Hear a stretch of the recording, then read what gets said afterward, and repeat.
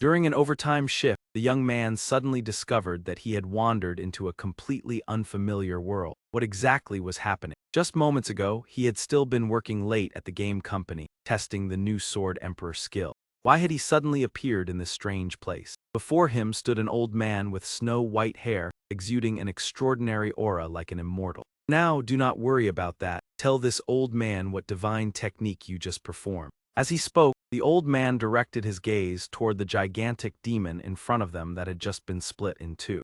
Hearing this, Yi Yang immediately demonstrated it again. Do you mean this move? In truth, it is not any divine technique at all. His arm glowed brightly as he made a gentle swing. The intermediate skill Heaven-Splitting Sword Breaker at level 100, the maximum in the game, was activated. With a single simple strike, a massive crack appeared across the surface of the planet. Witnessing the astonishing scene, the old man widened his eyes and exclaimed that the legend of one who falls from the heavens was indeed extraordinary. The old man then mentioned that a great army of demons was causing havoc in the north and hoped to receive his assistance. Yi Yang calmly replied that Xiao-san had already taken care of the situation there. It turned out that Xiao-san, whom he mentioned, was a three-headed giant dragon summoned from a high-level mage skill. With just a single breath of fire, Xiao-san had annihilated the entire demonic army before him. Seeing this, the old man trembled as he said that Xiao-san should be used sparingly in the future.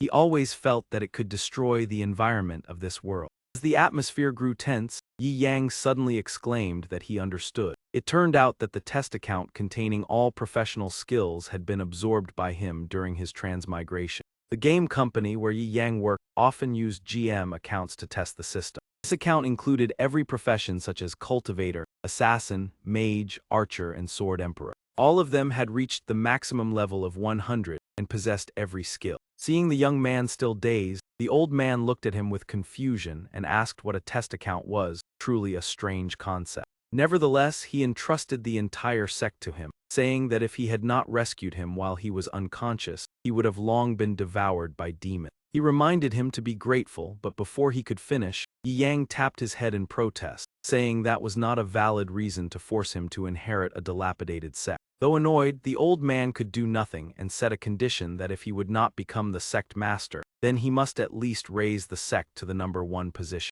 Thus, Yi Yang was drawn into this unfamiliar world and inherited a minor sect ranked below 100 in 4 Seas City. After handing everything over, the old man ascended and departed, leaving him with a heavy burden. To elevate the sect to greatness, Yi Yang went to the recruitment area of 4 Seas City. However, due to excessively strict standards, he was unable to recruit a single disciple. The bizarre requirements of Wuji sect caused many people to become dissatisfied and loudly protest. They hurled insults at him, claiming that Wuji sect would inevitably collapse if this continued. Unjustly scolded, Yi Yang angrily retorted that if it collapsed then so be it. He was tired of being a sect master and only wanted to return to Earth to be an overtime employee again, yet he had no idea how to go back. After sitting for a long time without recruiting anyone, Yi Yang prepared to return to the sect when he was suddenly drawn to the surrounding chatter. The crowd buzzed with excitement, saying that a group of fairy-like maidens had just descended from the sky. They were said to be fairy disciples from the Eternal Sword sect. Members of the Eternal Sword sect all possessed exceptional talent.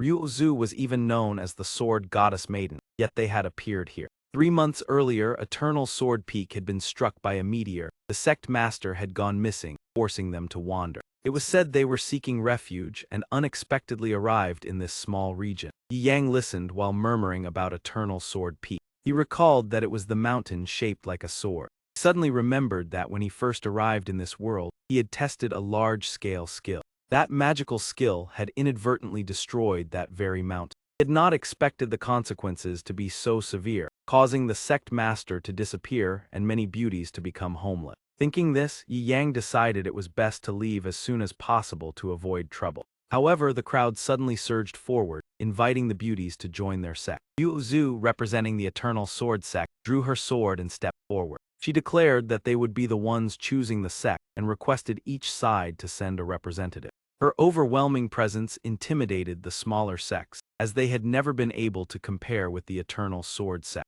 At that moment, Ryuzu noticed Yi Yang's back as he was leaving. She was surprised that this man seemed completely uninterested in them, as if they did not even catch his attention. Compared to the others, he was truly different, perhaps a hidden expert. At that moment, a burly man shouted that no one was allowed to choose or leave because he had decided to take all these beauties for himself. After making his declaration, he called Yi Yang back, leaving him momentarily unsure how to respond. Yang hesitated about whether to run, but remembered the old man's advice to maintain the demeanor of a master before the crowd. After some thought, he stopped, turned around confidently, and asked what the matter was. His calm attitude irritated the burly man, who proclaimed himself the authority here and demanded that everyone obey his rules. He challenged Yi Yang to strike him 3 times, and if he did not budge, Yi Yang would be allowed to leave. Thinking himself impressive, Yi Yang simply pointed at the man's head and asked if there was something wrong with his brain. Enraged by the provocation, the burly man charged furiously toward Yi Yang.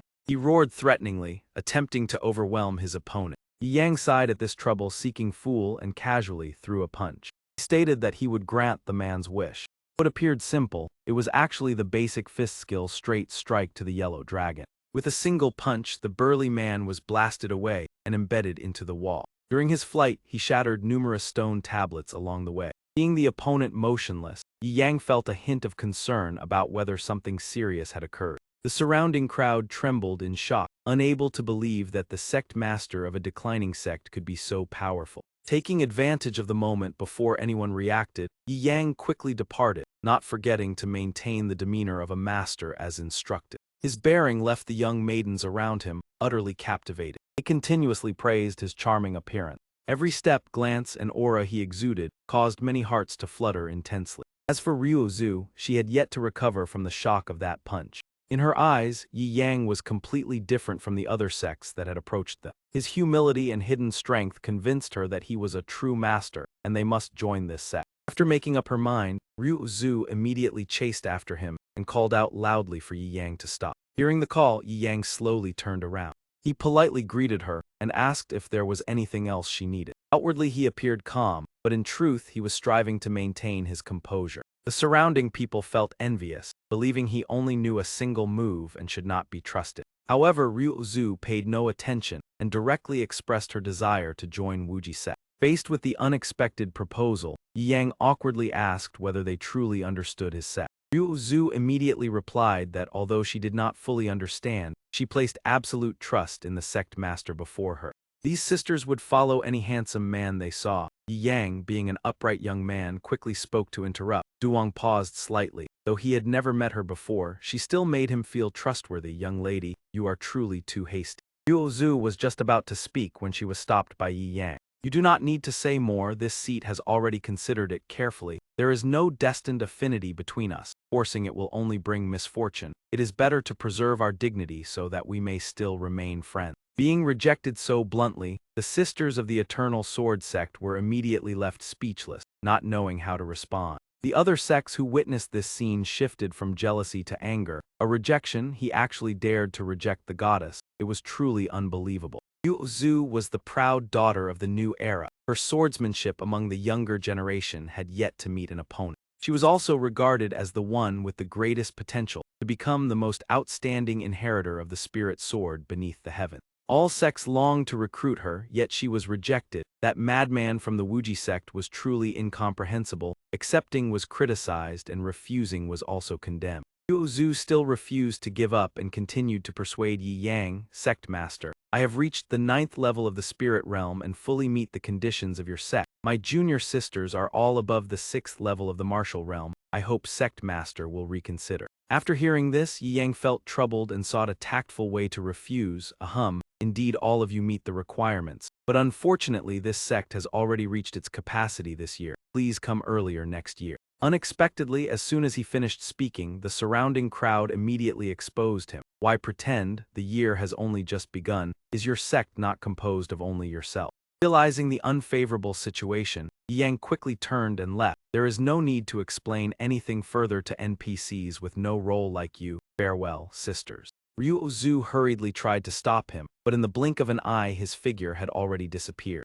Everyone who witnessed this scene widened their eyes in astonishment. At that moment, Yi Yang was hiding in a nearby alley, letting out a sigh of relief. Finally escaped, that was truly a close call. However, it seemed that he had underestimated Ryu Zu's persistence. Although her junior sisters suggested seeking refuge in another sect, she remained wholeheartedly convinced of the Wuji sect and this sect master. Sect master must be a reclusive master beyond the world. He certainly would not accept us so easily. He must be testing us, and we will surely overcome it. After the Eternal Sword sect was destroyed, these sisters had endured countless hardships. During their wandering journey, they had encountered many villains. Ryu always held her sword tightly in her hand. She swept away every danger to protect her junior sisters. No matter the circumstances, she was determined never to bow or submit. Faced with the determination of their senior sister, the sisters shouted in unison, "We must overcome the trial to join the Wuji sect." Sensing that the situation was not good, Yi Yang hurriedly flew straight back to the sect.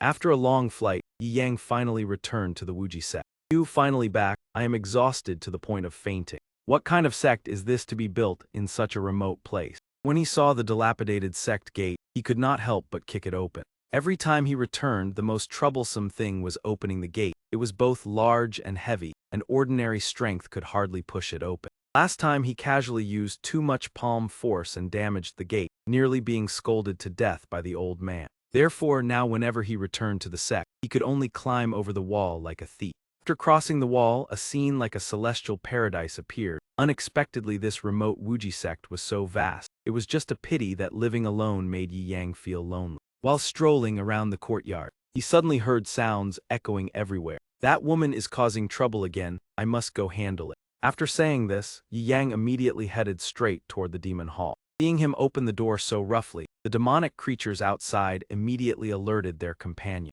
"He is very fierce today. Everyone be careful." With such a fiery temper, it seemed that today Senza once again failed to recruit new disciples. Perhaps they were already accustomed to Yi Yang's demeanor. Only after going deep into the prison area, where the iron bars were reinforced with countless talismans, did Yi Yang finally speak. "Save your strength, crying will not bewitch anyone. There is only me as a living person here." A serious criminal inside the prison, though provided with sufficient food and drink, continued to cause trouble. Weak voice came from within the cell. "I do not want food. I only wish to go outside for a short stroll." Being imprisoned for so long is truly boring. It turned out that an extremely adorable little fox was being held inside. Seeing the little fox in tears, Yi Yang remained indifferent, bored. "Then how many people have you harmed to be imprisoned here?" The little fox pleaded while crying, "I have already obediently repented, and now you cannot even support yourself. It would be better to release me." Yi Yang immediately refused. "No, I have promised the old man that I will never let you escape. Do not think about escaping every day. The outside world is full of dangers. Is the free food here not delicious?" As he spoke, he casually tasted the portion of food placed before the cell. Little fox moved closer and continued to seduce him. "I am far more adorable than that pile of food. As long as you release me, I will marry you." Yi Yang maintained his upright demeanor and refused. "Do you take me for a fool, little fox? I am not so easily swayed." Hearing this, the little fox still refused to give up. "You big fool, I am speaking sincerely. We can elope and have many children. I have even thought of the name for our first child. Or if you release me for just 3 years, I can help you become the greatest expert under heaven." Hearing these words, Yi Yang shouted loudly, "Discard those temptations. The 9-tailed demon empress once wreaked havoc everywhere. Do not even think of spreading disaster again. You will obediently remain here for me, for an entire lifetime."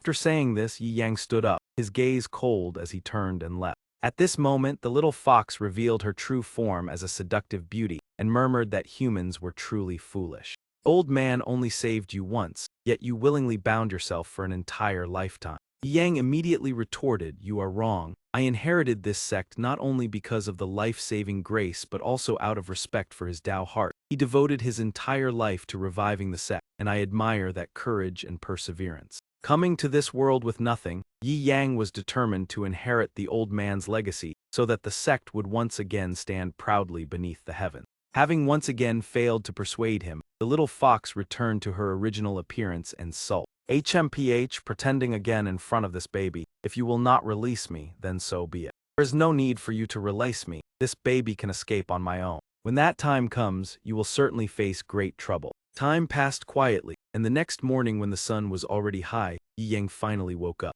As soon as he opened his eyes, he immediately lay back down to continue sleeping, as there was nothing to do in the entire set. At that moment, a voice sounded outside the window. With your current demeanor, how can you possibly revive the Wuji sect? Sooner or later it will be destroyed in your hands. It turned out that the owner of the voice was a strange bird wearing a scarf. This dilapidated sect is truly becoming increasingly bizarre. Being scolded relentlessly, Yi Yang sat up abruptly, his voice filled with dissatisfaction. If not sleeping in can revive it, moreover you are merely a bird I picked up by the roadside with an unclear origin. Stop interfering in my affairs. Hearing this, the bird immediately became furious. Very well, from now on I will no longer manage the accounts of this sect. You can handle the ancestral teachings and rules yourself. Today I officially resign as the steward. Only then did Yi Yang realize that the bird was far from ordinary and hurriedly clasped his hands in apology. I was wrong, invincible divine bird who knows everything. Please calm your anger.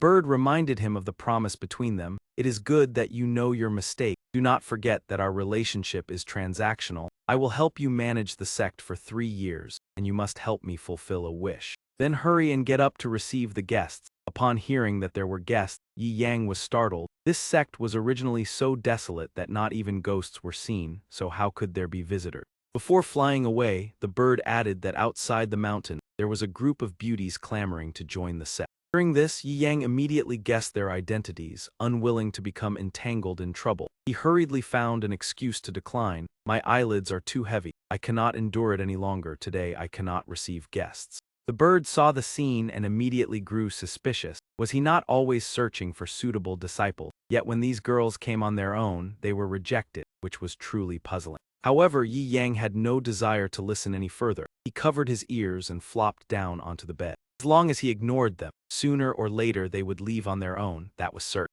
Yet he had clearly underestimated the persistence of this group of sisters. Outside the sect gates, Ryu Zhu had already resolved that if she did not meet the sect master, she would never leave. And so time passed from morning until night. Ryu Zhu led her junior sisters to kneel before the sect gate, raising their voices again and again in plea. Sect master, please show yourself and grant us an audience. Yi Yang sat high above and heard everything, yet he remained indifferent without the slightest response. After an entire day, the junior sisters began to persuade Ryu Zhu, senior sister, we have knelt for a whole day and the sect master has not appeared. Perhaps he does not wish to accept us as disciples. Ryu Zhu comforted them at once. The sect master is a hidden master. Accepting disciples must involve trials. We must hold firm to our resolve and never waver. Hearing this, Yi Yang was left utterly speechless. Heavens, were they planning to kneel here for the rest of their lives? Get it, he might as well return and continue sleeping. After finishing dinner, he decisively left the place. As night fell and rain poured down relentlessly, the bird perched by the window reminded Yi Yang. Though his heart wavered slightly, Yi Yang remained firm in his original decision. They are all martial artists. A little rain will not make them fall ill easily. There is nothing to worry about. In his mind, he kept calculating how to make this group of sisters retreat of their own accord. After a night of storm and rain, Ryu Zhu and her group had not moved even half a step. Though the junior sisters trembled from the cold, Ryu Zhu's gaze remained unwavering. She firmly believed that as long as they persisted, the sect master would surely accept them. Witnessing it all, Yi Yang sighed softly and turned away, hazed. Why are they still unwilling to leave? Forget it, what the eye does not see brings peace of mind. Let them endure their own hardship. At that very moment, he suddenly sensed a powerful killing intent approaching. Ryu Zhu also detected the anomaly and immediately spoke up. This dilapidated sect is full of trouble. I no longer need to join it. Junior sisters, let us leave. This sudden decision shocked the junior sisters, for in their impression, senior sister had never been one to give up easily. That instant, a swordsman carrying twin blades appeared in the distance, his entire body emanating a terrifying aura. I have finally found you. The moment they saw him, the junior sisters cried out in fear. He has caught up with us. What should we do? This villain will never let us go. Ryu Zhu immediately drew her sword and stepped forward. What must come has come. Let me deal with him. The mysterious swordsman slowly approached, a threatening smile spreading across his face. So the remnants of Eternal Sword sect have taken refuge in Wuji sect. Such a tiny sect dares to believe I would not wipe it out. Ryu Zhu replied coldly, you wish to destroy the sect. Your arrogance truly knows no bounds. Moreover, Wuji sect has not officially accepted us yet. Jian Jun, years ago you slaughtered the innocent and my master crippled your left eye. Now you seek revenge while the sword sect faces disaster. I will face you to the end. Change to another location. Do not fight on Wuji sect's ground.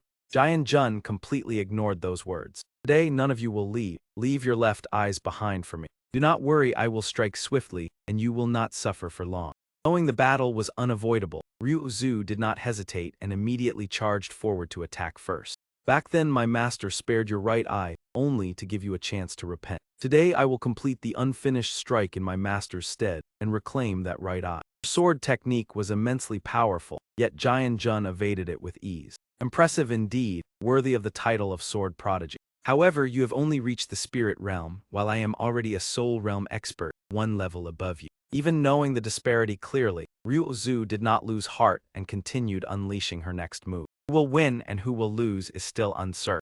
Jian Jun leapt into the air to dodge the attack. Yet in the very next moment, Ryuzu pursued relentlessly, her sword flashing without pause. Junior sisters could only worry in silence, for they understood that with their cultivation, rushing in would only hinder senior sister.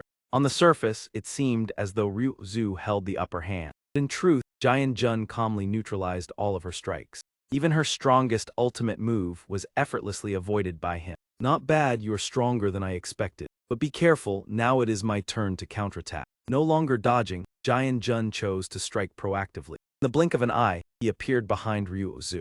Though Ryuzu reacted in time, he shifted once more behind her and slashed her shoulder. Even gravely injured, Ryuzu gritted her teeth and endured, refusing to yield. Seeing this, the junior sisters rushed forward to assist. Suddenly Ryuzu shouted loudly, "Do not come over. What did I tell you before? When facing this man, I will hold him back while you must retreat immediately. Why are you still standing there? Leave at once. Go, do not underestimate your senior sister. I have my own arrangements, do not stay and distract me." At that moment, Jian Jun stood nearby and mocked, still resisting. A genius like you still has cultivation far too shallow. Perhaps in another year things might change, but for now it is utterly impossible. At that instant, light began to gather around Ryuzu and converge upon her sword. It may not be as you say. Seeing this, the junior sisters realized senior sister intended to risk her life and hurriedly cried out to stop her. Let it be that move, senior sister, please do not. If you do this, you will not withstand it. But it was already too late. Ryuzu poured all her strength into her final strike. No heaven, no self, only sword eternal. Phantom sword suddenly appeared and shot toward Jian Jun with overwhelming force. Wherever the sword path passed, everything around it was swept away. When the light faded, the sword in Ryuzu's hand had shattered, no longer retaining its original form. Her body also suffered a tremendous backlash, worsening her injuries to a grave extent. Only then did Ryuzu finally relax and collapse. It succeeded. Seeing this, the junior sisters immediately rushed to her side. He hurriedly supported the senior sister and escorted her for treatment. However, things were far from simple as Jian Jun's voice suddenly echoed. He burst into loud laughter. Never expected this, Ryuzu. You were actually able to transcend your level and unleash Eternal One Sword, a move far beyond your reach. Unfortunately, it was merely an empty shell. You have pushed yourself too far. Ryuzu's body was covered in injuries. She gritted her teeth in frustration. Now almost unable to move, was she destined to wait helplessly for the end. Jian Jun descended, an icy aura enveloping the surrounding. To avoid future troubles, I have changed my decision. I do not only want your left eye. I want all of you to perish together. The entertainment begins. Sensing the danger, Ryuzu immediately pushed her junior sister away and charged forward alone to block the attack. But with such an exhausted body, how long could she possibly endure?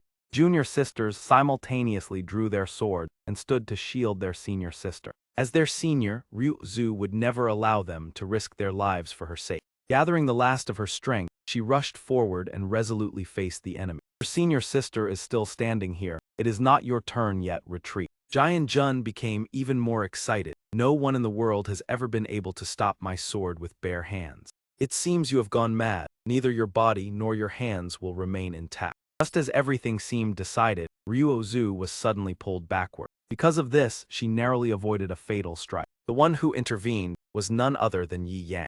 Upon seeing him, the sisters called out in unison, "Sect Master." Being obstructed, Jian Jun grew furious. Even a ragged nobody dares to interfere. You are courting disaster. Yi Yang calmly replied, I rather like that kind of arrogance. However, the one pushing himself into danger is you. Jian Jun showed no hesitation and swung his sword as he charged forward. It is me, you will share their fate. Those who overestimate themselves should disappear. Yang stood still, merely extending his hand forward. Seeing this, Jian Jun laughed loudly. Another fool attempting to block my sword with his hand. But he was mistaken. Yi Yang did not even need his entire hand. 2 fingers were enough to deal with you. The simple pinching motion. The sword in Jian Jun's hand shattered into pieces. Witnessing this, he felt no fear and instead roared even more frantically. This is my true and most powerful sword. All of you will fall into the abyss together. How foolish. Yi Yang gently waved his hand. Ryu Zu's broken sword immediately flew back into his grasp. He casually swung it, activating the basic skill draw sword severing water which had reached maximum level.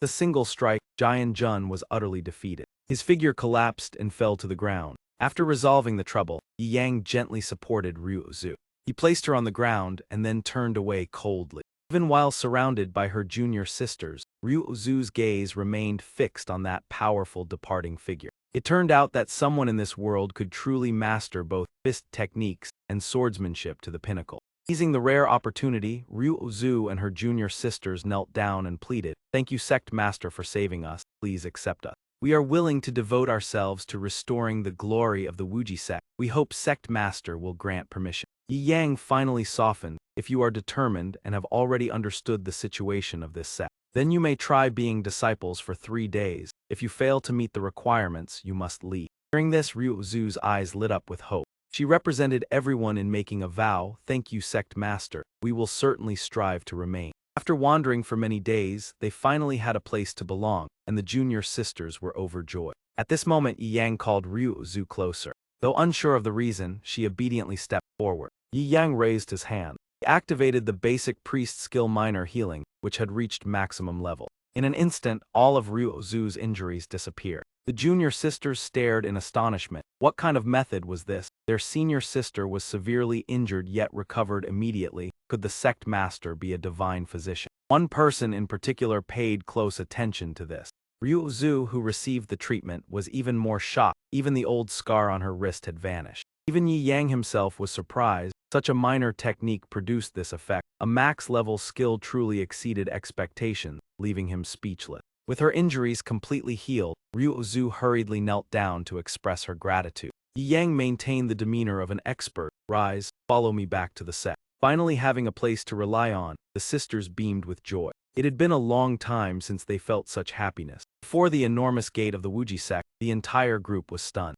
How was such a massive gate supposed to be open? As he was accompanied by disciples, Yi Yang could not climb the wall as before and instead directly pushed the gate open and entered. Upon crossing the threshold, everyone widened their eyes at the scene inside. No one expected that a once declining sect could be so magnificent. The next morning, while Yi Yang was still sleeping, a small bird pulled him up onto the rooftop. "Why did you wake me up so early?" Bird perched beside him and said, "To show you how diligent these young women are, only a heartless person would want to drive them away. Look, Ryu Zu has been practicing throughout the entire night. Now she seems exhausted and has fallen asleep. This girl is truly obsessed with the sword as rumor. But if she is too devoted to the sword, could she forget about matters between men and women? This bird is truly talkative." Afterward, Yi Yang asked about the other disciple. The small bird pointed toward the others and asked if he remembered their names. Since he had not paid much attention, Yi Yang only remembered a few distinctive faces. The tall one named Su Shu specializes in handling the group's heavy tasks while diligently cultivating. Lei always claimed that she was Ryu Zu's only true and devoted fan. Yan Yu, a young chef brimming with passion. Xin suffered from a severe fear of men. Zio Zai, a strong-willed girl with a passion for cosplay. Wu Qing, a young maiden shrouded in mystery. Those were the names Yi Yang still remembered. After observing for a while, he suddenly stood up. The decision was made: begin internal rectification. Secretly monitor them to find flaws and eliminate them. Little Bird questioned whether rushing to eliminate them was merely a superficial solution. Yi Yang did not reply and continued searching for weaknesses. At Shang Luo Hall, 3 women were sewing and chatting lively, wondering whether this sect master could be trusted. Could it be that he was secretly observing them? Men truly made people uneasy. Overhearing these words, Yi Yang was slightly startled. "I am openly supervising you, not lurking like a voyeur as you imagine." At that moment, his gaze paused on Su Shu, who was scratching an itch. She was scratching without using any true energy to assist. Perhaps the breakthrough lay here.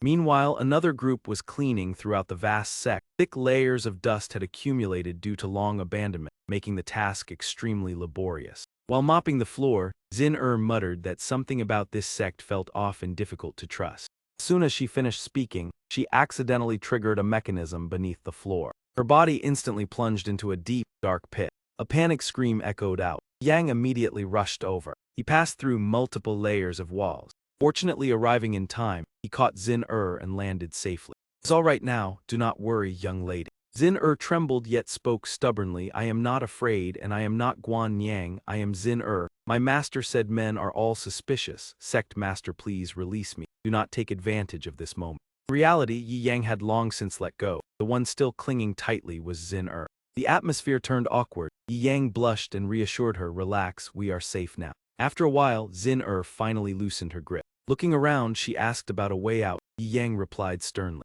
"This is a prison for intruders. The formation here restricts divine sense and flight. We cannot fly out. The only option is to wait for rescue." Hearing this, Xin immediately panicked. "Are we really going to wait here alone? Sect master, you are not planning anything improper." Yi Yang was used to such remarks and did not bother explaining. At that moment, a rat appeared and frightened Xin causing her to cling tightly to Yi Yang. "Sect master, you must not take advantage of this situation. I am a disciple, not a servant. Please do not overstep." Yang had to persuade her repeatedly before she finally let go. However, her expression remained aggrieved. Yang suggested searching for an exit together, but she refused, saying it was too dangerous to walk with a man in such a dark place. No longer trying to persuade her, Yang walked forward. Suddenly, a gust of wind passed by. Xin jumped up and clung to him again, making Yang shout in annoyance, "It is just the wind, why be afraid? You have clung to me 3 times today." She still looked aggrieved and said she would not follow him and would stay to await rescue. Once alone, she became frightened and hurriedly ran after Yang. "Sob, sect master, please wait for me, truly a strange person." Along the way, she tightly grasped the hem of his robe. She repeated her master's teachings that men and women must keep their distance to avoid trouble. Yi Yang was so exasperated that he did not know what to say. He truly did not understand who had taught such an eccentric disciple. After walking for a while, they arrived at a spacious chamber filled with numerous stone pillars. Upon entering, Xin exclaimed in amazement. With so many pillars, jumping across them must be exhausting. Yi Yang spoke seriously. "The key point is not the number, but that this is a void formation." Xin asked in surprise whether it was the famous and extremely difficult formation, where a single wrong step would cause total collapse. Seeing her knowledge, Yi Yang was somewhat surprised. She explained that she loved formations. Although she had never experienced it, she understood the principles. Each jump required recalculating a safe path, making it nearly impossible to pass. Before she finished speaking, Yi Yang stepped forward, saying simply that he wanted to stretch his leg. Xin hurriedly tried to stop him. One wrong step would bring danger. It was better to wait for rescue. But Yi Yang paid no attention and entered the formation, telling her to stay behind if she wished. Xin immediately followed, saying she would advance and retreat together with the sect master. Yi Yang could only sigh. She was timid yet clung to him so tightly. With that, he leapt onto the stone pillars. Amid the numerous pillars, he selected the correct spot and landed steadily. Nothing happened. Xin asked in astonishment how he had chosen the safe path. "Simply because the sect master fully understands his own formation." Yang said he would increase his speed, causing Xin to panic since each step normally required recalculation. But before she could finish speaking, Yang had already crossed all the pillars and stood safely on the other side. Xin was utterly bewildered. Yang explained that he had calculated all variations before taking action. For ordinary people, this would be hard to believe. With his special ability, Yi Yang could accomplish it with ease. At the next door, he asked Xin to release her grip. The two stood and examined the strange door for a long time. Xin seemed to recognize something. Yang only needed to mention the name of the formation, and she immediately understood its characteristics. This is a high-level formation requiring tens of thousands of precise activations. A single mistake would seal it forever, and only a few in history have succeeded. This time Yi Yang was not surprised and directly stepped forward to prepare to break the formation. Xin hurriedly tried to stop him. If he failed, everything would be sealed with no path of escape. Perhaps she still did not fully understand the sect master's true strength. Yi Yang merely sighed and prepared to act. Xin asked in astonishment, could it be that he had already calculated everything? Yi Yang immediately replied that it was unnecessary. Although the calculations were not difficult, pressing those stones tens of thousands of times would be exhausting, so he would not solve this formation. Hearing this, Xin showed clear disappointment. It turned out he could not solve it. Perhaps only the great minds throughout history could break this formation. At that moment, Yi Yang clenched his fist and struck straight toward the door. It turned out that besides using intellect, this formation still had another way to be broken. On the other side of the door, Ryu Zhu was preparing to dig through the mountain wall to rescue him. They had made up their minds that even if they had to dig through the entire Wuji sect, they would bring him out. Suddenly the rock wall shook violently. Immediately after, a large hole suddenly appeared without anyone knowing the cause. From within the thick clouds of dust, Yi Yang's imposing figure gradually emerged. Behind him, Xin was utterly horrified. Such a method of breaking the formation was truly terrifying. This man was simply unimaginable. When they saw the sect master appear, Ryu Zhu and the others were so stunned that they could not utter a single word. The strength of this sect master far exceeded their imagination, far more terrifying than they had expected. From that moment on, Ryu Zhu silently vowed to follow and serve the sect master for the rest of her life. The next morning, in the West City district of Four Seas City, Yang carried a stack of books while muttering to himself. Although this world had no games or animation, fortunately there were still novels to read. He had not expected the books recommended by that young man to be so good. Alright, today was already the second day of the probation period. After borrowing the books, he had to hurry back to purge the sect. At this moment, a group of thugs had set their sights on him and were preparing to cause trouble.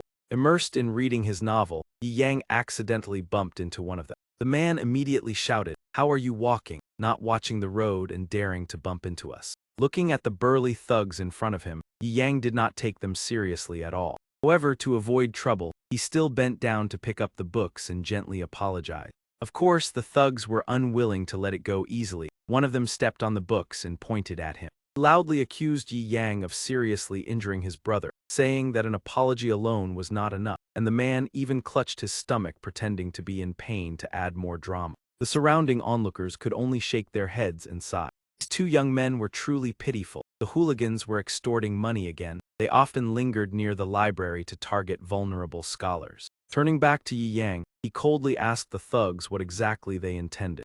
Unaware that they had provoked someone they should not have, they continued to threaten him, telling him to hand over all the money on him if he wanted to be spared. Yi Yang's expression darkened as he asked again, "What if I do not hand it over?" Seeing that he intended to resist, the onlookers all believed that disaster was about to befall him. Although they wanted to help, these four thugs were all experts at the mid-stage of the martial realm, and no one was capable of confronting them. Moreover, there were no patrolling soldiers in this area, making them even more unrestrained. At this moment, the thugs began to display their fist techniques, easily smashing a thick wooden board. The force of their punches even spread more than 10 meters as a show of intimidation. That scene caused the elderly man watching to tremble in fear. He stammered in praise, saying that their fist techniques were indeed formidable. After the display of intimidation, Yi Yang calmly replied that he also knew such tricks. Hearing this, the thugs immediately burst into mocking laughter. They laughed loudly, believing that this boy was truly foolish to still speak so boldly at this moment. Just then, one of them suddenly discovered that the blade at his waist had disappeared at some point. He turned his head to search, and was astonished to find the blade resting neatly in Yi Yang's hand. Yi Yang calmly stated that he had not been lying, and told them to look carefully. With only a slight application of force, he snapped the sharp blade into many small pieces. Witnessing this scene, the thugs were left gaping in shock, utterly speechless. Not stopping there, Yi Yang continued to demonstrate the force of his own punch. He added that he was also proficient in this move, and asked them to observe carefully. With just a single punch, the tall wall behind was deeply dented. That astonishing power filled the thugs with extreme fear. The onlookers also could not believe their eyes, even thinking that the person before them was a celestial being descending to the mortal world. After displaying his strength, Yi Yang turned to rob the thugs instead, demanding that they hand over all their valuables if they wished to leave in peace. The thugs were so terrified that they fled in all directions. Of course, Yi Yang did not intend to let them off so easily. However, just as he was about to chase after them, his shoe suddenly slipped off, causing him to nearly fall flat on his face. To cover his embarrassment, Yi Yang picked up the shoe and unleashed a supreme technique he had learned from Vietnamese mothers. The seemingly harmless shoe carried an unexpectedly powerful attack. It flew among the four thugs, knocking each of them down in the blink of an eye. In particular, the last thug received the full force of the shoe strike directly. He was knocked backward and fell right at Yi Yang's feet. Yi Yang coldly stated that the man had dirtied his shoe and demanded that he come closer. Terrified, the thug trembled as he knelt down begging for mercy, offering all his possessions. But Yi Yang was still not satisfied and declared that he still had to receive another punch. Hearing this, the thug panicked so much that he fainted on the spot. Seeing this, Yi Yang shook his head in disappointment, remarking that the man was truly useless. He decided to check whether they had any valuable items on them to compensate for his fright. While Yi Yang was busy collecting the spoils of war, a playful young girl approached to observe. She thought to herself that she would help Big Brother pick up the books and see what kinds of books had given him such extraordinary power. When Yi Yang discovered it, the girl had already seen the titles of several adult books among them. The innocent girl asked whether this hero usually read such indecent books. Embarrassed and not knowing where to hide his face, Yi Yang hurriedly gathered the books and quietly ran straight back to the set. Returning to the study, he collapsed onto the bed and slept continuously from morning until evening. Only when the little bird called out did he reluctantly open his eyes. Noticing that Yi Yang seemed to be plotting something, the little bird asked what he intended to do. Yi Yang revealed a meaningful smile, saying that he had discovered a loophole and could now let them leave. That demeanor was no different from that of a true villain, leaving the little bird speechless and unwilling to offer further advice. Afterwards, the two hid behind a tree to secretly observe Su Shu carrying firewood. Not noticing anything unusual, the little bird wondered about the girl with a pure soul and upright character, and Yi Yang revealed his plan, stating that the key point was that although she carried firewood, she had never made efforts to cultivate, and her martial realm was likely not yet at the 6th layer. He decided to take her pulse to verify, and if it was confirmed that they had deceived the sect master, all of them would be expelled immediately. That cold tone made it clear that Yi Yang truly did not resemble an ordinary person. After adjusting his expression back to calmness, Yi Yang leisurely walked toward Su Shu. He called for her to stop working because there was something that needed to be confirmed. Before Su Shu could understand what was happening, Yi Yang had already taken her hand to prepare to check her pulse. Having never had such close contact with a man since childhood, Su Shu immediately blushed with embarrassment. The scene fell into the eyes of many other girls, stirring endless whispers among them. With no other choice, Yi Yang pulled Su Shu aside to a more secluded corner to deal with the matter in private.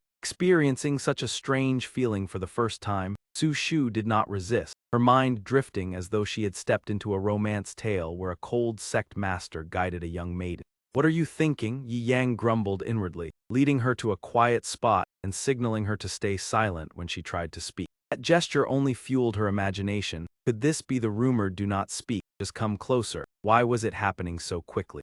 Should I respond, but this feels too rushed? Su Shu fell into a tense inner struggle, unsure how to handle the situation. Meanwhile, Yi Yang was quietly checking her pulse, discovering that her true qi gathered unstably, dispersing as soon as it formed. Although her realm had reached the 2nd level of the 6th stage, the condition remained the same. After understanding it clearly, he released her hand. Yet Su Shu thought further ahead, intending to share her feelings with the sect master, as she had never had such close contact with a man. The sect master acted somewhat hastily, but being noticed was still a blessing for her. She understood that many places required sacrifice, yet since this was her first time, she hoped for a little more time. As someone weak who ate much, if she could exchange herself for a pillar of support for everyone, she would accept it. Even so, she still wished to be guided slowly, making Yi Yang want to sigh at the misunderstanding. Su Shu continued to imagine, even asking whether she could be given a few days to prepare.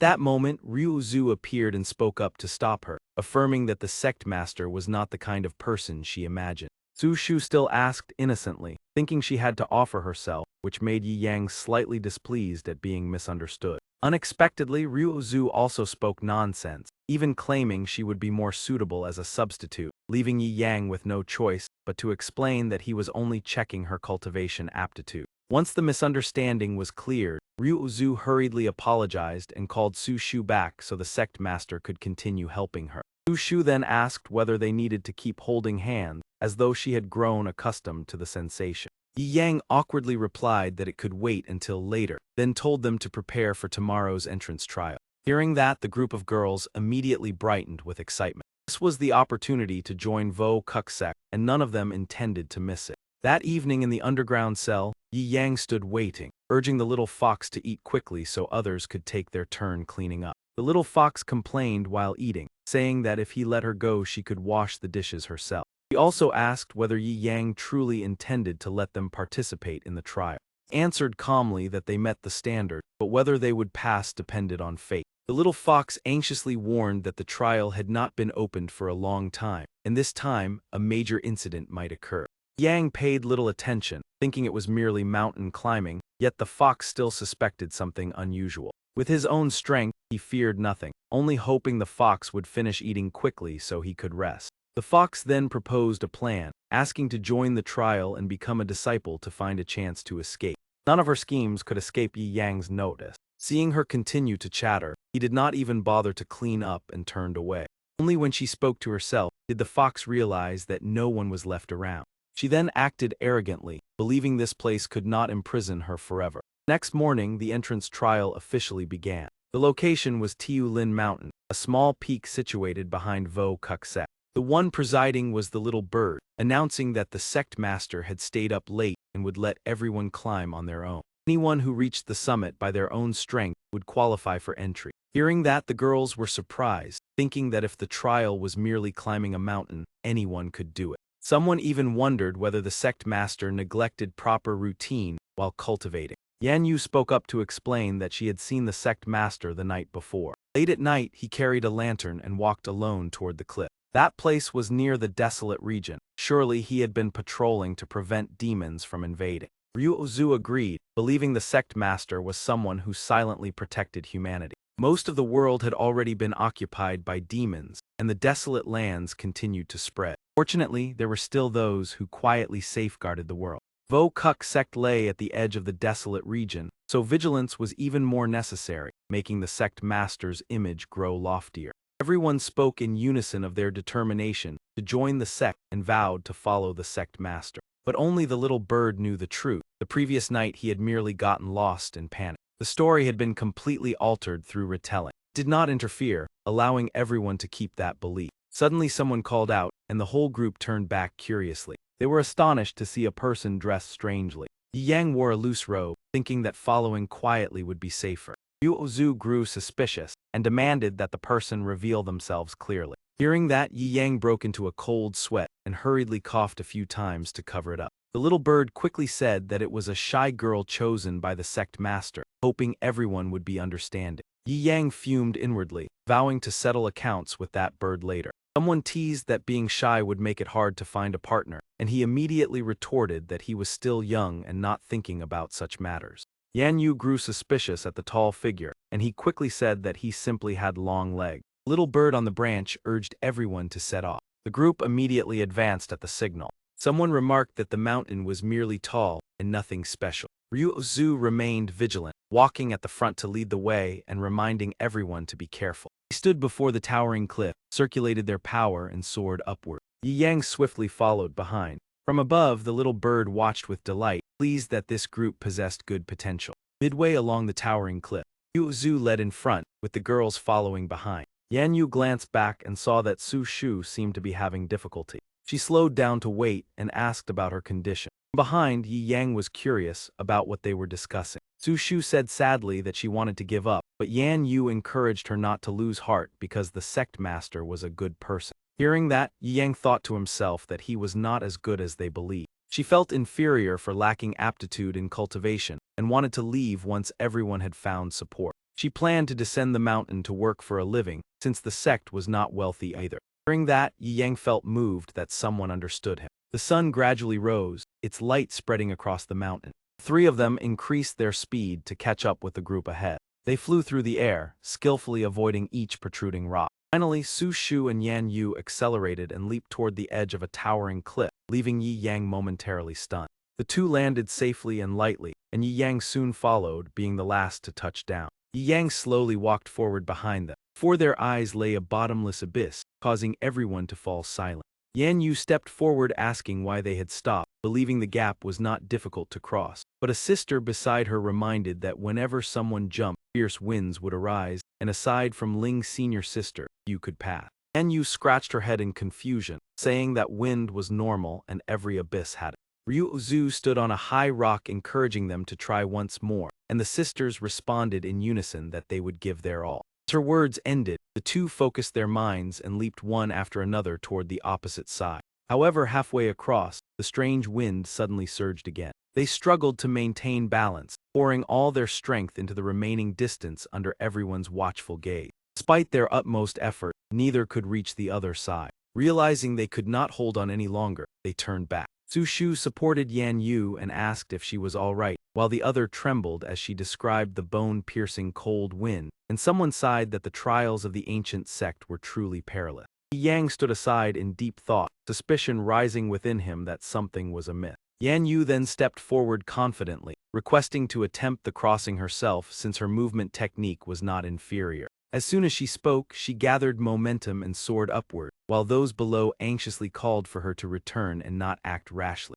Space became hazy within a thin mist, and only a streak of light could be seen flashing across. Yan Yu's entire body shimmered with a mystical blue glow as she tilted left and then glided right. In just a moment, she was close to reaching the destination, needing only a little more effort to succeed. The sisters on this side continuously praised her, declaring that Yan Yu was indeed exceptional and likely to become the second person to cross. Suddenly gravity seemed to reverse, trees tilted, and the ground and rocks cracked before being swept upward. Yan Yu turned pale as she looked around, sensing that something ominous was approaching. A violent gale erupted, carrying grass and trees into the air. Two girls on this side cried out anxiously, saying that this wind was even stronger than before. The powerful gust hurled Yan Yu backward, causing her to lose balance and cry out for help. Hearing her cry, everyone hurried to the edge to observe. Yang also felt uneasy, as calculations rapidly formed in his mind. Yu Zhu immediately gathered her strength and leaped down to catch Yan Yu as she fell beside the cliff. The two then landed safely under everyone's watchful eye. He sighed in relief, saying it was all right, while Yan Yu trembled from cold and exhaustion. Someone worriedly asked that the abyss was too dangerous and impossible to cross, wondering what the senior sister would do. Yan Yu advised her senior sister to proceed alone without worrying about them, but Ryu Zhu shook her head and told her to be silent, noticing that the wind force was overwhelming. She frowned, realizing that without entering the spirit realm, it was impossible to instantly increase her cultivation, leaving only the option of finding a way to break the wind. Su Shu had yet to understand how wind could be cut when Ryu Zhu had already leaped downward. Amid the roaring tempest, only Ryu Zhu stood alone at the center of the vortex. She thought that a formation must exist here, and once it was destroyed, the wind would dissipate, allowing her sisters to cross safely. Yang secretly admired her, recognizing that a genius could indeed identify the key point very quickly. Under the pressure of the wind, her blue hair fluttered wildly while her face remained solemn during the tense confrontation. Sisters above anxiously called out, asking if she was all right. They moved closer to the cliff edge, repeatedly reminding her to be careful as a gloomy atmosphere spread, accompanied by faint traces of cold black mist. Then exclaimed in alarm that this formation contained an extremely powerful destructive aura. The ground trembled violently with continuous shocks, making them panic as if an earthquake had struck. Yang worriedly thought that the situation was truly critical, and that he needed to find a way to turn it around. Before they could regain their composure, uprooted trees were already being hurled into the air by the wind. Fragments of rock were also swept in all directions, making the scene even more perilous. They were bewildered, unable to understand why such a massive gale had appeared. A small bird spoke up, blaming Ryu Zhu for angering the formation spirit by attacking the void formation instead of crossing it herself. Urgently warned that if they did not withdraw, the tempest would devour the entire area and she would struggle to survive. Su Shu and Yan Yu firmly shook their heads, unwilling to abandon their senior sister. Dodging flying debris, the small bird explained that the ancient void formation could crush space itself and that even great masters would be powerless, urging them to leave before their efforts were wasted. At that moment, a daring plan flashed through Yi Yang's mind. He stepped toward the cliff edge and pretended to slip, as if losing his balance. Yi Yang waved his arms and loudly cried out that he had accidentally slipped to draw everyone's attention. During the commotion, Su Shu turned back with a startled expression. She hurried forward, attempting to grasp Yi Yang with both hands extended. Su Shu tried to catch him, but the distance was already too great. He called out for her to quickly grab his hand. Yi Yang released himself and fell into the void below. He shouted that his hand was numb and unable to move. Lu Qing and another person behind her stared wide-eyed as thick dust swirled upward. Yi Yang's figure plunged downward, surrounded by a radiant blue aura.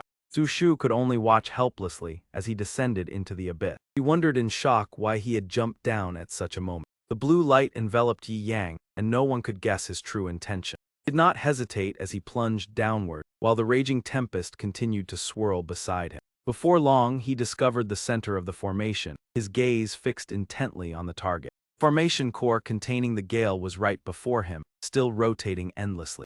Golden streaks of light wrapped around Ryu Zhu, causing her to cry out in pain. Her entire body trembled as if she could no longer endure. Suddenly another beam of light flashed in midair. A powerful kick pierced straight through the formation core. Below, a brilliant golden pillar of light erupted, spreading into countless tiny arcs of electricity. The tornado split from 1 into 3, its power becoming even more violent. Yi Yang raised his hand before his forehead, murmuring an enigmatic incantation. His eyes burned with sharp intensity as a sphere of lightning condensed at his fingertips. Yi Yang accelerated forward like a bolt of lightning. He aimed directly at the heart of the formation and struck downward. Like a sharp arrow, he did not hesitate and pierced straight into the center of the formation. Ryu Zhu looked up in astonishment, unable to believe the scene before her, and asked what he intended to do. As her words ended, a thunderous explosion resounded. Thick clouds of dust billowed through the air, obscuring the entire surrounding landscape. The ground was shaken so violently that it shattered. Fragments of earth and stone were hurled upward by the fierce tremors.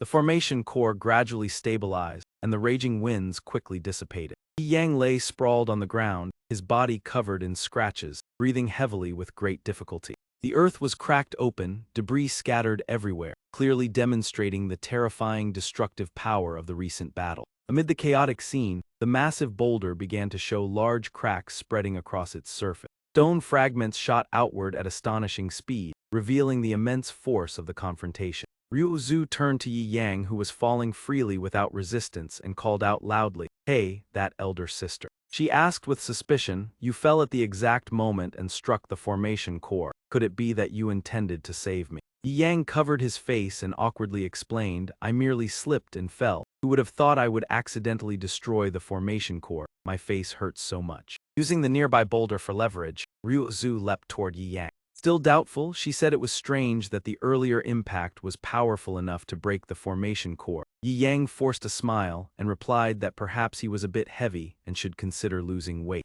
She held Yi Yang and exerted strength to leap across the scattered stones. "You are indeed somewhat heavy. Let us return to the surface first." The sky suddenly cleared, astonishing those above as the violent cyclone abruptly ceased. The little bird soared upward to observe and exclaimed in shock, "Could it be that the formation has been broken?" Su Shu panicked. An ancient grand formation that even formation masters find difficult to break was dissolved so easily, truly unbelievable. This formation was far more formidable than those within the sect. Yan Yu smiled. "It must be the sect masters will secretly protecting us, turning misfortune into safety. Tonight I must do something to repay this kindness." Ryu Zhu successfully brought Yi Yang back, and everyone cheered with joy. "Senior sister has returned." He continuously praised her. "Senior sister is truly amazing, not only breaking the grand formation but also saving this elder sister."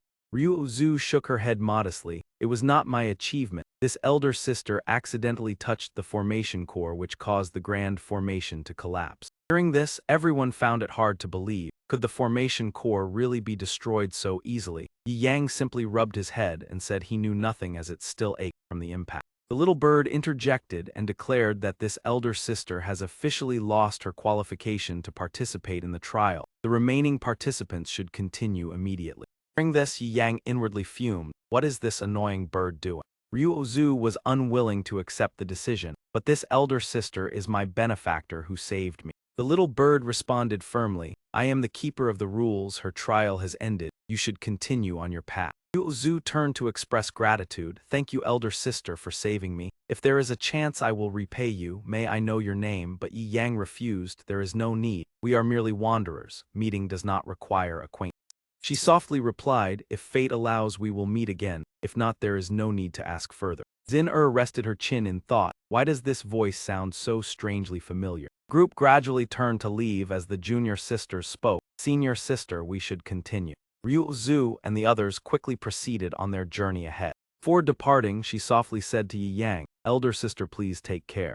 One by one, they employed their movement techniques and accelerated toward the next destination. Little Bird looked at him and commented, "This elder sister's disguise is quite convincing." Yi Yang gently removed the round hat from his head. You still dare to say I was acting. If I were discovered and mistaken for a pervert, what then? The little bird flapped its wings and flew away. What misunderstanding? You are the sect master participating in the trial. This already violates the rules, so you must leave. Yang sighed helplessly. The little fox reported a major disturbance, so I came. Now that everything is resolved, it is time for me to depart. The little bird glanced back and added, this would not have happened if Ryuzu had not been overly sentimental and forced the formation to break. Such a personality naturally invites hardship. Hearing this, Yang replied irritably, that is enough, you meddlesome bird. The sky gradually returned to tranquility, the surroundings calm as if no incident had ever occurred. Gentle breezes carried leaves past the towering cliffs. Disciples complained while walking, this mountain does not look high, yet we have climbed all day without reaching the top.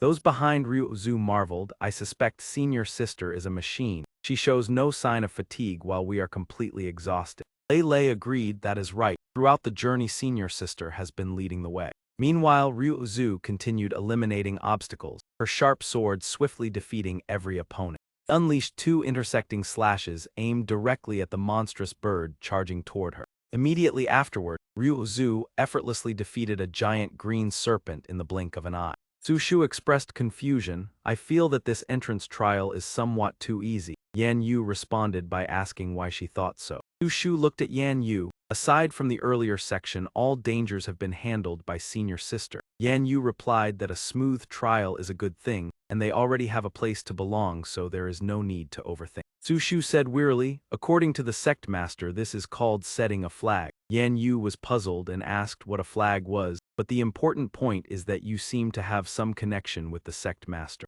Yi Zhen teased, it seems junior sister Yan's sect master is about to be taken by someone else. Lei objected that the sect master belongs to everyone and anyone has a chance. Sushu calmly explained that there was nothing secretive. She merely encountered the sect master by chance yesterday and exchanged a few words. Yan Yu interrupted, all right, let us set this aside and continue. We are almost there. Finally, the group arrived before a cliff where all light was completely obscured. Before them, a dense mist slowly began to dissipate.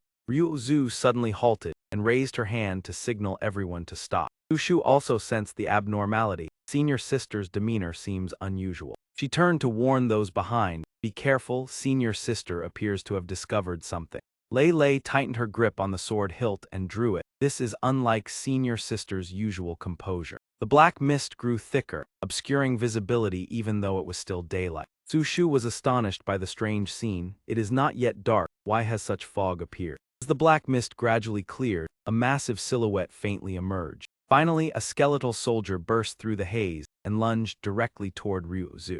Lei was shocked and quickly raised her sword defensively, her eyes wide with vigilance. Ryuzu frowned slightly, showing clear displeasure. With a single graceful sword strike, she swiftly destroyed the skeletal soldier. After the attack, Ryuzu remained standing firmly, her breathing steady and unshaken. Sushu remarked that these skeletons were merely intimidating and not particularly strong. Yi Zhen added that despite this, senior sister's serious demeanor still created pressure. Ryuzu immediately assumed a combat stance and warned everyone to prepare for battle. The first skeletal soldier charged forward with ferocious intent, red light flickering within its eye socket. Soon after, numerous skeletal soldiers surged through the mist, slashing with their claws.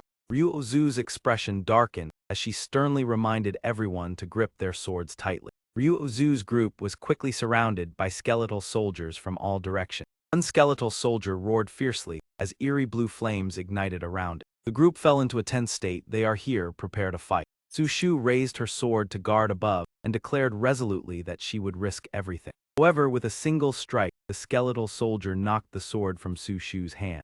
Her gaze remained fixed on the enemy as she struggled to maintain her stance. The skeletal soldier lunged again, extending its sharp claws toward Sushu once more. At the critical moment, a swift and sharp sword slash swept across the skeleton's neck before it could react. One who delivered that strike was Ryuzu. She stood before Sushu and coldly ordered everyone to retreat immediately. The smoke gradually turned into a gloomy green hue, the figures appearing more and more densely, their bodies twisted and emitting horrifying sounds. Ryuzu nervously said that this place could not be stayed in for long. Everyone should follow her and charge forward. They have arrived, they have arrived. The little bird observed the group and noticed something unusual. It was not right. a thought flashed through its mind. There could not possibly be so many skeleton soldiers. This was not an initiation trial but a level of destruction meant for intruders. Little bird panicked. This was bad. Everything was caused by Yi Yang destroying the Grand Formation, activating the mechanism to endlessly eliminate intruders. Ryu Zhu and the others also shouted loudly as they seized the opportunity to charge through. A sense of guilt surged within the little bird. It regretted driving Yi Yang away. Going down the mountain to seek help was now too late. By the time he arrived, they would likely already be in danger. This was truly terrible. Ryu Zhu took the lead, fighting the skeleton soldiers while guiding everyone to retreat. Hurry, Yi Zhen anxiously called out, senior sister. On the mountaintop, the situation was extremely critical. The skeleton soldiers had forced Ryu Zhu's group to the edge of the cliff, leaving them with no path of retreat. They ferociously charged forward, with the intention of annihilating Ryu Zhu's entire group. Ryu Zhu was at a loss, and the disciples behind her were also panicking before the approaching sea of skeletons. Ryu Zhu decided to sacrifice herself, asking the junior sisters to retreat behind her so she could hold back the enemy. But the disciples firmly refused and declared that they would advance and retreat together. Skeleton soldiers simultaneously leaped toward Ryu Zhu and the disciple. Lu Qing swung her sword powerfully, shattering the bones of a skeleton soldier. Yan Yu was no less impressive, quickly defeating another skeleton soldier that was charging forward. Yi Zhen gently swung her sword, continuing to eliminate another enemy. However, the number of skeleton soldiers seemed endless, appearing in ever-increasing numbers.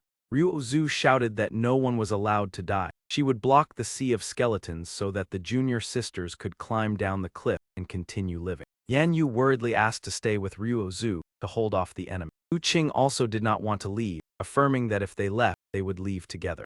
Xin hurriedly voiced her agreement, saying they would kill as many as they could. Ryu Zhu's group was surrounded on all sides and could only gather in one place to defend themselves. Suddenly, the jade pendant on Xin body shone brilliantly. She looked down at the glowing object in astonishment. The jade pendant trembled lightly and emitted a dazzling light. Finally, it fell to the ground and bounced several times. Skeleton soldiers looked toward the glowing jade pendant in confusion. A powerful surge of electricity erupted around the jade pendant. Immediately afterward, a massive explosion occurred, creating an opportunity for Ryu Zhu's group to retreat. Ryu Zhu vigilantly observed the place where the explosion had just occurred. Lu Shu curiously asked what had happened, and Xin replied that she was also unsure. As the smoke gradually dissipated, a motionless figure was revealed. A powerful pressure suddenly appeared, causing the skeleton soldiers to freeze, and the disciples were also shocked into stunned silence. Yi Yang lay on the ground, then sat up with a drowsy gaze, complaining that he had been sleeping peacefully when someone brought him here. Xin joyfully recalled that the sect master had given her a jade pendant the previous night for protection. It turned out to be a teleportation treasure. Yan Yu and Lu Qing were so astonished that they stood frozen in place. The skeleton soldiers continued to launch their attack. Four sharp weapons simultaneously pointed straight at Yi Yang. Ryu Zhu anxiously shouted a warning to the sect master. Yi Yang maintained a lethargic expression, slowly glancing around. He moved with terrifying speed, so fast that no afterimage was left behind. The skeleton soldiers were bewildered by what had just occurred. Yi Yang's figure had disappeared from the range of the swords and spear. The skeleton soldiers attempted to determine the location of his voice. Yi Yang remarked that their greatest weakness was their excessively slow speed. All eyes turned toward Yi Yang, who was standing on a nearby rock. He smiled and said that he could still play with them a little longer. The skeleton soldiers surged forward like a tide toward Yi Yang's group. They ferociously charged straight at him. Ryu Zhu anxiously called out, asking the sect master to be careful. However, Yi Yang remained calm, standing still without the slightest fear. Suddenly, he opened his eyes wide, and a surge of power erupted from his body. That energy shot straight toward the skeleton soldiers before they could even realize the danger. In an instant, all the skeleton soldiers before Yi Yang were shattered. Ryu Zhu's group stared at the surrounding scene in astonishment. Yi Yang raised his hand, the joints of his fingers emitting soft cracking sounds as they moved. Immediately afterward, another group of skeleton soldiers also disintegrated into dust. He used his power to control a spear, causing it to fly toward him. He firmly grasped the spear in his hand. Yi Yang curiously observed the bird-headed monster wielding a sword as it charged forward, remarking that a new species had appeared. Bird-headed monster opened its mouth filled with sharp teeth as it approached Yi Yang. Yi Yang spun the spear in his hand. The spear suddenly extended and swept horizontally across the head of the bird-headed monster. He continued to rotate the spear, standing firmly in place as the skeleton soldiers charged again. Yi Yang raised the spear to the sky, causing it to spin so rapidly that it dazzled the eye. He then unleashed a powerful slash toward the skeleton soldiers. Their bodies were immediately split in two under that attack. With a single slash, a vast area of skeleton soldiers vanished. Yang remained calm and expressionless, gazing straight ahead. The female disciples behind him panicked and reported that skeleton soldiers from another direction were attacking. Yang immediately became alert upon hearing the loud cry. He tightened his grip on the spear, and sparks of electricity emitted around the point of his grasp. Yang decisively unleashed 2 consecutive slashes. 2 radiant arcs of energy shone brilliantly. He extended his hand forward to control the attack. The 2 slashes expanded and grew more powerful. They surged straight into the skeleton soldiers, causing the ground to tremble violently. Skeleton soldiers froze before the overwhelming power of Yi Yang. Wherever his attack swept, the enemies vanished. Yuo Zu's group was astonished by this magnificent spectacle. In the end, all the skeleton soldiers surrounding the female disciples were completely annihilated. Yan Yu widened her eyes in astonishment. With the sect master here, she had nothing to fear. Su Shu shared the same feeling. It was truly beyond heaven defying. However, Ryu Zu's expression darkened. This is not good. The number of skulls is still increasing. They are about to launch a full assault. Everyone give your all to assist the sect master. Waves of skeleton soldiers and bird-headed monsters surged forward. The corner of Yi Yang's lips curved slightly. His body slowly rose into the air. A tiny spark of light flickered at Yi Yang's fingertips as he raised both hands in parallel. Immediately afterward, a radiant halo burst forth. Yi Yang lifted both hands high. A massive sphere hovered above his head. Waves of surging energy emanated from the sphere. The light from Yi Yang's power illuminated the distant wasteland. The man wiped his sweat and complained that it was truly exhausting. He looked toward the glowing sphere and wondered what it was. Could it be that the sun had fallen? In the sky appeared a dazzling sphere, resembling the blazing sun.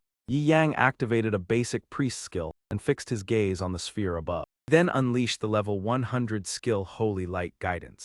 The light incinerated the skeleton soldiers, causing them to gradually dissipate. The skeleton soldiers let out miserable wails within the radiant. The remaining enemies also vanished into ashes one after another. The place that had once been packed with skeletons was now empty, with only faint smoke drifting. Each skeleton crumbled into dust like sand before the wind. The beam of light swept across the ground, and the number of skeletons dwindled. The scene was reduced to only faint flickers of fire. Fragments fell scattered from above. Several pieces struck the ground, bounced, and rolled before finally stopping. Ryu Zu's group stood in stunned silence as the surroundings grew quiet. Su Shu could not believe it. She wondered if she was dreaming. Was everything truly over?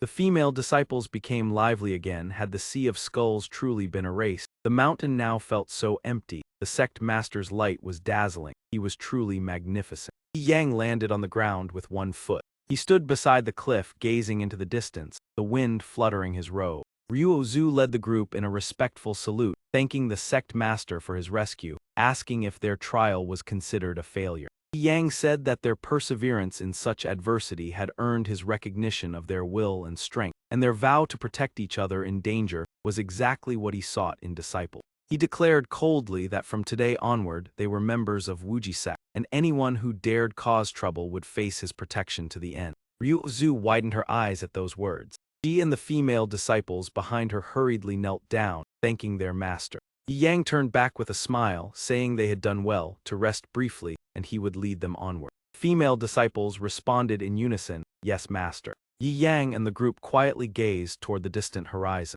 He stood on the plateau, waiting for the little bird to arrive. The bird questioned why it had been secretly summoned. He did not answer directly, but asked how many of the girls were qualified to become his core disciples. The little bird mocked him, saying that he had previously complained, yet now planned to select core disciples. Yi Yang sighed, stating that to restore the sect to its peak, he needed 7 core disciples, and wished to exchange that achievement for a leisurely life. Bird scoffed that he already lived leisurely, and that the Wuji core disciple trial was of heaven-annihilating difficulty. Perhaps only Ryu Zu had the capability. Yi Yang added that another also showed promise.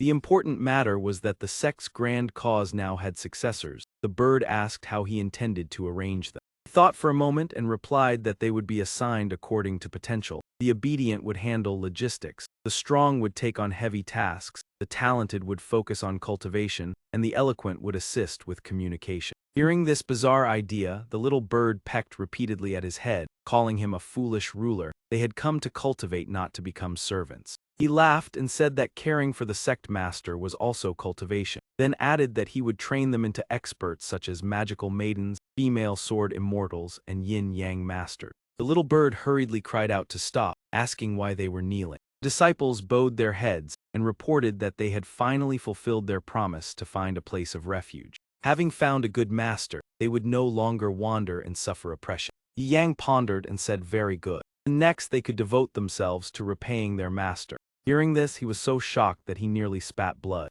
Shu hurriedly explained that their former master was merely missing with his fate unknown. Speaking of revenge might be excessive. Perhaps he had simply left for personal reasons. Zin added that their master had once said they would be destined to meet another master. Perhaps he had foreseen the calamity. Ouyang echoed that once they found the one who harmed their master, they would show no mercy. Yi Yang could only remain speechless after hearing his disciple. Yan Yu happily said that they finally had a home, and that her senior sister could now sleep peacefully with beautiful dreams. Ryu Zhu gently patted her head, calling her a silly girl. The next morning within the sect, first rays of sunlight shone upon the courtyard as everyone woke to prepare for their study. In front of the room the group gathered. Someone asked why senior sister had not arrived yet. They whispered that she had never been late before. Enyu turned her head and guessed perhaps it was again. Suddenly a figure swiftly flew over. Ryu worried inwardly that she was late again because of that dream. Run, do not stop, do not look back, escape. Little Ryu, keep moving forward and do not turn around. She painfully reassured herself that everything had passed and she had grown up. Zushu was startled and turned around asking who it was. Ryu ran while panting, apologizing for being late. The junior sisters exclaimed, "Senior sister." One junior sister said it was fortunate that master had not arrived yet. Yan Yu approached and quietly asked if senior sister had dreamed of that incident again. Ryu shook her head saying no, not to speak further, and that they should enter the class. Hearing this, the group entered the classroom together. Looking around and seeing no one, they wondered why master had not arrived yet. The little bird announced that there was no need to wait. The sect master had urgent matters. Everyone felt disappointed. On the first day master had already broken his promise. It was truly excessive. The little bird conveyed that the assembly would be postponed, and that the sect master instructed Ryu to first draft a development plan for the sect. Shu thought to herself that this sect master was truly gentle. Ryu replied that it was understood. She would first reorganize the sect and arrange everyone's cultivation. Before flying away, the little bird asked if anyone still had questions. Enyu blushed and shyly asked whether the sect master had gone to meet some woman. The little bird speculated idly that there must have been a beauty where he went. That guess only made Yan Yu even more flustered. Reproached Ryu, "Have you still not realized your mistake?" She looked confused, not understanding, and the little bird flew up and explained that it had warned her not to give the sect master personal money. Yet she had secretly done so anyway. Men with money easily go astray. She flushed helplessly and replied that she could not bear to refuse any request from the sect master. The scene shifted to the demon prison hall, where steady clanking sounds echoed. Bai Fei muttered that counting it up, today Yi Yang had gone sneaking there again. She scribbled on the wall while fuming that a beauty like herself was not even worth a greeting from him. He even went to such an inelegant place. Men truly were hard to fathom. She suddenly shouted that it was unbearably dull here. Yi Yang, hurry back and talk with me. In Tu Hai City, a prosperous land, a green river split the city into two districts. On the right stood magnificent pavilions. On the left stretched rows of humble low houses. At a tavern in the working district, life remained lively with familiar calls of welcome and requests for more wine. A cork popped and fell onto the table with a clap. Yi Yang hooked one leg over the chair and drowsily ordered more dishes. The owner brought 3 chicken skewers, 5 lamb skewers, 1 grilled squid, and 1 grilled fish. The attendants exchanged puzzled looks. Today sect master Yi ordered generously. Could it be that he had money again? 2 girls behind whispered that the poor fellow who had fasted for 3 months was suddenly flush with cash. He must have found some rich woman. Hearing that, he quickly defended himself, saying he had never relied on anyone and was pure as snow lotus, causing the girl to snort coldly and warn him not to expect to borrow money from them in the future. Yang leaned back, shaking the wine bottle and joking that friends should help each other in hardship. A little money in exchange for friendship with someone strong like him was worth it. Zai sniffed disdainfully. Who would want to befriend someone like you? perhaps you are the weakest in this tavern. A voice rang out in defense. Feng Hao is his brother. Feng Hao strode in boldly and asked who dared bully his brother while he was absent. Yi Yang watched and worried inwardly. When this impulsive youth arrived, trouble was sure to follow. Sure enough, Feng Hao walked over and teased Xiaozai that lately she seemed plumper. Her belt might soon give out. She angrily smacked him and scolded him not to speak recklessly just because his father was the city lord. Feng Hao rubbed his head and sighed that women were truly frightening when angry. Suddenly he turned to look behind and recognized someone familiar. Zhao jolted when that gaze landed on him. Feng Hao began chattering endlessly, asking senior brother Zhao why his cultivation had not advanced in 6 years. He heard that he had become an uncle master. If it were him, he would have gone home to farm, making Zhao feel a chill down his spine. Feng Hao's joke struck a sore spot. Mentioning quitting cultivation made Zhao even more uneasy. Then he turned to the woman beside him and asked why she was still alone. Did she plan to remain solitary forever? Finally, Feng Hao returned to Yi Yang and said generously that as usual he would pay, and Yi Yang thanked him awkwardly. Xiaozai gripped her knife and fork angrily at the sight, her hand trembling though she restrained herself. Feng Hao laughed and said that he and brother Yi shared the same taste, both loyal fans of Diem Nuang. He leaned close to Yi Yang and asked whether little Jade was the gentlest. Outwardly he forced a smile, but inwardly thought Diem Nuang was the most alluring. Feng Hao lamented that some preferred cold, long-legged types, truly no taste, then discussed with the owner to separate his bill, and the owner agreed. Ordered another cup to toast brother Yi. Yi Yang laughed happily and the two sat side by side. They chatted. Yi Yang sighed that guiding disciples was exhausting. Once he left he already missed them, and Feng Hao comforted him. Just as Yi Yang picked up food, the chopsticks suddenly snapped in two. He stared at the broken chopsticks in shock for a long moment. His face turned pale, a sense of foreboding rising as he thought a disciple might be in trouble. In contrast to the noisy tavern, the sect lay quiet under the morning sun filtering through the leaves. The girls gathered to discuss. Lu Qing reported that the northern area was 70% damaged. Ryu Zhu added that the southern hall was worse with a large, deep pit. Lu Qing recorded that many places could not yet be inspected because the roads were ruined. Ryu Zhu pointed at the map and said the repair costs were huge. They would first fix the living quarters and earn money themselves, absolutely not letting the sect master or their master know. The serious atmosphere was broken when Yan Yu rushed in announcing that there was news about the 5 people. She panted and said they were still alive. Everyone was astonished upon hearing this. Lu Qing asked for details after they had lost contact when the Sword Peak collapsed. Yan Yu reported that they were trapped at Thien Enham Nin, where demons ran rampant and had just sent a distress signal. Ayat Tran proposed seeking the sect master or their master for assistance. Ryu Zhu stood up decisively and said there was no need, she would go alone. That place was too dangerous to let anyone else risk it. She firmly declared that she would bring them back. In the deep, desolate forest, rocky mountains stood among lush green grass and trees. Suddenly something dropped from the treetops as swift as the wind.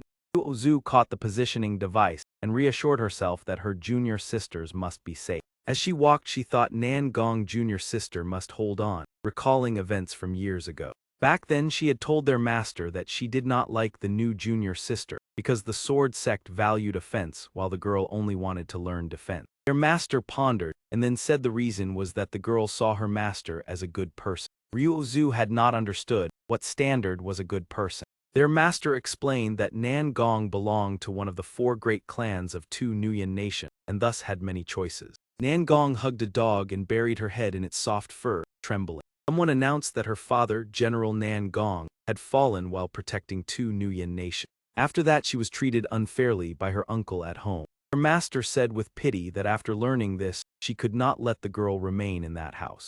Nan Gong's stepmother sneered that it was not bullying. The girl simply had bad habits and often took things from the house. The man angrily rebuked her for slander. They did not even give the girl a full meal. What was wrong with sneaking into the kitchen to eat? Another added that she took food to feed the old dogs that had followed her grandmother.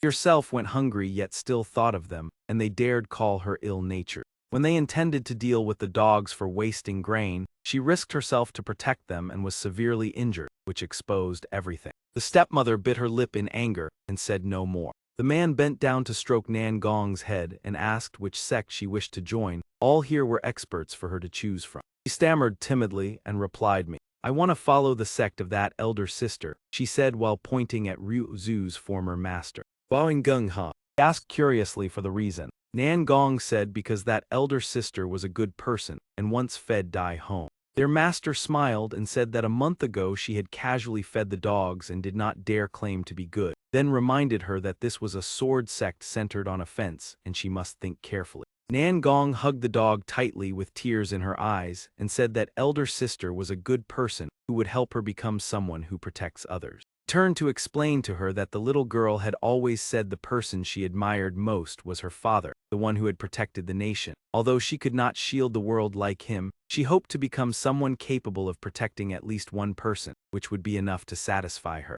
He also advised that since she had chosen her, she should accept it. He would arrange the marriage thoroughly so that she could follow her to the eternal sword set. "I understand now," she replied gently. He reached out toward her, gently patting her in comfort. Nan Gong looked at her with flushed cheeks, her sparkling eyes both shy and innocent. Father standing beside them smiled kindly, like a benevolent elder. At the peak of the eternal sword, Ryu Zhu showed dissatisfaction upon seeing Nan Gong. She stated that offense was the best defense, and those who only knew how to protect held no meaning. Ryu Zhu continued to assert coldly that she did not like weak people. Nan Gong could only remain silent and listen, not daring to refute. The two trained on the mountain under Ryu Zhu's strict guidance, defend the left side. Under everyone's gaze, she swung her sword, creating exquisite arcs of blade light. Nan Gong struggled to raise her shield to block. Ryu Zhu reminded her to anticipate the next direction of attack, and she softly responded yes. On a clear day with neither scorching sun nor falling rain, Ryu Zhu discovered Nan Gong sitting and crying before a gravestone in the forest. When asked, she choked with emotion and said that her dog had passed away. Nan Gong sobbed as she called out, "Dai Hong, Dai Hong is no longer here." Her cries grew louder, filled with grievance as if she had lost the most important companion of her life. Ryu Zhu bent down and gently stroked her head to comfort her, softly saying that although Dai Hong was gone, Nan Gong could still protect her as she had once protected it. Nan Gong choked out, "Senior sister." The autumn wind rustled softly through the leaves. Two continued to train privately together. Ryu Zhu warned that this area was filled with dangerous wild beasts and required utmost caution. Nan Gong eagerly replied that she would protect senior sister. The two gradually became closer and understood each other more deeply. Ryu Zhu's hair fluttered gently in the wind, closing the chapter of past memories. Returning to the present, she noticed an unusual signal. The red dot on the signaling device flickered before gradually disappearing. Anxiety surged as she exclaimed in panic that the signal was about to vanish. Ryu Zhu immediately flew away, continuously praying in her heart for Nan Gong's safety. At Nan Gong's location, their group had just lost one person. Someone panicked because the communication crystal had broken. Another girl worried that senior sister would no longer be able to find them. Nan Gong reassured everyone that senior sister would certainly come. It only required more time. Another girl worried about senior sister Mai Lu, who had been captured by a monster, and feared that she would not be able to hold on for long. Nan Gong proposed going alone to rescue senior sister Mai Lu. Everyone hurriedly stopped her upon seeing her body covered in injuries, believing that she lacked the ability to attack. Nan Gong replied that rescuing others did not require strength. She was agile enough to bring senior sister back. Nevertheless, Nan Gong still flew away and instructed everyone that if the situation worsened they should retreat on their own. All of them called out after her but could not stop her. Everyone felt helpless. One girl sighed that Nan Gong was frail yet had become an outstanding disciple. Another agreed that she relied on willpower to compensate for her shortcomings, hoping she could create a miracle despite the extreme danger of rescuing Mai Lu from the monster's lair. At the stone cave, Nan Gong landed on a small rock, her breathing becoming heavy from exhaustion. She clumsily climbed onto a larger rock amid the chilling wind. Nan Gong let out a sigh of relief, finally managing to reach a higher position. She tried to search and called out loudly, "Senior sister Mai Lu, where are you?" Upon discovering Mai Lu, she joyfully cried out, the worry in her heart easing by half. Mai Lu was curled up in a hidden corner among the piled rocks. Sensing Mai Lu's trembling, Nan Gong gently reassured her not to be afraid. Like the wind, she swiftly leaped downward. She moved nimbly from the higher rocks to the lower ones. Before long, Nan Gong reached the ground where Mai Lu was hiding. Nan Gong sighed in relief upon realizing that the monster was not present there. She kindly asked about Mai Lu's condition. The latter choked with emotion as she called out, "Junior sister Nan Gong." Nan Gong quickly helped Mai Lu to her feet and urged her to leave immediately. Suddenly the ground shook violently, causing both of them to lose their footing. Mai Lu trembled intensely, Nan Gong could not maintain her balance, and the two fell to one side. The rock surface split apart, emitting a terrifying rumble. From the fissure, a colossal body gradually formed with complete head, torso, and limbs. A gigantic stone monster appeared, dust and smoke filling the air and throwing the surroundings into chaos. The monster stared at them with ferocious eyes. Nan Gong exclaimed anxiously that this was truly bad. Why did it have to be at this moment? The stone monster picked up rocks to examine them before crushing them in its hand. The two hurriedly hid behind a small pile of stones. Nan Gong tightly embraced Mai Lu and tried to remain calm, reminding her to hold her breath. Thinking of the possibility of being discovered, Nan Gong could not help but tremble inwardly. The monster bent down, slowly searching and observing the surroundings. Nan Gong silently prayed that they would not be discovered. But before they could take any action, the monster had already discovered their position. It swung its arm down, causing the ground to crack as everything around turned into ruins.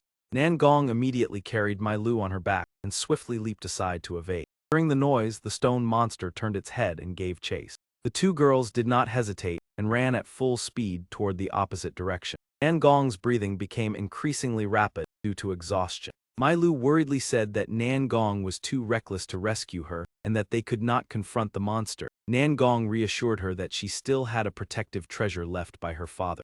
At this moment, the gigantic stone monster had already rushed close to their position. Nan Gong threw out a talisman and explained that it could temporarily blind the monster, hoping it would be effective. The monster saw the small object flying toward it and showed suspicion. The talisman emitted a dazzling light, preventing it from seeing clearly. The stone monster roared in pain and raised its hand to cover its eyes. Seizing the opportunity, Nan Gong carried Mai Lu and ran while shouting that it could no longer see, urging her to run quickly. Despite being affected, the monster still slammed the ground, causing the earth to split apart. Realizing the perilous situation, Nan Gong cried out in worry that things were not good. She spread her arms to shield Mai Lu behind her, personally enduring the impact of a large flying rock. Nan Gong screamed in pain as blood flowed from the corner of her mouth. Despite collapsing, she still struggled to summon a spirit shield to protect them both and trembled as she urged them to continue retreating. The stone monster relentlessly smashed the large rock, producing thunderous explosions. Nan Gong firmly held the shield while supporting Mai Lu, asking if she was all right and receiving the reply that she was still fine. The gigantic stone monster once again extended its arm to grasp a nearby rock arch. It immediately hurled the massive rock toward the two of them. The boulder shot forward at extreme speed and crashed down with a thunderous impact, dust billowing through the air. Nan Gong calmly calculated that once they passed this stretch they could escape. Senior sister Mai Lu, hold on just a little longer. As she spoke, she raised her shield to protect Mai Lu and escorted her toward safety. From the dense green canopy, a figure swiftly leapt across. Ryu Zhu was rushing across varied terrain at remarkable speed. While running, she murmured to herself, "Junior sister Nan Gong, you must endure." On the other side, Nan Gong also exerted all her strength, telling herself that just a bit more effort would see them out of danger. A small stone suddenly shot toward Nan Gong and Mai Lu. The stone slammed into the shield, cracks spreading across its surface under the relentless blows. She forced herself to keep running, her breathing ragged from exhaustion. From afar came a familiar shout that made Nan Gong startled. Three figures ran from the exit and anxiously asked, "Junior sister, are you hurt?" Nan Gong replied in surprise, "Why are you here? Did I not tell everyone to stay in position?" A massive rock, twice the size of a human body, hurtled toward them at terrifying speed. The one who hurled it seemed to have used all his strength, letting out a heavy roar. Nan Gong and Mai Lu clearly sensed the danger closing in, their eyes widening in fear. The two senior sisters behind them cried out in alarm, "Junior sister, be careful." Without hesitation, Nan Gong shoved Mai Lu toward the senior sisters and told them to take her away quickly while she stayed behind to block it. After speaking, she turned to face the danger with resolute eyes. Nan Gong poured all her strength into raising the shield to withstand the massive rock. The boulder was too enormous for the small shield to bear. She reassured herself, "Nan Gong, do not be afraid, you can hold it." At that moment, Yi Yang suddenly appeared and said to step back, leaving her utterly stunned. The silver-haired senior sister who had just supported Mai Lu called out anxiously, "Junior sister." The massive rock slammed into the ground, the impact splitting the earth with violent tremors. Yi Yang lightly blocked it with one hand, causing the boulder to crack apart instantly. Nan Gong witnessed the scene with her own eyes and stepped closer in shock. She asked timidly, "May I ask who you are?" Yi Yang glanced behind him and replied calmly, "Just call me master." His hand still rested on the boulder without withdrawing. A loud explosion rang out as the massive rock shattered into countless fragments. Nangong stared wide-eyed at what had just happened. Her senior sisters could not hide their astonishment either. A deep crater now marked the ground where they stood, smoke and rubble scattering everywhere. Yi Yang said calmly that Su Shu had asked him to bring them back. Everyone looked at him in surprise upon hearing Su Shu's name. Yi Yang instructed them to go out first and wait, he would follow shortly. After speaking, he extended his hand toward a female disciple and said he would borrow her sword for a moment. As soon as the words left his mouth, the sword flew out of its sheath on its own, startling the girl. The sword spun once and flew straight toward Yi Yang. He caught it swiftly and reassured her that he would return it at once. Then Yi Yang immediately left his previous position. He landed atop a stone pillar near the stone monster. His face remained calm, revealing not a trace of emotion. Yi Yang spoke softly, drawing the creature's attention at once. He growled fiercely and exhaled a hazy breath. The stone monster hurled a heavy punch at where Yi Yang had stood, but he had already dodged lightly. He countered with a powerful kick and landed behind it. Sensing its opponent behind, it spun and threw a fist toward Yi Yang. Yi Yang raised his small fist and met it head-on.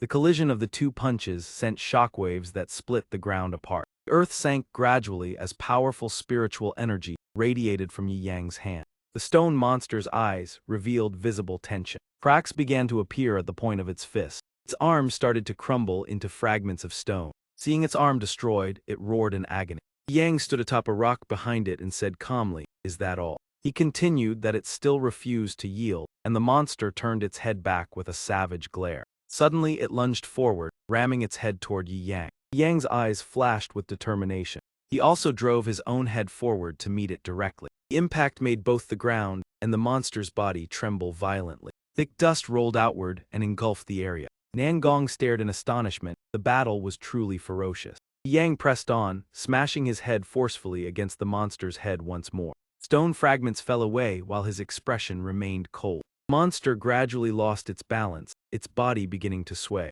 Its head cracked into large and small pieces. At last its head burst apart, rubble scattering in all directions. The entire body of the stone monster followed and disintegrated. Large stones crashed down with resounding echoes around where Yi Yang stood. Dust blanketed the entire area. Standing atop the stone pillar, Yi Yang looked down with faint regret. The opponent was too weak, merely low-level and unable to withstand even a single blow. He gazed thoughtfully toward the distant light for a moment. Then Yi Yang turned and headed back to the senior sisters. Seeing everything grow quiet, they murmured that the battle seemed to have ended. One person worriedly suggested going to check, but another stopped her, saying it was too dangerous. Suddenly someone pointed and exclaimed for the others to look. Yi Yang had returned, landing lightly and reassuring them that the monster had been dealt with, asking if anyone was injured. Nangong looked at him curiously and said they were all fine, and asked if he truly was their master. As soon as the words ended, a voice from behind immediately affirmed that is right. Everyone turned their heads at once, their eyes filled with joy when they recognized the person who had just appeared. Yu Zhu smiled gently and said that it was their master, causing everyone to joyfully call out, "Senior sister."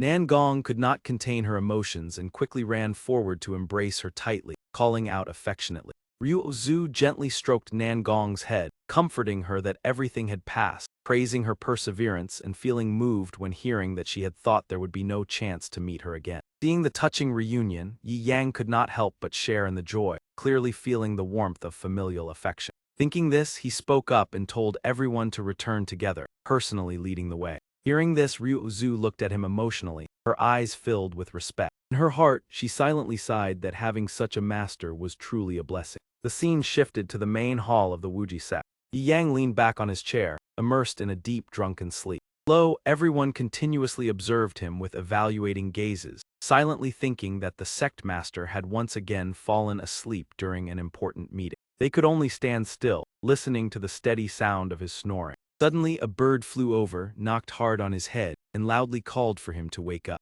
It scolded him for falling into a deep sleep after only sitting for a moment, even suspecting that he had gone somewhere improper the previous night. Yang hurriedly covered his mouth and coughed a few times, awkwardly explaining that he had stayed up late worrying about the development of the sect. The bird looked at him with a gaze full of suspicion, clearly showing its disbelief.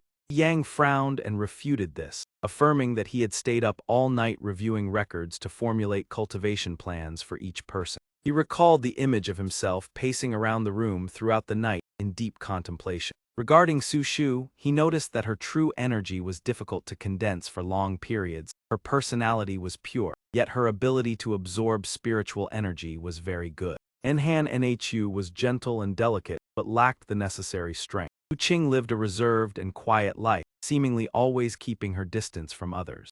Oduang Loi, although possessing potential, was self-conscious, reluctant to interact, and overly idolized Ryu Zhu, leading to neglect in cultivation. Throughout the night, Yi Yang supported his chin while contemplating each disciple, believing that it was precisely because they had many issues that Ryu Zhu had not previously found a suitable place for them, and he was confident that he could guide them better. Ending his train of thought, he coughed lightly a few times and then announced that everyone was present, beginning the discussion on the plan to revitalize the sect. He affirmed that by completing just one task, the sect's ranking could return to the number 1 position in the world. Hearing this, Su Shu and Nan Gong exclaimed in astonishment, unable to believe such an ambitious goal. Closing his eyes in thought, Yi Yang realized that the goal was somewhat hasty, so he adjusted it, requiring that within half a year 7 people must pass the core disciple trial. King could not help but feel worried upon hearing this, believing that the initiation trial was already difficult, and the core disciple trial would certainly be far more severe. Ryu Zhu also spoke up, emphasizing the special importance of this trial to the Wuji sect. With a determined gaze, she explained that according to ancient texts, when 7 disciples passed the core disciple trial, the sect master would be granted the privilege to unlock the secrets of the sect, thereby offering hope of restoring the sect to its former glory. The secret treasures mentioned by Ryu Zhu were all incredibly precious and rare artifacts. Su Shu innocently speculated that perhaps their master would use that privilege to lead everyone away if danger arose. Hearing this, Yi Yang hurriedly denied it, affirming that he was a responsible person and emphasizing the importance of the core disciple trial to the sect. Ryu Zhu suddenly became serious and reproached herself, resolving to devote all her efforts to participating in the trial. Her eyes were filled with determination as she declared her readiness to dedicate everything to the development of the sect. Hearing this, Lei Lei also firmly expressed her resolve, even stating that if sacrificing herself to protect her senior sister during the trial was necessary, it would be something worth cherishing. After the oath, everyone spoke in unison to express their determination, ready to give their all to pass the core disciple trial. Seeing everyone so determined, Yi Yang became excited. Very well. I will implement a super training plan exclusively for you, especially the group of female disciples. Just wait and see. The bird beside him looked skeptical. I think you have not even figured out how to teach them yet. He slowly walked down, speaking as he went that the sect reconstruction was severely lacking funds, so he decided to go down the mountain to work and earn money. He could not let everyone suffer too much. The bird immediately objected. Stop changing the subject. Su Shu whispered softly to Lei Lei and Enhan Nhu, wondering what he was planning this time. The sect repairs urgently needed money. Could he really earn it? In any case, their master's self-reliant demeanor was still very captivating. Yi Yang calmly moved forward, saying that he was going to work and would return one day, at the same time asking who would be the first female disciple in the special training plan. Everyone watched his departing figure, and then lowered their heads to bid him a respectful farewell. The scene shifted to the Demon Cultivation Institute. Ryu Zhu placed a tray of food in front of the cell. The person inside asked why recently different people had been delivering the meal.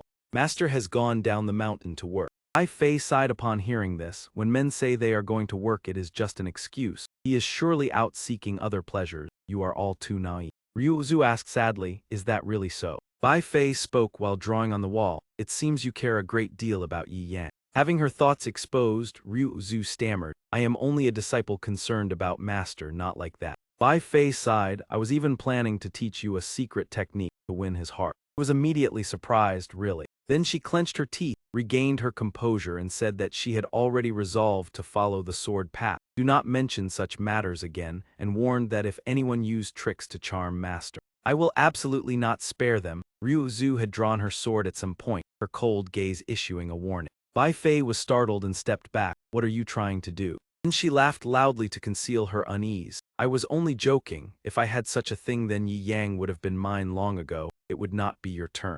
Hearing this, Ryu Zhu sheathed her sword. That is good. She then quickly left. Bai Fei in the cell rubbed her forehead and sighed. Women are truly frightening when jealous. But upon reflection, having someone compete with her for Yi Yang made her feel more intrigued. she ate while smiling meaningfully. Yi Yang looked at the map to determine where he needed to go.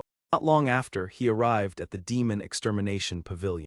Looking at the house in front of him, he murmured that this must be the place to accept demon-slaying missions to earn money. Here one only needed strength to earn money. He did not understand why. He immediately stepped inside. It was crowded with people. The spacious hall was noisy and bustling. Mission boards hung everywhere. Looking at the long board filled with missions, he could not help but marvel at the sheer number. A girl sitting nearby called out to him, "Young master, I am the receptionist Xiao Miao. Feel free to ask me anything." As soon as she finished speaking, he immediately asked about the fastest way to accept money-earning missions. She replied that he must be new here. Yang smiled lightly. "I have been found out." Xiao Miao explained that high-profit missions were extremely dangerous and not suitable for newcomers. One could only start from the lower level. Missions at the bottom of the board required nothing special. Two people behind them mocked, a newcomer already wanting to take difficult missions, truly overestimating himself. Yang did not mind, and simply told Xiao Miao that he would take a look. Longji watched him and said that impatient newcomers like that often met bad ends. Xiao Miao led him to the mission board and asked if he found the low-level missions too difficult. She reassured him that once he passed the first step, he would find them not as frightening as imagined. The board listed requirements such as collecting simple items. Seeing his hesitation, she continued to encourage him that everyone had to start from small steps. One day he would also become a master demon slayer. Yi Yang honestly said that the reason for his hesitation was that the rewards were too low and not worth the effort. Then moved to look at the level 1 mission board. He asked what the requirements were to accept level 1 mission. Xiao Miao replied that one needed to complete 500 low-level missions first. He appeared discouraged, believing this place did not give opportunities to newcomers and intended to find somewhere else. Perhaps he would try his luck at a blacksmith shop. As he walked out the door, he met an acquaintance. He called out in surprise, "Brother." Zhaoxi laughed heartily in greeting. "We finally meet again here." The joy did not last long as Yi Yang asked back, "Who are you?" Zhaoxi was astonished. "We drank together before and you have forgotten."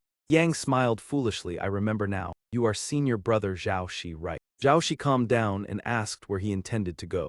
Yi Yang complained that low-level missions paid too little, so he wanted to leave. Zhaoxi put an arm around his shoulders and suggested taking a level 1 mission together, though it was somewhat dangerous. The two returned. He said they could form a team to split the money, but the mission was quite thrilling. He proposed the mission to eliminate demon beasts in the Willow Forest, suitable for newcomers. Yi Yang refused and pointed to the red-lettered mission on the board. Zhaoxi was horrified and warned that red missions were extremely dangerous with a high risk rate, but Yi Yang only cared about the reward. Zhaoxi worried he could not protect him, but Yi Yang reassured that he ran very fast, and in the end Zhaoxi reluctantly agreed. The mission was announced as going to Tanzhuang village to eliminate 30 level 1 demons. The two quickly left the city. On the way, Zhaoxi explained the level of danger, while Yi Yang responded politely. He said that most of the world was occupied by demons, yet humans still refused to submit.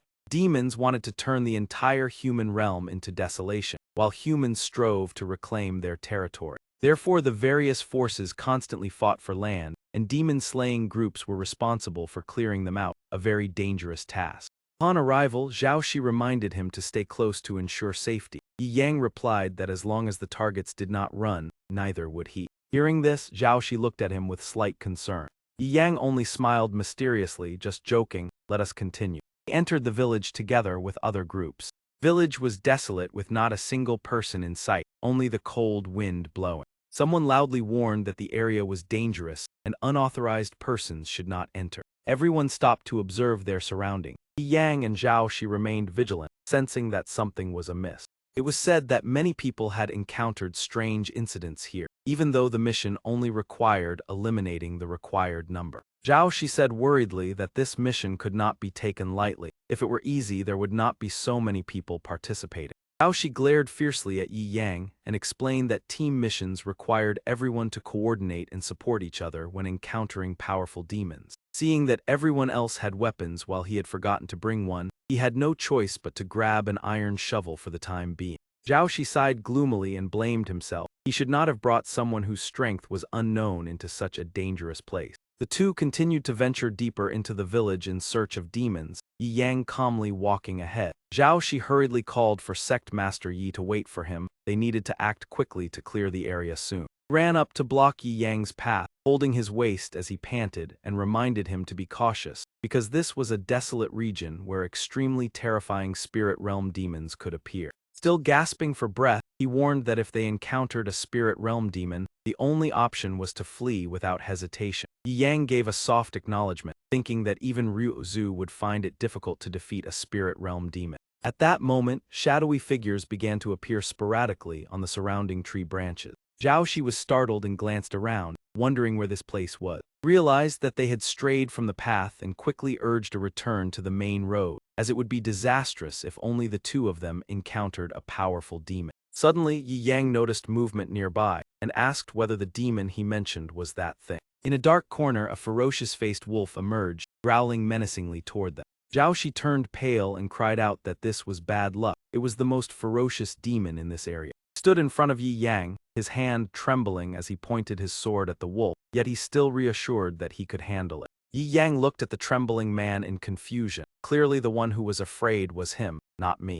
Zhao Shi swallowed hard in anxiety as he looked at the three-eyed wolf. Pushing his fear aside, he still tried to charge forward and shouted loudly. The three-eyed wolf was faster and immediately lunged forward, ramming forcefully into his chest. He gritted his teeth in pain when another roar echoed. Zhao Shi glanced around and discovered two more. The three-eyed wolves coordinated extremely well, yet he still insisted that he would handle them. Only then did Yi Yang calmly speak up, saying that he would take care of it, causing Zhao Shi to cry out in astonishment. A gust of wind swept past, causing his hair and clothes to flutter gently. Faint sparks of electricity began to flicker from the hand gripping the shovel. He suddenly halted upon noticing the person ahead. Long Ji, holding a saber, rushed forward to block their path and declared that this place was now under his control. The girl accompanying him sneered that such a demon was enough to frighten them, telling them to watch how the senior would act. Yang frowned in irritation, encountering two more people who loved to show off. The three-eyed wolf let out a vigilant growl.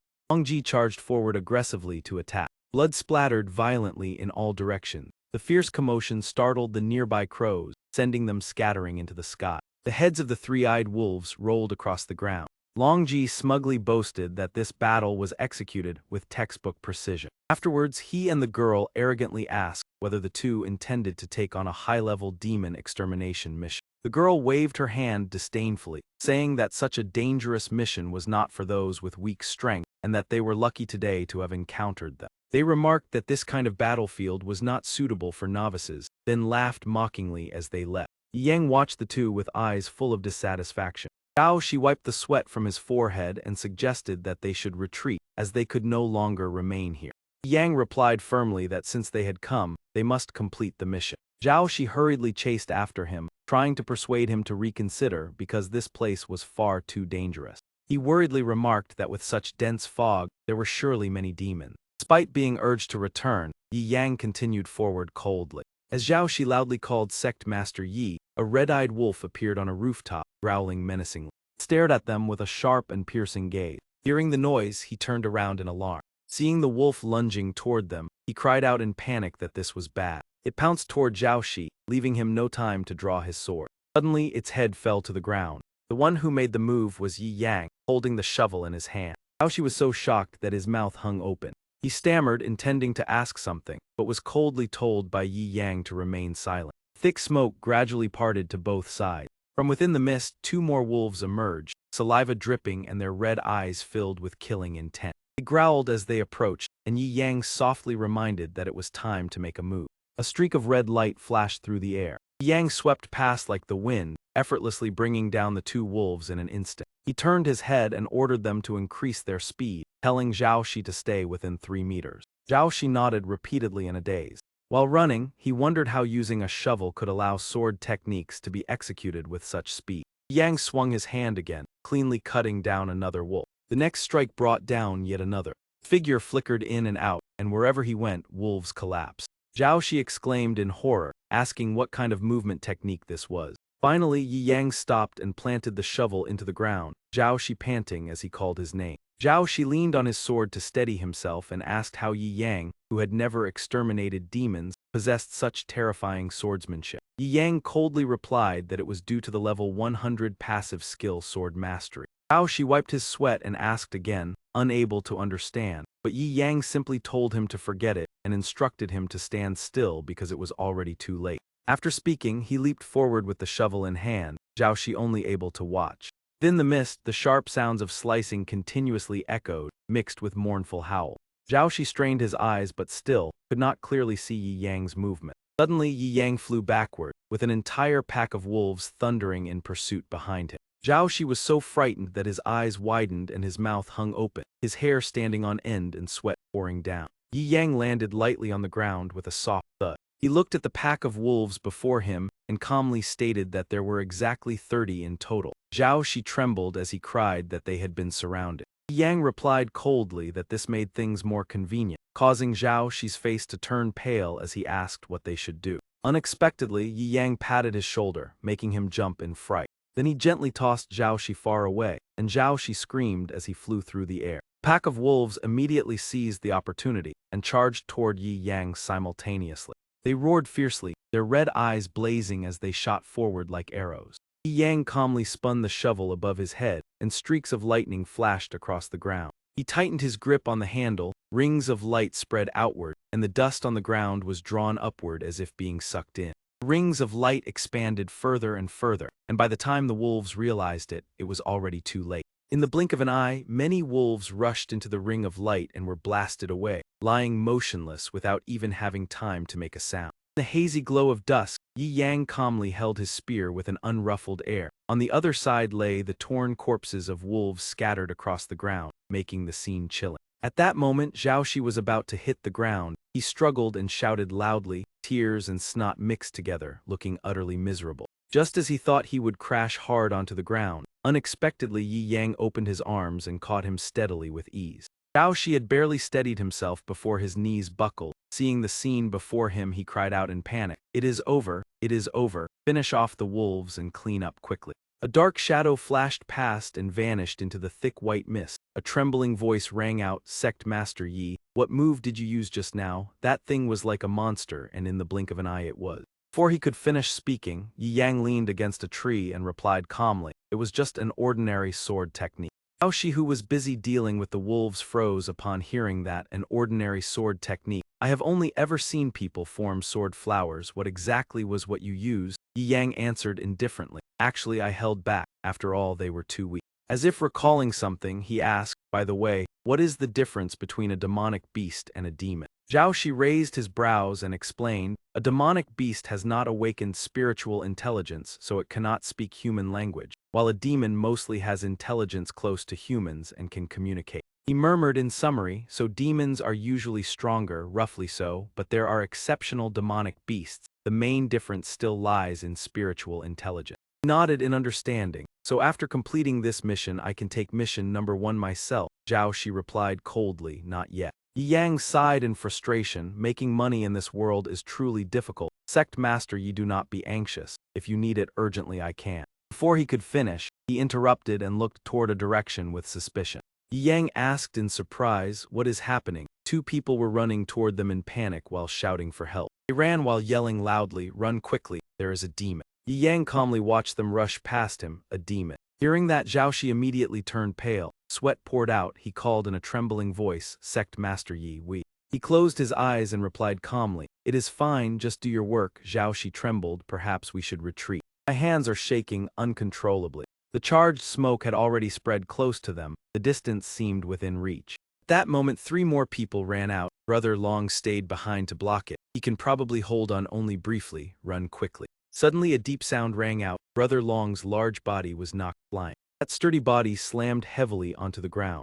A gigantic wild boar appeared, a metal ring through its nose, its eyes bloodshot and ferocious. The boar demon growled, holding a heavy iron mace, slowly stepping out of the white mist. Brother Long lay on the ground, his whole body trembling, breathing rapid. Seeing the opponent approach, he still struggled to rise. Seeing Yi Yang still leaning against the tree without any intention of leaving, he kindly reminded, "You rookie, why are you still standing there? Move aside quickly." The man and woman from earlier returned to support Brother Long. The girl asked worriedly, "Are you all right?" He tried to shout, "Leave quickly." He helped Brother Long. Seeing Yi Yang still standing there, she shouted disdainfully, "Forget that useless fellow, he must be scared stiff." At that moment the giant mace struck down again, the three of them were blasted away. The boar demon threw its head back and roared loudly. Without stopping, it continuously swung the mace, forcing Brother Long's group to dodge frantically. Suddenly Brother Long collapsed, completely unable to stand. Yang slowly walked to his front. Brother Long gasped in shock, "Rookie, why are you still here?" The boar demon raised its mace high, preparing to deliver the final blow to both of them. When the mace was less than an arm's length away, he still stood motionless without the slightest wavering. As the distance narrowed, suddenly Yi Yang moved as fast as lightning. In an instant, the mace was knocked from the demon's hand and flew straight into the air. The three from Brother Long's group widened their eyes in shock. Yi Yang said coldly, "Since you told me to run, I will help you once." Boar demon stared at its empty hand in shock, still not believing it, and flexed its fingers. Provoked, it was completely enraged, letting out a furious roar. It fiercely charged straight toward Yi Yang. This time he also moved, bending low before rushing directly at the opponent. Yang's 5 punches tore through the air with a piercing sound. As expected, those 5 powerful punches pierced through the boar's massive body like breaking a wall. 3 behind turned pale with terror. The boar demonic beast revealed a stunned expression, its face darkened. A large hollow appeared in its body, big enough to see through. Yang even casually leaped through that hollow as if to prove it was real. After he had taken a few steps, the demonic beast's body behind him collapsed into pieces. A gentle breeze passed, lifting Yi Yang's hair slightly. He suddenly turned back. Brother Long clutched his chest, still shaken, and stammered, "Are rookies nowadays all this terrifying?" Girl said half-jokingly, "Sorry, from now on I want to follow this person." Brother Long could only look at her helplessly. Yang walked to the demon's head and asked, "Senior Brother Zhao, how much can this one exchange for?" "Zhao," she stammered, "at least 1,000 gold coins." He nodded in satisfaction. "That is enough capital to renovate the sect." "Zhao," she asked curiously, "Sect Master Yi, how strong are you that you defeated a heavenly monster in an instant?" Yi Yang raised his head and replied, "I also want to know where my limit lies. I hope to soon have an opponent who makes me take things seriously." How she could only exclaim, "Heaven." Yi Yang walked ahead, then turned back and called, "Let us go back. Today I will treat you to wine. It has been a long time since I saw Fan Shu. I wonder if fate will let us meet." Zhao, she hurriedly gathered the wolf tails and responded. That night at a small tavern. The tavern, besides Yi Yang and Zhao Shi, there were only a few scattered patrons. Zhao Shi was already tipsy. He turned and advised, "It is late, Sect Master, ye should return to rest." He lowered his head and replied, "Is it already that late?" Turned out he was also drunk, beginning to ramble about nights of overtime and staying awake until dawn. Tavern owner smiled and reminded, "Sect Master, ye do not drink anymore. Someone has come to pick you up." He asked in confusion, "Who is picking me up?" The owner smiled and replied, "The chief disciple Ryu Zhu once instructed, if you are drunk, inform her through the crystal communicator." Yang muttered, "That girl truly worries too much." The owner urged, "Go outside quickly. She must be waiting at the door." Outside the tavern, many people passed by. One figure had been waiting for a long time. Yi Yang drunkenly supported himself against the door and stepped out. Seeing that person, he said in surprise, "Oh, Su Shu." She softly called Master. Su Shu blushed and explained, "Senior sister is busy with sect matters. The other junior sisters are not convenient. I am more familiar with Master and I work in the city, so it is on the way to pick you up." Yi Yang was so drunk he could not clearly hear what she said. He asked casually, "What work do you do?" Su Shu honestly replied, "I work at the South City port loading and unloading goods. I cannot cultivate, but I still have strength." She added sadly, "I have no talent and cannot help much, so every 3 days I enter the city to work and earn some money to support the sect." Yi Yang intended to comfort her, but before finishing he bent down and vomited violently at the tavern entrance. Su Shu cried out in alarm, "Master." The entrance immediately became chaotic. She said, "I will fetch some water." He shook his head, "No need, let us go." Under the starry sky, Su Shu timidly asked, "Master, let me carry you." Though drunk, he still shook his head in refusal. But not long after, she was carrying Yi Yang on her back. He murmured, "Today I am very happy," she softly responded. Suddenly he asked, "Do you have something sad? Tell me and let me be happy." Su Shu let out a soft sound and pondered. Seeing her hesitate, he urged like a child, "Speak quickly." She could only stammer, "I want to." Yi Yang rested his head on her shoulder and whispered, "You still want to leave the sect." Su Shu blushed and replied softly, "I am not suited for cultivation. I know I am clumsy and always trouble everyone. Leaving may be better for all." Yi Yang blinked his still drowsy eyes, suddenly noticing something unusual. He curiously pointed at the small gourd swaying at her waist and asked, "Hey, what is that hanging from your waist?" making Su Shu slightly startled. She lowered her head to look and asked back, "Are you talking about this?" She lifted the gourd-shaped keychain and replied, "This gourd, I saved money to buy it for senior sister. Aside from her sword, this is what she loves most." Yi Yang asked in surprise. "She likes cute things too." Su Shu smiled gently. "After all, she is a girl, younger than me, a very good senior sister." "No, actually." Yi Yang gently turned the gourd and let out a soft sound of realization. Su Shu lowered her head, a tear rolling from the corner of her eye. Her warm voice began to tell, "She was the one who brought me back." The image of Ryu Zhu standing in the vast grassland, the wind brushing past causing her hair and white robes to flutter gently. "At that time I was very young. I was expelled from the sect, driven out in the cold rain, receiving only a cold sentence leave. I once thought that a bookish person like me only had the path of cultivation, yet I could not condense true chi for a long time." Suddenly a slap rang out, knocking Su Shu to the ground. Su Zhukun took the money bag and left casually, throwing out threats. "HMPH, we have not really made a move yet. Fine, a little lesson is enough. Keep her alive for later use." Su Shu pushed herself up, her weak voice still trying to call out, give it back to me." The two sneered and replied, "We will settle it next time we meet, let us go." Suddenly a girl dressed entirely in white stood in front of them, like a silent snowflake upon a vast lake. "Give it back to her," the long-haired one pointed and spoke provocatively. He showed an arrogant smile, his tone full of mockery. In the blink of an eye, the two had fallen on top of each other, several broken teeth rolling on the ground. Ryu Zhu walked over indifferently and returned the money bag. In that moment, her world seemed to light up. Ryu Zhu said gently, "Take it." "That time I was afraid of being abandoned. I did not think much. Fortunately, I met senior sister who took me back." Returning to the present, Su Shu continued. "She always wanted to use her own strength to protect everyone, even though she herself was just a young girl. I cannot become an extra burden." Yi Yang suddenly spoke, who said that without condensing true chi one cannot cultivate. He trembled as he pointed forward and affirmed, "Do not worry, Master has observed you, you have special potential. I will help you on her behalf." Before he finished speaking, drowsiness struck and Yi Yang quickly fell asleep. Soft snoring sounded. Hearing his steady breathing, Su Shu finally dared to speak honestly. "Sect Master, you do not need to force yourself to comfort me. You fight very powerfully but have never taught us. The senior sisters even doubt whether you know how to teach disciples." Suddenly remembering something, she cried out in alarm, "Oh no, senior sister told me this must not be told to Master." Saying that, she stammered, "Well, let us go back first." Under the quiet moonlight, the silhouette of a woman carrying a man silently left. After a while she finally carried Yi Yang to the top of the bridge, exhaling tiredly. "Without true chi it is truly troublesome. A whole day of effort has exhausted me." Suddenly Su Shu turned sharply when a gust of wind swept past the two of them. Below the bridge the streets were bustling with lights, above was a sky full of sparkling stars.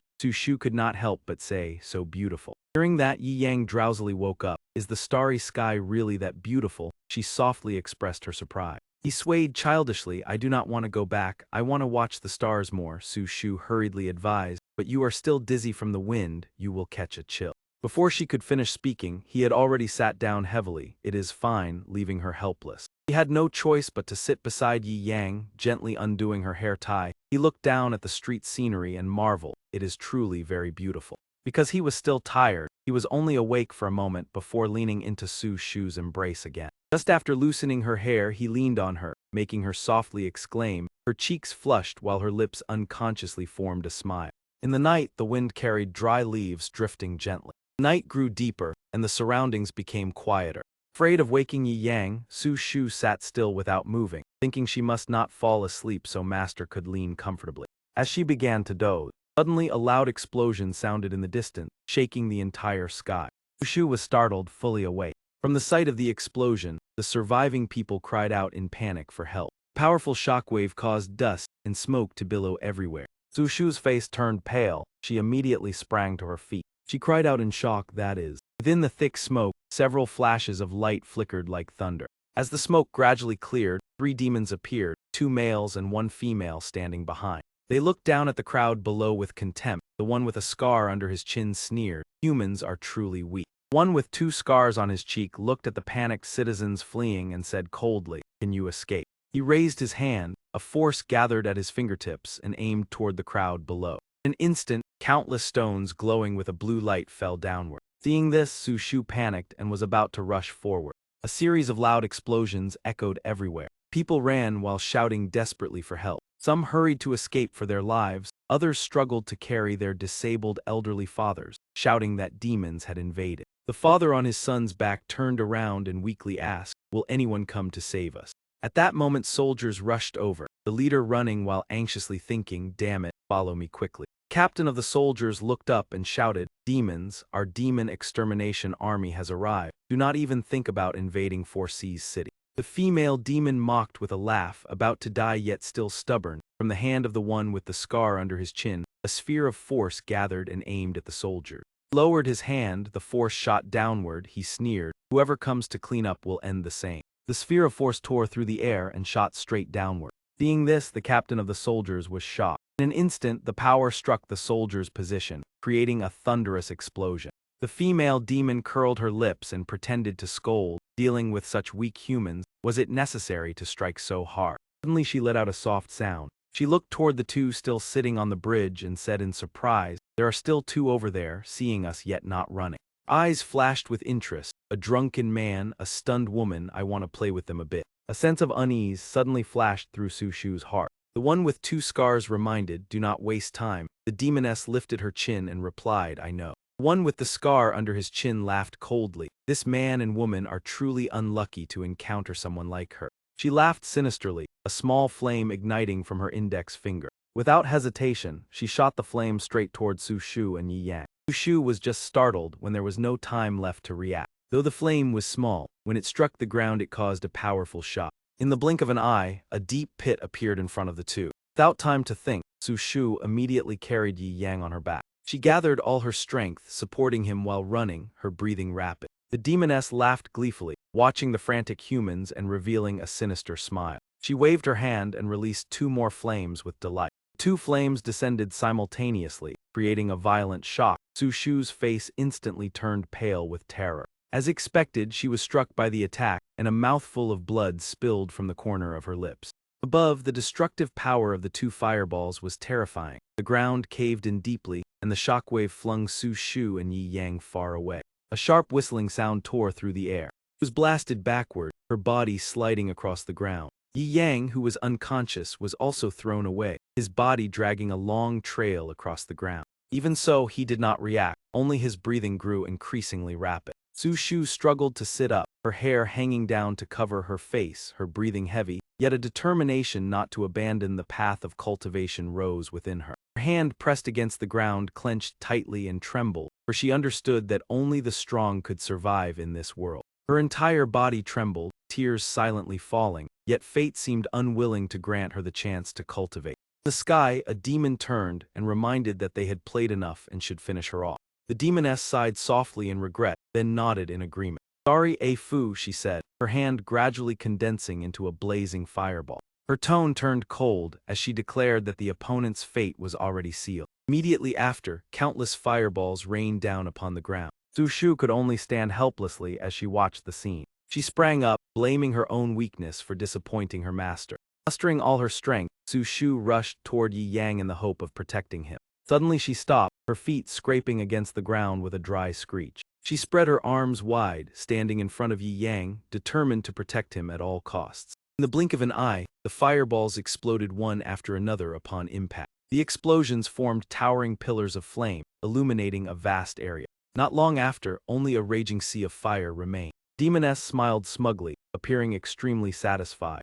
But immediately afterward, she sensed something unusual, her expression shifting from suspicion to shock. Amid the sea of fire, Su Shu still stood before Yi Yang, a blue luminous barrier surrounding them and keeping them safe. Yi Yang's calm voice sounded, explaining that it was a magical shield. Su Shu widened her eyes in astonishment, realizing that his hand had been raised at some point, proving that one without true chi could still learn magic. Yang sat cross-legged, maintaining the protective barrier, causing Su Shu to call out emotionally, "Master." He calmly stated that her soul was very strong, so he had chosen for her the path of becoming a magical girl. She repeated the term with curiosity, and Yi Yang explained that a mage was someone who used magic to attack. The three demons floating in the air were completely ignored by the two. One demon was still stunned, while the scarred one laughed disdainfully, claiming he would teach that human a lesson. The demon with two scars shouted loudly, urging his companions to finish quickly before reinforcements arrived. Yi Yang gently placed his hand on Su Shu's cheek, making her blush, and tenderly said that she had worked hard. With gentle eyes and a warm smile, he promised to open a completely new world for her. He raised his index finger, creating a small flame, causing Su Shu to exclaim in surprise. His finger rotated slightly, and the flame transformed into a small vortex, a form of defensive magic. Su Shu was still doubtful, but Yi Yang smiled and threw the fiery vortex toward the enemy. Flame shot forward at high speed straight toward the 3 demons in the sky. 2 demons mocked it, believing the attack was too weak to be worth concern. Only the one with 2 scars sensed the danger as the flame accelerated as if tearing through the air. He panicked, his eyes bloodshot, and shouted a warning. He immediately turned and fled,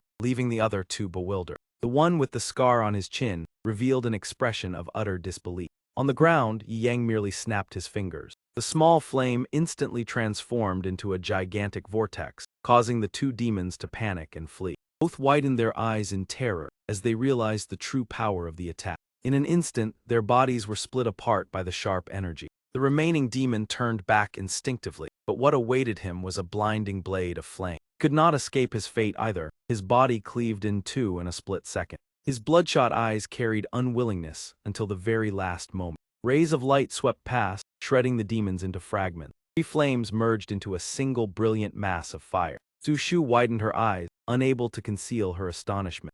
Remnants of the demons scattered down from the sky to the ground. In the sky, fragments of shattered rock also fell along with them. Su Shu exclaimed in amazement at the power of magic. Yi Yang calmly said that this was only basic magic, though its effectiveness was outstanding thanks to his method of casting. Su Shu's gaze became resolute as she declared her desire to become a mage. She affirmed that her future would be as a magical girl, and Yi Yang nodded in agreement. Beneath the ruins, the citizens gradually emerged with confusion about the recent explosion. The soot-covered soldiers looked up at the sky, astonished as the demons vanished in an instant. The sky returned to its clear blue state, and the citizens believed that an expert had intervened to save them. But the so-called expert Yi Yang was now dizzy and unable to stand steadily. He staggered and then collapsed, causing Su Shu to panic. He quickly ran over to support him, anxiously calling for her master. Su Shu thought that casting magic had drained his vitality, but Yi Yang complained that he was merely drunk and uncomfortable. He sighed helplessly and decided to carry her master home despite his weak refusal. In the end, Yi Yang was carried away by Su Shu and quickly fell into a deep sleep. She smiled softly, thinking that the smell of alcohol on her master was not unpleasant at all. At the same time, within a gloomy abyss, a demon was cultivating atop a mountain, emanating a powerful aura. It was revered by the other demons as Kung Ma. A subordinate flew over to report that the 3 great demon generals who went to Tu Hai City had all perished. Kung Ma was shocked, unable to believe that someone still possessed the strength to eliminate the 3 great demon generals. The subordinate trembled as he said that according to the news, the culprit appeared to be a mysterious young expert. Kung Ma became furious, determined to find the one who had hidden himself within Tu Hai City. The subordinate immediately acknowledged the order, affirming that the stolen secret must be retrieved at all costs. Kung Ma emphasized that this secret was directly related to the survival of their clan. The subordinate responded with firm determination, and the scene shifted back to the set.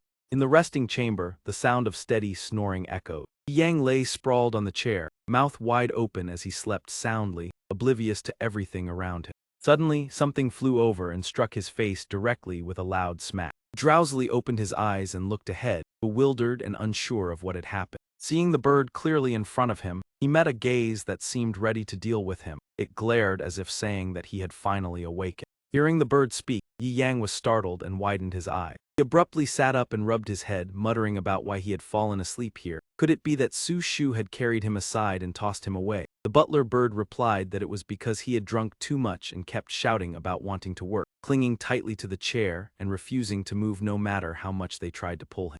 After hearing the story, Yi Yang looked at his own hands in disbelief. Could it be that he was truly so obsessed with work? Butler Bird suddenly remembered that Ryu Zhu was still waiting outside the door. Yi Yang asked if she had been standing there all this time. The bird nodded, and he immediately called for Ryu Zhu to come in. Ryu Zhu immediately stepped into the room. As soon as she entered, she knelt down to thank her master for agreeing to teach Su Shu cultivation, and said that from now on she would follow him on the path of becoming a magical girl lady. Although she did not yet understand what magic was, she firmly believed that anything taught by her master must be extraordinary. Yang thought to himself about this magical girl nonsense, wondering what absurd things he had said while drunk, muttering incoherently. Zhu lowered her head and explained that due to her special constitution, Su Shu had once wanted to abandon cultivation and leave the mountain to make a living, and as her senior sister she had felt completely powerless. Now that she had encountered a master who appreciated her talent was truly a stroke of luck. Yang stepped forward and raised his hand, signaling her to stand up.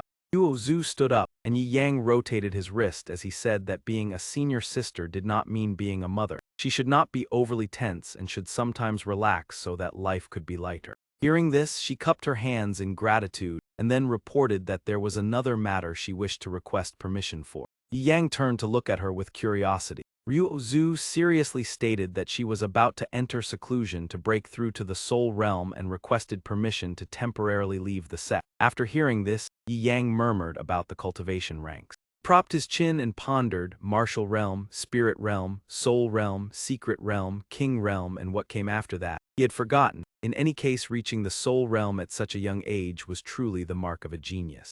Zhu lowered her head and said that all affairs within the sect had been properly arranged, and if her master had any matters he could entrust them to the second junior sister, she hoped to be granted permission for seclusion. Seeing that everything was in order, Yang raised a finger in agreement and said it was not a problem, but reminded her not to overexert herself whether in sect affairs or cultivation. He asked if there was anything else she wished to say. Zhu clasped her fists and replied that she was grateful for her master's concern and had nothing further. She subtly glanced away, her face flushed as she thought about not seeing her master for a long time during seclusion, feeling a hint of reluctance. Suddenly realizing she had misspoken, she hurriedly said that this disciple would take her leave. Zhu turned and departed, and Yang watched her retreating figure, softly responding with a sound of acknowledgement. Once outside, she wondered what was wrong with herself. Having already resolved to devote her entire life to the path of the sword, she should not waver.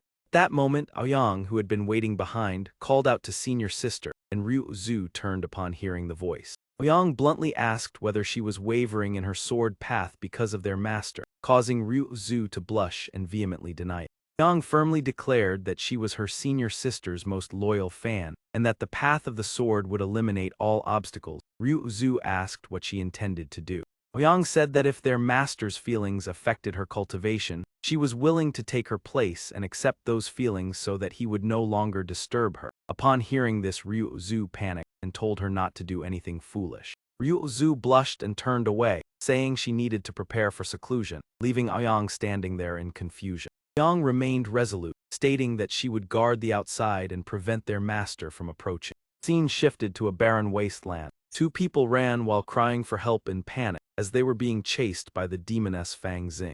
Both were covered in wounds, cursing the traitor to humanity who had become a monster in pursuit of power. The person in blue behind said that she was now the leader of the three great heavenly demons and had gone mad, sparing neither humans nor demons, truly terrifying. At that moment, Fang Xing appeared with a pair of rabbit ears. She floated in the air and let out an eerie laugh, causing the two to tremble and beg her not to come any closer. She coldly looked at them as they pleaded for mercy. With a wave of her hand, she ended everything. The ground was soon stained with a gloomy hue. After finishing, she raised her hand to wipe the red stain from her lips, saying that once Fang Xing made a move, whether human or demon, none would be spared. She laughed maniacally, believing that such ignorant beings should disappear from the world. Calming down, she smiled gently and said that it had been a long time since she had returned to the Wuji sect, and that she somewhat missed that junior sect master. As she spoke, she became intrigued and decided to go meet him once more. The scene returned to the Wuji sect. 2 stones were thrown into the courtyard. Bai Fei muttered inside the prison, cursing Yi Yang as rotten and despicable. He was holding a stone and preparing to throw another when she heard loud laughter. Fang Xing appeared behind her and asked if the little fox had not yet escaped. Bai Fei replied coldly that she did not need her concern as she was eating well and sleeping soundly here and had no desire to leave.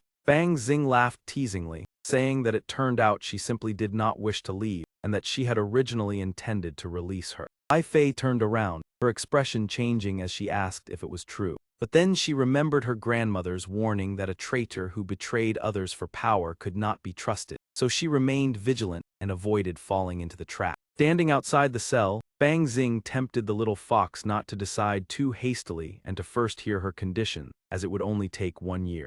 Lowering her head, she said that as long as Bai Fei helped her seduce the emperor of the Bai Vong nation in the far north so that she could seize power, she would set her free. Bai Fei turned her back and refused, saying she was not interested. Fang Xing reminded her that she wished to go out and seek revenge, and if she remained imprisoned forever, how could she accomplish it? Hearing the mention of revenge, Bai Fei wavered slightly. The image of her enemy surfaced in her mind. Seizing this weakness, Fang Xing continued that as long as she completed the task, she would wholeheartedly help her achieve her revenge.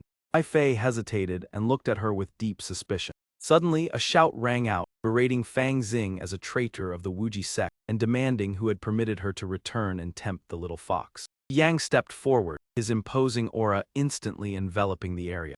He silently released killing intent, causing Fang Xing to feel a moment of fear. Fang Xing immediately leaned against him coquettishly, calling him junior sect master and saying that she had returned because she missed him. Ignoring her flattery, Yi Yang pushed her away and warned that if she dared to enter the sect again without permission, she would be imprisoned forever in the demon confinement hall. Fang Xing continued to smile, saying that would be even better as it would give her an excuse to stay by his side for a long time. Pouting, she said that she had been cursed and could only break it by marrying the sect master, but Yi Yang interrupted her and told her to go outside before speaking further.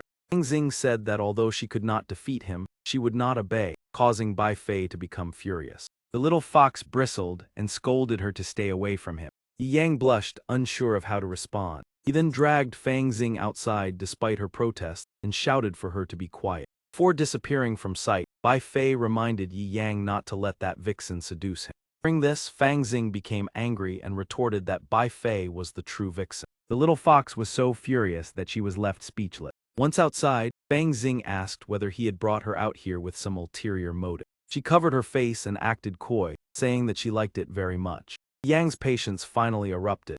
He used force to push Fang Xing far away and warned her to stay away from the Wuji sect. She immediately mobilized her spiritual energy to retreat. In just a moment, she was already sitting on a rock behind them, sorrowfully asking that if she did not marry, her soul would become unstable.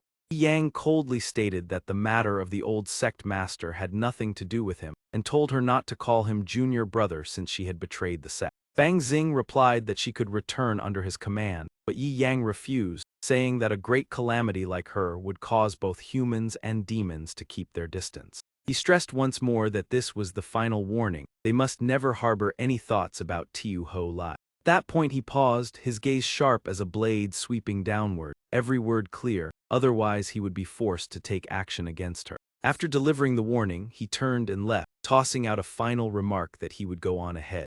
Wang Fuang muttered irritably, Tiu Ho Lai was merely a demon sealed away, yet that man cared for her so deeply. Struck at her sore spot, she hurried to change the subject. There was no need to say more. She was busy compiling cultivation notes for her disciples and had no time to argue. He should leave Vo Kuk Tong at once. With that said, he left Fang Xing fuming behind and strode away. Once his figure disappeared completely, she laughed with delight. This junior sect master was truly interesting. Did he really think escaping her grasp would be so easy? After she finished dealing with matters in Back Kuk, she would continue pursuing him. The scene shifted to Tu Ma Dien. Yellow talismans covered the iron door. A voice echoed out, "Your eldest disciple is cultivating yet still wants to work part-time. It seems she does not understand the true meaning of cultivation." Yi Yang lowered his head and replied that she was only working temporarily this month. Once the month ended she would stop. "Came to see me just to speak of that. If there is nothing else I will leave." A hurried voice from inside called him to wait. Bai Fei questioned in a low voice, "Tell me honestly, has that fox spirit done anything improper to you?" He answered awkwardly that clearly she was the real fox spirit. Tiu Ho Lai was so angry that her tail appeared. She shouted that Dong Fuang Tin dared to compete with her for him, she would never lose. Hearing this, Yi Yang lifted his head and said with confidence that neither of them could shake his resolve. Tiu Ho Lai cast a sharp glance over Yi Yang. Suddenly a loud noise rang out within the prison. Bai Fei fur scattered wildly, and Yi Yang expression changed as well.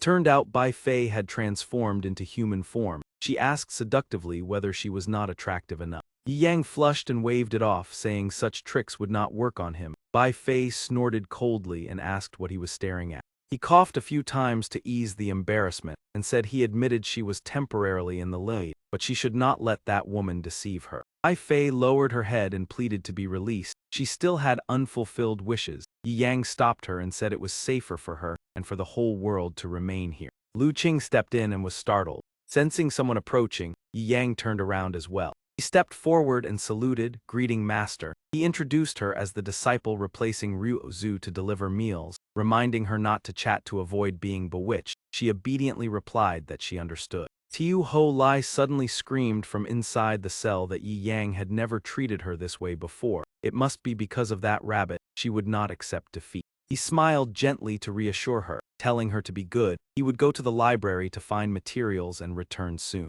Scene changed to Tu Hai Than Te Du. Voices discussed how to write a basic magic handbook so the locals could understand it. First, he would consult books on the 5 elements of this world. Metal, wood, water, fire, and earth were inherently interconnected elements. In the library, Yi Yang stood before the counter and asked where the books on the 5 elements were located. Ngok Nhu glanced at him disdainfully. That man who only read novels had come again. She pressed him by asking whether he could even understand books on the 5 elements. Yi Yang was stunned after hearing this, wondering what nonsense this was. She pointed to the left and said the first shelf from number 1 to 13 held those books he could choose for himself. Ngok Nhu's servant imagined that he must be reading about the 5 elements because he heard the young lady liked it, clearly harboring ulterior motives. Hearing that, Ngok Nhu felt smug as well. Being too beautiful was also a nuisance. Yi Yang thought to himself where she found such confidence. He carried the books to the shelf Ngok Nhu had indicated. Yi Yang flipped through each volume. He only needed to examine the structure and presentation perspective. There was no need to read the content carefully. His mastery of the 5 elements had already reached the maximum level. Reading these was like going through elementary texts. This book had a decent perspective but was overly simplistic. Curiosity left the other 2 restless. They quietly moved closer and whispered that he was clearly pretending to read to attract Sister Ngok Nhu attention. How could such childish behavior attract a sister who admired heroes that had slain 3 great demons? He muttered that he was not worthy of her and only dared to admire her secretly. Those infatuated with him were all useless types, truly 2 fools. After selecting a satisfactory book, Yi Yang took out a pen to copy notes. Since the books could not be taken away, he had to write there. The servant commented that he had been writing for so long, surely scribbling nonsense, to curry favor with the young lady. In just a short while, the paper was already filled with twisting symbols. Hearing the servant words, Ngok Nhu angrily slammed the table and stood up, saying that someone who only read novels dared to pretend to understand the 5 elements to approach her. The 2 stormed toward Yi Yang. Sensing the unusual hostility, he turned around and frowned, asking whether they had a problem. They stood in front of him and shouted for him to leave immediately. Yang calmly asked what they meant. Ngok Nhu and her servant spoke in turns, accusing him of feigning interest in the 5 elements to get close to her, saying the library was not a place for romance and those ignorant should not insult profound scholarship. They told him that leaving now would preserve a bit of dignity. They berated him loudly in the library and even threatened to expose his ignorance of the 5 elements. Those around sighed inwardly at how noisy they were. Ngok Nhu grew more aggressive, saying if she asked and he could answer, she would admit he truly studied it. Otherwise, he should abandon any thoughts about her and leave. After being scolded for so long, Yi Yang replied with a single sentence that he did not answer questions for free, and it was the 2 of them who were disturbing everyone. Whispers rose around them, agreeing it was indeed excessive noise. He added that he had never taught without payment, 10 silver coins per question. The servant secretly cursed him for being shameless. Ngok Nhu picked up a book and said fine. If he could answer, she would not only give 10 silver coins but raise the stakes. She said she had heard he was a sect master who could not recruit disciples. If he answered correctly, she would become his disciple. If wrong, he would be banned from entering. The servant urged him to accept the challenge. Ignoring their chatter, Yi Yang continued writing and said disdainfully that even a sect menial could think more clearly. 10 silver coins per question and more would cost extra. They said he was still pretending and could not even grasp basic knowledge. He randomly flipped to a page and said to use this introductory volume, the subtle combinations of the 5 elements.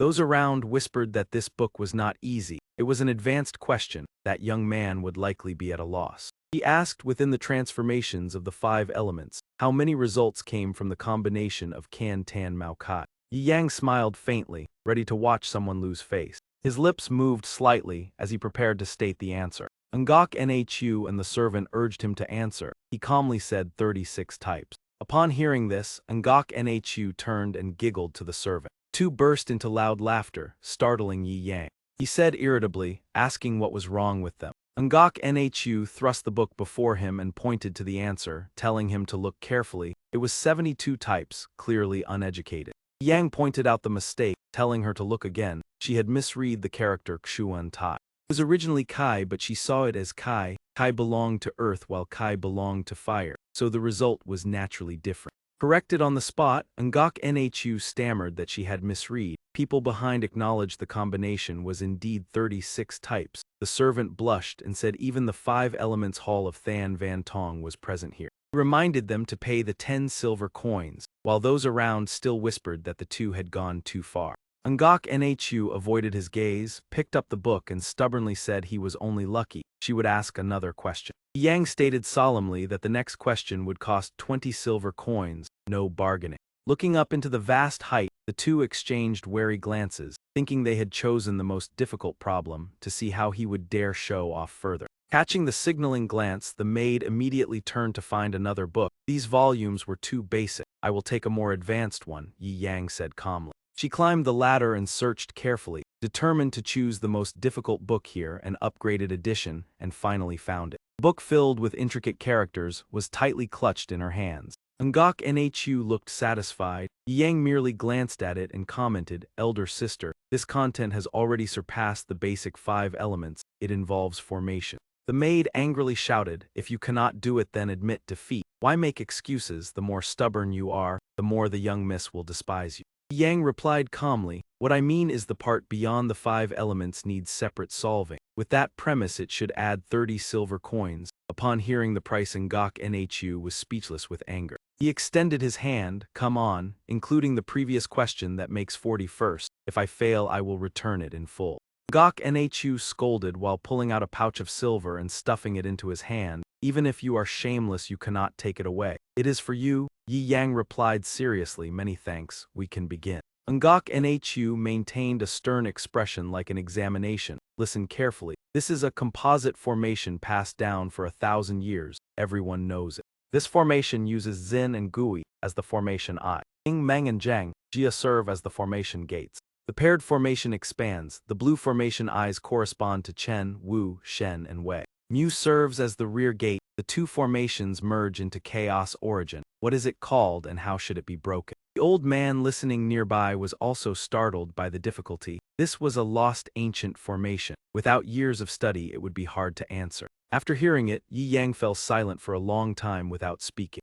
Ngok Nhu was certain of victory and became even more arrogant. If you do not know, then admit defeat. Do not waste time. Suddenly Yi Yang said something strange, feeling a bit embarrassed because I love formations so much. After arriving in this world, I used level 100 knowledge to absorb all the essence. While writing and explaining, in fact this is 2 questions, let us treat it as buy one get one free, I will generously solve both. This formation uses Yin heavenly stems and Yin earthly branches as the eye. Yang heavenly stems and Yang earthly branches hold the gate position. Metal and water eyes combine with metal and earth to form an absolute suppressing core, mutual generation and restraint interwoven. Historical records note only 7 formations of this type. At this library level, only one is publicly available. Knowing this much is already extremely precious. That formation is called Yin-Yang Ancient Killing Soul Sealing Formation. As soon as he finished speaking, the book in Ngok Nhu's hands slipped to the ground. Master and servant were both stunned,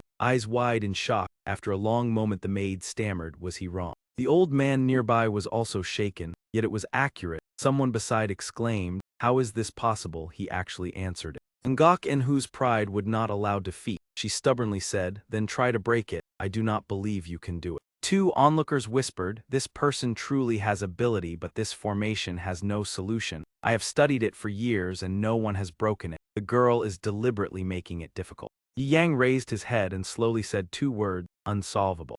Ngok Nhu sneered coldly, "As expected, you cannot solve it." He stood up and leisurely continued, "Listen to the end. Unsolvable is for ordinary people, but I see 7 flaws and at least 4 ways to dismantle it. He raised one finger. Listen carefully. I will state the simplest method. Do not let your mind wander. 2 experts looked at the book in shock. Could it be that he truly? Yi Yang began to explain how to enter the Bing gate of the Yang heavenly stems. 3 steps forward and 1 step back. At the Shen gate of the Yang earthly branches, use fire to restrain metal. Then retreat 2 steps and advance 1. Switch to the Jia gate of the Yang heavenly stem. Advance 3 and step 2. At the Mu gate of the Yang earthly branches, use earth to suppress. Ngok Nhu asked awkwardly, and after that what happens? He answered frankly, you truly do not understand.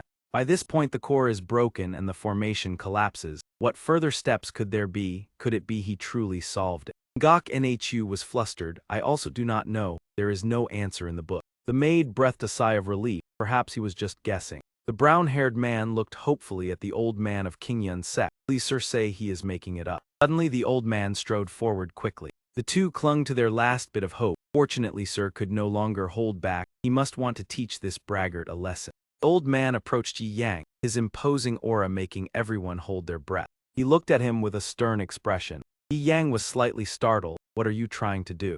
Unexpectedly, he suddenly knelt down, leaving everyone stunned. He loudly pleaded, Master, please accept me as your disciple. Those words left everyone in the library dumbfounded. With tears in his eyes he said, Master is proficient in the 5 elements and formations. For 10 years I could not break the yin-yang formation. I hope to receive guidance to calmly pursue the Tao. Yi Yang awkwardly replied, You belong to Qingyun's sect and cannot betray it, and you are already advanced in age. It is not convenient for me to be your master. He quickly helped him up. Please stand. Only then did Ngok Nhu and her maid realize he truly solved it. Could it be he was not useless? We have offended an important figure. He turned back with a cold expression and asked, Do you still have anything to say? Immediately Ngok Nhu and the maid knelt down. We misunderstood Master. We admit defeat. We are willing to become attendant disciples, hoping for a chance to atone. He calmly replied, Sorry, your cultivation level and aptitude are too low to follow me. You are not qualified. After saying this, he left the library,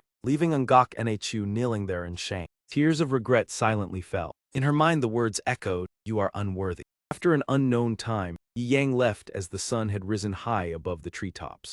Both sides of the road bustled with the cries of fresh fruit vendors, mingling with the replies of passers-by. Before long he arrived at a crowded place, and among the crowd came exclamations, It is Xiao Zai. Moving closer, it was indeed Xiao Zai. Her soft and graceful figure swayed to the rhythm of the music, astonishing everyone with that beauty. She has appeared again. The crowd cheered. The Red Fairy truly deserves the title of the #1 dancer of the Ziyuan kingdom. Someone shouted loudly, Brothers, quickly give your rewards. Yi Yang also squeezed in to take a look and sighed, so crowded. He shook his head and left. Forget it. If I do not return, Su Shu's class will be skipped again. On the other side, Xiao Zai danced while sighing. There is no choice. Senior sister said reviving Wujik sect requires a lot of money. Su Shu can only come down the mountain to perform for silver. She could only continue dancing. Sadly, Master is only good at fighting. If he knew how to earn money, I could stay peacefully at home. Breaking free from her thoughts, she continued to play the zither with passion. The clear sound rang out. The musical notes seemed to frolic in the air, weaving around her hair. Yi Yang listened for a while and slightly lowered his head, murmuring, The #1 dancer truly has a special aura. Thinking of the suffocating crowd, he ignored the cheers behind him. It was too crowded to get in. Xiao Zai remained focused on her performance, her slender hand extending through the air. Her supple body gently moved with each resonating rhythm. While everyone was still captivated by her graceful dance, a mysterious group of hooded figures suddenly appeared from behind. From the rear, a hand with sharp claws landed on the shoulder of the person in front and coldly shoved him aside, ordering him to move away. The man who was pushed turned back in irritation, angrily asking who was causing trouble by pushing without reason. The strangers silently advanced, rudely forcing the crowd apart, provoking furious shouts demanding that they leave immediately. The commotion quickly caught the attention of Xiao Zai, who was performing nearby. Ignoring the surrounding noise, the group coldly demanded that Fairy Hung follow them, as they required her dance technique. This statement enraged the crowd even more, as they believed that even nobles found it difficult to invite Xiao Zai, let alone these unknown figures. A burly man stepped forward, spreading his arms to shield and protect Xiao Zai. Before he could finish speaking, a sharp hand suddenly shot forward in a direct attack. When the arm withdrew, the man had already collapsed, leaving streaks of red lingering in the air. Upon closer inspection, deep wounds appeared across his face, his eyes wide open in terror. Everything happened too quickly and terrifyingly, leaving the crowd stunned and unable to react. In just a moment, everyone realized that these figures were demons, and their faces turned pale with fear. The host behind them stood up in panic, urgently urging Xiao Zai to leave quickly to avoid danger. Demons coldly asked again, if she refused to follow, what would happen to the people around her. Realizing she had no other choice, Xiao Zai trembled as she agreed to go with them, but asked to say a final word. Her voice echoed across the area, earnestly calling for her master to save her. The sound quickly caught Yi Yang's attention, causing him to turn his head immediately.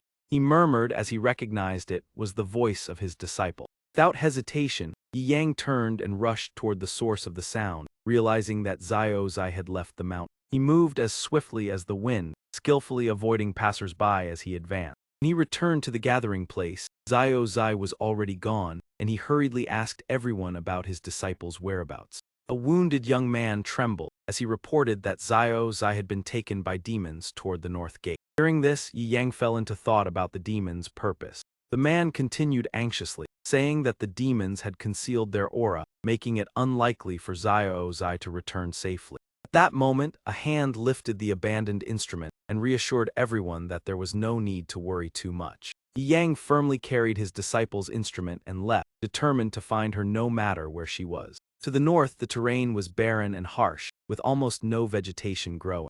In the sky, dark figures swiftly passed between two cliffs. Below, a group of people gave chase, loudly demanding that the demons release Xiao Zai. Realizing they were being pursued, the demons immediately stopped on a rocky outcrop. The leader bared his sharp fangs and growled threateningly at those below. The group below did not retreat and loudly demanded the return of the captive. The demons sneered, claiming the pursuers were reckless for chasing without demon slayers, and then ordered an attack. As soon as the command ended, a pale blue arm shot out and gripped the front of a shirt tightly. A giant gecko leaped forward, spreading its arms and arrogantly accepting the task. In an instant, countless gecko figures appeared, moving so fast that only afterimages remained. The group below immediately became alert, drawing their weapons in preparation to resist. While they were still on guard, a gecko suddenly appeared and dragged one person away before everyone's horrified eyes. Cries for help echoed everywhere, plunging the scene into chaos. As more people were captured, the demons revealed expressions of clear delight. Seeing this, the leader grew annoyed and ordered them to stop playing and finish off the prey quickly. The gecko grinned greedily, declaring it would settle the matter in an instant. At that moment, the sound of zither strings rang out, halting their action. The gecko leader sensed an unusual change and immediately stopped. He turned his head toward the source of the sound and shouted loudly. On the cliff, Yi Yang had appeared at some point, calmly demanding that they release his disciple if they wished to keep their lives. The gecko priest laughed arrogantly, mocking Yi Yang's reputation and declaring that no one would leave this place alive. He ordered his subordinates to deal with the group first before confronting Yi Yang. The geckos charged forward together, lashing out with their long tongues amid the humans' panic. People fled in terror, their cries for help echoing everywhere. Yi Yang lightly touched the strings, and a radiant golden aura instantly spread outward. Spreading energy left the demons dizzy and disoriented. Even those who were fleeing were affected, astonished to realize this was the powerful soul-severing melody. The three gecko priests were also heavily affected, and one hurriedly called for his companions to stay alert. He recognized the danger and ordered Lao to attack Yi Yang. Lao San was ordered to provide support and immediately rushed forward to carry out the command. The massive gecko body lunged forward, rapidly closing the distance to Yi Yang. He opened his mouth wide and roared, attempting to counter the sound from the instrument. Yi Yang saw through the intention and lightly mocked their foolishness. His fingers moved faster, the rapid notes forming a surge of energy that struck directly at the roaring enemy. In an instant, the gecko's massive body was blasted backward. Another swarm of geckos rushed forward, ferociously declaring they would bring down Yi Yang.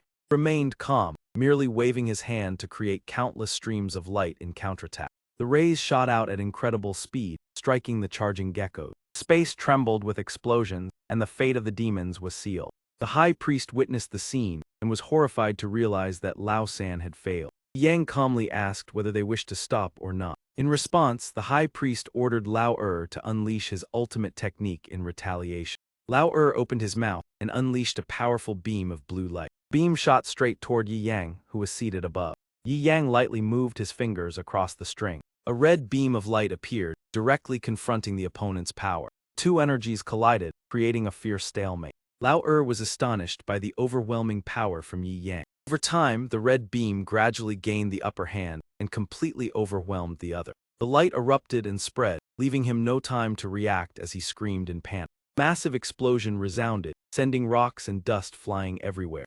After a while, the sound subsided, but smoke and dust still blanketed the area. When the smoke cleared, a gigantic crater had appeared on the ground. Those who were already injured widened their eyes in astonishment at the scene, their mouths continuously exclaiming, "Heaven!" The crowd below stared in shock, still unable to recover from their amazement when they saw the musical instrument in his hand. The fairy Hong's master had only just made a move, yet it further convinced them that she truly came from the upper realm. Only then did Yi Yang leisurely speak to ask whether it was finished, and as soon as his words fell, a dry cracking sound echoed near where he was seated. The great lizard high priest bared his sharp teeth and sneered, "Brat, you have fallen into the trap." Immediately afterward, the clothes on his body tore apart, revealing a lizard-like form, and he laughed triumphantly. He leaped up intending to ambush Yi Yang, roaring that this was the true killing move, go. Everyone cried out in alarm that this was bad. Musicians feared close combat the most. The lizard raised his massive arm and gathered all his strength to strike directly forward. However, the tragic scene everyone imagined did not occur. Yi Yang merely lifted his arm gently and blocked the attack with ease. The two fists collided in midair like two opposing forces clashing. The lizard staggered back, clutching his arm, his face showing pain. His body was blasted away, shooting straight into the air. In the next instant, his body exploded in midair, just like his companion earlier. Yang remained in place and calmly said that now it was his turn. The lizard high priest still roared insults at the arrogant humans, threatening to attack his disciple. When he turned his head, Zai, who had been bound, had secretly crawled a considerable distance away, leaving both of them stunned.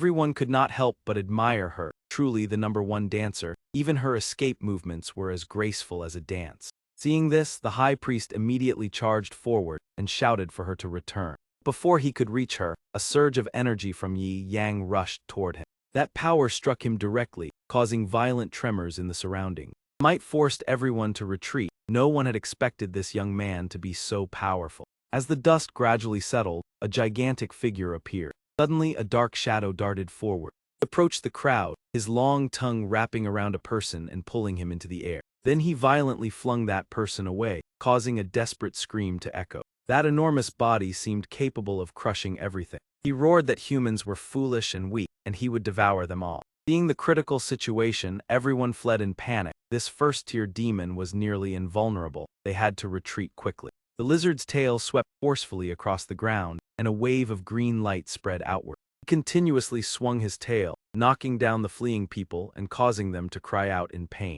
One person was sent flying into a rock wall and let out a miserable cry. Another was struck away, the collision of earth and stone rumbling loudly. Yang observed the scene thoughtfully while stroking his chin. Such a thick body could still withstand sound-based attacks. Quite interesting. Zai saw the lizard closing in on her and cried out in fear for her master. The lizard accelerated as he pursued the person ahead. He opened his mouth wide, his crimson tongue extending to capture his prey. From above, Yi Yang gently waved his hand, and the sharp zither strings seemed to come alive as they began to move. Each slender string shot forward and wrapped around the gigantic body. One string tightened around his leg, another coiled around his body, and the remaining one looped around his neck in an instant. The other end of the strings rested in Yi Yang's hand as he frowned and looked down. The high priest struggled, but the zither strings tightened further, restraining his movement. Yi Yang calmly stated that escape was impossible and that he should not waste his strength. He roared, demanding to be released, as he struggled desperately. He shouted that Yi Yang had forced him to use his ultimate technique. Yi Yang murmured indifferently that he was truly stubborn. With a slight movement of his hand, powerful beams of light shot out from the zither. The strings tightened deeper, embedding into his thick skin and causing him immense pain. He let out a cry filled with agony. Moments later, his body shattered in midair, and the strings retracted. The white smoke dispersed, leaving only fragments falling to the ground. Everyone stood dumbfounded in astonishment. Was he not invulnerable? Even Zai was stunned. Yang stepped forward, and Zai hurriedly said that Master should quickly untie her. However, her body was suddenly lifted into the air before she could react. She turned to look at Yi Yang as he questioned why she had gone down the mountain to perform without permission. Zai stammered that she lacked money. Without further argument, he carried her over his shoulder and left amid her protesting cries, treating it as a warning. Watching the two figures depart, the crowd whispered that the fairy's master was truly an immortal and that they would surely be leaving soon. At this moment within the gloomy demon domain, a voice sounded asking about the secret sacrificial ritual.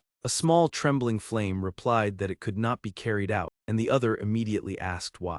It trembled as it explained that the sacrificial dancer could not be secured, and moreover, the lizard high priest who went to Four Seas City had also been utterly defeated. The man said in a deep voice that this path was now considered blocked. He slowly stood up and declared that he would personally go to Four Seas City to find that human and retrieve the secret related to the fate of his race.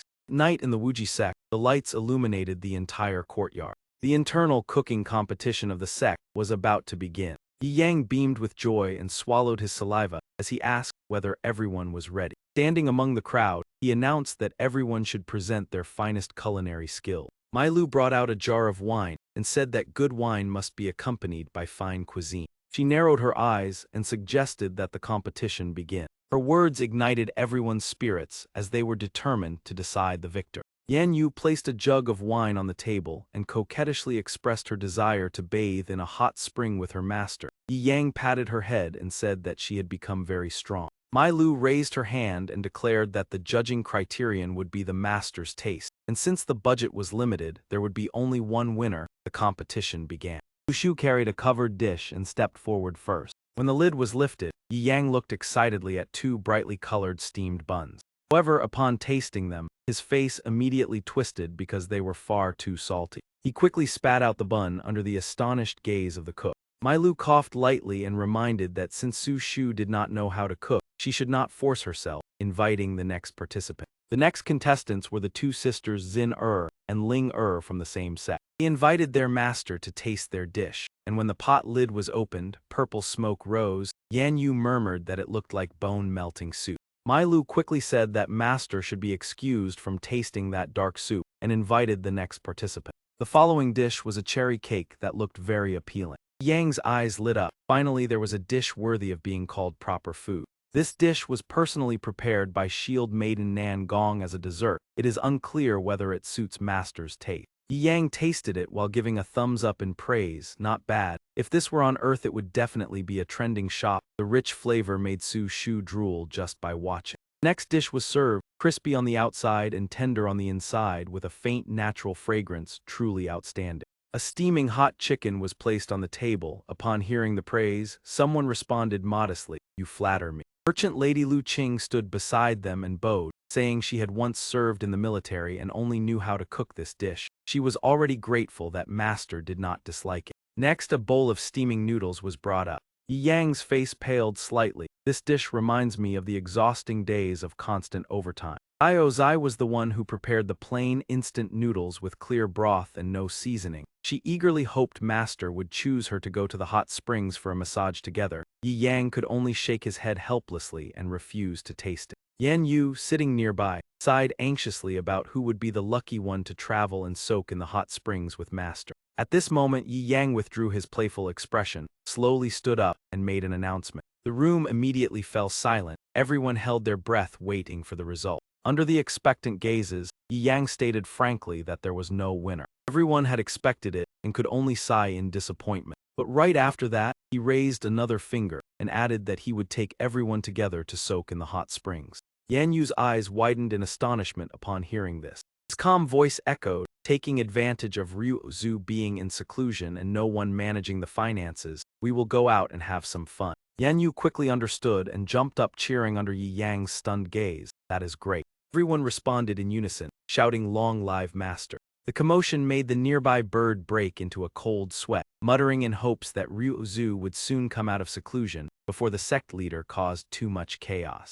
Meanwhile, Ryu Zhu, who was in seclusion, suddenly sneezed. She muttered to herself that it was strange and that she needed to focus more. Ryu Zhu slowly closed her eyes, hypnotizing herself to quickly complete her seclusion so she could meet master. Lei, Ryuzu's devoted fan, sat in a corner saying she would not go to the hot springs and would stay to watch over her senior sister, but if she could soak together with her senior sister. Just thinking about it made her excited, as she sighed that life was truly perfect. After a while, Lei lay down and drifted into sleep, mumbling that she also wanted to soak in the hot springs with Yi Yang. Meanwhile, in a place of lush mountains and clear waters, flower petals gently swayed in the breeze. Beside a waterfall was a small pool, where a figure soaked alone. Fang Xing soaked in the water with a flushed face, relaxing her body before sighing in boredom that it was truly dull. The night sky over Tu-Hai City shimmered with bright stars. The Tamjiang Tavern glowed with warm yellow lanterns. Inside the tavern, everyone chatted lively to celebrate the one-year anniversary, with discounted drinks available freely.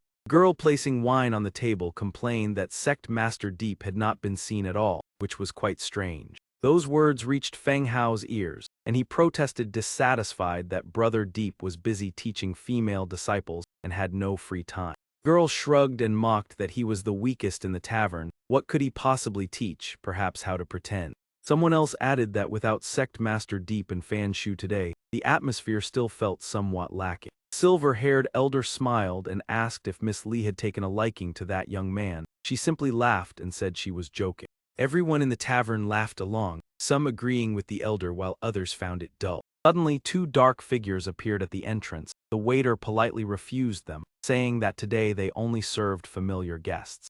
Before he could finish, a cold voice shouted for him to get lost, leaving him stunned. Immediately after, a powerful force sent him flying. The loud crash threw the entire tavern into chaos. Tables and chairs collided and shattered. Feng Hao turned his head toward the door in shock. The two figures standing there left everyone unable to react in time. The shorter one coldly demanded that the owner be called out. How Man's words caused the tavern guests to stand up in anger, warning that this was a gathering place for cultivators, and using force would come at a price. After speaking, they prepared to act. A dark figure streaked through the air toward that man. Then something like a tail struck and knocked him to the ground. The incident happened so quickly that the young man in the tavern could only stare in shock. It turned out the two were Quang Mo and Ren Mo. They roared, ordering the tavern owner to get out immediately. Miss Li rushed forward, saying the owner was not here and warning that killing in the city would be hard to escape from. She turned and told everyone that Quang Mo and Ren Mo were infamous for their brutality. She would hold them off so everyone else could escape.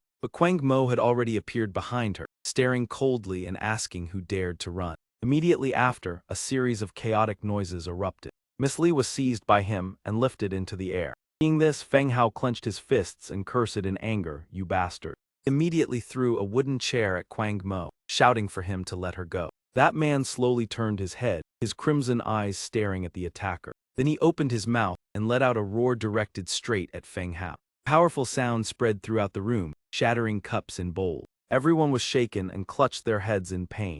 After a moment the space fell silent. Feng Hao stood frozen. A wooden stick in his hand fell to the ground. His body felt hollow, and two streams of blood trickled from the corners of his eyes. And his body lost balance and collapsed. Miss Li trembled as she called out Feng Hao's name. The elder regained his composure and stepped forward. He lifted Feng Hao onto his shoulder. He shouted that this was the center of Tu-Hai City, and once the demonic aura from the two great fiends spread, human experts would soon arrive. Under their cold gazes, he advised them to leave immediately. Renmo waved his hand and threw Miss Li aside, horrifying everyone. She crashed into a table with a loud noise. That man lowered his head and sneered, saying that a barrier had been set up within 10 miles. Even if something happened here, the outside world would not know. The elder trembled with anger as he realized it was the legendary demonic shadow barrier, asking how many demons had entered the city. The city had already been completely sealed off by demons. Wang Mo replied indifferently, more than 100. Hearing this, the elder broke into a cold sweat and asked what they ultimately wanted. That man replied that humanity had stolen the absolute secret of the demon race, and that thing could not be lost. At that very moment, a voice outside the door declared that this secret was humanity's final hope for counterattack. The identity of a tavern owner, he roared that despite their arduous pursuit of him, even if they took his life, he would never hand that item over.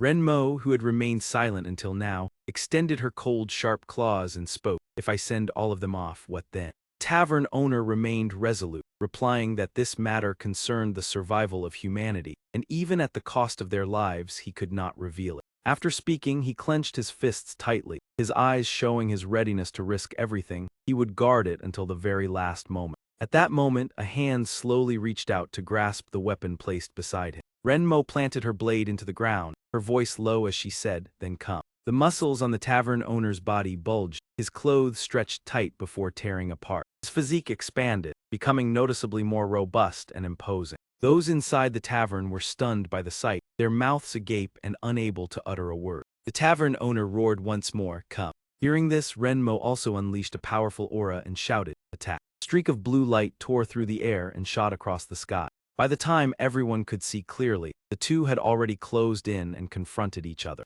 They stared intently at one another, the atmosphere tense like a drawn bowstring. The elders were forced pale by the terrifying pressure and hurriedly supported each other as they cried out to retreat. Almost instantly, the blue energy continued to swell, spreading outward in all directions. In the blink of an eye, the once peaceful tavern was shattered by the shock before the horrified eyes of everyone. The sturdy walls crumbled in an instant, fragments scattering everywhere. Amid the ruins, Renmo and the tavern owner continued their fierce clash, their figures transforming into two beams of light soaring upward. Both sides continuously unleashed their techniques, the force sweeping through the air and creating waves of shock. The tavern owner gathered strength into his arm and slammed it down. Renmo immediately raised her blade to block. Two hovered in midair, relentlessly exchanging moves to overpower each other. Renmo suddenly brought her blade down in a direct strike toward the tavern owner. By reflex, he raised his arm to defend. Immediately after, a painful groan echoed. Before long, light enveloped both of them and they plunged straight toward the ground. The tavern owner landed on both feet, turned toward the incoming beam of light and shouted, "Counterattack." Seeing this, Renmo paused for a brief moment. The tavern owner gathered power in one hand while the other pressed against the ground, beginning his assault. On the other side, Renmo raised her blade high, preparing to strike downward. Instantly, two streams of blue and red power with overwhelming might collided head-on. Light from the clash spread outward, gradually blurring their figures. Finally, a thunderous explosion resounded, shaking the entire area. Both were pushed backward for a distance.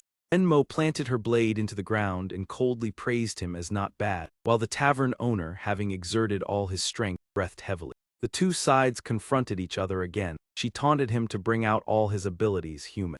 Curled her lips, saying it had been a long time since she had exercised so freely. The tavern owner was clearly exhausted, yet he still struggled to breathe heavily. He steadied himself, standing amid the devastation. Those who had been inside the tavern marveled that the owner was unexpectedly so formidable and that they must remain cautious. All of these events were observed by the mad demon floating high above. Suddenly, the tavern owner gathered his strength and lifted a massive rock beside him. In the blink of an eye, the 1,000-kilogram boulder was raised as he growled, "Then so be it. Let us die together." After saying this, he hurled the massive rock forward with great force. The enormous boulder shot straight toward Renmo's position. Eyes were icy, showing no fluctuation in the face of the attack. Immediately afterward, she swung her blade, and with a single strike the boulder shattered into pieces. But at that very moment, strange rays of light appeared behind her. The tavern owner had somehow closed in from behind, raising his arm high as he declared, "Here." The punch carrying astonishing force descended, but it was blocked by the blade.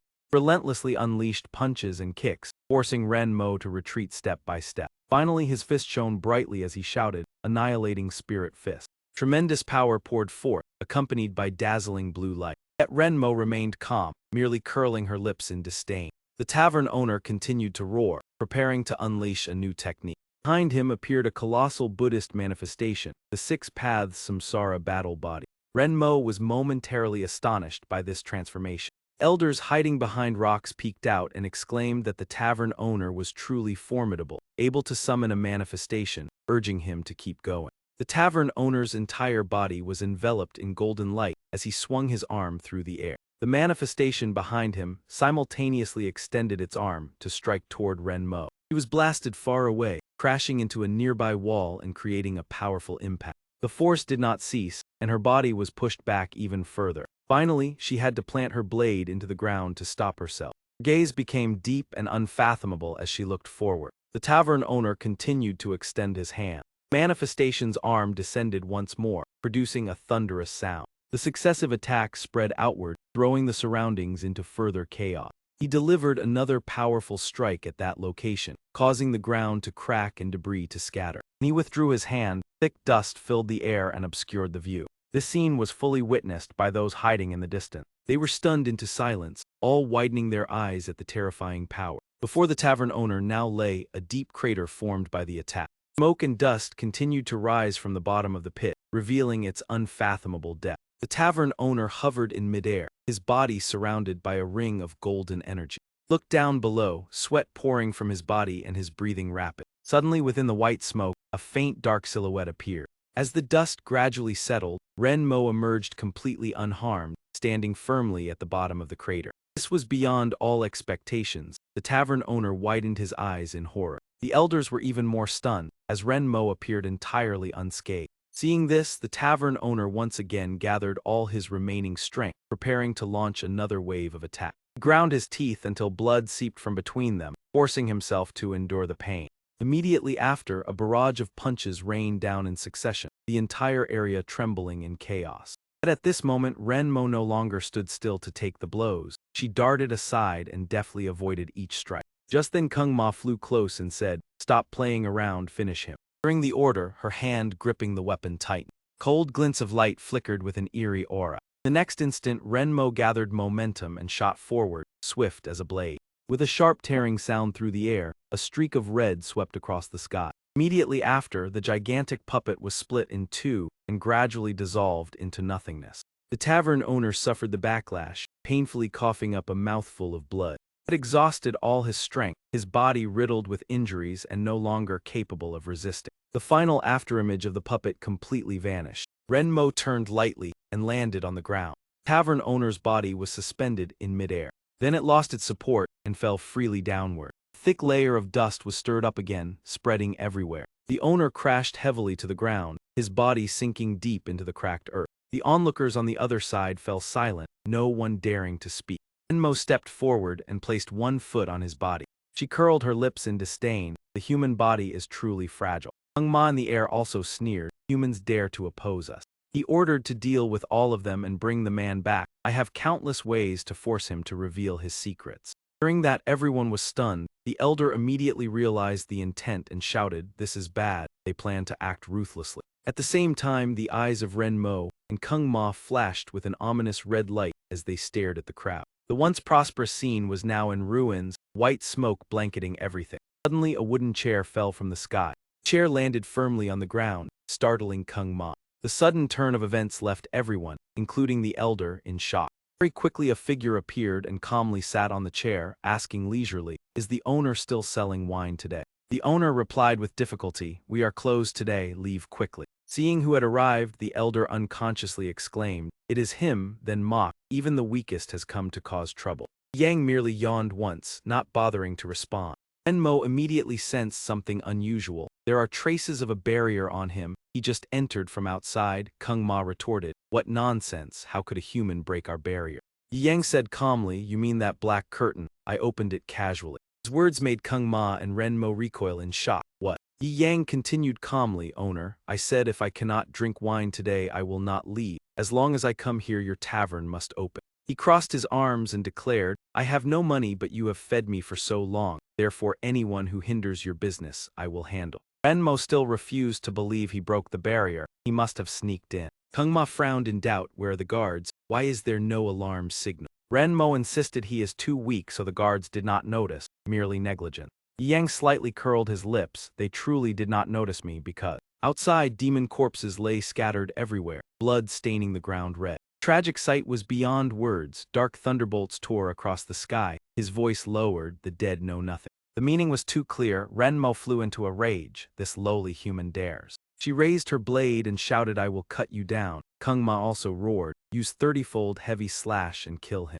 As soon as the words fell she charged forward, the blade covered in dense red light. The attack closed in, yet Yi Yang remained seated calmly. When she reached him, he pulled the chopsticks from his mouth and blocked it. The powerful strike was easily stopped by the young man, leaving Renmo stunned. Before she could regain her senses, the chopsticks in Yi Yang's hand lit up. He counterattacked repeatedly. When it ended, her blade had been broken in two. Her body was covered in countless tears, then gradually disintegrated. Renmo stammered in disbelief. "How is this possible? Impossible." Moments later, her body exploded into dust, causing Kung Ma in the air to panic. Not giving him time to react, Yi Yang flicked his wrist and threw the chopsticks toward him. Kung Ma widened his eyes in shock at that action. The chopsticks spun like blades and shot forward. He twisted aside to evade, yet his arm was still struck. His hand immediately separated from his body. Kung Ma gritted his teeth in pain and cursed. The severed spot dark red light burst forth. He roared, "I possess dark regeneration art." A new arm quickly regrew intact as before.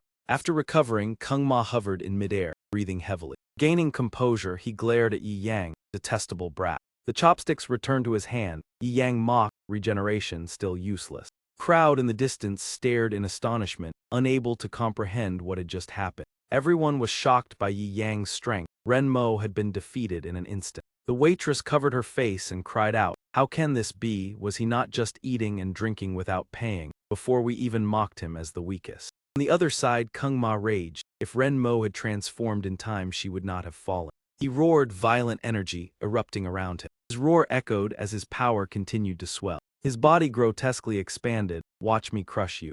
Yang watched with interest and even praised, "Not bad." Distant onlookers whispered at the enormous figure, "He has grown larger." Without another word, he rushed forward, raising his fist to smash down. He bellowed and swung his arm with terrifying force. Yi Yang remained calm, lifting the chopsticks and drawing a circle in the air. Immediately a golden ring of light appeared, beginner priest skill. Level 100 Holy Light Bullet of Purification, with a simple motion, released astonishing pressure. Before Kung Ma could reach him, he was enveloped by the radiance, panic evident in his eyes.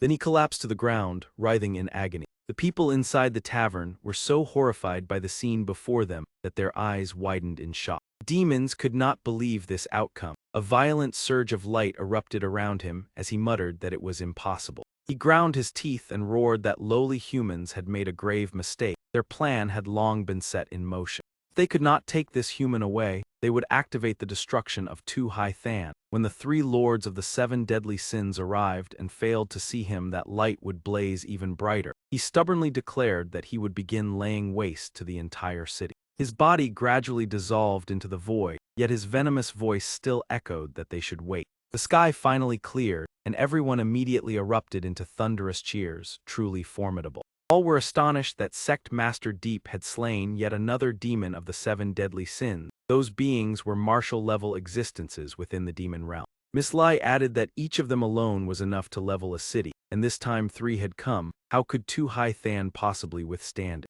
Yang carried the tavern owner toward Tran and said calmly there was no need to worry. He would have Xiao Yi handle it. He turned and called out Zhao Shi. The tavern owner was entrusted to him. The named man nodded awkwardly in agreement. As he hoisted the man onto his shoulder, he asked what technique Sect Master Deep had used, resolving 2 major battles with just 2 chopsticks. Then he suddenly remembered and asked who Xiao Yi was that had just been mentioned. Before he could finish speaking, Yi Yang waved his hand and cast an intermediate summoning spell. A level 100 berserk bear appeared before everyone. Its massive body bowed and asked what orders its master had. Xiaoxi and the others cried out in shock. That was Xiao Yi. Seeing their reaction, Yi Yang laughed. It was a pity Mo Sach was not here, otherwise he. At that point his lips curved upward. He would surely be extremely fond of Xiao Yi. Meanwhile, at the entrance of the southeast district, panic screams rang out everywhere. "Run quickly, save us." The demons howling behind them were suddenly halted in an instant by a sheet of white paper flying over.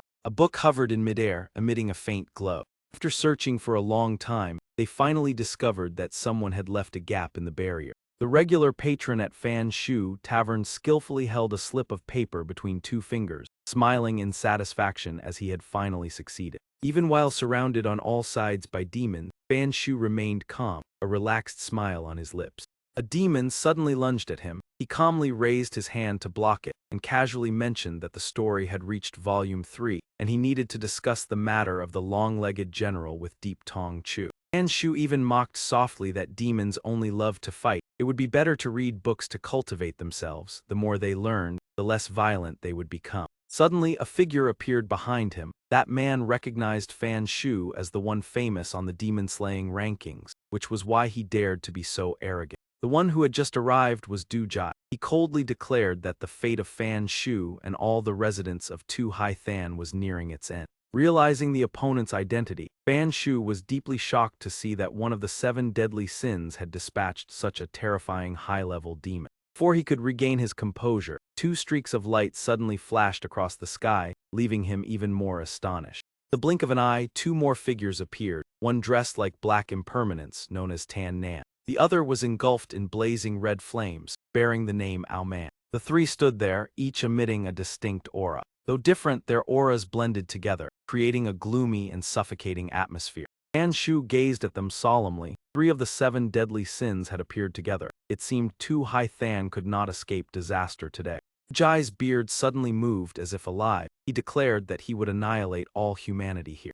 As soon as he finished speaking, the beard transformed into a sharp blade and shot straight toward Fan Shu. It plunged violently into the ground, causing the earth to crack into fragments. Immediately afterward, a barrage of attacks rained down, shaking the ground violently. Jai did not stop, continuing to control his beard to launch relentless attacks toward Fan Shu. Fan Shu hurriedly dodged, moving nimbly across the ground. Finally, with no way to retreat, he decided to draw his sword, ready to fight to the end. The sweeping strikes from the beard kept slamming into his body, causing Fan Shu intense pain. He could not help but complain as each blow sent shocks through his entire body. Dujai's eyes flashed. He shouted loudly, "Bind him." Instantly, countless white beard strands burst from the ground, surrounding Fan Shu at the center. They quickly tightened around his arms until they bled, making Fan Shu grit his teeth as he thought this time was truly dangerous. Dujai appeared extremely satisfied, confident that even a giant could not escape his restraints. He declared that before dying, he would broaden Fan Shu's horizons.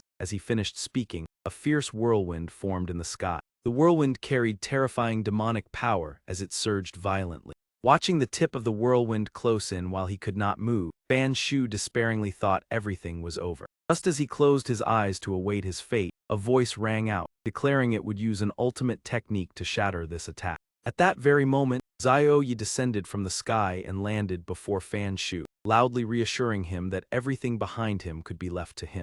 After speaking, Zioyi raised his head and lifted his fist, facing the ferocious whirlwind head-on.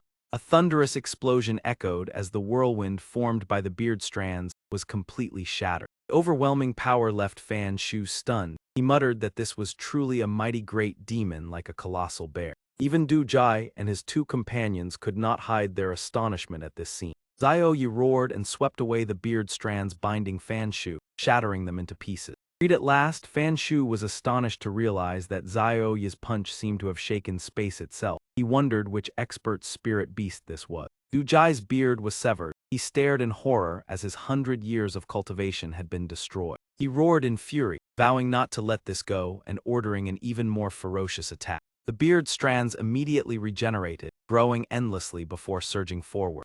Quickly transformed into sharp drills, aimed directly at Zioyi. Zioyi grew furious, his eyes blazing red as he loudly challenged the enemy to attack. His boxing gloves suddenly ignited, radiating astonishing power. Energy gathered as Zioyi breathed heavily, preparing to launch a counterattack. In a flash, he extended his hand and gently grabbed the incoming beard strand. This unexpected action left everyone stunned. Even Du Jai had not anticipated it. Zioyi exerted his strength and pulled the beard fiercely, shouting with overwhelming momentum. He shouted for the opponent to come down and face him directly. Using all his strength, Zioyi pulled hard, dragging Du Jai down from the sky. Tan Nan and Ao-Man were horrified to see Du Jai being dragged away. They urgently shouted for him to stop. Zioyi's eyes flashed. He completely ignored their futile cries. After relentless effort, Zioyi finally pulled Du Jai right beside him. The atmosphere suddenly turned crimson, as if signaling a decisive moment. When everyone regained their senses, Zioyi had already delivered a fatal blow, leaving Du Jai unable to resist. Du Jai spat blood and weakly begged for mercy. But Zioyi did not waver. He decisively ended that man's life with a final strike. Witnessing this scene, Tan Nan and Ao-Man turned pale, unable to believe their companion had been defeated. Fan Shu was also stunned, shocked that one of the 7 deadly sins had been eliminated so quickly. Tan Nan trembled with rage, unwilling to accept that those who had conquered hundreds of cities were defeated by a mere spirit beast. Images of the fortresses they had conquered remained vivid in their minds, fueling their fury even more. Ao-Man also erupted in anger, vowing to bury Tu Hai Than along with Du Jai. Tan Nan immediately unleashed his move. A gigantic eye of punishment appeared in the sky. Ao-Man simultaneously activated his own ultimate technique. The sword in his hand swelled, emitting the terrifying aura of an awakened demonic sword. Seeing this, Fan Shu turned pale, worried that Tu Hai Than was about to be flattened. In contrast, Zioyi appeared extremely excited by the power of his 2 opponents. He showed no fear and calmly declared that if they wished to live and die together, then let it all end here. Immediately afterward, Xiaoyi opened his mouth wide, releasing a radiant golden light as he executed his devouring ultimate technique. The two in the sky instantly sensed something was wrong, realizing in panic that their bodies were losing control. They were swiftly drawn into two streams of light, rushing straight toward Xiaoyi. In the end, Tan Nan and Ao Man vanished completely. Xiaoyi proudly patted his chest in satisfaction. Fan Shu witnessed everything, his face pale without a trace of color. He stood frozen, unable to believe that 3 of the 7 deadly sins had been destroyed by Xiaoyi alone. Meanwhile, the tavern in the city grew quiet after the fierce battle.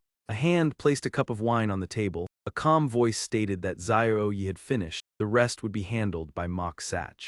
After finishing his drink, Yi Yang left, suddenly remembering his disciples were still waiting and prepared to return. Just then someone loudly called out, "Deep Tong Chu." The tavern owner, now bandaged, was deeply moved and repeatedly expressed gratitude for his intervention at humanity's moment of life and death. The waitress also clasped her hands tremblingly, saying that the strongest sect master was truly extraordinary. Lai Ko Nuong hesitantly expressed her gratitude, promising that next time she would invite Deep Tong Chu to drink to his heart's content.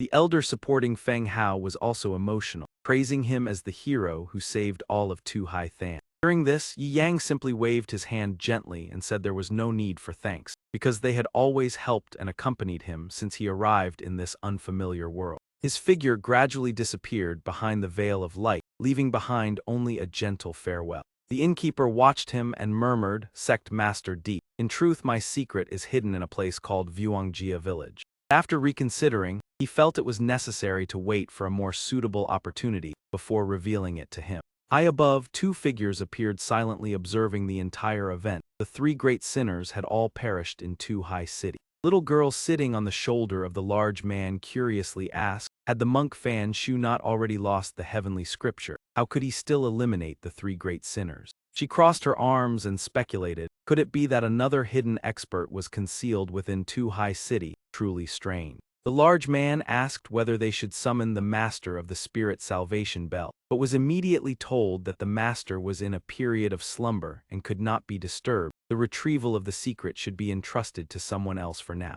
He continued to report that the blade demon of Ren Mo had still not been found, and it was unclear who had obtained her relics. The other person replied indifferently to leave it be. For now they should return to Deem City according to the plan, and at the same time asked whether the matter of subduing the existence at Wuji Sect Mountain had still not been resolved. She slightly curled her lips. That matter would be set aside for the time being. That creature was extremely ferocious. The area it occupied was exceedingly dangerous, and any human who set foot there would only meet death. Finally, she ordered a withdrawal to Deem City first. Tu Hai City would be revisited another day. Meanwhile, the sect of Yi Yang still maintained a peaceful atmosphere. Enyu sighed while washing clothes, envying Su Shu for being personally instructed by the master. Wondering when her turn would come, Ling upon hearing this teased that she did not even like cultivation. Yan Yu smiled brightly and replied that being instructed meant having more private time with the master to share a maiden's thoughts, and even asked whether Guan Niang wanted that as well. The person behind helplessly replied that Guan Niang was her elder sister. Yan Yu hurriedly apologized for the confusion, but still declared that the 2 sisters were not allowed to compete for the master's attention. The other immediately retorted that the master was not her personal property. Yan Yu sharply warned that it would be best for her to stay a little farther away from the master later. After a while, the atmosphere became fresh and tranquil, with birds occasionally gliding across the sky. Yi Yang was drowsily sleeping when he was awakened by a call, "Master, we are about to arrive." Opening his eyes, he discovered that he was lying on a cart being pulled along. He sprang up in confusion. Had he not been drinking and sleeping in the study? How did he end up here? Were they planning to sell their master into the deep mountains? Enyu turned back with a smile and explained that it was inconvenient for women to go out. The elder had instructed them to bring the master to the back mountain to reclaim the spirit fields where demons gathered to solve the sect's food supply, hoping the master would preside over the task. After hearing this, Yi Yang pretended to accept it and lay back down, saying there was no problem and that they should wake him upon arrival. Lu then seriously reminded him that as the master of a sect, he should maintain proper demeanor, because every action influenced the entire sect. Yi Yang was completely awake, realizing that this female disciple was Mai Lu, who had once been taken away by a giant. Speaking of that matter, Mai Lu frankly stated that although she had been saved by the master and acknowledged by her senior sisters, she hoped to witness the qualities that would make everyone sincerely convinced by the master. Everyone hurriedly eased the tense atmosphere, and Yi Yang also reassured them that he was very skilled at winning people over with virtue. Not long after, the group entered the forest, and the deeper they went the gloomier the surroundings became. Yan Yu began to worry because ahead lay the famous nether forest filled with ghosts. Mai Lu added that to reach the spirit fields they had no choice but to pass through here. Ling beside them reminded everyone to remain calm and maintain a feminine demeanor in front of the master. At that moment, a sound echoed through the forest, startling the entire group as something was approaching. A figure suddenly rushed forward and leapt onto the cart behind them before anyone could react. Yan Yu turned back in astonishment. It turned out that Ling had seized the opportunity to pretend to be frightened and tightly hugged Yi Yang. The cause of the commotion was merely a small, harmless white rabbit. Everyone immediately scolded her, asking where her gentle femininity had gone and telling her to get down at once. Ling blushed and argued that hugging the master in a moment of danger was normal. Yan Yu vehemently objected and demanded that she let go. Suddenly, Yi Yang, who had remained silent until now, unexpectedly jumped down from the cart. He said sternly that the forest path was difficult to traverse and that everyone should get down and proceed on foot together. The disciples immediately reminded the master to be careful because this place was extremely eerie, yet also full of challenges. As they advanced deeper, the trees became increasingly dense, and the atmosphere turned damp and gloomy. While walking, everyone whispered that it felt as though evil spirits were lurking here. Yan Yu turned to remind Ling not to use fear as an excuse to approach the master. Ling blushed and insisted that she was not afraid of evil spirits. At that moment, strange white birds appeared in the sky, circling above them. A piercing scream rang out. Looking back, Ling had once again clung tightly to Yi Yang under Yan Yu's astonished gaze. Yi Yang was hugged so tightly that he became motionless, not even bothering to react. 1 second, 2 seconds passed. Yan Yu erupted and loudly called Ling name. She rushed forward and pulled Ling leg down while the latter still tried to cling tightly, insisting that she was protecting the master. Chaotic scene left Mai Lu and Lu Qing, who stood aside, feeling utterly helpless. Finally, Yan Yu managed to separate Ling and Yi Yang spoke to reassure them before continuing to lead everyone onward. After settling down, the group continued to venture deeper into the nether forest. The deeper they went, the more bizarre the trees on both sides of the path became. Dark scenery made one shudder involuntarily. Ling expression suddenly changed, and Yan Yu immediately noticed something unusual. Ling intended to rush forward to hug Yi Yang but was blocked by Yan Yu. She stammered that she only wanted to protect the master. Mai Lu ignored the two and remained vigilant ahead. Lu Qing drew her sword and judged that it might be wolves. In the bushes, numerous pairs of red eyes appeared staring at them. Yi Yang calmly remarked that this place was quite interesting. He instructed Lu Qing not to turn back and to continue moving forward. She remained cautious but still complied. Finally, the group followed the trail and continued their journey. After a long time, Ling uneasily realized that they had been walking for quite a while. Yan Yu added that they had still not exited the forest. Lu Qing also discovered something unusual. They had already passed through this place before. She pointed to a tree by the roadside bearing scratch marks as evidence. Mai Lu concluded that although they had always walked straight, they had returned to the same spot. Lu Qing determined that evil spirits were certainly playing tricks. Yi Yang became serious and requested Ling and her elder sister, those knowledgeable in formation, to analyze the situation. Ling speculated that they had fallen into a large-scale formation. Immediately afterward, Yi Yang confirmed that this speculation was correct. Having been acknowledged, Ling proudly explained that the evil spirits had transformed the forest into a maze formation to disrupt their senses and trap them. Yi Yang smiled and asked further about how to break the formation. Ling pondered and replied that if they were not deceived by illusions, there was still a chance to escape. Yan Yu curiously asked for more detail. He proposed a simple plan where 4 people would run straight in 4 different directions, and even if they encountered illusions they should not stop, at least one person would find the true exit. Yi Yang did not comment much and merely smiled, saying they could give it a try. He sat down leaning against a tree, while the remaining 4 each turned toward a different direction. Yang snapped his fingers to signal the start. Immediately, 4 figures dashed away and quickly disappeared. Ling took the lead, running straight ahead without any hesitation. Yan Yu also leapt away in the direction she had chosen. Lu Qing and Mai Lu acted simultaneously. Both of them exerted their full strength as they rushed forward. Suddenly, a streak of red light flashed across the sky. Ling was overjoyed, feeling that the way out was very close and about to be found. Ahead appeared a space shrouded in a dense and mysterious mist. Surrounding space suddenly shifted in an instant, astonishing all four of them at once. The person who seemed to have been left behind now appeared before their eyes once again. When they realized that the one sitting there was Yi Yang, everyone felt both surprise and countless questions rising within them. Only then did he slowly open his eyes and calmly explain that this formation not only disrupted the senses, but was also a complex layered space. Ling immediately exclaimed that this meant the spatial rules had been altered, trapping them here forever. During this, Yi Yang praised her comprehension and revealed that this formation was called the Void Blood Realm of the Illusory Heaven. The more she understood, the more terrified Ling became upon realizing that those trapped would eventually be transformed into blood shadows. At that moment, countless bats with blazing red eyes suddenly emerged from the void and charged toward them. They rushed in at a dizzying speed, surrounding the group at the center within seconds. Ling expression changed instantly as she anxiously stated that the formation had produced the phenomenon of illusory blood bats. Looking up at the pitch-black sky filled with thousands of bats of all sizes, she realized their numbers would continue to grow due to their constant splitting ability. These creatures bared their sharp fangs and flapped their wings as they lunged forward to attack. However, Yi Yang remained calm, smiling as he said he would teach her how to handle this situation. As he spoke, a small flame ignited at his fingertip, and he reminded Ling to observe carefully because evil energy feared fire. With a wave of his hand, he formed a strange symbol from the flame and said that once she mastered this technique, she could handle such threats on her own. Yan Yu and Ling could only stare in astonishment at the sight. Before long, Yi Yang completed the talisman, a radiant charm floating in midair. He waved his hand, sending the talisman flying, demonstrating that his fire talisman mastery had reached an extremely high level. The talisman radiated dazzling light as it shot forward at an astonishing speed.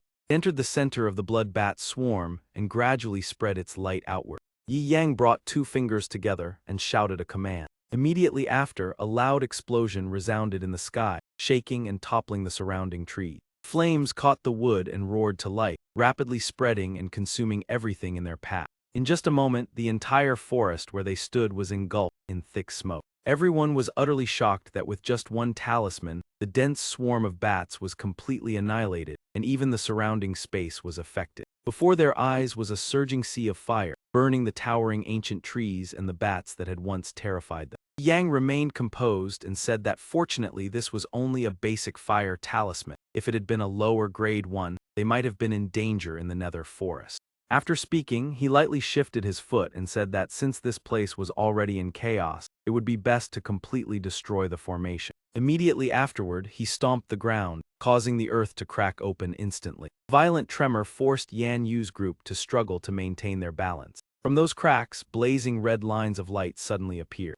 They quickly spread, covering the entire vast nether forest. The entire area seemed devastated, with trees and rocks collapsing in disarray everywhere. The spot where the group had just stood was shaken and sank into a deep depression. Mai Lu panted and admitted in astonishment that it was her first time witnessing such a powerful method of breaking a formation, while Lu Qing silently admired it. Ling was even more stunned seeing her master shatter the formation with a single stomp, while Yan Yu jumped excitedly in praise. Standing on a tall rock, Yi Yang suddenly spoke, saying that sometimes there was no need to focus too much on detail. He then tilted his head calmly and told everyone to continue onward to reclaim their spirit field. Upon reaching the cliff, the group looked down, and Yi Yang was surprised to find the spirit field far larger than expected. He observed the lush green field swaying in the breeze like a velvet carpet and judged that many kinds of spirit herbs could be grown here. A peaceful and poetic scene unfolded under the gentle sunlight, with vibrant colors everywhere and flocks of birds soaring in the sky.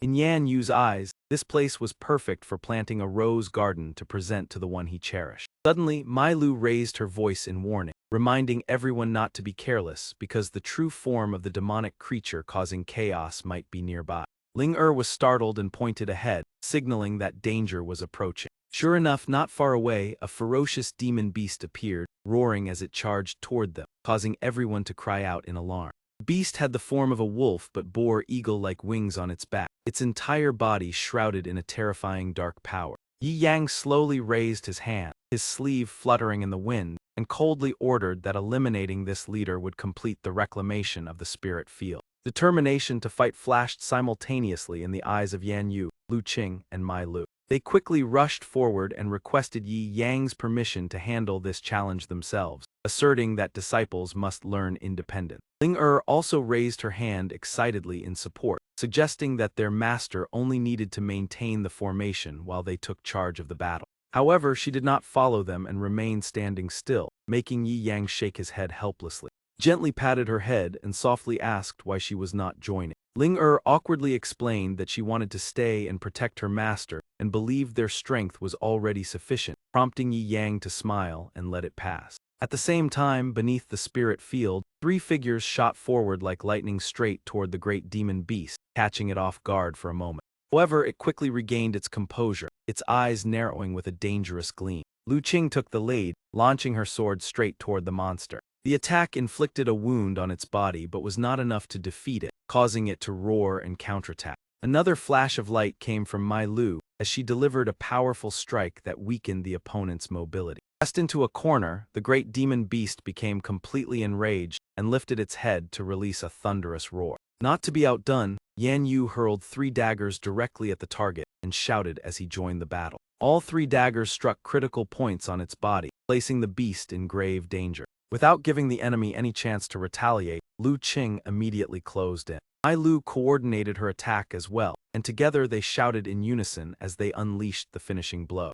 Their seamless cooperation allowed them to completely overwhelm the beast, and the relentless attacks left it unable to resist. Before collapsing entirely, it still struggled to release one final roar. In the blink of an eye, its body disintegrated into fragments and vanished into the air. White smoke slowly rose, and the surrounding grass swayed gently before quietly settling. Xin witnessed the scene and could not help but exclaim in surprise that the opponent seemed too weak. Yi Yang, standing beside her, questioned this, prompting Ling to ponder and reply that things did not seem so simple. As Mai Lu and Yan Yu were leisurely returning, Ling warning cry startled them into looking ahead. The demon beast that had seemed destroyed suddenly reappeared and fiercely charged toward them. Roared with blazing eyes, each step generating powerful gusts of wind, and Ling realized in shock that it had grown larger than before. From above, she urgently shouted for everyone to retreat immediately. However, its speed was too fast, making evasion impossible in time.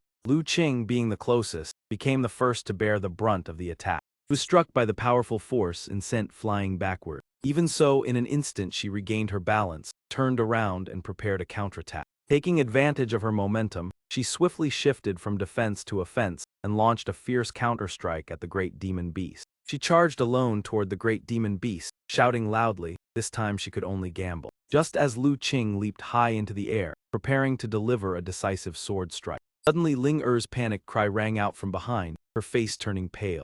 Lu Qing froze in shock, her terrified eyes slowly turning back. Indeed, at some unknown moment, a massive shadow had appeared right behind her. The great demon beast let out a piercing screech and swung its enormous claw, sending Lu Qing flying aside. Yang's face instantly turned cold and frightening. Mai Lu and Yan Yu below were both struck with panic at the sight. Yan Yu could no longer remain calm. She and Luffy launched 3 throwing daggers, shouting loudly, "Get out of the way." Great demon beast roared, a surging sound wave crashing straight toward Yan Yu. Her small body was struck, the impact forcing her to spit out a mouthful of blood. The 3 throwing daggers were also blasted backward by the sonic wave. Mai Lu rushed forward while anxiously calling out, "Yan Yu." Suddenly, one of the 3 throwing daggers trembled slightly, radiant golden light bursting around it. In an instant, the dagger seemed pulled by an invisible force, shooting back at high speed. A firm hand reached out and gripped the dagger's hilt tightly. He shouted, "Sword, come." On the other side, Mai Lu held Yan Yu tightly, while the great demon beast lunged forward, intending to sweep both of them away. Yi Yang frowned, his figure flashed forward at lightning speed. A dazzling golden streak slashed across the sky, the powerful gust flattening grass dozens of meters away. Ling heart burned with anxiety, trembling inwardly. "It's over, I wonder if Master can make it in time." Within sight, Mai Lu carried the injured Yan Yu, struggling to retreat from the brutal claws. Shadow flashed past like lightning. Despite her injuries, Lu Qing forced herself to stand in front of Mai Lu and Yan Yu, spreading her arms and shouting, "You all go quickly, I will hold it back." At the very moment, the enormous claw descended. Mailu turned back in horror, her robe splattered with streaks of red. Tears streamed down Mailu's face. Ling-Er also cried out in shock. But upon closer inspection, it was the familiar arm holding Yan Yu's dagger, slashing out and sending blood spraying everywhere. Mailu stood frozen in shock for several seconds. Ling-Er was also startled, squinting to see clearly. It turned out all three were shielded by Yi Yang's blue barrier, while the great demon beast still lunged forward, but a horizontal gash had appeared across its abdomen. Yi Yang's face was gloomy, radiating a chilling aura. Asked in a low voice, "You dare touch my disciple? Are you tired of living?" The great demon beast's body gradually sank into a thick layer of black mist. Then it vanished without a trace, as if it had never existed. Only the four of them remained standing silently in the spirit field, a gentle breeze rustling the grass. Mailu was still trembling, choking as she said, "Luckily Master was here." The scene remained terrifying, dry leaves drifting down softly. Lu Qing murmured seriously, "This monster is still evolving continuously." Suddenly Ling-Er shouted from afar, "Look, it has grown bigger again." Everyone was startled and horrified upon hearing that. Lu Qing and Mailu turned back simultaneously. The great demon beast revived, its body swelling larger than before, eyes blazing red, each step releasing a dark aura. It slowly approached the four of them. Yang smiled faintly, "Let me play with it for a bit," leaving Lu Qing astonished. Before anyone could say more, Yi Yang had already charged straight at the demon beast. The moment he left his spot, explosions erupted on both sides. Two more great demon beasts appeared. He growled from both sides and rushed forward simultaneously. Lin Engai, observing from above, shouted a warning, "Master, there are two more behind you." During that, Yi Yang immediately heightened his vigilance. The great demon beasts bared their fangs and claws as they lunged. Yi Yang gripped his sword tightly, showing no hesitation. As expected, in just a moment, the one in front was defeated by him. He called out loudly, "One down." The one on the left opened its mouth and lunged. Yi Yang frowned and remarked, "The second one's movements are too slow." He spun and leaped into the air, tracing a perfect arc. The great demon beast below lunged, but only bit into empty space. Yi Yang suddenly struck down at the back of its neck, causing it to howl in pain. After dealing with the second one, he turned to the last and shouted, "Don't even think about running." Before it could react, Yi Yang closed in, startling it into retreat. This time he did not use his sword but delivered a powerful kick to its face, shouting, "Fly away." The demon beast was kicked flying dozens of meters away. The force of the kick was so strong that the ground split into a deep trench, its body crashing into rocks and forming a distorted star shape. The rocks could not withstand the impact and shattered apart. Debris rained down over the demon beast, which lay motionless. A cold wind swept past Lu Qing, Mailu, and Yan Yu. Mailu had yet to recover, trembling as she murmured, "Is it over? Are we safe now?" At that moment Yan Yu coughed softly and gradually regained consciousness. Lu Qing reminded sternly, "Not yet, its true body has not appeared, we must not be careless." Suddenly a beam of light tore through the darkness. Many more beams of light appeared in succession. The ground cracked open, revealing a deep, bottomless black fissure. A sinister laugh echoed from the depth, accompanied by swirling white smoke. Ling-Er, Lu Qing, Yan Yu, and Mailu all turned pale, their eyes fixed on the source of the sound. A chilling voice continued to echo from underground. "Foolish mortals dare to intrude upon my sacred domain." From within the white smoke, sharp teeth were revealed, full of menace. Great demon beast from before reappeared, now clad in protective armor. Its voice continued to provoke, "I will leave you with no path of retreat," ending with a thunderous roar.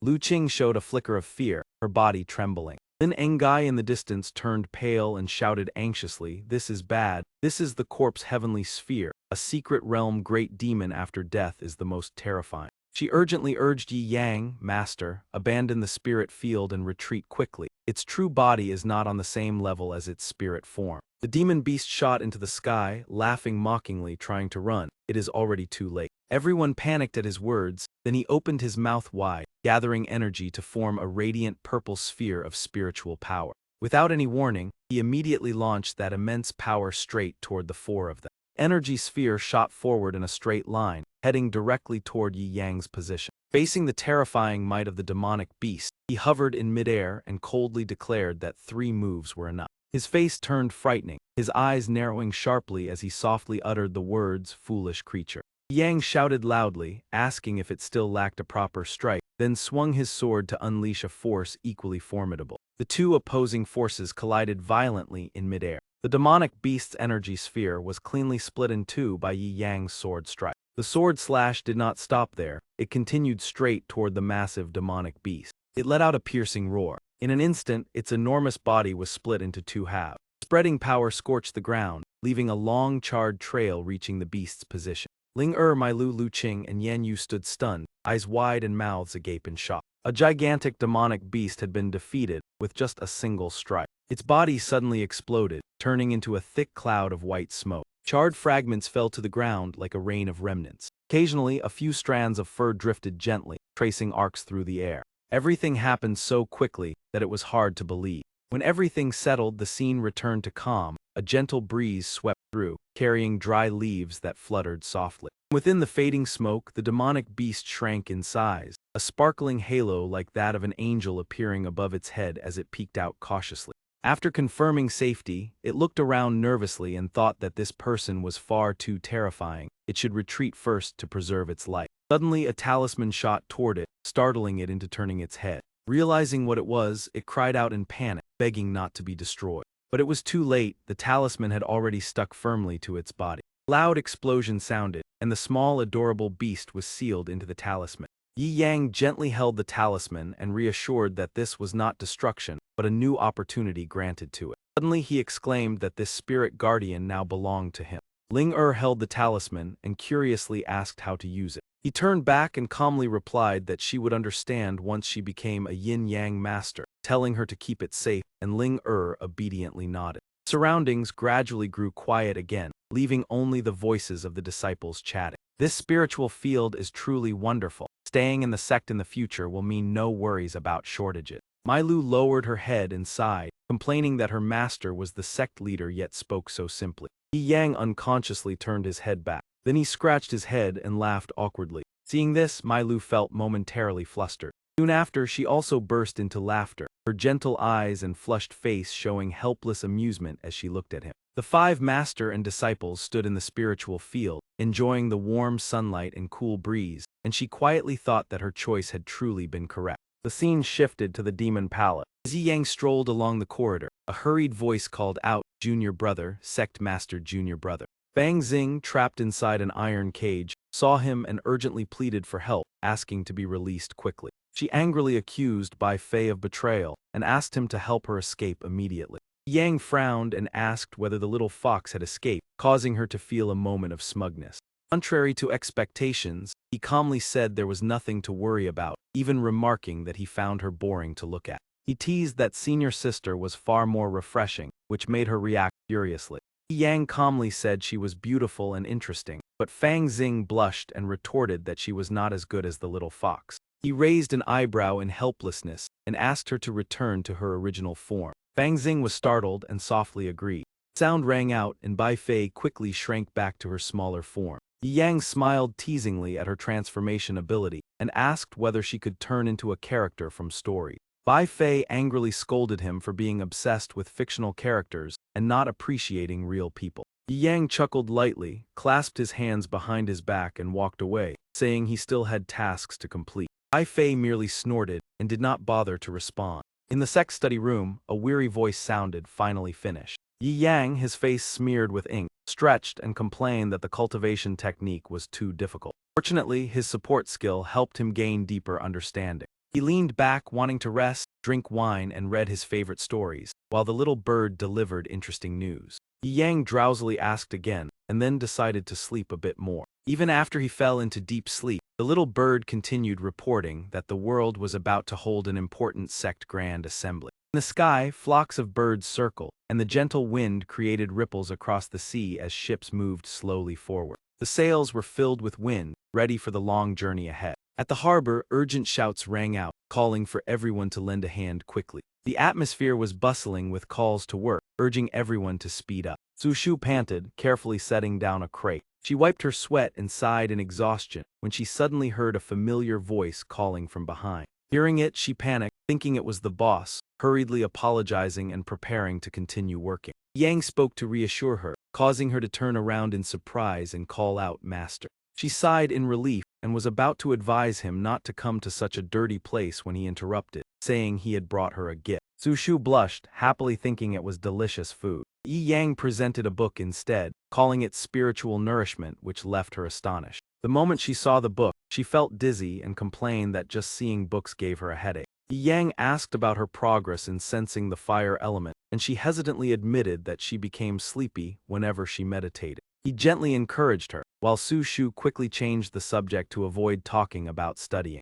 She smiled warmly and promised to work hard and not disappoint her master. Yi Yang grinned mischievously and reminded her that he would test her today. Hearing this, Su Shu hurriedly avoided the topic, making an excuse that she needed to return to work. She pushed him to leave, and as he reminded her of the appointment, she replied that she would finish her work and ask for leave, while a nearby colleague teased her cheerfully. Before he walked far away, Su Shu waved and reminded him to return early and not drink too much. He responded casually that he understood. Suddenly she froze as if realizing something. At that moment, a group of people passed by Yi Yang with expressions full of suspicion. Their faces clearly showed annoyance as they whispered, "Wasn't that the useless Su Shu? This fool was still in 4C's city." Hearing this, Yi Yang's expression immediately darkened as he turned his head to look back. Zhang Sheng stepped forward with a contemptuous gaze and greeted, "Junior sister Su, long time no see." With a dirt-streaked face, Su Shu replied, "Zhang Sheng, it's you." The group from Ling Yun's sect blocked her path, continuously hurling insults that after being expelled from Ling Yun's sect, she was taken in by another sect, and a cultivator reduced to manual labor at the harbor truly brought shame to the sect. A woman in the group sneered, adding that after leaving Ling Yun's sect, she had switched between two sects. Truly a fraud, Zhang Sheng nodded in agreement, believing that expelling this stray dog had been an extremely wise decision. Su Shu lowered her head, her emotions unclear, and softly asked if they had come here just to say these things. She turned around intending to leave, saying that if there was nothing else she needed to return to work, but a loud shout rang out ordering her to stop. Zhang Sheng looked displeased and loudly stopped her, saying that even though she had been expelled, he was still her senior brother, and she had to respect him for life. Had she forgotten all the rules in those trash sects? Su Shu angrily turned back and retorted that Wuji sect was not a trash sect. He sneered and asked in return if it was not trash, then why would it accept a useless person like her? Surely the sect master was also incompetent to take her in. The group continued to mock her, asking if she dared to make a move against a genius like him. Su Shu trembled with anger and choked out that they could say whatever they wanted about her. She leaped up and shouted loudly but absolutely would not allow them to insult her master. He was not trash. Zhang Sheng tilted his body to easily dodge the attack and said disdainfully that a master who taught a disciple like her was nothing special either. Suddenly he reached out and grabbed Su Shu's wrist. Zhang Sheng revealed a vicious smile and said through gritted teeth that today he would teach her how to behave in place of that useless master. He raised his hand, preparing to deliver a heavy blow. Immediately afterward, a crisp smack resounded. Su Shu instinctively tilted her head to dodge, but after waiting for a while she felt nothing. Zhang Sheng turned his head back in shock. The woman was also stunned, standing frozen for several seconds. A warm and deep voice sounded, ordering him to release her. Although his appearance was not as outstanding as Zhang Sheng's, Yi Yang's extraordinary aura completely overwhelmed him. With a cold face, Yi Yang repeated the two words, "trash." Zhang Sheng trembled and asked who he was, inwardly horrified as he realized that his body could not move. Yi Yang looked at Su Shu and calmly stated that he was her master, asking if Zhang Sheng dared to discipline his disciple in front of him. Zhang Sheng shrank in pain. Yi Yang's expression turned frighteningly cold as he said through gritted teeth that Zhang Sheng was tired of living. Zhang Sheng tried to pull his hand back, but it was useless, so he shouted a threat that the declining Wuji sect should not provoke Ling Yun's sect, otherwise his master would make Yi Yang pay the price. The remaining people also spoke up with threats, demanding that Zhang Sheng be released or the consequences would be unimaginable. Su Shu turned her face away and timidly advised her master to let him go. Yang released his hand and indifferently replied that letting him go was no problem, but as soon as Zhang Sheng withdrew his hand, he snorted coldly, thinking the other party was afraid. Before he could finish speaking, he was slapped hard by Yi Yang, causing his face to twist to one side. Yi Yang lightly flicked Zhang Sheng into the air, his majestic voice declaring that his disciple could not suffer injustice. Zhang Sheng was sent flying far away and crashed heavily onto the ground. Su Shu emotionally called out to her master, while the remaining three from Ling Yun's sect stared wide-eyed in shock. Soon after, more collision sounds rang out, each palm strike from Yi Yang filled with fury.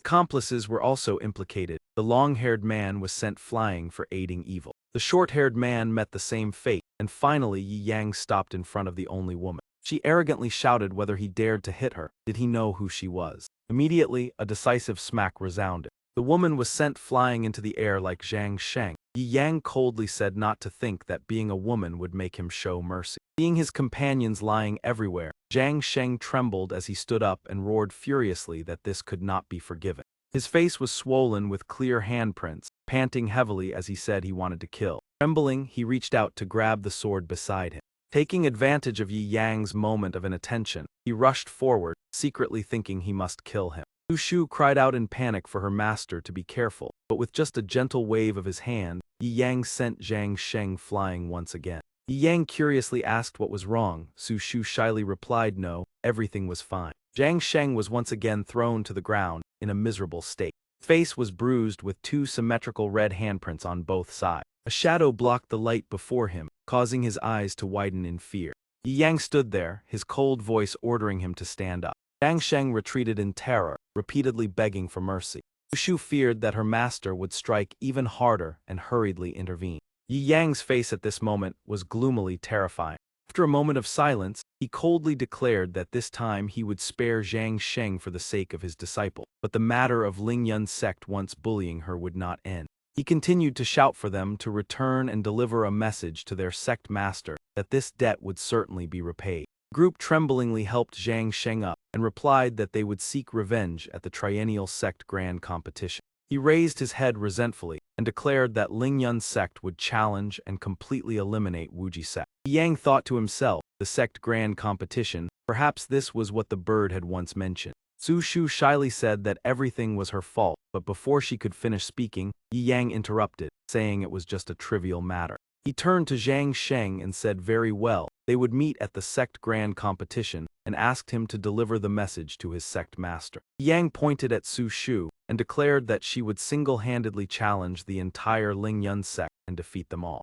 Zhang Sheng laughed disdainfully, thinking that relying on a useless person like her was ridiculous, and then led his people away. Su Shu remained silent and sorrowful, and after a while softly asked whether she could really do it. Yang gently patted her head and comforted her, telling her not to worry. His firm voice reassured Su Shu, affirming that when he said there was no problem, then there was certainly no problem. At the spirit field, the wind whistled softly as the master and disciple diligently cultivated. Su Shu lamented that she could not create a fireball. Small flames rose around her as she practiced and complained that she might as well return to work as a laborer, since taking leave would result in a deduction of wages. Yi Yang reminded her that the sect grand competition would take place in 3 months, and she had to become strong enough to defeat those who had once bullied her, but Su Shu still wanted to give up. Yi Yang spoke sternly that she could let it go, but if his disciple was bullied, he would definitely demand justice. He loudly urged her to continue the magic program. At the very least she had to create a fireball. Su Shu sighed that if not for being close to her master, she would not have come.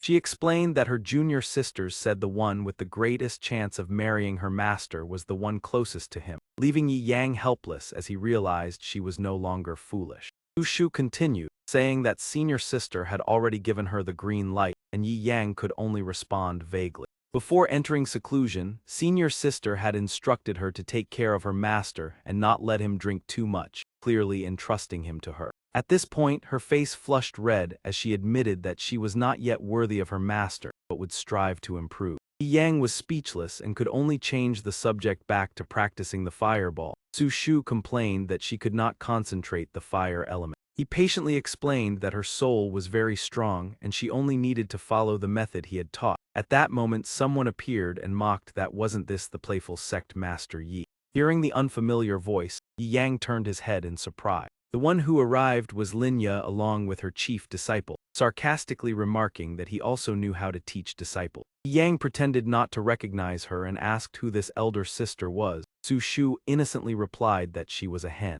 Hearing that question, she immediately became furious and shouted that she was Linya, the sect master of the Hun Yuan sect beside the Wu Jai sect, and that he had come to their territory to cultivate yet still dared to ask who she was. While cultivating, Su Shu remarked that the Hun Yuan sect also seemed to be an ancient sect that had declined like theirs. Linya snorted coldly and asserted that when the sect tournament began, Hun Yuan would surely rise again thanks to discovering a fire attribute genius disciple. Upon hearing this, that disciple arrogantly lifted his chin and looked at them with great pride. Yang exclaimed in surprise that it was the fire attribute. What a coincidence, as his own disciple was also a fire magic genius. Linya raised her brows in disdain and mocked that she had seen Yi Yang's so-called genius working hard at the harbor, then advised him to disband his sect if he could not find a good disciple, and not let mediocre people carry that title. Yi Yang immediately refuted that she truly was a genius. Linya continued to ridicule Su Shu, saying what kind of genius could stand for half a day without producing even a spark, then ordered Jun to demonstrate the power of the great flame palm.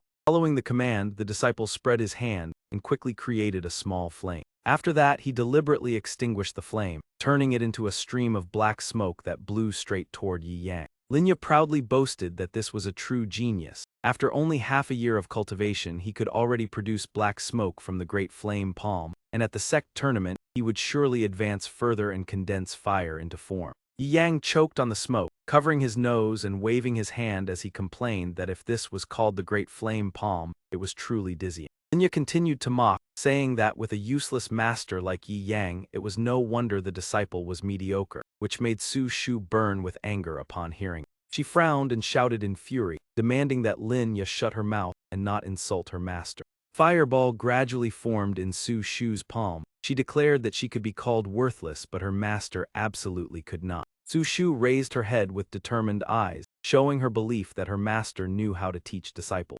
The scene left Linya and her disciple wide-eyed in shock. Yi Yang calmly explained that Su Shu had cultivated for less than 10 days yet could already create fire, which was truly astonishing, leaving the two of them stunned. Linya forced herself to remain calm and said that appearances were useless. Real combat strength was what mattered, then ordered Jun to demonstrate the power of the great flame palm, and he immediately nodded in agreement. After speaking, he stomped his foot and took a stance to prepare his move. Right after, he leapt forward swiftly, a dark stream of fire energy condensing in his palm. The attack was aimed directly at the tree ahead. He shouted loudly and struck the tree forcefully, causing it to shake violently. He withdrew his hand. A deep and clear palm imprint remained on the trunk. Linya laughed loudly and pointed at Yi Yang, mocking that if an ordinary person were struck by this move they would surely suffer internal injuries, while Yi Yang merely turned his face away, showing no concern. Meanwhile, Su Shu also condensed a fireball and told her master that she could join the battle as well. He forcefully threw the fireball toward Linya's disciple. However, the fireball's trajectory veered off behind him, making the disciple snort in disdain. Linya burst into mocking laughter, saying that if she could not even aim accurately, how could she possibly harm anyone? The small fireball grazed past the tree trunk, missing it by less than a finger's width. Suddenly, a loud explosion rang out, and the tree struck by Su Shu was instantly blown apart. Linya stared in horror, while the disciple was so frightened that he stood frozen. After the explosion, only the base of the tree remained, and flames still burned fiercely around it. Even Yi Yang could not hide his astonishment. He laughed loudly and proudly declared that his disciple was truly a super genius. However, Su Shu still blamed herself, thinking she had not hit the target and worrying that she had embarrassed her master, while Linya remained stunned at the scene before her. Unwilling to accept it, Su Shu continued to condense more than a dozen fireballs at once. She threw those fireballs one after another toward the forest. A series of explosions erupted continuously, blasting trees in all directions. Linya stood petrified, not even daring to blink. In just a moment, half of the forest was destroyed, except for the spot where the disciple was standing. He stood stiffly like a statue, not daring to move. His whole body trembled and his face turned pale. He stammered as he asked to withdraw from the Hun Yuan sect and return home to farm. Su Shu sadly crouched on the ground and apologized to her master, believing she was not suited for combat. But Yi Yang gently comforted her that being able to create fireballs was already a great step forward, and that with more practice her accuracy would improve, leaving Linya shocked as she exclaimed that this was still considered unsuitable for battle. Yi Yang turned and smiled gently, proudly reiterating that his disciple was truly outstanding. Even so, Linya still refused to admit it, and stammered that Yi Yang had merely been lucky to pick up a good disciple, while he himself had no real ability. Hearing this, Su Shu's expression turned cold. She created a fireball to warn Linya not to speak ill of her master. Though her face turned pale with fear, Linya still tried to appear tough, and challenged Yi Yang to personally create a fireball like his disciple. Yi Yang blushed and smiled kindly, advising that the forest was very beautiful and that it would be a pity if it were destroyed. Thinking he was afraid, Lin Yu asserted that this was the territory of the Hun Yuan sect and urged him to prove his strength, claiming he was only hiding his incompetence. Yang sighed helplessly and turned around, replying that since she insisted, she should not blame him if anything happened. After speaking, he raised his hand toward the sky, and a powerful source of energy quickly gathered in his palm. In an instant, a gigantic fireball was formed. It was an S-rank magic, the fireball spell at its maximum level. Lin Yu and her disciple cried out in terror, while Yi Yang lifted the fireball into the air and told Su Shu to observe carefully to learn how to throw a fireball. Su Shu responded eagerly and watched attentively. Yi Yang smiled slightly and softly said, "Go." The gigantic fireball carrying immense power shot straight toward the ground. Upon contact with the ground, the energy erupted and made the surrounding atmosphere tense. A powerful shockwave quickly spread throughout the area.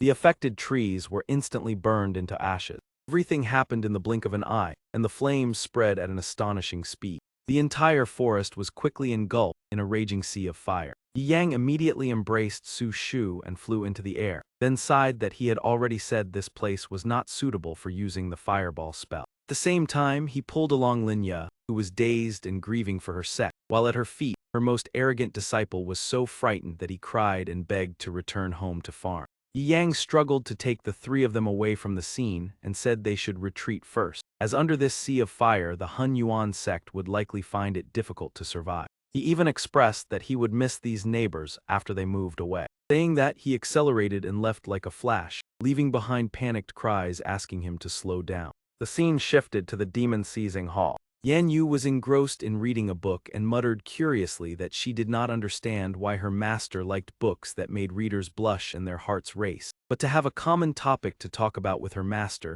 she decided to try. Bai Fei sat nearby and spoke in boredom, reminding her that she had come to clean, not to stand there reading. Yan Yu hurriedly hid the book behind her back and forced a smile, but Bai Fei quickly exposed her, saying it was the book tale of the enchantress and asking if she thought one book could conquer men, even offering to teach her a few tricks. Yan Yu acted proudly and said she did not need Bai Fei's guidance, but then curiously asked to hear it first. Bai Fei lazily lay down and explained that men were creatures drawn to visual appeal, and Yi Yang was no exception. As long as beautiful women appeared, he would naturally pay attention without a word. Hearing this, Yan Yu immediately shouted angrily, refusing to allow Bai Fei to speak ill of her master. Bai Fei reassured her not to get agitated and emphasized that although men liked novelty, when it came to marriage they often chose gentle women, so if Yan Yu stayed by Yi Yang's side, her chances would be very high. Yan Yu asked again in a dazed and uncertain tone whether that was really true.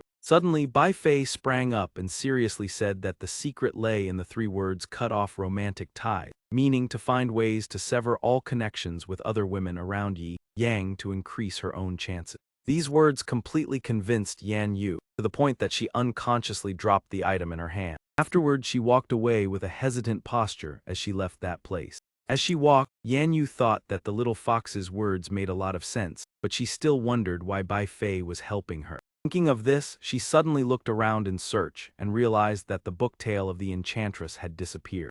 Meanwhile, at Bai Fei's place, she was intently reading that very book and muttered that she had to see what made others so fascinated that they lost their senses. She blushed with anger and flung the book away, telling herself she must know both herself and her enemy and prepare thoroughly to win. Even if a glamorous lady rode here on horseback, she would not lose to a fictional character like her. On the bustling street, people moved back and forth without pause. Yi Yang frowned and muttered, "Better return to the sect early to convene a meeting. That tangled storyline still shows no progress. The sect's selection assembly needs to choose 5 disciples soon for early adjustment." At the silver-marked forge shop, loud shouting echoed as everyone said Master Ngan Long was not receiving guests. "You have been standing here for days and disrupting our business." Yi Yang curiously turned his head to look. In the distance, a blonde girl was being driven away by a burly man. "The master has no time to fix your broken shield. Leave at once." She lowered her head and pleaded, "This is the only relic my father left behind. In Tu Hai Than, only the master can handle this black sky stone." Suddenly, Yi Yang stepped behind her and softly called, "Dong Nha Chai." An Gong turned around in confusion upon hearing the call. She asked awkwardly, "Master, why are you here too?" He did not answer but said coldly, "No wonder I have not seen you these past few days, so you came to find someone to repair your shield." Yang examined the shield and said, "Do not beg everywhere, return to the sect and I will fix it for you." Nangong asked in surprise if Master also knew how to forge shield. Li San was startled upon hearing this. He roared, "Our shop has already examined that shield. Aside from Master and Gan Long, no one in the world can handle it." Those arrogant words drew the curiosity of many people, attracting attention to the master. Yang did not want trouble, so he pulled Nangong away. "Let us go." As she was about to speak, he interrupted, "Rest assured, my forging skills have reached the highest level. I will definitely repair it perfectly." Li San shouted angrily, "Aside from Master and Gan Long, no one can do it. If you fix it, our shop will reward you 1,000 gold coins." Upon hearing that, he paused. In his mind, images of mountains of gold and silver instantly appeared. In a blink, Yang stood before Li San, making him pale. "You mean what you say?" Li San gritted his teeth and replied, "Of course. Even Master and Gan Long was helpless. If you could fix it, your disciple would not have disturbed the Master."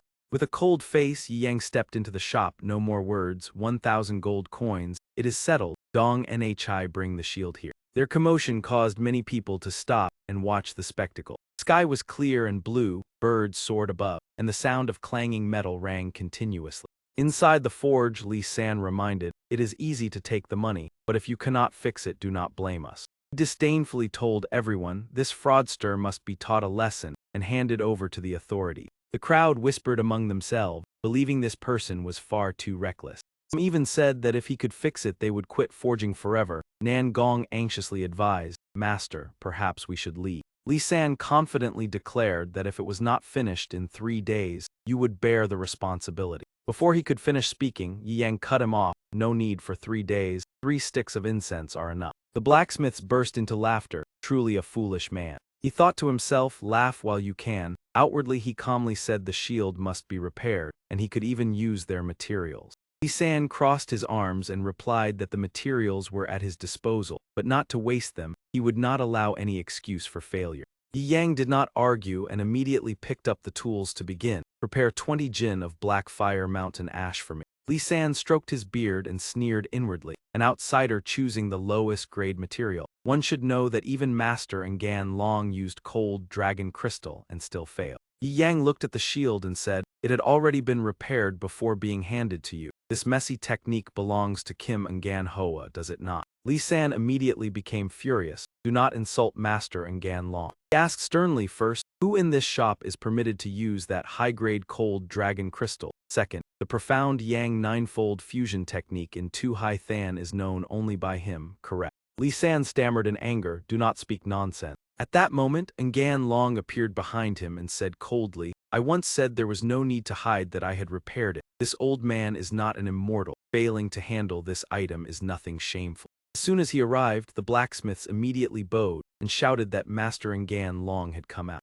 Gan Long spoke in a deep voice, "Anyone skilled in forging can see that I intervened before. I have forged iron for 50 years and repaired countless weapons. Yet this item could not be fixed. Could a young man truly reverse fate?" 3 sticks of incense were already placed on the table with smoke curling upward. Beside them lay the black fire mountain ash. And Gan Long reminded that you only have the time of 3 incense sticks to try. "I will stand here and observe the result." Yang used tongs to place the black fire mountain ash into the furnace. And Gan Long silently noted that his grip and posture with the tools were completely wrong. Suddenly thick smoke rose, causing Yang to cough violently. Nangong hurriedly patted his back and asked if Master was all right. While coughing, he said his throat burned terribly. The blacksmiths outside shook their heads and sighed, "What a farce." The shield was placed directly into the furnace, and before long it was engulfed in blazing flame. Gan Long could not help but say, "Young man, half an incense stick has already burned. To repair it would require at least thousands of hammer strikes, yet you have not struck even once." Walked to the table, chose a hammer and replied, "Thank you for the reminder. Repairing it does not require 1,000 strikes, 1 strike is enough." Li San closed his eyes in discomfort and cried out, "Master, this man," and Gan Long interrupted, "1 strike. Even the number 1 grandmaster of Tu Hai Nation could not achieve that. This man is putting on quite a show. Hand him over to the authorities shortly." Yang held the hammer and slowly approached the shield. He called out loudly, "Old man, watch carefully." Raised the hammer high in his hand. Then he unleashed the power of the intermediate 100-fold tempering forging technique and struck the shield directly. And Gan Long closed his eyes and sighed with deep regret. When he opened them again, he was stunned in shock. He stammered this is, before he could finish, Li San had already turned to report to the authority. Yan Gong let out a cry of astonishment. With a single hammer strike, the shield shone brilliantly, leaving no trace of damage. Blacksmiths and Li San turned pale, their mouths agape. The shield has been restored. Someone truly succeeded with a single strike. Yi Yang splashed water onto the still-hot shield and said the work was done. Nan Gong clasped her hands in excitement. Father, your shield is like new again. He turned to Ngan Long and asked if he wished to inspect it. Ngan Long stood frozen, his entire body trembling slightly, unable to speak. Li San trembled as he asked if the master wanted to take another look. Ngan Long slowly replied that there was no need. Having forged iron for 50 years, he could see it had been completely restored. His heart surged with emotion, so the divine art of forging truly existed and stood before his eye. Yi Yang smiled and said he hoped for further guidance.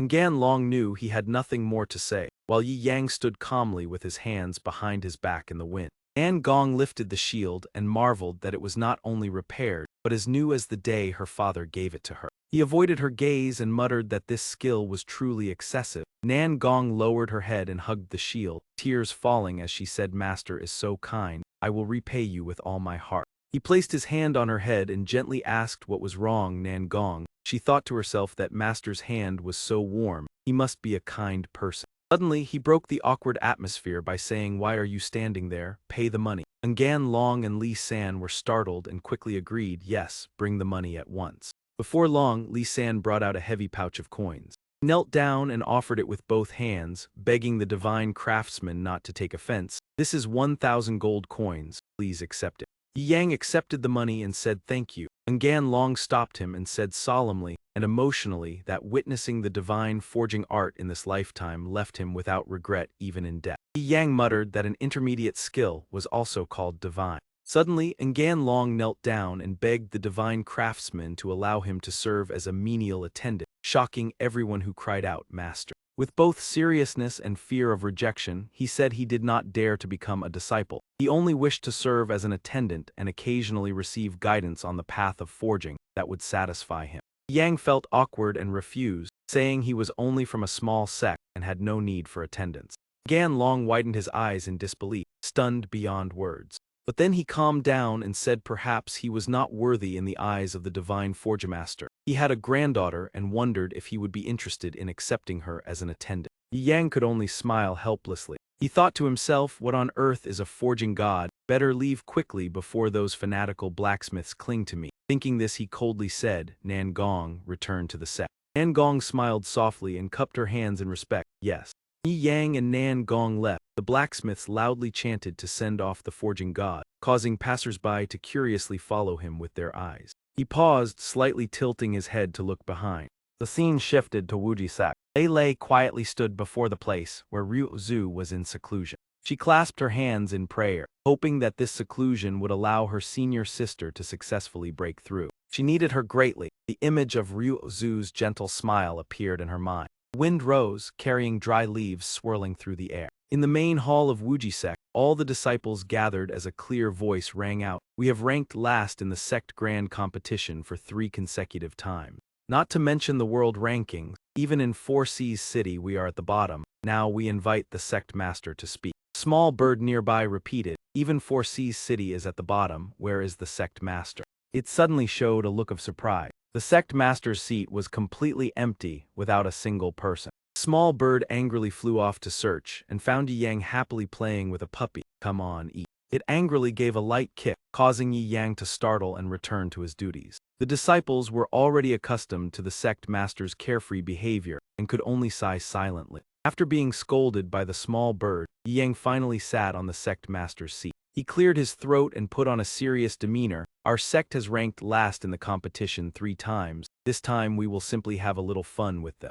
Looking at the disciples below, he said there was still plenty of reward money. Today 6 people would be announced. With Ryu Zhu excluded, there were 5 remaining. All the disciples below waited, in nervous anticipation. The first name was called Nan Gong. She was startled in surprise.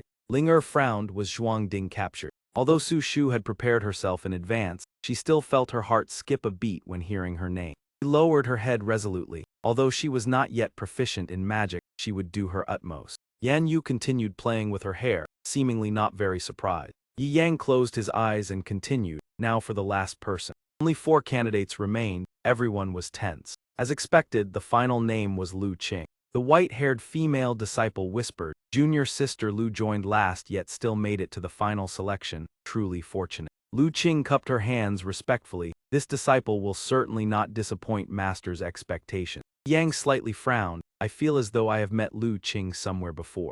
Lu Qing interrupted. Before joining the sect she had met master once. It was normal that he did not remember. Yan Yu suddenly exclaimed in surprise. Yi Yang slapped the table. "Ah, I remember now, 3 months ago." Lu Qing calmly nodded. "It was indeed me. 3 months ago, on a rugged rocky ground, black crows filled the sky. On a nearby rock, one person stood while another sat. The white-haired man sighed. Too many people have fallen here." Bei Fan clasped his hands behind his back and said, "The Western front line has been in constant battle with countless casualties. This place is dangerous. If this old man had not picked you up before you awoke, nothing would have remained." Yi Yang replied indifferently, "Thank you for saving me, but I have no interest in becoming the sect master." The old man pretended to be hard of hearing and asked again, "What did you say?" "I am old and cannot hear clearly." Yi Yang irritably called him an old fox. "I owe you a life and will find a way to repay it. Do not think too much, revive Wuji's sect for me." As soon as he finished speaking, thunder suddenly flashed in the sky. He looked up and said, "It seems it is about to rain."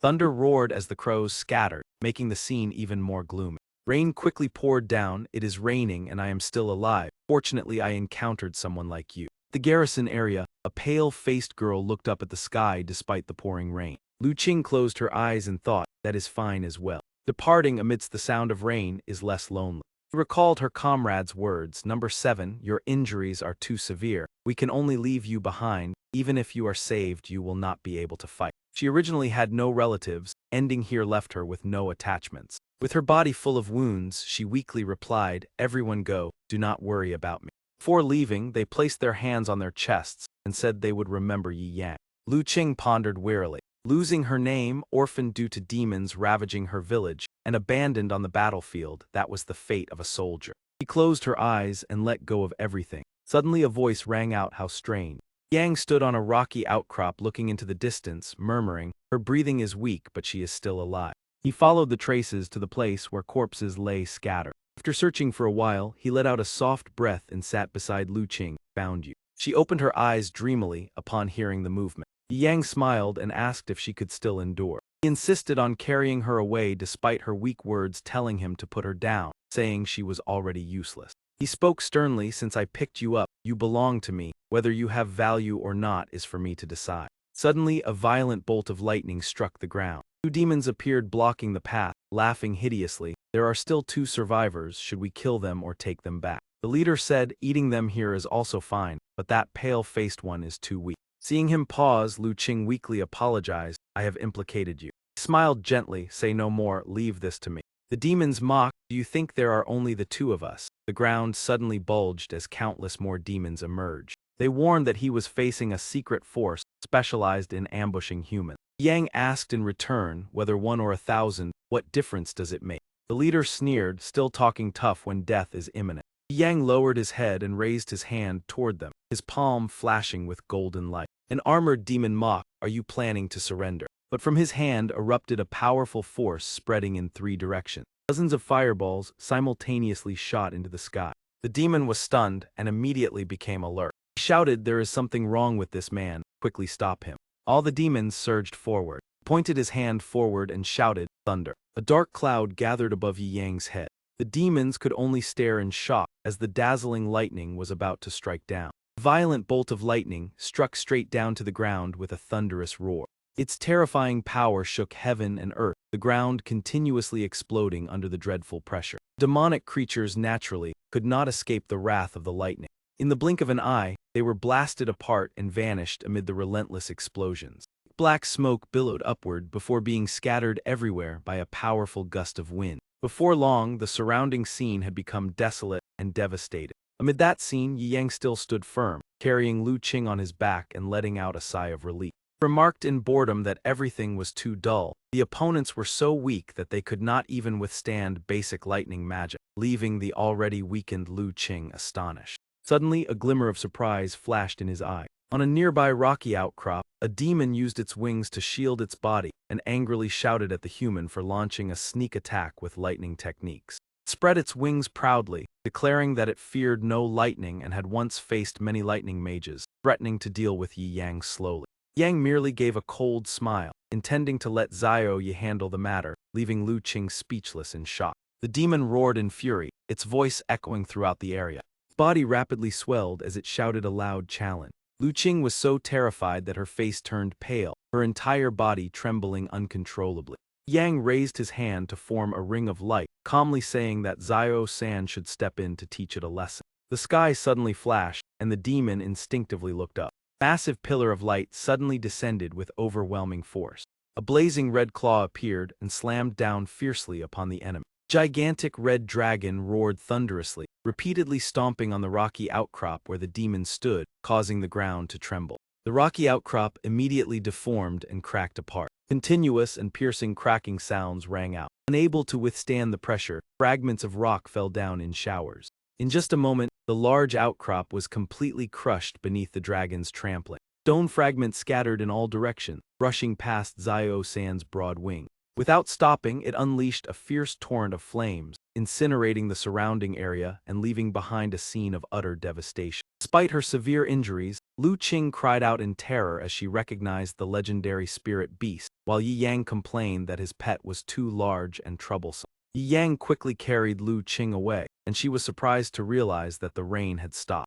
Gently reassured her that they needed to find a safe place to treat her injury. After searching for a while, they began to look for a temporary place to rest. Finally stopping beneath a tree, Lu Qing despairingly believed that she was useless and unworthy of being saved. Yang raised a finger to create a ring of light, confidently saying that this skill required no cost and telling her to rest assured. Without hesitation, he directly cast a high-level intermediate healing technique on her. Immediately afterward, Lu Qing's body was enveloped in a gentle green light. The two sat beneath the tree, waiting for the recovery process to complete. After a while, Yi Yang withdrew his hand and told her to try moving. Lu Qing was astonished to find that all her pain had vanished and her wounds were completely healed. She immediately knelt down in gratitude and vowed absolute loyalty from that moment on. Yi Yang smiled lightly and said it was merely a minor skill, and that repaying him was actually very simple. Lu Qing did not hesitate and was ready to carry out any task assigned to her. He suggested that she prepare to inherit a sect, and although she did not fully understand, she was still determined to accomplish it, while he asked her not to call him master before leaving.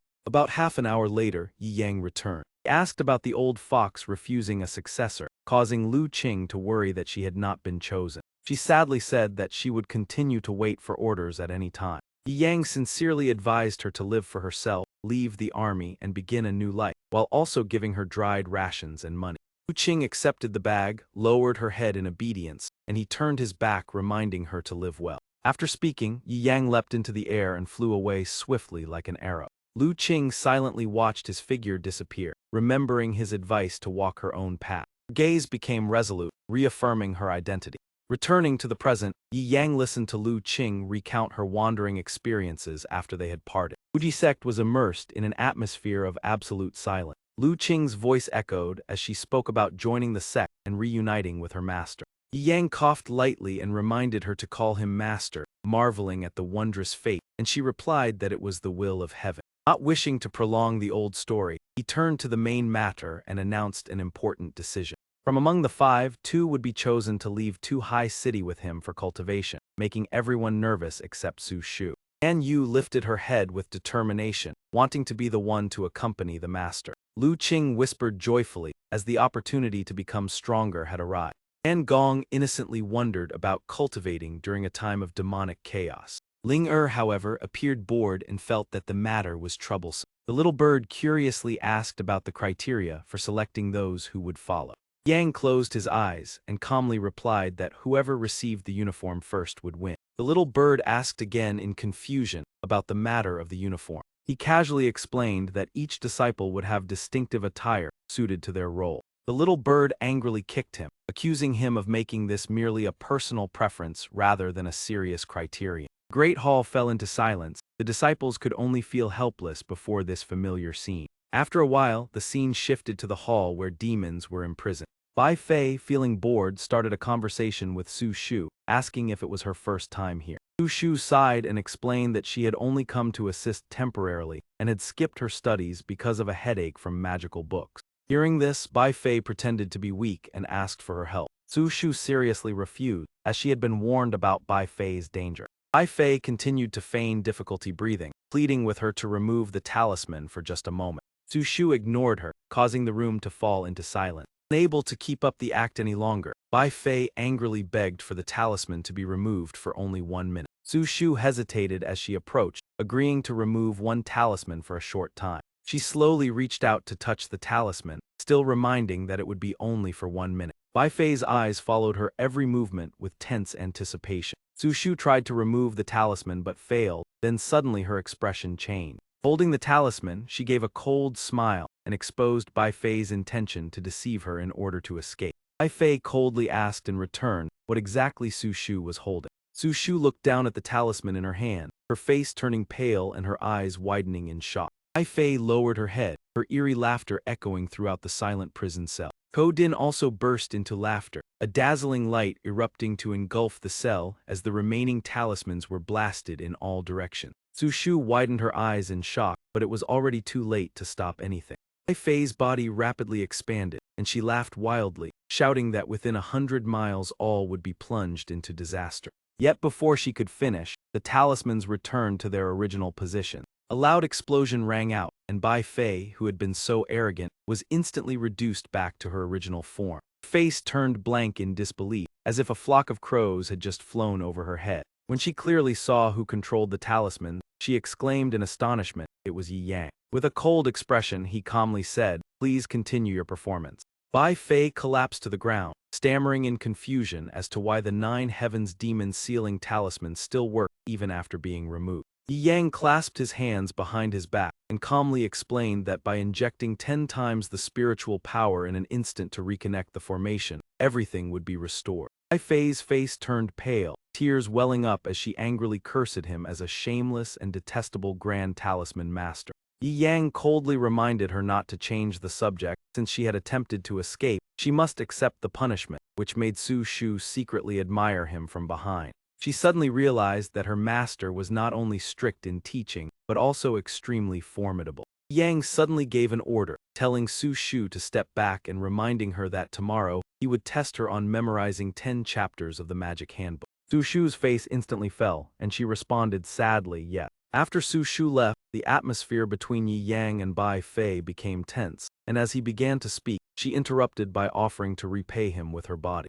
Yang shouted for her to stop talking nonsense, declaring this the final warning, while Bai Fei acted coy and admitted her mistake. He casually picked up a pastry, his tones softening as he asked her to reveal some secrets about this world to atone. Eating leisurely, he made Bai Fei angrily ask what exactly he wanted to know. Yi Yang curiously asked why this place had once been called the most dangerous land. Bai Fei calmly explained that this had been humanity's last defensive line 30,000 years ago. She recalled the past when demons appeared in overwhelming numbers, gradually plunging the world into chaos. When humanity stood on the brink of extinction, peerless experts rose up to call for resistance. All human warriors united to counterattack, forcing the great demons into the central lands. Humans built a colossal wall linked into a grand demon sealing formation, imprisoning the most powerful demons. That wall became eternal shackles binding them within. However, the price was immense, as 90% of the demon sealing army perished.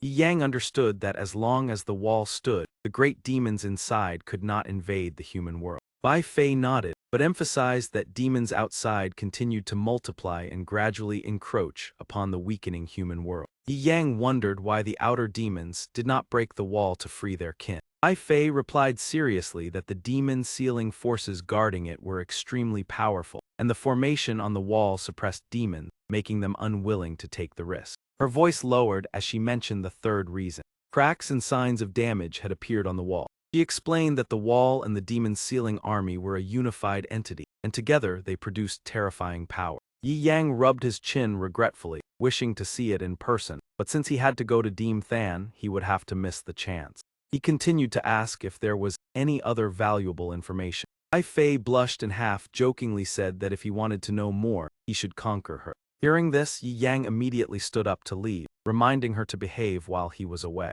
His expression turned stern as he warned that what happened today must never happen again. Bai Fei pouted and snorted softly, then suddenly said that perhaps this would be the last time they met. Night fell over Vo Kuksek, and a figure wandered through the darkness. That figure was Su Shu sleepwalking, her steps unsteady. Her eyes were tightly shut, and she occasionally opened her mouth as if savoring food in a dream. She stopped in front of Bai Fei's prison cell. Su Shu's strange behavior puzzled the other imprisoned demons, but they paid it little attention. Suddenly, a shadow with glowing eyes appeared before Bai Fei's cell. That figure gently snapped his fingers. Su Shu jolted away. In her drowsy state, her hand had accidentally removed the sealing talisman. Bai Fei's white hair flowed like silk ribbons in the air. She revealed a calculating smile. With a loud bang, Bai Fei instantly transformed into her adult form. She laughed loudly in excitement, finally free at last. Before leaving, Bai Fei softly reminded Su Shu to continue returning to sleep. Su Shu held the talisman in her hand and drowsily murmured in response. Bai Fei infused spiritual power into a stone in the room, excitedly creating a substitute. In the blink of an eye, a small duplicate of her appeared. She raised her brow smugly, confident that when Yi Yang left the mountain tomorrow, he would not notice. By the time he returned, she would already be thousands of miles away, and with that thought, she casually swayed her tail and departed. Bai Fei stopped in front of another cell. The person inside asked who it was, and she gently replied that it was her. Hearing this, Long Ba asked in surprise if she was about to leave, and Bai Fei nodded in confirmation. Long Ba spoke in a deep voice, reminding her that her enemy was very powerful and their enmity hard to resolve. Bai Fei firmly declared that she would take revenge even at the cost of her life, then asked if Long Ba wished to leave with her. Long Ba gently plucked her instrument and declined, saying she still had a promise with the old sect master and would leave after 1 year. Bai Fei lowered her head in gratitude for the guidance and care before turning to leave. Long Ba smiled kindly, recalling how Bai Fei had once nearly lost her primordial spirit and was still afraid of thunder. Bai Fei hesitated but still affirmed that she was prepared to face all challenges. Long Ba said nothing more, simply waved her hand and told Bai Fei to take the item. Bai Fei reached out and easily caught it. It was a Hunyuan pearl, allowing entry and exit from Vo Kuksek without being affected by the Grand Formation. Bai Fei bowed gratefully in thanks, but before she could remain moved for long, she panicked when Long Ba suggested playing a farewell piece taught by Sect Master D. Long Ba ignored her refusal and gently raised her hands to prepare. In an instant, she shifted from calm to excited, shouting loudly. The piercing sound of the instrument rang out, startling even the sleeping demons awake. Plaints and pleas echoed everywhere, begging her to stop because they could not endure the sound. Bai Fei stood beside her, sweating as if being tortured by the music. Not stopping there, Long Ba loudly called out Yi Yang's name, leaving Bai Fei pale with shock. She did not dare to linger, clutching the scroll in her hand, running forward while turning back to shout loudly, "Grandmothers, please take care." Long Ba sighed softly. That girl could not bear the pain of parting, so she ran off in such haste, since the mood had risen today. He played a few more melodies. The demon beasts felt as if struck by thunder, each one turning pale with sweat pouring down endlessly. Thus, throughout the entire night, the prison echoed with the sound of the zither. Not a single demon beast could fall asleep. The old and patched gates of the Wuji sect looked extremely shabby, and at this moment a shadow gently landed above. Bai Fei turned back to look at the Wuji sect with deep reluctance. No, it was because she would not see Yi Yang again. Thank you, brother. Thank you for those rainy nights back then. She remembered their first meeting on a stormy rainy night. She was trembling in fear, and just then he walked over and asked if she was afraid of thunder and lightning. He observed her with suspicion. This reaction seemed a bit excessive. Suddenly, a bolt of lightning split the sky and struck near where they stood. Bai Fei screamed, curling into a small trembling ball in terror. Yang reached his hand through the iron bars. "Hold my hand. With me here no one or nothing will hurt you." Even though she was afraid, she still stubbornly refused. "I do not need it." Another deafening thunderclap struck the ground. He cried out in panic, but unconsciously tightened her grip on Yi Yang's hand. He smiled reassuringly. "Then there is no need to be afraid anymore." After saying that, he held her small hand firmly. Bai Fei blushed and let out a soft snort. Thinking of the time they spent together, she felt deeply grateful. "Thank you for accompanying me through those years, especially the rainy seasons that brought me peace." Standing outside the window watching him sleep soundly, she knew they might never meet again in this lifetime. She quietly jumped into the room. "If that is the case, then goodbye while you are still asleep." Bai Fei silently sat by the bed and whispered her farewell. In his dream, Yi Yang still murmured, "Little fox, do not be afraid, I will protect you." Her eyes reddened. "Yi Yang, I have to leave now. Thank you, you fool who always said you would protect me." Thinking so, she leaned down and placed a gentle kiss on his cheek. The night was silent, the wind carried dry leaves swirling across the courtyard. Moonlight spread its silver glow across the surrounding. Ai Fei stood still, gazing at the Wuji sect for a long time. Then she resolutely turned and left. Before fully departing, she glanced back and softly said goodbye. The scene shifted to a day after they left the sect and arrived at Four Seas City to cultivate. An Gong wore striking attire that made passers-by unable to resist turning their heads. The other girl wore a maid outfit that looked extremely adorable. It was as if all the radiance gathered upon the three master and disciple. An Gong curiously asked, "Master, why is everyone looking at us?" Yi Yang replied briefly, "Probably because you are all too beautiful." Lu Qing ignored the gazes around her and happily said she really liked this maid outfit. It symbolized devotion to the master. He coughed lightly and reminded her, "Call me master."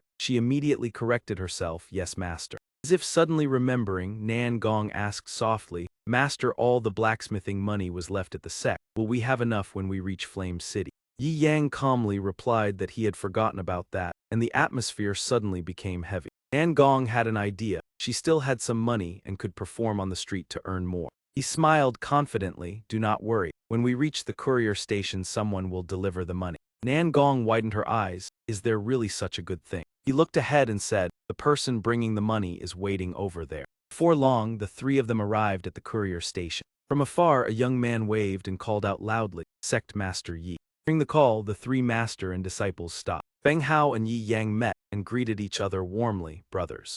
Feng Hao handed over a money pouch and said, "Brother Yi, this is a small token of respect." He accepted it while pretending to be polite. "Seeing me off is enough. Why bring money?" Feng Hao frowned and replied, "You are taking your disciples far away. Expenses will be high." Nan Gong thought to herself that master had planned ahead, while Lu Qing whispered that the world of adults was very complicated. After some conversation, Feng Hao waved goodbye. "Remember to be cautious outside. When you return to Yan Nyang and it should be open, we will drink and discuss books again." Yang smiled and replied, "Take care, brother." Lu Qing said coldly that she heard he was the Vice City Lord's son, but had recently been earning money on his own. Nan Gong curiously said Su Shu mentioned that all his feelings were deceived by master. He looked truly naive. Yi Yang scratched his head awkwardly and laughed. "When did I deceive him? We have arrived, let us go." Nan Gong still asked, "Then why is he so devoted to helping others?" Yi Yang lifted his chin and thought to himself, "Matters between men are not for you to know." 3 months ago, the birds in the sky suddenly began flying in strange circles.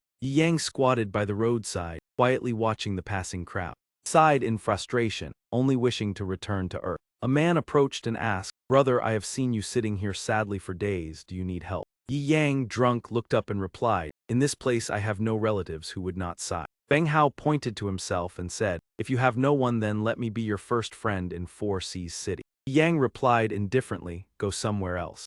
3 days later, a shout rang out, "I told you to stop following us." The man grabbed Feng Hao by the collar and scolded him, "Are you stupid?" Feng Hao, still stunned, retorted, "You cannot sever our brotherhood." The fat man behind them said disdainfully that your father has fallen from power and will soon be exiled. Feng Hao angrily said that true friends do not abandon each other. "We once drank and swore brotherhood." The long-haired man shoved him hard, causing Feng Hao to stagger back, calling him a fool. They revealed their true faces. "We never considered you a friend, we only used you." Sounds of fighting erupted as the group rushed forward and surrounded him. Afterward, they dusted off their hands and said, already grown up yet still believing in the word friendship. The whole group laughed mockingly, unaware that a figure was approaching from the distance. Yang appeared behind them and coldly asked what game they were playing. Could he join? The group was startled and turned around warily. Feng Hao was stunned when he saw him arrive. Others shouted, "Get lost! Can you not see we are dealing with trash?" Yang lowered his head and smiled faintly. "So it is a fight, but you are doing it the wrong way." The leader frowned, not understanding his meaning. Yi Yang stepped forward and said he would teach them what a real fight was. He raised his head, his face calm and revealing no emotion. The leader grew impatient and lunged at Yi Yang with a punch, shouting that he would take his life. Yi Yang remained still, but his body subtly shifted to the side, causing the punch to strike nothing but air. The leader froze in shock before he could react, as a figure flashed past like lightning and a cold voice rang out, "When you strike, be swift." His eyes narrowed dangerously as he added, "Otherwise, you should know how to run." Without warning, Yi Yang hurled the leader into the wall, cracking the stone, then coldly shouted and gently applied another push. The man's face turned pale, his eyes bulged, and he could not help but spit out a mouthful of blood. The other two bullies were immediately terrified upon witnessing this scene. They were momentarily stunned with fear. The leader's body was pinned firmly against the wall, with fragments of stone continuously falling. Feng Hao stared wide-eyed with his mouth agape, completely unable to believe what was happening. Yi Yang clasped his hands behind his back and slowly walked toward Feng Hao, repeating what he had said last time. The remaining two bullies gritted their teeth in hatred and decided to risk everything. They leapt forward simultaneously to attack Yi Yang. He remained composed and continued asking about being friends, causing Feng Hao to shout a warning in panic. As the two attackers were about to reach him, Yi Yang calmly continued, saying that he had agreed and from now on he would be. Feng Hao was stunned, his mouth hanging open as an unbelievable scene unfolded before him. My first friend. At some point, Yi Yang had appeared behind the two attackers, gripping their heads firmly with both hands. With overwhelming strength, he forced the head of the burly man downward with one hand. His other hand pressed down on the thin man's head, causing both to scream in agony within an instant. In the blink of an eye, Yi Yang had neatly dealt with the remaining two bullies. They were forced to the ground and did not dare to move. The burly man lost several front teeth and felt dizzy, while the thin man was beaten to exhaustion. Yi Yang calmly walked over to Feng Hao and said that they would have to lie down and recover for several months. As if remembering something, he curiously asked Feng Hao if there were any good novels to recommend. Feng Hao trembled with emotion, tears and mucus streaming down his face as he repeated Yi Yang's words that he finally had a true friend, prompting Yi Yang to laugh and ask why he was crying. The carriage sped along a deserted road. Surroundings were desolate, and the middle-aged coachman controlled the reins as the sky gradually turned to the colors of dusk, yet the carriage still did not stop. A fire was lit from dry branches, casting a warm glow.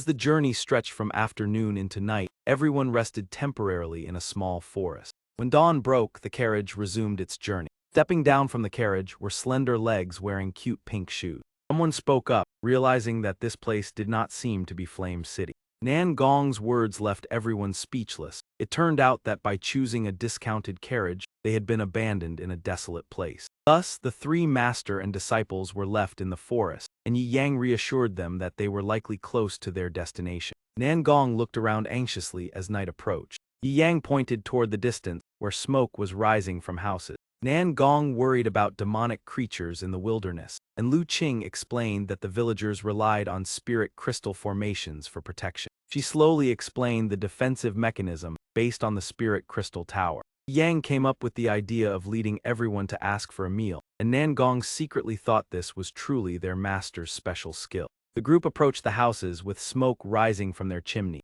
That place was Wang Family Village, the secret hideout of the tavern owner. As soon as they arrived, the villagers quickly came out to welcome them. Yi Yang looked at them with suspicion, not understanding what was happening. The elderly man happily said that they had arrived just in time, because the demonic creatures around the village had increased abnormally. When he asked about the master, the elder explained that they had mistaken the three of them for famous demon-slaying experts, and invited them to eat first before discussing the matter. Yang casually replied that he was not any great master, but after eating his fill, he would help them solve the problem. One villager whispered doubts about his strength, and the elder also began to waver.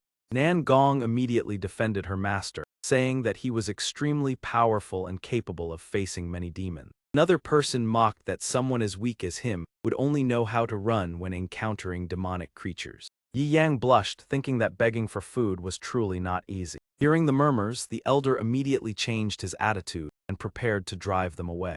Villagers advanced with hoes and shovels to chase the three master and disciples away. At that moment, a dignified voice rang out, ordering them to stop and allowing the three to stay the night. That man angrily objected to the village chief, saying that since the village could barely take care of itself, it should not shelter outsiders. The village chief sternly replied that although the man currently managed the village, he was still the eldest elder, and hosting guests was his decision. He ordered the man to leave and arranged matters himself, forcing him to comply reluctantly, though he remained dissatisfied. He resentfully warned them not to forget that the village was now protected by him. The village chief turned and invited Yi Yang and his disciples to follow him. Along the way, Yi Yang wondered about the changes in the village, One disciple tried to stop him, but the elder smiled and admitted it. He said that the young brother had observed very keenly. The elder explained that the village had once been left with only the elderly and children, but recently mineral crystals were discovered, so many people returned and outsiders also came.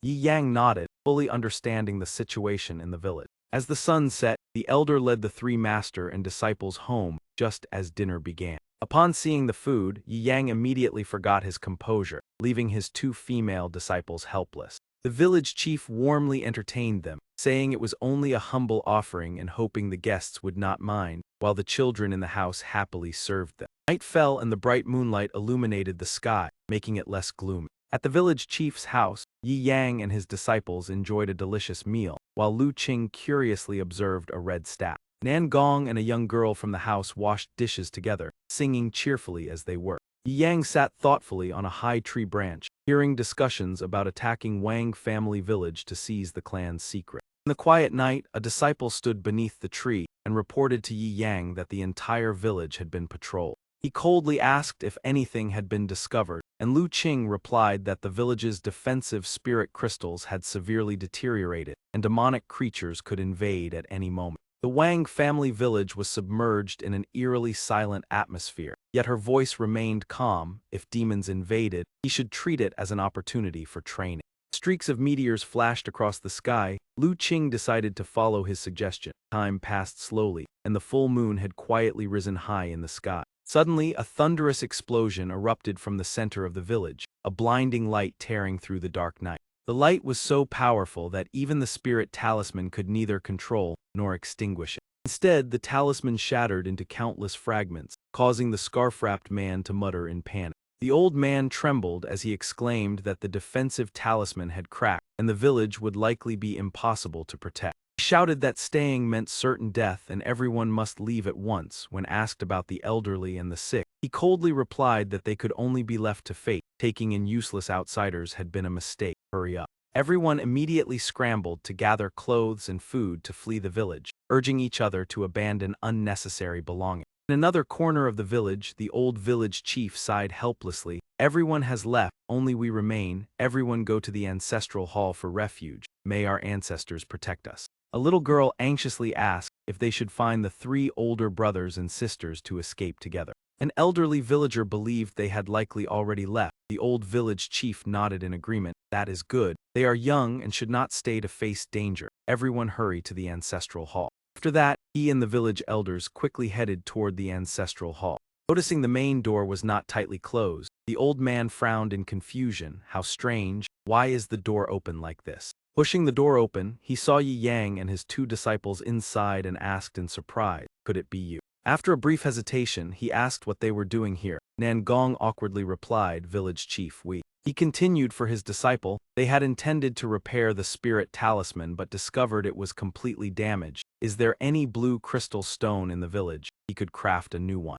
A nearby boy cheered excitedly. Can Big Brother really do it? This type of blue crystal stone is in the western warehouse. He smiled and patted the boy's head. Understood. Everyone stay here and wait. After speaking, he immediately left toward the west and reassured them he would return quickly. At the same time, a group of people had already managed to leave the village in time. The scarf-wrapped man suddenly stopped when he saw something ahead and exclaimed in confusion, "What is that?" It turned out that a blue light was enveloping an unknown object before them, making everyone believe it was a rare treasure and cheer with joy. Contrary to their expectations, a grotesque creature with blood-red eyes appeared, its gaze filled with hunger and a chilling smile. The crowd was instantly terrified, their trembling voices stammering the words demon creature. Suddenly, one of them stepped forward to shield the others and reassured them not to panic. That man confidently declared that it was merely a minor mountain spirit, fierce by nature but limited in attack power and not worth worrying about. No sooner had he finished speaking than the demon creature lunged forward with incredible speed.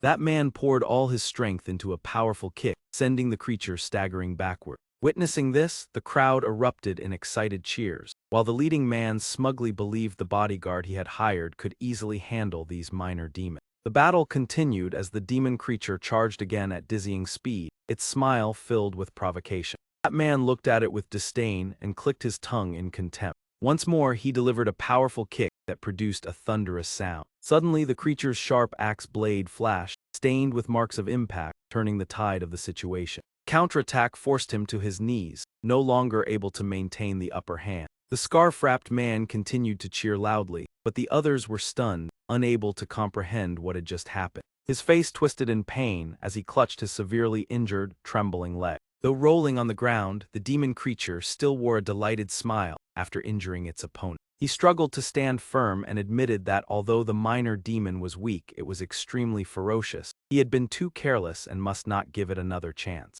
However, the leading man shook his head in despair. No, we no longer have any chance. That moment, numerous other demon creatures appeared, weapons in hand as they moved in to surround them. The fleeing group faced them in a suffocating silence. Demon creatures looked at them with cold eyes and mocking smiles. Without wasting any time, they charged forward together to attack. People could only stand frozen in terror, completely unable to resist. Demon creatures grew increasingly ferocious, and the scene descended into chaos with desperate cries for help. Meanwhile, at the ancestral hall, where the elders were taking refuge, people whispered anxiously that even talisman grandmasters struggled to use primordial minerals to create defensive talismans, so that young man must have lied and fled. The old village chief replied in a deep voice that he was a guest and had the right to choose. They only hoped to endure this night. Tomorrow his old friend Master Bay would arrive. Suddenly eerie sounds echoed from outside, terrifying everyone.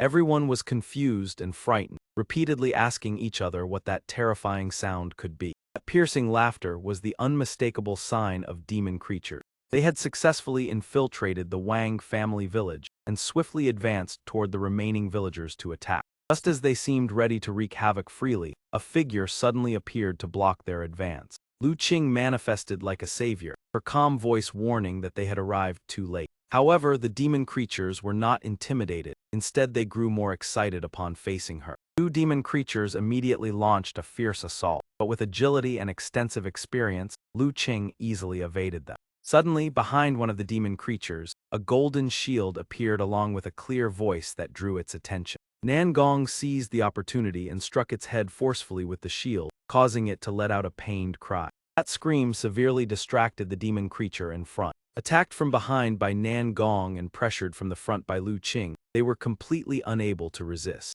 A few seconds later, Lu Qing loudly signaled for coordinated action. Immediately, she dashed swiftly between the two demon creatures and delivered a decisive slash with the tip of her axe, bringing them down.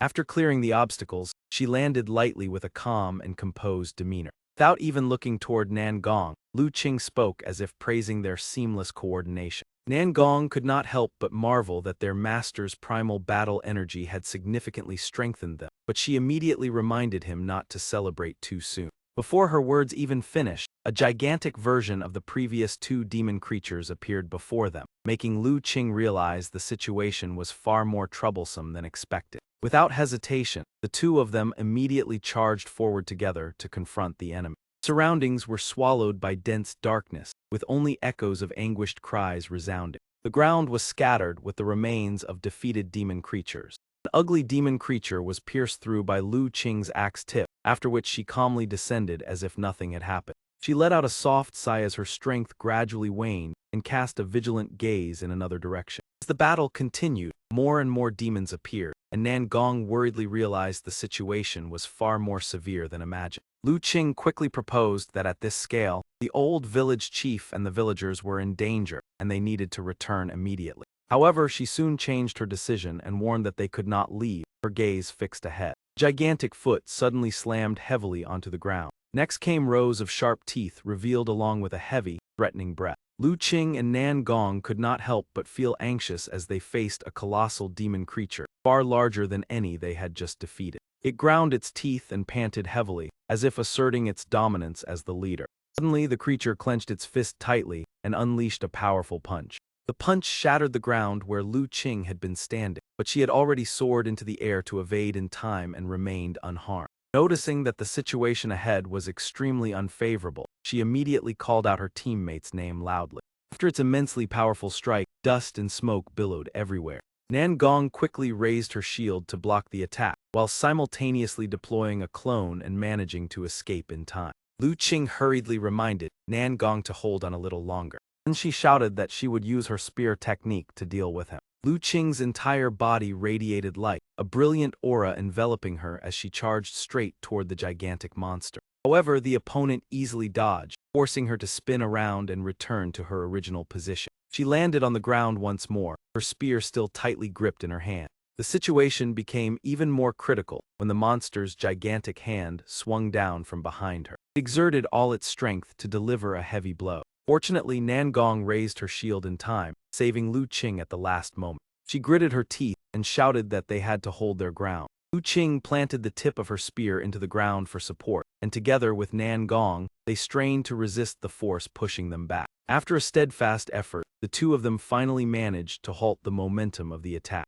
Nangong panted and said that this was not good. He was like a fighting machine, and she hoped that the old village chief was still safe. Shifting to the old village chief, he trembled and muttered that it was strange why the monsters had not arrived yet. The villagers behind him clasped their hands in prayer to their ancestors for protection, and the old man suddenly noticed something unusual. The monsters had appeared, not just one but a whole swarm surrounding the village, and someone cried out in panic that they had arrived. The old village chief's eyes turned red with fear as the villagers huddled together, while one monster opened its mouth in a horrifying grin to threaten everyone. He spread out into a circle, preparing to take control of the situation. The old man trembled as he gripped his axe, facing the enemy with a resolute gaze. Suddenly, he slammed the ancestral hall doors shut, locking the villagers inside before stepping out alone to face the battle. He shouted for everyone to hide carefully and not act rashly, causing them to anxiously call out to the village chief. At that moment, he no longer retreated and stood upright facing the group of monsters. Suddenly, a streak of purple light flashed accompanied by a piercing screech.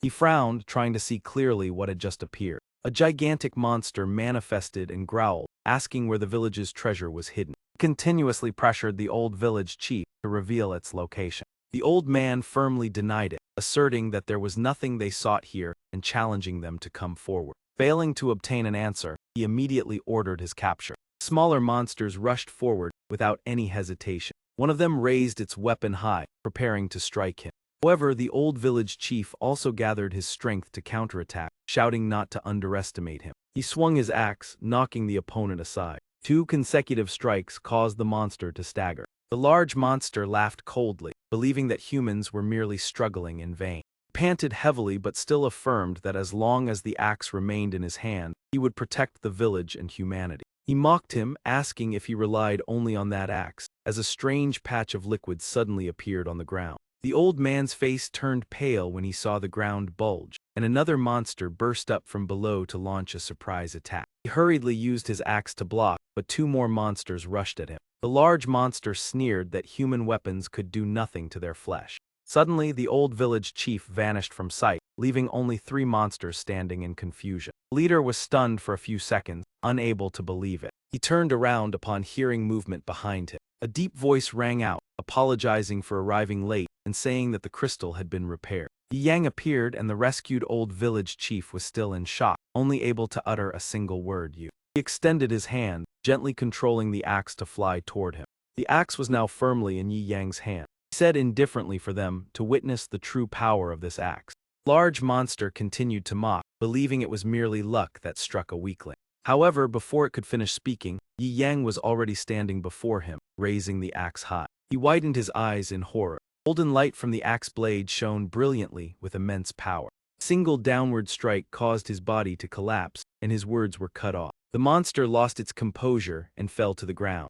The remaining monsters were terrified, and the old village chief stared in disbelief. Yi Yang was like a guardian deity, challenging all the demons to come at once. The air thickened with tension, heralding a fierce battle. The monsters did not retreat, but charged forward simultaneously. Yi Yang moved as swiftly as the wind. Wherever he passed, the monsters fell one after another. The old village chief knelt down to thank the ancestors for their salvation. A child inside the ancestral hall looked out in astonishment, while the villagers were both shocked and worried as more monsters continued to arrive. The girl in pink loudly cheered, urging Uncle to keep going. Every swing of Yi Yang's axe struck its target. His gaze grew increasingly solemn. The monsters gradually became fearful, trembling as they retreated. Shifting back to Lu Qing and Nangong, black smoke covered the entire area. Nangong hid behind her golden shield, while Lu Qing stood in front holding her spear defensively. Large monster raised its hand, intending to seize the two girls. Suddenly, he heard a call from behind and paused, turning his head. At first he was confused, but then he immediately turned back. He gathered his strength and threw a punch toward the two disciples, intending to end everything. An Gong saw that Lu Qing was still standing in front, her heart filled with worry as she silently cried out in alarm. The punch struck down, sending rocks and debris flying while a blinding light flashed. Thick dust mixed with shattered stones, forming a chaotic scene. The monster maintained its posture after the strike. His smile gradually stiffened as he realized something unexpected, while Nan Gong secretly observed. Yi Yang appeared just in time, using 2 fingers to halt the gigantic punch, standing before the disciples like an unshakable wall. In his hand, he was also holding a perfectly round medicinal pill. He channeled power to his fingertips and forcefully flicked the pill, sending it shooting straight toward his own palm. Instantly, his palm flared with dazzling halos of light, like a blazing inferno igniting. Within moments, intense heat spread along his arm and engulfed his entire body, as if the pill were burning him from the inside out. The monster let out a shrill, agonized screech that echoed through the air. Yi Yang seized that precise moment and rushed forward to finish the enemy. He swung the village chief's small axe in a decisive arc, cleaving the massive body into 2. The creature's left arm shattered, and that side of its torso separated from its body in an instant. The enormous body crashed to the ground, causing the earth to tremble violently. Nan Gong cried out loudly, "Master!" Lu Qing hurried over with her, continuously praising their master's astonishing strength. She choked with emotion, admitting that she was too weak and unable to help at all. Gently reassured them, saying they had improved rapidly and would grow even stronger through more battles. Suddenly, a thunderous explosion erupted ahead. Another colossal monster appeared, clad in full iron armor, laughing loudly as it declared it had finally found prey that interested him. An Gong whispered anxiously that it might be the legendary false heavenly vein, whose armor was nearly immune to human weapons. Lu Qing lowered her head and pleaded to join the battle, asking her master to help restore her. Yi Yang asked if she truly wanted to force a recovery, and she firmly requested his help to face the powerful enemy. As soon as she finished speaking, he cast a spell to grant her wish. In the blink of an eye, Lu Qing's injuries vanished, and her aura surged dramatically. Gripping her spear tightly, she was filled with confidence, her eyes blazing as she shot forward to engage at remarkable speed. Lu Qing launched a flurry of attacks at the false heavenly vein, but every strike was effortlessly neutralized. Witnessing this, Nan Gong felt her heart sink with worry. The enemy casually drew his right hand back, secretly preparing a counterattack. While hovering midair, Lu Qing lost her balance as waves of sound crashed into her. She widened her eyes to observe, but in that instant, he vanished without a trace. Suddenly, the false heavenly vein appeared right behind her, roaring provocatively. His eyes glowed crimson, his grin revealing cold, sharp teeth. Then he unleashed a strike that caught Lu Qing completely off guard. She let out a heartrending cry of pain. Yang immediately rushed forward to rescue her, while Nan Gong could only call her name in helplessness. Lu Qing struggled as she landed, her body covered in crisscrossing wounds. False heavenly vein cast a spell, forming a dazzling green circle. He roared madly 3 times, uttering a chilling farewell. Immediately after, he shot straight toward Lu Qing at a terrifying speed. Tears streamed down Nan Gong's face as she screamed for her to dodge, but Lu Qing turned back instead of fleeing. The distance was only a breath away. Yi Yang appeared just in time. Like a moth to a flame, the false heavenly vein charged forward recklessly. Yang delivered a decisive slash, radiant light bursting forth in a mesmerizing glow. The false heavenly vein's body became half normal, while the other half was enveloped in dazzling golden light. Perhaps his fate would be no different from the 2 colossal monsters before him. His body disintegrated into beams of light in midair, and Lu Qing weakly called out Master twice. After the breathtaking battle, the sky gradually cleared. An Gong looked up in astonishment, unable to believe how formidable their master's axe truly was. Just as they thought everything was over, 2 more massive monsters appeared, arrogantly declaring that humans were too dangerous and that they would crush him. Yang stood behind Lu Qing, then vanished in an instant. One of them glanced around searching, muttering where that brat had gone. As soon as he spoke, Yi Yang appeared, swinging his weapon with crushing force that left the opponent stunned. One enemy after another fell, that small axe displaying extraordinary power as it shattered the monster's armor. A single sweeping strike severed his head from his body.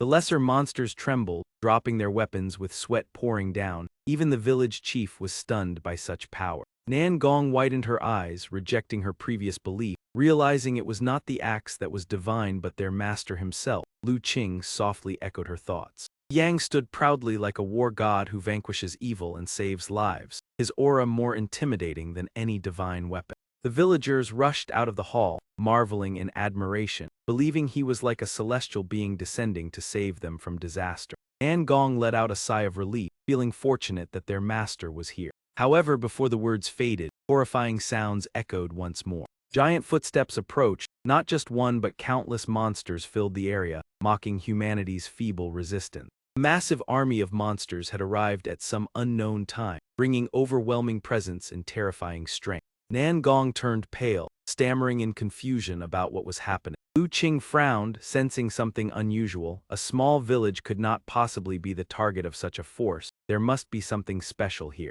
The village chief muttered in panic, fearing that this time they were truly doomed. The villagers trembled at the sight. The girl in pink burst into frightened tears, fearing they would be devoured. Despite the dire situation, Yi Yang remained calm, speaking with disdain toward the monster. He raised his hand to the sky, gathering energy above before softly calling Zio-san to take a breath. A brilliant beam of light tore through the crimson sky, revealing the elemental three-headed giant dragon. The three-headed red dragon was summoned to sweep away the colossal monster. Not only was the village chief stunned by the spectacle, the two disciples and the monsters alike were utterly horrified. Already powerful with the addition of the three-headed giant dragon, Yi Yang became even more formidable. The monsters could only gape in shock, never having seen a creature so enormous.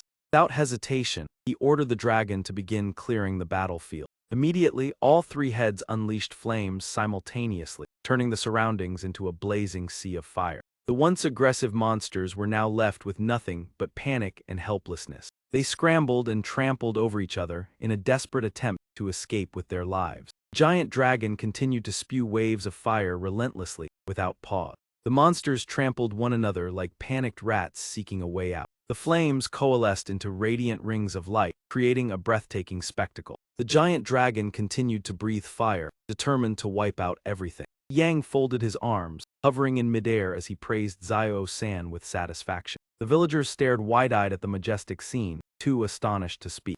Even Nan Gong was stunned, her heart pounding from the shock. Yang murmured softly, it seemed he must be cautious when using it. Zio-san was truly overwhelmingly powerful. Suddenly, strange bird-like creatures appeared in the sky, each diving down with threatening roars. They were the infamous and brutal Kusuma, attacking anyone they found displeasing. 3 Kusuma shot toward the Tam Dao Ku Long Duong at a speed too fast for the naked eye to follow. The boy hiding behind the rock cried out in panic that they were Kusuma, and even one of them was enough to flatten an entire village. The old village chief trembled uncontrollably. His eyes reddened as he kept muttering that everything was over. One Kusuma opened its mouth wide, gathering a terrifying mass of dark purple energy. It then unleashed the energy sphere toward its opponent with all its strength. Tam Dao Ku Long Duong merely stared coldly at the incoming attack, neither dodging nor countering. The energy mass exploded, shrouding the area around the dragon in thick smoke as debris scattered in all directions. Nan Gong stood outside the battlefield, shouting Zio-san in anguish. She panted heavily, her eyes filled with disbelief at the scene before her. Dense white smoke blanketed the surroundings, creating a hazy and indistinct atmosphere. The smoke cleared, the Tam Dao Ku Long rose again, not only unharmed but radiating an even stronger aura as it let out a thunderous roar. Zio-san then spewed a torrent of fierce flames in retaliation. However, the Kusuma easily dodged the raging blade. Flames flared briefly before quickly dying out, leaving only drifting white smoke. Just moments ago, the Tam Dao Ku Long had still been on the ground. Now it had somehow appeared behind its opponent. By the time it realized this, everything was already too late. The dragon swung its claws and seized the enemy's body, forcing out a piercing scream. It then carried the creature to the sea of fire it had created and released it. The flames immediately surged even more violently than before. Tam Dao Ku Long spread its wings wide, as if proudly celebrating its victory. At this moment, the dragon resembled a savior, fierce yet protective of the innocent villagers. Yang turned his back to everyone. The weakened villagers hid behind rocks, Lu Qing clutched her injured arm, and Nan Gong limped forward, all of them stunned by the power of Yi Yang and the Tam Dao Ku Long.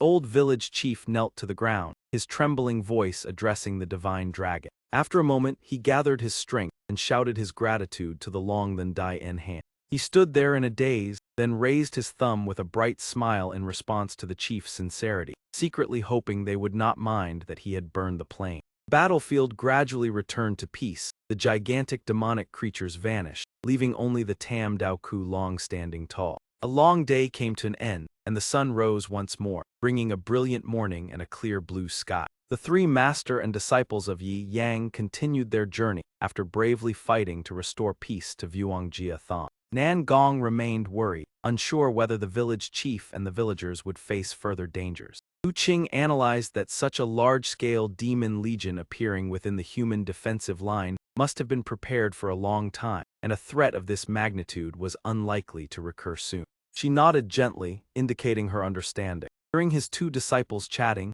Yi Yang reassured them, saying that the legendary Grandmaster had already arrived at the village. He turned back with a radiant smile, saying he could sense that person's extremely powerful aura, then urged the group to continue their journey. Their destination was Veem Than, and the two disciples responded in unison with a loud yes. Amid the drifting smoke, a man in a wide black cloak appeared, exuding an air of mystery. He pondered in suspicion, not expecting that a young man could guard an entire village. He was none other than Bei Fan, one of the four great sword sect masters, filled with curiosity about how formidable that young man truly was. Elsewhere, a figure was seen speeding through the sky. He knelt respectfully and reported that the demon legion attacking Vuangjia Thon the previous night had been completely incinerated. He hesitated before continuing, causing the two envoys to frown. Even the Tam Enhan Ma Tun who commanded the army had been reduced to ashes. The man spoke coldly, saying that the clan's great secret hidden in Vuangjia Thon was meant to nurture the Nuyen to Lin, requiring thousands of high-level demons to succeed, and humanity should not have been able to react in time to this assault. The girl sitting on his shoulder replied that it was truly strange. Tam Enhan Ma Tun had mobilized all the demons for an ambush, forming a massive army to attack a small village yet still failed, which was hard to believe. He speculated that perhaps a group of human super experts had coincidentally passed by and intervened. He suddenly decided to seek out those super experts, but she stopped him, telling him not to meddle in outside matters and that they must go to Veem Than to prepare for the grand event and welcome their master's awakening. The subordinate continued reporting that Bei Fan of Keem Than had stationed himself at Vuangjia Thon, and no demon forces dared to approach, asking permission to withdraw if there were no further orders. She turned to look at him with killing intent, saying that bringing bad news and ruining her good mood deserved punishment. Hearing this, he was terrified and hurriedly leapt up to flee. As expected, he immediately spread his wings and flew away, constantly begging for mercy. The man calmly created a small energy sphere and fired it toward him as punishment. How could his speed possibly surpass that surge of power? Sweat poured down as he turned back and saw it catching up. A loud explosion rang out, and he was utterly unable to escape. The man sneered that Tam Enhan Ma Tun was truly useless. If their master had allowed the two of them to act, the secret would have been reclaimed long ago. Then he decided to head to Veem Than. She smiled gently, saying that Veem Than, where people from all directions gathered, would surely be very lively. Veem Than, the sky was clear, birds filled the air, and the towering city gates stretched majestically.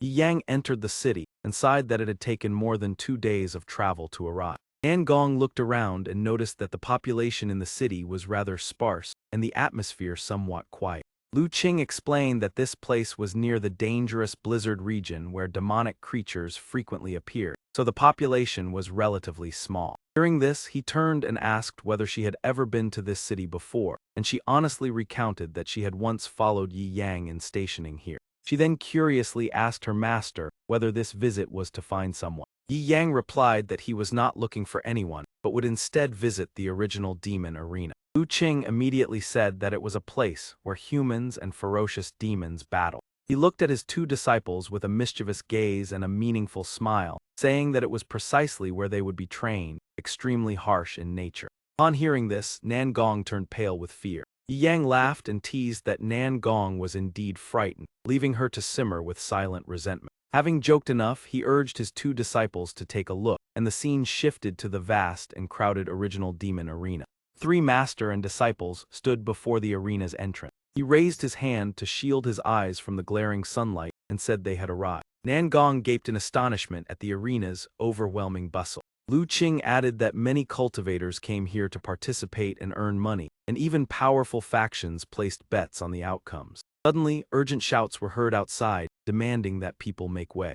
Nangong uttered a surprised sound. A nearby person explained that it was the caravan of demon merchants, a highly dangerous profession, then realized in shock that they were the renowned super experts ranked on the demon-slaying list, the poverty ghost and the evil ghost of the Ngukui Tram Yu, unexpectedly arriving at Veem Than. Lu Qing recounted that the Ngukui Tram Yu were famous. The poverty ghost would do anything for money and had an ambiguous gender, while the evil ghost would devour demons as food when hungry, making them extremely dangerous. As expected, the red-haired man sat there chewing noisily on Yuma's arm. Yang paid no attention and said regardless of what ghosts they were, "Look ahead, we have arrived." Ahead, countless cultivators from all over gathered, each eager to prove their own strength. He smiled meaningfully and told his disciples that they must participate in this demon competition. Gong showed surprise upon learning that their master would also join. Lu Qing added that each person must pay 300,000 gold coins, but in return all accommodation and meals would be covered. He said nothing more, quietly closing his eyes and releasing his senses to feel the surrounding space as if worldly matters had nothing to do with him. The deep blue sky was adorned by sunlight. Birds freely spread their wings, evoking a question that seemed to have no answer. Having left the Vo Kuk sect for some time, he suddenly wondered whether the little fox inside the sect was still as well behaved as before. In the eastern part of the world of Van Lam Tri Quoc, where humans and demons were naturally opposed, there existed a unique nation that allowed only women to live. The female foxes who once saved this place were regarded as guardian beasts rather than demons. The two men saw Dong and Gayet walking along the road and marveled at her cuteness, then out of habit planned to kidnap and knock her out. However, before they could act, Dong and Gayet suddenly appeared behind them. She held a brick in her hand, gritting her teeth as she declared that the counterattack had begun. Immediately after, she struck repeatedly, leaving the two men unable to react. Beaten until they lay sprawled on the ground, they panicked and begged for their lives. Dong and Gayet gently reached out to take their money pouch and replied that she only needed the money, not their lives. The townspeople stirred upon seeing Dong and Gayet, whispering that the female bandit had acted again. Some even murmured that a fox woman should be charming men, then hurriedly told each other to speak softly lest she hear them. Suddenly, a streak of light tore across the sky. Dong and Gayet looked up and softly uttered the words master. After a brief confirmation, she was certain that her master had returned. Without hesitation, Dong and Gayet immediately circulated her energy and rushed off to meet him as quickly as possible. On the street outside, Xuan Fang told the bun shop owner that she had no money and asked if she could trade radishes for steamed buns. The bun seller happily agreed and asked how many buns the adorable girl wanted to exchange for, 1 or 2. Xuan Fang beamed with gratitude at his kindness. She then hurried away, promising to return shortly. After a while, Xuan Fang returned with a massive bundle of firewood on her back. The bun seller asked in astonishment whether a giant beast had just entered the city. Despite the bundle being large and long, Xuan Fang carried it effortlessly. She approached with a radiant smile and loudly called out uncle. Then she forcefully threw the bundle of firewood down in front and shouted to draw attention. A pile of firewood filled a corner of the yard. Xuan Fang said that 3,000 caddies of firewood would be exchanged for 300 steamed buns. Hugging the buns, she cheerfully announced that she would take all the remaining ones today and would bring another 5,000 caddies of firewood tomorrow. Suddenly, another streak of light flashed across the sky. Seeing this, Xuan Fang was so shocked that she dropped the bundle of buns to the ground. She followed it with her gaze and softly called out master. Leaving everything behind, she ran while shouting that master had returned. In the grand hall, a voice pleaded for young master Lai's forgiveness for not being able to drink more, while he continued teasing and promised to admire flowers together next time. When Thir Tiet draped her arm over General Truong's shoulder, he softened his tone to coax her and warned that if she did not accompany him next time, he would truly be angry. Young Master Triu also spoke, believing that this time Thir Tiet certainly could not refuse his invitation, and she replied that it was only natural. The two women nearby sighed in admiration, saying that Thir Tiet truly deserved her title as the most skillful beauty of Van Lam Tri Quoc. The charm of a fox spirit was indeed unmatched. Thir Tiet smiled as she raised her wine cup toward young Master Lai. But before he could receive it, she suddenly splashed the drink directly onto his face. This action left everyone who witnessed it stunned in shock. A woman exclaimed that it was hard to believe that a gentle beauty like Thur Tayet could suddenly become so cold and resolute. Thur Tayet leaned back proudly and said that without a powerful father backing him, a foolish young master like that man was not even worthy of her words. Hearing this, the other party immediately turned pale with fear. Thur Tayet loudly declared that young Master Lai and General Truong should abandon their intentions, as they would never be able to court her, and it was time for them to come to their senses.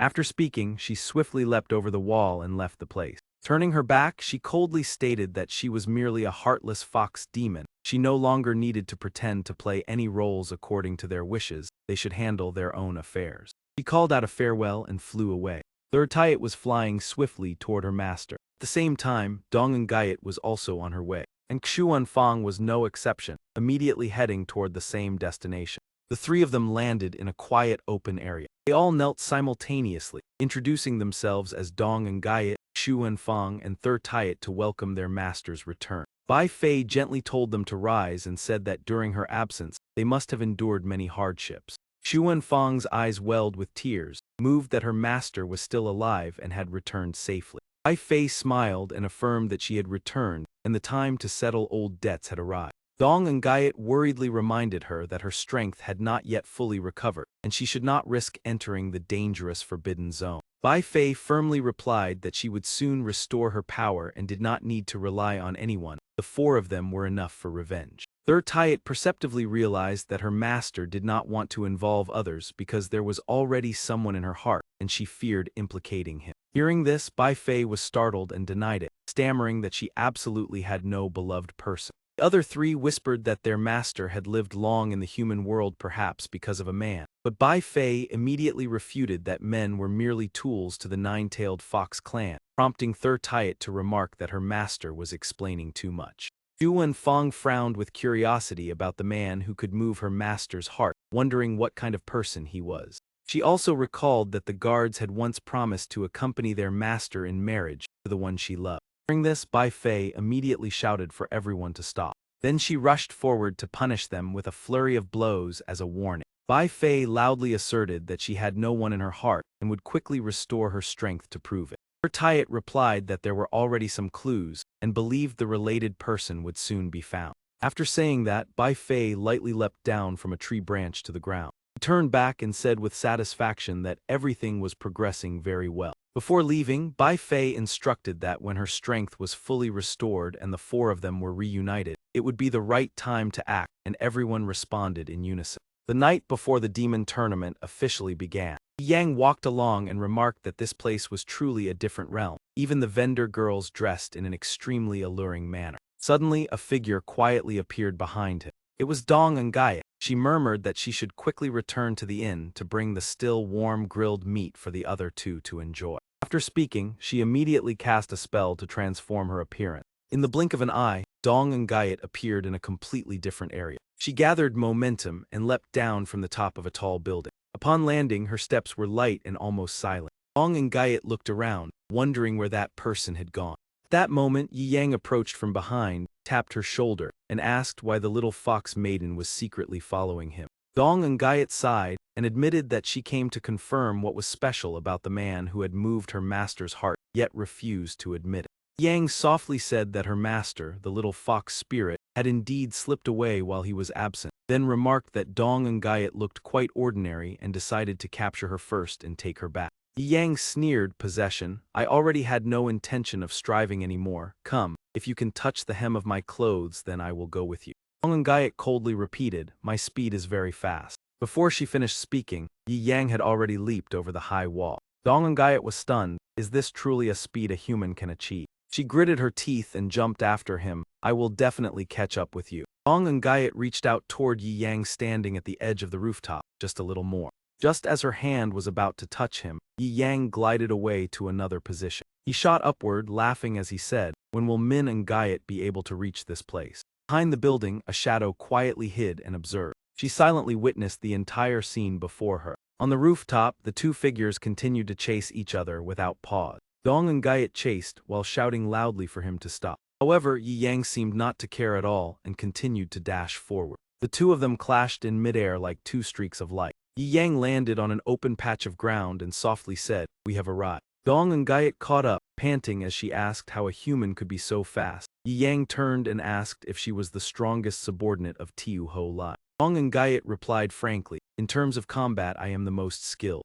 Yi Yang shook his head, "You are still too weak. With Tiu Ho Lai not yet recovered you will find it difficult to protect her. I will teach you a few moves to cope." Dong and Gaiet coldly said it was unnecessary, "I can handle it myself." Yang smiled lightly. "Then while you were following me did you notice that someone else was also following you?" He sprang upward and said, "Forget it." He added, "I will help you draw them out. How you deal with them is your business." After speaking, he opened his mouth wide. Then he took a deep breath. After that he blew out a gust of wind carrying a strange power. Dong and Gaiet hurriedly shielded herself to avoid being blown away. Those hiding behind the boulder immediately panicked. The boulder was blown apart, revealing the two stalkers behind it. Dong and Gaiet recognized them as assassins of the puppet sect, enemies of the Than Kao lineage. Two figures stepped out from the hazy smoke. Their faces were cracked, appearing extremely eerie. Dong and Gaiet drew her sword. Yi Yang crossed his arms and said, "Let me see whether your strength is enough to protect Tiu Ho Lai." Dong and Gaiet replied that she certainly could. One puppet released a stream of attacking force. Dong and Gaiet immediately dodged to the side. One behind also launched a follow-up attack. In the blink of an eye, Dong and Gaiet appeared behind them. She swung her sword and thrust it straight into the puppet's body. The remaining one angrily retaliated. Dong and Gaiet glanced at it with an icy gaze. Her sword swept horizontally toward both of them. The two puppets were shattered and fell to the ground. Yang remarked, "Not bad, but this is only the beginning, be careful." He added a reminder to pay attention to the linked mechanism after they split. Puppets immediately launched a new offensive. They coordinated and unleashed a barrage of attacks toward Dong and Gaiet. As she was hovering in midair, she suddenly realized they had disappeared. Behind her, a puppet suddenly appeared. It launched a kicking ambush, but Dong and Gaiet managed to evade in time. The puppet revealed a look of surprise at the missed strike. Dong and Gaiet shouted loudly, "Break." Her sword slashed fiercely, causing the puppet to be split in two. However, it did not disappear. The two pieces transformed into two other puppets, appearing behind her. Dong and Gaiet murmured, "It split again." The puppets continuously pressed their attacks against her. She spun in midair, her expression becoming unpleasant. Dong and Gaiet took a deep breath, regained her composure and shouted to continue. Another puppet charged forward to attack. Streams of force collided repeatedly as Dong and Gaiet continuously dodged. Suddenly an attack from behind struck toward her, causing her to be startled. She turned her head and realized it was about to touch her. At that moment Yi Yang spoke, "Return." That stream of force was reflected back toward the puppets, causing them to shatter. Nevertheless, the one behind continued to launch attacks. Yi Yang quickly pulled Dong and Gaiet aside to dodge. As soon as they moved away, a bolt of lightning pierced through their previous position. Dust and smoke rose as both of them descended elsewhere. The area where they had just stood was completely surrounded. Yi Yang said, "You are a swordsman who specializes in speed. Evasion is the key for you." The puppets charged forward again with extremely fast speed. Yi Yang pulled Dong and Gaiet as they continuously moved to evade. He said, "Observe my footwork carefully. 3 parts real and 7 parts illusory. Everything is merely an afterimage." With astonishing speed, Yi Yang glided past every attack. Puppets still did not relent and densely surrounded them. They rushed close to the two of them. Held by him, Dong and Gaiet said, "You are so fast that you are like an illusion. If I could not feel your hand I would have thought you were a demon spirit." Yi Yang replied that next was defense. The core still lies in speed. He waved his hand, further emphasizing the importance of predicting the enemy's movements. A puppet with sharp claws lunged straight toward them. Yi Yang had already deflected that attack in time. The puppets continued to close in without pause. They relentlessly unleashed their techniques toward the two of them. Amid the barrage of attacks, Yi Yang emphasized that the ability to predict was the true key. Dong and Gaiet was stunned when she witnessed that scene. He fixed his gaze on the terrifying puppet standing before him. He concluded that only by coordinating speed, force, and a precise angle of attack could one execute a flawless sword technique. As soon as the words fell, a powerful surge of energy erupted. Yi Yang carried Dong and Gaiet and swiftly moved away. His offensive strike was immensely powerful, its resonance shaking the air. By now, the two had retreated a distance and quietly observed the situation. The puppets that were struck collapsed and scattered across the ground. He let out a soft breath and asked her whether she had remembered the recent exchange, as remembering without applying it would be useless. Yi Yang took out a basic sword manual from the Deep family. He handed the book to her and said that he had personally compiled it, and by studying it alongside today's battle, she would gain many insights. Dong and Guyet accepted it, unable to hide her astonishment, wondering if such a precious item was truly being given to her. Yang spoke and turned around, saying that if Tiu Ho Lai wished to leave, she could take her time, and when he was free, he would bring her back, for now she must ensure her safety. With those words, he transformed into a streak of light and shot away. Holding the book, Dong and Guyet murmured that this man was incredibly powerful. No wonder their master was moved. If the four of them married him under their master's command, it might even be a blessing. As she walked, she calculated that the teleportation talismans were exhausted, and now she could only return to Van Yu Kwok on foot, using the journey to master her sword techniques to protect her master. It was the very day of the opening of the Demon Arena tournament. Yang, bearing the number 297, stood calmly amidst the dense crowd. As soon as he finished speaking, streaks of radiant light flashed across the sky. Numerous imposing figures appeared simultaneously. The crowd below exclaimed that the master of the arena, Hayat Lao, had arrived, and the 6 blood guards beside him were all experts who had battled countless demons. An Gong looked up and softly remarked that the aura of those 6 was truly terrifying. Yi Yang replied calmly that the truly profound one was the old man, who had piqued his interest. Hayat Lao spoke, saying that everyone had waited long enough. He declared the tournament officially begun. Life and death would depend on fate, the strong would reign, and the final champion would have the chance to spar with him. Upon hearing this, the crowd below erupted in excited cheers. Hayat Lao turned away and coldly wished them good luck. After speaking, their figures gradually vanished into the sky. The crowd buzzed with excitement, noting that a powerhouse like Hayat Lao was giving the younger generation a chance to exchange moves, and even a single piece of guidance from him could greatly elevate one's strength. Outside the competition area, Yi Yang looked at the roster and said their luck was good, as the 2 of them were in the first group and would enter the arena immediately. He added that he was in the second group, and at that moment, the organizer announced that the survival round was about to begin, calling contestant number 1 to take position. Hearing this, Nan Gong asked anxiously whether the survival round posed a life-threatening danger. Yang patted her head reassuringly, telling her not to worry, as by using the movement technique he had taught over the past few days, demons would find it difficult to approach her. He further instructed her to advance steadily, but to remember that in this round each person must fight independently without cooperation. 2 disciples responded in unison that they understood. Inside the arena, the atmosphere was extremely intense. Lu Qing spoke up, saying that since their master had instructed them not to cooperate, she would head in that direction and told him to be careful. An announcement echoed that the rule of the survival round was to withstand the attacks of demonic creatures for 30 minutes to qualify for the next round. The voice continued that the first wave of monsters was about to appear, asking everyone to prepare, with a countdown of 10, 9, 8. All the fighters were tense, and Nan Gong was no exception. Behind her, someone trembled and said that he was scared and should not have come, while another reassured him not to worry as they were only low-level monsters, and told her to stay behind him as he would protect her. The girl turned to Nan Gong and said that she should not be nervous and could come over with them, as Brother Dung would protect them. Countdown reached 3, then 2. Then a decisive sound rang out. Strange streams of energy began to surge within the arena. From them, waves of monstrous beasts poured in. These creatures looked ferocious and filled with killing intent. Fighters immediately assumed combat stances. Everyone was horrified, as the demons in this round were extremely fierce. The land demons possessed great power, high speed, and were incredibly savage, so everyone had to remain vigilant. The monster let out a thunderous roar, and they charged straight toward the contestants. The entire arena quickly descended into chaotic battle. The swarm of beasts attacked from all directions. Wolf Demon appeared and blocked Nan Gong's path. The 2 who had been trembling earlier, Brother Dung quickly hid behind the girl while still claiming he would protect her. A nearby fighter sneered in disdain, calling him useless. Immediately afterward, he charged forward with his robust physique. He directly engaged the Wolf Demon in combat. Spectators marveled, noting that he was indeed a master daring to confront a Wolf Demon, and that having reached the spirit realm gave him the confidence to face such a ferocious creature. In midair, 2 forces clashed violently. After only a short while, the expert was knocked back and coughed up blood. The monster landed heavily on the ground. It slowly advanced toward Nan Gong. Distance between her and the beast grew ever smaller. Brother Dung panicked, turned, and fled while shouting that she should leave it to him.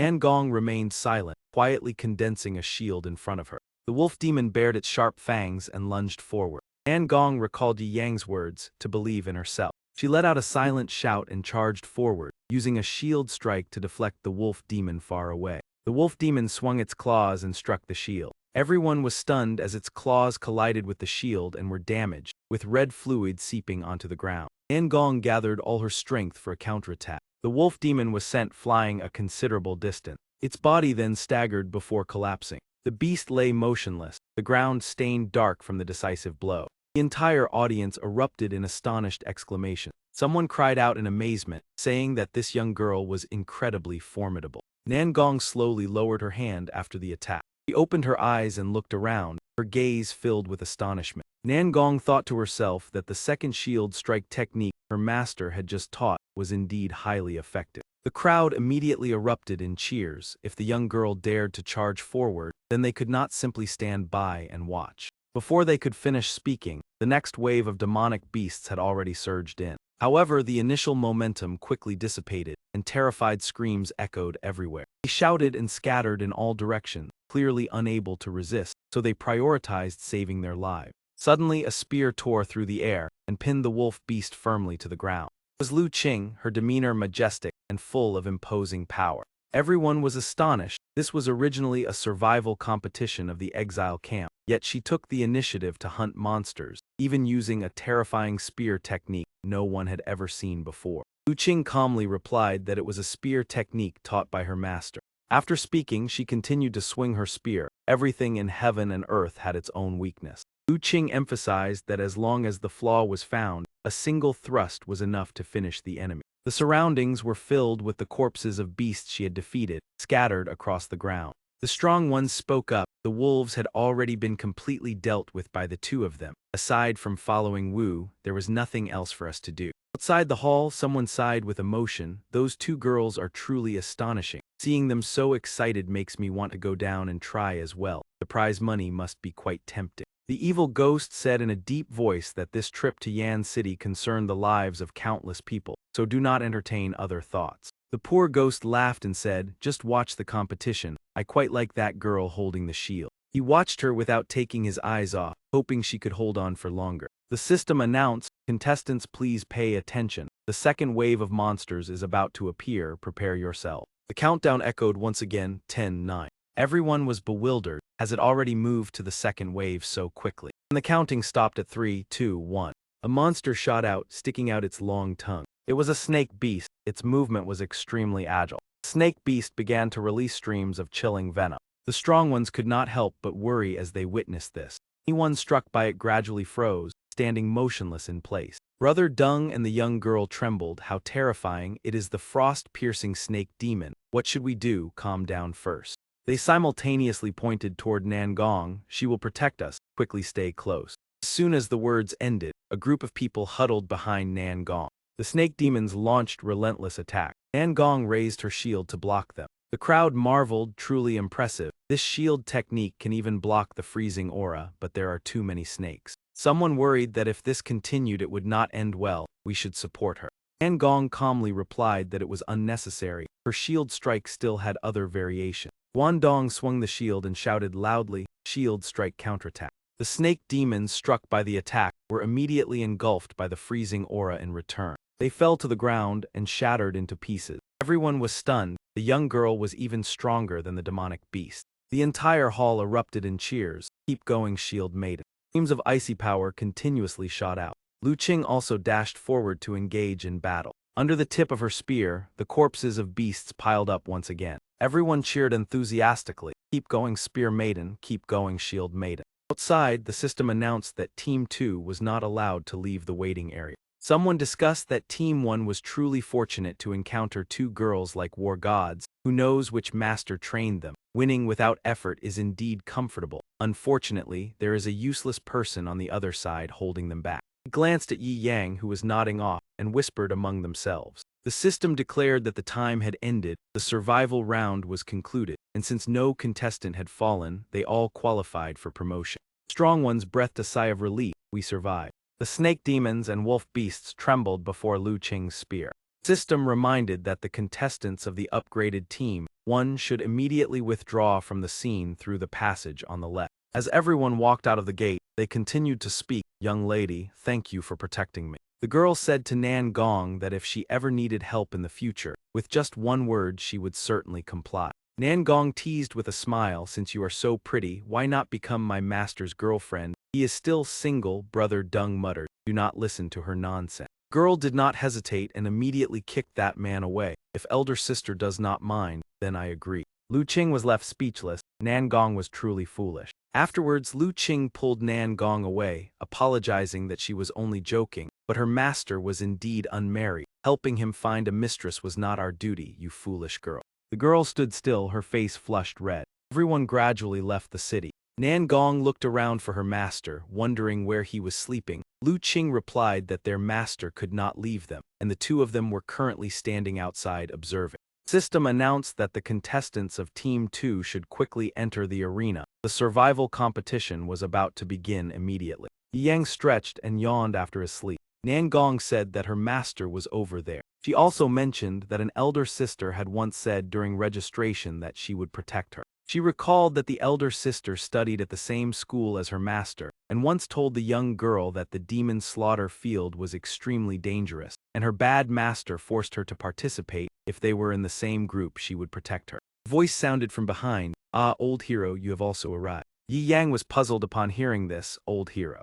Cheng guard Chen Ma Ai appeared, standing firmly before him. Everyone was in an uproar. Why had Elder Ma come? Last time, if he had not used his power to suppress the three great demon generals, Yan City would have been in danger. The appearance of the old hero must have a purpose. Yi Yang was bewildered. How had he become the old hero? The scene shifted back to 3 months earlier. At that time, Yi Yang was confronting the three great Kusa demons. He unleashed a move, striking directly at the three demonic beasts. The force of his punch swept through them, causing all three to collapse. The resounding impact echoed as a corner of space itself trembled. Ma Ai, who was sitting there, exclaimed in shock, heaven. After dealing with them, Yi Yang said that those three corpses could be handled as he wished. Having said that, he immediately left. The scene returned to the battle hall. Yang called out, startling Ma Ai. Upon seeing him, the old man hurried over. Big brother. He softly asked what was going on. He had said it would be noisy to protect his disciple, and yet the old man still came. He replied that since Big Brother had spoken he came, but the team division could not be decided. He casually said that in that case he should help watch over them, as he had taught the little fox girl until late last night and wanted to take a nap. This matter might not be very appropriate.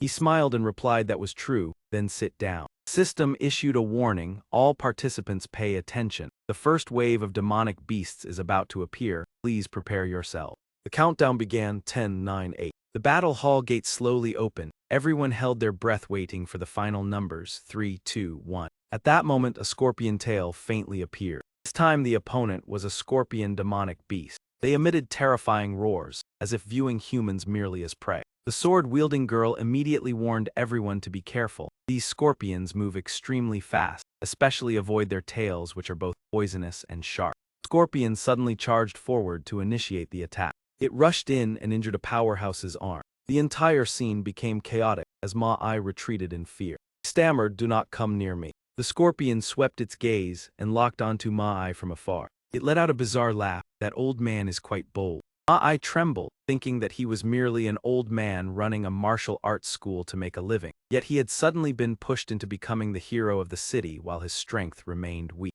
He wanted to turn and flee, but his legs were too weak to move. The spectators outside shouted loudly, old hero, do not be afraid. Protecting the weak is natural. Do not give up. Scorpion demon approached as Ma Ai stood frozen in panic. Yi Yang, who was sleeping, suddenly frowned slightly and awoke. He muttered in annoyance, too noisy. It is disturbing my sleep. An invisible force radiated from his body. The scorpion demons were immediately shaken by that aura. The one that had just charged forward was forced to lie flat on the ground. It widened its eyes in terror, unable to understand what had happened. An aura spread around Yi Yang. A high-level defensive gravity force field covered the entire area. I also looked around in bewilderment. The audience erupted in cheers. The old hero is invincible. His reputation is indeed well-deserved. I secretly thought that even while sleeping, the boss was this terrifying. He immediately laughed loudly, proclaiming that his righteous aura suppressed these minor demons. The other powerhouses echoed in agreement. The old hero is truly majestic. Hurry up. Then everyone rushed into fierce combat. Techniques followed one after another, bringing down the demonic beasts. The first wave was quickly wiped out. The system announced that the second wave of demonic creatures was entering. This time, a group of powerful bull demons appeared, their roars resounding. Everyone recognized the formidable strength of the bull demons and became cautious. Meanwhile, Yang remained calm, still immersed in sleep. Bull demons roared and charged straight into battle. The space immediately fell into turmoil due to the fight. The sword-wielding girl reminded everyone to avoid direct confrontation. They are slow but powerful, circle around and attack. Bull demon closed in on Ma. He trembled and asked Yi Yang whether he should run. Yi Yang replied coldly that he must not run. Ma's face turned pale. The bull demons ferociously surged forward. He felt as if his soul had left his body. As he fell backward, Yi Yang had already silently supported him. He infused magical power into Ma's back. A massive surge of power erupted. The bull demons froze for a moment. The weapons in their hands shattered in a strange manner. Stands resounded with cheers. The bull demon before I no longer seemed to hold the advantage. Everyone was astonished and praised the old hero for standing firm while enduring the assault. From behind came Yi Yang's voice. I used battle energy to strengthen your body for 3 minutes. Quickly clear them so I can continue sleeping. Marai laughed gleefully. He charged forward enthusiastically. This old man is coming. His fists and kicks rained down, leaving the bull demons dazed. Other powerhouses marveled that his movements were as swift as in his prime. He shouted loudly and unleashed a decisive strike. His arms swung upward with overwhelming momentum.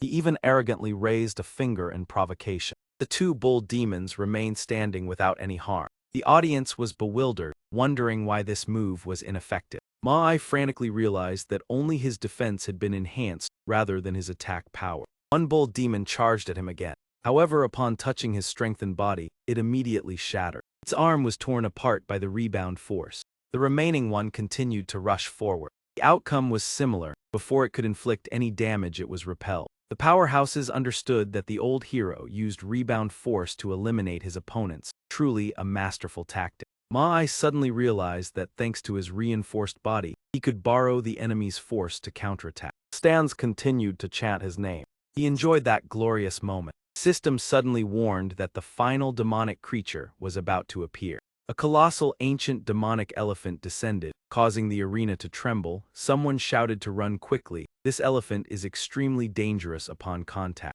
The ferocious elephant knocked down everything around it. It used its trunk to wrap around a powerhouse, and it tightened its grip, leaving the opponent unable to resist. Amid the chaotic scene, Yang still maintained a calm demeanor. The powerhouses hurriedly sought ways to respond. The sword-wielding girl was knocked down as the elephant charged toward her. She rushed forward to stand in front and shouted loudly for him to get up quickly. The elephant had already closed in on the two of them within a hair's breadth. At that very moment, Yi Yang suddenly opened his eyes. The elephant swung its leg, kicking straight toward the sword-wielding girl. Suddenly it halted as if colliding with an invisible barrier, and its fury immediately surged. What stopped it were Yi Yang's hands. He merely flicked his wrist slightly. The elephant was flung hundreds of meters away, and he told it to stay back. It still stubbornly continued to charge forward. He slowly clenched his fist, circulating his magical power. The elephant's trunk began to crack under the pressure. A vortex of air created by him swirled around the hall. Then he shouted loudly for it to retreat. The elephant was blown backward under the astonished gazes of everyone. That power was overwhelmingly formidable. Just one move, it was pinned deep into the city wall. Everyone stared wide-eyed as he hurried to support the person who had fallen and asked if she was all right. The stands buzzed with commotion, wondering what had just happened, as everything was shrouded in smoke and asking who had thrown the elephant against the wall. As the smoke gradually dissipated, Ma appeared in the middle of the arena. The audience cheered, telling everyone to look. It was the old hero. The crowd shouted in unison that the old hero was invincible. Yi Yang spoke, thanking him for giving up his place in line for Nan Gong and asking if she was all right, then asked if he was her master. Yi Yang smiled, while someone behind whispered that the old hero was truly kind, saving people while bringing along a useless fellow who was probably his disciple, and that this time he was protected by his master, but next time he would not escape so easily. Outside the arena hall, people crowded densely. Nan Gong complained irritably that they were not allowed to stay and watch their master perform, and Lu Qing replied that against such low-level monsters, even if their master acted, it would not be worth watching. Nan Gong continued that she only wanted to see whether that young lady had a chance to develop a relationship with their master, and Lu Qing reminded her not to worry about finding a master's wife. The system announced that time was up, the survival round had ended, and the contestants who remained standing were immediately granted the right to advance. Yang scratched his head and leisurely walked out, saying that after cleaning up he would go back to sleep. Inside the hall, Ma-I was still immersed in joy. Suddenly, a wolf beast appeared behind him and lunged forward to bite him, and someone cried out for it to stop. The audience was bewildered, wondering why the old hero did not deal with the wolf, and someone joked that perhaps he loved dogs, truly a great hero full of compassion. Yang looked at the scene and sighed, saying it was boring, as there were clearly several more interesting beasts that had not been released. The organizers discussed that the young man of mysterious origin standing behind the old hero seemed very strong and wondered if he was the one the demon realm was searching for. The person beside added that an envoy from the demon realm had once mentioned that he would appear at the demon arena. Yahello said in a deep voice to send someone in the next round to test him, as the demon realm had suspected for years that they were taking advantage of them. The scene shifted to Van Lam Kingdom, where Ho Third Deep was located. Tiat rowed the boat carrying Bai Fei. Xuan Feng rushed over and called out loudly to the master. She leaped onto the boat. Tiat scolded her for being reckless, saying that such behavior would disturb the master's cultivation. Bai Fei gently asked what had happened. Xuan Feng replied that she had found an unparalleled book and that cultivating it together with her would certainly be interesting. And Bai Fei said that she had reached a realm where she was neither pleased by external things nor saddened by herself and asked to see it. As soon as she looked at the cover, the title Deem Nuang Kai was revealed. Bai Fei suddenly flared with anger. She tore the book apart, saying not to let her see it again, and that she wanted to burn all copies of Deem Nuang Kai in Van Lam Kingdom. Her shout startled the two people on the boat, and she cursed Deem Nuang Kai for pretending to be innocent while bewitching reclusive men. Tiat curiously asked what a reclusive man was. She replied that it was a type of man. Tiat said that if the master hated it so much, she would find someone to punish the author so that those reclusive men would awaken, and that she only wanted revenge and would not allow anyone to occupy her heart.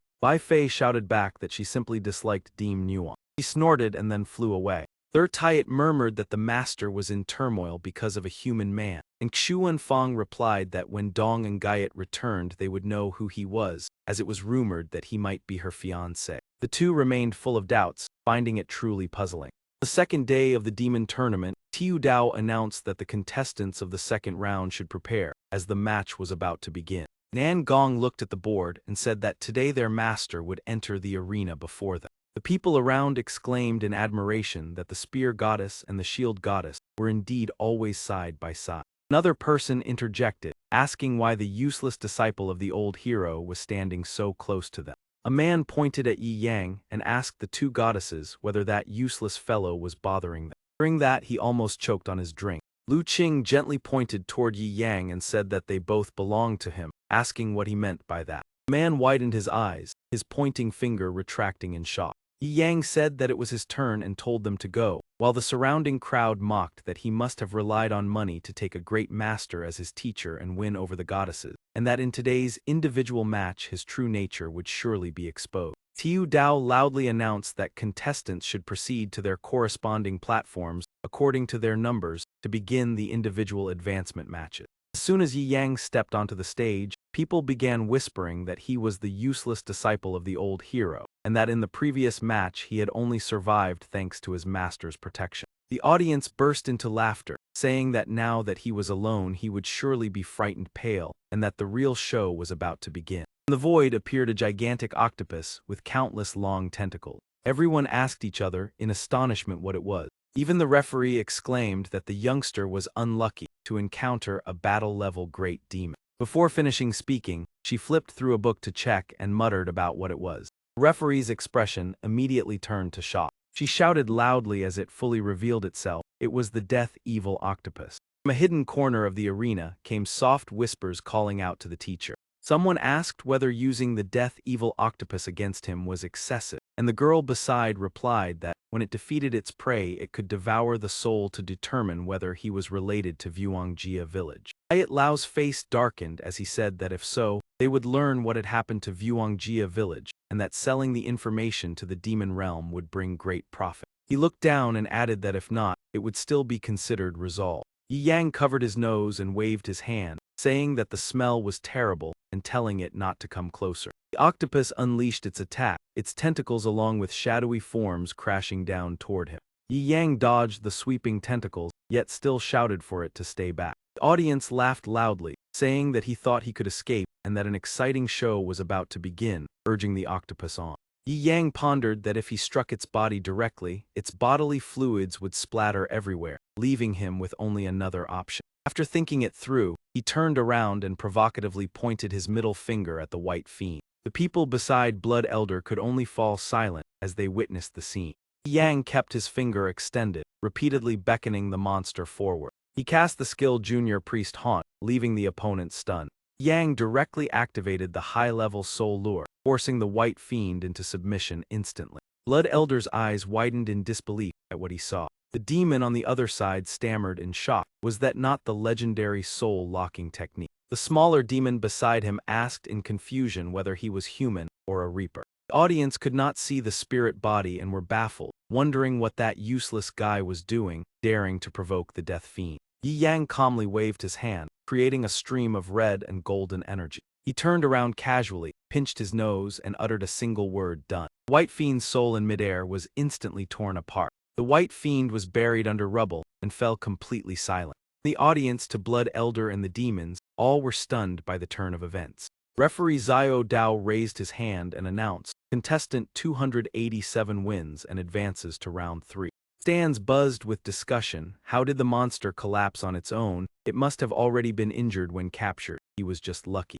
Yi Yang slipped away right after the fight, grimacing as he complained about the stench. Blood Elder's disciple said he had lost to him and suggested going down to further probe his strength. The girl beside him ran forward coquettishly, asking to take action this time. Blood Elder spoke in a deep voice. It had been a long time since he encountered such interesting prey. He would personally arrange matters after confirming whether Yi Yang was connected to Royal Village. His expression darkened. He would personally escort Yi Yang to the demon domain to plead before the demon realm. Audience erupted in cheers as the individual match of veteran hero, Ma Wei, officially began. Ma Wei waved proudly, inviting any demon to step forward and test him.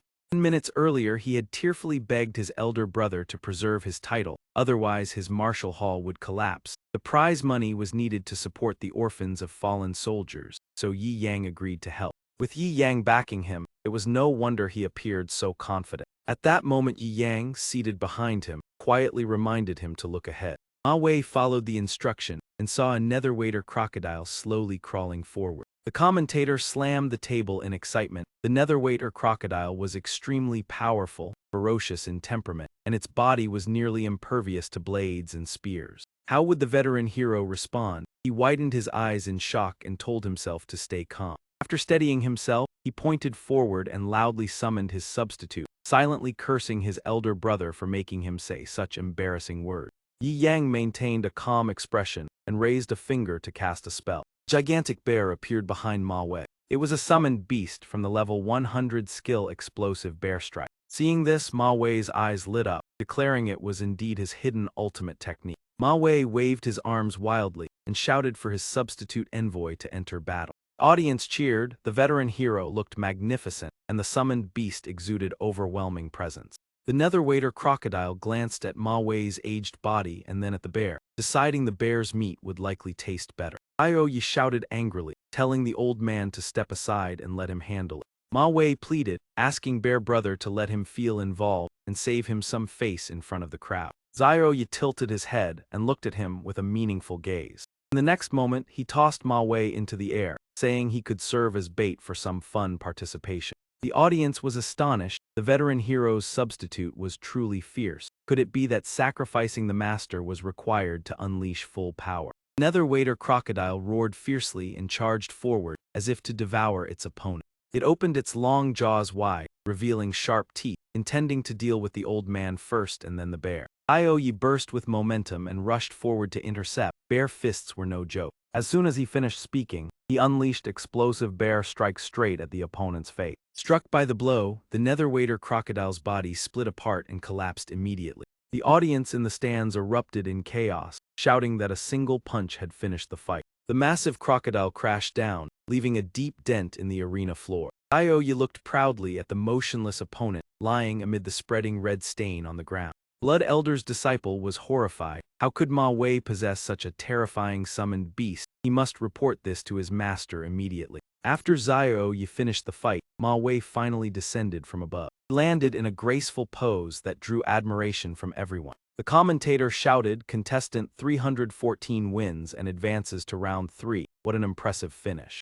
The audience applauded. The veteran hero's coordination with his summoned beast was flawless. Both strength and performance were outstanding. Xiao stepped forward and said he only helped this time out of respect for his master. 88, he staggered and trembled, crying out that his back hurt and asking someone to help him up. At another arena, Long Tich was defeated by Zenji and also complained of back pain, asking for assistance. Lu Qing coldly announced that Long Tich had surrendered, and contestant 288 advanced to round 3. In the next match, the Bone Spirit was defeated, and contestant 289 advanced to round 3.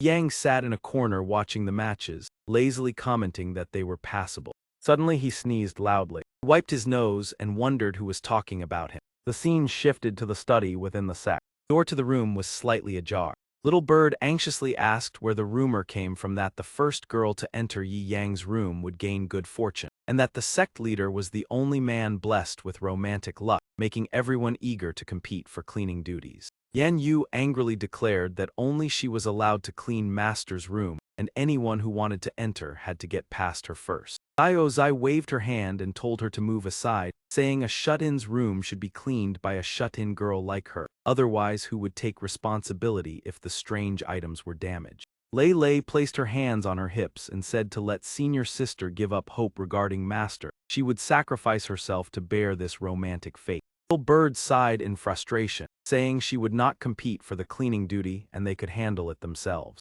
Just then the door swung open and Su Shu stepped out calmly, asking why it was so noisy early in the morning. She rubbed her eyes and complained that they had woken her up. Yan Yu stood stunned and asked why she was inside. Su Shu replied that since senior sister intended to marry her to Master, she came to try the bed first so she would not be unfamiliar later. Yan Yu erupted like a volcano, loudly scolding Su Shu. Su Shu trembled as she declared that in life she would be Master's wife, and in death she would still belong to Master. Little Bird sighed helplessly, calling for Yi Yang to return soon because she could no longer endure these women. The next day shifted to the third demon competition day of the top 16. Those eliminated discussed how round 3 had more spectators, saying that Guy's luck had run out. If he advanced further they would quit martial arts. The referee announced that 2 contestants would jointly face the demons in round 3 and invited the next group onto the field. He sighed after waiting so long it was finally his turn. Yi Yang then strode forward calmly, his demeanor brimming with confidence as he walked straight onto the arena stage.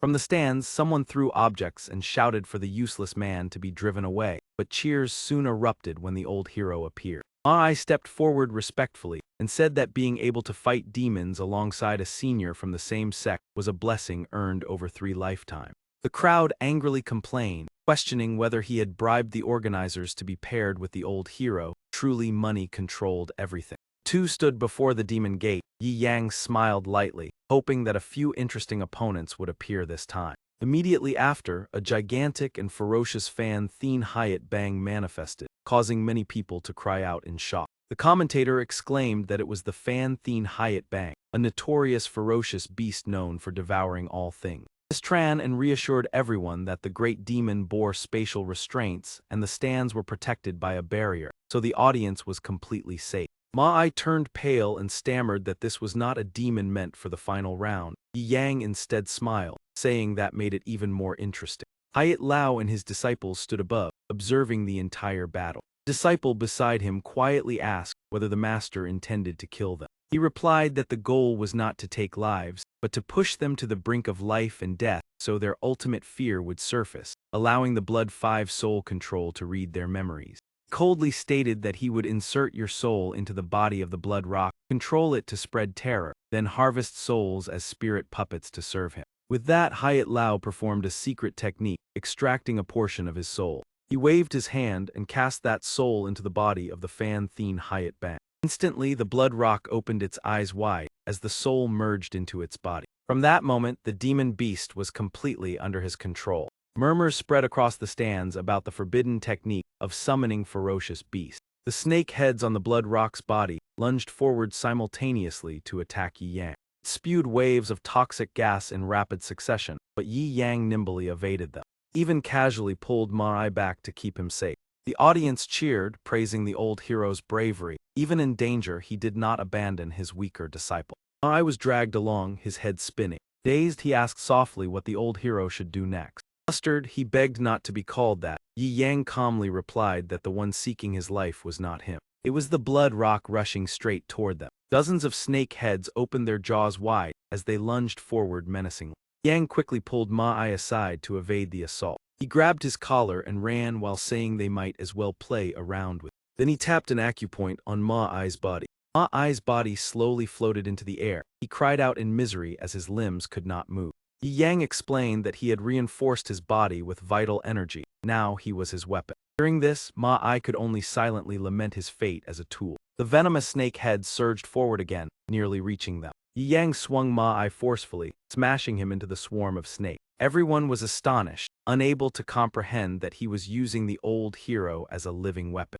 The powerful blow sent one snake head flying far into the observation area. It landed in the hands of one of Yahello's disciples, startling him. The controller within the blood rock grew furious at the provocation. The audience was deeply moved, believing the old hero was shielding his disciple with his own body, truly righteous and loyal. Cheers echoed everywhere, praising the old hero's unmatched and majestic presence. Ma Ai lay on the ground dizzy, yet still forced a smile in response to the cheers. Inside the blood rock, that man unleashed a secret move, vowing to make them experience true terror. He widened his eyes and roared loudly before launching a fierce assault. From the blood rock's body sprouted 3 gigantic pythons, along with a blazing arcane cannon.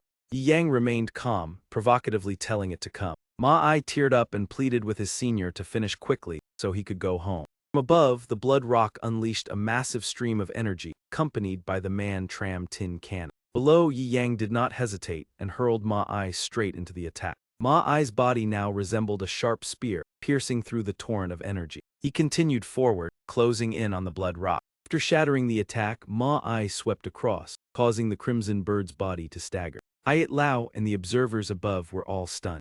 Ma Ai circled once and flew back toward Yi Yang's waiting hand. Yi Yang precisely caught his leg, helping him land safely. Ma Ai's face was pale, foam at his mouth nearly unconscious. Stands erupted, believing the old hero had poured all his life force into the battle, truly not an easy feat. Another disciple of Yahello remarked that as long as the head remained unharmed, there was still a chance. During this, the blood rock immediately used a recovery technique. In the blink of an eye, its damaged body regenerated piece by piece. Within seconds, it was completely restored as if nothing had happened.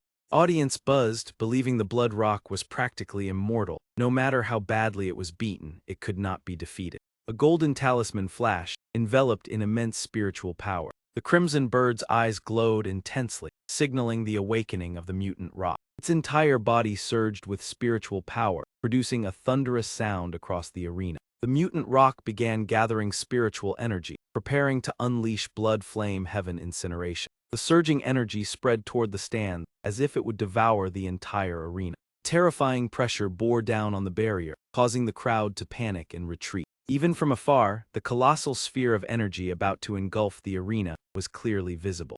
In that perilous moment, the evil spirit raised its head to look at the sphere before it. Without hesitation, he directly absorbed that energy into himself, prompting others to warn him to be careful of indigestion. The evil spirit absorbed the energy while retorting to the poor ghost not to be stingy or trouble might arise, while the poor ghost looked at the bean soldiers with regret over the lost wager. The small bean soldier gradually swelled in size, grew arms and legs, taking on a human-like form. Once the transformation was complete, the bean soldier had evolved to the silver rank. The silver rank bean soldier rushed forward to mend the crack in the barrier. Finally, it merged into the protective barrier, its body gradually dissipating. Thanks to this, the crack in the barrier was fully restored. Commentator thanked the poor ghost and the evil spirit for their intervention. Blood flame heaven incineration was powerful enough to burn everything within range. It was uncertain whether the old hero and his disciple could still endure. Just as they were mentioned, Ma Ai on the arena floor was thrown once again by Yi Yang. Ma Ai gradually advanced, closing the distance with the rock that had fully awakened its power. On the opposite side, Hyatt Bang laughed arrogantly while chanting, believing the opponent was overly confident and would soon be destroyed. Facing the enormous rock twice his size, Ma-I could not help but break into a sweat under the pressure. Beneath the arena, Yi Yang calmly raised one hand high as if giving a signal. In the air, Ma-I mirrored the gesture to everyone's astonishment, activating the primary puppet technique. Hyatt Bang tensed his body to cast a spell and shouted that anyone who touched him would immediately vanish. However, unexpectedly, a fist descended from above and slammed heavily onto Hyatt Bang's head. In truth, it was Ma-I's synchronized straight punch, striking directly at the rock's head with astonishing power. Immediately afterward, he followed up with another extremely powerful punch to the red bird's face. The attack not only injured the rock but also directly affected Hyatt Bang, causing him to vomit blood and leaving his fellow disciples horrified. All the spectators in the stands watched the battle with tension and excitement. Hyatt Bang rolled across the ground, his head severely shaken and drenched in blood. Rock flying in the air also lost control and crashed straight onto the arena floor, producing a thunderous impact. It lay motionless with its head buried in the ground, and the female commentator's voice rang out clearly, declaring victory for Ma-I and his master. Yang leisurely raised a finger as a signal, ordering Ma-I to descend. Immediately, Ma-I gently landed on the ground with both feet. Yi Yang turned around and snapped his fingers, retracting the enhancement spell that had been maintained on Ma-I throughout the match. At this moment, Ma-I's face was pale as he stood silently, unable to utter a word. Meanwhile, cheers erupted endlessly from the stands as everyone chanted in unison, "Old Hero." Hyatt Lau's purple-haired female disciple angrily asked her master how to deal with the opponent and demanded that Yi Yang be punished immediately. With eyes blazing red in fury, Hyatt Lau replied that the defeat was due to their lack of strength, but this arena was under his control and Yi Yang, no matter how powerful, was merely a pawn in the plan already set in motion. In Thien Sam Kingdom, on Song Jioi Mountain, a figure was meditating beneath an ancient tree beside a small pavilion. Bai Fei sat inside the pavilion, focusing on cultivation to break through her realm, while Xuan Fong and Third Tayet stood outside on guard. Suddenly, Bai Fei opened her eyes wide and looked straight ahead with vigilance. On a bridge not far away, a figure carrying a dense evil aura suddenly appeared. Xuan Fong clenched his fists, sensing the powerful evil aura, while Third Tayet beside him also immediately heightened her vigilance. A ferocious gaze appeared behind Xuan Fong, making the atmosphere tense. Xuan Fong warned the opponent in a low voice not to come any closer. Fang Xing stood still and laughed disdainfully, believing that two small foxes could not stop her. Tayet worriedly mentioned Fang Xing's brutal reputation and suggested that their master leave, allowing them to confront her, while Xuan Fong was also ready to engage. Bai Fei closed her eyes and calmly stated that there was no need to worry, they should let Fang Xing approach. Even sacrificing one tail would be enough to eliminate her. In the blink of an eye, Fang Xing appeared before Bai Fei and mocked that the former nine-tailed Fox King had fallen to the point of cutting off a tail to fight. Bai Fei immediately retorted, asserting that the truly pitiful one was Fang Xing, who had turned from a prodigy into a monster with an unstable mind. Opening one eye, Bai Fei sneered that Fang Xing still wished to rely on Yi Yang to lift her curse, yet his heart already belonged to someone else. Fang Xing narrowed her eyes and, in a sarcastic tone, asked about the identity of that person. Bai Fei sprang decisively to her feet from the ground. In an instant, she was seated on the beam of the small pavilion and casually remarked that she and Yi Yang were even intimate, in contrast to Fang Xing, who received only cold indifference each time she met him. Fang Xing angrily refuted, claiming that if that were true, Bai Fei would not have left the Vo Kuk sect, yet Bai Fei remained calm in her response. Bai Fei gave a faint smile, saying that the man Fang Xing longed for was someone she avoided, then asked the true purpose of this visit. Fang Xing smiled and admitted that she initially wanted to discuss cooperation, but before leaving, she revealed information related to the survival of the sect master's junior brother. She stated that the demon world was about to launch a major upheaval in Zich Than, which would become the target for destroying humanity's defensive line and risk turning into a land of death. Fang Xing walked away in the wind with a meaningful smile, wondering whether Yi Yang would be drawn into this calamity. Immediately afterward, she soared into the sky and left behind a reminder for everyone to take care of themselves. As soon as Fang Xing departed, Bai Fei rushed out of the small pavilion with determination. She asserted that she had to make a trip to Zich Than. Her Tayet quickly stepped in front of her and asked whether their master intended to rescue Yi Yang.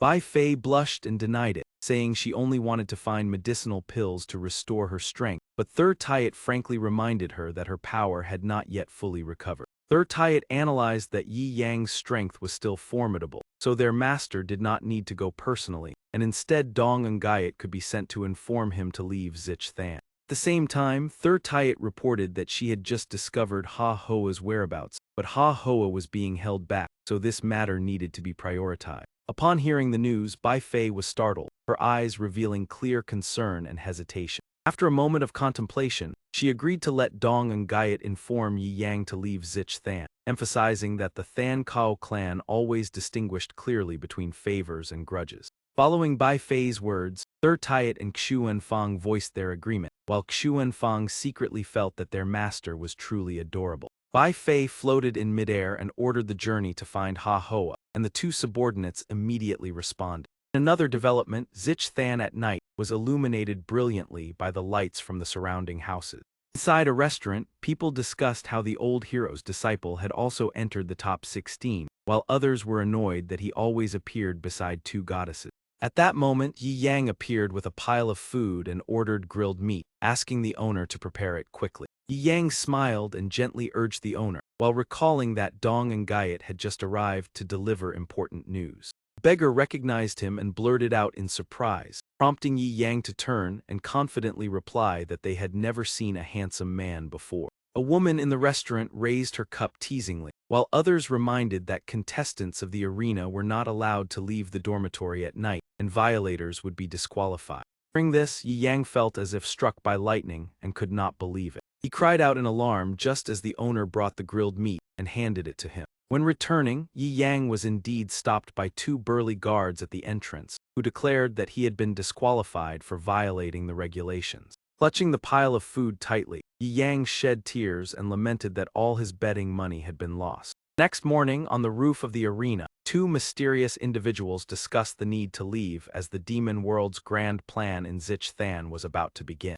Below, the army had already deployed its forces, ready to respond to any possible situation. One of the two mentioned that most of the human army's granaries were concentrated in Zich Than, making the place extremely important. They also worried about the worst-case scenario if Zich Than encountered a disaster, while regretting that they could not continue cheering for their favorite contestants. The other remarked that their feelings were all directed toward the contestant's master, prompting the first to lament that she had lost faith in men. In a private observation room reserved for powerful figures, the atmosphere became tense. A man dressed in black announced that Yi Yang had been disqualified for violating the regulations, while the armored man beside him speculated that he might have already sensed the conspiracy and withdrawn voluntarily. Hayat Lao gloomily asserted that even if Yi Yang left, his disciples remained, so he could not escape the plan that had already been laid out. Meanwhile, Yi Yang sat leisurely in the stands, surrounded by both criticism and praise directed at the old hero. The female referee enthusiastically introduced through the microphone that today marked the final decisive match of the demon tournament. She stated that only 4 contestants remained to enter the finals, and the winner would have the opportunity to challenge the strongest demon in a special match format. On the arena floor, Lu Qing and Nan Gong appeared amid an enthusiastic introduction as the spear goddess and the shield goddess. In a corner of the stands, Yi Yang lowered his head and murmured encouragement, hoping his 2 disciples would win to make up for the money he had lost. Immediately afterward, the host's voice rang out, welcoming the second pair of contestants, the Xiao family siblings, Xiao Ling and Xiao Han. The cold man holding a bamboo fan was Xiao Han, the heir of the great Xiao family of 2 Nuyen Kingdom. The sharp-featured woman beside him was Xiao Ling, a proud prodigy of the younger generation, promising an impressive performance. The audience could not help but be astonished to see members of the Xiao family participating in this dangerous tournament, believing it to be a training arrangement by their clan. The announcement voice rang out again, officially declaring the battle rules. 3 small groups would engage in a chaotic melee, and if the last surviving group was the human side, they would select 1 representative to challenge the remaining demons. The audience buzzed in astonishment, wondering if only 4 people were supposed to enter the finals, why a 3rd group had appeared, and that group was not even human. On the arena floor, 2 demons suddenly appeared, the primordial demon Ape and Hayat II, and the organizers announced the entry of the 3rd group. Hayat II smiled with delight and said that it was finally his turn, and no one standing on the stage would leave alive. Stands erupted in shock. The primordial demon ape was a super living siege beast. The other two groups were truly unlucky, and with a high-level humanoid demon joining, it was truly a peak final battle. Signal to begin sounded, the battlefield expanded. Who would be the final victor? Everyone should wait and see and wish for good luck. Murmurs spread through the crowd. Some said the human side would join forces to eliminate Yuma first before deciding superiority, while others believed they would use Yuma to destroy one team and reap the benefits. The countdown echoed in the silent space, 3, 2, 1, and as soon as it ended, two figures dashed forward like lightning. Commentator exclaimed excitedly that the Zio siblings were truly bold, launching simultaneous attacks against both humans and demons. Zio Ling faced the human side while Zio Han charged toward the primordial demon ape. Zio Ling continuously swung her sword in attack, while Nan Gong focused entirely on defense. On the other side, Zio Han generated waves of fierce wind and flew straight toward the demon group. The commentator could not stop praising them, saying the siblings were incredibly strong, suppressing two groups at once, truly living up to the Zio family's reputation. 2 against 4 was unbelievable. Zio Ling seemed to have changed her strategy. Her expression remained calm, but her attack speed increased dramatically. Seeing her suddenly circle behind the shield, the commentator shouted that Zio Ling had accelerated and Nan Gong must be careful. Wu Qing also quickly noticed the unusual change. She immediately retreated, creating space for Nan Gong to raise her shield to block the attack.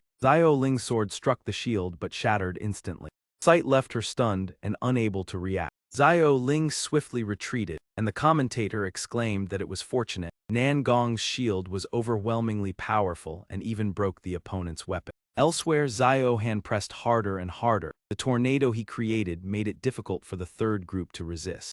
Zio Han stood calmly within the storm, his hand slashing downward decisively. He unleashed the wind prison formation, layers of raging winds surrounding and trapping the demons inside. The whirlwinds from all directions merged into a massive storm that crushed toward the two demons. Suddenly, a roar tore through the tense atmosphere of the arena. The primordial demon ape broke through the vortex, lunged out, and threw a punch that sent Zio Han flying backward, blood spilling from his mouth. The magical artifact in his hand also fell to the ground. The audience cried out in shock at the sudden turn of events. The commentator shouted that a turning point had arrived. A single strike of demonic power had reversed the situation. The strength of the demon beast was terrifying, and Zio Ling cried out in alarm. Abandoning her broken sword, she turned and rushed toward Zio Han, shouting that she was coming to help him. At that moment, Hyatt too stepped out from the dust and calmly said to continue.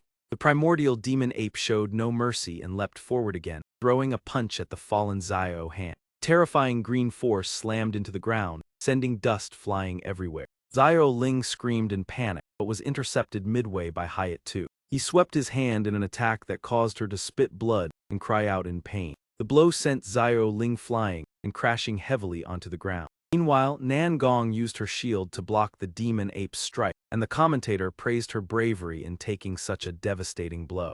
The commentary intensified, saying Zio Ling was in grave danger and the demon was preparing a finishing strike. Just as Hyatt too delivered his punch, Zio Ling was pulled away from danger by someone. Lu Qing leapt up to support her and said she had lost consciousness and there was no need to pursue further. Hyatt too laughed sinisterly and unleashed an attack toward them, saying that in that case they would die together. Lu Qing tilted her body and cleanly evaded the attack. The audience anxiously shouted for the spear maiden to counterattack quickly. The commentator analyzed that she was searching for a weakness to deliver a fatal spear strike, and based on past data the success rate was extremely high. Likely she had not acted because she had not yet found the flaw. Holding Zio Ling, Lu Qing thought that she had identified the weakness, but the opponent was too strong and she might be defeated before she could strike. Nan Gong continued to withstand the fierce blows of the primordial demon ape. The commentator praised Nan Gong for her steadfastness, defending against the giant beast without retreating. The primordial demon ape gradually lost its composure, its body trembling with rage. He slammed both hands onto the ground, causing the arena floor to shake violently. Nan Gong pulled Zio Han onto her shield and glided away, the commentator applauding the clever use of the shield as a surfboard. Dust and smoke engulfed the arena, and the commentator worried that the demon side had gained complete control, questioning how the human side would respond. On Yi Yang's side, Ma Ai shook him and said the situation was critical while he was still reading, and he simply replied to wait until he finished the page. The atmosphere was extremely tense, and the commentator stated that the demon side had overwhelming dominance while the human side faced mounting danger. Hayat too laughed wickedly as he attacked, his laughter sending chills through the listener. Lu Qing struggled to remain calm, protecting Xiao Ling while evading the attacks.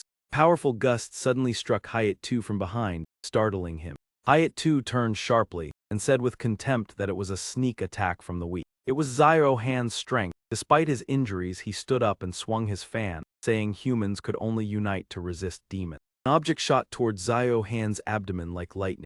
Hayat too closed in and struck through his body, coldly asking if that was all. Xiao Han trembled as pain spread through his body, his eyes wide open. In an instant he collapsed, blood spreading across the arena floor. After finishing him, Hayat too rushed toward Lu Qing, and the commentator exclaimed that the Xiao siblings had been defeated, and the demon's side now held overwhelming advantage. Lu Qing laid Xiao Ling down and retreated to avoid the attack, while the commentator wondered what the Qing Dong group would do. Nan Gong continued to dodge the primordial demon ape's punches as the commentary persisted. Qing Dong group was locked in a bitter struggle. Both the sky and ground were controlled by Yuma. Ma Ai grabbed Yi Yang's collar, urging him as his disciples were in grave danger, and someone nearby asked in surprise if they were his disciples. Yang transmitted his voice, telling Lu Qing and Nan Gong to listen carefully. The opponent's strength far exceeded theirs. To defeat the strong with the weak, they must cooperate. Nan Gong would clear the path for Lu Qing to strike the vital point while they were surrounded. Yi Yang reminded them to use the Liang Yi formation he had taught. Lu Qing and Nan Gong immediately responded that they understood. The audience lamented that the gap between humans and high-level demons was too vast. Two simultaneously activated the primordial Liang Yi formation, and the commentator shouted that the demon ape was about to unleash its ultimate skill and questioned whether the human side could endure. The primordial demon ape gathered power, preparing the demon ape annihilation cannon. Without hesitation, he launched his strongest attack directly at the human side. As the force surged forward, Nan Gong completed the Liang Yi formation, redirecting the attack behind her through a shift of energies. That ultimate technique changed direction and shot straight toward Hayat too, causing him to panic. Hayat too's eyes widened in shock, unable to react in time. The immense power struck him, making him spit blood and fall backward. Hayat too was thrown several meters away. He was covered in injuries, and the commentator expressed astonishment that a humanoid demon had been severely wounded by the demon ape, opening an opportunity for the human side.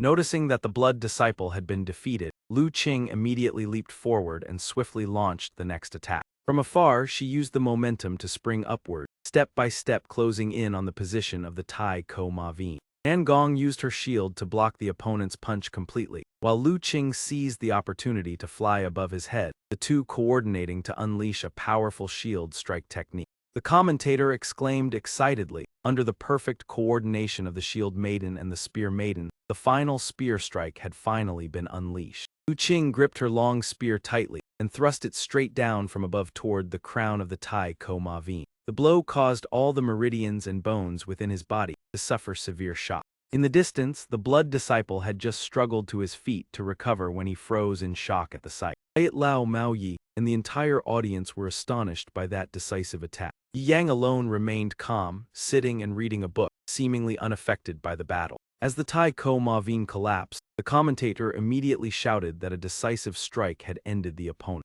The commentator's voice was filled with excitement. The battle had been truly thrilling with constant reversals, and the Tai Ko Ma Veen had been eliminated by the Than Dong combination, the next target being the pursuit of the heavily injured humanoid demon. At this moment, the blood disciple seemed to have partially regained his strength and strained himself to release ferocious roar. He clenched his fists and rushed toward the two, coldly declaring that the outcome was not yet decided. All three simultaneously entered combat, the blood disciple's words still echoing that it was yet to be seen who would fall. He continuously unleashed a barrage of punches, all of which were firmly blocked by Nan Gong with her shield. The commentator exclaimed in astonishment that even the claws of a high-level demon were easily neutralized by the shield. Meanwhile, Lu Qing silently appeared behind the blood disciple and swung her spear in an attack, leaving him no time to react. The crimson spear tore through the air at astonishing speed, aiming straight at the opponent. The spear tip pierced through his chest, causing the blood disciple to cry out in agony. Realizing that he no longer had the strength to resist, he clutched his wound and hastily fled to avoid further pursuit.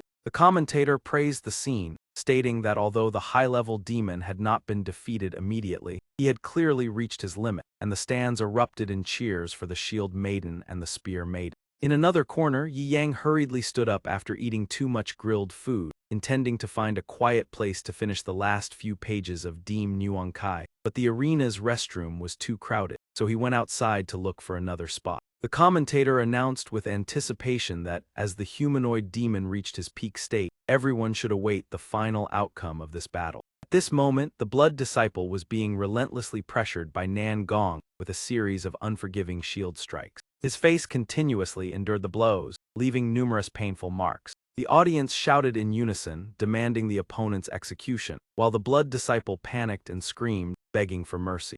In a secluded corner of the arena, a group of mysterious individuals gathered and softly addressed someone as master. A woman with a calm voice conveyed the order from Special Envoy Yuma, demanding that the greatest possible chaos be created to lure the defense forces of Veem Than to the arena. Hayat Lao appeared angered, believing that the demons intended to use him as a pawn, yet he also had his own scheme, planning to eliminate all the humans in the arena first as a stepping stone. He sinisterly calculated that once his goal was achieved, the entire world would become an arena under his control. The commentator's voice rang out again, announcing that the high-level humanoid demon had been driven into a corner by the spear and shield combination. The Blood Disciple suddenly roared madly, showing his unwillingness to accept the impending defeat. Lu Qing immediately swung her spear and charged forward, her shout resounding like a declaration of the finishing blow. However, her spear tip suddenly touched the finger of a stranger, generating a powerful surge of energy.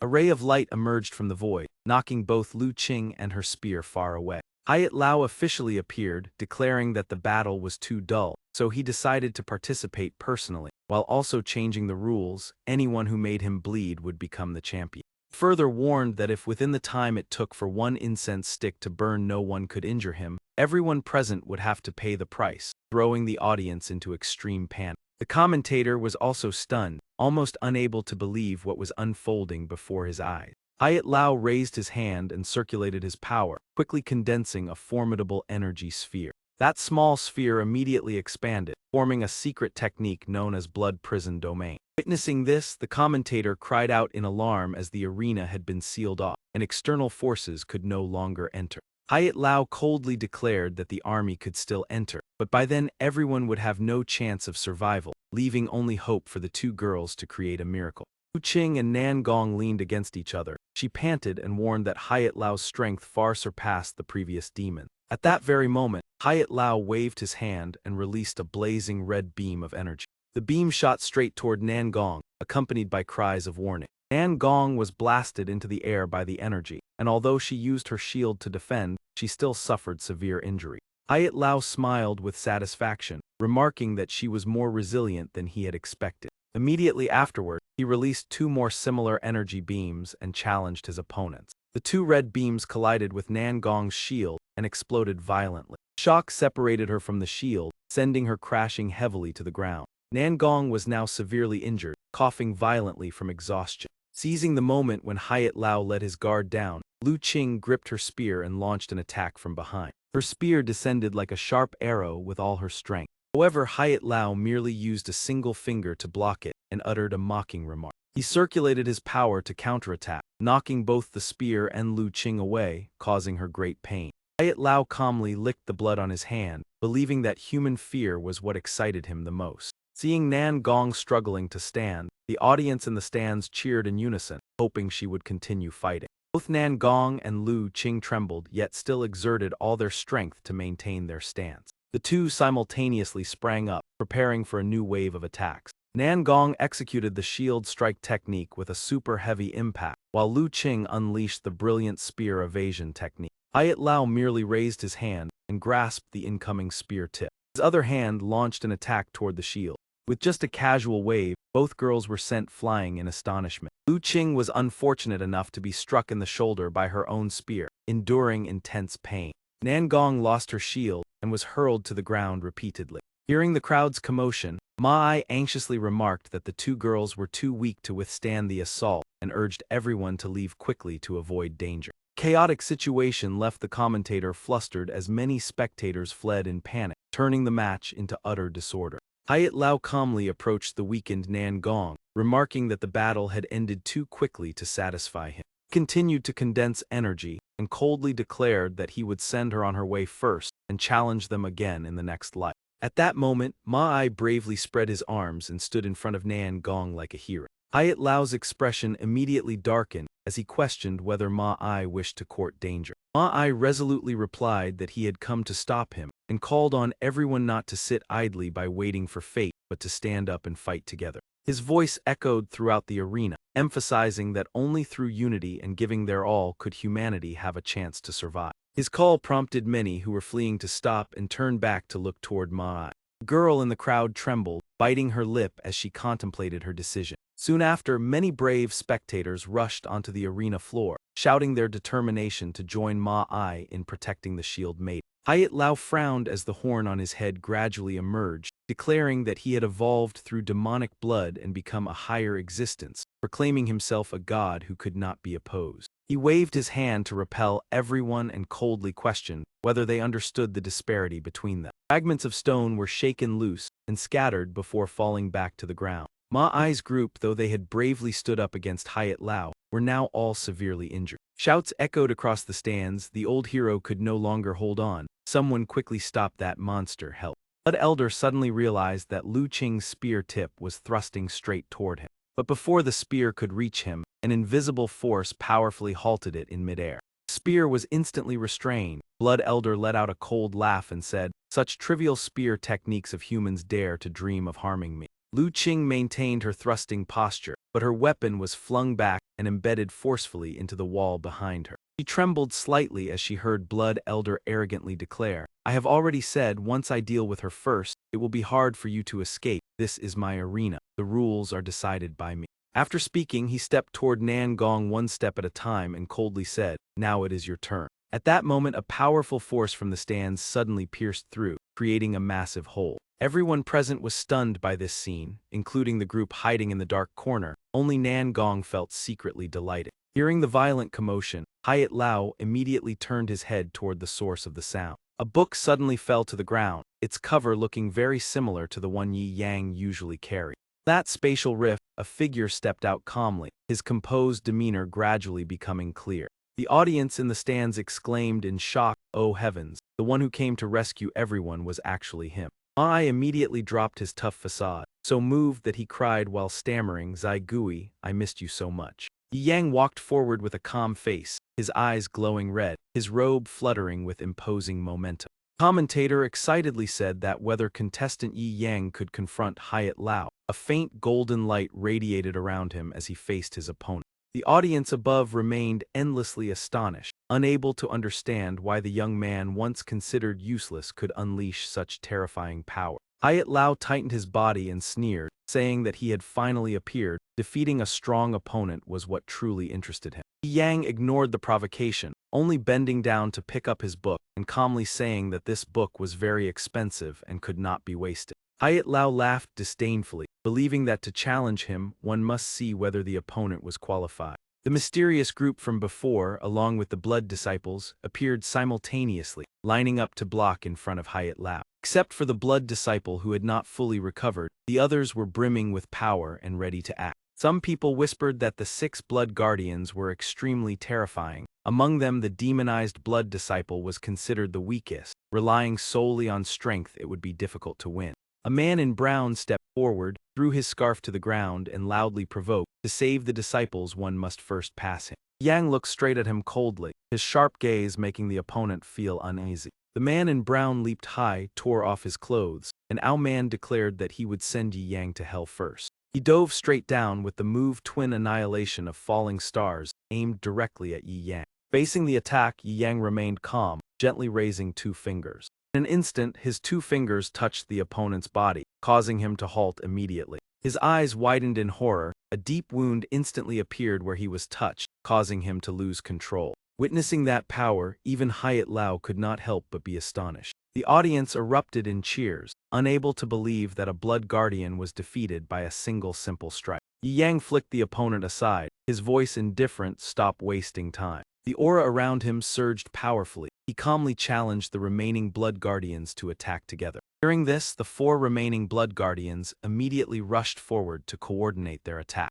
The commentator protested indignantly. 4 against 1 was truly unfair. A female Blood Guardian raised her hand high, unleashing the dazzling move Radiant Flame Strike. The other 3 simultaneously launched Thunder Cannon, Heavenly Flame Wave, and 9 Heaven Slash. 4 streams of power converged, striking directly toward Yi Yang at the same time. A thunderous explosion echoed throughout the arena, thick smoke and dust covering the entire area. The audience was extremely worried, believing this attack was too terrifying, while Ma I silently prayed for Yi Yang's safety. As the smoke gradually dissipated, a figure stood firmly at the center of the explosion. The commentator rejoiced upon seeing Yi Yang dusting off his clothes, affirming that he was completely unharmed. Before the astonished eyes of the Blood Guardians, Yi Yang gently asked if that was all. He raised his hand to cast Advanced Skill Copy Technique, declaring that he would use their own moves to retaliate. With a single wave of his hand, the high-level Flame Strike was launched with terrifying power. Blood Disciple was immediately hit and collapsed to the ground in pain. The blue-haired man and the female Blood Guardian were also struck, sent flying far from their position. The armored one alone was slammed hard to the ground by the overwhelming force of the attack. In the blink of an eye, all the Blood Guardians were defeated by Yi Yang with a single move. The audience in the stands was so astonished that they were speechless. Hayat Lao was extremely furious, growling that Yi Yang had killed his disciple. He summoned Black Dragon Hand to cover his arm, vowing to make Yi Yang pay the price. Hayat Lao rushed quickly toward the exhausted Nan Gong, wanting to make her master suffer for a lifetime. Yang calmly tore a promotional leaflet featuring a beauty, muttering that daring to act recklessly in front of him was unacceptable. As Hayat Lao's punch was about to reach Nan Gong, that piece of paper suddenly blocked it. The punch struck the paper, leaving Hayat Lao stunned and trembling with anger. Yang said coldly that his disciple was not someone anyone could touch. In an instant, the paper emitted a powerful energy, blasting Hayat Lao far away. He was sent flying toward the stands behind, creating a loud explosion. The commentator was stunned upon witnessing Hayat Lao being pushed back by just a piece of paper. The audience was utterly astonished, continuously exclaiming that Yi Yang was not a useless person but a rare genius. Where he had just been knocked down, Hayat Lao spoke, admitting that the previous strike was very powerful, enough to destroy most of his demonized body, but it was still not the end. He cast the forbidden technique, Great Earth Battlefield, declaring that his body could regenerate and preparing to reveal the true power of the great demon. Hayat Lao tensed his body, revealing a crazed smile as his power surged. The commentator anxiously realized that he was merging with the battlefield. This was the final combat form. Yang remained calm, even mocking that Hayat Lao seemed to enjoy merging with dirt and stone. Ground began to turn into dark liquid. Hayat Lao declared that he had completely fused with the arena. The audience panicked, fearing the arena would become the burial place of all, while praying for Yi Yang's victory. Yang looked straight at Hayat Lao, coldly demanding that he truly make a move instead of showing off. Hayat Lao sneered, declaring that he would crush his opponent immediately. He unleashed evil of the Earth Colossus. Countless black arms emerged from the ground to grab Yi Yang, causing the commentator to panic and urge him to dodge. However, Yi Yang did not move at all, calmly stomping his foot and creating a skill circle beneath him. The circle quickly expanded, emitting golden light and forming a defensive gravity force field. This high-level technique caused the surrounding attacks to be continuously neutralized by powerful explosions. When the smoke and dust cleared, Hayat Lao was no longer at his original position. The audience could not help but marvel at Yi Yang's overwhelming power. Hayat Lao was now hiding underground, his voice echoing from behind, reminding that the previous move was only the beginning. Shadows emerged from the ground, transforming into an army of giant stone soldiers. Hayat Lao declared that this was the true ultimate move. The commentator was horrified upon seeing this massive army, worrying that their power was enough to destroy the entire arena. Hayat Lao laughed madly, demanding everyone kneel and beg for mercy, even mocking that he could choose a few as pets. Yi Yang's expression became solemn. He activated the defensive gravity force field over a wider range. Numerous small red energy beams appeared and spread throughout the space. Suddenly, Hayat Lao and the army of stone giants were all forced to kneel under the terrifying pressure. Hayat Lao gritted his teeth in resistance but could not stand firm, only able to exclaim that this weight was too terrifying. The commentator was utterly astonished upon witnessing Hayat Lao and his army being completely suppressed. Yang gently lowered his finger, coldly declaring that even though he had knelt, he would not be forgiven. A massive golden finger-shaped energy descended from above, continuing to press down on Yahello and his subordinates. Blood Elder's face was forced straight down into the stone floor, the force so great that the surrounding ground cracked. In an instant, the entire stone giant area collapsed with a thunderous roar, dust billowing everywhere. Ma stood watching with tears in his eyes, crying as he shouted that his big brother was truly too cool. In contrast, Yang showed no interest at all, only silently observing the ruins before him. Suddenly, Blood Elder sprang up from the ground, laughing loudly as he declared that as long as he was linked to the arena, he could regenerate his body and fight endlessly. He slammed his hand onto the ground and shouted for that thing to appear. A white cocoon-like mass with countless long tentacles emerged, which he called the cocoon of earthly destruction. That white mass of silk quickly spread, its tentacles extending throughout the arena. One tentacle swept straight toward the stands, causing the crowd to panic and flee. Ma'ai's location was also struck, and he hurriedly dodged to the side. Lu Qing and Nan Gong immediately raised their shields to block the attack and protect themselves. Numerous tentacles from above aimed directly at Yi Yang. He stomped his foot on the ground and calmly said that in that case, he would sever the link between him and the arena. Yi Yang activated his primary defensive force field and level 100 anti-gravity, causing the entire section of land carrying the cocoon to be lifted off the ground. Everyone was horrified to see half of the arena lifted into the air. Was he a god? The white cocoon was torn apart into countless fragments in an instant and completely shattered. The floor cracked open, revealing a deep and desolate pit. Blood Elder sat on a separated rock, roaring in anger and hurling curses. Lu Qing's spear suddenly flew up, and Yi Yang told her to watch carefully because he would only demonstrate once. The book in his hand flashed with light, and at the same time the spear appeared in his grasp. He executed the primary spear technique Heaven and Earth Pillar, thrusting the spear tip straight toward the isolated rock. At maximum level, the spear accurately pierced through Blood Elder's body. He was sent flying, his eyes wide with disbelief. Blood Elder's entire body was flung far away, filled with unwillingness at being defeated by someone so young. A moment later he crashed down, creating a powerful shockwave. Blood Elder lay motionless on the ground, wounds covering his body. The guards of Flame City finally hurried to the still smoking site. The leader looked at the scene and muttered that it seemed to be over. They had arrived in such numbers, yet there was nothing left to do. The separated slabs of stone were reassembled, and the commentator loudly announced that the match had ended. Yi Yang had saved everyone. The arena floor gradually returned to its original state, the voice continuing to praise Yi Yang like a deity. The crowd chanted his name, discussing that he was not a useless student but a true war god.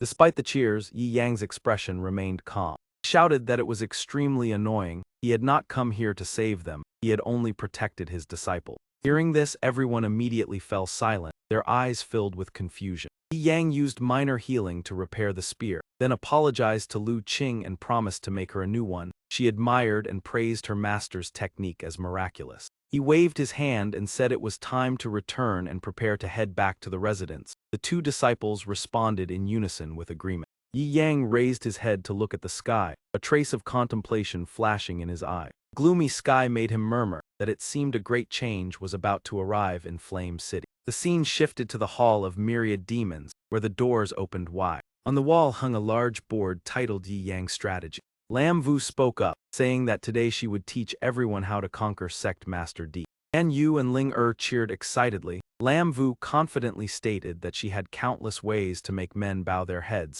but what she believed in most was still money. Yan Yu immediately offered her savings for guidance. Lam Vu happily accepted and reduced the price by half. She declared that the remaining payment would be made through labor, assigning them the task of cleaning the Hall of Myriad Demons. Xin and Ling nodded in agreement. Before starting, Lam Vu asked each person to state their reason for wanting to obtain him. Yan Yu blushed and confessed that it was because her master was extremely handsome, and his heroic bearing made her heart race. After hearing this, Lam Vu could only shake her head and asked for the next person.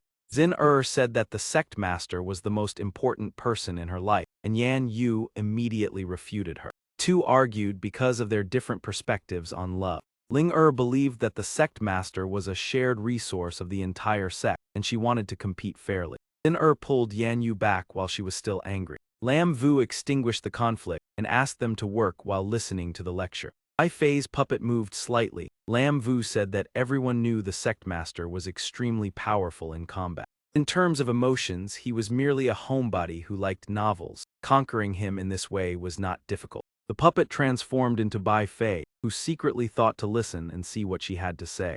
Yan Yu carefully took notes, as Lam Vu began with the first point. At the end of the session, Lam Vu summarized 3 key points. First, meet his demands because a homebody could hardly resist enthusiasm. Second, do not be jealous, he liked the gentle type. Third, when necessary, take the initiative to make contact to enhance emotion. Bai Fei laughed, believing that doing so would only push Yang further away, and the 4 finally noticed her inside the prison. Lam Vu asked the little fox if she had any other insightful opinion.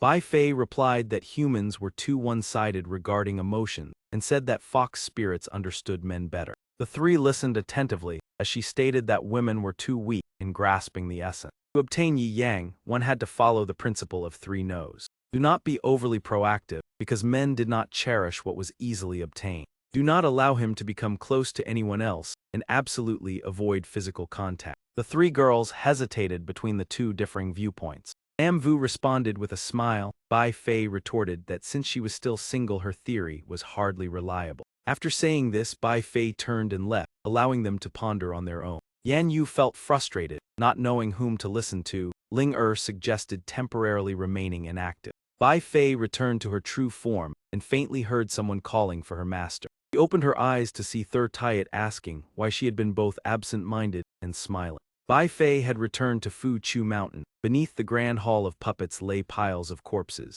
She calmly said that she was merely thinking about how to deal with these puppets. Third Tayet suggested that since their master had recovered 2 parts of her strength, they should eliminate them all. Bai Fei nodded but reminded her that their purpose this time was only to rescue Ha Hoa and obtain the map of the Forbidden Hall. Third Tayet proposed sparing the puppets' lives and using them as servants. Seeing their master remain silent, she softly called out, and Bai Fei snapped back to her senses. She flicked her sleeve and left, uttering a single word of indifference and accidentally dropping a sheet of paper. The moment he saw it, Xu Fang grabbed it at once, eyes wide as he asked what it was. Just now the master had been standing there absent-mindedly scribbling notes. Hearing the commotion, Bai Fei jolted and spun around, flustered as she cried out not to look any more and to give it back to her. Xu Fang glanced at the paper and read aloud, agree to all his conditions, the 3rd clause, when necessary, forcibly kiss. Before he could make sense of anything, Bai Fei had already snatched the paper back, stammering that children should not meddle in adult matters. In short, the map was in hand, and they would set off at once for the place where Hoa Ha was imprisoned. Suddenly Bai Fei froze, her expression turning grave as if she had realized something extremely serious. Her face was filled with unease as she said that thousands of miles to the west, a tremendously destructive aura was emerging. Its main target was Flame City. Third Tayet hurried to reassure her, telling the master not to worry. According to news from Dong and Gaiet sect, Master Deep might have already left Flame City. Bai Fei replied softly that she hoped so. That place was likely about to face great calamity. She only wished him safety. At this moment, strange layers of clouds churned above Flame City, from which enormous and menacing bolts of lightning shot downward. The scene shifted to another location. Though the sky was pitch black, it did not appear particularly unusual at first glance. Then violent crashing sounds erupted from several houses, startling birds into scattering in panic. The tremor spread even to the arena, which had already been left in ruins after the previous decisive battle. In the stands, large chunks of stone fell, causing people to cry out in alarm, "What is happening?" The abnormal changes continued without pause. Screams rang out, "It is an earthquake, help." 2 figures hovered in midair observing everything, quietly remarking that the final great calamity had finally begun. Gao calmly said this was only the first wave. Hui Ap beside him sighed that the forest was as good as finished. The dense forest that had once stood tightly interwoven was shaken violently and toppled in droves. The ground was torn apart as well, splitting into sections while the water shifted into strange hues. The towering buildings could not withstand the shaking and collapsed in the blink of an eye. Engio and Kui Ac watched that area and sighed that before the force of the quake, these structures were pitifully fragile. Large and small houses alike seemed to crumble at the same moment, turning into heaps of debris. The AC darkened and said in frustration that even the city itself could no longer be preserved. Even the massive dam was shaken until it cracked apart and burst open. The water within the dam immediately surged outward, rushing everywhere in torrents. Gao could only shake his head and sigh that Flame City would truly be difficult to defend this time. It did not stop there. The vast city wall was split apart and gradually collapsed. The spectators in the arena saw the dire situation and shouted for help. The arena was about to collapse. Standing to one side, Yi Yang finally decided to intervene. He activated his primary ability at the 100th tier, causing the falling stones and water to halt and hover in midair. At the same time, he created a gigantic protective axis beneath the ground to shield them. Lu Qing shouted for everyone to hurry to the square and stay away from the debris. Those within the protective axis also called out for others to come quickly. From above, Yi Yang looked down and called out to Lu Qing. "Gong, you two protect yourselves. I will go up and assess the situation." After speaking, he turned and shot away, leaving that place in an instant. As he moved, Yi Yang calculated that this earthquake would last only 45 seconds, but its destructive power was immense. From high above, he surveyed the sweeping upheaval unfolding across Flame City. At the foot of a building on the verge of collapse, 2 lives were still trapped. A mother and her child clutched hands in panic as they ran, hurry. The child stumbled while running and cried out in pain. Without hesitation, the mother turned back and embraced her child tightly, using her body as a shield as the building was about to crash down. She was stunned when the enormous structure failed to fall upon the two of them. Filled with doubt and fear, the woman lifted her head to look upward. She was astonished to see Yi Yang hovering above, one hand supporting the entire massive building. The child immediately pointed at him and exclaimed, "Immortal, mother, it is an immortal." At this moment, Yi Yang had lifted the entire upper portion of the building into the air. The people below faced a broken bridge ahead, while fierce flames raged behind them.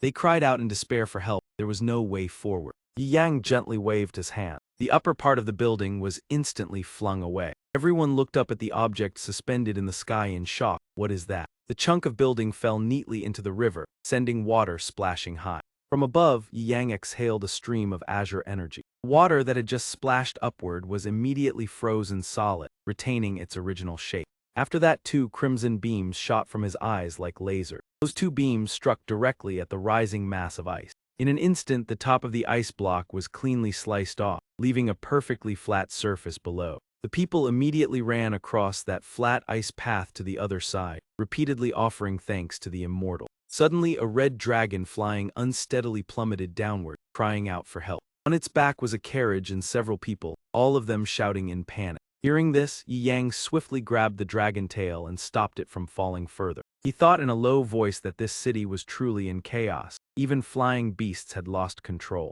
Gazing at the devastated Flame City, Yi Yang told himself he had to quickly quell this disaster. On the other side, in the arena, everyone still sheltered within the protective axis to avoid the tremor. Seeing Yi Yang return, they shouted in unison, "Master, Immortal Deep has returned." He only said to lower the people from the dragon carriage first before discussing anything else. Yi Yang guided the dragon carriage to land safely on the ground. He went to his disciples and told Lu Qing and Gong that he had already sent people to investigate the cause of this strange earthquake. "These people are entrusted to you too." Both responded in unison, "Yes." After speaking, Yi Yang turned and left, leaving behind only the words, "I will continue saving people." Gong watched his back and inwardly marveled that Master was truly impressive. In another corner of Flame City, at the vast grain depot, panicked shouts rang out, "It is over, the earthquake has brought fire." The flames spread rapidly, turning faces pale. The Flame City granary was ablaze. Quickly call for people to put out the fire. If the granary is gone, the human front line will also be in danger.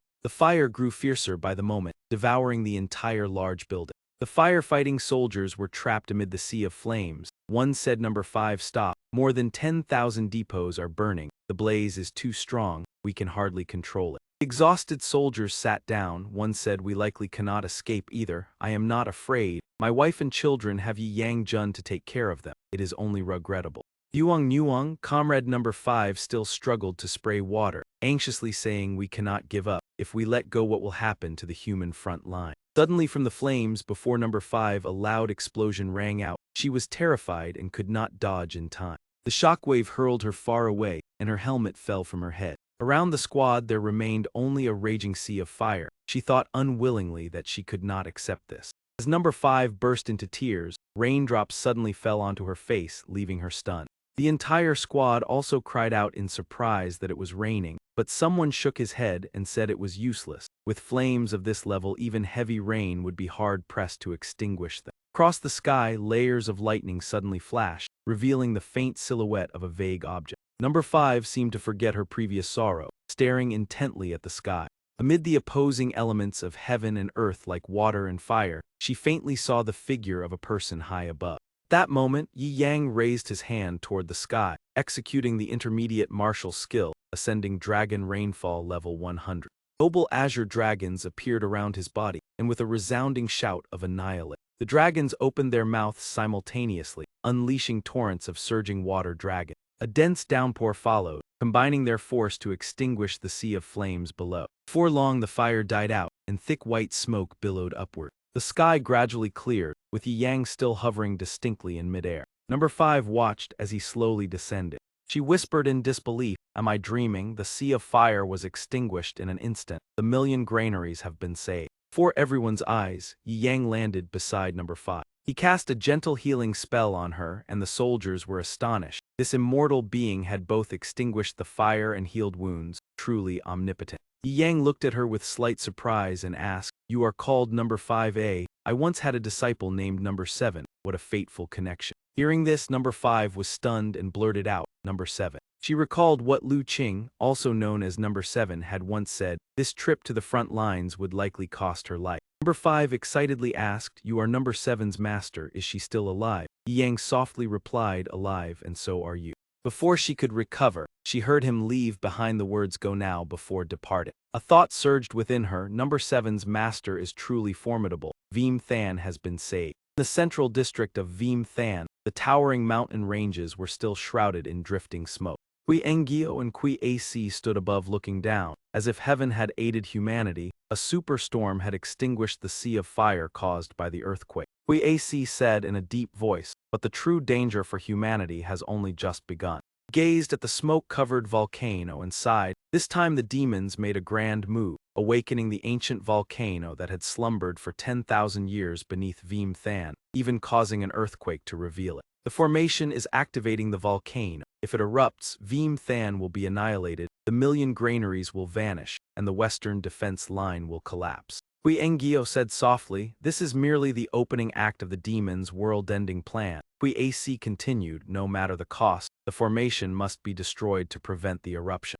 A voice sounded from behind, "That is also the mission of the Liat Dim Quan." The two turned back in shock upon seeing 3 people behind them, among whom the renowned cold general Number 6 was actually a young girl. Number 6 calmly replied, "The 2 lords are too courteous. Humanity is in peril, and your assistance fills the Liat Dim Quan with immense gratitude." Looking at the demons below, she continued, "The demon realm has deployed countless demon soldiers to guard the soon-to-erupt volcano." The soldiers continued fighting below. Number 4 softly said, "We are only waiting for an earth-shattering explosion, when the horn of annihilation will sound." She stated firmly, "Before that moment, we must extinguish the volcano." Engyo asked, "The evil spirits are sweeping their consciousness across the battlefield, right? The Liat Dim Quan still has Number 5 and Number 7. Number 6 choked with emotion, "We numbered soldiers are all surviving orphans. Number 5 is responsible for military logistics. Number 7 was a frontline warrior. She has fallen."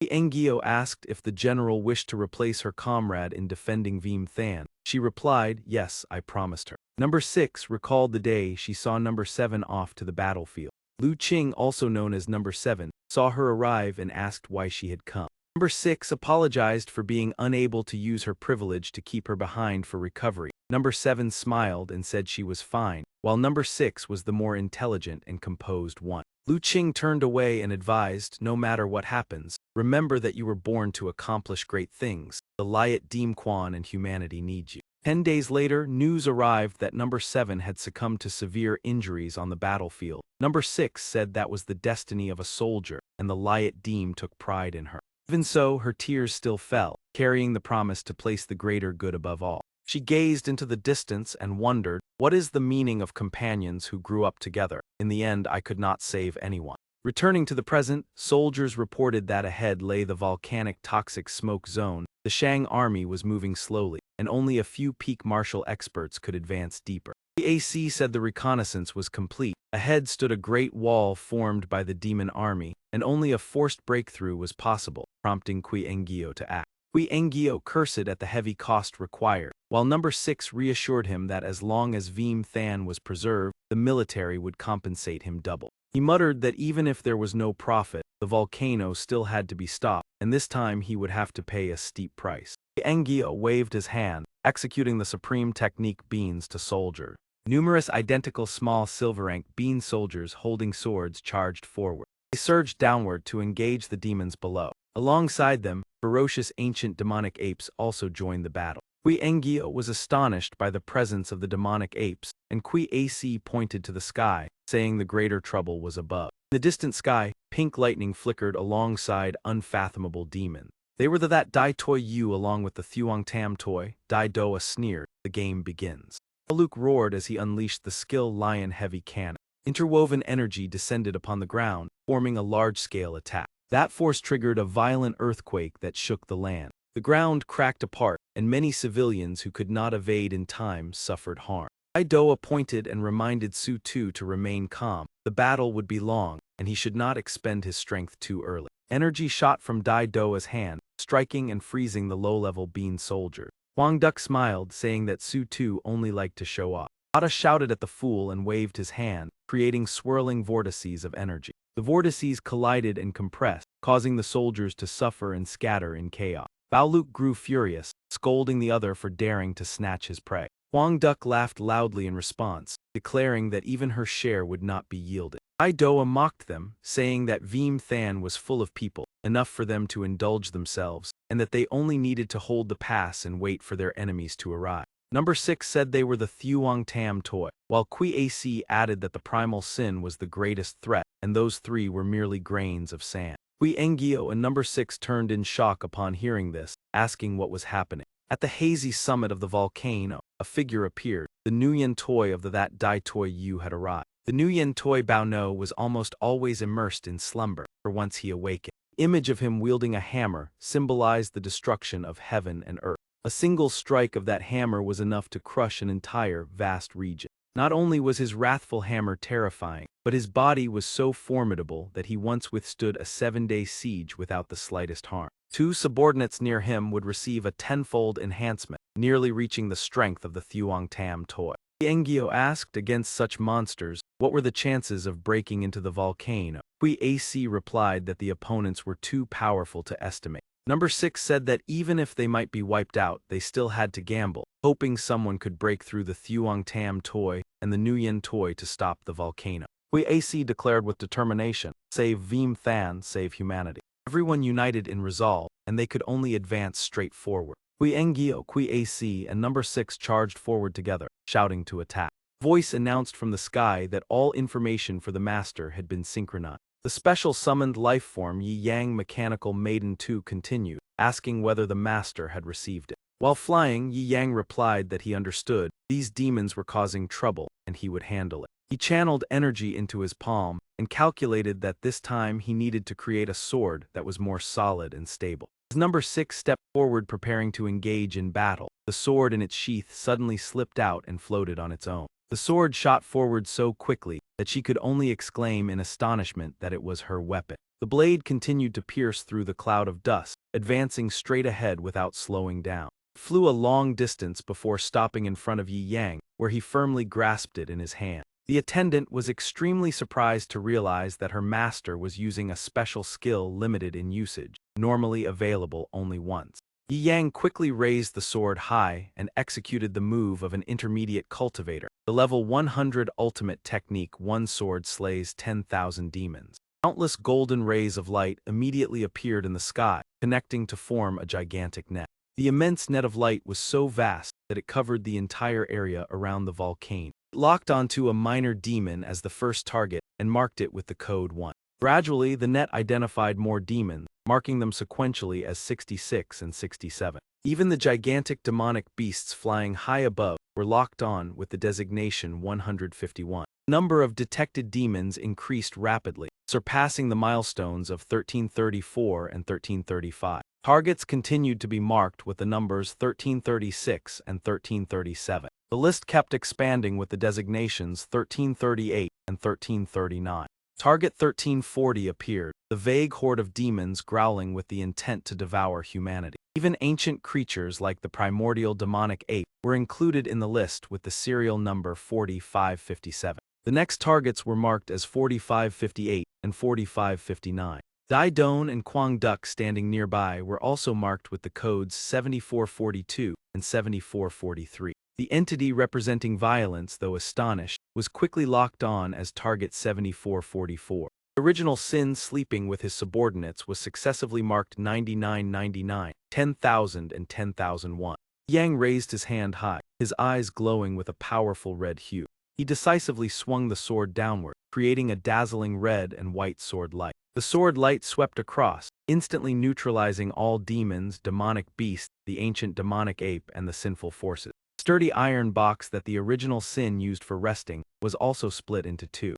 Box, along with his weapons and subordinates, fell straight into the volcano below.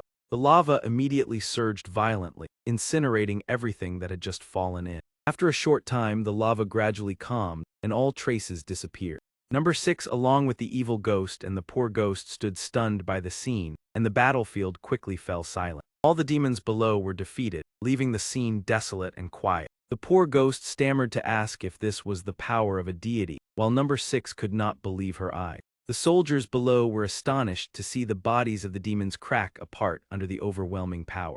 Number 6 placed her hand before her chest, sincerely thanking the mysterious hero who had saved the world, Yi Yang. The soldiers below cheered wildly, believing that the gods had blessed humanity through Yi Yang. Everyone could not help but marvel at seeing him stand on humanity's side, and the evil ghost was also shocked by the power that wiped out the demons in a single move. He said emotionally that among them was even the original Sin, one of the most terrifying entities. The attendant asked whether they needed to stop the volcano, and Yi Yang calmly told her to use the M74 intercontinental missile to attack. He was surprised because this action could cause the volcano to erupt earlier, and the explosion would be even more powerful. Yi Yang remained composed, saying that everything was already within his plan. Standing in midair, Yi Yang called Number 2 to assist, and immediately received a response. The attendant appeared and greeted her master, then received the order to provide spatial coordinates. She quickly understood and began carrying out the mission. A moment later, the attendant reported that the target coordinates were 9862 and 1349.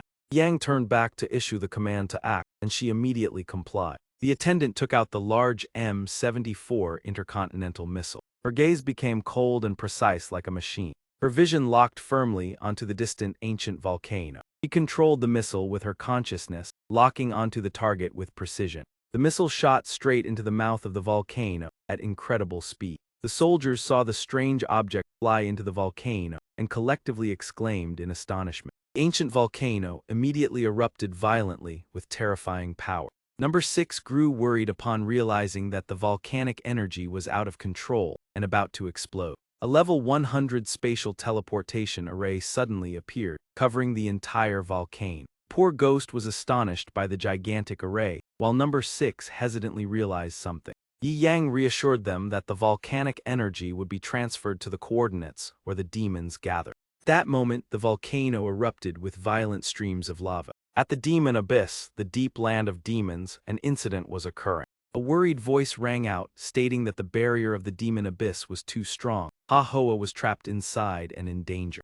Ai Fei suddenly saw an unbelievable sight and exclaimed in shock. A formation appeared in the sky above the demon abyss, from which molten lava poured down like a torrential waterfall. Streams of lava surged downward like water flowing from the upper reaches to the lower land. The unending flow was precisely the phenomenon of the primordial volcano ninefold chain eruption. Lava flooded the ground, devastating countless areas. The region beneath the demon abyss endured immense heat, causing a series of explosions. The explosions spread, creating a terrifying scene of destruction. Ai Fei's subordinates panicked upon seeing half of the demon abyss destroyed by that overwhelming power. Ai Fei believed this was assistance from destiny, giving them the chance to enter the demon abyss.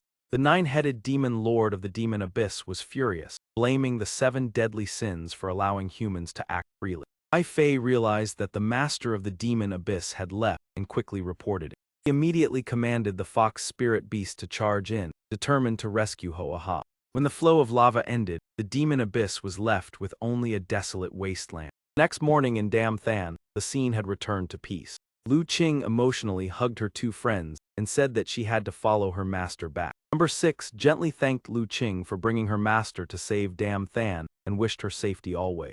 Lu Qing's eyes brimmed with tears as she told everyone to take care of their health. Afterwards Yi Yang, Lu Qing, and Nan Gong left together. Ma Ai watched their figures and expressed his admiration. The poor ghost and the evil ghost also said their farewell and wished them a smooth journey. Figures of the three gradually faded into the distance. Yi Yang waved goodbye and promised to meet again in the martial world. 2 months after the Battle of Dam Than, sunlight shone upon the desolate plain. A loud explosion resounded. The entire stretch of land before the two was instantly reduced to ruin. Lam Vu frowned and asked, "Master, we clearly only took payment to deal with a single devouring mountain ancestor demon." He added irritably, "Why did you wipe out the entire demon-infested mountain like this? This job is a loss." Yi Yang calmly replied that searching for each one was too troublesome, so he simply struck the entire map. It was only a basic fire-rain move. Lam Vu pretended to ponder before saying, "That move of yours does not resemble fire-rain, it should be called falling star instead." It even looked somewhat like the eternal sword sect that was once struck down by a spiritual secret technique. Yang immediately denied it. "How could that be? Back then I used an advanced skill." Lam Vu was surprised, making him realize he had misspoken, so he quickly said it was nothing. "Let's go. You still have several demon-slaying missions to take." He changed the subject. "Let's finish them quickly and return to the mountain. In half a month it will be the sect's grand examination." On the way, Lam Vu said, "This time Master has worked hard. Developing the sect requires funding. You were willing to descend the mountain with me to accept demon-slaying jobs. This disciple is truly grateful. Master is far more mature than before." At that moment, a familiar book appeared once again in Yi Yang's hand. Seeing him reading intently, Lam Vu sighed, "Just pretend I did not say anything. Let's continue." After traveling a bit further, Lam Vu softly asked, "Master, I have something I wish to ask." He merely responded with a faint sound of acknowledgement. She gently said, "This demon-slaying journey can be considered a lone man and woman traveling together. I wonder what I could do to make Master happy. As long as you say it, I can do it." Yi Yang remained focused on reading and replied, "Just do not disturb me while I read Record of Lady Deem Volume 6. That alone makes me happy." Lam Vu's face immediately fell, because he did not understand her intention. She secretly thought, how annoying. Could it be that I am about to lose, this time in my duel with that girl? The title of #1 flirting expert absolutely cannot be lost in front of Master. She lightly lifted her foot to reveal her smooth fair skin and lamented, "Master, look, perhaps due to the harsh environment, my leg feels somewhat uncomfortable." Yang continued lying down reading his book and called out, "Perhaps you have type O blood and tire easily. If you feel uncomfortable, just drink more hot water." The answer left Lam Vu speechless. From afar, 4 riders approached. One of them shouted, "Miss, we have been observing you for a long time. Flattering that pale-faced man will not gain you anything." They were horse bandits. The leader laughed loudly and said, "That pale-faced fellow looks weak. You might as well bring your money and follow me to be my wife." The subordinates behind him burst into laughter. Lam Vu shouted back, "What nonsense are you spouting?" He was surprised to see Yi Yang kiss the book and say, "Lady Deem, wait for me a moment. I will handle this matter first." Lam Vu drew her leather whip. "These lackeys do not require Master's intervention. I have traveled the lands for many years. Dealing with them is not difficult. Daring to say I was flattering him means you have brought this upon yourselves." After speaking, she swung her whip straight toward them. The man on the horse was struck and sent flying to the ground. His horse panicked and neighed loudly. The man carrying a broadsword laughed arrogantly. "A fiery young lady like you is even more interesting." Lam Vu did not respond. Her whip swept horizontally like a raging wind. The remaining 2 men were flung off their saddles before they could even react. He said disdainfully, "With such little ability you still dare to become horse bandits on the sunset wasteland." The leader remained arrogant. "Underestimating your opponent will come at a heavy price." Lam Vu's expression darkened, too lazy to waste words on someone about to meet his end.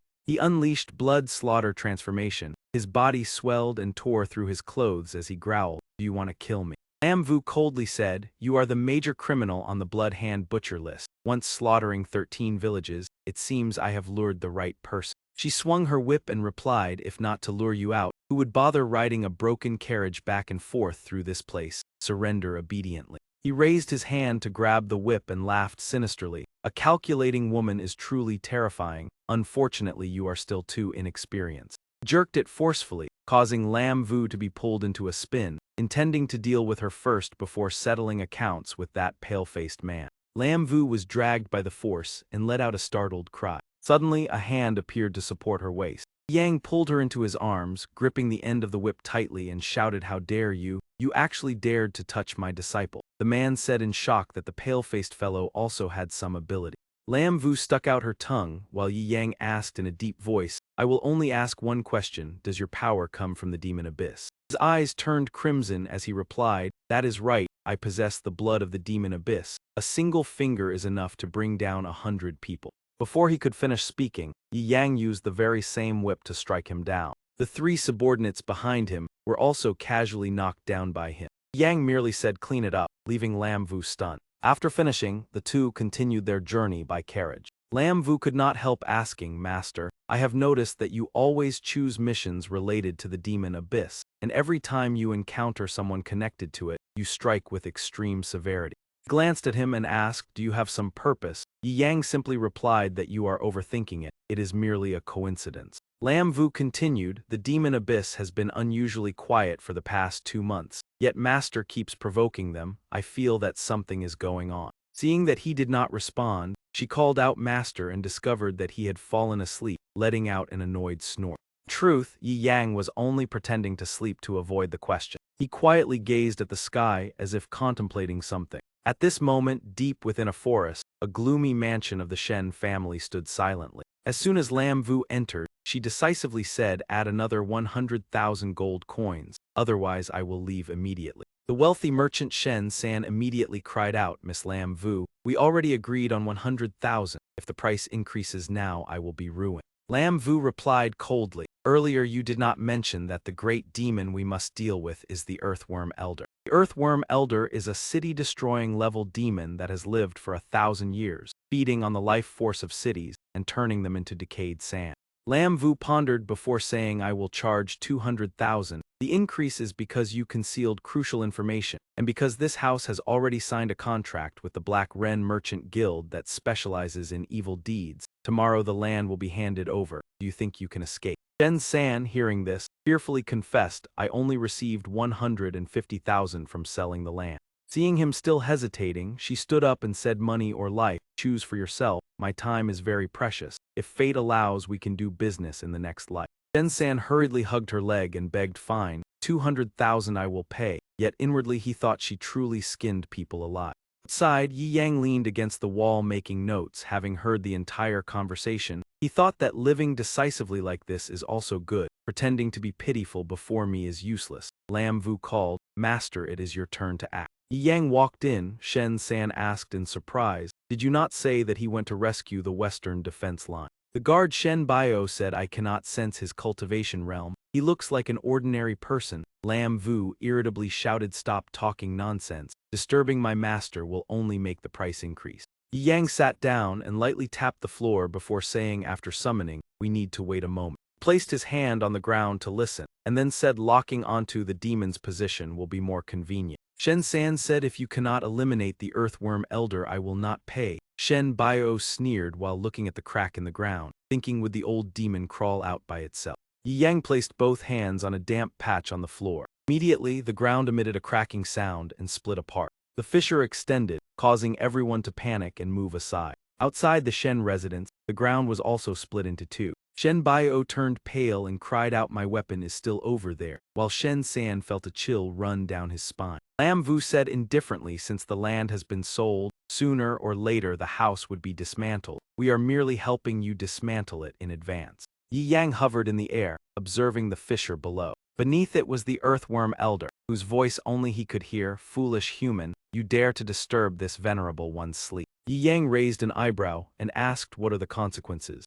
Elder replied, "I originally intended to enjoy this city, but you have angered me. Within 3 hours I will turn this place into a wasteland." As soon as he finished speaking, the ground above began to tremble. He said, "First, I will let this area collapse." Shen San and Shen Bio trembled, thinking this time everything was lost. Yang looked down and asked Lam Vu, "According to procedure, can I take action now?" She replied, "Master, please proceed." Reached into his sleeve and took out a bag of salt. Shen San widened his eyes and asked, "Are you planning to use salt to deal with the earthworm elder?" The guard beside him was also bewildered. Yang smiled and scratched his head, saying that after slaying demons for so long, one must occasionally preserve tradition, for example using salt. Beneath the ground, the old man heard those words and roared in fury, "Brat, how dare you insult me?" As soon as he finished speaking, he channeled his inner force and blasted a massive chunk of earth up from the ground. Slightly startled by the sight, Yi Yang widened his eyes, his pupils glowing crimson as he stared fixedly at the object hurtling toward him.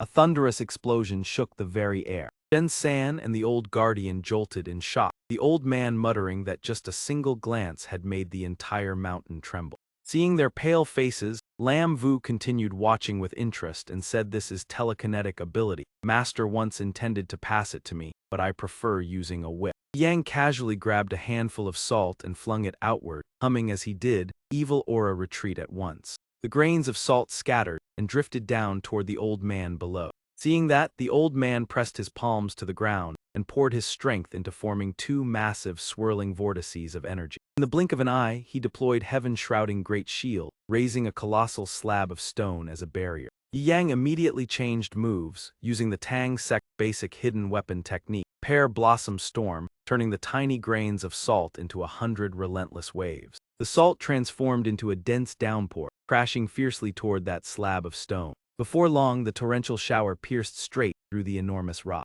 The force continued onward, penetrating the old man's body. Countless tiny holes appeared across his body. Immediately after, the area around him collapsed and erupted with a deafening blast that echoed everywhere. Shen San witnessed the scene and exclaimed in astonishment that even salt could be used like this, truly eye-opening. The old guardian beside him also muttered whether Vo Kuk Sect was still accepting disciples. He wanted to take a master. Yang descended and told Lam Vu the task was complete. They would wait to see how Ma Ian responded. For now, they would return to Vo Kuk Sect. Lam Vu replied, "Understood, master," then turned to remind Shen San that in 3 days he must transfer the gold yuan into the account of Vo Kuk Sect, otherwise he would bear the consequences.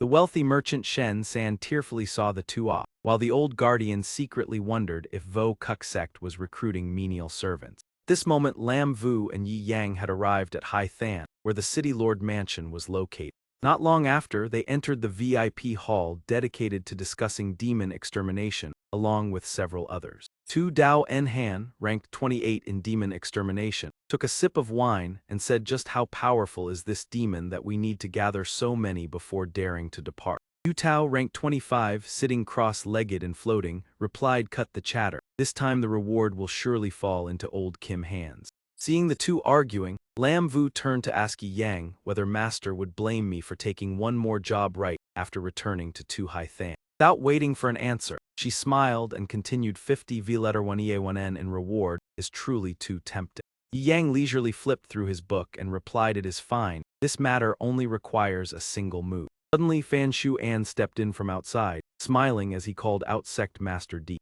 Seeing the book in his hand, he rushed forward calling for Deem Nuang. Yi Yang immediately raised his leg to block him and shouted, "Step aside. Do not touch my things."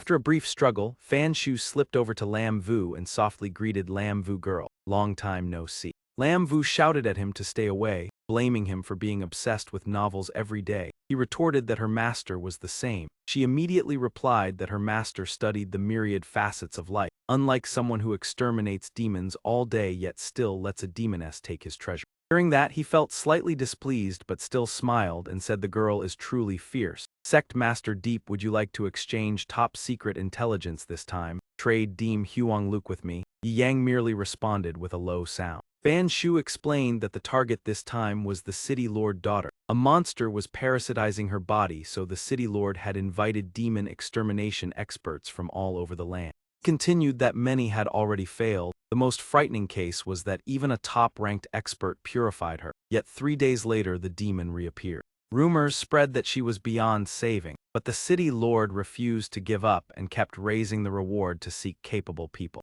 Yi Yang listened while reading, merely letting out a soft sound without showing any emotion. Lam Vu asked if he was confident in resolving it. He replied that he came for 100 silver yuan. The blueprint and Deem Huang Luke were already in hand. "I need money. What about you?" Lam Vu smiled and answered simply for money. There is no other reason.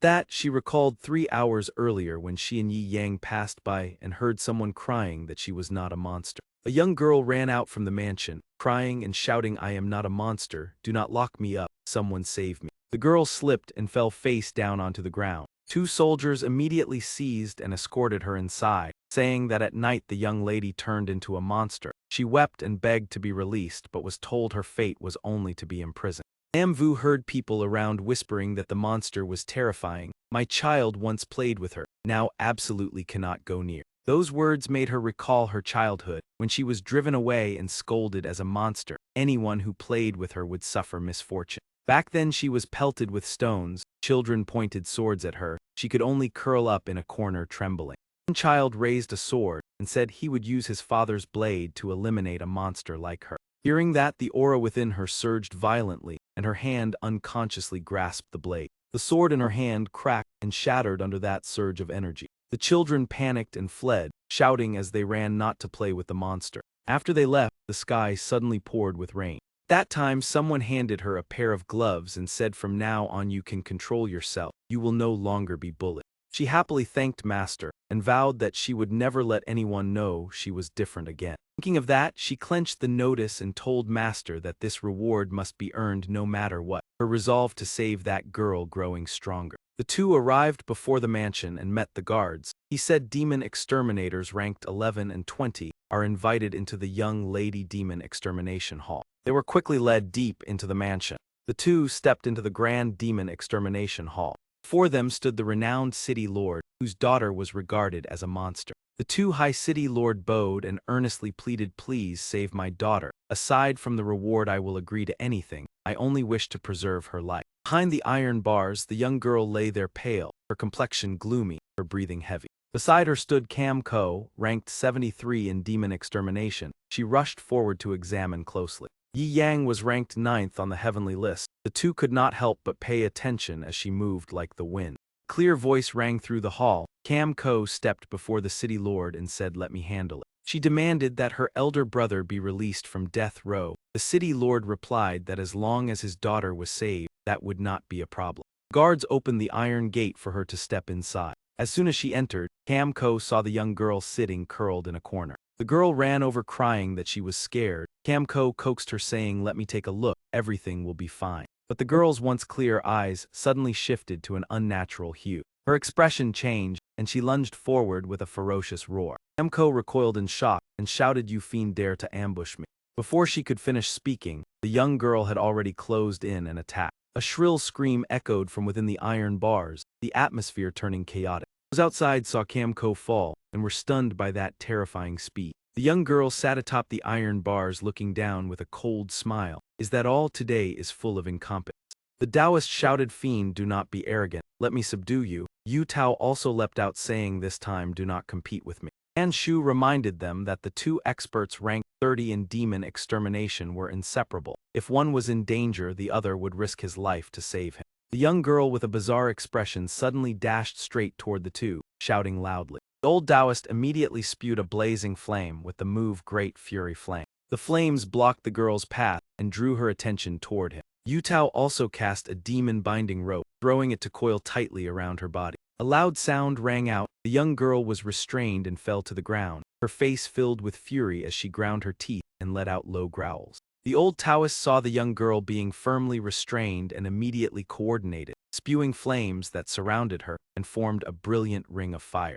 Seeing this, the city lord anxiously shouted not to harm his daughter. The demon slayer replied that the refining flames only affected the injured evil spirit. Ordinary humans would remain unharmed, and he would pull that thing out immediately. After saying that, the demon ancestor immediately retracted the rope. A swirling mass of black aura was then dragged out. Meanwhile, his beloved daughter remained motionless on the ground. The city lord sighed in relief upon seeing this. Fan Shu and also spoke up to praise the two sages for their remarkable skill. Seeing that the old man was difficult to control, the Taoist used the move Blazing Fullness Purge Evil, bringing the gourd forward and drawing everything into it. Demon was tightly constricted by the flames and forcefully dragged toward the gourd, leaving it no choice but to roar in fury. In the blink of an eye, the flames swept it into the gourd, and the Taoist calmly stated that the purification was complete. At the same time, the city lord's daughter awakened, her complexion gradually turning rosy as she turned her head to look around.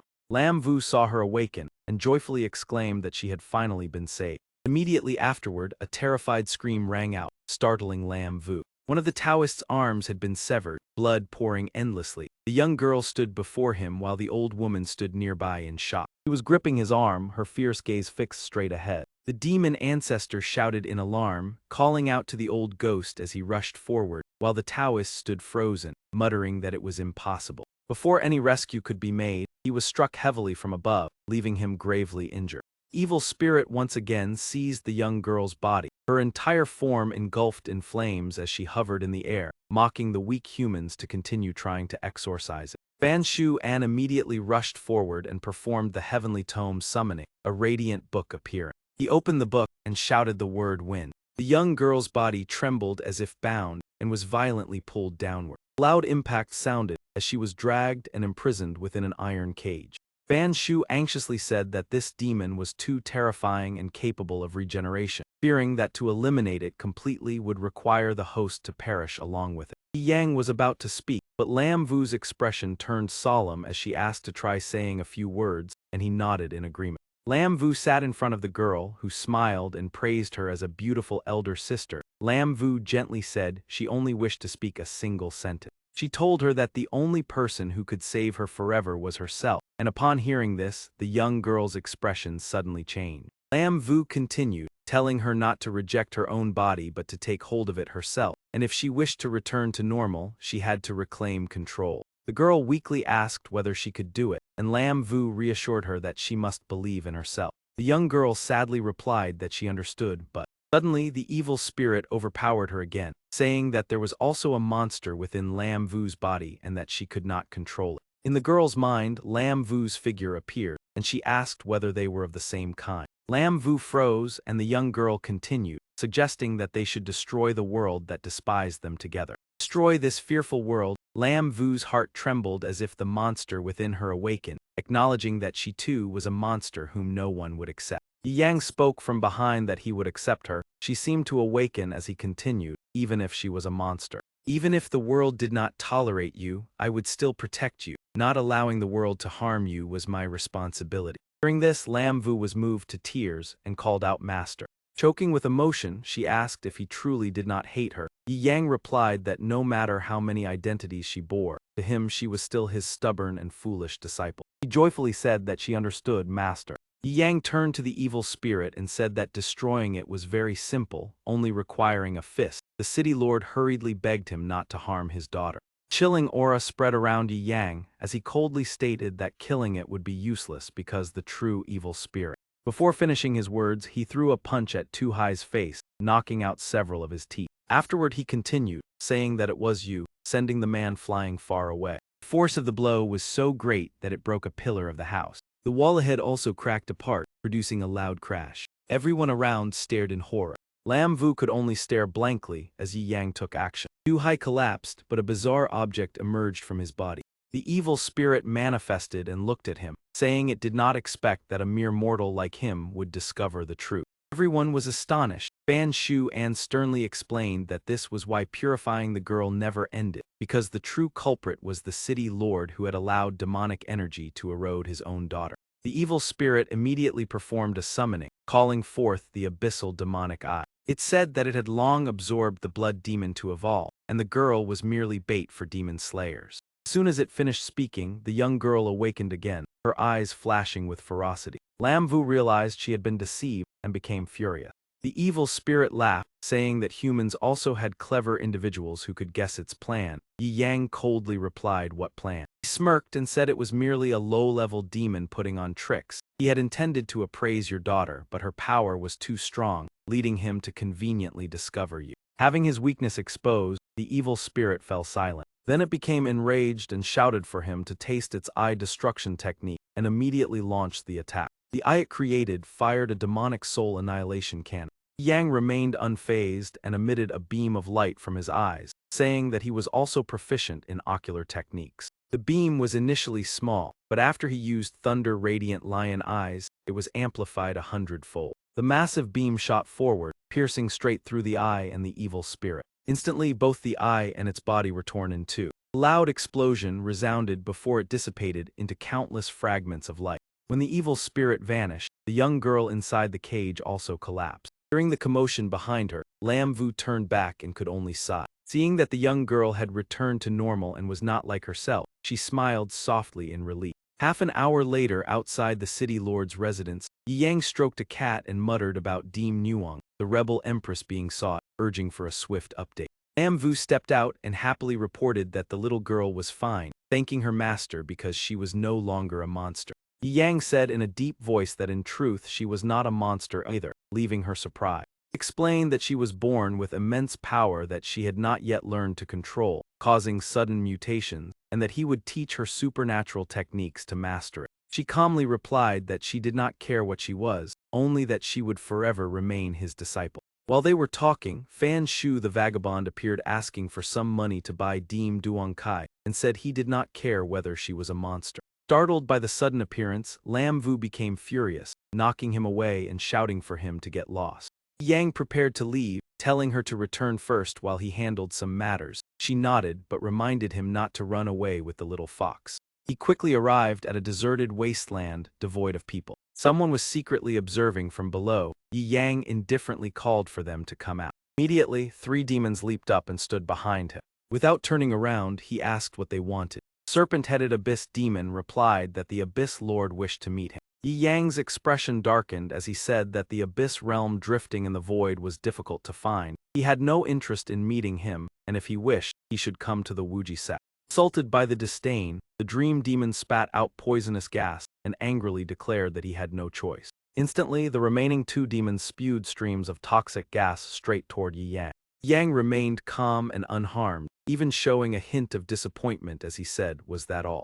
Because earlier he had been sealed within the demonic crystal wind, his body was temporarily frozen. Seeing this, a ferocious demon asked if they had succeeded. Was this truly the legendary Yi Yang? Another replied that Lord Yao Meng's crystal seal was indeed formidable. In any case, they had achieved merit and would take him back to the demon abyss to meet the demon lord. 3 immediately executed their movement technique and carried Yi Yang away, the noisy scene becoming silent in an instant. The sky above the crystal hell of the demon abyss was shrouded in cold gloom. Dong and Gaiet quietly stood in a corner, observing the group ahead. Those people were playing cards while slamming their hands down and shouting loudly. The card game was nearing its end, yet the little fox still held many cards, her face pale as she lamented that she was about to lose again. The person beside her suddenly said that Sect Master Deep had taught their lord an interesting way to play cards. Third Tayet immediately apologized to her lord upon hearing this.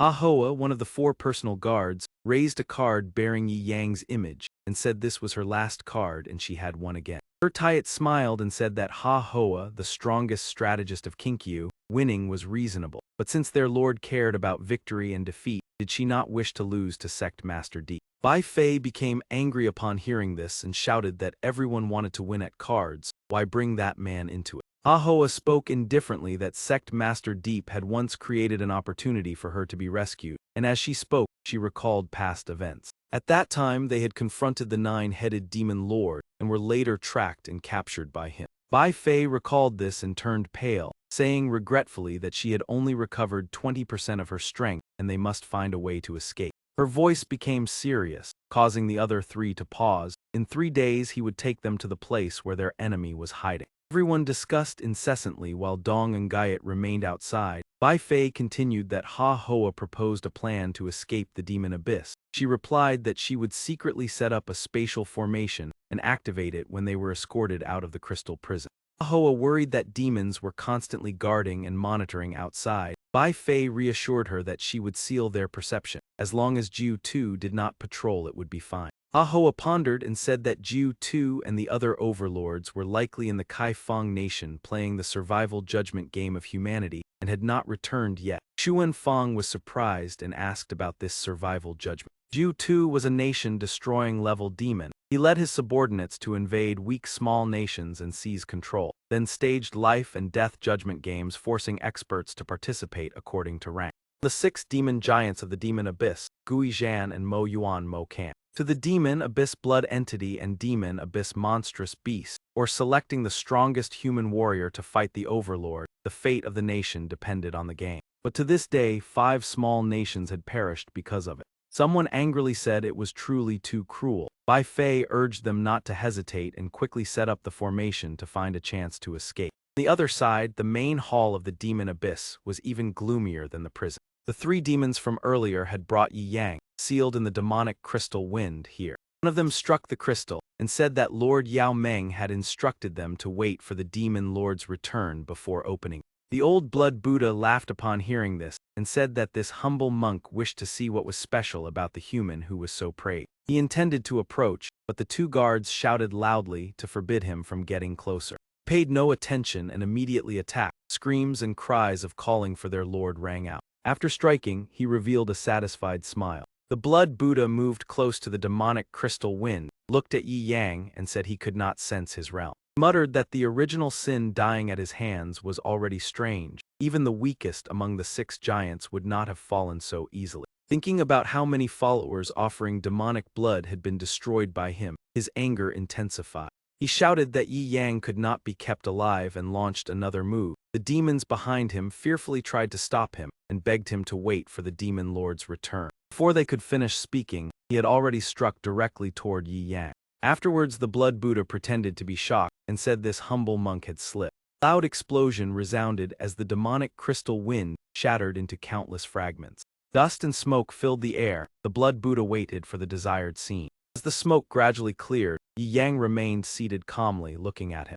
Blood Buddha was horrified, wondering why his Yi Fat Dan had become ineffective. Yi Yang took out the wanted order and said you were the one spreading demonic blood everywhere to create monsters, then slowly called out the name Blood Buddha.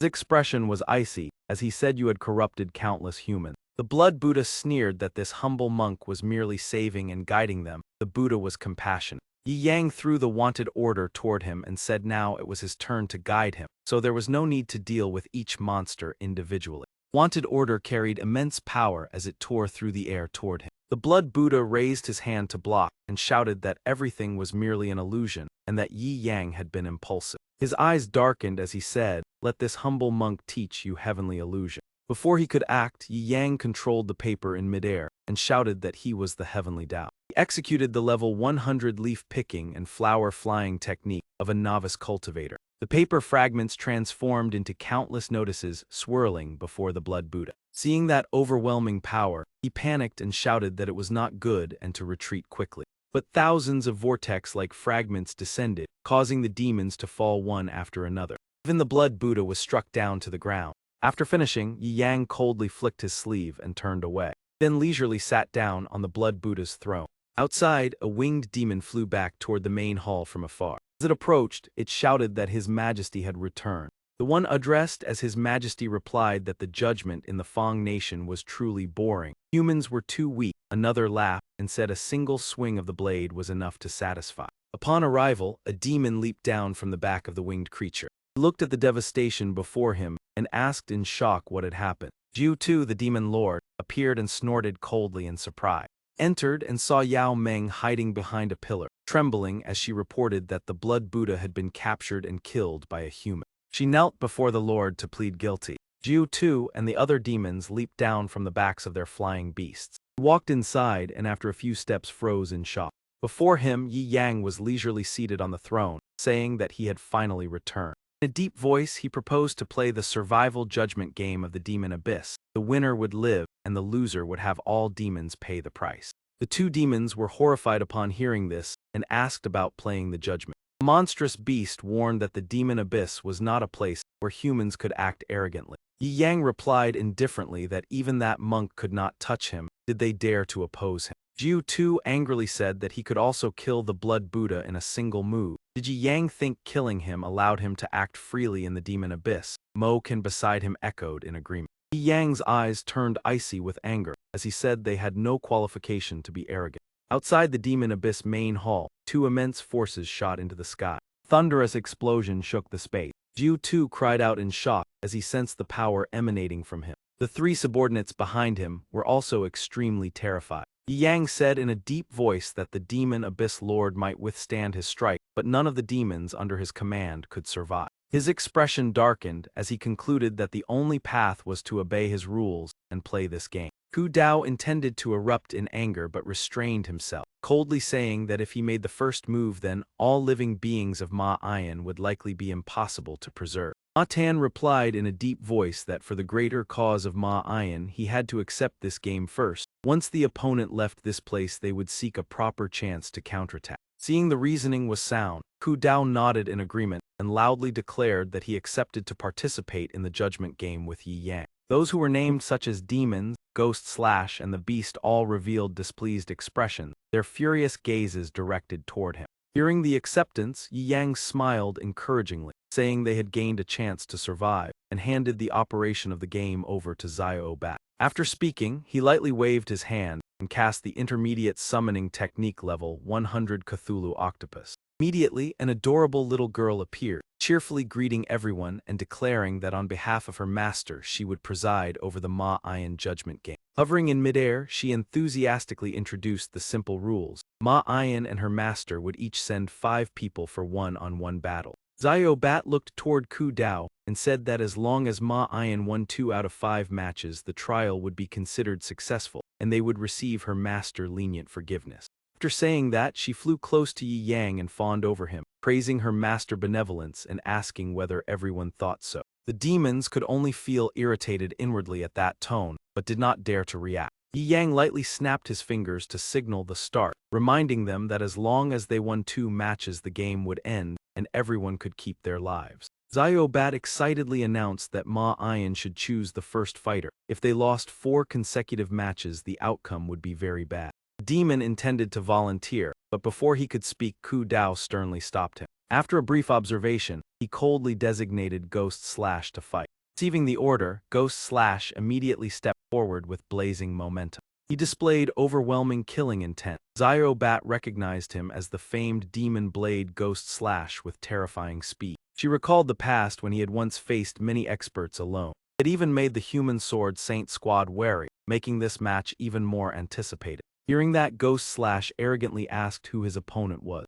Yi Yang did not answer, he merely snapped his fingers calmly. An ancient sword carrying dreadful pressure appeared. It was a sacred relic summoned from a high-level heroic spirit. Ghost / could not help but be startled upon seeing the sword. Demon Dream was astonished, and Ma Tan immediately recognized it as the weapon of Ren Mo that had once vanished. Ren Mo appeared in the form of a heroic spirit, respectfully thanking Yi Yang for the summoning. She expressed excitement at being able to return to battle in this world. When questioned about serving a human, Ren Mo coldly replied that she only respected the strong. Ma Ayan was too weak to earn her loyalty. Hearing that, Ku Dao became furious and ordered Ghost / not to hold back and to make the traitor regret it. Ghost / immediately unleashed Ghost Blade Sky Cleaving, its surging momentum sweeping toward Ren Mo. A loud explosion rang out, and the ground was carved open into a long fissure. Continued by deploying Ghost Blade Heavenly Net, covering the entire area. Ren Mo calmly observed, only reacting swiftly when the technique closed in.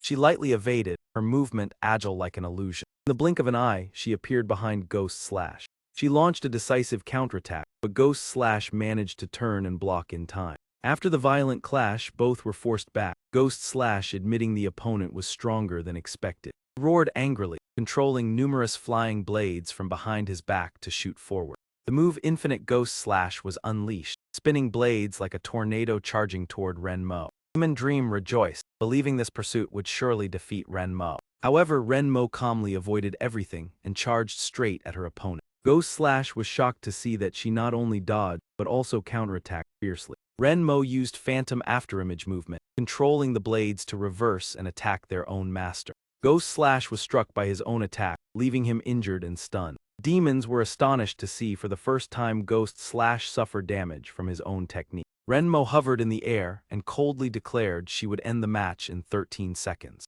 Ghost / angrily cursed, refusing to accept that provocation. He unleashed Super Infinite Ghost / pouring all his power into the assault. At the same time, he used the ultimate skill Heaven and Earth 1 / with destructive force. Ma Tan and the beasts believed Ren Mo would hardly withstand this strike. Yet Ren Mo remained calm, without the slightest wavering. She disdainfully remarked that the opponent's speed was far too slow. Immediately afterward, she executed the enhanced 1000-scale rapid slash. The two forces collided violently in midair. Ghost Slash was shocked to realize Renmo technique exceeded expectation. Her blade pierced through his defense with overwhelming speed. Ghost Slash could not withstand it, his body utterly defeated. Hu Dao witnessed the scene and called out his subordinate name in shock. Ma Tan quickly transmitted his voice, urging calm for the greater cause of Ma Ayan. After the voice transmission, he gently tapped his staff on the ground to end the technique. Yi Yang sat upon the throne, smiling as he praised Ren Mo's outstanding victory. Io Bat happily announced the result. Ren Mo won the first match, the score temporarily 1-0. The demons were furious at Ren Mo's submission, while the beasts were still stunned. Ren Mo coldly replied that she served only the strong, the weak were not worthy of argument. Hu Dao grew even angrier, but Ma Tan reminded him that Ren Mo's power had been greatly enhanced. Ma Tan continued advising patience because the opponent was too dangerous to confront directly. Yi Yang nodded in satisfaction and signaled Ren Mo to withdraw and rest. Ren Mo respectfully responded, expressing her desire to continue fighting when summoned. Yi Yang turned toward Ma Ayan, urging them to send a stronger next opponent. Ma Tan proposed that Ma Ayan trump beast take the field, and Hu Dao confidently agreed. The beast burned with fighting spirit, vowing not to disappoint his highness. Yi Yang lightly snapped his fingers to call Xiao Yi to face the challenge. Xiao Yi appeared with powerful momentum, excited to finally enter battle. The beast looked down in contempt upon seeing the opponent was merely a bear. He cast a sinister art, exhaling a dark purple aura. From that aura, two figures gradually emerged. The two summoned entities were Rage wielding a massive hammer and Ghost Slash in a reconstructed state. Xiao Bat delightedly explained this was the beast's temporary resurrection ability. The beast smugly said he could recreate allies at their strongest state for a short time. The two summoned demons revealed confident expression, making the atmosphere tense. Immediately, Rage charged forward fiercely, and Ghost Slash simultaneously rushed in to attack. In his frenzy, he moved swiftly while observing his opponent, seizing any opening and acting immediately. The thunder hammer was raised high and then smashed straight toward Xiao Yi. He roared with imposing momentum. Xiao Yi saw him charging forward. Without retreating, he directly raised his hand to block. Two sides struggled evenly, one pouring all his strength into the assault while the other focused on resisting, the aftershocks spreading and causing space to tremble. Immediately after, Xiao Yi withdrew his strength and launched a counterpunch, shouting that his opponent lacked power. Rage was caught off guard and staggered. Hui Zhan immediately took his place, exploiting the opening to raise his blade and slash down while shouting demon extermination slash. However, Xiao Yi swiftly sidestepped to avoid it, and upon realizing he had been ambushed, he became furious. He gritted his teeth and clenched down, causing the blade to shatter. Hui Zhan was stunned to see his weapon destroyed, a thought flashing through his mind that his technique had been devoured. Even so, he remained composed since he still had many other techniques, yet he could not help but be wary of Xiao Yi. This bear was truly formidable. On the other side, the mutated beast's arms swelled abnormally as it roared and unleashed its power. It executed the crushing spear grip, its gigantic hands slamming straight toward Xiao Yi. Rage and Gui Zhan were momentarily stunned, but upon hearing the order they regained their senses and charged forward together to finish him. The two demons understood each other. Rage executed aerial fury hammer while Gui Zhan used extermination slash, coordinating their attacks simultaneously. Io Bat appeared and excitedly commented that it was finally getting interesting. The three great leaders of the demon abyss were joining forces against Xiao Yi. Seeing the beast's hand descending, Xiao Yi showed a hint of surprise. Before it could strike, a loud explosion erupted from Xiao Yi's direction, the shockwave sending all three demons flying. The beast was pushed back and immediately braced its hand against the ground to maintain balance. Rage looked at the scene before him in panic as Xiao Yi had completely changed. He had just unleashed a high-level beast mark, entering the level 33 giant beast state. Seeing this, Rage cursed, realizing that he had no choice but to use his ultimate technique. He raised the thunder hammer high, gathering all his power. He executed annihilating body strike, the hammer crashing down and creating a surging torrent of fury. Xiao Yi remained standing without dodging, baring his teeth and advancing, causing Rage to be horrified when he saw that Xiao Yi was completely unharmed.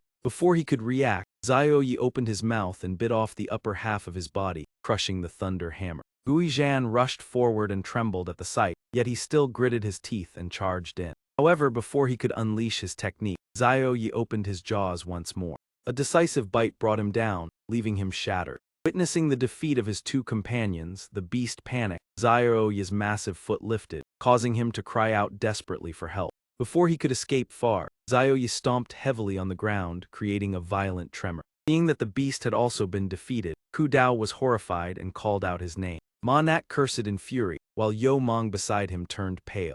Yang applauded in praise, saying that Zio had done very well. Hearing the praise, Zio turned and replied that his master was too kind, serving him was an honor. Zio laughed and announced that Zio had won the second round. The score was 2-0 in favor of Vo Kuk Tong. The demon abyss had disappointed him. Demons were stunned upon hearing this, and Yo Mong whispered that the situation was dire. Yi Yang calmly stated that for the third round he would lower the difficulty and send a disciple who was still in training to fight. Manat responded with disdain that the strongest disciple of Vo Kuk Tong was only at the beginner spirit realm and would inevitably be defeated. Hu Dao angrily shouted that underestimating the demon abyss would come at a price. Yang paid no attention and merely snapped his fingers. Immediately, the magical girl Su Shu was summoned. She appeared bewildered and asked why her master had called her while she was sweeping the courtyard. Yang asked how her new outfit was. She smiled and said it felt very cool as long as it pleased her master.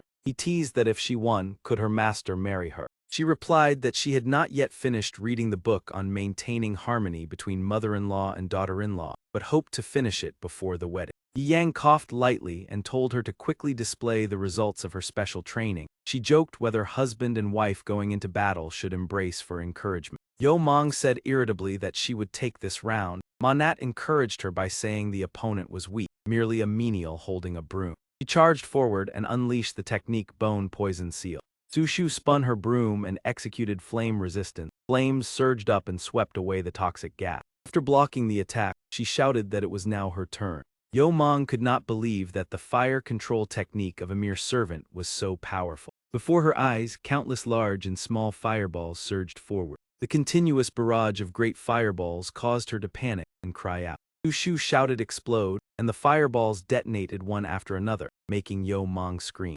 Surrounded by flames, she ran about in panic while cursing. Manat remarked that this girl was truly vicious, using fire to seal off all avenues of retreat. Yang sighed and said that this was the talent of the Grand Master within Su Shu. Zio commented that Su Shu was a super magical girl who would perfectly evade all targets. Su Shu calmly controlled the formation and said that her magic did not require excessive precision. She continued by executing blazing flame storm, forming a vortex of fire. Fiery vortex spiraled violently, pressing Yo Mong and throwing her into panic. Before she could escape far, she was swept high into the air, leaving only her desperate scream. Two subordinates rushed forward in panic, calling out to their lord. Zio extended his tentacles to block them from approaching. However, another figure severed the obstructing tentacle. Zio's expression darkened as he said that anyone who broke the rules of his master's game would be punished. During this, Ku Dao felt uneasy and fell silent. Yi Yang coldly stated that the demon abyss had lost 3 consecutive rounds and now had only one option. His voice lowered as he said that the demon abyss had only one final chance. Su Shu interjected, asking that since she had won, should they discuss the wedding. Yi Yang was left speechless while she added that no betrothal gifts were necessary. Before she could finish speaking, he decisively snapped his fingers. A few seconds later, he told her to return, and Su Shu was summoned back. Zio, no longer cheerful, announced that the final round would begin with a countdown to the destruction of the demon abyss. Hu Dao shouted that as long as he was present, no one could destroy the demon abyss. Manat echoed for his majesty to witness the true power of national annihilation. The lord of the demon abyss said ferociously that he had destroyed countless nations and terrified countless faces. Did humanity truly dare to oppose him? Yang's eyes blazed as he replied that since arriving in this world, no one had forced him to be serious. A nation-destroying great demon sounded quite interesting. Hu Dao thought that if not for fearing that Yi Yang might overturn the demon abyss, he would have acted already. This battle would send Yi Yang into the abyss.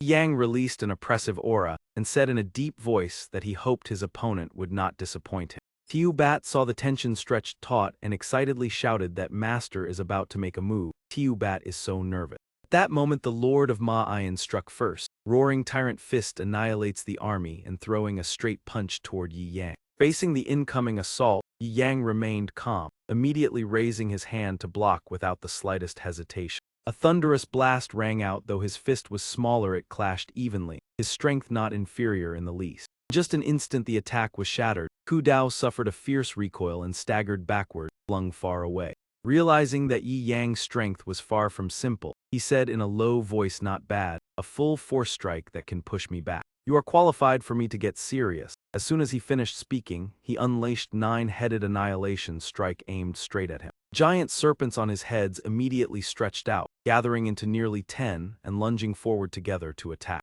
Even as the serpent phantoms closed in, Yi Yang remained indifferent, lightly lifting his hand as his inner force burst forth. Coldly said, "The power is still too weak. Push harder," his eyes flashing like sparks. "Shout one more time and see." Provoked again and again, Ku Dao roared in fury with a single word: "Annihilate."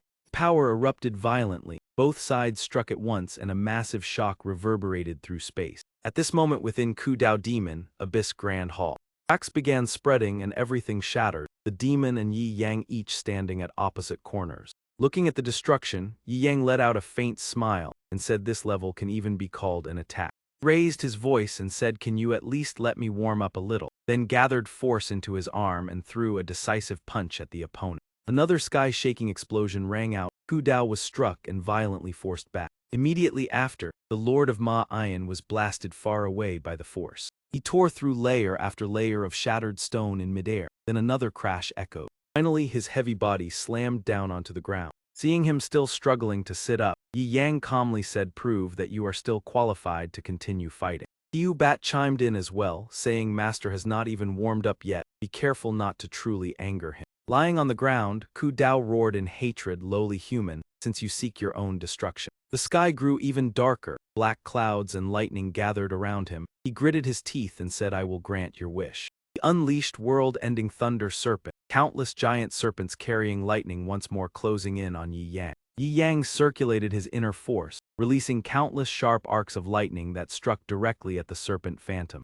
The sound that followed was no longer an ordinary explosion. It was like a cataclysmic shock, filled with an aura of total annihilation. Tiu Bat anxiously exclaimed that this strike has erased not a few floating continents of Ma Ayan. Yi Yang's entire body radiated a chilling aura as he said in a deep voice, "Such a dull attack still hopes to injure me."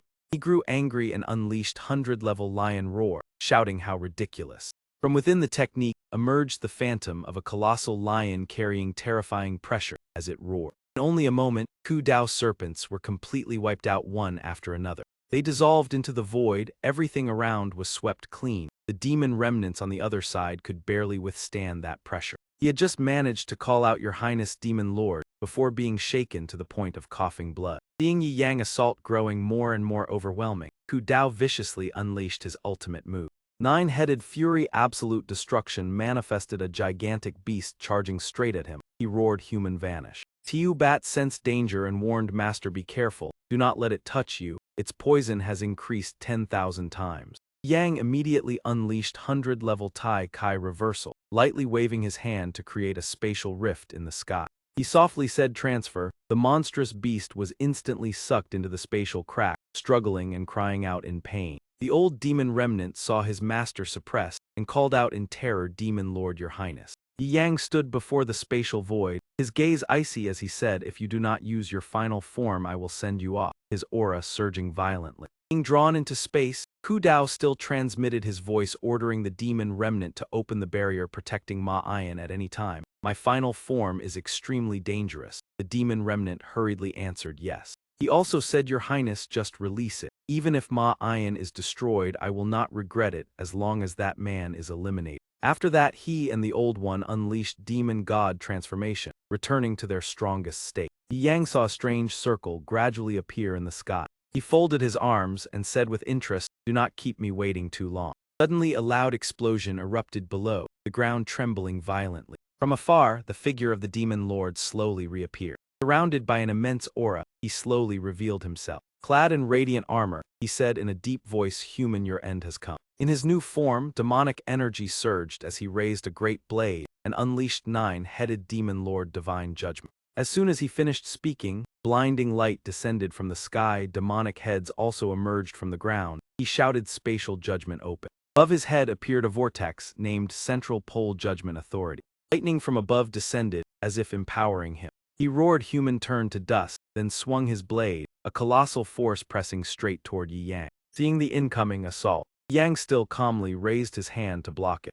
Clenching his fist, he effortlessly shattered the entire technique. The demon lord, unwilling to accept it, continued swinging his blade, saying, "Bare hands cannot break my judgment, but I still have other ultimate skill." Before he could finish speaking, his throat was seized in a flash by Yi Yang. He only managed to utter, "You." Yi Yang looked at him coldly and said, "Rest assured, Ma Ian will be buried with you." Feeling that solemn attitude, he was stunned in terror, thinking that he actually. Before the opponent could finish speaking, he executed the level 100 Dragon Claw technique, decisively killing the demon lord in an instant. The old crippled demon witnessed the shocking scene and turned pale with fear. Surrounding demons froze upon seeing it, not daring to move. Immediately after, he shouted loudly to summon His Highness the Demon Lord. While the demons were still in shock, Xiao back appeared, leaving them even more stunned. She coldly declared that the master had won, the judge of the abyss had descended, and all of them were already doomed. The old crippled demon trembled with rage, gritting his teeth as he declared that they would never submit, for they still had the corpse demon legion formed over many generations, possessing true power. As soon as he finished speaking, he immediately gave the order to summon, and countless demons surged forward. At this moment, a strange aura gradually formed in the sky, causing all the demons to look up in observation. A three-headed dragon appeared amid resounding echoes, commanding Xiao-san to burn everything to ashes. Receiving the order, Xiao-san opened his mouth and spewed a torrent of furious flames that swept across the battlefield. The old crippled demon was engulfed in the flames, falling to the ground in pain and panic. In just a short moment, nearly half of the newly summoned demons were burned to ashes. Immediately after, another demon legion appeared, the number 1 demon abyss demon archer legion, raising their bows in unison, ready to attack. Countless arrows shot toward Yi Yang, but Xiao Nhi suddenly appeared, confidently taking responsibility for dealing with them. She spread her arms wide and activated the quantum unmanned aerial sea technique, instantly summoning tens of thousands of missiles. The missiles filled the sky, simultaneously intercepting and counterattacking the demon forces. Seeing this scene, Xiao Bat crossed her arms with delight, saying that she also wanted to join. Xiao Nhi controlled the missiles, causing the demon army to collapse, while Xiao Bat also charged into battle, her hair transforming into weapons that swept the battlefield amid chaos. A stray missile flew deep into the area of the demon abyss crystal prison. The explosion resounded, shaking Bai Fei's room and startling her while she was playing cards. Bai Fei realized that the 9-headed soul mark on her body had disappeared, deducing that Yi Yang had won, and Xia Hua was overjoyed upon hearing this. In the room, everyone debated about meeting Yi Yang, but Bai Fei ignored them all and quickly left. After walking some distance, she suddenly stopped, shaking her head for fear that meeting him again would soften her resolve. She sank into thought, reminding herself that she still bore the deep vengeance of her family. Her Tayat understood that Bai Fei feared implicating Yi Yang, as their enemy was an extremely terrifying, mysterious entity. Bai Fei decided to set out, declaring that she would find every way to restore her strength. She transformed into a fox demon and departed, silently vowing not to drag anyone else into danger. In the distance, Yi Yang seemed to sense something and turned his head to look back. Xiao Nhi noticed his gaze and asked, but Yi Yang gently denied it. When Xiao Nhi mentioned the change in his heartbeat, Yi Yang sternly demanded that she must not check it casually. He decisively ordered them to continue clearing the demon abyss and then return to the Wuji sect. Xiao Nhi and Xiao Bat immediately obeyed. Before leaving, Yi Yang also reminded Xiao-san not to be lazy. Before long, he arrived in front of a prison of the Wuji sect. Sitting before the empty cell, he recalled their first meeting when she had once teased him. Looking at the puppet she left behind, memories flooded back, making his emotions complicated. He sat silently, telling himself that he would grant her freedom for now, but one day he would bring her back.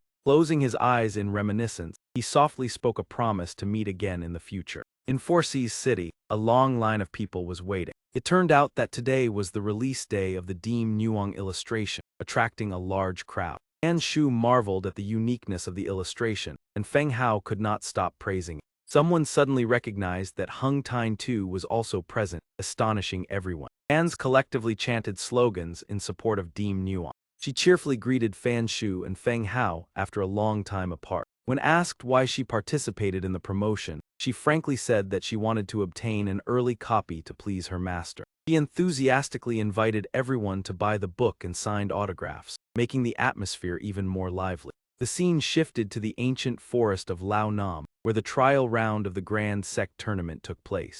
Teams began their journey through the forest. Yi Yang disguised himself and joined a squad to participate. While roasting meat, he complained about not having eaten properly for many days. Elder Bai Xian worried that lighting a fire would attract the dangerous black demon lizard. Yi Yang reassured that the team was already weak, and excessive worry was useless. He pointed out that each member of the team had clear weaknesses. Bai Haiyan did not know martial arts but dreamed of becoming a writer and was happily playing with the baby. Yi Yang bluntly remarked that the weak lineup made Bai Xian even more worried. Fearless, Yi Yang decided to test himself against that terrifying creature.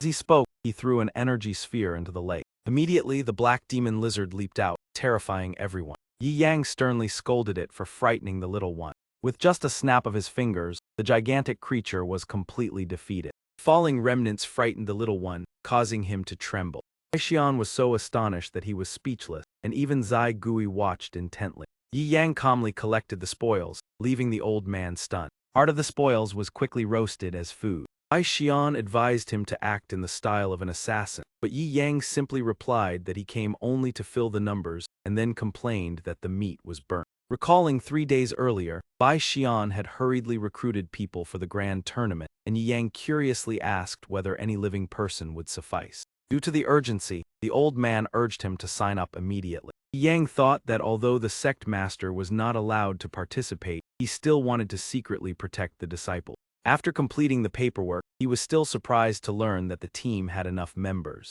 Bai Xian introduced each member, including the Grand Elder and the young sect master Bai Haiyan. Upon learning that Bai Haiyan was the author of the Deem Nuang story, Yi Yang was extremely surprised. Bai Haiyan quickly requested secrecy, saying that writing books was only to support the family. He introduced the little one, a child taken in after the village was attacked. Yi Yang was both amused and exasperated upon learning that they even used an infant to fill the ranks. The little one secretly thought that he was the holy child of the demon realm, waiting for the day to rule humanity. Suddenly, the boy was startled as he sensed something terrifying. A stern gaze warned him, causing him to behave immediately. The boy quickly put on a flattering smile, silently vowing to be extremely cautious. Bai Xian introduced the final member, Zai Gui, a woman who joined due to shared ideals. Yi Yang suspected that she had been dragged in while drunk, but Bai Xian confirmed that she joined completely of her own will. Recalling everything, Yi Yang could not help but sigh at the team's peculiar composition.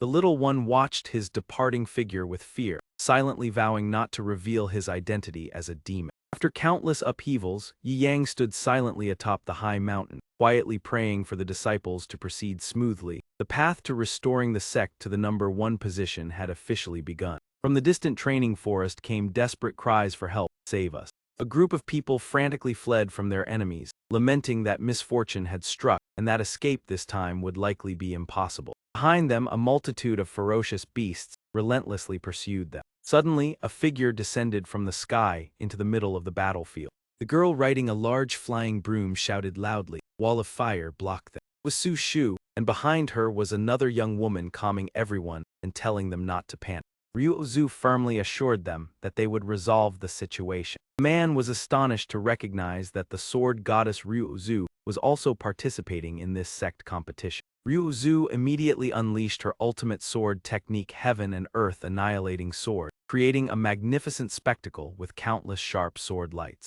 She boldly shouted a resounding command to kill.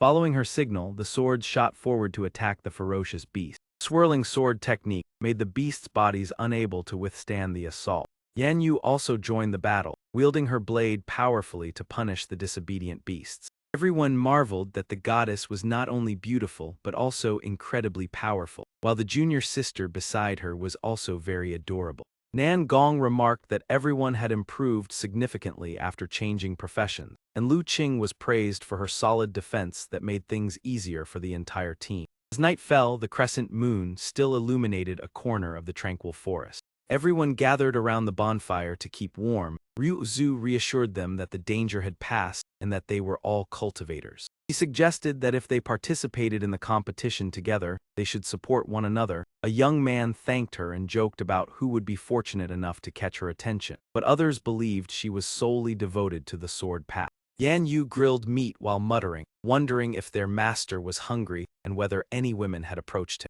Lu Qing returned with firewood and wondered about the absence of the others. Yan Yu explained that senior sister had gone to practice her sword, and Nan Gong had gone to find ways to contact beautiful women to choose a mistress for their master. He added that Su Shu seemed to have gone to ask married senior sisters about their experiences. Shifting to Su Shu, she asked senior sister Zhang how to behave when a mother-in-law was unhappy, and was advised to be gentle, humble, and generous, which made the other party curious about why she cared about this matter. Su Shu smiled awkwardly and said that senior sister wanted to marry her to their master, so she had to prepare in advance, and senior sister Zhang nodded in understanding. She continued to ask about the appropriate frequency of marital intimacy, leaving the other party completely speechless. Fang Xing overheard from afar and immediately became angry, unable to understand what kind of strange disciples her junior brother had accepted. He thought that apart from Ryu Zhu, who was devoted to the sword path, the other disciples seemed more concerned about their junior brother than cultivation, and if she were not afraid of angering him, she would have already taken action. Not staying long, she decided to go find her junior brother.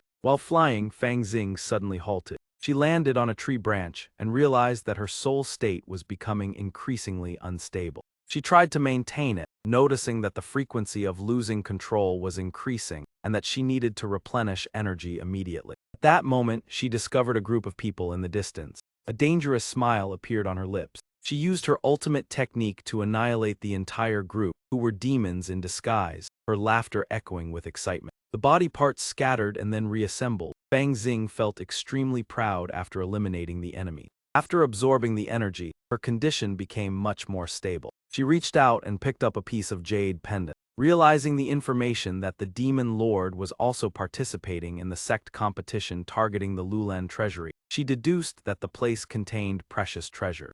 Images of calamity-level demonic creatures appeared in her thoughts. Fang Xing analyzed the danger posed by Chu Tian and the Dragon Lord, existences capable of devouring even the powerful participants of the competition. After careful consideration, she decided to temporarily stop searching for her junior brother and instead monitor Chu Tian. She believed that she could obtain treasures to enhance her strength, making this competition more interesting, while also hoping that her junior brother would remain safe. Returning to the present, the sky was clear, but Xiao Bao cried loudly, causing Yi Yang great annoyance.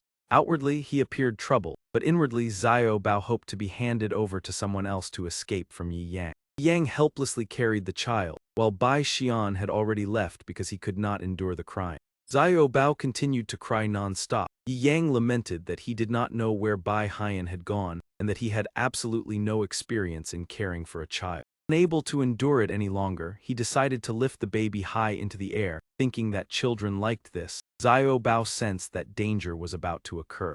After saying that, Yi Yang soared high into the sky, causing Xiao Bao to cry even more intensely. After several rounds of flying in the sky, the baby was so frightened that he felt like vomiting. He landed on the ground, causing a strong shock that sent earth and rocks flying. Seeing that Xiao Bao had stopped crying, he smiled with satisfaction, believing that this method was very effective. Xiao Bao's face turned pale, trembling as he thought that he had just escaped death and did not dare to act rashly. Zai Gui appeared and asked to hold Xiao Bao. Yi Yang was surprised and asked if she knew how to take care of children. He calmly said that just giving the child a few sips of wine would stop the crying, and if he did not hand the baby over, she would take him by force. Immediately afterward, she rushed forward to snatch the baby, but Yi Yang quickly dodged. Unexpectedly, Zai Gui used her legs to lock him in place, leaving him no time to react. She gently descended, her hair fluttering in the wind. In the end, Yi Yang was once again pinned down by the drunken girl. Zai Gui blushed and apologized for her rough behavior, saying that the hot weather had caused him to sweat.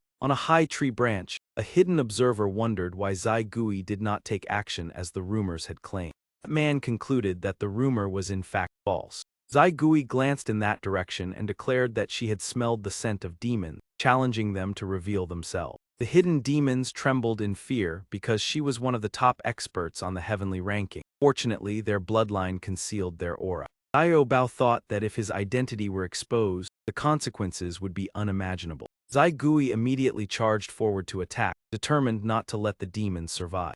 Demons received the rescue signal of Sheng Yuan and resolved to save him even if they had to face a top expert of the heavenly ranking. But just as they were about to act, Zai Gui suddenly froze. She immediately weakened and vomited due to drunkenness, leaving Yi Yang and Xiao Bao speechless. Seizing that opportunity, the demons simultaneously appeared, intending to snatch Xiao Bao. Yi Yang drew his sword, realizing that their target was the child and clearly expressing his hatred for human traffickers. With only a few simple sword strikes, he prevented the demons from approaching Xiao Bao. However, the situation became unfavorable, as he was surrounded on all sides. One demon wondered why Sheng Yuan did not react when being rescued, and his companion believed that he was preparing for a crucial moment. Sheng Yuan, in the identity of Xiao Bao, silently lamented his suffering because he was being controlled by Yi Yang and did not recognize them. The sky suddenly filled with dark clouds and quickly poured down with torrential rain. Yi Yang raised Xiao Bao high to keep his hair from getting wet, while Sheng Yuan tried to remain calm and forced a smile.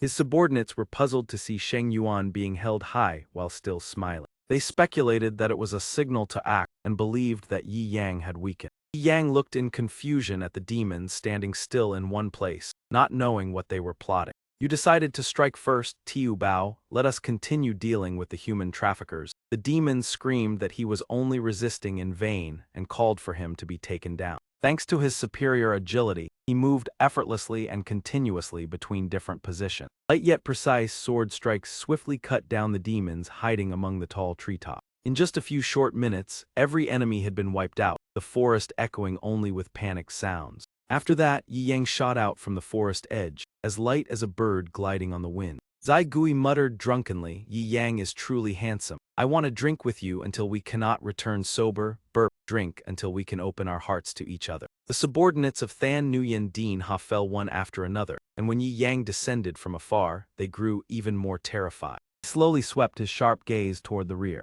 Instantly, the demons fled so fast that no trace of them remained, running as they shouted for reinforcements because they could not save Than Nguyen. After the battle, he turned to check on Tiu Bao, while Than Nguyen remained certain that the other side was merely testing his subordinates' loyalty. In response to the question, the little boy happily babbled and sang nursery rhymes about two tigers who loved to dance and a good rabbit picking carrots. Yang could only darken his face in helplessness when he realized the child's first words were a song from Earth that he had once sung casually, while Tiu Bao kept humming. Bai Xian spared no praise, affirming that he had not misjudged Yi Yang as a young hero. Hiding behind an ancient tree, he expressed hope for a competition, but Yi Yang immediately extinguished it, saying he would only accompany the team to the ancient city of Lulan and would not participate further.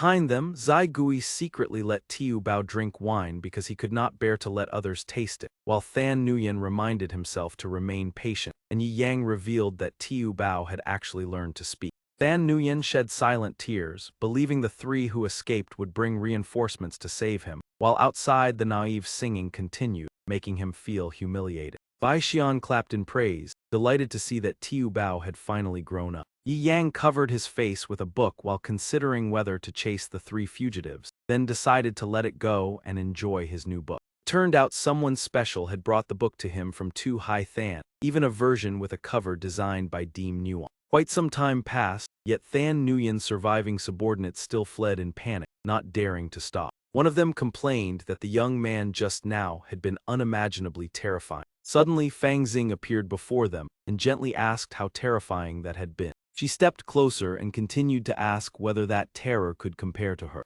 Three cried out Fang Xing's name in shock, realizing she was the great demon head and also noticing she was injured. She calmly admitted her condition and suggested they should sacrifice themselves as medicine for her wounds, reassuring them that everything would be gentle. Without hesitation, Bi immediately cast a spell, drawing the demons into his body. Fang Xing explained that this was merely compensation for the wound caused by their master, Chu Tian. After finishing, she quickly left the place. However, not long after, another group began chasing behind her. Thus, she had no choice but to descend onto a nearby rock to face them. Chu Tian angrily demanded that Fang Xing show herself and explain why she had eliminated so many of his subordinates. Those following him also threatened her, demanding she obey the demon lord, even proposing to destroy the entire area. Fang Xing calmly replied that such an act would alarm the organization, reminding them they were disguised as humans to participate in the competition. He even mocked that so many people forcing a weak girl like her was truly lacking in grace. Chu Tian repeated her words in a mocking tone, implying that Fang Xing was indeed just a weak girl. She pretended to be modest, praising the presence of a Red Moon-ranked demon lord and suggesting that the lives of his subordinates were not worth his concern. Yu Bing could not hold back and demanded to know Fang Xing's true purpose. She replied that she was also curious about Chu Tian's intentions, mentioning that the son carrying the human bloodline of the Long Chu was missing and being hunted by all demons. He speculated that despite the tempting reward, Chu Tian would not personally appear here for that alone. Fang Xing continued to analyze that the sect competition of the 15 Dong Nuyen nations was connected to the soon-to-open treasure in the ancient city of Lulan, which contained an artifact important to both worlds. Chu Tian frowned, admitting that although Fang Xing was somewhat eccentric, she was extremely intelligent, and asked why she had appeared. She blinked shyly, saying she had come for a blind date and wished to take the very treasure Chu Tian sought as her betrothal gift. Chu Enham angrily proposed striking at once, believing there was no need to waste time with this madwoman, but Chu Tian ordered that she be captured alive. Immediately after, Chu Enham used his weapon to attack her, declaring he would keep her head to perform a soul ritual. The form of a gigantic shark was summoned, receiving the order to bring the target back. The monster bared its sharp teeth and charged straight at Fang Xing. Refusing to stand still, Fang Xing counterattacked, declaring she would punish them all and drag them into the abyss with her. Right after, a shocking explosion rang out, light bursting across the area. Chu Enham shielded himself within the dust and smoke and cried out in astonishment that she had self-destructed. Chu Tian sighed, realizing it had only been a substitute to let her escape, and decided to use her treasure-seeking ability for the plan at Lulan. Chu Tian's subordinates discussed that if they obtained the treasure, the plan to exterminate humanity after 3 years would begin, and mentioned the distress signal of Than An. Chu Tian coldly ignored it, saying the Long Chu had too many children to care, even viewing some of them as a source of food. Yu Mok reported that Vo Kuk Tong, the sect that had once destroyed the nine-head demon lord, was also participating this time and that Yi Yang might appear. Chu Tian laughed coldly, expressing false pity for Nine-Head, and deciding that after reaching Lulan he would find Yi Yang to taste. The ancient city of Lulan appeared majestic, supported by 2 gigantic stone statues. Inside the city, only a few figures could be seen passing by. Yi Yang muttered that bringing along this strange group of teammates was like a final effort before elimination, and for now it was better to find a place to enjoy a good meal. Ai Xian lay stretched on the ground sighing about the historic atmosphere of the ancient city, but Yi Yang quickly reminded him that the puddle ahead was only from Tiu Bao's recent mischief. Elsewhere, Zai Gui was being chased by locals for snatching wine, causing him to complain endlessly. The elder of Tan Tong lifted Tiu Bao high, declaring they had arrived at Lulan and were ready to sacrifice the boy to revive the sect, making Tiu Bao angrily curse back. Suddenly, a white bird carrying many people appeared in the sky, and the crowd recognized it as Ryu Zhu, the goddess of Vo Kuk Tong. On the back of the spirit bird were disciples of the sect led by Yi Yang. Yan Yu whispered longingly about her master, while many people continued praising the cuteness of the junior sister and the rising fame of Su Shu. Yi Yang widened his eyes in surprise at this means of transport, having thought everyone flew here on their own. Before long, the white bird landed right in front of him. Ryu Zhu walked toward Yi Yang, leaving everyone around astonished and speculating why she would approach such an old man. Yi Yang panicked and covered his face, worried his identity had been discovered even though he had previously claimed he would not participate this time. Ryu Zhu smiled gently, calling him older sister, and saying this meeting was fate after the initiation trial. Yi Yang darkened when recalling the past, realizing she had discovered his disguised identity during the previous trial. As he stood frozen without replying, Ryu Zhu lifted him up to speak privately, causing him to cry out in alarm. This scene left her admirers utterly shocked, many feeling jealous at seeing the goddess take the initiative to embrace a man. Ryu Zhu carried Yi Yang and flew away, expressing gratitude for his previous help and wishing to talk for 3 days and 3 nights, while he desperately asked to be put down. The story rewound to 2 months earlier, on a day of heavy rain accompanied by resounding thunder. At that time a girl stood silently in the rain, carrying many heavy thoughts. Soft footsteps sounded, approaching her through the dense curtain of rain. Tears mixed with rainwater, leaving a salty taste on her lips. She confessed she had failed 3 times to break through the soul realm and only wanted to remain in the rain to calm herself. Lang Ryuzu sadly said that when the rain stopped she would return on her own, but Yi Yang worried because she had been drenched for an entire day and night and the rain was growing heavier. She firmly refused to heed her master's advice, saying that as long as the rain had not ceased she would not leave.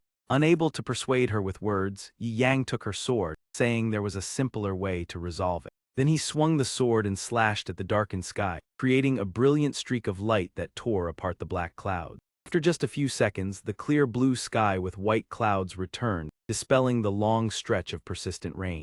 Ryuzu could not help feeling wistful, wondering when she would be able to attain even a small fraction of her master's swordsmanship. She recalled the joyful times when her master advised her to relax and took her to many places to broaden her horizons and reflect on life. Yi Yang once brought her to gaze at the vast star-filled sky, a scene so beautiful that it stirred the heart. She said that not long after that journey, she continuously broke through several realms. From the spirit realm she advanced to the soul realm, then the void realm, and finally reached the secret realm. With excitement, she shared with her elder sister that there was a major question only Yi Yang could answer, then asked to speak with him privately. Stopping beside a cliff, she confessed that she had resolved to devote her entire life to the path of the sword, yet her master's image always lingered in her mind. Ryuzu shyly admitted that at times she felt her master was even more burning than the sword, leaving her confused about which was more important. Hearing those sincere words, Yi Yang was momentarily stunned. He turned away, trying to explain it scientifically, then jokingly asked that if her master and her sword fell into the water at the same time,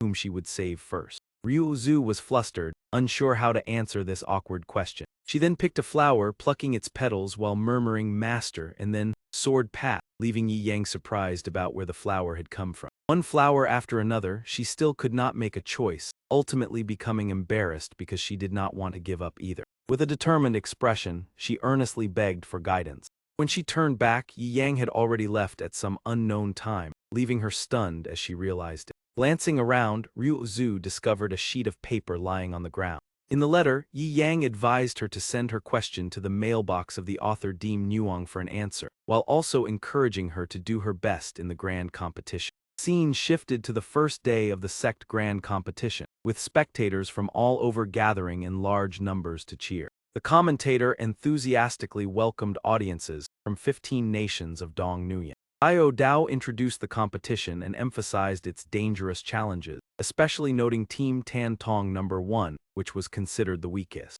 The audience buzzed with discussion, and some even joked that if this team managed to pass, they would be willing to do the unimaginable. Bai Xian confidently encouraged his teammates, while Yi Yang casually remarked that he was merely waiting to be eliminated. Zai Gui leisurely drank wine, while Bak Haiyan cheerfully thought that Xiao Bao was about to return. Among the crowd, someone noticed a sign related to Chu Tian from the aura of the young man who was reading a book. The ancient city of Lulan was packed with spectators, all curious about the strange lineup of Tan Tong. Despite being pointed at and discussed, all 5 members remained calm in the face of the dangerous trial ahead. Xiao Dao announced that Team Tan Tong would open the event, hoping they could endure for as long as possible. Chu Bing suggested taking action immediately, but Chu Tian stopped him, wanting to search for clues about the treasure vault before acting. Xiao Dao officially declared the start of the teleportation process. Immediately, Team Tan Tong was transported into the martial power testing space. Bai Xian eagerly called on everyone to fight with determination. However, his call received no response, as everyone remained indifferent and turned away. Helpless, he had no choice but to step forward on his own. Before them stood countless demons with terrifying forms, waiting in ambush. Their imposing aura made the elder tremble, while Yi Yang calmly advised him not to be overly tense. Ai Gui's eyes suddenly turned crimson as she whispered obsessively about the demon. She abruptly shouted, revealing her determination to exterminate all the demons before her. Immediately afterward, she used her wine gourd to release a surging stream of black energy. Bak Haiyan was stunned to realize that Zai Gui had completely unleashed her power. Smoke gradually condensed into the form of a young maiden floating in midair, none other than the Jia Tian mysterious maiden, who had sworn to cleanse the world of demons. At once, Jia Tian and her master shot toward the horde of demons, The confrontation erupted violently, making the atmosphere of the grand competition more intense than ever. Zai Gui seemed to transform into another person, roaring that as long as any demon remained alive, she would annihilate them all. The Jia Tian mysterious maiden opened her divine umbrella, gathering power in preparation for an attack. The two sides continued to clash, making the battle increasingly fierce and tense. Yang was puzzled by the situation. Had they not agreed earlier to lie low and wait to be eliminated? Bak Hyan analyzed that if she was truly the Zai Gui of the demon-slaying 5 ghosts, then this reaction was completely normal. Bak Hyan explained that Zai Gui had once been a member of a rescue organization within the demon territory, and after her comrades sacrificed themselves, she lost control whenever confronting demons. As soon as he finished speaking, Zai Gui returned to her drunken state, lamenting that although the demons had all been exterminated, she was still not satisfied. Xiao Dao suddenly announced that all the demons had been eliminated, and the teams were being transferred out of the space, congratulating Tan Tong on advancing to the next round. The spectators in the stands were astonished, unable to believe that such a weak lineup could pass. Yang mocked himself, saying that advancing like this was fine. Reading books was the same no matter where he was. Sheng Yuan cried bitterly in his heart, only wanting to be eliminated to stay far away from this terrifying man. Xiao Dao excitedly introduced the other teams, especially Wu Jai Sect, where the goddess admired by all male cultivators of the continent resided. Only then did Yi Yang pay attention, realizing that Ryu Zhu and her teammates had already begun their match. In the martial testing space of Wu Jai Sect, the disciples were leisurely playing cards. Nan Gong was worried, but Su Shu reassured him that the senior sister would handle everything. Ryu Zhu shouted loudly, "Exterminate." Instantly, the gigantic demon was bombarded with attacks and had no chance to react. Xiao Dao loudly cheered, hoping that Goddess Ling would have great luck in this grand competition. The martial testing space of Tian Jian Sect was no less formidable, each disciple being a genius born for the sword, leaving everyone curious as to why the sect master would participate in this grand competition. Long Ngok then showed disdain, believing that Tian Jian Sect were people of the heavens and not worthy of competing with ordinary individuals. Chao Dia also mocked, considering the worship of Ryu Zhu to be ridiculous. After speaking, she sheathed her sword with a bored expression. Just a few simple moves were enough to sweep away the weak demon. Outside the martial testing space, a strange red light suddenly appeared, drawing everyone's attention. Xiao Dao analyzed that it was the area of Tian Jian Sect. The terrifying sword lights could even shatter space, demonstrating immensely powerful strength. Cracks suddenly appeared in the martial testing space due to the overwhelming power. The spectators were horrified to realize that the space had been destroyed, and the culprit was not Tian Jian Sect. It turned out to be Chu Tian's squad, Chu Huo still holding his fist as he mocked that this space was too weak, shattered by a single punch. The host introduced them as the Lao Shan Sect team, which had remained reclusive for many years but was now displaying astonishing strength. Yang Xing stood in a corner muttering to herself, so that was the case. She crossed her arms and nodded, realizing that Chu Huo was actually the demon lord Chu Enham, and that Chu Mok and Chu Tian were far from simple. He affirmed that Chu Tian had subdued spirit-level demon lords as subordinates to participate in the grand competition, forming a demon lord squad that humans would find difficult to resist. At the peak of Sun Din Nation, Xu Wenfang believed that absorbing the energy of the Tree of Life could help the lord recover half of his strength. Ai Fei circulated his energy with surging momentum. Thurengayat remarked that the lord had dispatched many puppets to infiltrate the grand competition. Dongengayat suspected that the purpose was related to Sect Master D.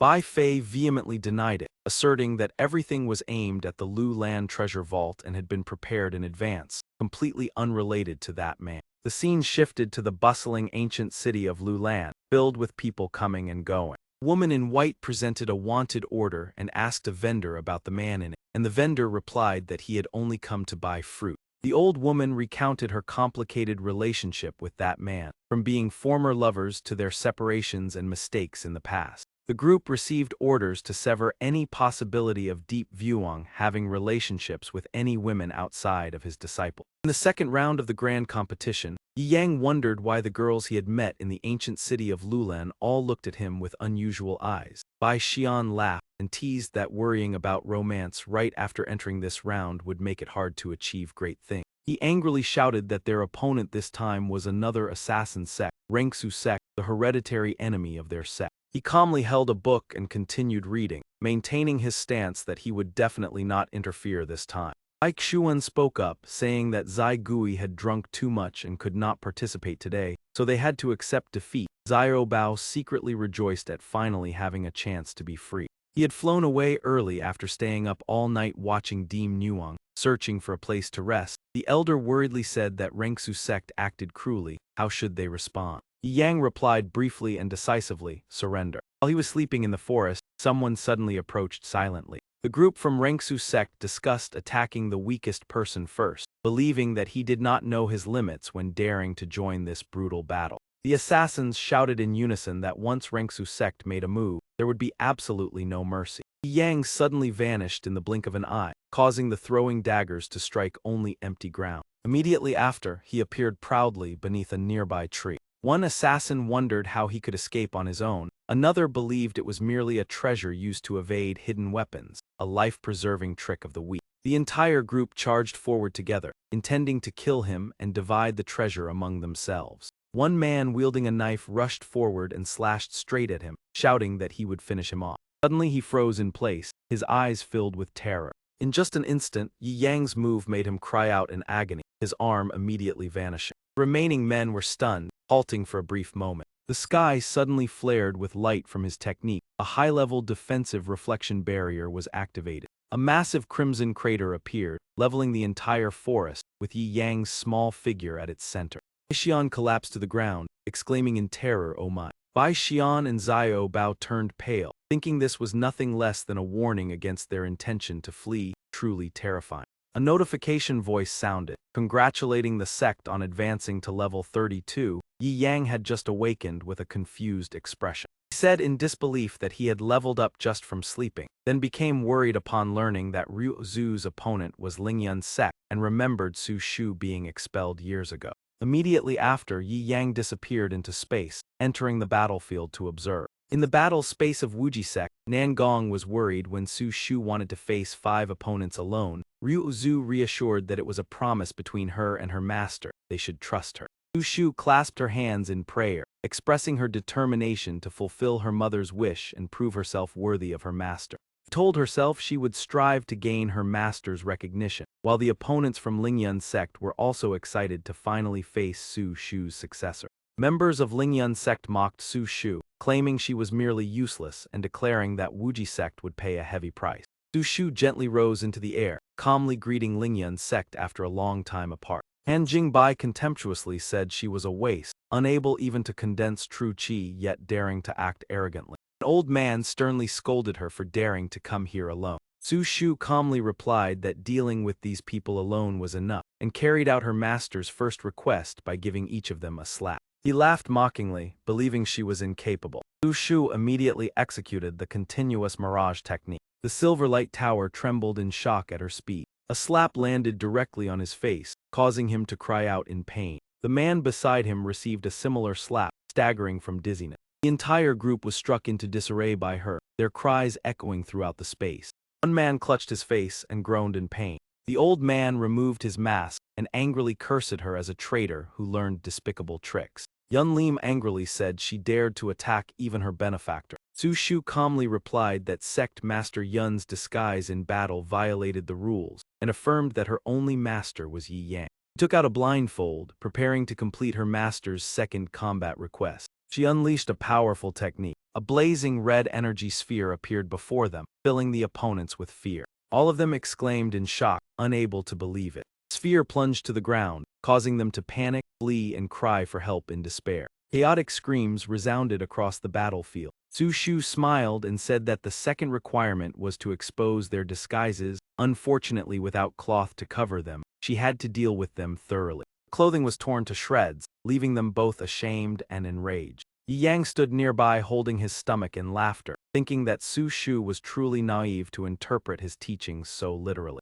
The host announced the live broadcast of the match between the Ling Goddess and Lingyun sect, encouraging the audience to watch due to the extremely thrilling developments. Cornered group complained that Su Shu intentionally did not finish them quickly but prolonged their suffering. She merely coldly told them to be silent. A masked person lamented that Lingyun sect had once intended to show Wuji sect their colors, but the current scene was too unsightly. Yang sat on a tree muttering that Su Shu's talent forced her opponents to endure immense psychological pressure. Notification sounded congratulating Wuji sect for entering the top 32. Yang confidently believed that with Ryu Zhu, the following rounds would not be a concern. The battle space of Tianjin sect became chaotic. Yu Chan irritably declared that she did not want to hear Ryu Zhu's name anymore, asserting that the title of sword goddess belonged only to Chu Fu Ta. Lam and Gok then interjected, declaring that Tianjin sect was noble while Wuji sect was inferior and incomparable.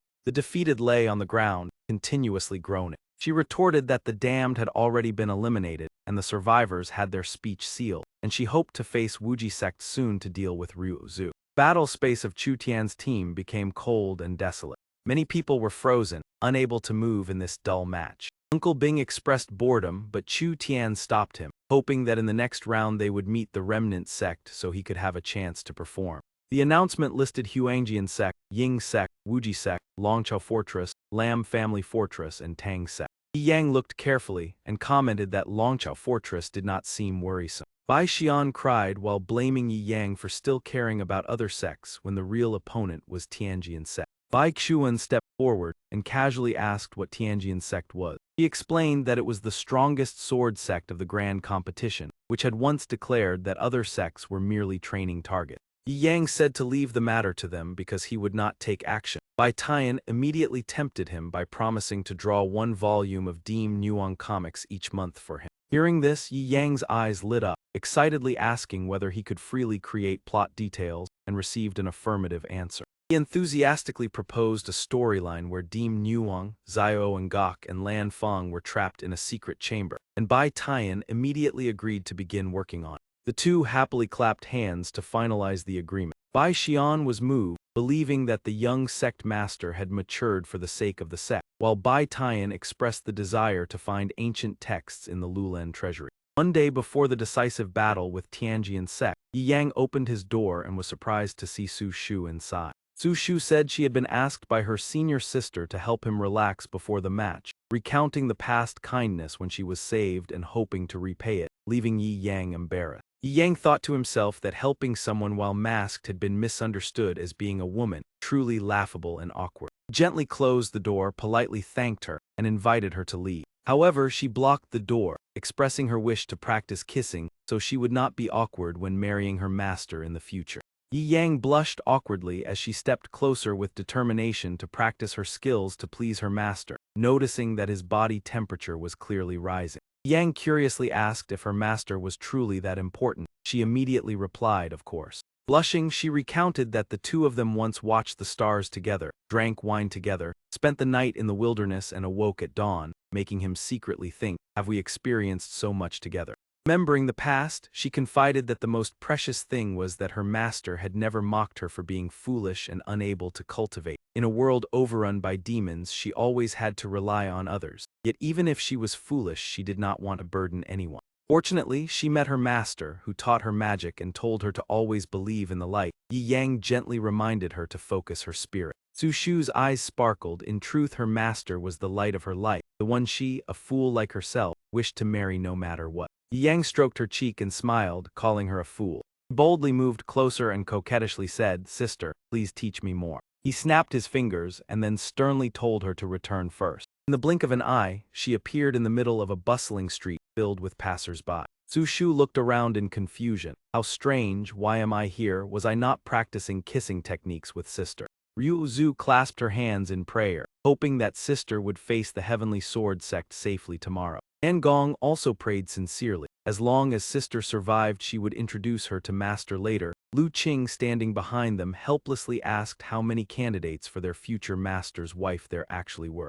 At the arena, the host enthusiastically welcomed the audience to the top 32 battle between Ken sect and Heavenly Sword sect, the legendary confrontation between the weakest and the strongest. In the stands, a girl expressed dissatisfaction that Ken sect had entered the top 32. The man beside her believed it was thanks to Zai Gui's leadership, but she still thought the remaining four would find it difficult to win. The host excitedly introduced the Heavenly Sword sect, mentioning the genius Lam and Gokthan who, before the age of 20, had already become the ninth Heavenly Sword along with the sword goddess Chu Thien, questioning how many strikes Qin sect could withstand. Ai Xian exclaimed in panic about what they should do. This round was a one-on-one battle where the side that won 3 matches first would advance. They were in danger. Yi Yang calmly reminded them to follow his arrangements. When Bok Tian and Bai Xian waved white flags, the host announced that Qin sect had forfeited the first 2 rounds, giving the Heavenly Sword sect a 2-point lead. The 2 disciples of the Heavenly Sword sect revealed smug and contemptuous smile.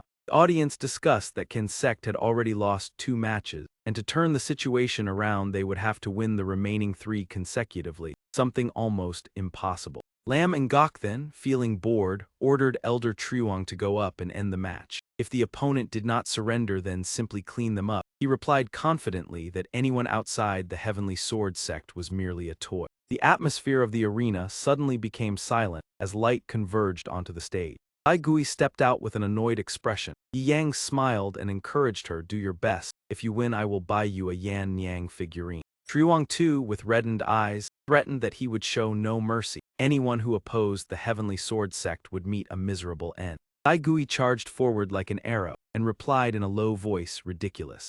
Truong too had no time to react before being struck in the abdomen, his expression changing drastically. A powerful kick sent him flipping backward like a chair with broken legs. The audience cried out in shock that Zai Gui was too ferocious. The grand competition looked like a street brawl. His hair was seized and he was dragged along by Zai Gui. Truong too roared in anger. Tiu Dao slammed the table in astonishment, unable to believe that the legendary Grand Elder of the Heavenly Sword sect had fallen into such a state. With one hand, Zai Gui flung Truong Tu into the air like a bird with broken wings. She then held wine in her mouth and forcefully sprayed it toward him like a water dragon. Truong Tu angrily shouted, "What kind of hero are you to launch a sneak attack?" Zai Gui's cheeks flushed red as she raised her hand, preparing to unleash a mysterious ultimate move. In the blink of an eye, Truong Tu was defeated, and thick dust covered the stage. Chu Thien and Lam and Gokthan turned pale, their eyes filled with shock and fear. Tiu Dao cried out in horror, could this be the legendary Zai Gui from the heavenly rankings? Why would she join Qin sect? Chu Thien resentfully said that senior brother Lam should have dealt with her from the beginning. Lam and Gokthan coldly replied that this debt would be settled, and after the competition Qin sect would suffer sword punishment. Both sides stood ready on the stage as the host loudly announced the start of the 4th match. Yi Yang blushed and subtly reminded that if he could not see the Yan Niang figurine he would be angry, causing Tiu Bao to break out in a cold sweat. Chu Thien was furious upon seeing that her opponent was a child, considering it an insult and mocking Qin sect. Tiu Bao launched a powerful kick and rushed forward like a rocket, his sharp gaze fixed directly on his opponent. Before she could react, Chu Thien was already defeated in a single move. Tiu Bao flipped and landed on the ground, while Chu Thien stood stiffly, trembling. She shouted in both confusion and anger, "Damn it." From above, Tiu Bao dived down like a hawk, delivering a precise kick that sent her crashing down. The ground where she fell formed a massive crater, with earth and stones scattering as if struck by a meteor. The audience was horrified. This child was too violent. The sword goddess likely could no longer retain her title. Now only Ryu Zhu remained. Bok Tian shouted in astonishment, "Tiu Bao." Yi Yang calmly replied that she had finally realized it. Bok Tian worriedly said that Tiu Bao had learned bad habits and should not be allowed to play with Zai Gui anymore, leaving Yi Yang and Bai Xian speechless. Chu Thien was severely injured, her bruised face lying motionless as she sobbed uncontrollably. The host regretfully announced that her meridians had been seriously damaged and she could no longer cultivate, commenting that the child of Qin sect was truly terrifying. Bok Tian smacked Tiu Bao on the butt and scolded him for being too reckless. The remaining 2 contestants were delighted to be able to speak again after the mute spell was lifted, thanking Qin sect and hoping that Fan Shu could survive against the strongest opponent. Lam and Gokthan lowered his head, his eyes bloodshot and veins bulging with extreme anger, roaring, "You ants." Tiu Dao excitedly announced that the final match between the strongest and the weakest sect was about to take place, while also warning Fan Shu to surrender to save face. Lam and Gokthan coldly stated that whether to surrender or not was his decision. The 5 members of Qin sect would become pawns for his punishment for injuring junior sister Chu.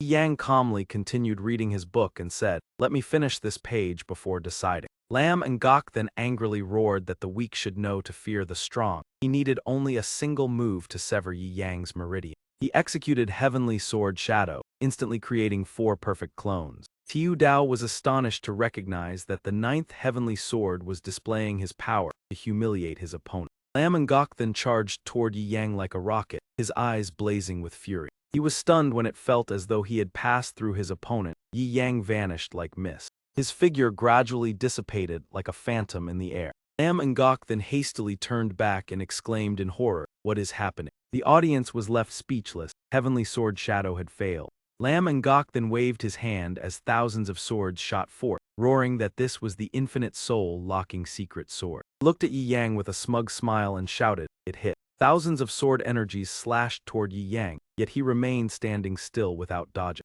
A loud explosion resounded as dust engulfed the stage. When the smoke cleared, Lam and Gok then was horrified to realize that Yi Yang was completely unharmed, while he was still reading his book and thinking that after finishing 2 more rounds he would compete. Tiu Dao was astonished and could not understand why, despite the opponent standing still, every attack of the Heavenly Sword failed to touch him. The judges discussed among themselves, unable to understand why the sword energy could not reach Fan Shu, suspecting that he possessed a special defensive artifact. Lam and Gok then's face darkened as he gritted his teeth in hatred, thinking that the 2 previous failures were due to underestimating his enemy, and this time it would not be the same. He consecutively unleashed Heavenly Sword Requiem and Heaven and Earth Sword Explosion, each strike like a raging storm. Tiu Dao warned that this was the most powerful large-scale killing move of the Heavenly Sword sect and instructed the audience to stay away from the stage. The attack caused the ground to explode, with earth and stones scattering everywhere.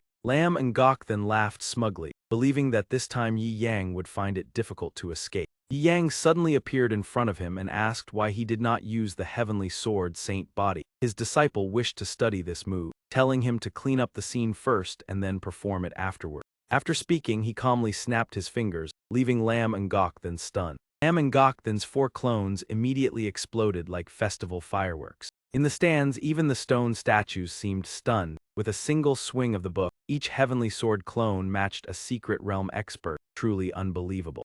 Ngok then roared in fury, "Fool, you dared give me the chance to activate the Heavenly Sword Sacred Body. Have you ever seen anyone survive that move?" Unleashed techniques one after another while shouting, "Go to hell and repent." Tiu Dao trembled, the Heavenly Sword Sacred Body, that is the forbidden art of the Heavenly Sword sect, summoning the natal sacred swords of past generations and merging them into the ultimate strike. Countless sharp sword energies intertwined with lightning, like straight bolts of electricity shooting toward Yi Yang. Ngok then made his move. The fused sword drew all sword energies together into a gigantic blade. He shot forward like an arrow, sneering, "Dying under the combined power of generations of heavenly swords is a rare honor." Yang raised his head, cheeks slightly flushed, sighed and said, "The sword intent looks impressive, but it lacks substance. I will refine it a bit and gift it to Ryuzu."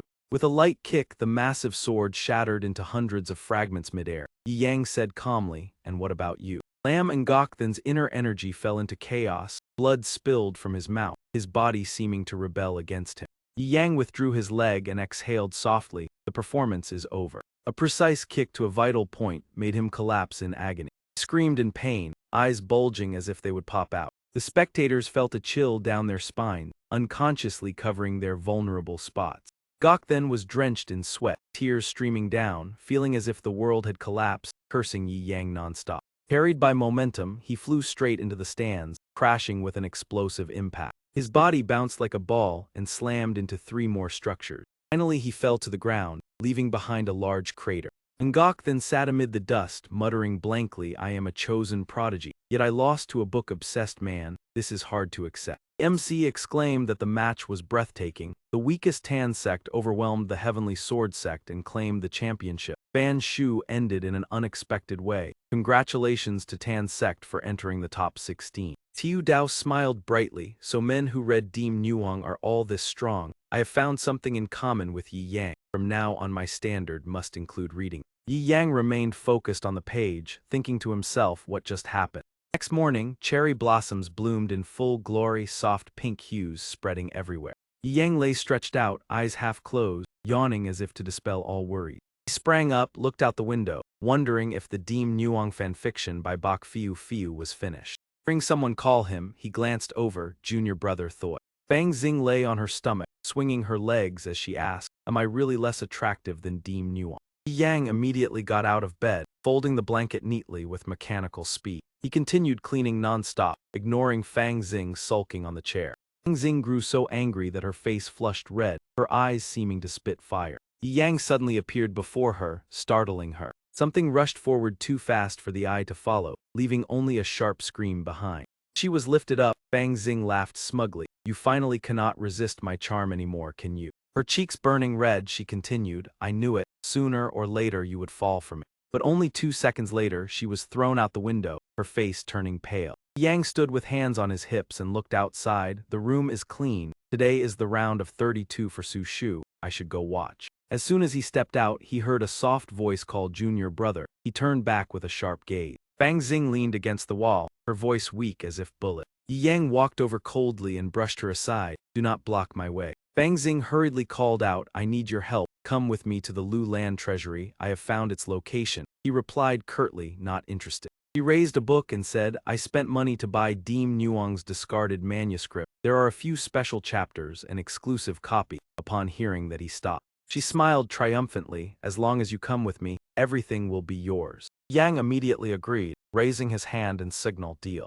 Fang Xing giggled, imagining the two of them entering the treasury, closeness inevitable. Let me see how I will handle it. For the Lu Land Treasury, someone thought that what Chu Tian needed must be here. It could affect both the human realm and the demon realm. I must take it first. Fang Xing said, this door has many ancient formations from the sky-mending stone. Even the demon lord took 3 days to open it. Let us make a bet if I can open it within 1 watch. She looked at Yi Yang reading and continued, then you must kiss me. With hopeful eyes, she smiled and asked, well. Force like a whirlwind slammed straight into the door, cracks ringing out one after another. Fang Xing stood frozen, eyes wide, hair flying wildly. The scene turned chaotic, Yi Yang's hands smoking as he said, let us go in. Inside, she thought, finally in, I must quickly find what Chu Tian wants and conveniently deal with junior brother. Facing many doors, she said, let me choose the right one. Turning back and seeing Yi Yang casting a spell, she called out, junior brother.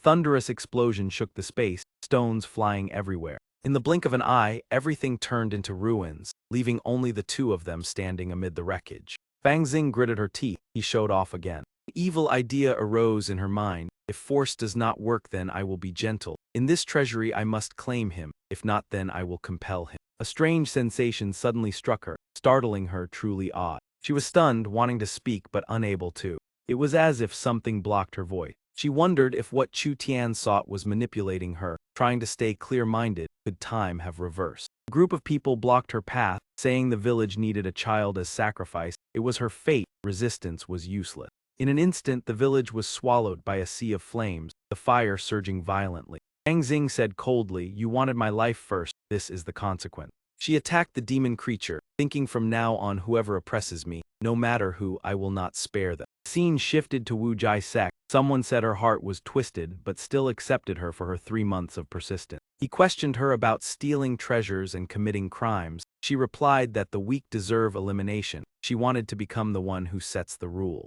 Covered in wounds, Fang Xing said, I left the sect, even abandoned my human identity to achieve my goal. A voice echoed, she was imprisoned for 30,000 years for her sins. She was shocked. Has it been that long? Am I already in the future? He smiled mysteriously. The so-called heavenly laws are merely the rules of the strong. As long as I still breathe, I will replace you. That thing shouted, still not awakened, then vanish. She laughed loudly, just try. Closing her eyes, she sighed, I am still not strong enough. Perhaps it ends here. A familiar voice sounded teasingly, hey, how foolish. Yang appeared and said, what ending? I have been waiting for you for a long time. Why are you still standing there?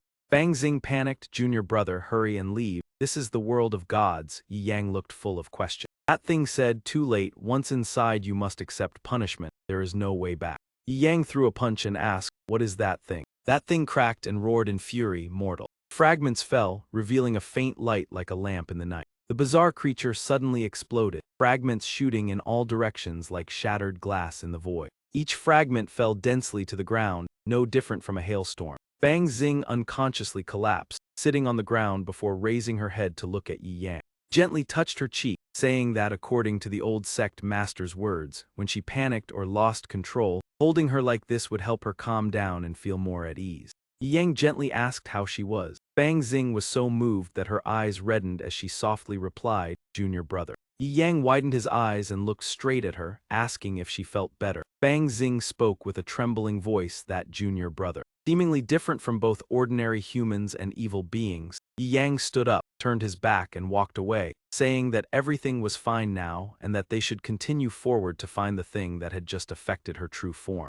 As they walked, Fang Xing explained that it was an extremely powerful being slumbering within the Lulan treasury. She added in confusion that only a fragment of its consciousness had dragged her into the inner demon world, and fortunately, her junior brother had rescued her. Yang's eyes lit up, the true body of that being that sounded interesting. Fang Xing replied in surprise that it was likely the reason Chu Tian had come to the treasury. She firmly stated that this being could grant Chu Tian the power he had always longed for, and that she must seize it. Yang declared resolutely, "Let's go and comprehend it." Ryu Zhu's grand competition should also be progressing smoothly. At the arena, the host enthusiastically welcomed the top 32 of the sect grand competition, and the long-awaited goddess of the Wuji sect stepped onto the stage. The audience marveled as Ryu Zhu and her junior sisters entered with overwhelming momentum. Many people in the stands had their eyes shining brightly. The young sword goddess was incredible. "I prefer Su Shu more, she looks gentle and adorable. Oh, she is looking at me, my heart is melting." They chatted excitedly. The spear maiden and shield maiden were also equally popular, one cold and the other adorably naive. Their master was truly fortunate. Supporters shouted loudly, "Wuji sect will surely win, the number one under heaven Wuji sect, go." In contrast, everyone from Long Ko Bao was sweating profusely, worrying inwardly that they might have already lost from the start. Host excitedly announced that the opening match between Wuji and Long Bao made everyone eager with anticipation. On the field at this moment was Yan Yu, facing a member of Long Bao Ko. Before he could even prepare, a violent bolt of lightning descended from the sky, striking the member of Long Bao Ko directly. He widened his eyes and opened his mouth, screaming as if the entire sky was collapsing. Yan Yu stood frozen in shock, not knowing what to do. The Long Bao Ko member disintegrated right before everyone's astonished eyes. His teammates cried out in alarm, "What is happening? Who attacked?" Zhu Huo arrogantly spoke from above, saying that the match would change participants and that the opponent of the Wuji sect was now them. He pointed downward and shouted loudly for everyone to get onto the arena. Thunderous explosion echoed throughout the arena. Tiu Dao trembled, it was too terrifying. The remaining 4 contestants of Long Ko Bao were defeated in the blink of an eye. The audience panicked and fled. "Have they gone mad? Help!" Tiu Dao hurriedly shouted, "Run quickly." The 3 judges were enraged and shot toward the arena like arrows. Lord of Lulan shouted loudly, "How presumptuous, daring to cause chaos while I am here." Chu Bing raised his hand to cast a spell, a turquoise vortex appearing in his palm. A massive block of ice appeared in midair, sealing the 3 judges inside. The ice block fell heavily to the ground, causing the surface to tremble slightly.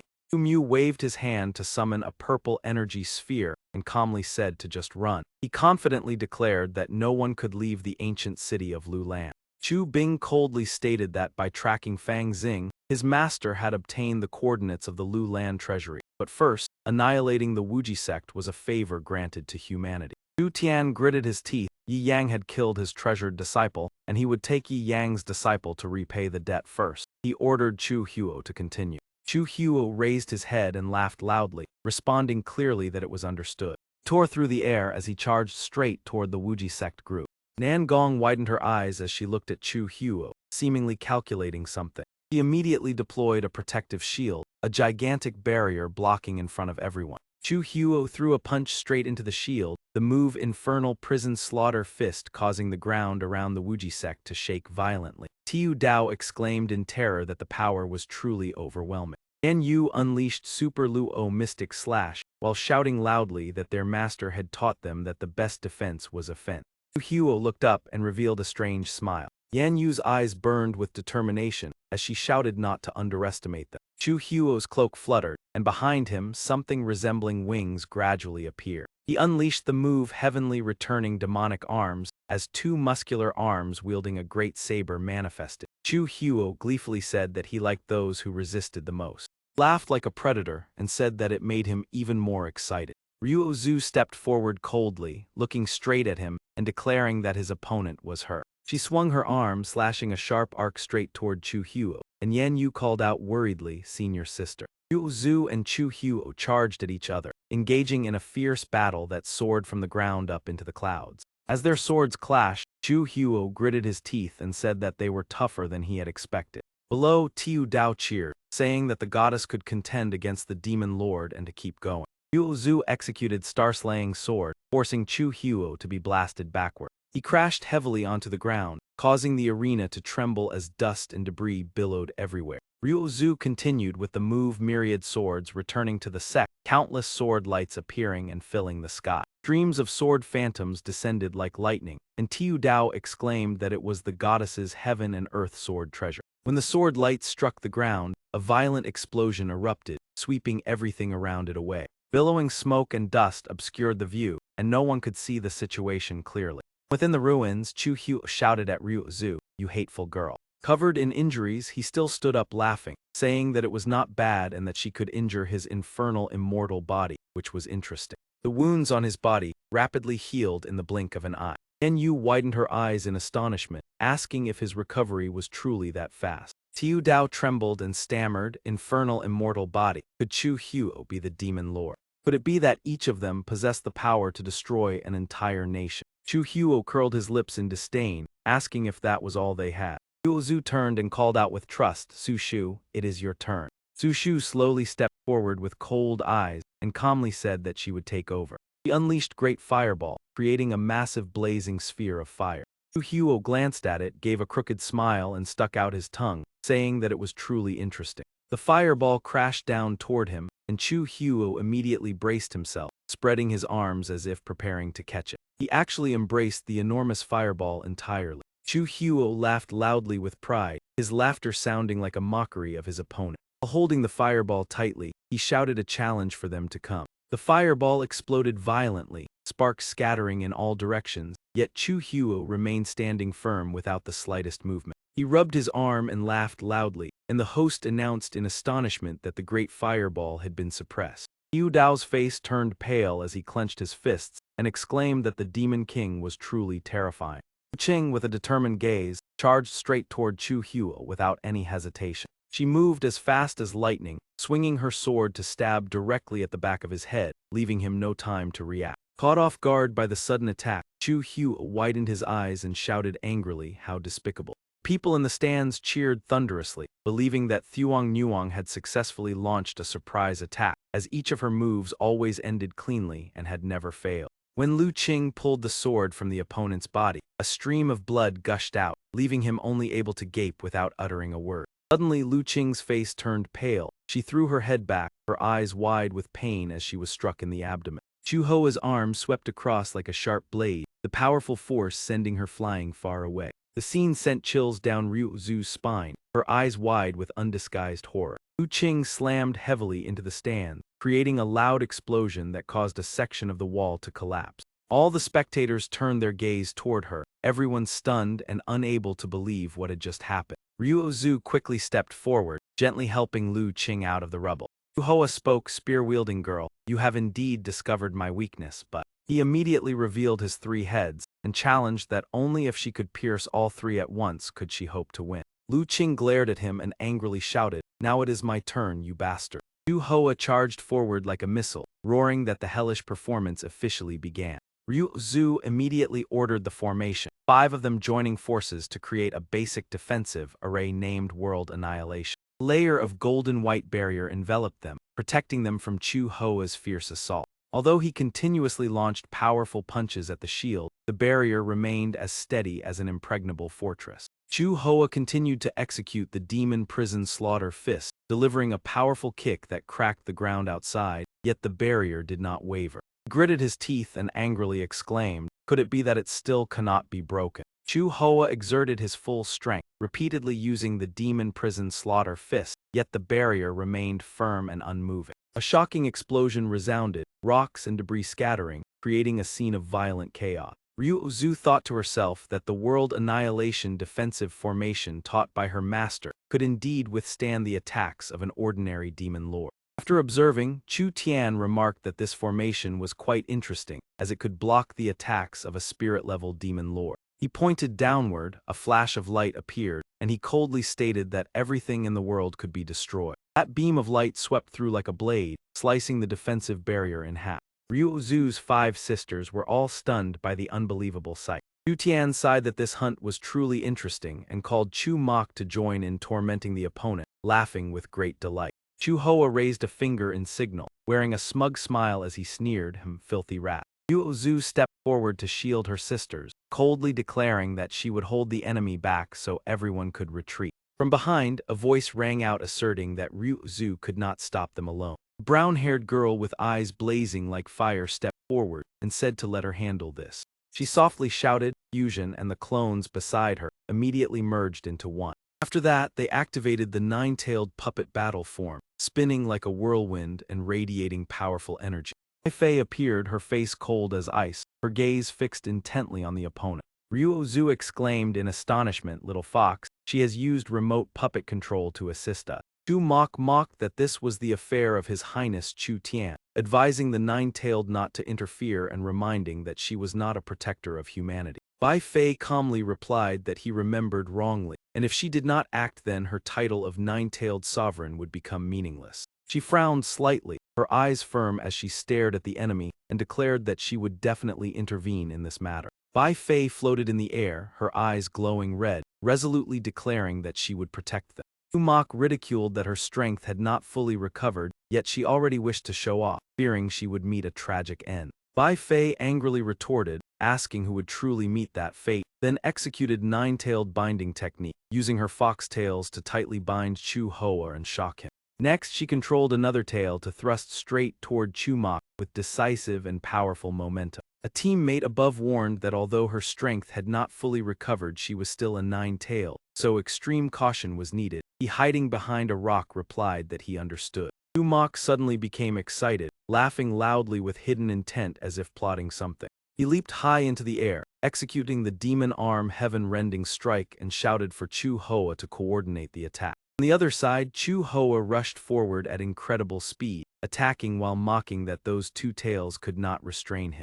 Bai Fei executed 9-tailed assault, her eyes blazing, a radiant golden aura appearing behind her, displaying the power of the little fox. He continued with the infinite entanglement technique, binding Chu Hoa's limbs and forcing him into a passive position. Chu Mok also fell into a difficult situation as a tail tightly wrapped around his neck, causing him to stagger like someone losing balance. Su Shu marveled at the little fox's power. Ryu Zhu commented that she could face multiple enemies without falling into a disadvantage. Suddenly, a cold black beam tore through the air at lightning speed, carrying terrifying killing intent. Bai Fei looked down with astonished eyes, as if discovering something unexpected. The black beam pierced her chest, causing her tails to turn a dark crimson in critical danger. It was Chu Tian's attack. He coldly declared that weak beings deserved only to be eliminated and that the game had ended. Bai Fei closed her eyes, her body gradually dissipating like a small flame extinguished by the wind. The figure became faint and dissolved into the air like morning mist under sunlight. In another space, Bai Fei jolted awake, her face pale as she coughed violently.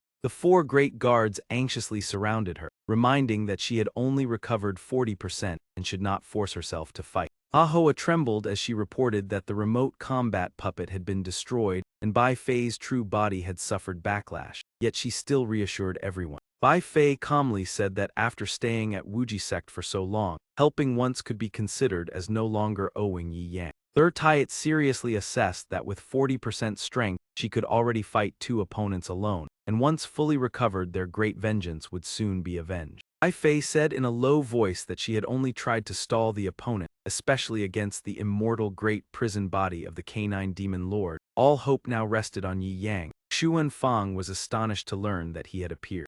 At the arena, Chu Tian disdainfully declared that Bai Fei was merely a weak fox, not worth a single blow. At that moment, Yi Yang suddenly appeared behind him and coldly asked if he had attacked his people. Nan Gong saw him and was overjoyed, loudly calling out Master. Su Shu was also excitedly announcing that Master had arrived, while Chu Tian ordered the canine demon lord to use his strongest battle state. Chu Hoa received the order and laughed arrogantly, his face fierce and eager for battle. He activated his full firepower, flames erupting violently beneath his feet as if to burn everything. Chu Hoa shot into the air like an arrow, shouting that he wanted to test the absolute power of his punch.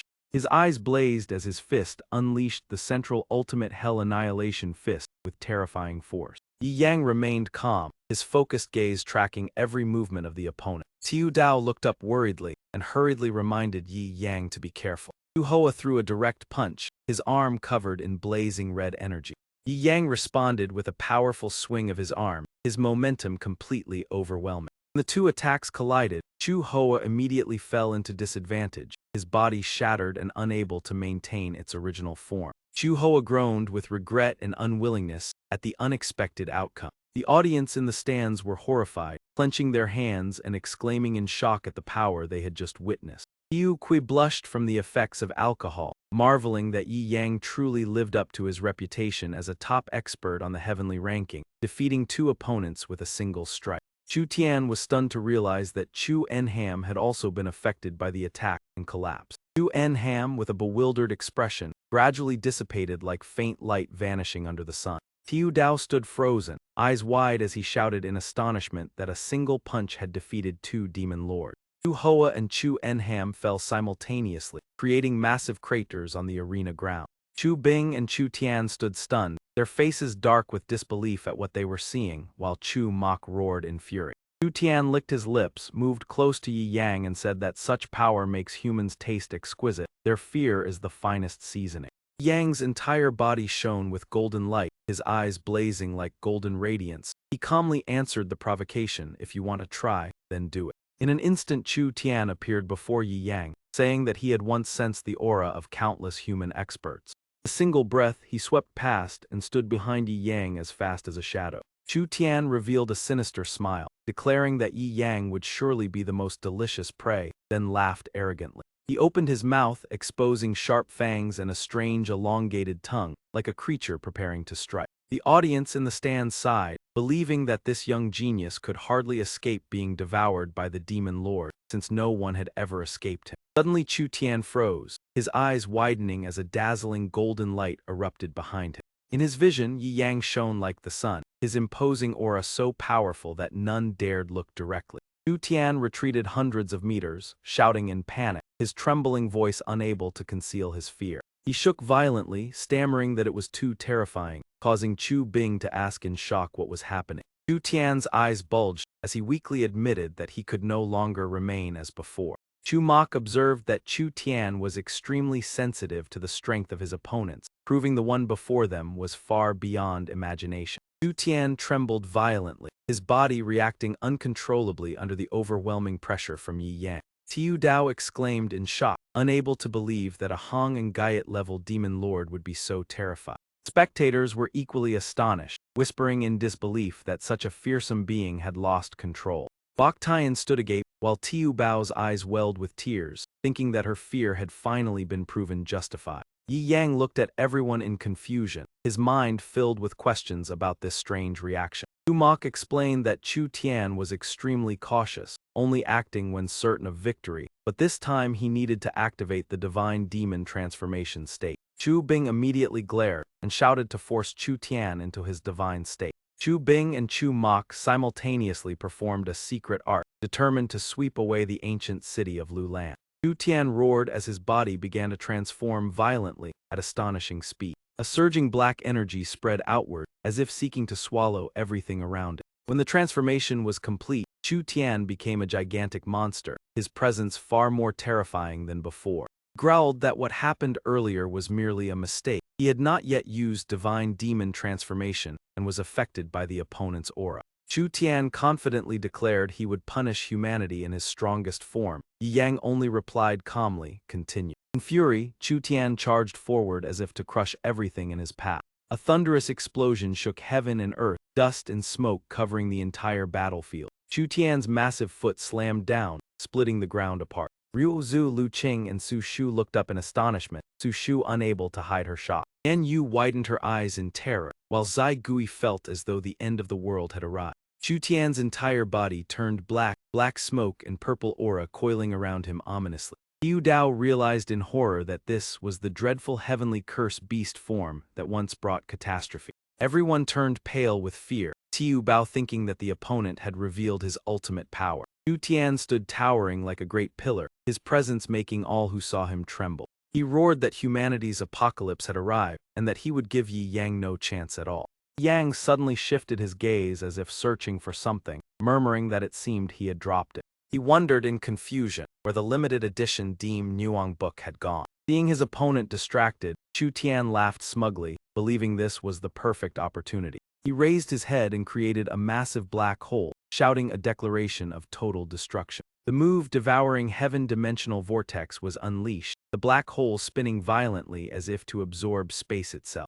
Lifted both hands high while the black hole swirled like a tornado, dragging everything toward its center. Chu Bing realized in horror that he had used a dangerous forbidden technique from the start. She fled in panic, crying out that she did not want to be dragged into this disaster. Chu Mok despaired as he realized that not only the ancient city, but even they themselves could hardly escape this move. He cried out in panic as his body was gradually pulled toward the black hole. The chaos, Tiu Dao shouted in terror that the arena was collapsing. Fortunately, Nan Gong and Yan Yu erected a defensive barrier, assuring everyone that they were still safe. However, the ground beneath the barrier began to tear apart, causing even greater alarm. People were lifted into the air, screaming for help in extreme fear.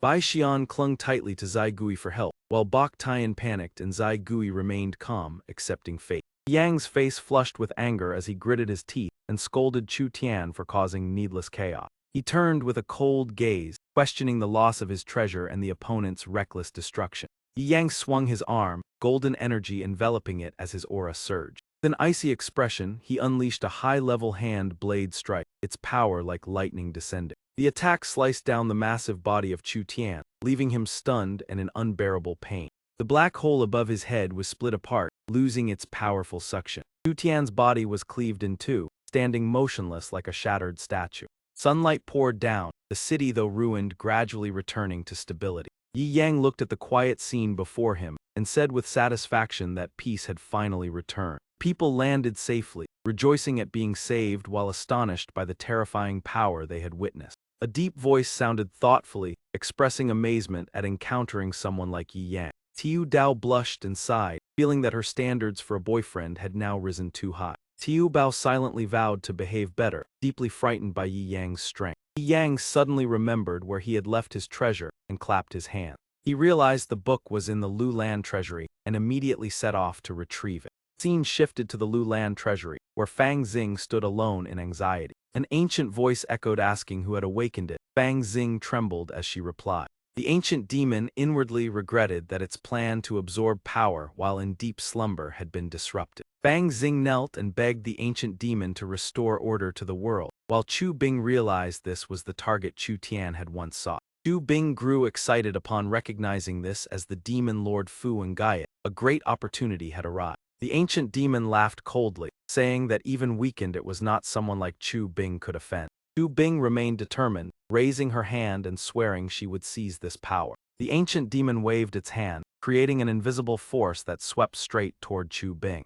In an instant, the attack completely overwhelmed Chu Bing, stripping away her ability to resist. Chu Bing turned pale, sweat pouring down as she felt the crushing pressure. Her breathing became labored, her chest feeling squeezed by invisible power. Fang Xing realized in panic that even a Hong and Gaiet-level demon lord could not withstand a single move, unsure what to do next. The ancient demon declared that after 10,000 years of slumber, he would personally decide the new order of this world. As soon as he stepped forward, he accidentally stepped on the secret manual that Yi Yang had been searching for. From behind, Yi Yang shouted, "You fool, you stepped on my exclusive Deem Nuang edition." The ancient demon laughed gleefully, "Excellent, another one to serve as nourishment for my recovery." Yi Yang flew into a rage, slapped his face and shouted, "Do you not understand human speech? You stepped on my book and still refuse to move." With just one slap, the ancient demon was sent flying hundreds of miles, crashing through several houses. He lay sprawled amid the ruins, his mind dazed and body completely limp. The ancient demon's face was so distorted it was unrecognizable. Fang Xing muttered in shock, "It is over." Yi Yang meanwhile dusted off the treasure. "Fortunately my Deem Nuang is unharmed. I accidentally used an intermediate guardian martial skill just now. A mere demon surely could not withstand." Fang Xing widened her eyes. Heavens, that was an ancient demon who had just awakened. Though weakened, it was still an immortal-level creature. Yang turned and said, I will go first. Whether you wish to become a god or a demon is up to you. After speaking, he shot off like an arrow, only managing to tell Fang Xing to take care of herself. Fang Xing blushed deeply and wondered why her heart was beating so wildly. She told herself to calm down. What she should pursue was power, not his heart. Looking at the ancient demon's corpse on the ground, she suddenly thought that the opportunity had arrived. This body could serve as a gift for her junior brother. She recalled the legend of the Dragon Lord who absorbed 3 ancient demons to become invincible. Now I have one. If I refine it, my cultivation path will change. Thank you, junior brother. I will repay you. The second day, Xiao Dao and the townspeople saw Yi Yang and his companions off. When Lu Qing turned back, she saw Yi Yang sleeping soundly as if unconcerned with everything around him. Xiao Dao loudly bid farewell. The townspeople wept in gratitude. Thanks to Yi Yang, they survived the demon lord's assault, hoping to welcome him again in the ancient city. Tian excitedly said they must write an epic about the human who resisted demons. Bai Xian laughed and replied that it might all become legends of Brother Yang. Xiao Gui held Xiao Bao's hand as they stood atop a tree calling after Yi Yang's departing figure. She waved goodbye. Xiao Bao thought to herself that she would not return to Dragon City but live as a human, otherwise uncle would not spare her. The bird carrying Yi Yang's group continued to fly tirelessly across the vast sky. Ryu Zhu said that although the grand competition was arduous, they were now qualified to step into the world. Yan Yu joked and suggested playing rock, paper, scissors. The winner would kiss master. Lu Qing blushed and turned away. Nan Gong covered her eyes awkwardly at the strange suggestion. Su Shu cracked her knuckles and asked if it was true. Ryu Zhu shouted for her not to cause trouble. Someone said 4 players were enough. Ryu Zhu hurriedly objected, I will join too. Thus all 5 decided to play rock, paper, scissors to choose the winner. In the end, only one showed rock, while the other 4 all showed scissors.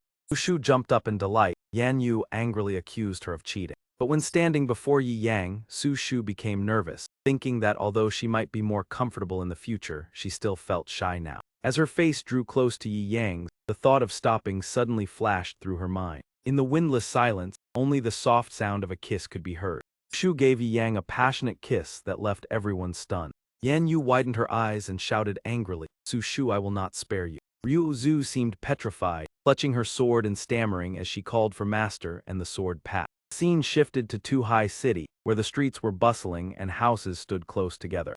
The youths cheered. The Ling goddess also participated in the Deem Nuang martial arts assembly. Called out the Ling goddess, Fairy hung Su Shu as flowers in a dreamlike illusion and sighed in admiration. Everyone happily watched the 3 girls dance. Fairy hung graceful, Su Shu charmingly shaking her head, the Ling goddess like heaven. The little bird thought to itself that the disciples were truly carefree. Ryu Zhu participated for the Deem Nuang reward. Tomorrow was the new year, so they would return to the sect to celebrate. In the silent space, 2 bird calls echoed. Little bird flapped its wings and flew back toward the sect. While flying, an explosion ahead startled it. Lei Lei looked at her invention and muttered about switching to a gun mage. The power was so intense that senior sister had to evade.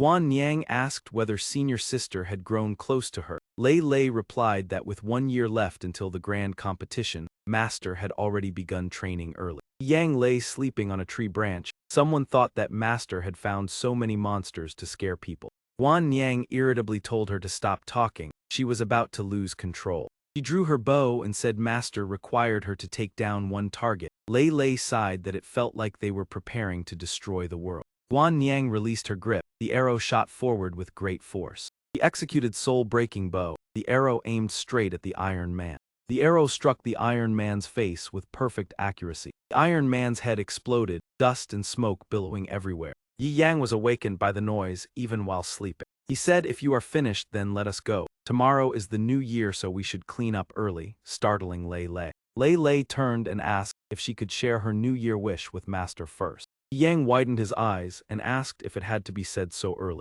Lei Lei raised the book 18 Heavenly Forms and said her wish could only be fulfilled by master, to stop teasing senior sister and disturbing her Dao heart. She added that if master felt lonely he could come to her. She had studied this book for a year already, causing him to panic. Yang helplessly told her to stop. Everyone was waiting for the year-end feast. The scene shifted to Tu-Hai City, the luxurious Tengyun trading house.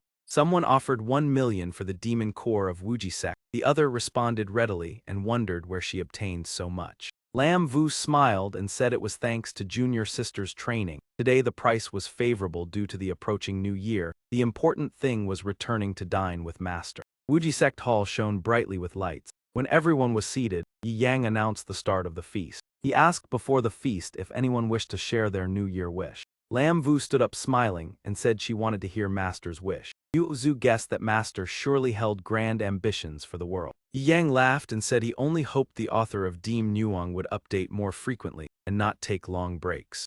The little bird was stunned upon hearing this, not knowing what to say. Yan Yu clasped her hands wishing to stay by Master's side forever. Others echoed the sentiment. Guan Niang, Ryu Zhu and Zio simultaneously wished to remain beside Master forever. Zhu Shu secretly wished to soon form a bond with Master. Lei Lei prayed for senior sister's sword path to proceed smoothly and for Master to care more about her. Sunset, birds returned to their nests seeking peace. The full moon hung high, fireworks brilliantly illuminated the sky. Yi Yang and his disciples watched the fireworks. Yan Yu exclaimed that the new year had arrived. King Hao regretted that sect master Deep was with his disciples, leaving the Deem Nuang gathering short one person. Fan Shu laughed and suggested drinking for joy. In the night forest, fireflies flickered like falling stars. Dong Fuang watched the fireworks alone and softly called for junior brother. Bang Xing smiled and wished to become the new term Demon Lord and to have him. Bai Fei and 4 bodyguards mocked humans for being boring yet fascinated by fireworks.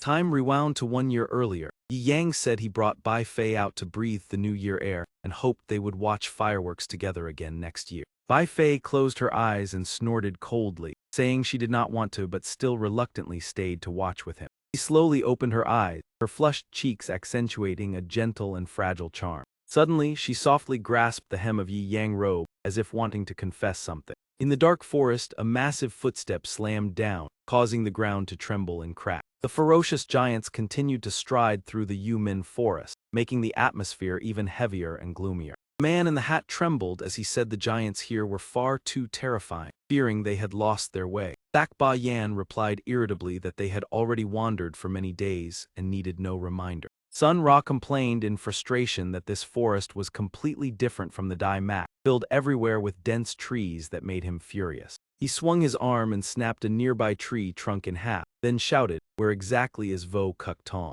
The man in the hat hurriedly reminded everyone to stay calm. Their most important mission upon entering this dangerous land was to seek aid from Vo Kuk Tong. Sun Ra clenched his teeth and said that Vo Kuk Tong had protected the Dai Enhin Empire for thousands of years, but now it had weakened, and it was unclear whether they still had the strength to help. Ba Yan explained that the ancient demon army in the Dai Mak was about to awaken, and even a monarch-level ancient demon was preparing to appear. The end of the Dai Mak was approaching. With a resolute gaze, she affirmed that they had no other choice. Vo Kuk Tong was their last hope. Everyone was astonished when they saw a faint figure ahead. It seemed to be Yi Yang. Yi Yang was leisurely enjoying the forest's tranquility, sitting alone and reading the latest volume of Deem Nuang with great interest. The man in the hat was surprised to realize that the person had no cultivation yet appeared in such a perilous forest. Sun Jia believed he was merely a useless lost wanderer and not worth concern. Ba Yan stepped forward and asked whether Yi Yang was lost in the forest and invited him to travel with them for protection. He calmly asked why he needed to leave. Ba Yan explained that this place was filled with dangers and a single misstep could bring peril. Thinking he was exhausted, she told Amak to share some food with him. Yi Yang initially refused because he was not interested, but the moment he smelled the fragrant meat, he changed his mind and agreed to go along. Along the way, Ba Yan encouraged everyone to hold on a little longer. They were about to leave the forest and reach Tu Hai Than. Yang suddenly stopped, pointed to the right, and asked whether Tu Hai Than was not in that direction. One member of the group was surprised and suggested trying that direction, yet still doubted whether they should trust his words. Princess cast an angry glance and bluntly asked that if they did not trust him, who else could point out the correct path. Another person remained skeptical, claiming Yi Yang was merely taking advantage to beg for food and had become a burden to the entire group. Suddenly, a thunderous roar erupted from deep within the forest, sending birds scattering in panic. Ba Yan quickly grabbed Yi Yang's hand and loudly signaled everyone to hide at once. The fierce giants emerged from the forest, their dark faces radiating a terrifying fury. The entire group hurriedly concealed themselves behind a large tree trunk. Yi Yang was about to speak when Ba Yan swiftly stopped him and signaled for silence. With cold gazes, the vicious giants continued scanning the surroundings like a pack of predators tracking their prey. Finding nothing, they turned and left, allowing Ban Yen to breathe a sigh of relief, finally safe. Suddenly, a gigantic face appeared before her and greeted her, startling her into panic. Ban Yen turned pale and screamed in shock, while Yi Yang poked his head out with an innocent expression. The giant's eyes suddenly stiffened, mixed with a trace of barely concealed fear.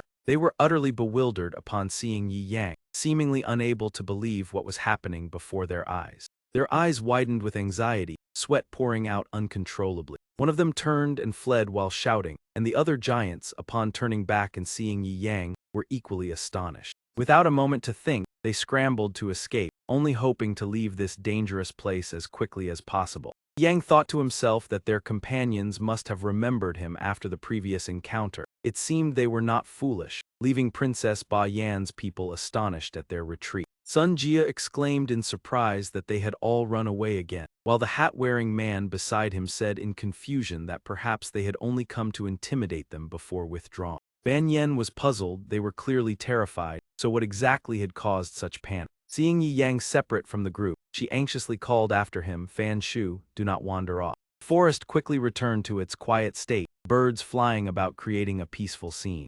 Yi Yang stopped and said that following this path for about 3 more hours would allow them to leave the forest and reach High City. Ban Yen asked in surprise if he was not coming along. Yi Yang replied that he still had to return to read, making her sigh that Fan Shu was truly obsessed with books to the point of forgetting the world. Suddenly, a loud explosion shattered the silence, leaving everyone stunned. Amid the white smoke, another hunter appeared with blazing red eyes and terrifying long fangs.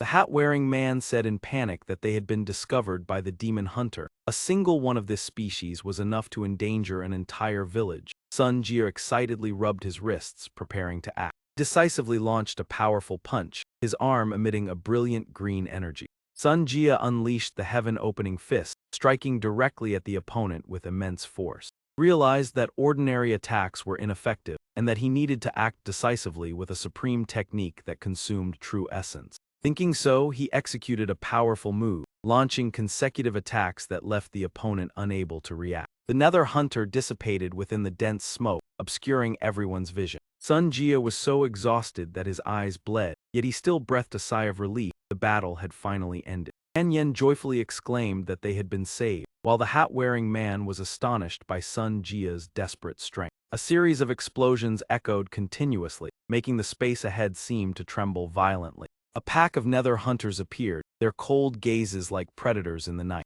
Ban Yen cried out in panic, "Fan Shu, stand behind me to stay safe." Yi Yang raised his hand, a strange green energy enveloping his arm. He deployed a high-level lightning formation, its power spreading throughout the space. A violent rain of black lightning poured down, each bolt flashing with overwhelming might. Nether hunters screamed in agony, the echoes haunting and terrifying. They vanished one after another like fireworks, and the sky became clear again.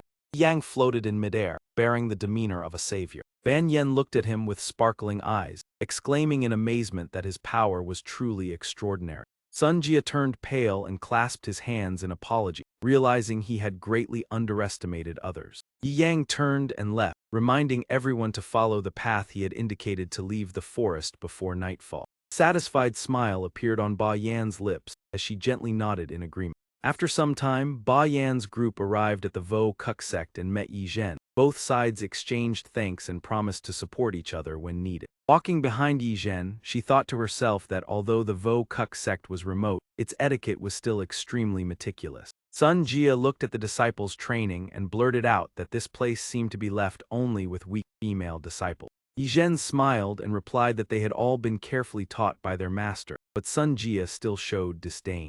Hearing this, Yan Yu immediately stepped forward to challenge him, leaving Ban Yen extremely surprised. Sun Jia repeatedly shook his head to refuse, worried that even if he restrained himself he might still harm his opponent. Ban Yen suggested a light spar to preserve the Vo-Kuk sect dignity. The wind rose, leaves scattering across the rooftops, as Sun Jia finally accepted the challenge. The two faced each other in ready stances, Sun Jia arrogantly warning of his terrifying strength. Yan Yu confidently replied that he would not even be able to touch her. Sun Jia threw a powerful punch, but Yan Yu vanished in an instant, causing him to miss. Yan Yu gracefully dodged, moving flexibly with two large blades in her hands. Sun Jia admitted in astonishment that her speed was very fast, but still believed that mere evasion could not win. The moment he finished speaking, Yan Yu appeared behind him, leaving him stunned. She moved like a whirlwind around Sun Jia, preventing him from reacting. Pieces of cloth on Sun Jia's body fell fluttering with each movement. When it ended, Sun Jia stood awkwardly without a single piece of cloth to cover himself, while Yan Yu calmly stated that she had held back. Sun Jia panicked and hurriedly covered his body, his face flushed with embarrassment. Yi Zhen and Ba Yan awkwardly turned away, while Wu hurried to bring clothes for Sun Jia to change. After putting his clothes back on, Sun Jia still angrily stated that speed was only a minor trick. He cracked his knuckles toward the lion statues, asserting that strength was the decisive factor. Sun Jia tried to lift the statue, trembling as he boasted about his strength. Suddenly, Lam Vu appeared in midair and easily lifted all three statues, leaving Sun Jia utterly astonished. She complained that she only wanted to go down the mountain to make a living, but was forced by her master to cultivate. Lam Vu gently released her hand and showed a bored expression. The statues immediately shattered into countless fragments, leaving Sun Jia stunned. Even so, Sun Jia still refused to admit defeat, asserting that the Great Desert had many stronger masters. Lam Vu immediately created a gigantic fireball in the sky to demonstrate her strength, terrifying Sun Jia.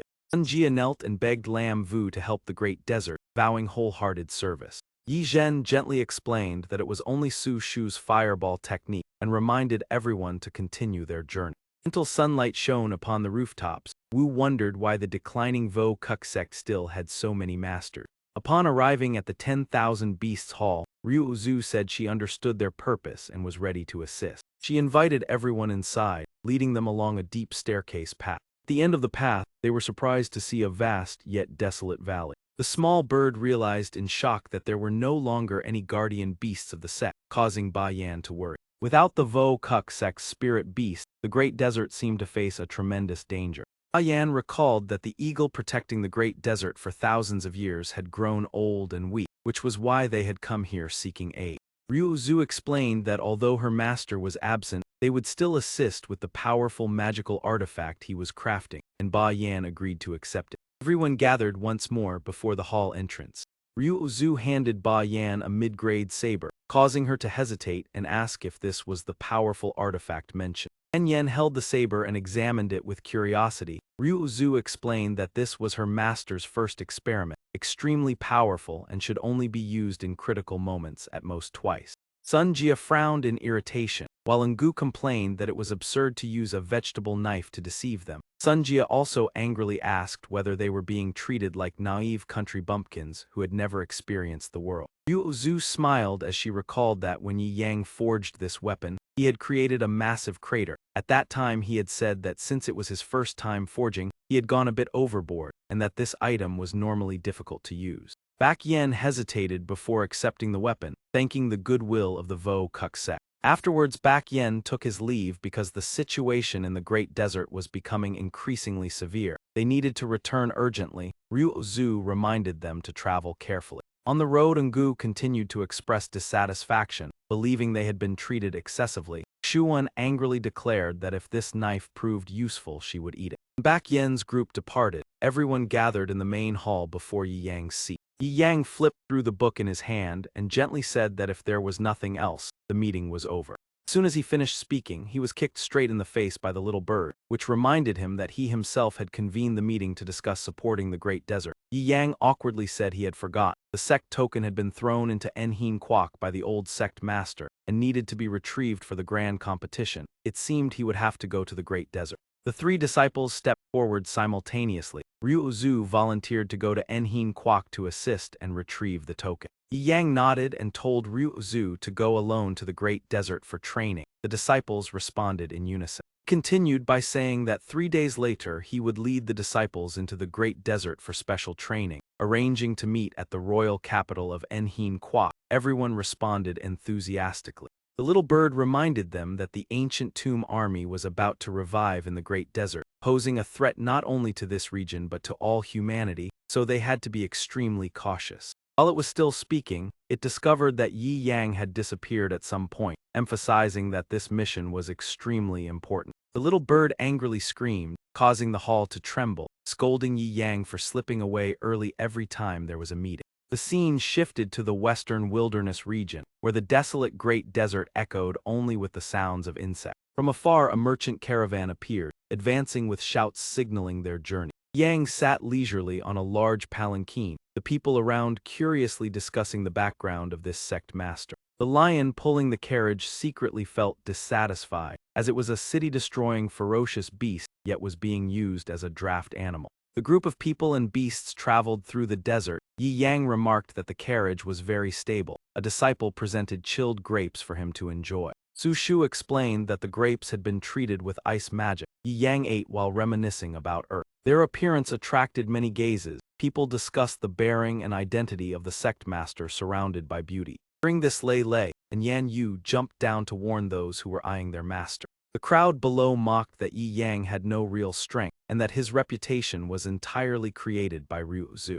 Lam Vu appeared behind them with a cold demeanor, causing them to panic for daring to speak ill of her master. He presented the emperor's token of Enhin Kwa, stripping that merchant guild of its trading rights in the Great Desert. Upon hearing this, they immediately knelt and begged for forgiveness, recognizing Lam Vu as the powerful queen of the merchant world. Atop the palanquin, Yi Yang told Lam Vu to spare them since they were on the same journey, and not to ruin his mood while reading. Lam Vu calmed down and respectfully obeyed. One person below felt dissatisfied upon seeing the queen serve Yi Yang. That man grew angry because he had to be wary of Lam Vu while Yi Yang was served by her wholeheartedly, and he decided he would deal with him. Bok Qin devised a plan to kidnap Yi Yang at night to force Lam Vu to sign a deed of servitude. The subordinate beside him continuously praised the young master's plan. In the stillness of late night, the two men stealthily prepared to carry out their scheme. The Wuji sect's resting place, Yan Yu and Su Shu grilled meat to invite Yi Yang, causing the nearby pets to tremble in fear. Su Shu approached and massaged Yi Yang using magic. He was pleased and praised her progress. Lam Vu stepped out to report that the tents had been prepared and everything was ready for her master to rest. Bok Qin hid in the distance, seething with anger upon seeing Lam Vu attentively caring for Yi Yang. That man painfully declared himself to be the young sect master of the Ngu Ho Merchant Guild and the top disciple of the Fi and Gaiet sect. With anger surging, he decided that tonight he would show Yi Yang the cruelty of the world. Night fell and the campfire in front of Yi Yang's tent gradually died down. Bok Qin sneaked into the tent, tied up Yi Yang and quickly carried him away. He rejoiced at the success of his plan, believing that Yi Yang was too easy to deal with. But immediately afterward, he felt something was wrong and turned his head back. He was shocked to see that Yi Yang had awakened and was asking what he wanted in the middle of the night. Bok Qin took out a document demanding that Yi Yang sign it in exchange for Lam Vu. Yi Yang glared. Bok Qin angrily threatened that in this wilderness, no one could save him. He raised his hand, intending to strike to force Yi Yang into submission. But before he could act, he was slapped by Yi Yang, sending his face covering flying. The powerful slap sent Bok Qin flying far away, landing face down in the sand. He was in pain and could not believe it, only managing to utter a single word. Yi Yang had already freed himself, bending down to ask whether he still did not understand the situation. He continued by giving him another slap that sent him flying and screaming. Bok Qin was repeatedly slammed into the rocks in the desert. The entire area was filled with dust due to the collision. Bok Qin collapsed, his whole body trembling as he groaned. Yi Yang suddenly appeared before him, filling him with extreme terror. Bok Qin struggled to stand and drew his sword, declaring that he had been forced to take action. He boasted that the devouring moon sword could split mountains and sever valleys, and had once slain countless great demons. Yi Yang calmly took the sword without the slightest fear. With a single motion, he snapped the sword into many pieces. Bok Qin was stunned, hearing Yi Yang ask whether he still wished to resist. He immediately knelt and begged for his life, swearing that he would not resist again. Yang presented the deed of servitude and demanded a signature. Bok Qin trembled and immediately agreed. As he signed, he continuously apologized and promised to reform. However, in his heart he still harbored intentions of revenge when the opportunity arose. He respectfully handed the document to Yi Yang for inspection. He smiled in satisfaction. Without saying another word, Yi Yang struck and ended Bok Qin's life. His expression was cold as he declared that once the deed of servitude was signed, the man's life also belonged to him. He left the document behind and leisurely departed, considering such handling to be reasonable. The next morning in the tent, Yi Yang remarked that Lam Vu's breakfast had improved, but was still inferior to Yan Yu's. Lam Vu felt aggrieved and promised to learn to cook better. Yi Yang encouraged her to keep trying. Those around were angered upon seeing the queen of the merchant world doing household chores for Yi Yang. Lam Vu reported the discovery of the young master of Ngu Ho's corpse in the desert. Yi Yang calmly said he had slept very well. Everyone discussed the young master's identity and believed that assaulting someone was wrong, but he was merely a scholar. Su Shu stepped forward to greet them and wondered about Yan Yu and Oduan. Yi Yang replied that they had gone for special training. Su Shu eagerly wanted to join, but Yi Yang assigned her the task of studying advanced magical theory and formula. She complained that studying made her sleepy and asked to switch to cooking instead, but was refused. Yi Yang scolded her affectionately and demanded that she study well for a test the next day. Su Shu hugged Yi Yang and proposed that if she met the requirements she would be allowed to ask him to do anything. He reluctantly agreed. She happily accepted the challenge, while Lam Vu secretly thought that Yan Yu needed to be here to handle the situation. Lam Vu reminded everyone to keep the matter secret. The objective was to reach Enheen Kwok to resolve the apocalyptic threat and subdue the forces of the Great Desert first. Su Shu shouted angrily, "So what if you are clever? At most you are only junior sister's strategist. In the future I will be the one who becomes your Shinyang." Lam Vu shifted from surprise to irritation. "What is so great about being Shinyang? I can do it too. Master never said there could be only one." She scolded that a foolish woman dared to monopolize Master. Su Shu refused to yield and snapped back that Master would never favor someone driven by greed, leaving Yi Yang stunned, wondering if the desert heat had set their tempers ablaze. Lei Lei and Yan Yu were each holding a gun in one hand and digging with the other. Yan Yu spoke up, "That is right, I am only Shinyang. Ah no, just a young lady passing by. What are you planning to do?" Demon sneered wickedly, "Your luck is truly terrible to wander into the territory of us desert bandits." Another added that the boss greatly enjoys tasting pureblood human. She smiled with confidence, "Then that is even better, you are exactly the demon bandit's master assigned us to find." The demon immediately roared that this foolish girl still dared to laugh, break her arms and legs first, then take her back. Without another word, Yan Yu executed her blade technique and swiftly sent them from this world. She gazed into the distance and remarked that these demon bandits were indeed ferocious and had to be dealt with quickly. Afterward she would catch a few mountain goats to cook for Master. He would surely be delighted. A group of demons suddenly rushed forward, shouting loudly about her insolence and ordering her to be dealt with. Before they could even approach, unexpected bullets struck them down.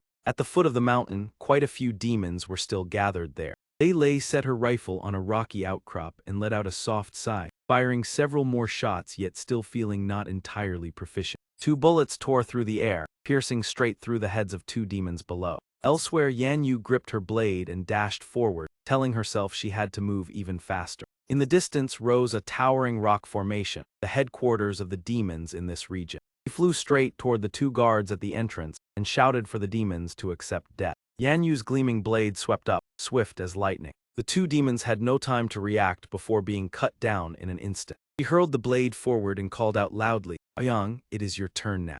The blade flew with precision, shattering the protective door of the demon lair. A mass of demons sneered and rushed out in waves, carrying all kinds of weapons. Seeing this, Yan Yu reminded that there were nearly 1,000 demons in the castle, and that it all depended on Aoyang, while Lei Lei continuously unleashed heavy firepower toward the cave entrance. Gradually, Lei Lei's barrage blanketed the entire area outside the stronghold. Before long, the place was riddled with holes from the outside in. Unable to withstand the relentless firepower, the stronghold exploded violently, shaking the entire region.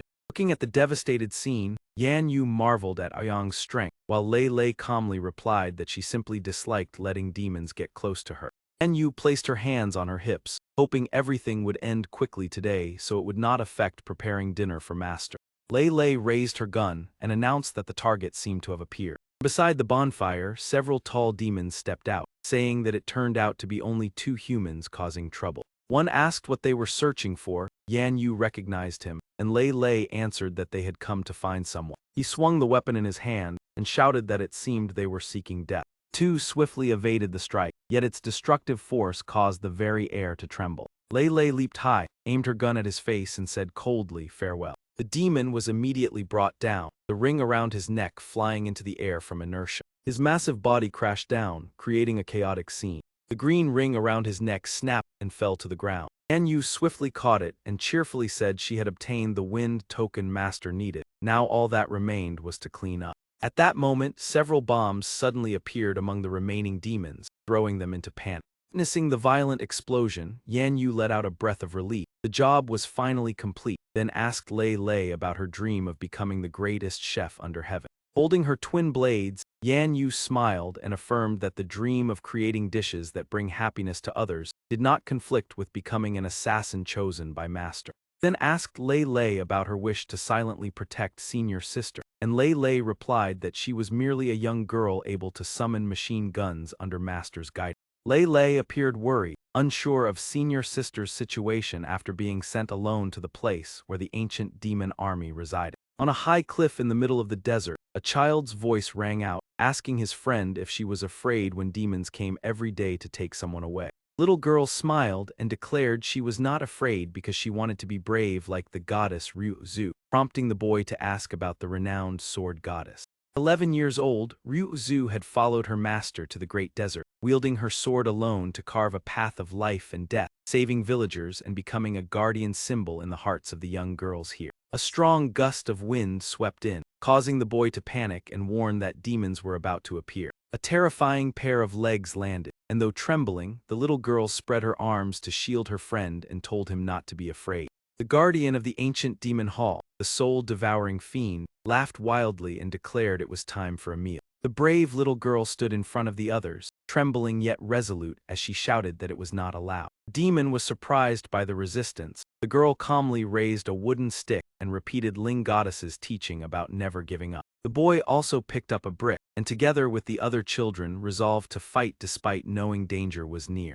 The soul-devouring fiend burst into laughter and easily restrained the children, claiming humans could not oppose his power. Suddenly, a sword slashed swift as the wind appeared and severed his arm. Gravely wounded, the soul-devouring fiend lost his balance and tumbled down the slope. His entire body along with a boulder fell from above, producing a resounding crash in clouds of dust. Seeing Ryu Zhu appear, the little girl joyfully called out the name of Ling Goddess. The other children were equally astonished and overjoyed at the goddess's return to the great desert. Ryu Zhu faced the soul-devouring fiend and declared she had come by Master's command to eliminate demons, demanding he reveal the location of the demon hall. Demon struggled to his feet and disdainfully said that where the ancient demon army slumbered was the sacred land of the demon clan, not to be violated by the lowly. After speaking, he charged at Ryu Zhu, believing the previous strike had been mere luck and declaring he would punish her by devouring her soul. The soul-devouring fiend immediately formed a black, thunderous energy sphere called Scorching Slaughter Bullet.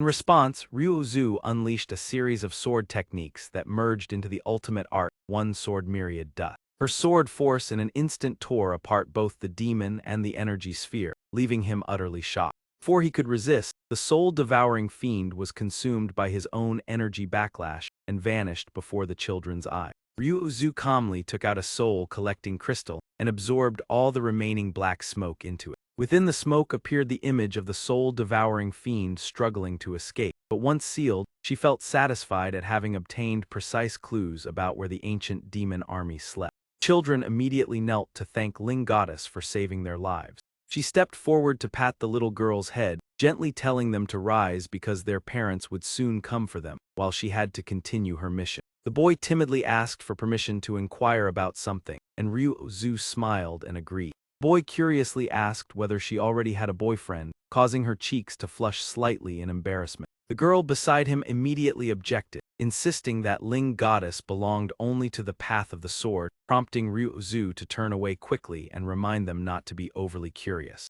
The boy still waved at her departing figure, loudly saying the goddess should find a boyfriend because the sword path could hardly bring happiness, making the other girl angrily scold him for nonsense. Girl claimed the sword path was more captivating than men and pinched the boy's ear, making him cry out in pain. Ryu Zhu silently thought about Master and her junior sisters who had likely also entered the great desert, determined to swiftly locate where the ancient demon army slept so they could reunite at the royal capital. The scene shifted to the camp set up by Yi Yang's group, where Yan Yu stood outside and shouted in shock. She could not believe the news that Su Shu had passed the trial. Lam Vu turned her face away and gently explained that earlier master had led Su Shu away from the caravan, and no one knew where they had gone. Lei Lei pondered what request Su Shu might make of master, recalling how she once kissed master in the ancient city of Lulan, which startled Yan Yu into deciding to go find them. Lei Lei remained deep in thought, believing that with master's promise-keeping nature, he would find it difficult to refuse Su Shu's request and perhaps no one could stop it. At this moment, Nha Du was blazing with anger. If she could not stop it, she decided to stand on their side. Hearing this, Lei Lei and Lam Vu were both stunned, not knowing what to say in response to her extremely strange thoughts. The scene shifted to a desolate high mountain region, where a tombstone stood silently in the vast emptiness. Su Shu clasped her hands in gratitude because her master had accompanied her to visit her grandfather. Yi Yang replied that it was his promise. Moreover, she had worked very hard in her studies during this time. She softly said that she had to strive to achieve her goal, because only then could she bring her master to meet her grandfather. He laughed and called her a fool. Su Shu lowered her head and recounted that her grandfather once instructed that if she wished to marry, she had to bring the person to meet him. Yi Yang immediately reassured that he would always protect her. After her master wiped away her tears, Su Shu emotionally said that her grandfather was the one who loved her the most and that she would become a capable wife, personally taking care of everything. Suddenly, a large bird flew over and landed on a tree branch, creating a rustling sound. The eagle let out a loud cry. Su Shu happily recognized it as Grandfather Eagle. She exclaimed with great excitement at the unexpected appearance of Grandfather Eagle. Yi Yang curiously asked, and Su Shu explained that it was Grandfather Eagle who had brought her to the Great Desert and helped her arrange the funeral for her biological grandfather. She recalled that every time she came to visit the grave, Grandfather Eagle would fly over and listen to her talk about her recent life. Su Shu introduced Yi Yang as her future husband. The eagle cried out in response, causing Yi Yang to marvel at its spiritual awareness. The eagle seemed dissatisfied. Su Shu hurriedly explained that her master was strong enough to protect her just as he had done before. Yi Yang was secretly astonished when he saw that Su Shu could understand the bird's language. The eagle continued to cry. Su Shu quickly objected to the idea of a test, affirming that even if Grandfather Eagle did not agree, she would still marry her master. Yi Yang asked about the warrior certification of the Huo tribe. After hearing it, he said that if there was an opportunity he would participate to test himself as Lam Vu had suggested. The eagle flapped its wings and flew away, leaving behind a few cries. Su Shu explained that it praised Yi Yang for seeming weak but being very courageous. The scene shifted to a vast mountainous region covered in cold, howling snow and wind. Here burly men set up tents and patrolled around the area. A bearded man said that the warrior certification of the Huo tribe was not intended for outsiders because the level of danger was too high. However, since Yi Yang was introduced by the guardian spiritual beast of the Great Desert, they made an exception for him to participate. Su Shu was surprised to learn that the eagle was that spiritual beast. A member of the Huo tribe explained that the first challenge was to gather cold star stones from the peak of the snowy mountain, and advised Yi Yang to observe first. He continued to describe the harshness of the snowy mountain with its treacherous terrain, biting cold aura, and dangerous demonic beasts, making the retrieval of the cold star stones extremely difficult. After finishing, he asked Yi Yang whether he clearly understood the level of danger of the first challenge. Another person advised him to give up early to avoid unnecessary danger. Yang ignored the advice and suddenly clenched his fist. He threw a straight punch toward the icy mountain where the contestants were undergoing the challenge. A powerful strike caused the mountain to tremble, and large cracks appeared. In the blink of an eye, the enormous mass of ice shattered into many pieces, with rocks and ice cascading down. The mountain peak split apart and collapsed, leaving the witnesses staring in shock. Contestants panicked and fled to avoid the falling ice.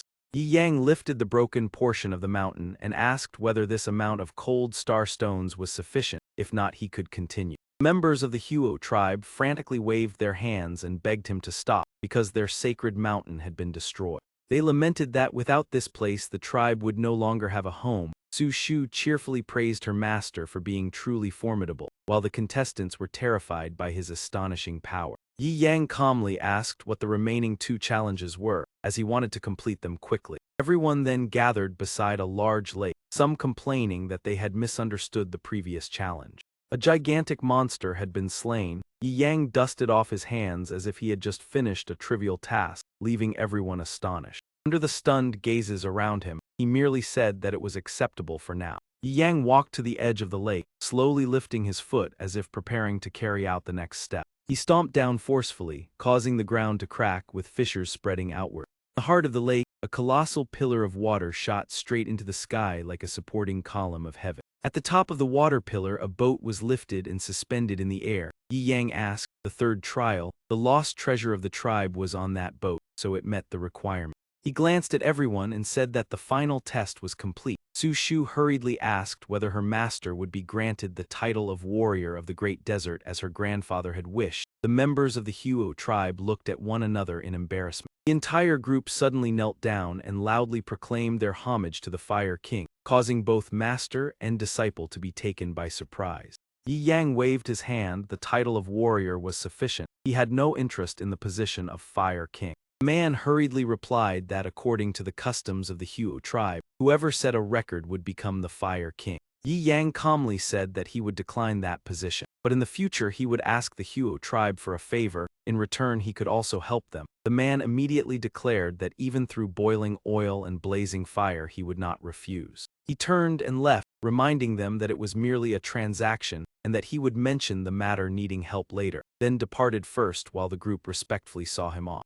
The man pondered deeply. The person introduced by the eagle had indeed reached the realm of a saint. The Huo tribe owed this opportunity entirely to the eagle's protection. Worried that the eagle had grown old and weak, its avatar protecting the great desert was gradually dissipating. If it lost its combat power, who would safeguard this land? Someone speculated whether that young man would become the successor of the eagle. Then the group decided to return to the tribe. At the same time, thick black smoke billowed from the Huo tribe village. A troop of soldiers suddenly appeared and attacked the villagers, causing cries for help to echo everywhere. The sword-wielding leader shouted that the Huo tribe had colluded with demons and would be exterminated. Anyone who dared to resist would not be spared. A wounded person retorted that the eagle had always protected humanity, while the army of the Enhin nation had betrayed the royal family by joining hands with demons. That man grabbed the person's head and snarled that the dynasty was about to change, and the forces relying on the Wuji sect would be eliminated first.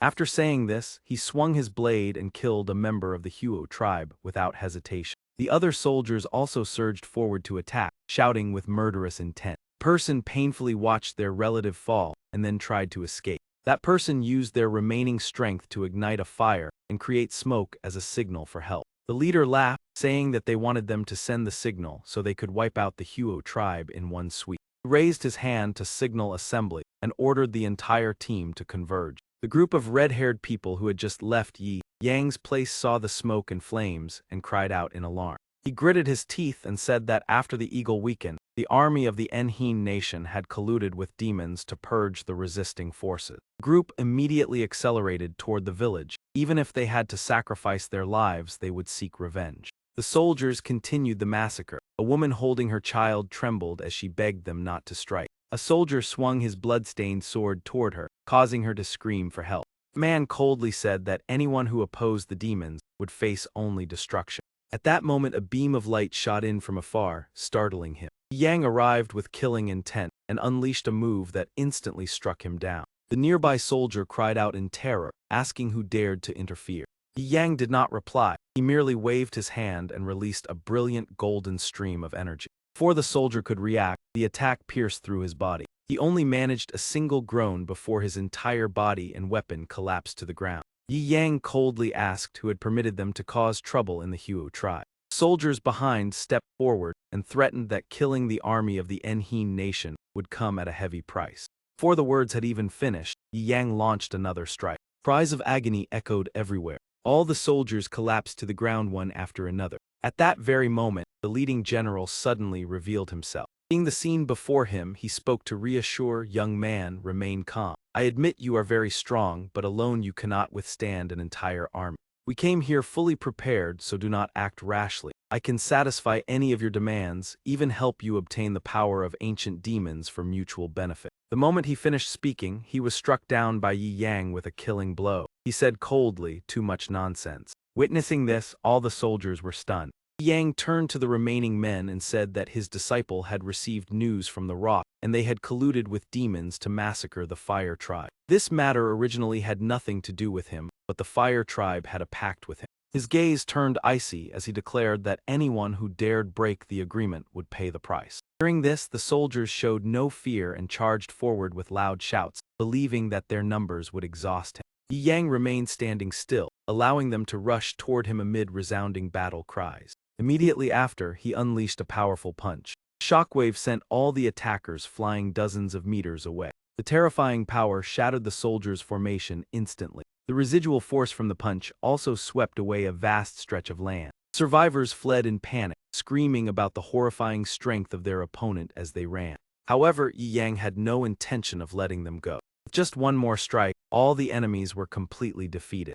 People of the Fire Tribe cried out in amazement, viewing him as a hero from afar who single-handedly defeated an entire army. At that moment, Su Shu appeared and asked if she had arrived too late. Yi Yang replied that everything had just ended. The clan leader and the villagers hurried over, joyfully shouting that someone had saved them, the young saint. Upon arrival, everyone knelt in gratitude, expressing deep thanks and their willingness to sacrifice themselves for this kindness.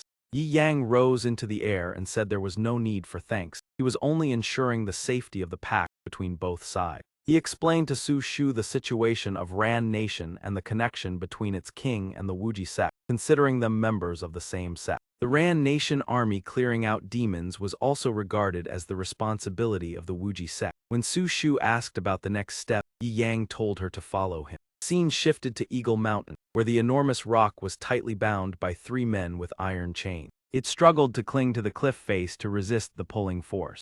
Unable to endure any longer, the rock let out a cry of agony. The 3 holy knights of Ran Nation stood above, interrogating it about its crimes. Act 2 accused the rock of colluding with demons and betraying the long-standing relationship between humanity and itself. Badak Nhi mentioned the generals who had once protected this land, yet still refused to submit. Tat 2 sneered that even fleeing back to Eagle Mountain could not escape IT's Chinese letter. Suddenly, Fan Shu appeared, gripping the chain tightly and declaring that the rock had always protected the desert and eradicated evil. He yanked the chain forcefully, rebuking them as traitors who only dared bully a clone instead of facing the true body. Lak Tu asked in surprise about the identity of the newcomer. Fan Shu replied that he was a demon-slaying monk and could not allow them to harm the sacred beast. Lak Tu angrily pulled the chain and shouted about the disrespect. Both sides immediately clashed in battle. Collision of power created a dazzling burst of light. Immediately afterward, the surrounding area shook violently. Lak Tu recognized Fan Shu and mocked him for daring to intervene after losing the heavenly scripture. Fan Shu calmly produced a book to replace the lost heavenly scripture. He cast a spell, transforming the book into a supreme evil-slaying technique. The book turned into a gigantic sword pointing straight at Lak Tu. In the critical moment, Lak Tu used the divine chains to defend, asserting the bestowed power of the 3 great holy knights. The chains instantly wrapped tightly around Fan Shu's sword. In just a moment, the sword disintegrated into countless pages that scattered everywhere. Lak Tu continued by unleashing the ultimate technique, demonic vine eruption. Dozens of chains shot out, binding Fan Shu tightly and causing him great pain. He was violently thrown down to the ground. Severely injured, Fan Shu could not help but feel furious. Lak Tu continued to launch a supreme attack aimed at him. Suddenly all the chains snapped simultaneously.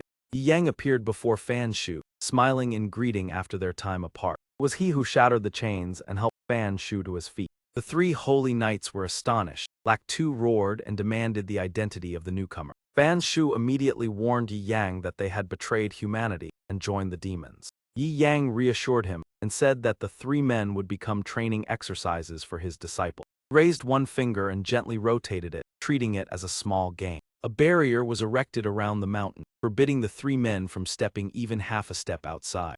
Adak Nhi became furious, believing Yi Yang was arrogant to dare challenge their authority. Muktat Tu sneered, declaring that this land was under his jurisdiction. Yi Yang calmly advised them not to test his limits. Muktat Tu ignored him and ordered an attack.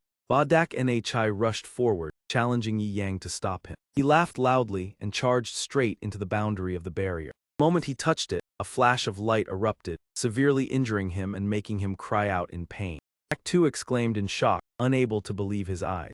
Muktat Tu immediately used ancient magic to heal and ordered a retreat because the barrier was too powerful. Badak Nhi clutched his wound, groaning in agony. After only a few seconds, his body recovered thanks to the power of dark magic. glared angrily at Yi Yang and hurled insults. Afterward, he returned to stand beside his companion. Fan Shu was astonished by the power of the barrier, while Su Shu reassured the rock that she could now protect it. Yi Yang continued explaining the rules of the game. Su Shu would face the 3 men within the barrier, and if they won, they would be spared for the duration of 2 incense sticks. Su Shu wiped her tears and confirmed that she understood the rules. The first half of the time would be purely defensive, and only in the second half could she counterattack. 3 men felt belittled. Ba Dak Nhi was furious, while Lak Tu silently observed. Muktat too reminded his companions that the opponent was not simple, and ordered them to strike while they still had the chance. As soon as he finished speaking, Su Shu cast defensive magic with layers of overlapping energy shield. Ba Dak Nhi exerted his full strength, summoning the Azure Lion battle armor to enhance his power. He launched a powerful attack toward Su Shu. Su Shu focused her energy and counterattacked Ba Dak Nhi decisively. He exclaimed in shock, "My Azure Lion sword energy has dissipated again. It seems I must be more cautious in battle." Witnessing this scene, Yi Yang was left speechless. Su Shu had stacked more than 50 types of defensive magic on herself, truly abusing her mental power. How could any opponent possibly injure her? Meanwhile, Su Shu continued calculating tirelessly, feeling it was still not safe enough. She successively added a light shield, shadow wall, fire immunity, wind resistance, even spatial traps, then sighed that being a mage was truly troublesome. Ba Dak Nhi raised his sword, preparing a sneak attack. Taking advantage of her distraction, he unleashed Thunder Heartbreaker to finish his opponent. He poured all his strength into a fierce slash against Su Shu's defensive barrier. Su Shu looked at that reckless action and sighed, "You are finished. You have activated the entire chain reaction of my magic." Immediately afterward, she employed a series of spells to further reinforce the defensive barrier. Dak Nhi was instantly overwhelmed with panic upon seeing this. The moment he approached, a thunderous explosion erupted. The remaining 2 witnessed the scene and were completely stunned. In the end, Ba Dak Nhi was charred black before falling straight to the ground. His body disintegrated into ashes, leaving behind only an empty suit of armor. Ngoi Ung and Fan Shu were utterly horrified. A holy knight had been melted away by heat. Su Shu possessed no cultivation talent yet was trained by Yi Yang to such a terrifying extent. Watching Dak Nhi's foolish action, Yi Yang held his forehead in exasperation. Charging into Su Shu's absolute defensive space was no different from courting defeat. Su Shu called down in boredom, "Hey, you 2 over there, stop standing around in a daze and continue attacking me." She urged further, "My master does not allow me to take the initiative. Hurry and attack so I can finish early. I still have to study talisman control tonight." Lak Tu was provoked and his face darkened as he angrily shouted. Muktat too stepped forward to stop him, requesting calmness and not to fall for the provocation, waiting for the right opportunity. He decided that he must first awaken the heart demon within his body, at which point he could eliminate her and all surrounding life with a single strike. Muktat too secretly calculated that he must complete the awakening ritual of the demonic heart as quickly as possible. Seeing the opponents remain silent for too long, Fan Shu suspected that these 2 great generals had been frightened by Su Shu, yet also guessed they were preparing their ultimate move. The opponent's sluggishness made Yi Yang impatient, and he ordered his disciple to attack directly. Su Shu immediately obeyed the command, happily accepting the task of cleaning up the 2 remaining holy knights. Tat Tu immediately issued an order for full vigilance and preparation to engage in battle. Lak Tu quickly responded. Su Shu summoned fire elements to attack toward them. Lak Tu disdainfully believed that low-level fire spirits were merely an insult. Tat Tu also judged the energy to be too weak, but still did not dare to be careless. Su Shu smiled and said that since the hit rate was low, she would have the fire beings self-detonate. He infused additional energy into the fire creature she had just summoned. It immediately became overwhelmingly powerful. The fire creature roared violently. Fan Shu was horrified to realize the scene resembled a volcano about to erupt, the fire being shot forward like an arrow toward the 2 holy knights. Muktat too transferred the power of the ancient demon to Lak Tu and ordered a swift victory. Lak Tu, now strengthened, immediately charged forward to confront it. 2 immense sources of power collided as they rushed straight into each other. Suddenly, the fire being tightly grasped Lak Tu's leg. It revealed a dangerous smile that caused Lak Tu to hesitate in confusion. Immediately afterward, a terrifying explosion erupted, shaking the entire area. Tat Tu called out his comrade's name in panic. The explosion created a massive crater on the ground. Goi Ung and Fan Shu widened their eyes in astonishment at the spectacle. Yi Yang helplessly lamented that true magic lay in the finesse of control, whereas Su Shu relied solely on her endless mental energy to blow up her opponents. In the end, only Tattoo remained standing there with a face filled with fury. After a loud roar, he unleashed the ancient demonic magic wings of light. A pair of wings sprouted from his back. Seeing this, Su Shu shouted that the battle was not over yet. Stop focusing on posing. Tattoo waved his hand disdainfully, treating it as nothing more than a trivial trick. The fire being was knocked away and immediately exploded, making him even more arrogant. He declared that in the state of demonic wings, he was the master of the desert, and all attacks were meaningless. Su Shu smiled and replied, "Then prepare yourself because my numbers are quite large." She immediately summoned tens of thousands of fire beings. He simultaneously surged forward to attack Tattoo. The overwhelming numbers made it difficult for him to resist. Many fire beings clung tightly to his limbs. The entire swarm completely surrounded Tattoo's body. That area blazed brightly like a volcanic eruption. A resounding explosion shook the entire region. Tattoo immediately disintegrated into ashes.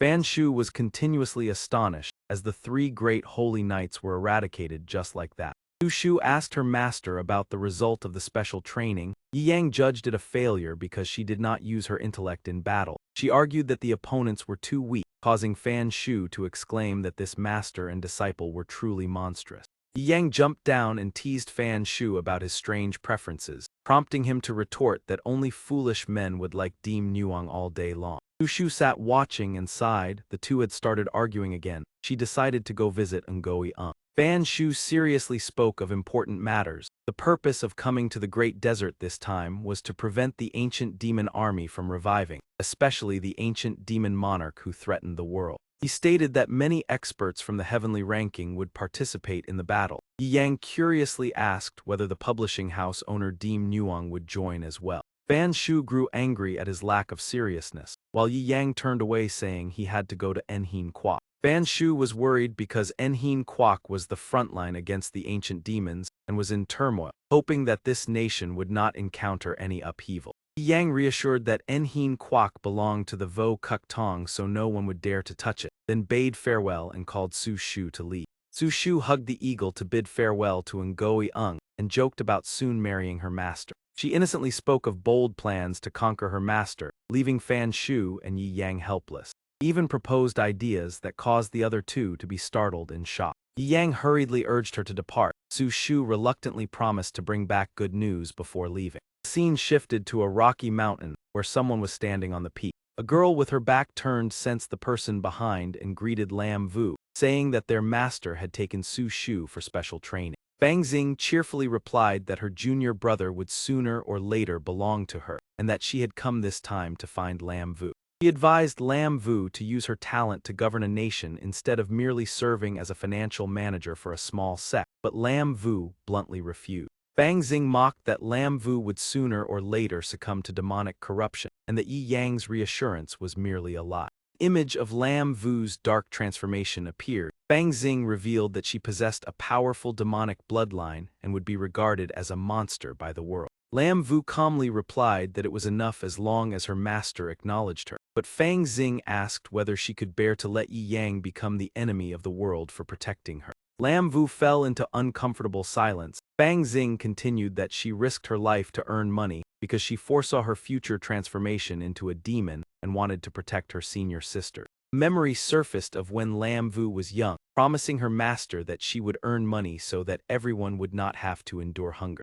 Fang Xing continued to persuade that now Yi Yang could protect them, Lam Vu should leave because her future existence would threaten everyone's safety. As soon as she finished speaking, Fang Xing's fair hand lightly brushed over Lam Vu's shoulder, making her flinch and blush. Then she spoke an invitation, "Cooperate with me." Fang Xing slowly lifted Lam Vu's chin from behind, carrying a strange sensation and a bewitching voice. "I will help you become a true sovereign. The two of us queens will share duties with Lai Bak Hong. I will control military power while you manage the economy. Start by helping me ascend to godhood first. Then it will be your turn. Afterward we will marry Yi Yang together and remain by his side." During this, Lam Vu immediately retreated, gathering spiritual energy in both hands to form a large sphere of light, then shouted, "Shut up." She forcefully pushed the radiant sphere toward Fang Xing. The beam surged forward with her anger, and she coldly said, "Fang Xing, stop wasting your effort trying to tempt me. I do not want to be any queen or deity. In this life it is enough for me to be master's confidant. Seeing the mass of light rushing over,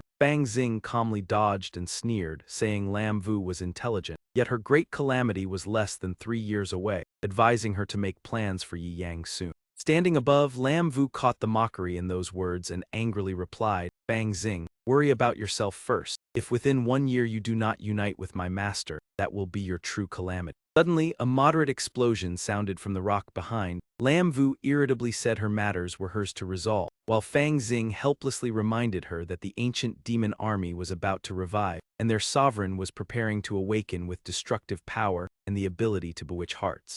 After speaking, Lam Vu flew away and did not forget to assert that Luan Enheen Nation and Vo Kuk sect would handle everything themselves. Outsiders need not interfere. Bang Xing on the hilltop immediately teased back, "You run quite fast. Remember to greet junior brother for me." While flying through the air, Lam Vu felt a trace of sadness, thinking her risk of falling into demonic corruption should not be told to Master to avoid making him worry. For now the most important task was still stabilizing Luan Enheen Nation and confronting the ancient demon calamity. Not long after she arrived and gently landed on the ground. This time he was leisurely eating fruit. When he saw her he asked where Lam Vu had gone. She calmly replied that she had only gone to discuss business. Hearing that, he placed a cherry into his mouth and quickly said that since she had returned, everyone should depart at once. Afterward he stood up and ordered everyone to head toward the royal capital of Enheen Nation, treating the suppression of unrest there as a trial. All responded in unison that they obeyed.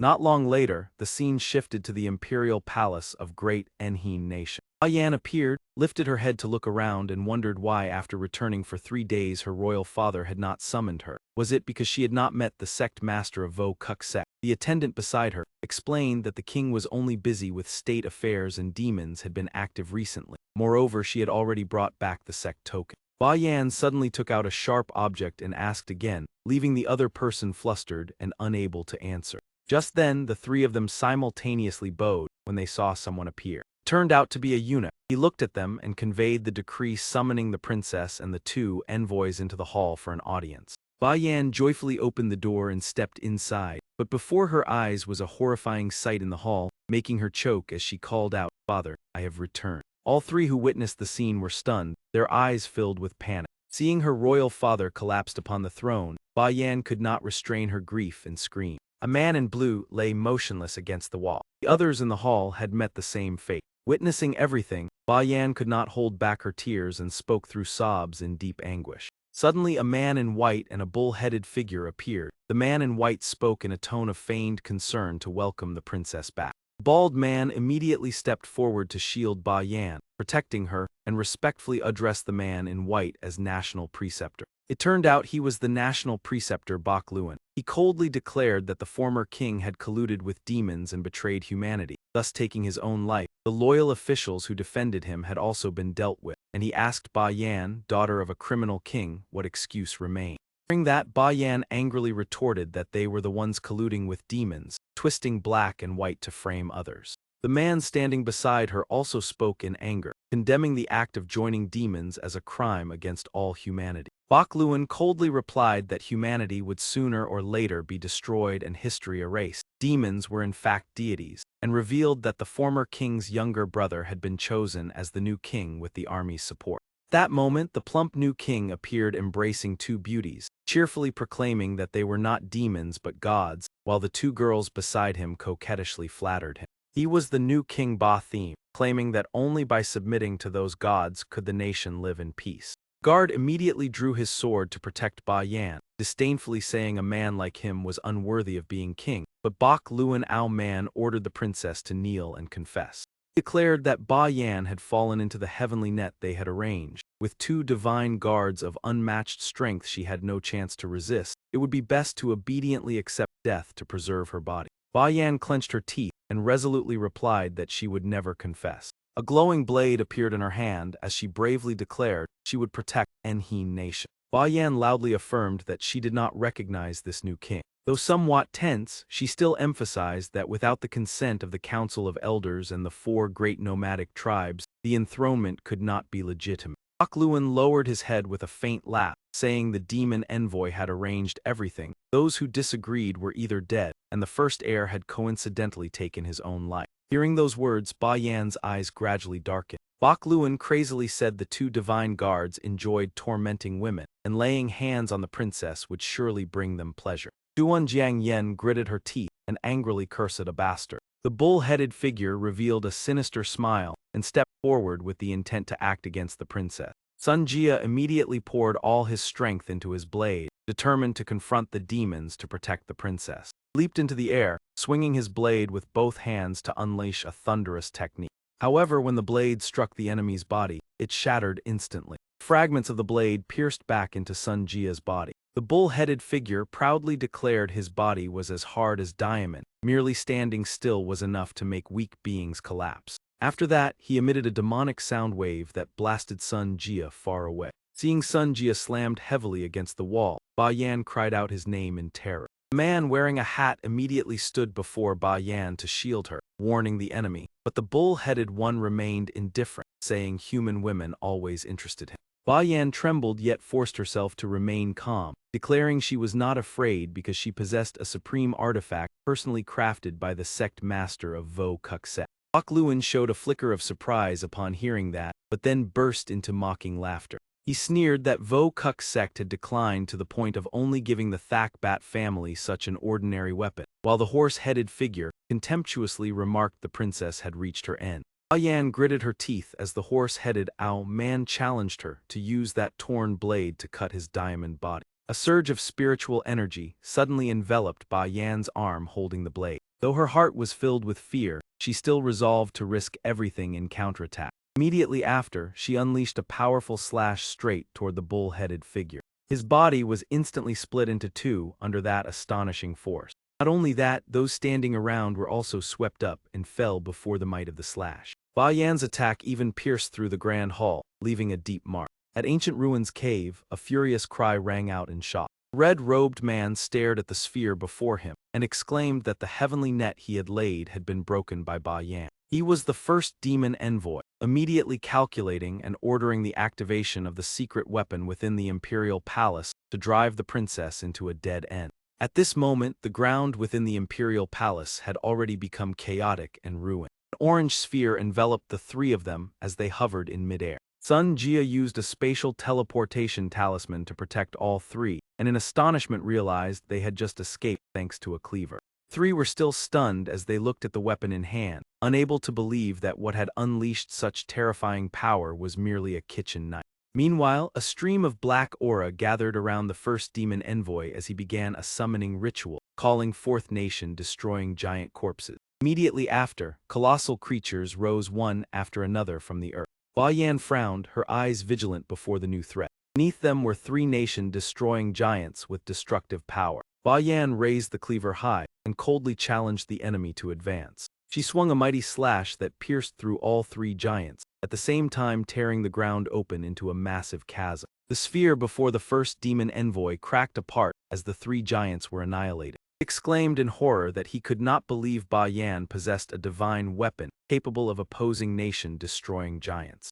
Ba Yan was also bewildered by the blade's power, loudly warning that anyone who dared step forward would bear the consequences of Yi Yang's weapon, while Sun Jia silently recalled Ryu Zu's words that this blade could only be used twice. The figures of the three gradually became indistinct, leaving behind a warning to those who betrayed humanity and colluded with demons. They declared they could return at any time, causing the soldiers below to kneel in fear and beg for forgiveness. Thakbat Veem still lay unconscious on the ground, showing no sign of awakening. Two young women accompanying them clearly showed their displeasure. This person was far too useless, not worth risking their lives to protect and keep him alive. The number one demon mage was still resentful. The grand sovereign in the great desert had secretly arranged matters for nearly 100 years. How could a minor incident ruin the grand plan? That man made up his mind, this will not do. Before the sovereign descends, I must return to Enheen to take control of the situation. The scene shifted to the royal capital of Enheen Nation. Yang held the bounty notice in his hand and murmured softly, "It seems I have met this girl before. Is her value really that high?" Casually crumpled the notice. Lam Vu and the others were already busy with their own missions. I must also attend to my own matters, but the story is reaching its climax and it is truly hard to pull away. Yi Yang walked to the city gate, reading a book while speaking to the two guards. I am Yi Yang, sect master of the Vo Kuk sect. I wish to have an audience with your Emperor Thak Ba Hien. The two guards glanced at each other, their eyes filled with suspicion. After a short while, they turned around and said, "Follow us." The destination turned out to be the heavenly prison of Enhin Nation. The prison door suddenly slammed shut. Yi Yang asked in surprise, "Have we arrived already?" The guard replied coldly, "That is right. Remnants of former officials like you should obediently suffer here." Yang sighed helplessly. Another heavenly prison. It is no different anywhere. I might as well finish this part first. A burly figure appeared behind him. Ban Shu spoke arrogantly. "Now that you are here, remember that I am the one in charge." He calmly replied, "Whoever you are, do not disturb me while I read." Young Tuck stepped forward with an arrogant demeanor. "By the rules, newcomers must taste a little lesson." A muck reminded him, "He is too weak, go easy. We still lack someone to record the accounts." Young Tuck surged with momentum and laughed proudly. "Do not try to avoid it, my fist technique has never failed. A few blows will be enough." As soon as that man stepped forward, he was stopped by Yi Yang. Young Tuck immediately fell to the ground, while Yi Yang calmly turned the page of his book. He lightly brushed the tip of his shoe. "My foot was a bit numb, so I moved it slightly." A muck and Tunhi were stunned by the scene. A muck frowned and asked what happened. Tunhi blushed as he replied, "Ban Shu suddenly used his foot to block Lao Bat, truly winning strength with wisdom. It is hard to predict." Enraged, the group rushed forward and shouted, "Before absolute strength, such tricks are insignificant. In this prison only fists are the truth." Their shouts echoed, "Teach him a lesson," and all of them charged forward at once. Yi Yang remained calm and continued reading. A casual kick sent them all staggering backward. A muck and Tunhi were horrified, unable to believe their eyes. Several people were thrown all the way to the stone wall, leaving clear marks upon it. Yi Yang turned his head and asked who the leader here was. "I wish to speak." The people behind immediately showed anxious expression. Trembling, they pointed toward a muck. "It is him." Yi Yang smiled. "According to the rules, whoever defeats the boss replaces him, correct?" During this, a muck's expression immediately changed in anger. His face darkened as he stomped the ground. "Brat, you are merely a martial artist. I have experienced hundreds of life and death battles. Between you and me, only one will remain standing." As soon as they faced each other, Yi Yang suddenly vanished. A muck laughed proudly. "He has fled. Indeed, no one dares to confront a true warrior." People behind him panicked and pointed upward. A muck turned around and asked what was happening. He then realized that Yi Yang was standing on his head, his body stiffening. Without taking his eyes off the book, Yi Yang said leisurely, "From today onward the boss here will change." He lightly stepped on a muck's back and pressed down, causing him to lose balance. A muck fell face down to the ground, held firmly and unable to struggle. Yi Yang calmly sat on his back and asked, "Are you convinced?" A muck panted and replied, "I admit defeat. From now on you are the boss. Everyone quickly greet the new leader." Some people had tears in their eyes. Tunhi objected, "We only have one big brother." Yang said coldly, "It seems you are very loyal, unwilling to bow to demons, correct? Help me with one task and I will return this position." Inside the heavenly prison of Enhin Nation, a muck smiled brightly. "Boss, if you have any task, just say it. I am ready." Yang replied, "No rush. We will talk after eating. First tell me why you refuse to submit." Muck said angrily, "The three great holy knights have fallen. Although we know submission would allow us to live, I am unwilling." Tunhi massaged his leg and said, "Even if we are weak we must resist. Humans cannot bow to the darkness. Even if we sacrifice ourselves, we must prove that humanity has never given up." Yang put down the book. "In times like these it is truly rare to maintain such will.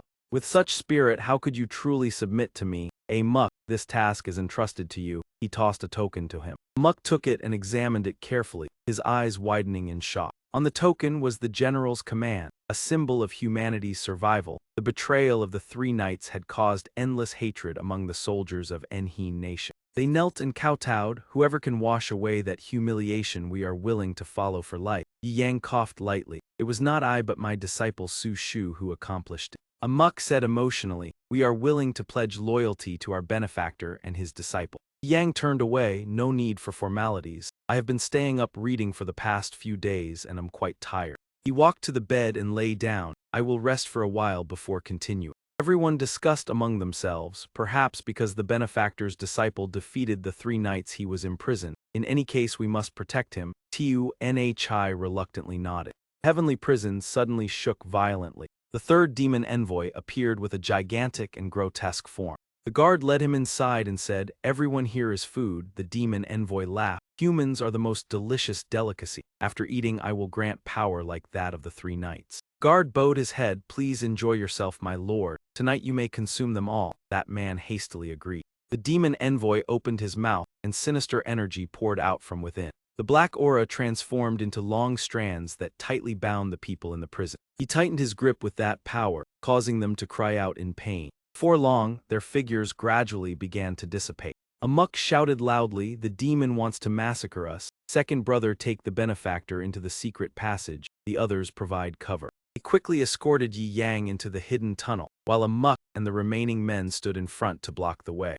The demon envoy viciously kicked open the iron bars that separated them. He laughed greedily. "Your soldiers possess the most vigorous vitality. What delicious delicacy are you hiding?" A muck gritted his teeth and stepped forward. "Monster, if you have the courage, then come here." Sinister energy immediately surrounded him, as if intending to devour him. Suddenly a flash of light appeared, dispelling that darkness.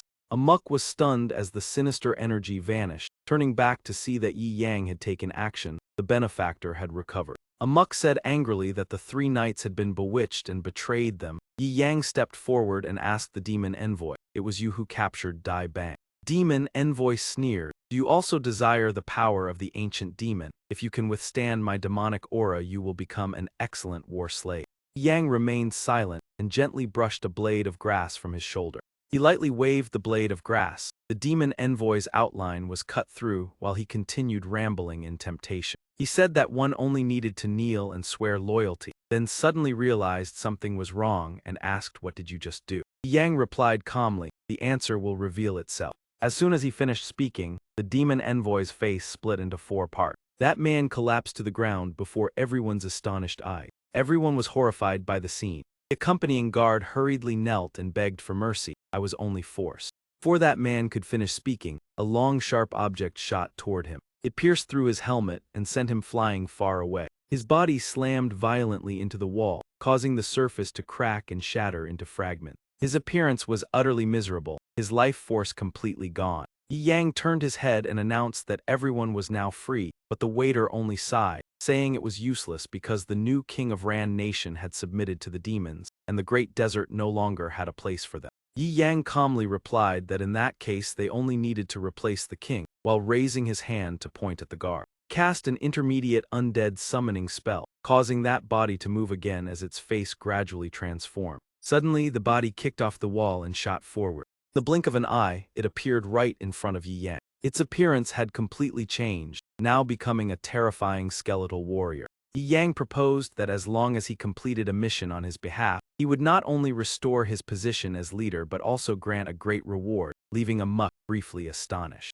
A muck expressed his loyalty, declaring that even if he had to descend into a volcano he would not refuse. Yi Yang only asked him to escort Lola to the royal palace of Ran Nation and leave the rest to her. Lola would purge the royal palace and execute the emperor. A muck immediately accepted the order without hesitation. Not long after, the two stood before the capital of Ran Nation, a muck announcing that they had arrived. Yi Yang affirmed that this was the decisive moment for the fate of the great desert, while the skeletal warrior arm transformed into a sharp blade ready for battle. At this time, there were many people coming and going at the city gate. Space echoed with bustling noises. A soldier suspiciously asked his companion if he heard strange sounds. The other replied that the royal palace was currently guarded by divine envoys, and any human approaching would be dealt with. Looked ahead at the hazy dust, and reassured that the troublemaker surely would not dare to come. However, as soon as his words ended, a bizarre figure suddenly appeared, causing him to panic. The skeletal warrior silently stepped out from the dense black smoke.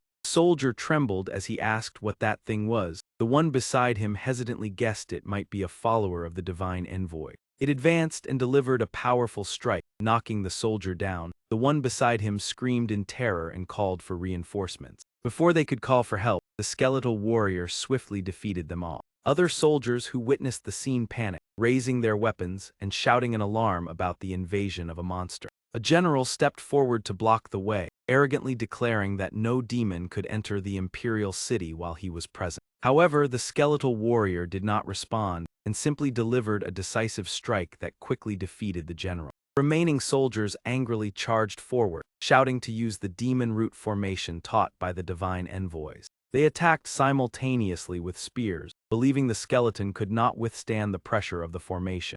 Then increased their force, lifting the skeletal warrior off the ground. Black aura emanated from its body, making the soldiers believe the divine envoy formation was sufficient to destroy the opponent. Suddenly, a strange light flickered within the eye sockets of the skeletal warrior. Seeing this, the soldiers were stunned, frozen in place with terror. Cries for help echoed in despair, as the formation was quickly shattered. In just a moment, the skeletal warrior wiped out all the soldiers, leaving a chaotic scene behind. It emitted eerie sounds like a declaration of victory. A forbidden cavalry unit quickly arrived, while the surviving soldiers fled in panic, shouting that this monster could not be destroyed.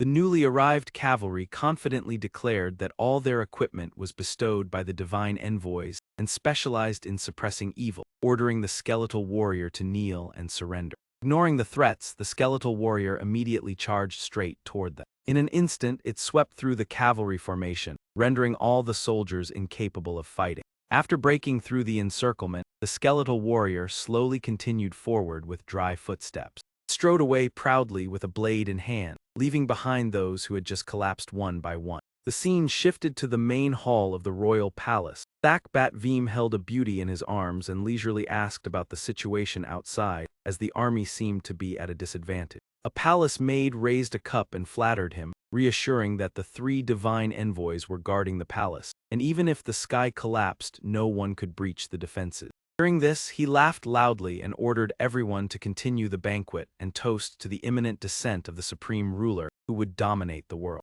Officials below immediately echoed, shouting their wish to enjoy eternal glory and wealth. Elsewhere, the skeletal warrior was steadily approaching a large structure. The 4th demon envoy sneered disdainfully, mocking the weakness of humans for allowing a small skeleton to defeat an entire army.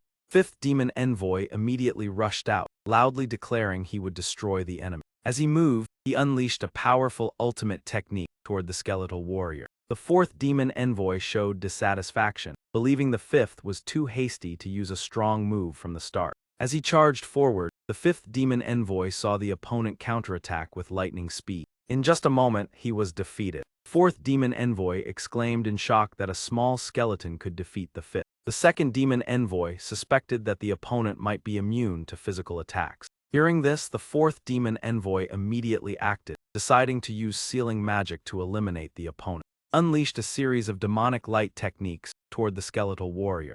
After finishing, he confidently believed the battle was over since the opponent was only a low-level undead. The 2nd demon envoy beside him immediately warned of danger.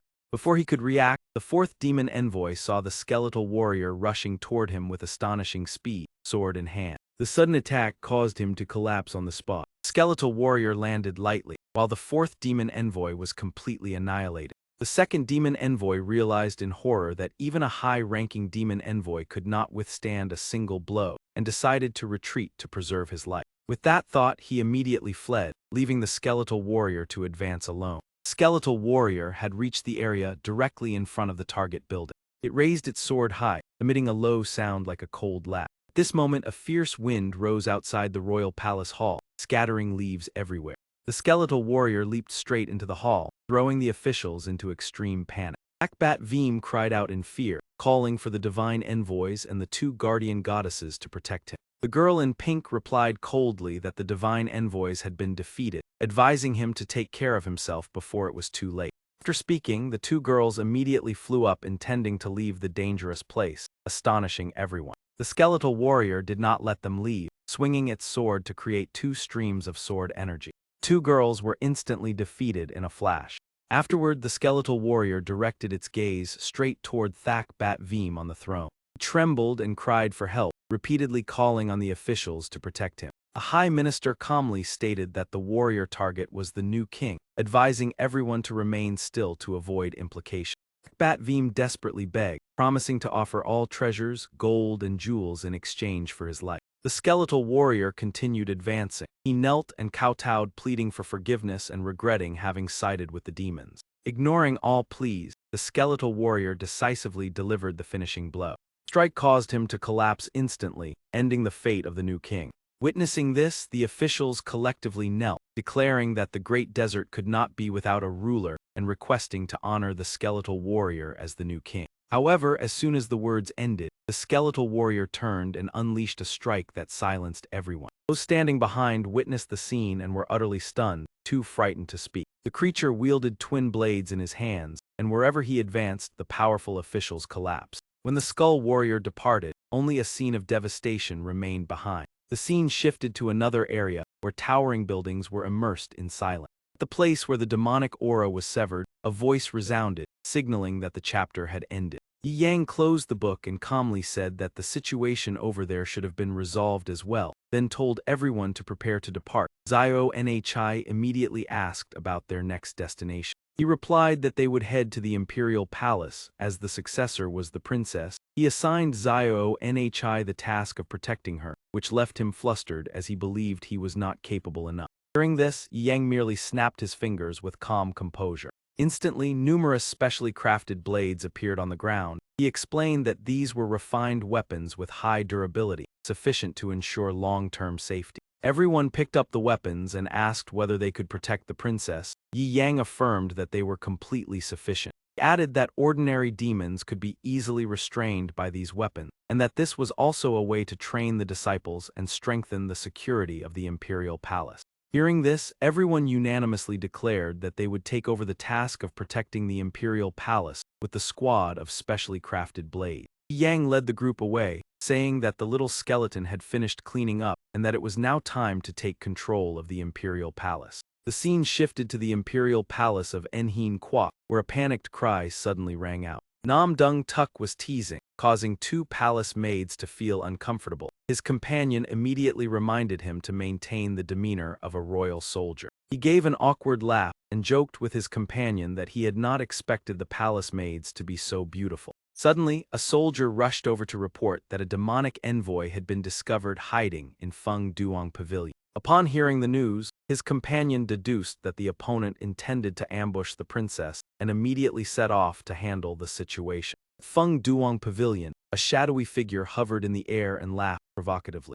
The second demonic envoy mocked that even though he had been discovered, they were incapable of doing anything to him. He unleashed a powerful surge of energy and declared that he would sweep everything away. Lao Nhi appeared and shouted that the fiend must not act arrogantly, for the blade of Vo Kuk Tong had arrived. The demonic envoy remained unfazed, continuing to laugh loudly within his energy barrier, causing Nam Dung Tuk to worry about the effectiveness of the weapon. Above, the demonic envoy launched an energy attack and looked down on his opponent with contempt. Seeing the incoming surge of energy, Nam Dung Tuk widened his eyes in panic. In his panic, he swung the blade repeatedly and shouted to block the attack. Unexpectedly, just a few slashes were enough to split the energy mass into pieces and disperse it. The second demonic envoy was also struck by the sweeping blade arcs, leaving him astonished. The power of the slashes caused his body to disintegrate, and even as he vanished, he remained unwilling to accept his fate. His figure in midair quickly dissipated completely.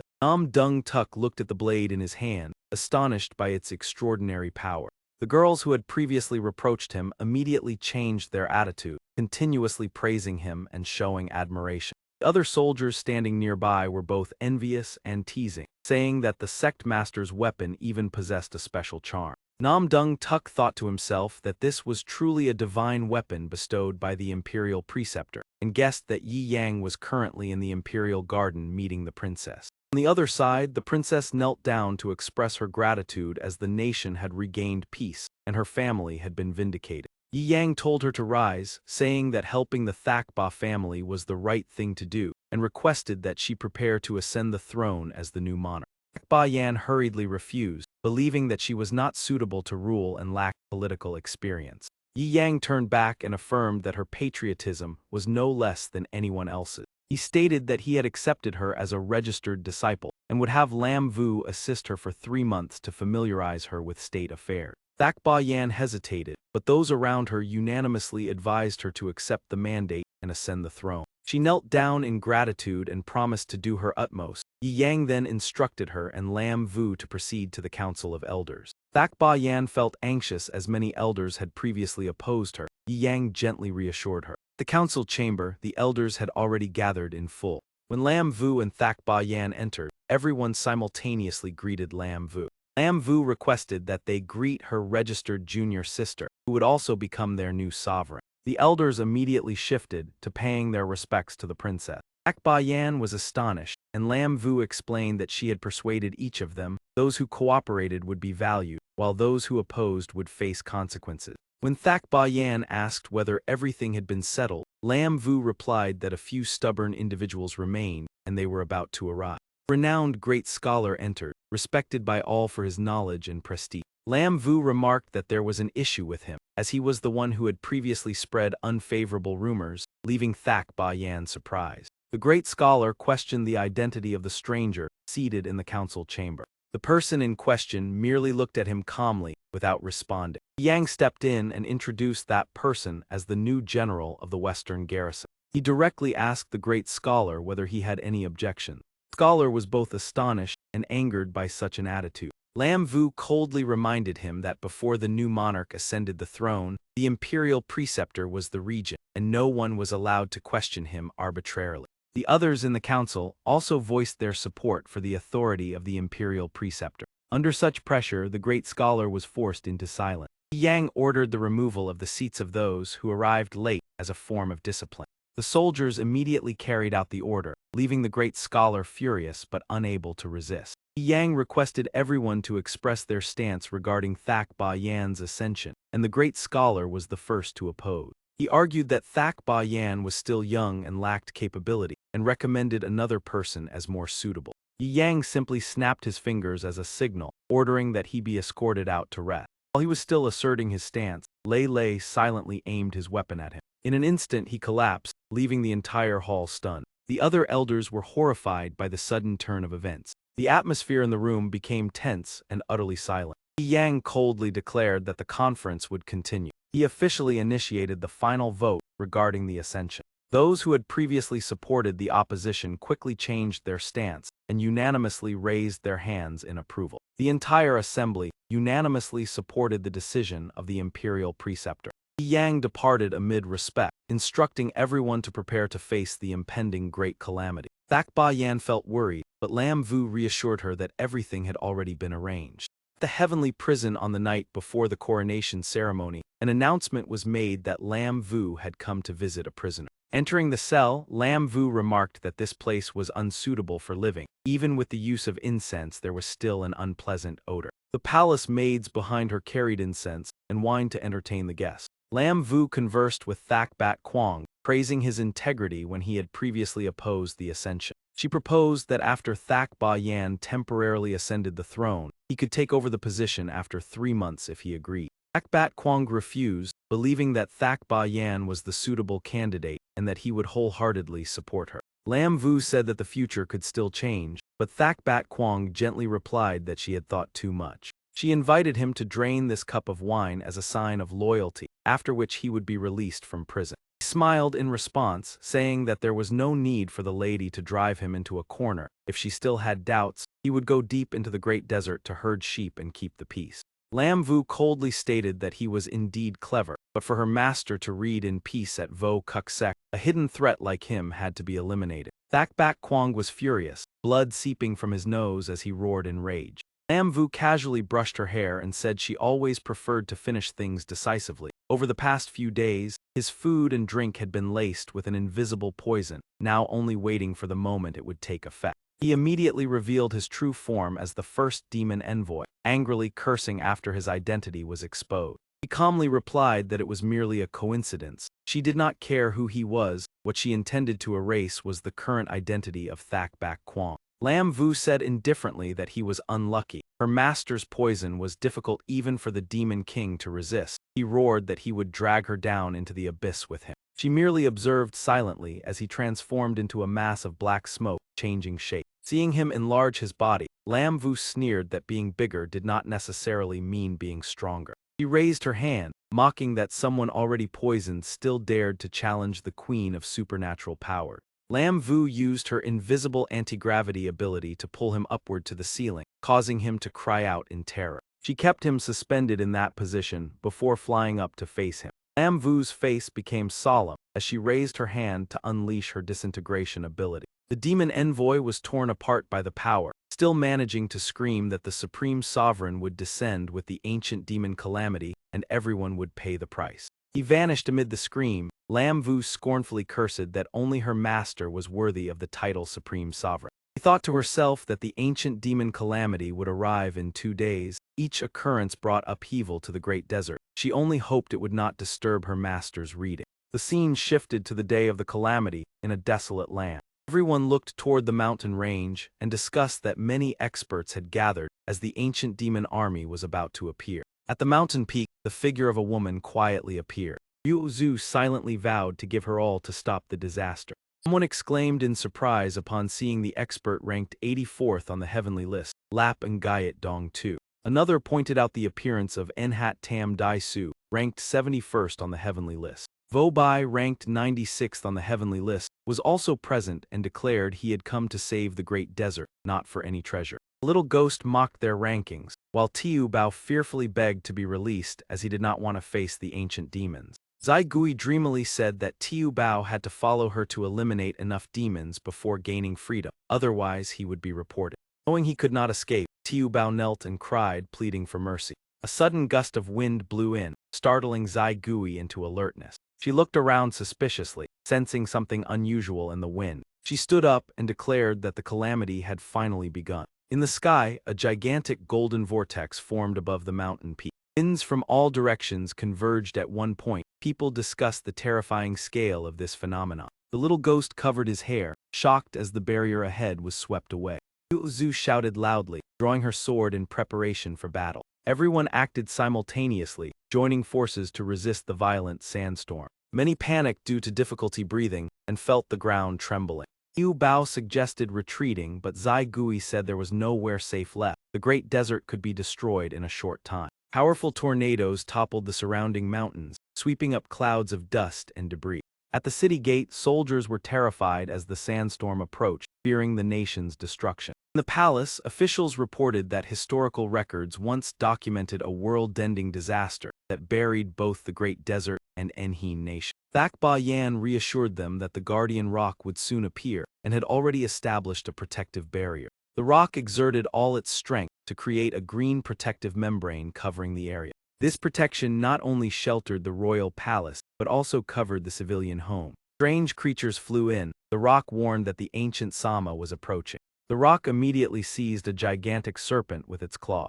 Creature fiercely counterattacked, lunging forward to bite back. The rock retaliated violently, fighting while lamenting that old age had weakened its strength. Soldiers hurriedly reported that the rock was gradually losing the upper hand. Lam Vu calmly said she had asked Su Shu to bring her master to the front of the city to respond, leaving Ba Yan astonished. Su Shu was struggling to wake Yi Yang, repeatedly calling for her master to awaken. She shook him vigorously and shouted, trying to pull him out of his deep sleep. The rock cried out in pain as the barrier gradually weakened. Su Shu realized the situation was critical. She hurriedly called for the rock to retreat so her master could handle the situation. Yi Yang opened his eyes groggily, thinking he was still drunk amid the swirling sand. Hearing the familiar call, the rock was moved and was advised to withdraw, placing its trust in Yi Yang. He withdrew from the battlefield, saying the sandstorm would last 7 days and nights, hoping Yi Yang could stop it. The sandstorm transformed into a bizarre form. Everyone realized this was the second mutation state. Su Shu panicked and turned back to look for her master.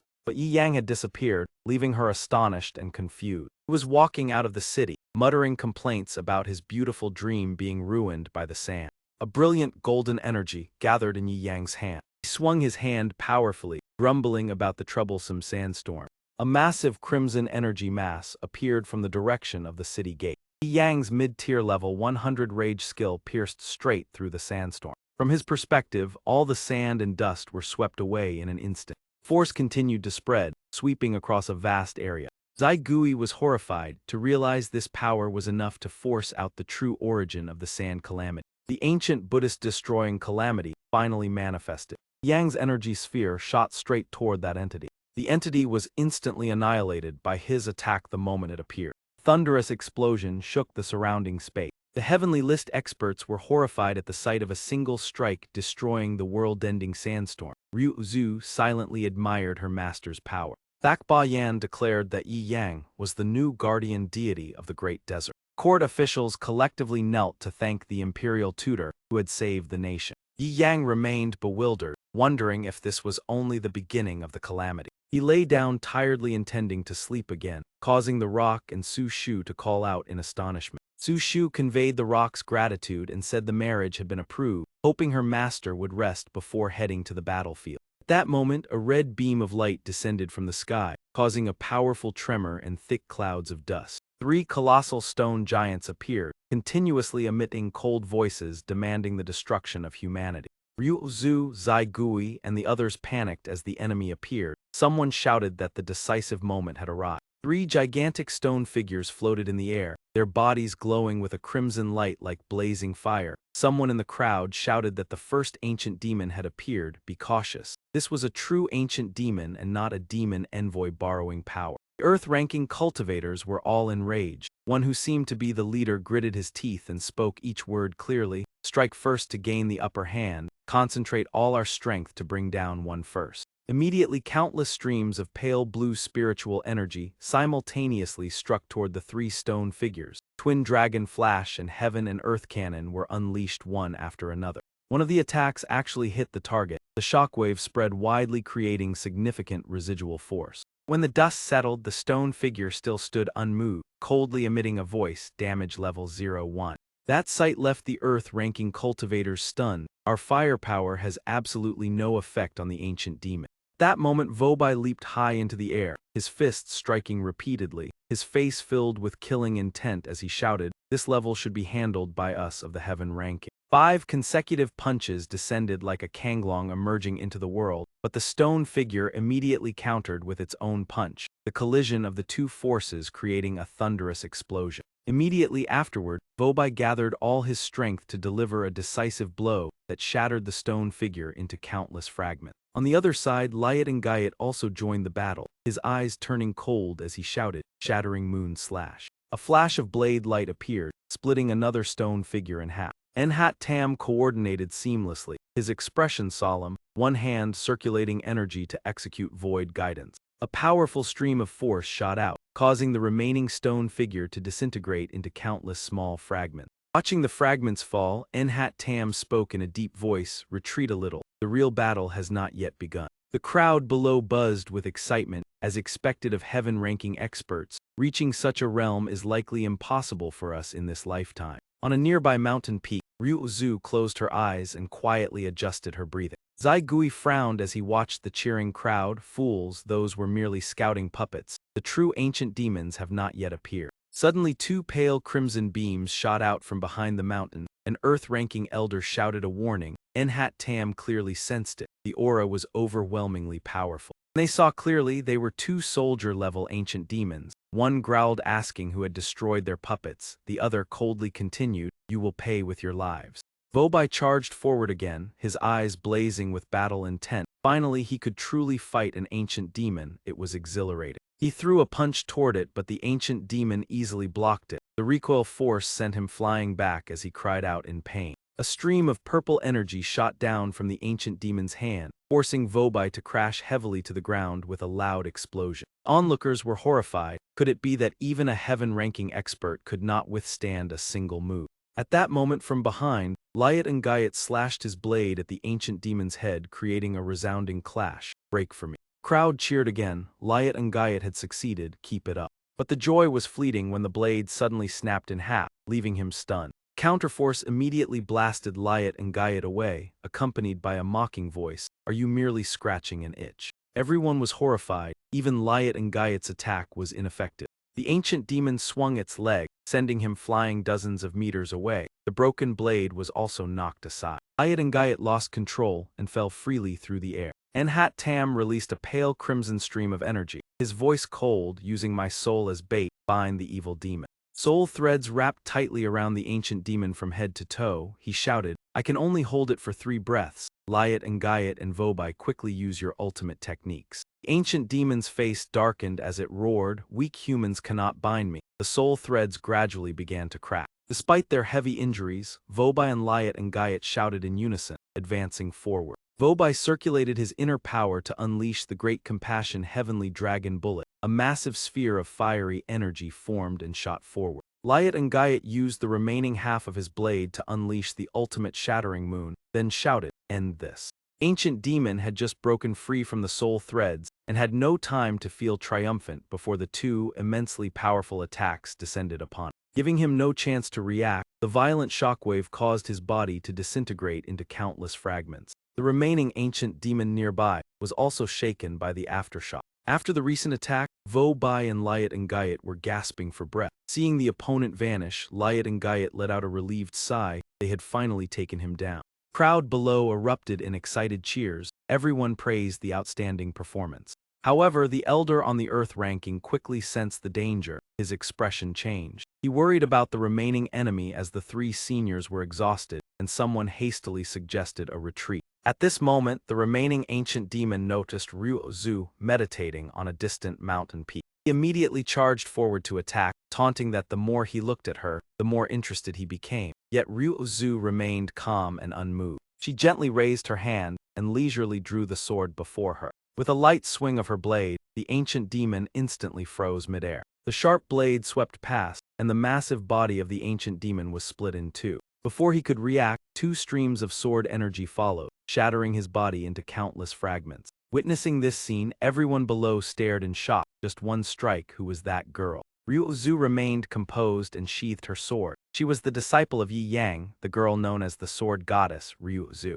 Above, Ryuzu stood tall, her gaze overlooking the entire scene below.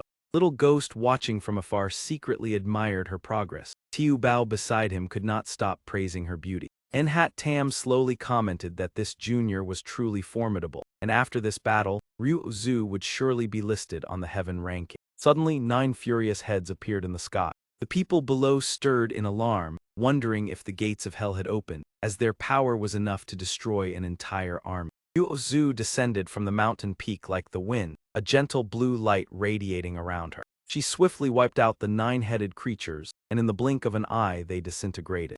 The crowd marveled, believing she was truly the nemesis of Ancient Demon. Some even speculated that joining the Vo Kuk sect would certainly secure her a place on the heaven ranking. Ryuzu frowned slightly in thought, sensing a powerful aura nearby. From the ground, a brilliant purple light suddenly erupted. She immediately shouted a warning about the danger, and urged everyone to retreat at once. In the sky, bolts of lightning suddenly appeared, tearing through space.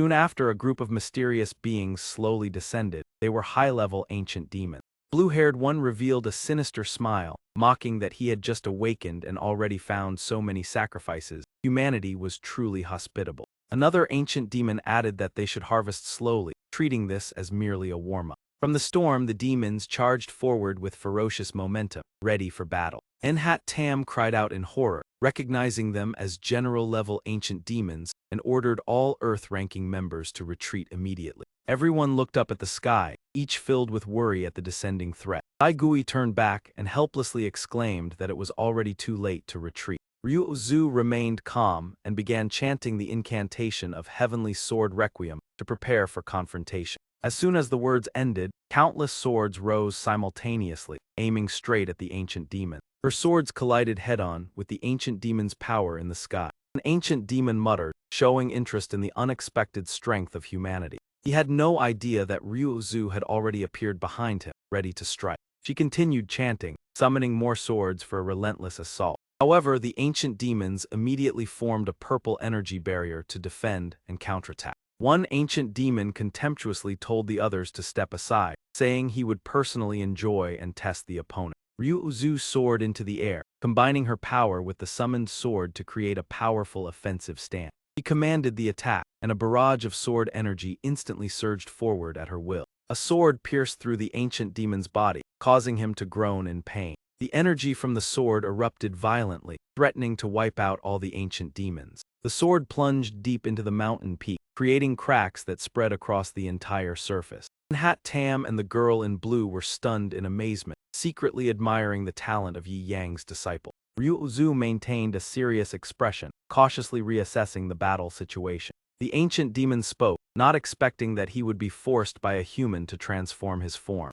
Immediately after, he charged at Ryuzu with incredible speed. She was struck, letting out a cry of pain as she suffered severe injury. Giant Beast General Ancient Demon sneered, calling humans fragile beings. He sighed and bid farewell as if everything had already ended. Blue-haired girl trembled as she cried out, while Tam also panicked and urged everyone to rescue her quickly. The little ghost rushed forward to help, accidentally knocking Tiu Bao away and causing him to shout in alarm. The blonde young man urgently suggested that everyone work together to hold the enemy back to buy time for Ryu Zhu to recover. Tiu Bao ran over to support Ryu Zhu, anxiously calling for her to wake up and reminding her that their master would be furious if he knew she was injured. Suddenly, a figure descended from the sky as swift as the wind.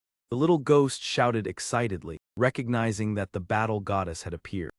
Tam raised his hand to signal, ordering everyone to protect Ryu Zhu. He quickly summoned the raging beast, which appeared instantly at his command. The girl in blue drew her sword and leapt into the air, preparing to attack. The blonde young man clenched his fist and unleashed the ultimate technique's full moon slash and great compassion's selfless fist. The two charged in simultaneously, coordinating their attack on the ancient demon. The ancient demon countered with a powerful strike, sending both of them flying away. He roared in fury, declaring that the first to dare oppose him would pay the price. The blue-haired one laughed mockingly, remarking that the ancient demon had begun to grow berserk, and once he used his full power, the opponent would be utterly pitiful. He unleashed the ultimate technique Frozen Realm Fist, aiming directly at Yi Yang, Ryu Zhu, and Tiu Bao. The punch carried terrifying power, as if it would crush everything in its path. Yi Yang calmly raised a finger and gently halted the attack. He immediately countered with the ancient martial technique Spirit Insight Finger. With just one finger, Yi Yang sent the ancient demon flying far away. The opponent was utterly shocked, unable to believe what had just happened. Blue-haired one and his companions were also stunned by that unimaginable power. Standing atop the mountain, Yi Yang smiled faintly with imposing presence, wondering why the ancient demons were so weak that they could not withstand a single finger of his.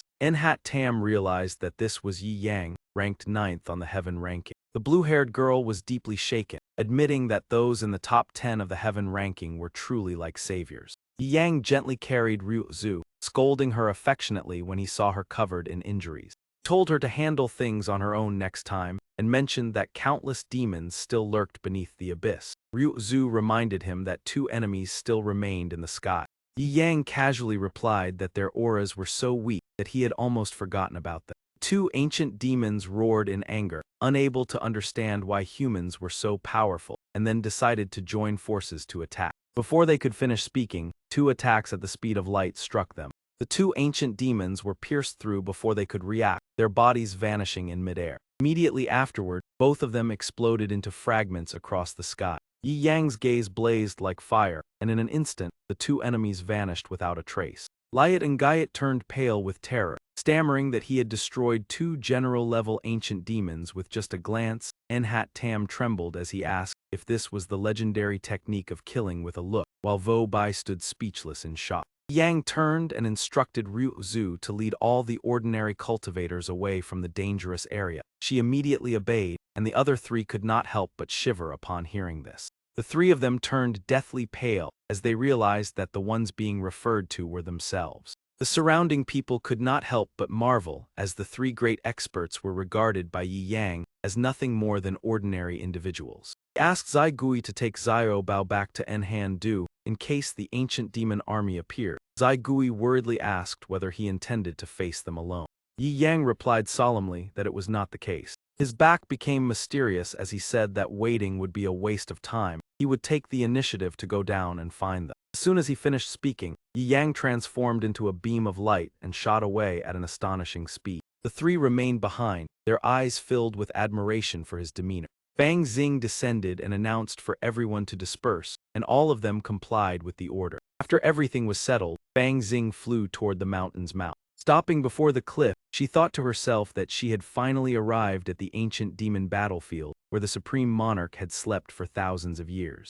Recalling how she had once received the corpse of a general-level ancient demon from her junior brother to enhance her strength, she believed that following Yi Yang would bring even greater gains, and realized that only the 2 of them would be fighting here. She stood silently for a long time, observing the scene below. Determined to act, Fang Xing plunged downward with the intention of quickly catching up to her target. At the speed of light, she entered the first layer of the battlefield, believing that Yi Yang had not gone far. Suddenly, she halted when she discovered something ahead. Fang Xing laughed as she found Yi Yang. Excitedly rushing toward him, she thought that it was time to stop holding back. Casting aside her restraint, she teased that she had been afflicted with an aphrodisiac poison and asked him how to cure it, leaving Yi Yang stunned. Immediately afterward, Fang Xing realized that something about the situation was not right. Yi Yang pointed to Xuan Fang and said that her virgin urine could cure the poison, leaving Xuan Fang bewildered while Dong and Gaiet hurriedly shouted to stop him, and Fang Xing was petrified with embarrassment. Blushing, she shouted that she thought this battlefield contained only Yi Yang. Dong and Gaiet explained that she had summoned Xuan Fang here to train the little fox, and as a result, both of them had ended up entering the ancient demon battlefield. Crossing her arms, Fang Xing remarked that Yi Yang truly knew how to care for the little fox. Xuan Fang held a piece of clothing and wondered why Fang Xing had taken it off, prompting Dong and Gaiet to hurriedly stop her. Dong and Gaiet advised Fang Xing to abandon her attempt to seduce Sect Master Deep because she could not compare to their master, and when their master married him, the four of them would accompany her as part of the dowry with overwhelming strength. Fang Xing firmly replied that even though Ku Vai was not here, she would not yield Yi Yang to anyone else. With that, she moved close to Yi Yang seductively and asked him to help her put on her clothes because her hands were frozen. A Taoist suddenly appeared and shouted about the presence of a demoness, demanding that she release the scholar and shift her target to him instead. The person was Du Nam, ranked 63rd on the heavenly ranking. Another Taoist rushed forward to stop Du Nam, introducing himself as the Hidden Weapons Venerable, ranked 32nd on the heavenly ranking, and declaring his willingness to sacrifice himself for righteousness. Fang Xing angrily cursed the Hidden Weapons Venerable for his misunderstanding.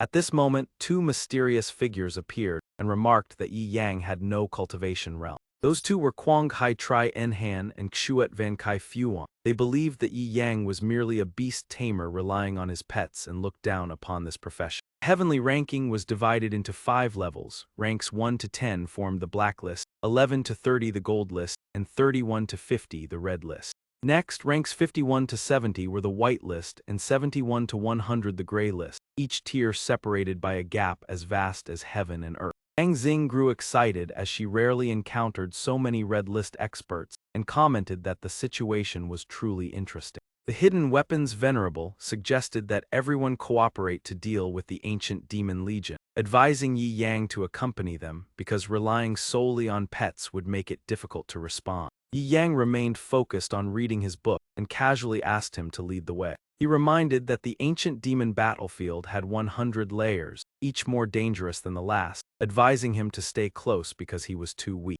Yi Yang calmly expressed his thanks without the slightest concern.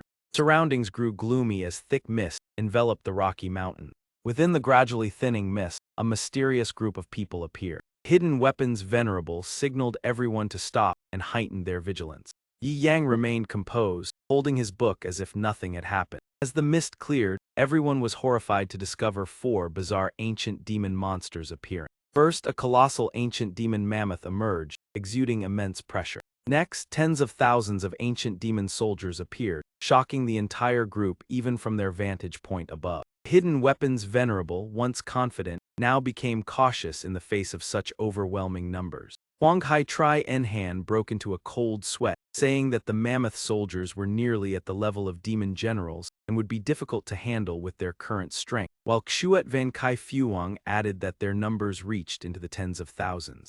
The Hidden Weapons Venerable worried that engaging them head-on would lead to exhaustion, and wondered why they had not yet attacked the human world. Fang Xing explained that the entrance to the abyss had once been sealed and the vanguard had been eliminated, and that they were waiting for the Supreme Monarch to awaken, causing Du Nam to be horrified. Hearing this, the Hidden Weapons Venerable concluded that this battlefield concealed countless hidden dangers. Du Nam approached Yi Yang and asked for a rabbit pet, and he merely reminded him to be cautious because she struck very quickly. Xuet Van Kai Fuang anxiously asked how they should respond when they had already encountered a mammoth army on the very first layer, and whether they should retreat. Hidden Weapons Venerable proposed retreating before they were discovered to avoid unnecessary combat. However, Xuan Fang suddenly charged downward, shocking everyone. Quang Hai Tri Enhan shouted for Yi Yang to control his pet. Everyone turned pale and urgently called out to stop her, to avoid alerting the mammoth army. Yi Yang remained calm as he read his book, saying that they could not save the world, so he would let himself train the little fox. He transmitted a message reminding Xuan Fang not to evade, but to confront the enemy directly, and she immediately understood and charged straight at the mammoth. Determined, Xu Fang shouted loudly to encourage herself before bravely rushing forward. From above, a gigantic elephant foot descended, intending to crush her. The stomp created a heaven-shaking tremor that caused the ground to quake. Huang Hai Tri En covered his face, not daring to look, while Xuat Van Kai Fuang blamed Yi Yang for allowing his pet to rush into danger. When the monster lifted its foot, a massive crater appeared on the ground. Xu Fang leaped up from the crater, her entire body radiating astonishing power. She brushed off the dust and complained that her strength was still insufficient and that she wanted to try again. Xuat Van Kai Fuang was astonished to see that she was completely unharmed. Hidden Weapons Venerable realized that she might be a demon fox possessing the legendary immortal bloodline, which would become extremely terrifying once fully mature. The ancient demon mammoth roared in fury, unleashing a series of powerful attacks. Xu Fang nimbly dodged and cried for help as she could not confront it head-on. Yi Yang closed his book and said he would enhance her strength, and Xuat Van Kai Fuang mocked him while waiting to see what he would do. He formed a hand seal with 2 fingers to summon Dong and Gaiet to join the battle, and she immediately obeyed. A magic circle appeared beneath the feet of Xu Fang and Dong and Gaiet.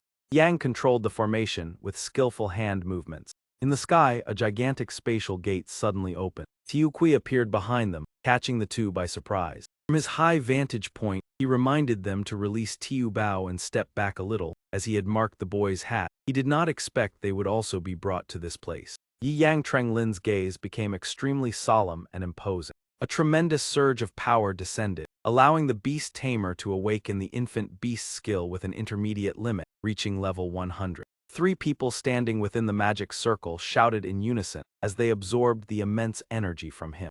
Those watching the scene were stunned into silence. Within the cloud of dust, a powerful source of energy began to rise. The earth and drifting smoke gradually dissipated, revealing the scene behind. Xu Fang's cold eyes had now transformed into the form of a supreme battle tiger. Dong Nguy letter 1EC7T also completed her transformation, becoming a majestic flying spirit fox. A pair of massive blazing wings grew from her back. Another creature appeared, shaped like a colossal ice dinosaur towering into the sky. It was Long Tu Ba Ha. XU letter 1EA5 T Van Kai PH letter 1B0 letter 1EE3 NG group, once disdainful, now wore twisted expressions they could hardly conceal. Their faces turned pale in shock, unable to believe what was happening before their eyes, their emotions shifting in an instant. Kai Tun Jia widened his eyes so much his glasses cracked, exclaiming in astonishment, "What in the world is happening?" Long Tu Baha released a thunderous roar that shook the very space. 3 ancient demonic giant elephants immediately advanced to confront it head-on. Just one massive step, they were nearly blown away. The shockwave from Long Tu Baha's stomp made them unable to maintain their footing. With a single strike, the ancient demonic giant elephants vanished without a trace. Bang Xing could not help but marvel that the legendary true Dragon Baha was truly a mobile fortress, while Kai Tun Jia was moved to tears upon realizing that the half-dragon blood infant beast, once unable to evolve, had been transformed by Yi Yang into a pure-blood Long Hyatt Baha. Yi Yang descended to the ground and told everyone to climb onto its back to use it as transportation. One by one, they climbed onto the enormous back of Long Tu Baha. Long Hai Tri En turned pale as he admitted defeat, because the opponent's mobile fortress was 10 times larger than his own. Long Tu Baha stood towering as if touching the sky. Bang Xing held Yi Yang's hand and curiously asked if the infant beast awakening skill could be applied to her, but when he refused due to her age, she pouted in annoyance. Xu Fang brimmed with momentum from her new power. Yi Yang ordered her to test her abilities. Receiving the command, she immediately dived down at incredible speed, forming a vertical streak of light. As soon as she touched the ground, she was suddenly struck by a powerful kick from an ancient demon. Kai Tun Jia worriedly thought she might be in danger. However, Xu Fang soon smiled excitedly and lifted the opponent's massive foot with one hand. She launched a fierce counterattack, piercing through the ancient demon's foot. Then she flew up to its head level, preparing to deliver the decisive blow. Ancient Demon took Xu Fang's powerful punch head-on. Its gigantic body was blasted far away. It slammed into a cliff wall, creating a violent shock. Kai Tun Jia was astonished by the terrifying strength of the demonic battle fox, while Kwang Hai Tri En widened his eyes and admitted that his spirit fortress could not withstand even a single strike from this fox. Yang continued to command Dong Nguy let her 1EC7T to join the training, instructing her to focus on speed, assist in retreats when necessary, and mark positions beneath the feet of major targets, completing a training objective of 3,000 targets. After hearing the order, Dong and GUY letter 1EC7T silently nodded in compliance. XU letter 1EA5T Van Kai PH letter 1B0 letter 1E3 NG remarked that this beast tamer was extraordinary, as even basic equipment could hardly achieve such a goal, and Kwang Hai Tri Enhan admitted he could not think of a way to accomplish it. After fully understanding Yi Yang's requirements, Dong NGUY letter 1EC7T immediately flew off to carry out the mission. Dong and GUY letter 1EC7T's attacks were so fast that the extreme demons could not react. Her high-speed movements generated powerful air currents that destabilized their massive bodies, causing them to fall, leaving XU letter 1EA5T Van Kai PH letter 1B0 letter 1E3 NG exclaiming in shock. Dong and GUY letter 1EC7T circled multiple times in the air, lifting the enemies into midair. Then completed marking an X symbol on their feet. Kwang Hai Tri Enhan could not believe his eyes when he realized this was the flying spirit fox whose speed rivaled divine beasts after evolution, leaving Kai Tun Jia speechless. Kwang Hai Tri Enhan helplessly knelt and burst into tears, feeling inferior to even a pet, prompting XU letter 1EA5T Van Kai PH letter 1B0 letter 1E3 NG to loudly urge him to stand up and maintain his dignity.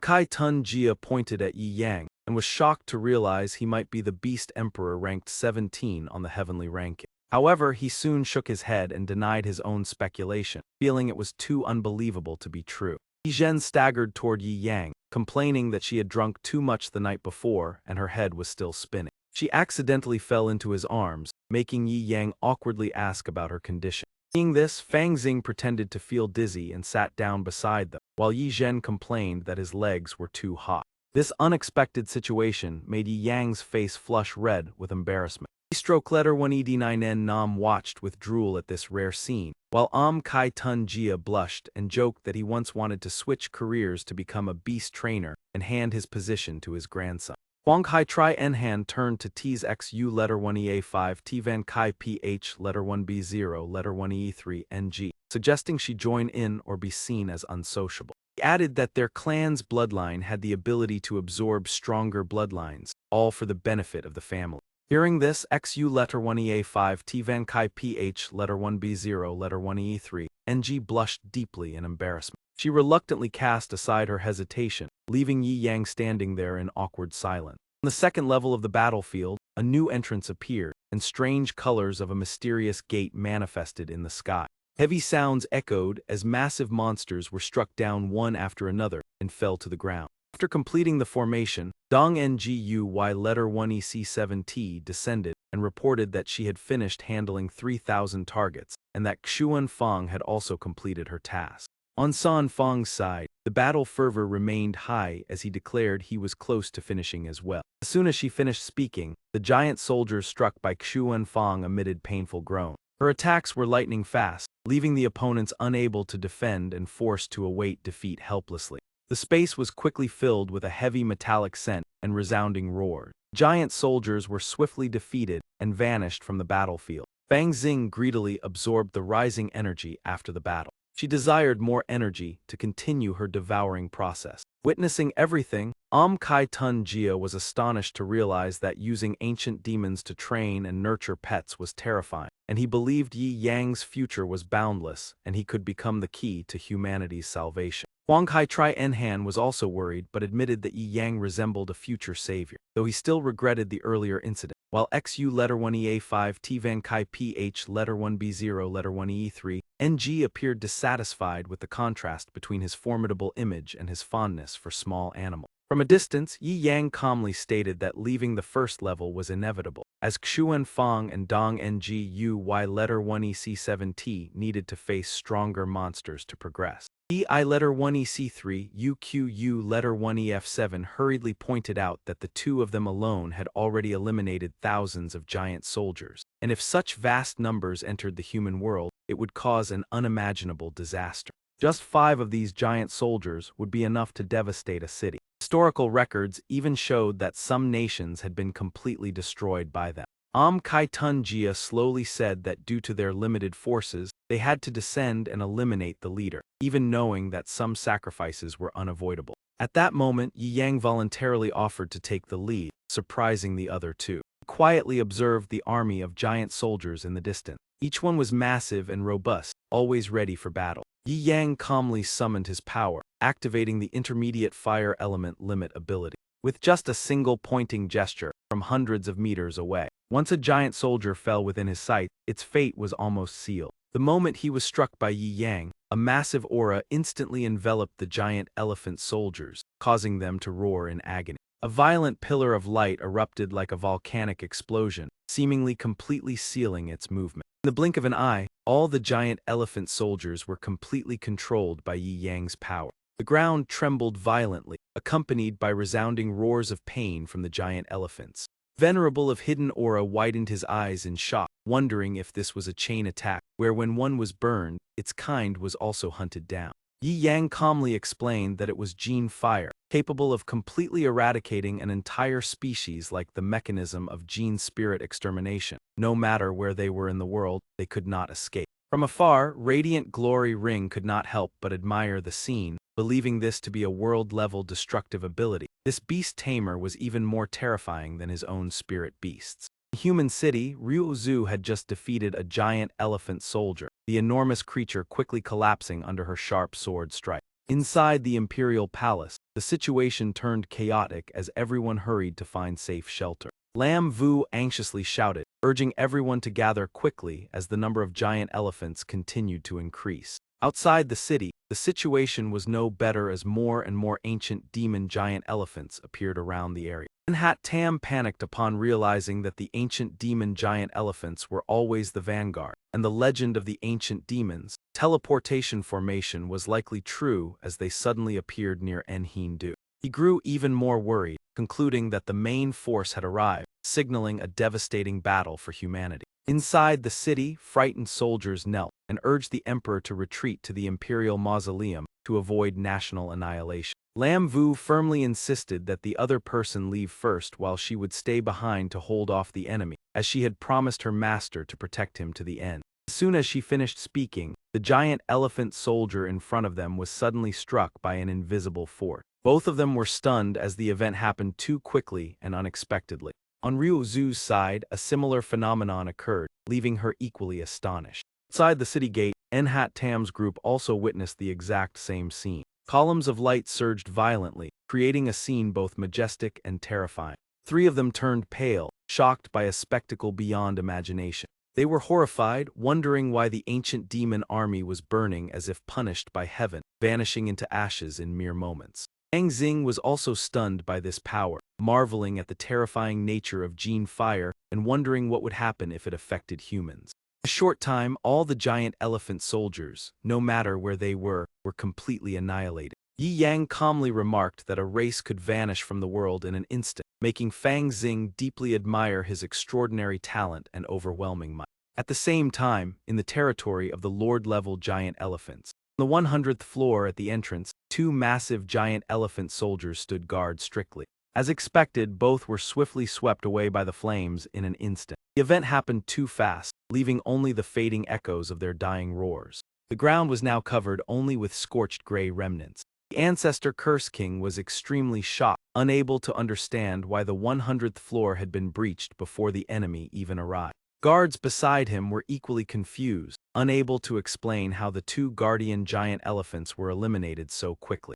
However, the Ancestor Curse King remained calm, believing they were merely low-level lords eliminated from afar by a special technique. The Blood King spoke up, changing the topic and declaring that once humanity was destroyed, the entire East would belong to him. That man laughed sinisterly, planning to keep a final group of humans as a source of blood offerings to present to the Supreme Monarch. Hearing this, the Ancestor Curse King grew furious, scolding that the Supreme Monarch did not need such lowly offerings and warning him not to underestimate the power of the East.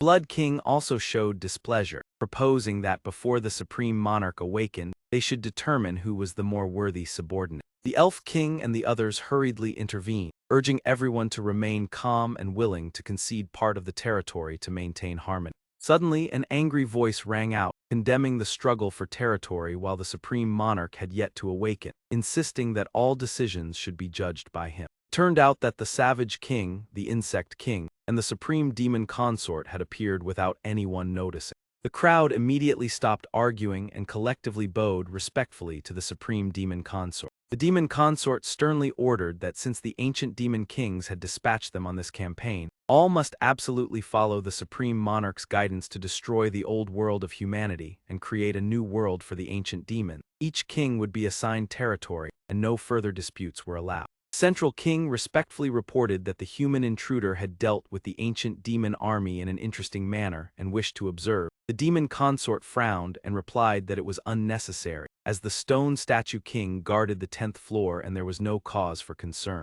Afterwards, the supreme demon consort loudly commanded everyone to sincerely pray for the swift descent of the supreme monarch. All responded in unison, welcoming the arrival of the supreme monarch. After using fiery eyes, Yi Yang's ranking on the heavenly list was in turmoil for several hours. Unconcerned with the ancient demons, he invited everyone to play a card game from Earth and quickly advanced to the 9th floor of the ancient demon battlefield. The atmosphere was completely relaxed as everyone leisurely gathered to play cards. Yi Yang's consecutive victories visibly irritated the others, yet they could only helplessly accept it. Shuat Van Kai Fuang reminded them that they came to save the world, not to gamble. Radiant Glory Ring lamented that he wanted to win so Yi Yang would marry his younger sister, but his bad luck had cost him his fortune, so he still wanted to recover his losses. At that moment, a dark figure rushed in, dragging Xu Wenfang, who was thrown down from above. She crashed heavily onto the ground, creating a large crack as dust and debris billowed everywhere. Xu Wenfang gasped as she stood up and reported to the sect master that her ribs were injured, and she was temporarily unable to fight. Behind her, several ferocious beasts charged forward at incredible speed. However, the moment they met Yi Yang's gaze, they instantly froze in fear. Immediately after, the beasts hastily retreated, leaving everyone in deep admiration. Yi Yang's imposing presence made even elite demon generals afraid to approach. Being with him was truly reassuring. Someone even told the Venerable of Hidden Aura that they must build a good relationship with Yi Yang, otherwise they might have to trade all their treasures for his protection. Yi Yang controlled the Thunder Cauldron and handed Xu Wenfang a beast blood pill, ordering her to take it immediately. Xu Wenfang, covered in dirt and scratches, obediently accepted and swallowed the pill. She grimaced as she chewed it with great difficulty. Within seconds her strength was restored, and Xu Wenfang shouted excitedly. She joyfully realized that she had fully recovered and was brimming with vitality. Regaining her composure, Xu Wenfang immediately unleashed her aura and charged back into battle. Shuat Van Kai Fuang remarked in amazement that each time Xu Wenfang was injured, she became stronger. Such a physique was truly terrifying. Radiant Glory Ring also turned pale in disbelief. Yi Yang continued reading attentively, casually telling everyone to keep playing cards and not disturb him. Suddenly, the giant pet ahead stopped, causing the Venerable of Hidden Aura to ask in surprise why Tiu Bao had halted. He realized that its dragon offspring instinct was sensing an immense danger ahead. Before them was the entrance to the 10th floor of the ancient demon battlefield, the resting place of countless human powerhouses. This was a forbidden zone for both gods and demons. No human had ever passed through, so no one dared to act rashly. Suddenly, a mysterious gigantic hand emerged from the gate. That hand swiftly grabbed the dragon offspring and forcefully pulled it inside. Everyone was instantly swept into a violent vortex they could not resist. The mysterious gate transported them to a strange space surrounded by an endless ocean. The vortex gradually descended toward the water's surface, as if about to throw them out. It continued moving, carrying the group to a barren and desolate land. The giant pet gradually materialized in midair in a mystical manner. Unam coughed violently, astonished by the constantly changing scene before his eyes. His face turned pale with anxiety as he observed the surroundings. Beneath their feet were countless stacked rectangular blocks, forming a vast maze with no visible exit. Immediately, the entire group fell straight down from above, their terrified screams echoing through the air. Even the Dragon Prince was not spared, plunging directly into the labyrinth deep underground. Mkai Tun Jia spoke with deep concern. Legends say that every powerful human who entered this place was trapped to the very end, and we may find it difficult to escape as well. Bang Xing said in a low voice that not only humans, but even colossal beasts could not leave once they entered this lair.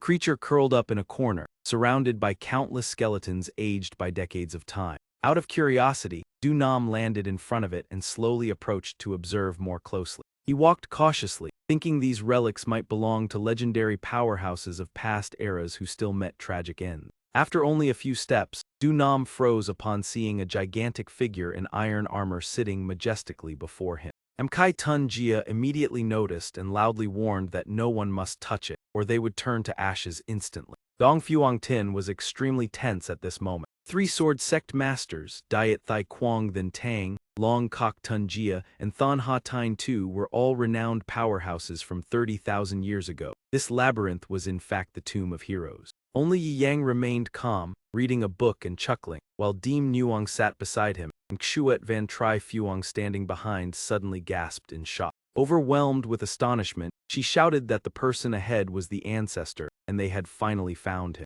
Quan Then Tham Lang, commander of the Black Cavalry 30,000 years ago, once led his army to protect humanity before disappearing in the Great Desert with his troops. For 30,000 years, the Tham family had searched tirelessly, inheriting his will to protect humanity, and Mkai Tun Jia could not help but sigh upon encountering him here. Wang Xing suddenly understood. No wonder the two of them always spoke of saving the world, and now they held hands emotionally, vowing to bring the ancestor back. Suddenly, a gloomy voice echoed with mockery, "Humanity is truly naive. Do you still think you can take that corpse with you? How ridiculous." Hearing the mysterious voice, A.M. Kai Tun Jia felt uneasy and sensed impending danger. The voice continued, "I am the supreme will of this labyrinth. You will be imprisoned here forever. Even your souls will find no release." In the distance, the figure of a general rushed forward, but it was only a soul trapped for 30,000 years, causing Dong Fuang Tin deep sorrow.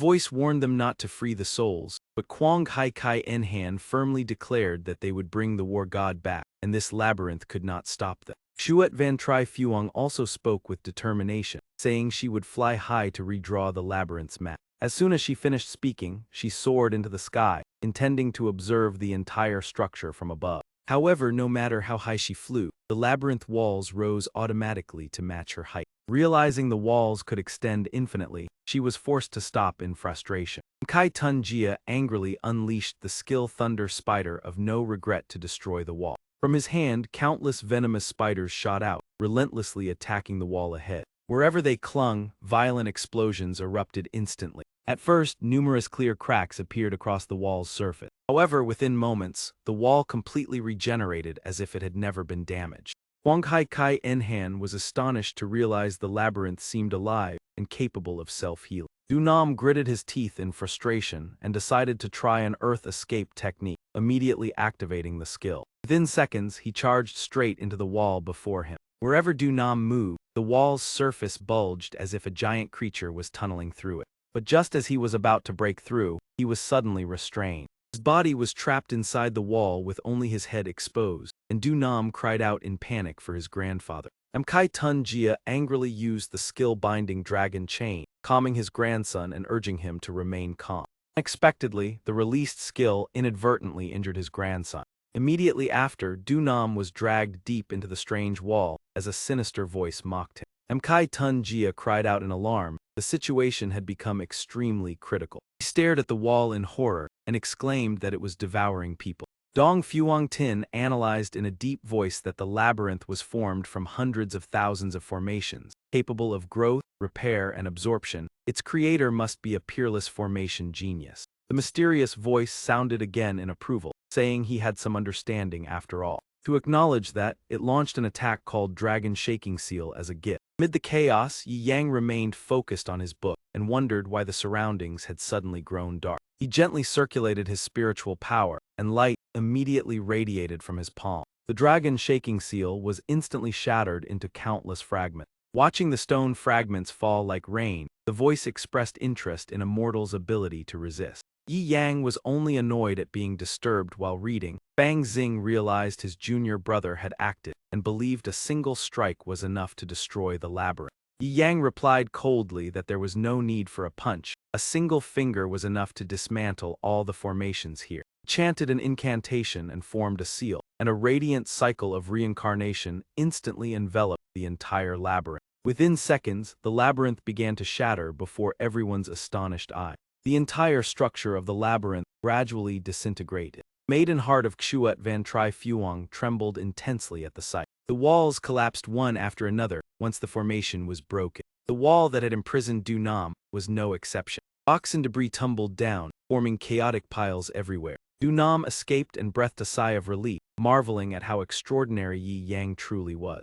Kai Tun Jia Hai Hung was stunned by the sight of a single finger, destroying hundreds of thousands of formations. Wang Xing stood proudly above, declaring that his junior brother was a master of formations, capable of nearly anything. The mysterious being refused to yield and summoned the stone statue king to counterattack. It was enraged that formations built over tens of thousands of years had been effortlessly destroyed by a mortal. As the labyrinth disintegrated, the imprisoned souls were finally freed and returned to the light. Everyone rejoiced, realizing they could finally leave this gloomy place. They praised Yi Yang as humanity's new protector and expressed their sincere gratitude.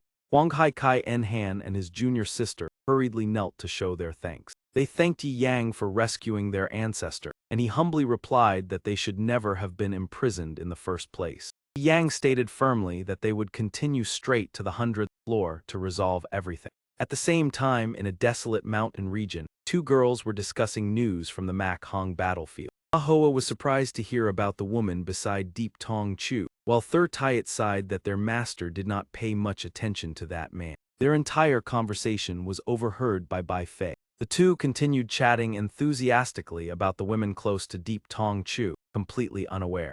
During this, Bai Fei could no longer suppress her rising anger. The aura around her erupted violently like blazing flames. Ahoa anxiously asked about her master's condition in alarm. Bai Fei coldly replied that she was merely experiencing a minor issue in cultivation, her voice filled with authority. The two awkwardly wished their master well and hoped Deep Tong Chu would not be approached by other women. In Bai Fei's mind, only the image of Yi Yang remained, and the mere thought of him made her fluster. The scene shifted to the ancient demonic battlefield on the 100th floor. From the 10th floor, Yi Yang unleashed a powerful strike that pierced straight through to the 90th floor in an instant. Du Nam followed closely behind Yi Yang, his heart skipping several beats from the continuous near-death scares. The dark weapon venerable was no better, falling in the cavern for 3 days and 3 nights without reaching the bottom, leaving him drenched in cold sweat. When they were swept down to the deepest layer, everyone felt anxious. Only Yi Yang remained calm, resting his legs and sleeping soundly.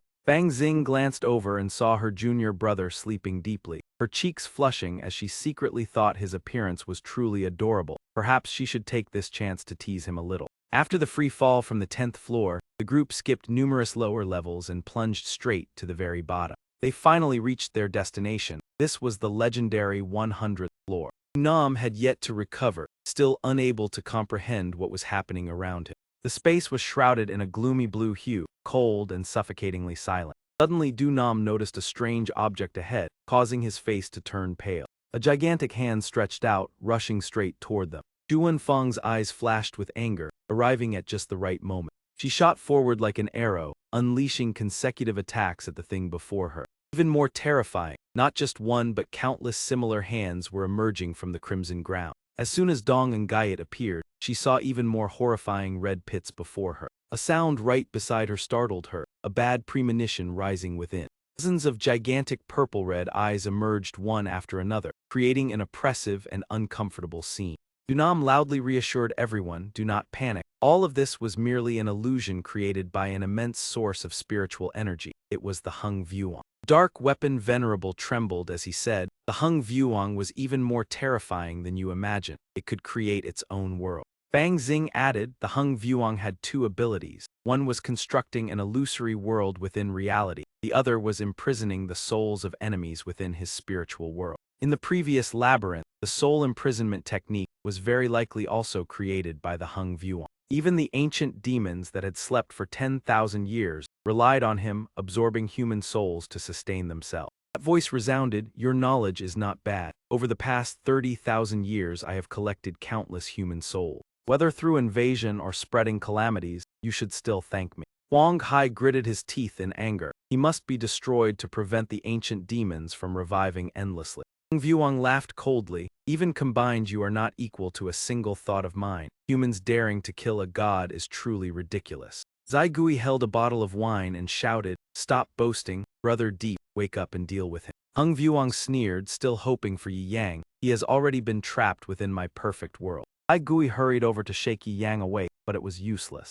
Hung Vuong proudly declared that he would destroy them with the Eye Realm Ray. Bang Xing stepped forward, claiming that she had once been trained by her junior brother in summoning magic. He unleashed Black Flame Twin Annihilation, creating astonishing power. The attack shot straight toward Hung Vuong's eye, but he countered in a flash, leaving Fang Xing no time to defend. She was violently shaken, her strength greatly diminished. Hung Vuong continued by causing another tremor that shook everything. The entire group retreated in panic as he arrogantly asked how many of his moves they could withstand. In his dream, Yi Yang vaguely heard Zai Gui's call. A gentle female voice echoed, "Father of the children, I have returned." Bai Fei walked over with the two children, asking if he was hungry as she had prepared breakfast. Yi Yang was astonished, wondering when he had gotten married. He scratched his head, still unable to believe that this was real. Bai Fei blushed and said that 3 years had passed like a dream. Being deceived for so long by a wanderer like him was truly a loss. The two children fought over a piece of cake, making the atmosphere lively.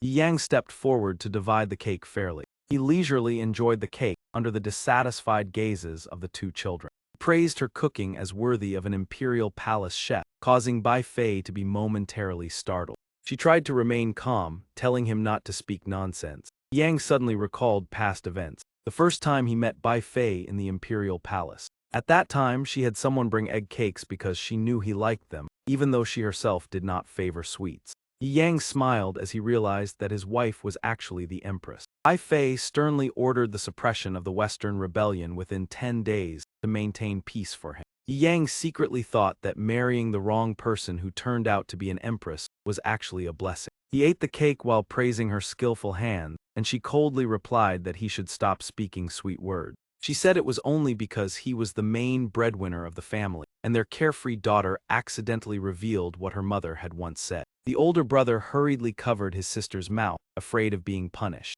Bai Fei pretended to be angry and threatened to have another child to divide the inheritance.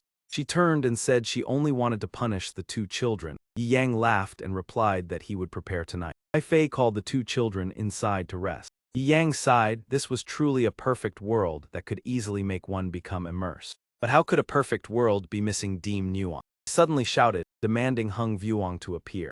Hung Vuong was astonished that someone had broken the world he created. Yi Yang disdainfully said that the moment he invaded, he had already been locked by his soul skill. Hung Vuong did not believe that a human could manipulate his world. He transformed into a ferocious dragon, threatening to destroy everything. Yang merely raised a finger, his expression calm. Instantly, Hung Vuong was shrunk into a harmless form. He lifted him up and teased that here he was the true master. Hung Vuong remained stubborn and refused to reveal the list of the supreme monarchs. Yi Yang said he would take him elsewhere to test his loyalty. Bai Fei behind him asked if he intended to leave. He gently rubbed her head to comfort her, saying they would meet again in reality. The scene returned to the desolate mountain, the wind rustling softly. Bai Fei murmured that she heard the promise to meet again in reality.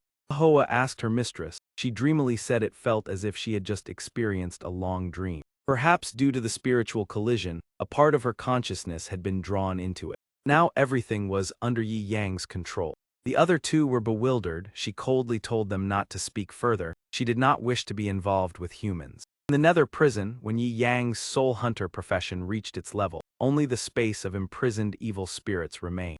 Yi Yang arrived with Hung Vuong, gently descending into the desolate landscape. Within the silent nether space, the army stood solemnly as the chief slowly returned. Outside, Hung Vuong was casting illusions to intimidate everyone mentally. The final strike seemed capable of ending everything, making all things vanish like bubbles. The Venerable of Dark Energy cried out in terror, believing that everything had reached its end. He shut his eyes tightly, screaming in despair that he was still young and unwilling to leave the world. Yet everything suddenly slowed like a slow-motion film, before abruptly stopping in a baffling manner. Venerable of Dark Energy trembled while awaiting the blow, but when nothing happened, he became even more astonished. Everyone was stunned as the situation unexpectedly took a completely different turn. Bang Xing speculated that Hung Vuong had invaded his junior brother's spiritual world, but was soul-sealed, leaving Quang Hai Kai Enhan shocked that a being capable of controlling tens of thousands of souls would meet such a fate. The Venerable of Dark Energy continued, stating that the surrounding world seemed entirely frozen, proving the seal was extremely thorough and harbored great danger.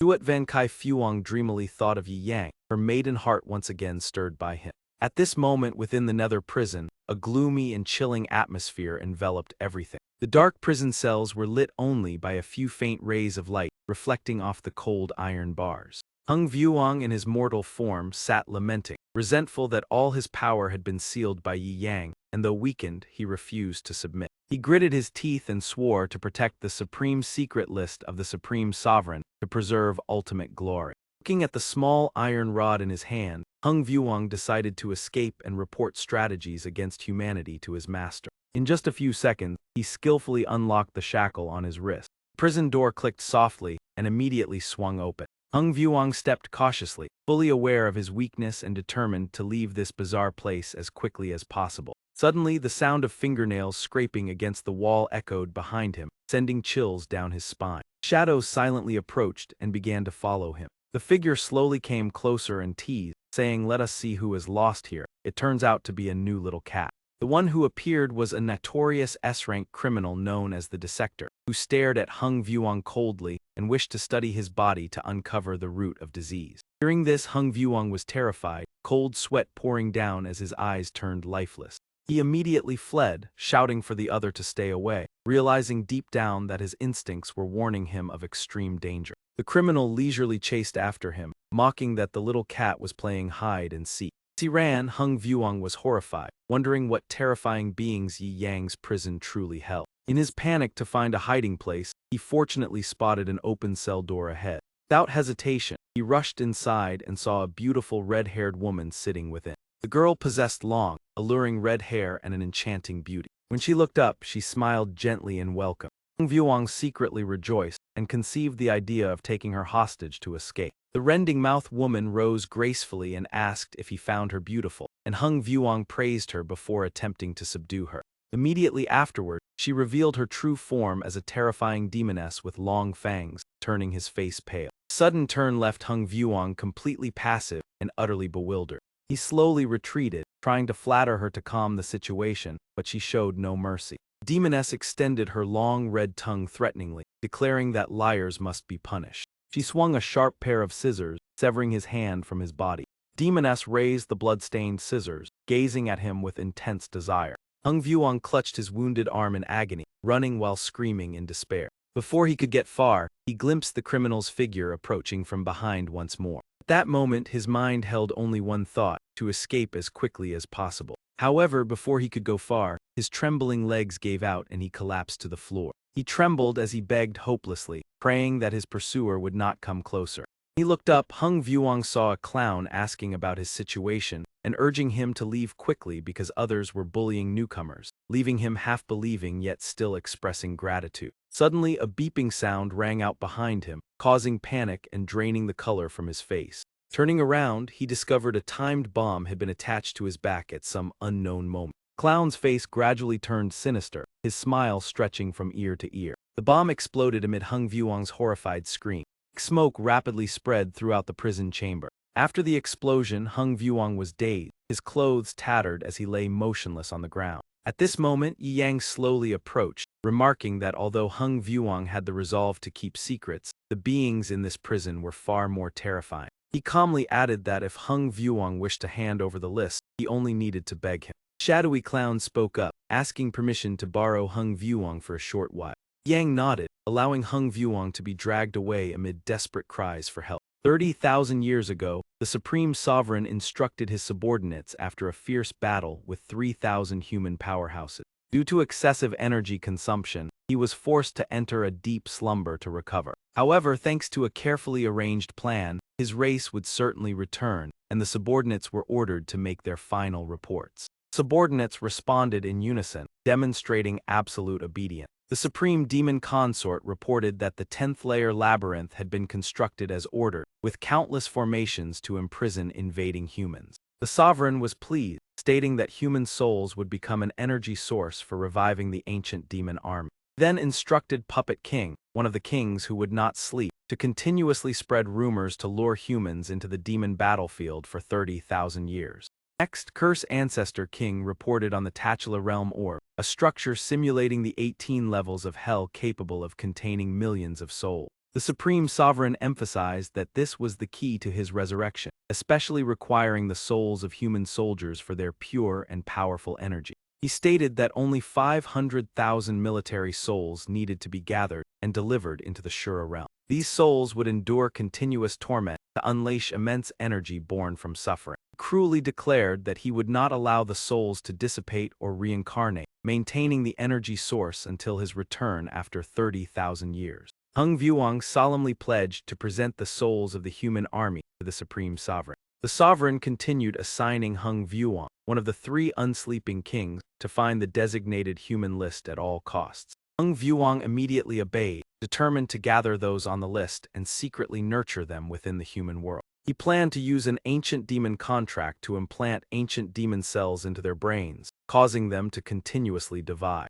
These cells would be inherited through generations, and anyone intending to resist would become tools serving the demon race. Hearing this plan, the Supreme Sovereign was extremely excited and stood to praise him. He declared that after 30,000 years, upon their reunion, the human world would be completely destroyed. That would be the moment when the demon race would build a new world and rule over all. After his instructions, he turned and left while the subordinates collectively saw him off. The doors closed, yet the vow echoed that after 30,000 years, they would unite to annihilate humanity and create the supreme world. At that time, Hung Vuong was a core figure of the demon race, and thus knew the entire crucial plan.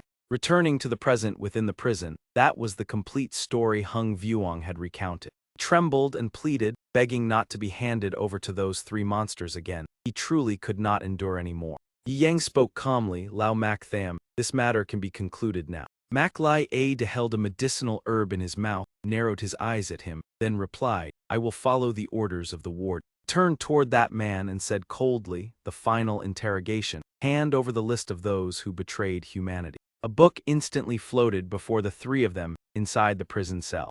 Gestured Lao Mak, review it first on my behalf. The old man obeyed and flipped through it while saying, this list involves countless powerful clans and noble families, from national leaders to renowned sages. This list has infiltrated the entire human world. The one who created it understands humanity's structure and weaknesses thoroughly. The ferocious king gritted his teeth and sneered, unfortunately, even with the list in your hands, the Supreme Sovereign is about to descend. The pawns scattered everywhere have already begun to move. Yi Yang coldly interrupted, end the interrogation, already holding a handgun ready to fire. He smiled meaningfully, at this point killing me is useless. The pawns have already stirred the entire world. The situation will spread like wildfire. Humanity's fate is sealed. A gunshot rang out, cutting off his words instantly. The ferocious king was blasted away, his body slamming hard against the cold stone wall of the prison. He tilted his head and tried to speak again. Even if I fall, the outcome will not change.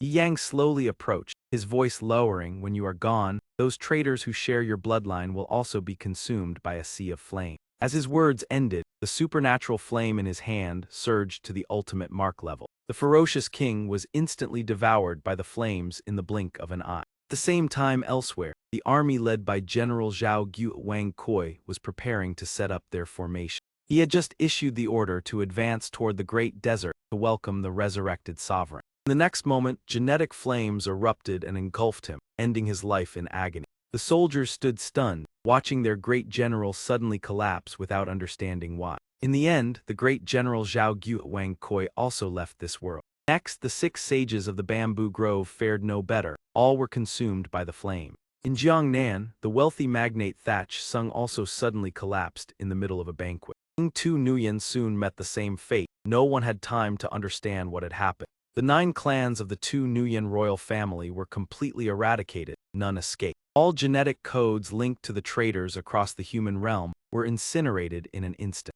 Yi Yang walked leisurely and said, Lao Mak, I will head back first. The nether blue prison is entrusted to you. He replied firmly, this subordinate will suppress the monsters in place of the warden. At the same time, he earnestly requested Yi Yang to deal with the Supreme Sovereign so that the 100,000 souls of Tula soldiers could rest in peace. He gazed into the distance and replied softly, that will not be difficult. Purple flames gradually coiled around the body of the magic wielder. Du Nam looked over in alarm. Why is he suddenly burning? The Dark Chi Venerable said in a deep voice. It seems the ferocious king has been dealt with by Yi Yang. At that very moment, Yi Yang suddenly opened his eyes. As soon as he stood up, he said, "I am awake, let us go." Shuat Van Tri Phuong shyly replied, "Even if you did not say it, I would still follow." Bang Xing looked displeased at the scene. Xuan Fong beside him quickly said, "The sect master just dreamed of my master."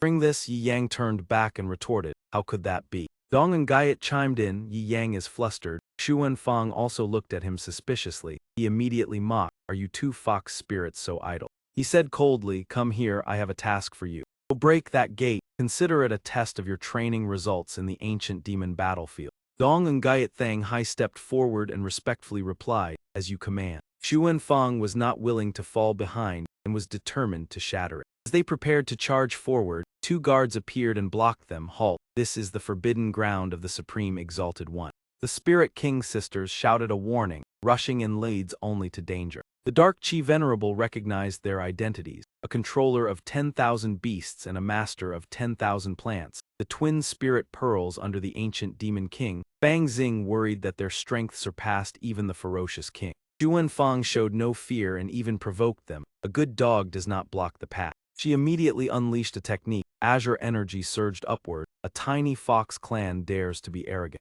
A tiny sprout emerged from the ground with the aid of magic. In an instant it transformed into a colossal ancient tree, like a primordial wood. Twisting branches stretched toward the two fox girls. Sensing danger, Xuan Fong shouted loudly, "Move aside quickly." Nevertheless, she was still struck by a heavy blow.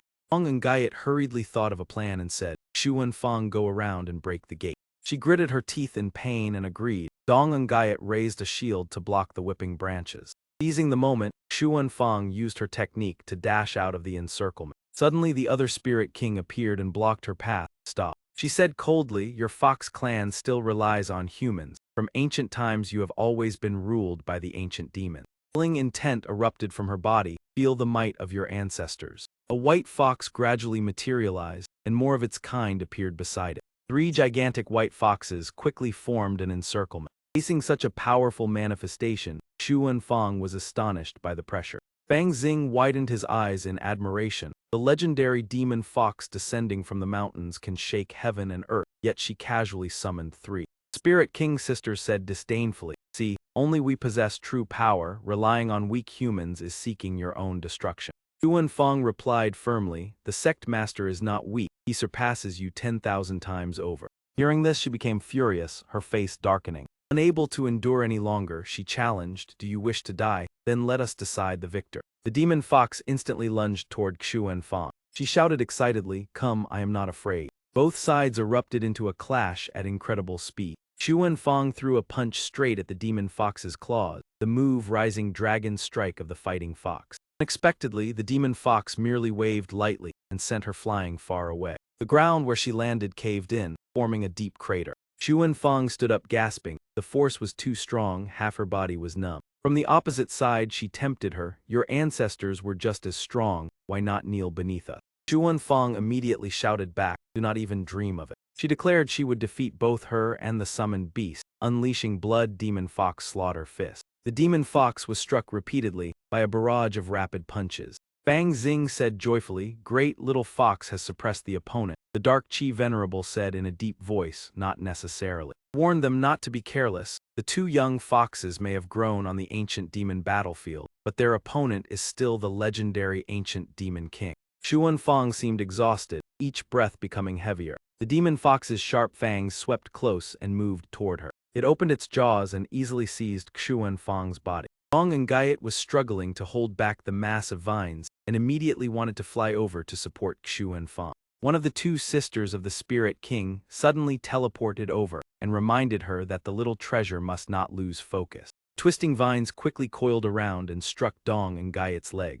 On the other side, Xuan Fong was exerting all her strength to push apart the upper jaw of the demon fox and reassured that she would not fail. Despite the many difficulties in holding on, she still tried to encourage her teammates that she could endure. The other sister of the Spirit King suddenly appeared behind Dong and Gaiet, expressing her desire to nurture the flying fox and claiming that the fox should become a toy of their race rather than serve humans. Mangacaped could only grit her teeth and curse in furious anger. That woman continued to mock Yi Yang, claiming that someone who only knew how to read books could not grant them true power. Hearing this, Yi Yang calmly replied that the other party spoke with great arrogance and that it was time to remove the training restrictions on that fox. He gently snapped his fingers to cast the unsealing technique. Immediately, the person who had been trapped within the demon fox's jaws vanished in an instant. The teammate who had previously been stuck among the magical plants was also teleported to safety. Witnessing this, Yi Yang silently calculated that after removing the restriction, the next step was ready.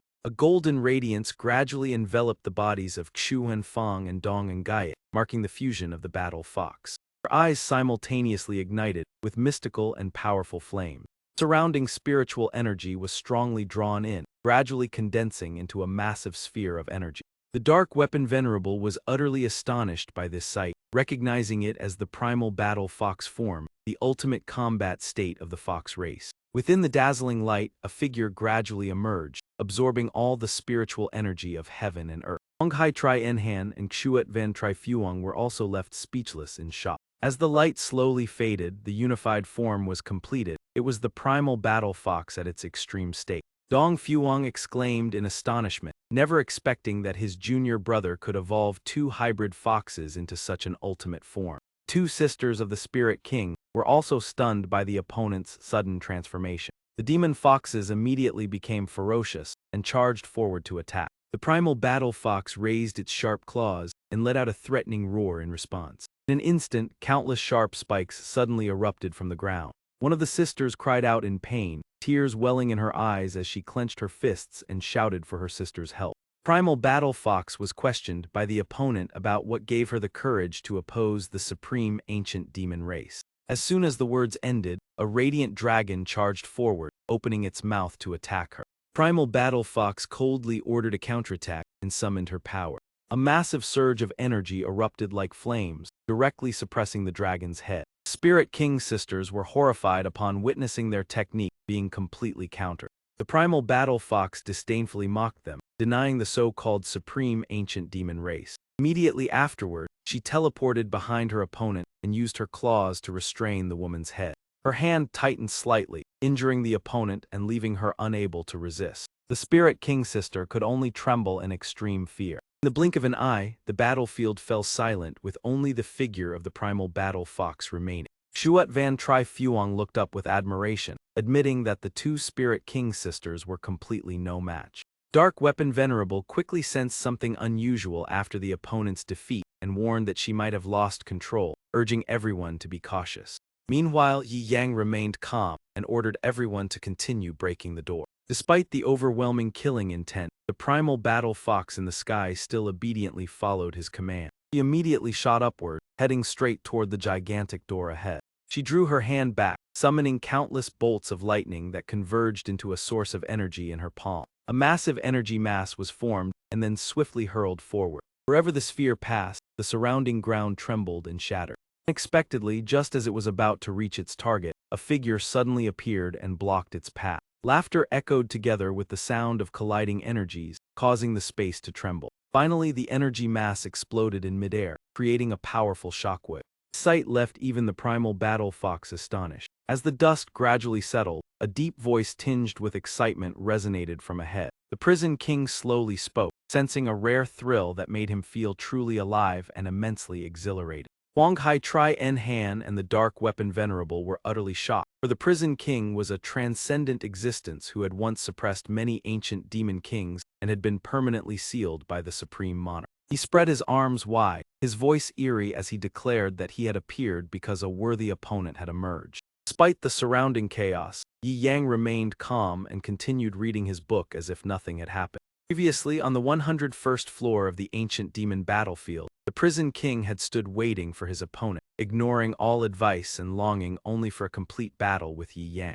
Thinking of the impending confrontation, his eyes became excited as he called Yi Yang's name in a deep voice. The Dark Weapon Venerable solemnly remarked that the prison king was a pure warrior who pursued victory but did not slaughter indiscriminately, always respecting the strong and never bullying the weak. Legend also told that he had once protected a human child from danger. With just a single move, he had defeated 15 ancient demon kings, drastically reducing the number of remaining rulers. Because of actions that went against the supreme monarch, he was chained and permanently sealed. Primal Battle Fox showed no fear and bluntly challenged the opponent regardless of which king he was. She unleashed her full power, a divine beast phantom appearing behind her as she prepared to launch an attack. Her body transformed into a beam of light, charging toward the prison king at incredible speed.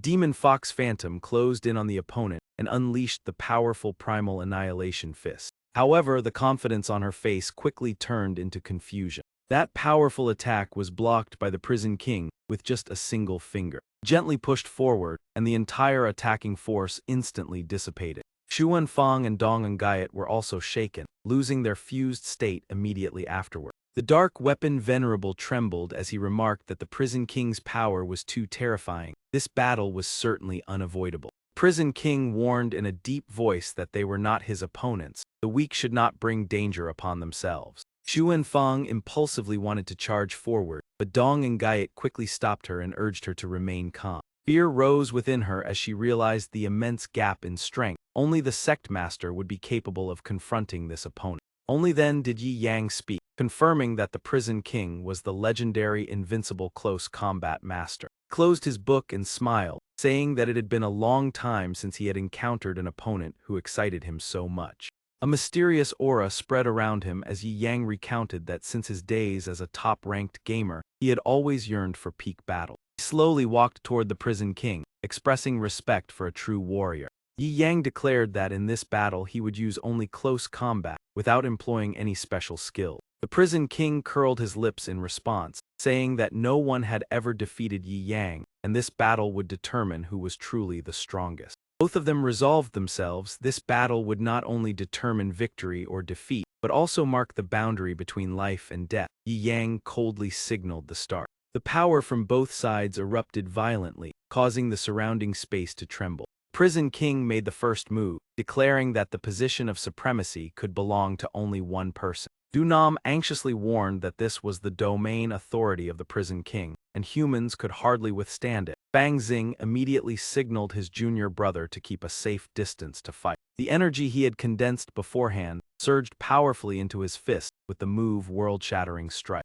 A tremendous pressure instantly surged straight toward Yi Yang. A sphere of light exploded, creating a violent destructive force against the surrounding space. The Prison King unleashed punch after punch, while Yi Yang calmly stepped back to evade. The sky trembled violently from the continuous explosions of the attacks. Prison King seemed to have entered a frenzied combat state. The power within his body erupted fiercely, and his domain technique was unleashed to an infinite extent. However, after the earth-shaking tremors, only Yi Yang's figure remained standing calmly amid the smoke. Huang Haikai Enhan exclaimed in shock upon realizing that the Prison King's domain authority had been completely sealed, and no power could surpass Yi Yang's world. Rocks and debris continuously fell from above like a heavy rain. Venerable of Dark Energy remarked that both had only just begun to unleash their power, and this was likely a peak battle rarely seen in a lifetime. Yi Yang coldly asked whether his opponent was ready. If so, he would officially make his move. The Prison King excitedly shattered the chains on his hands, urging the battle to begin so he could feel the true breath of combat.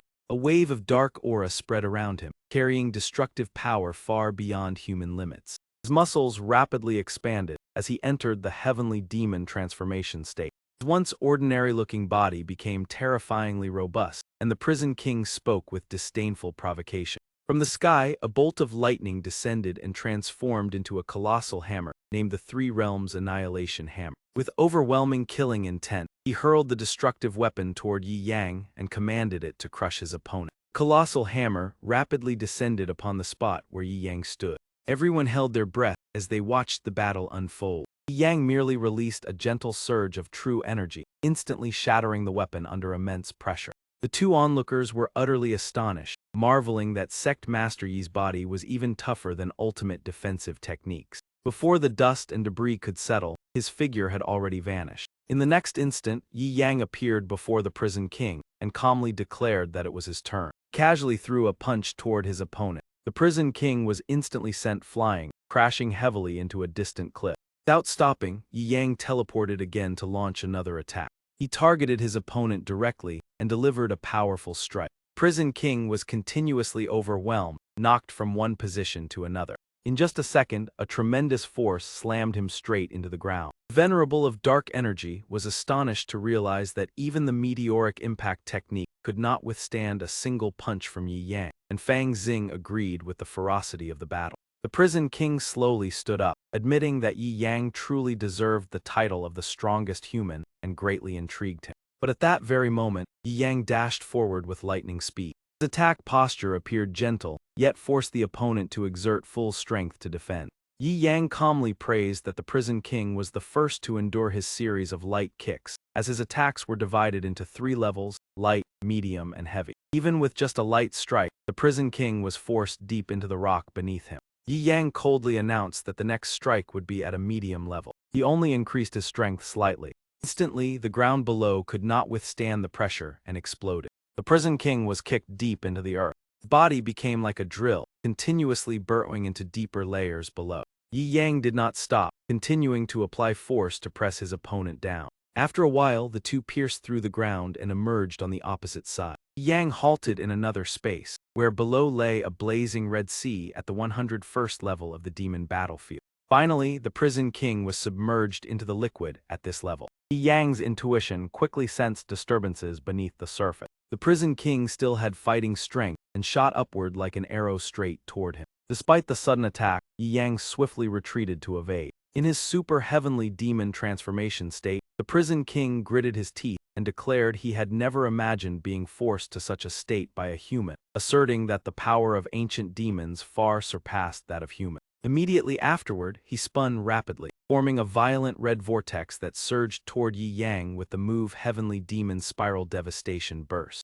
Yi Yang was briefly surprised and paused to observe the attack. Those above looked down into the crater and saw a black storm like doomsday below. Fang Xing urged his junior brother to avoid this dangerous move. Witnessing the scene, Yi Yang became even more excited about the battle. Then his entire body merged with the surrounding true energy. He charged straight into the center of the vortex. Prison King was so shocked that he could not react in time. Yi Yang pierced through the storm and struck him directly.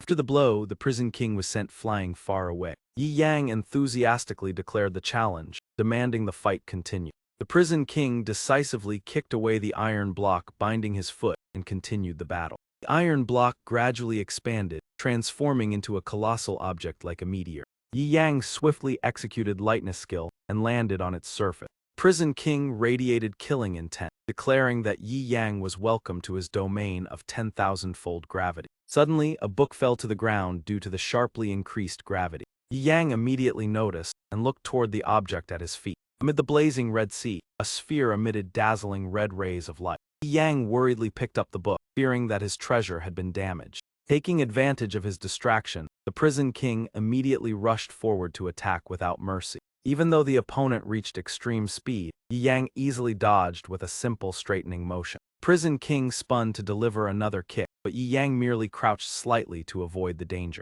He unleashed a flurry of attacks in madness, yet Yi Yang gracefully evaded again and again. The Prison King hurled his entire body forward, but Yi Yang simply stepped aside lightly, rendering the attack ineffective. Prison King turned to look at his opponent with astonishment. The group above used illusion techniques to create prisms to observe the entire battle. Fang Xing sensed something unusual, wondering if this was truly a battle of supreme experts, while Du Nam turned pale, believing the Prison King was about to lose control. The Venerable of Dark Energy commented that only when enraged did the Prison King reveal his most terrifying power. As predicted, the Prison King was nearing the limit of his emotions and challenged Yi Yang to withstand his full force strike. From the void, a colossal demon god statue was gradually summoned, known as the Demon Annihilation Colossus. Even as the Prison King unleashed his full power, Yi Yang remained calm, inspecting his book. After a tense moment, he finally let out a sigh of relief, feeling that everything was still under control and deciding to continue the battle. By the time Yi Yang realized the situation, the giant demonic statue had already closed in right before him. Its fifth punch was only inches away and nearly caused injury. However, Yi Yang calmly struck with his bare hand, directly shattering the attack. A massive shockwave erupted, sending rippling currents of energy spreading around the sphere. The sea surface, pressured by the immense force, surged violently without end. Yi Yang's palm force pierced through the demonic statue and simultaneously blasted the Hell King far away. His body was flung like an arrow, crashing through nearly 10 mountains in succession. Seawater turned dark red and was continuously bombarded by falling rocks like rain. From afar, the Hell King's voice echoed, declaring that he had always pursued the pinnacle of martial arts. He was unwilling to accept defeat, believing he had never seen the limits of power and could not fall so easily. The Hell King seemed to burn his own essence to unleash the ultimate heavenly demon body, determined not to accept failure. He poured all his fury into the surrounding space, repeatedly declaring that he could not lose. Hell King Din Kuang screamed incessantly in madness. The surrounding world gradually transformed, reshaping into a bizarre space where the galaxy reversed. Channeling all his energy into his body, he challenged Yi Yang to withstand his strongest strike. Yi Yang calmly replied that since he was wholeheartedly pursuing power, he would respect that resolve. He lightly provoked the Hell King to watch closely, enraging him into unleashing demonic energy with fierce killing intent. Ground beneath Yi Yang began to transform, and he proudly declared that he would let his opponent experience a level of power beyond his reach. The demonic energy formed into sharp claws, ready to engulf Yi Yang. Suddenly, a brilliant rift tore through the sky created by the Hell King. It was the super heavy chop strike. With just a casual wave, Yi Yang shattered the so-called invincible ultimate technique, causing the surrounding space to fracture. The crack widened further, revealing a magnificent galaxy within. The Hell King was momentarily horrified by this unimaginable sight. The galactic vortex emitted a powerful suction force, swallowing all of his illusions. Sweat poured down his forehead as the Hell King trembled, realizing that the void had been severed. But soon after, he seemed to awaken, tears quietly falling as he exclaimed that he had finally seen it. In deep satisfaction, the Hell King shouted that he had finally reached the power he had always sought. Before fading away, he left behind only 3 simple yet sincere words: "Thank you." The figure of the Hell King was gradually drawn into the endless vortex and disappeared. Another crack appeared in space. The sea churned violently under the immense suction from the spatial gateway. The original gate had also been torn apart after the battle. Everyone was stunned by the majestic scene unfolding before them. Huang Hai Kai Enhan was astonished to realize that with a single strike, Yi Yang had shattered an entire world, while Fang Xing wondered if this power was truly only at a rank as he claimed. At that moment, Yi Yang flew back beside them and affirmed that the power was indeed a rank. Maintaining a calm demeanor, he turned and said that he had only used a small portion of his strength and urged everyone to continue onward. The group ventured deeper into the gate, preparing to face the Supreme Sovereign. Meanwhile, Tuhai City remained immersed in a peaceful atmosphere. Inside the residence, a group of people gathered and chatted lively. A graceful figure gently stepped inside. One guest enthusiastically discussed scenes from the novel Deem Huang, while another insisted that the protagonist's climax was the most impressive. An annoyed girl turned to remind them to keep quiet in public, while someone beside her mocked that it was fortunate Deep Tong Chu was not present to witness this scene. The tavern owner kindly remarked that the absence of Deep Tong Chu always made everyone feel something was missing, and he also praised Deem Nuang as a worthwhile read. A guest loudly ordered his usual 2 liang of daughter's red wine and a plate of dried tofu. Seeing the girl constantly looking around, everyone teased that she was searching for Deep Tong Chu, who had yet to return from his journey. She blushed and denied it, insisting she was only looking for a seat and had no interest in him. The tavern owner quickly eased the situation, explaining that the long-standing peace of the Tuhai region was thanks to Yi Yang guarding this place. Suddenly, panic screams erupted from outside, signaling the arrival of demons, and everyone immediately tried to flee. The crowd ran while warning that she had already caused many casualties, and urged each other to escape quickly. However, in the blink of an eye, they were all struck down and fell. Meng Hao rushed out to assess the situation, followed by the tavern owner to see what had happened. Everyone was horrified to realize that the one who had appeared was a great demon at the Yi Kingdom level. The appearance of the puppet king threw everyone into panic, and she coldly declared that the entire Yuan kingdom would soon be destroyed and that fleeing was useless. The tavern owner immediately decided to stay behind to hold her off, urging everyone to evacuate the city, but Miss Li worried that escape might be impossible. The puppet king sneered, finding it amusing that humans delivered themselves to her doorstep and demanded to be shown the way to Tam Jiang Tu Tavern. The tavern owner cautiously asked why she was seeking that place. Puppet King revealed in a deep voice that Yi Yang had ruined the Supreme Sovereign's 10,000-year plan, so she had been ordered to eliminate all his friends in revenge. The tavern owner gritted his teeth and proudly declared that Yi Yang's actions were entirely justified, and even if he had to sacrifice himself, he would have no regrets. The puppet king exposed his identity, stating that all information was under her control and demanded that he lead the way to the tavern. Tavern owner gathered all his strength, his muscles bulging and tearing his clothes as he firmly refused. Seeing this, the puppet king immediately lashed out with a sinister red thread. The thread flashed like lightning, severely injuring the tavern owner's arm. He cried out in pain and despair. Witnessing this, Feng Hao immediately charged forward to counterattack. Once close enough, he threw a fine powder toward the puppet king to hinder her. Then he ordered others to take the tavern owner away and quickly return to the tavern, where Deep Tong Chu had once assured safety in times of danger. The puppet king clutched her face in fury and roared in anger at being obstructed. Everyone hurried toward the tavern in urgency. Puppet king seized Feng Hao and coldly declared that she would accompany them to the tavern.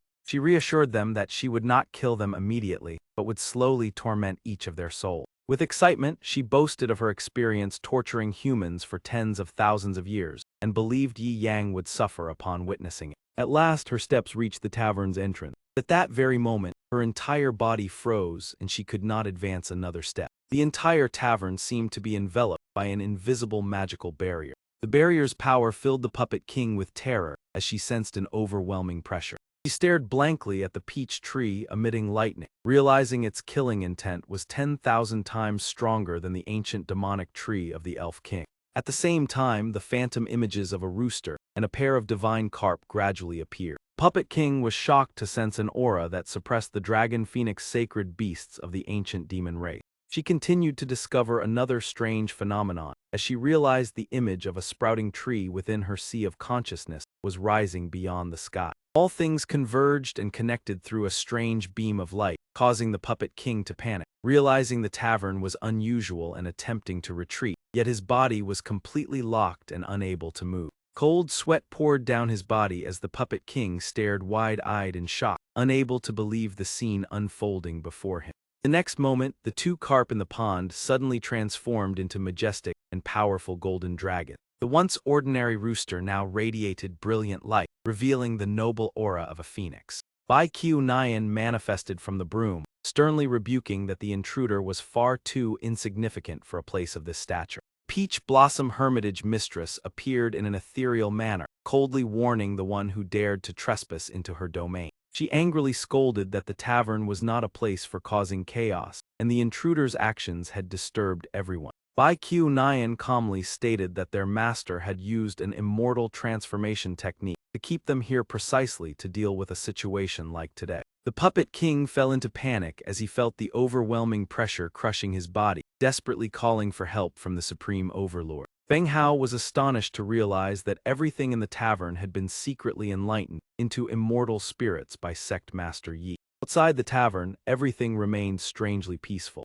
Inside, the Puppet King was completely restrained, kneeling and begging the sacred beasts for mercy. The orange carp turned to the others and asked how they should deal with this intruder. The question was posed in a tense, yet confident atmosphere. While healing the owner, Bai Qiu Nian calmly remarked that a being of this level was merely a minor demon, leaving Feng Hao shocked that a demonic king appeared so insignificant in the eyes of a senior. Rooster God interjected, proposing that the threat should be eliminated decisively to avoid future trouble. Along also agreed, emphasizing that safety was the top priority. Peach Blossom Hermitage Mistress gently waved her fan and nodded gracefully in agreement. Trembling, the Puppet King tried to persuade them that humanity was on the brink of extinction, and the sacred beasts need not intervene, even promising to build a holy kingdom if spared.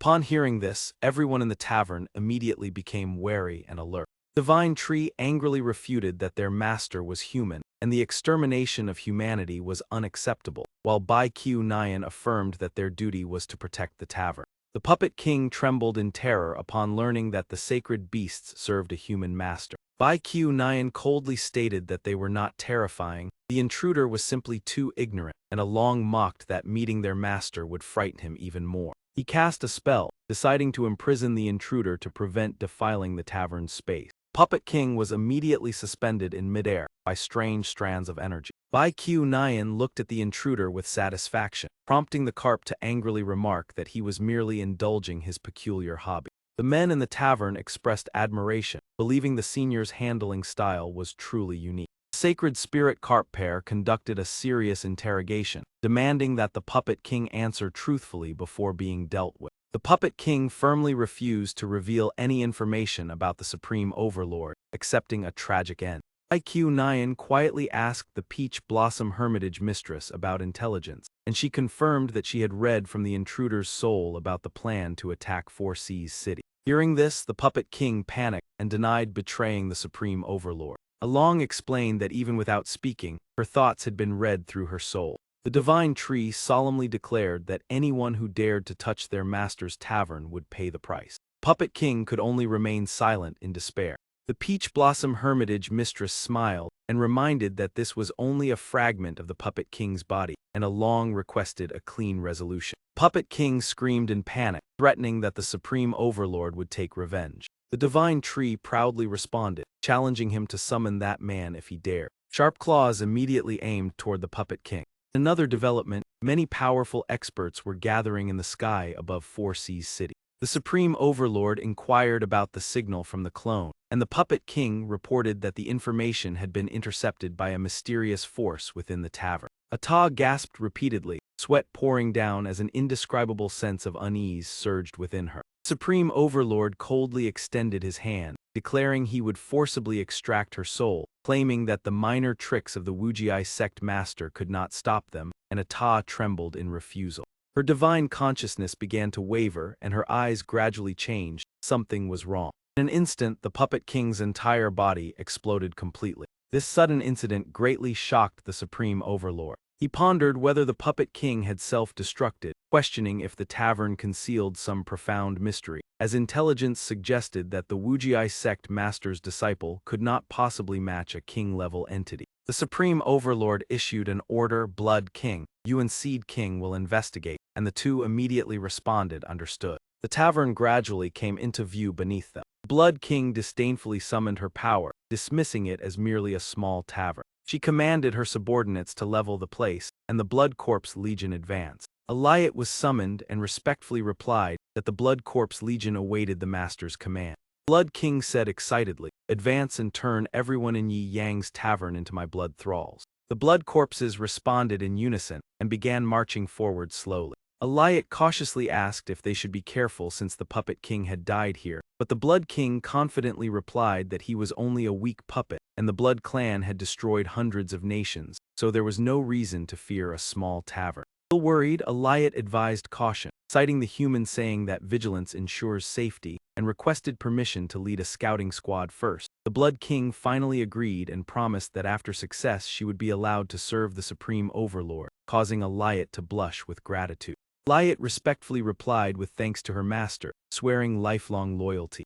Immediately afterward, a Liot's expression changed as she commanded the army to advance toward the tavern. Suddenly, a golden dragon revealed its true form and soared through the sky. A Liot looked up in terror at the overwhelming pressure. She could not believe that a divine beast capable of suppressing all directions resided within the tavern. When the phoenix opened its eyes, she instantly collapsed to her knees. The phoenix's presence powerfully suppressed the Blood Clan, causing her soul to tremble uncontrollably. Rooster God stepped forward proudly and warned that their gathering here would disrupt the tavern's business, and their master would not be pleased. A Liot trembled as she begged, Phoenix Lord, I have come to surrender. I have endured enough under the Blood King and the Supreme Overlord. From now on I will be loyal only to you. Rooster God replied indifferently that he was not qualified to accept subordinates as he already had a master, and someone like her held no value. A Liot tried to persuade him with her special abilities.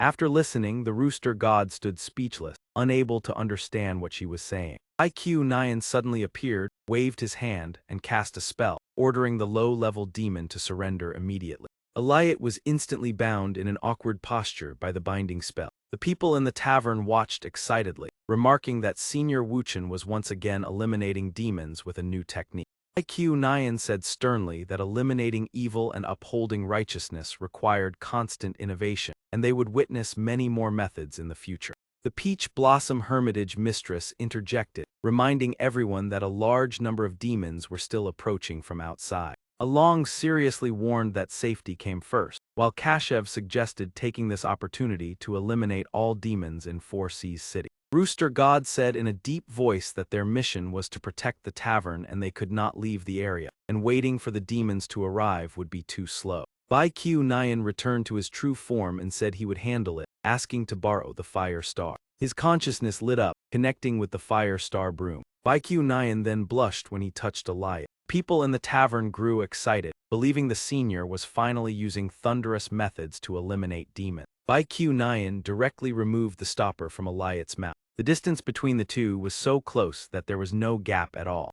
Raised his head with emotion, saying that to eliminate demons and plant the fire star within her body, he could only go this far. The surrounding people were moved to tears, all of them filled with admiration for the noble virtue of the senior. Along said with displeasure that the man was truly strange, then calmly ordered Eliot to leave the tavern immediately. Outside, the Blood King waited impatiently, unable to understand why they had not yet come out even though it was only a small tavern. Blood Corpse suddenly shouted that the captain of the guards had stepped outside. After the grand expedition, only Alex returned in the end. However, her body emitted a strange aura, accompanied by a delighted laugh. Upon seeing this scene, the Blood King sensed that something unusual was happening. Eliot's entire body ignited with true energy like a raging flame, and the form of a phoenix gradually became clear. Noticing the spreading fire aura, the Blood King immediately ordered a retreat because her body contained the divine flame of the true phoenix. Blood corpses that failed to escape in time were engulfed by the flames, their cries of despair echoing loudly. Seeing the phoenix shadow pursuing from behind, the Blood King panicked and accelerated his flight, unwilling to face the fate of annihilation.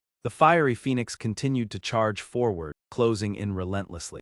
With panic in his eyes, the Blood King could only exclaim that the situation was extremely critical, as he was being relentlessly pursued. Immediately afterward, the phoenix shadow enveloped him, creating a massive shockwave across the sky. Elsewhere, the Insect King instructed his subordinates to disguise themselves as humans to scout the tavern, believing that surrender was the only way to survive under the rule of the Supreme Monarch. Subordinates pledged their loyalty in unison, ready to act according to the command. But suddenly, the fire phoenix had already flown to where they were standing. Phoenix Shadow immediately charged straight toward the Insect King with overwhelming momentum. At this moment, the space was filled only with the dazzling light of the fire phoenix, enveloping everything. A heaven-shaking explosion resounded, causing the entire city to tremble. Four Seas City was submerged in a sea of flame, leading everyone to suspect that the four seniors had accidentally destroyed the place. Bakther Enheen turned his face away and pretended to talk about the weather, while Dao Hoa Am Chu also hurriedly found an excuse to leave. Even from afar, everyone could clearly feel the terrifying power of the explosion caused by the fire phoenix. The Supreme Monarch sat on his throne in contemplation, showing interest in the tavern's counterattack. Both Thuong Ma Fai frowned and said that a single move had eliminated the Blood King and the Insect King. Chu Vuong requested permission to personally go to the tavern. That man replied angrily that the enemy could defeat two major forces in such a manner, enough to make him act personally. Subordinates immediately bowed respectfully, hoping that the Supreme Monarch would act soon. The Supreme Monarch's eyes flashed as he extended his hand toward the human world and slowly called out. The shadow of his gigantic hand gradually covered the sky above the tavern. The people inside the tavern had not yet realized the danger and were still happily planning to hold a celebration banquet with the seniors. Bakther Enheen immediately warned in a stern voice that the real storm had only just begun. The Supreme Monarch was the most terrifying enemy in 30,000 years. He explained that not only was that man powerful, but he was also a ruler who possessed the strength to dominate the entire world. Suddenly, his expression changed as he sensed a terrifying pressure. A gigantic metallic arm descended from the sky. Immediately, the protective barrier of the tavern activated with great power. Everyone cried out in fear, realizing that it was the legendary arm of destruction. The gigantic arm used stones to attack the barrier, but was completely ineffective. The barrier reacted violently, crushing all obstacles into fragments.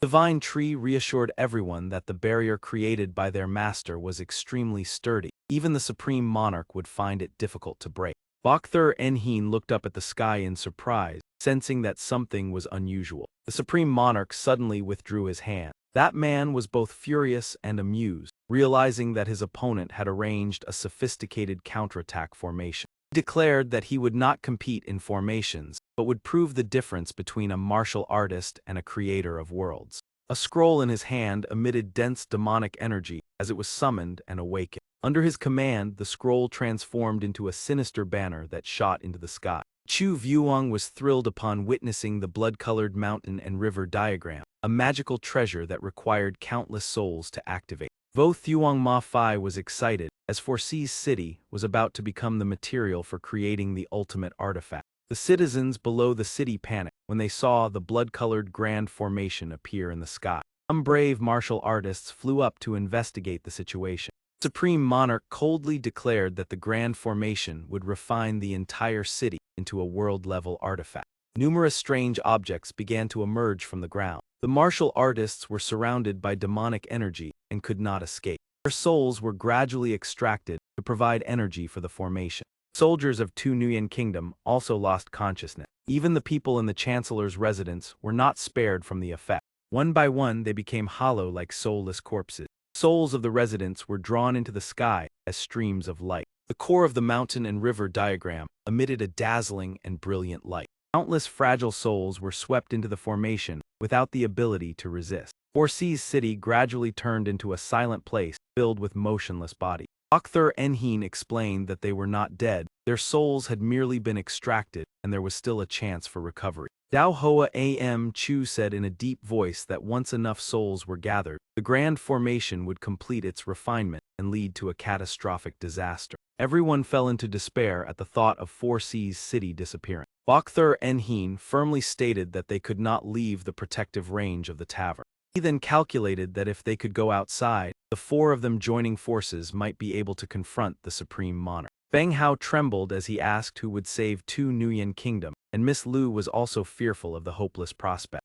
Okthur Enheen believed that Yi Yang would turn the situation around and hoped that his disciples would hold their position. In a distant mountain region, where Vo Kuk sect was located, the barrier established by Yi Yang continued to operate steadily. Blood-colored mountain and river diagram continued to spread across the territory. Xin stepped out of the barrier and called for everyone to retreat, but the fellow disciples resolutely chose to face the danger together. Demonic energy quickly enveloped their bodies.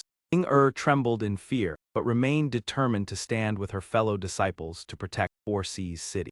A sudden voice rang out, causing Xin to turn back in shock. Bo Thuong Ma Fai appeared and mocked that they did not possess the strength to change the situation.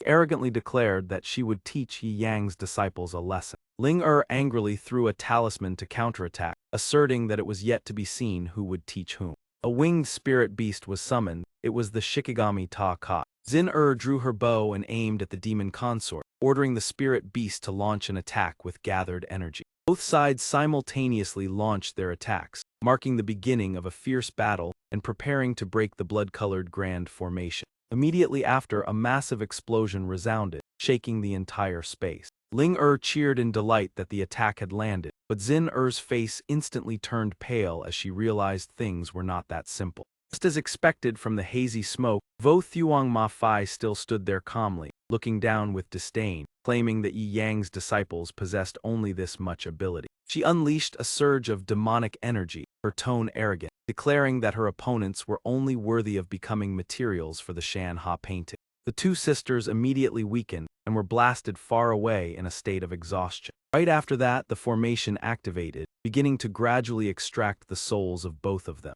Nan Gong's anxious voice echoed through the space, asking about the situation as the power of the formation's laws in the sky grew stronger, making it nearly impossible for her to hold on. Lu Qing reassured Nan Gong that they needed a little more time, as this was her first time executing the mid-level form of the abyssal piercing technique. Suddenly, Nan Gong noticed an abnormal sign and panicked, warning that they had been discovered. The cursed progenitor king immediately created a gigantic swirling sphere and coldly declared that the female disciples of the Vo Kuk sect should prepare to face their fate. At the critical moment, Lu Qing gritted her teeth and announced that the technique was complete. A colossal beam of light shot straight toward the cursed progenitor king. It was the mid-level form of the abyssal piercing technique unleashed. The opponent instantly sensed the imminent danger. A surge of purple lightning suddenly appeared, surrounding the incoming golden beam. That ray of light resembled a colossal spear piercing straight into the sky. Everyone finally set aside their fear for the moment, rejoicing that someone was powerful enough to confront the Shanha painting. Suddenly, a bizarre hand emerged from the void and seized that beam of light. Seeing the hard-earned power crushed so easily, Lu Qing stood frozen in shock, unable to believe her eyes. The Supreme Sovereign showed interest and continued absorbing the souls of Nan Gong and Lu Qing, declaring that Yi Yang's disciples had become part of the Shanha painting. The power of the formation continued to grow. The completion rate of the bloodstained Shanha painting had reached 95%. People broke down in panic and despair, realizing that the terrifying painting was about to be completed with no one coming to save them. Dr. Enhin also felt powerless as he witnessed powerful figures from all over Tu Nuyen Nation having their souls absorbed. Kashev coldly remarked that in the eyes of the Supreme Sovereign, all cultivators were merely pawns. Watched in anguish as each person had their soul drained to serve as sacrifices for the formation, unable to suppress his fury at such cruelty. An urgent warning echoed from within the sect, ordering everyone to move away immediately. Yi Zhen, within the body of a colossal robot, firmly announced that she was about to depart, prompting everyone to rush forward to stop her. Someone advised that this machine was merely a tool their master had created for excavation. Going out now would be no different from throwing herself into danger. A small bird also flew over to persuade her, reminding that even Lu Qing and Nan Gong, who were stronger, had still failed. But Yi Zhen remained resolute, emphasizing that if the bloodstained Shanha painting was completed, her junior sisters would vanish completely. She decisively declared that she would stop the formation from being completed, absolutely not allowing her fellow disciples to be lost. Yi Zhen rushed forward without hesitation. The small bird cried out in despair, and everyone felt heartbroken as the gentlest person in the sect now risked her life like this. Someone burst into tears, worried that the second senior sister, who was not skilled in combat, had plunged into such peril. The mountain and sea map along with the cloud layer, where the Supreme Overlord stood, had now appeared right before their eyes.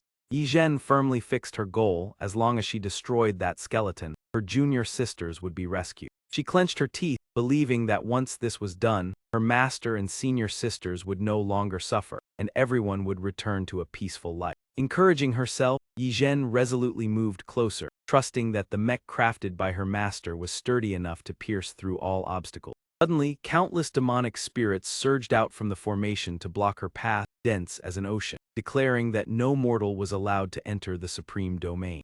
Deterred, Yi Zhen continued charging straight into the encirclement, confident that her master's mech could withstand every attack. In just a moment, she had reached the position of the Supreme Overlord. He appeared astonished by her arrival, questioning why a mere human dared to charge in here. Black armor on the mech's head shone brilliantly. Yi Zhen called out earnestly, hoping her junior sisters could return safely. Her hand slowly moved toward the red button on the control panel. Memories suddenly returned to 5 years ago, when Yi Yang kindly asked what she wished for while she served devotedly in the infinite sect. He advised her to try the path of combat, but she shook her head, only wanting to continue caring for everyone rather than cultivating. Yi Zhen shared that she was an orphan who grew up with everyone in the sect, and she would protect them in her own way. Yi Yang then gifted her a utility mech he had personally crafted, capable of assisting with many tasks within the sect. Yi Zhen happily accepted the gift, expressing her gratitude and affection. Yang gently named her Yi Zhen, meaning a treasured jewel, moving her to call him master. These memories strengthened her resolve even more, vowing to protect everyone and live up to the love she had received. The mech accelerated powerfully, surging forward at even greater speed. Her finger decisively pressed the activation button on the control panel. Instantly, Yi Yang unexpectedly appeared before her. Yi Zhen called out in shock to her master, and he smiled, saying he could never teach her how to self-destruct. Yi Yang explained that the control panel was actually a summoning device he had designed. He quickly took over control of the mech, telling her to leave everything to him. The mech instantly vanished from its original position in the blink of an eye. Supreme Overlord looked in shock toward the object that had just teleported. The mech had shifted into a more advanced and powerful combat form. Sensing the danger, he immediately raised his guard. Bakther Enhin and Dao Hoa Am Chu recognized the familiar aura and rejoiced upon realizing their master had returned. Yi Yang pushed the control lever forward, preparing to attack. The mech unleashed hundreds of consecutive slashes at the Blood Slaughter Mountain and sea map. Formation was instantly torn apart into countless fragments. Everyone below stared in shock, mouths agape, as the colossal magical artifact was destroyed with ease. Karp excitedly praised their master's talent, The divine tree also spoke in admiration, stating that even a world-class magical artifact could not withstand his power. The supreme overlord roared in fury, declaring he would imprison millions of souls forever within the Shura realm pearl. From inside the mech, Yi Yang calmly replied that once he dealt with him, everything would be resolved. Yi Zhen angrily demanded the release of all the souls that had been imprisoned for 30,000 years. The supreme overlord sneered, claiming that weak humans could not save a single soul. He coldly declared that he would devour them all. After that, he entered an immensely powerful immortal combat form. Our man declared that he would devour all human souls. Everyone warned Yi Yang about the devastating attack that could level an entire city. Yi Yang controlled the mech and raised his familiar shovel high. Bok Thur En-heen and Dao Hoa Am Chu could not hide their surprise at seeing him use this special weapon. Supreme Overlord mocked them, claiming that his weapon could shatter heaven and earth. He transformed into a stream of demonic energy and charged forward with ferocity. Mech also accelerated, rushing forward like an arrow piercing the wind.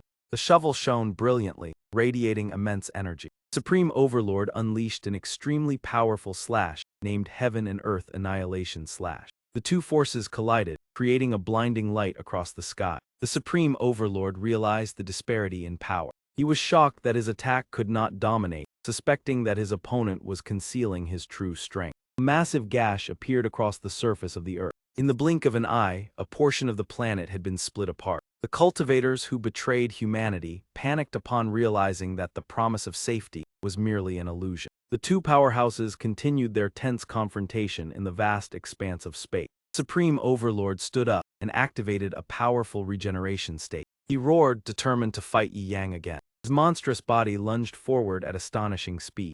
Yi Yang immediately engaged in battle, accepting the challenge.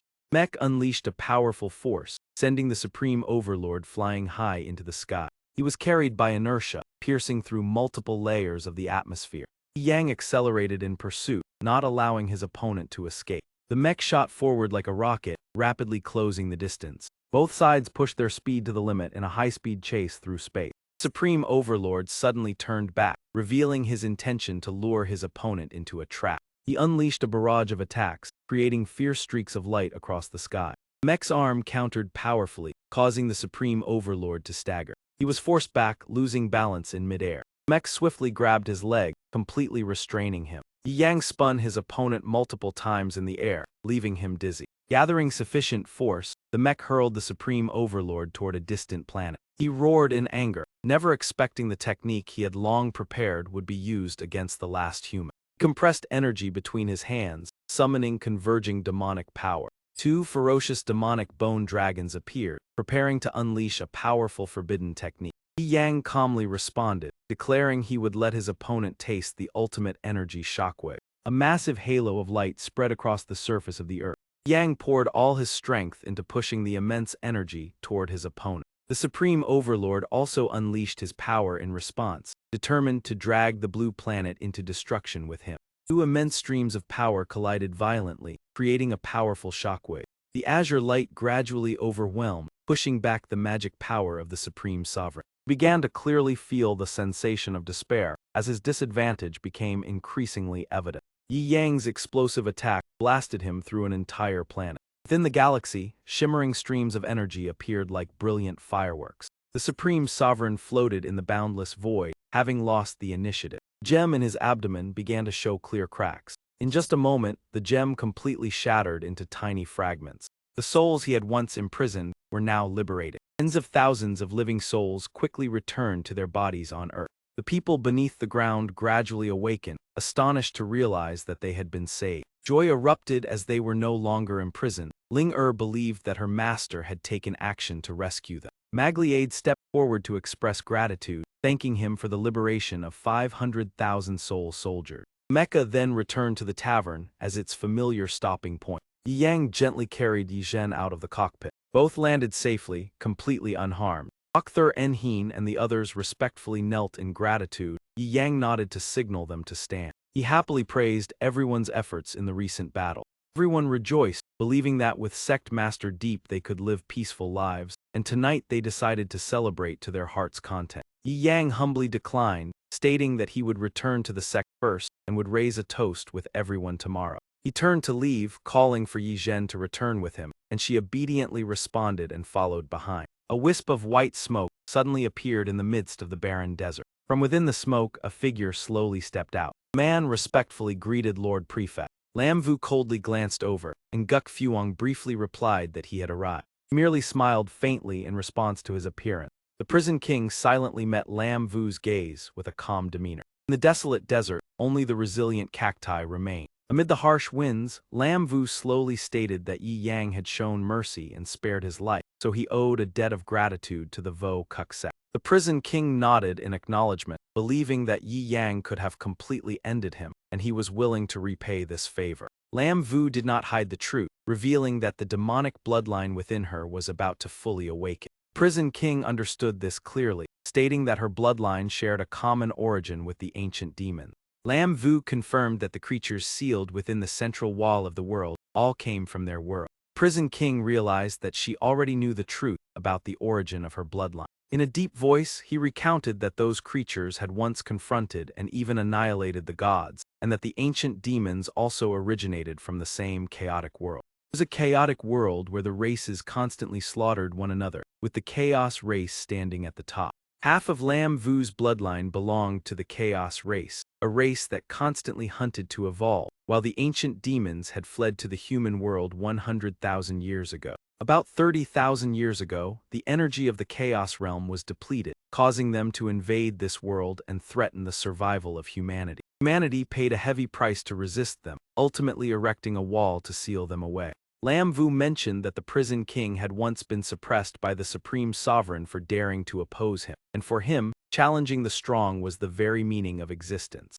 Thus, the two sides now shared a common goal. Lam Vu proposed an alliance, stating that the chaos race was always seeking to break the wall, and outside the wall there were 4 individuals bearing the same bloodline as hers, all of whom could become wall breakers for them. The prison king immediately understood that the objective of their cooperation was to eliminate those individuals. Lam Vu calmly added that she would personally track down every wall breaker without omission, while he should join her in carrying out an even more difficult mission. Filled with battle intent, the prison king agreed at once. The chaos race was an enemy he had wished to confront for 10,000 years, and after receiving Yi Yang's guidance, no matter how powerful they were, he would not waver. Hearing this, Lam Vu felt reassured, stating that in about half a year, after stabilizing the Great Desert for her junior sister, they would join forces to eliminate them. Prison King cracked his knuckles, his battle intent surging, and vowed to fulfill his words. 3 months later, on the Grand Avenue of Four Seas City, crowds of people bustled back and forth.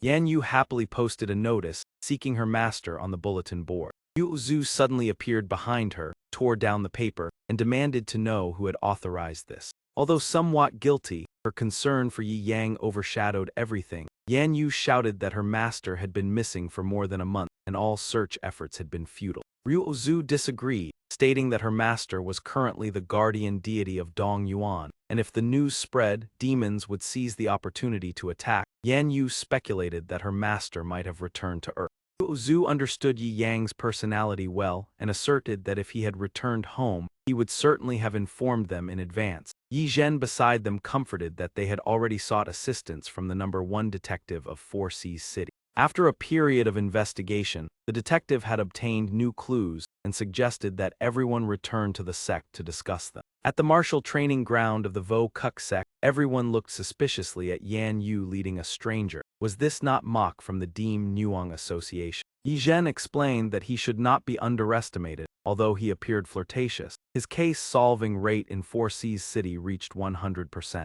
Upon receiving the praise, Din Kao pretended to be modest with the demeanor of a gentleman. A subordinate beside him could not help but expose that whenever he encountered difficult cases, he would use Deem Nuang's portrait to seek help from Sect Master D. Din Kao broke into a cold sweat and tried to cover it up, asserting that Yi Yang was like a sworn brother to him. He stated that he had gathered several important clues about the disappearance and would analyze them with everyone. Although Ryu Zhu felt it was unreliable, she still had no choice but to follow. Her first destination was the bookstore, where the owner complained that Yi Yang had not returned the manuscript, while the servant accused him of damaging a valuable illustration. Next, they went to the familiar gambling den, but the owner stated that Yi Yang had not been seen there for a long time.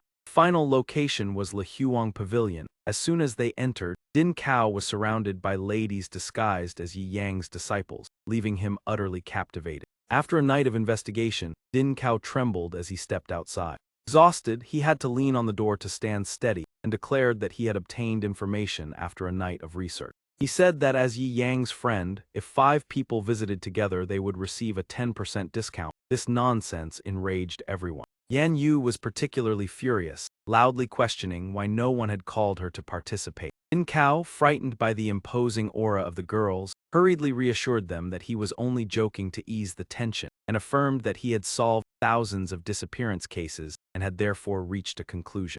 Hearing this, Yan Yu temporarily calmed down to listen to his explanation. He cried as he claimed that Yi Yang and Bai Fei had eloped together to a distant, immortal realm to live happily. The baseless fabrication caused Yan Yu to lose control and deliver a kick that knocked out his teeth. Ryu Zhu cut off the farce, warning that if he could not find their master, he would pay a 100-fold price and his title of divine detective would be erased. Terrified, Din Cao ran while promising that he would find Yi Yang even if he had to search every corner of the world. In his heart, he was secretly horrified to see the once gentle goddess Ryu Zhu become terrifying because of her master. He wondered why Yi Yang seemed to have vanished from the world, even speculating that he might have turned into a child to begin a new life. The scene shifted to the picturesque city of Nam Lang, beautiful amid the lush natural scenery. Here, Yi Yang held his small stomach as it rumbled with hunger. Hearing the sound, Sak Kui was startled and realized that he was hungry once again. Yi Yang, in the form of a child, felt aggrieved and was on the verge of tears due to hunger. Sak Kui worriedly thought that the little monster she had picked up seemed to carry an unlucky curse. Whenever his emotions became unstable, terrifying incidents would occur.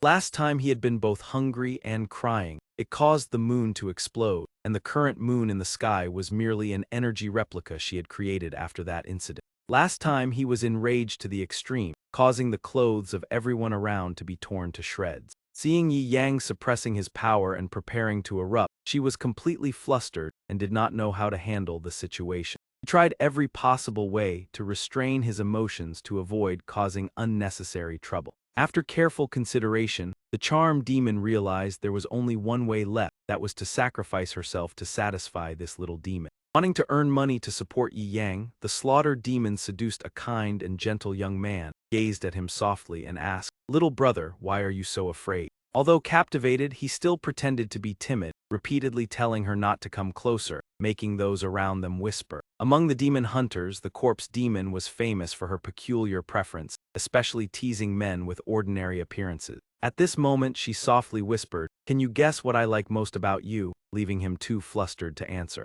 Confusion only delighted the charmed demon more, as she was fascinated by the moment when the other party completely surrendered to emotion. To reinforce his confidence, she sincerely expressed that she particularly liked someone with a round figure like him, causing him to waver and ask for more time to think. Suddenly, the sound of a child crying and fabric tearing echoed from afar. The charmed demon muttered irritably that raising a child was truly costly, and she would have to replace another set of clothes.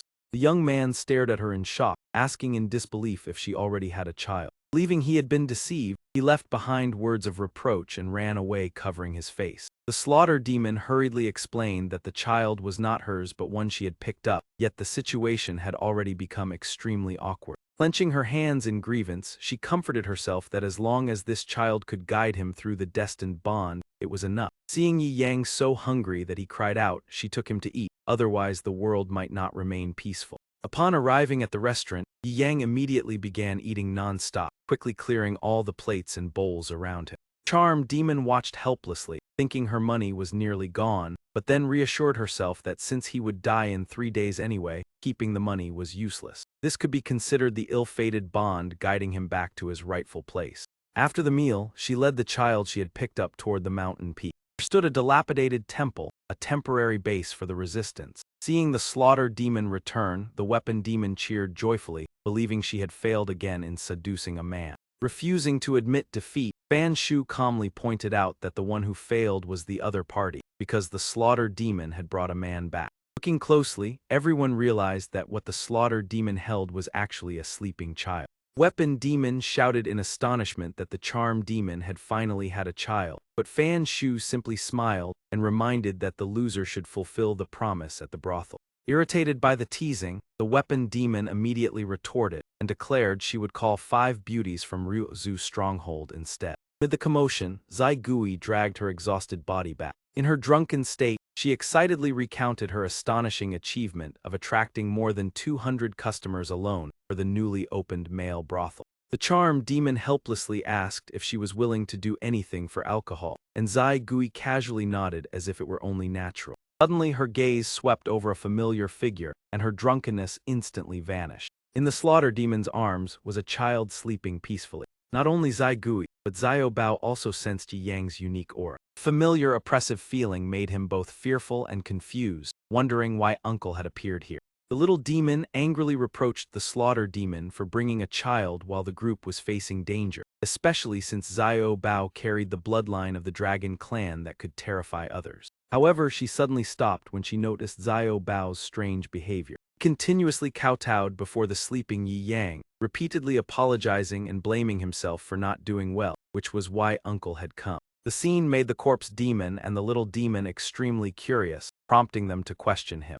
Xiao Bao realized in panic that uncle's disguise as a child must not be exposed. He was determined to hide this secret, even considering silencing anyone who discovered it. His unusual behavior quickly attracted the attention of the weapon demon.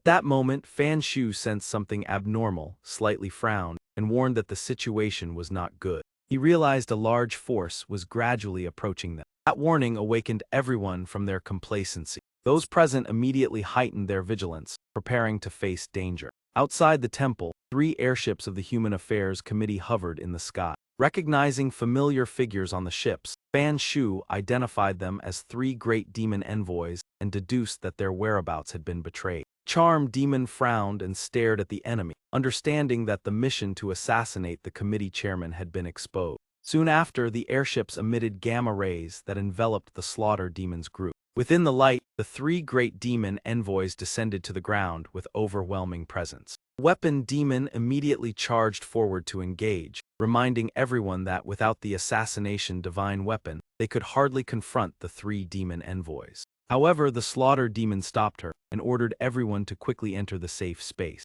She chose to remain alone, believing that if sacrifice was necessary, she alone would suffice. Before parting, she asked her companions to take good care of the child and ensure that he must survive. The leading demon envoy recognized the slaughter demon's identity and mocked humanity for sending people like her to oppose them. They laughed from above, treating her actions as nothing more than rushing headlong into danger. Seizing the moment, the weapon demon swiftly chanted and unleashed her ultimate technique. Centered on her, a formation compass appeared, forming a barrier that protected the others. Second demon envoy showed contempt, forcing the slaughter demon to kneel while condensing demonic power at his fingertip to suppress her. Under the terrifying pressure, the slaughter demon was forced to her knees, blood soaking through them. Despite the pain, she gritted her teeth and glared at them with hatred. Third demon envoy saw through her delaying tactic and declared that the space had been sealed, and the fate of all humans here was annihilation. At that moment, Yi Yang, who had been sleeping, suddenly awoke. The more the slaughter demon resisted, the heavier the pressure on her body became. The second demon envoy gathered power disdainfully to finish her, believing the weak did not deserve to exist. Suddenly, the distant airships exploded violently all at once. The thunderous sound startled her and disrupted the spell she was casting. The cause of the explosion was simply a gentle pointing gesture from Yi Yang. 3 great demon envoys stood amid the thick smoke, unable to believe their fleet had been destroyed in an instant. Immediately afterward, an invisible force pressed down on them, dragging all 3 to the ground. Unable to resist, they crashed heavily, creating a powerful shockwave. The corpse demon witnessed the scene and was so astonished that she could not utter a word. When the smoke cleared, the 3 demon envoys lay motionless, unable to stand or comprehend what had happened. The leading demon envoy struggled to rise, and in humiliation threatened the slaughter demon about the consequences of opposing them. While Zai Gui was still in shock, Xiao Bao calmly blew bubbles, pretending to know nothing to cooperate with uncle, who was concealing his identity. Floating bubbles concealed Yi Yang's actions, and outsiders only saw a curious child touching the air twice with small hands. Immediately afterward, 2 demon envoys collapsed instantly, leaving the last one in extreme terror. Facing imminent death, he pleaded for mercy in fear and promised to leave the Human Affairs Committee. The charmed demon, completely unaware of what was happening, hurriedly spoke to explain. However, her words were misunderstood as rejection, causing the desperate demon envoy to decide to drag her down with him. At that moment, Yi Yang gently blew a floating bubble in front of him. A sudden gale emerged and rushed straight toward the leading demon envoy. Wind quickly turned into a whirlwind, sweeping him up along with surrounding debris. The vortex hurled him violently into a nearby mountain, leaving him completely motionless. Fan Shu's group witnessed the scene in horror, their faces pale before such absolute power. While everyone was still stunned, Yi Yang, after creating that one-sided battle, quietly fell back into a deep sleep. Tiu Bao stood beside them, pale with fear, clearly sensing how terrifying Uncle was, as a single thought could control the laws of heaven and earth. The little ghost, Fan Shu, and the curious Du Kui gathered around, attentively observing Yi Yang as he slept soundly. Afraid his identity would be exposed, Tiu Bao hurriedly explained that he was just an ordinary child and begged everyone not to continue investigating, otherwise he would be in danger. However, knowing they would not easily let it go, he had no choice but to take all the blame upon himself. The weak Sakui believed that this was merely an unfortunate child. It was not hard to understand why he had been abandoned by the roadside, as his appearance often brought terrifying events, especially when emotional fluctuations could lead to dangerous curses. Hearing this explanation, Du Kui somewhat believed it and turned to instruct everyone to take the child away, because in 3 days they would carry out the assassination of the chairman of the Human Purge Committee. She crossed her arms anxiously, fearing that the chance of survival for this mission was extremely slim, so the child could not be allowed to die alongside them. At this moment, Fan Shu spoke up, saying that although the 12 demon lords had almost been eliminated by Yi Yang, the Dragon Demon King and the Tiger Demon still existed, both top experts on the heavenly ranking. Apart from Yi Yang, no one could be certain of victory when facing the Tiger Demon. Little Ghost was no longer in her usual drunken state and seriously reminded everyone that Yi Yang had entered seclusion, so humanity needed to become stronger and more people had to rise to resist the demon. However, Du Kui was still concerned about the cursed boy, as they were about to assassinate the Tiger Demon but had not found a suitable person to care for the child. The little ghost firmly declared that she would take him along, because in 3 days she was determined to drag the Tiger Demon down into the abyss with her. Hearing this, Fan Shu sighed softly, lamenting that her hatred for the Tiger Demon was truly profound, as all her comrades had been killed by it, leaving her the sole survivor who had drowned in alcohol for a long time. Hearing this, Zai Gui gazed into the distance and said in a low voice that no matter how drunk one became, in the end one still had to sober up and face reality. The group stopped in a quiet forest under the moonlight. Zai Gui complained gloomily and suggested throwing the cursed child out. The rustling of leaves echoed as she leaned against a rock, sipping wine, and thinking the scene would be peaceful if not for the child digging in the dirt like a little puppy. After taking a sip of wine and looking at the crescent moon, Zai Gui thought of Yi Yang again and murmured softly, wondering where he was at this moment. She told herself that she would keep his disappearance a secret from the monk, and even without him in the world, they would continue protecting humanity in his place. Her face flushed with intoxication. She recalled his earlier question about why she liked drinking and decided to reveal that secret. Only when she was completely drunk could she see those who had passed away. After saying that, Zai Gui leaned back and let silent tears fall. While digging together, Yi Yang suddenly stopped when he heard those heartfelt words. A rich aroma of wine spread, causing Zai Gui to gradually open her eyes in a daze. Familiar figures appeared before her eyes. She murmured the old captain's name and spoke as if they were still alive, affirming that she was still trying to live well. Looking at them, she continued to confide that Brother Wang and his wife always sent money, so she would not let them and Zio Yanzi suffer hardship. Zio Wu and the illusion painfully advised her to forget the past, because even she could hardly face the Tiger Demon, and what they wished for most was for her to live peacefully. Little Ghost laughed self-mockingly, declaring that she did not care about survival, she had to avenge them, otherwise she would never forgive herself. The old captain in the illusion felt heartbroken seeing the girl he once cared for now enduring such immense suffering. Io Wu could not hold back his emotions and burst into sorrowful tears. This only deepened the little ghost's hatred, strengthening her resolve to destroy the Tiger Demon and reunite with her comrades in the afterlife.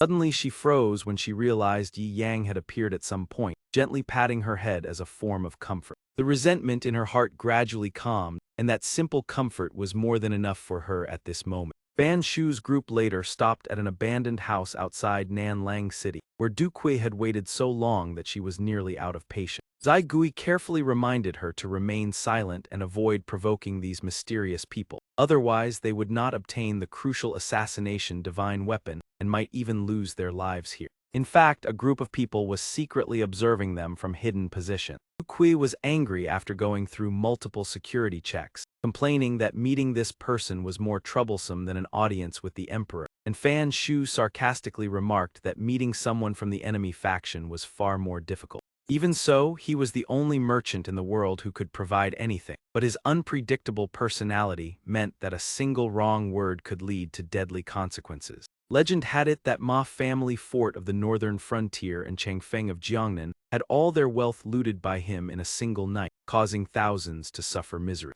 Hearing this, Du Kui grew even more furious, believing that this man was no different from a bandit. But under questioning, Fan Shu stammered that they had no other choice and could only be cautious with their words. Zat Kui, carrying Yi Yang on her back, quietly speculated about the mysterious merchant's origin, but Yi Yang subtly signaled her to be silent because the man had already appeared. Before his face was even seen, his relaxed voice echoed, claiming he was not a demon as the rumors suggested. He slowly stepped out with his subordinates, reminding them that anyone who came here surely knew his trading rule. Fan Shu spoke on behalf of the group to negotiate, knowing that every transaction came with a random condition, and refusal would cancel the deal. He ordered his subordinates to bring out the Z-97 laser gun and present it before everyone. The Du Kui group curiously examined this legendary weapon, realizing it looked quite similar to the one Yi Yang had once used. Doi Bai set a condition that besides the transaction payment, they had to gamble in a match. If they won, it would be free. If they lost, they would lose the money and offer the heart of the strongest among them. Hearing this condition, Du Kui was shocked and immediately asked for confirmation. Fan Shu was worried because the price was too high, even involving lives, and believed the outcome of defeat was already obvious. Doi Bai sternly warned that no one could refuse his condition, not even nobles and royalty, and gave them 3 seconds to think. With each tense count, Du Kui lowered her head and gritted her teeth while considering a countermeasure. Zat Kui was surprised to realize that Yi Yang behind her had already awakened. The final second, Yi Yang suddenly appeared in front of Doi Bai. Doi Bai stared in astonishment at the brave child standing before him. Yi Yang rushed forward and threw a punch that made him stagger and lose several teeth. Fan Shu and Zai Gui were so shocked that they could not react in time. The man who had been calm moments ago was now sent flying into a pillar by a child. The atmosphere became awkward. Zat Kui hurriedly laughed awkwardly and apologized on behalf of the child. Immediately afterward, Doi Bai knelt down and begged for forgiveness, causing his subordinates to hurriedly follow in confusion. Du Kui was completely bewildered seeing that anyone who encountered this child immediately bowed their head.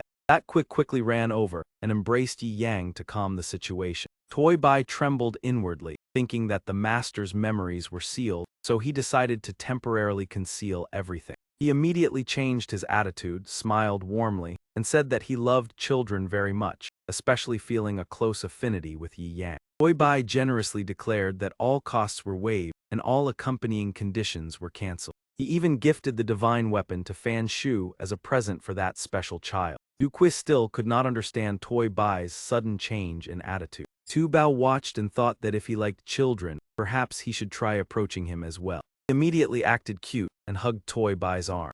Contrary to before, Doi Bai angrily kicked Tu Bao away, leaving his subordinates stunned. After the decisive kick, he turned and left, wishing the group success in their assassination mission. While Fan Shu and her companions were still stunned, Doi Bai and his subordinates had vanished without a trace.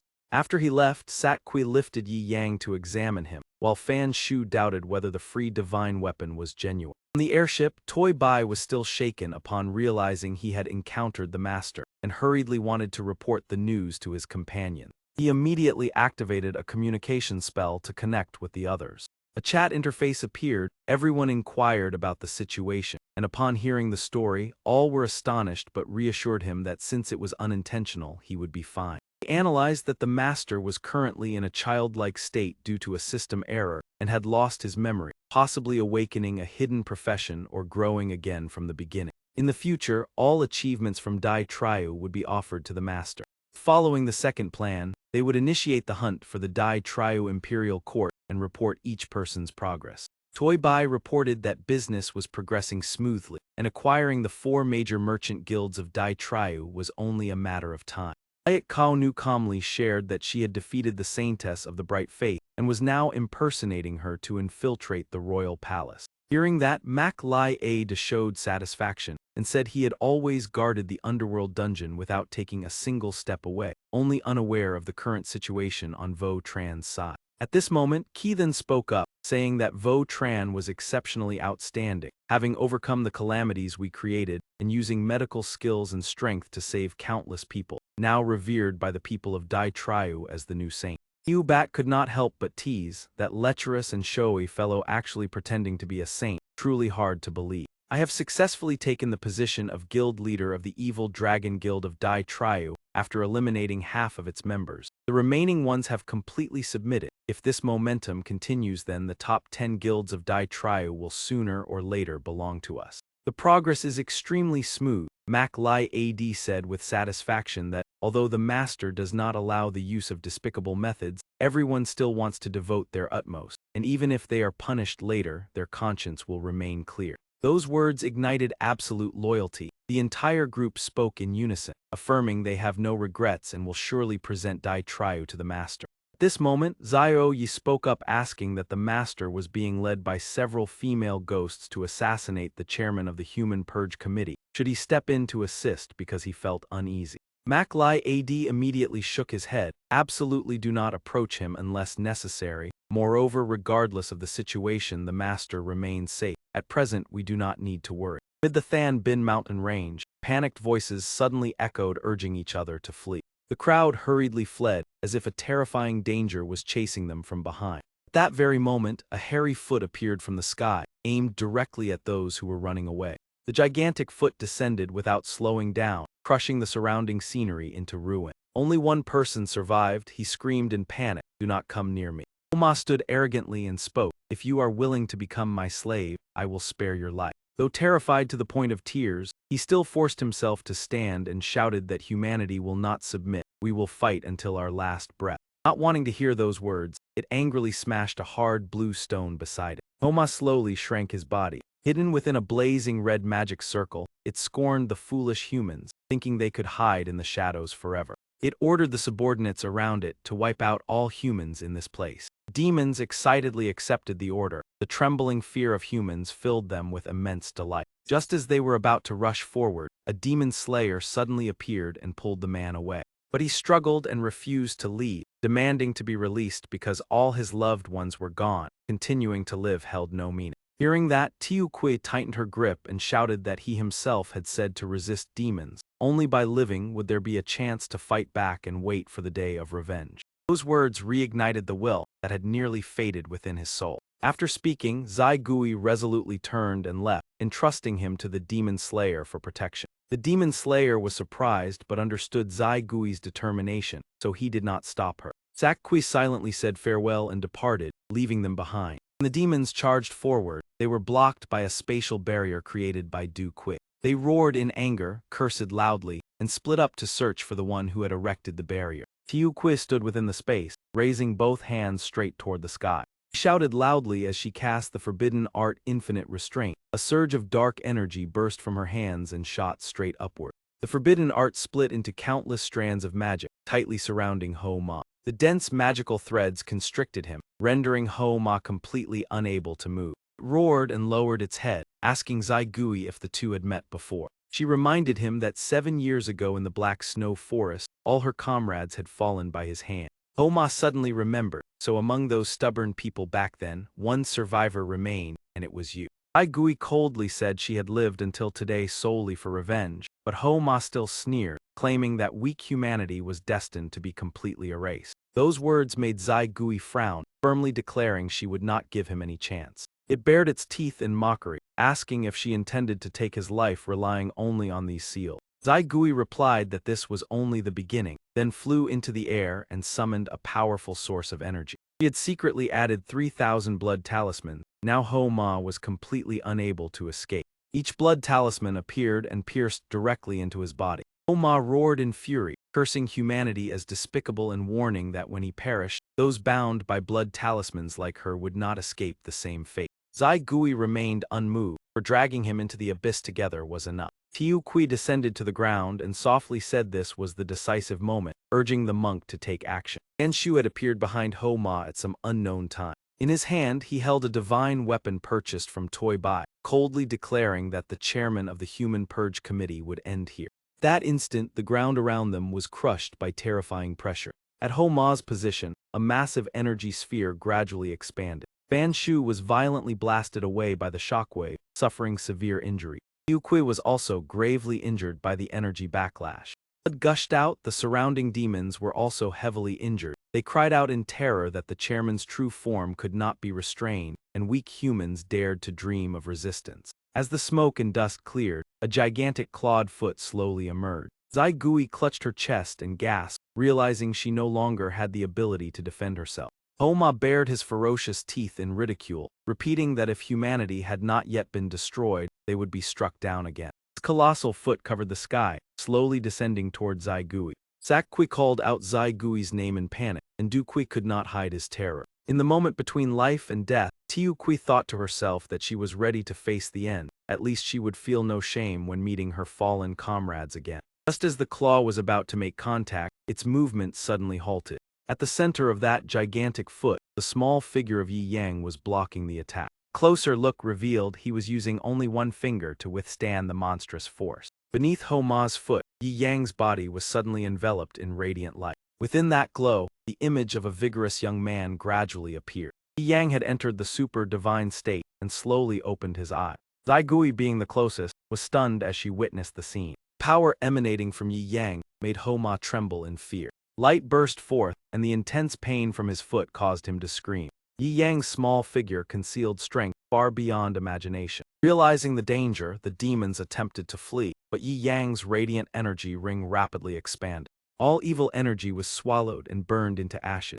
Tiu Kui was horrified upon seeing his true form, never expecting that Tiu Kui was actually Yi Yang, carrying a sacred aura. Fan Shu was equally astonished that with only a passive counterattack he had wiped out the entire committee. Ho-Ma, once the nightmare of countless humans, was also incinerated. Tiu Kui widened her eyes at the outcome, choking as she whispered that the one who had spread so much suffering had finally paid the price. At this moment, Yi Yang resembled a blazing sun, radiating heat that scorched everything around him. Fan Shu still could not comprehend what had just happened. Yi Yang slowly explained that his super divine state would automatically annihilate all living beings nearby. If he had not granted them immunity, everything would have been incinerated. Tiu Kui and Fan Shu, like eager students, repeatedly asked why he had become like this and whether he could return to a normal state. Yi Yang recounted that after the battle with the Supreme Sovereign, he was continuously pursued by heavenly tribulations. A month ago, he went to a desolate region to undergo tribulation and survived 8 heavenly tribulations.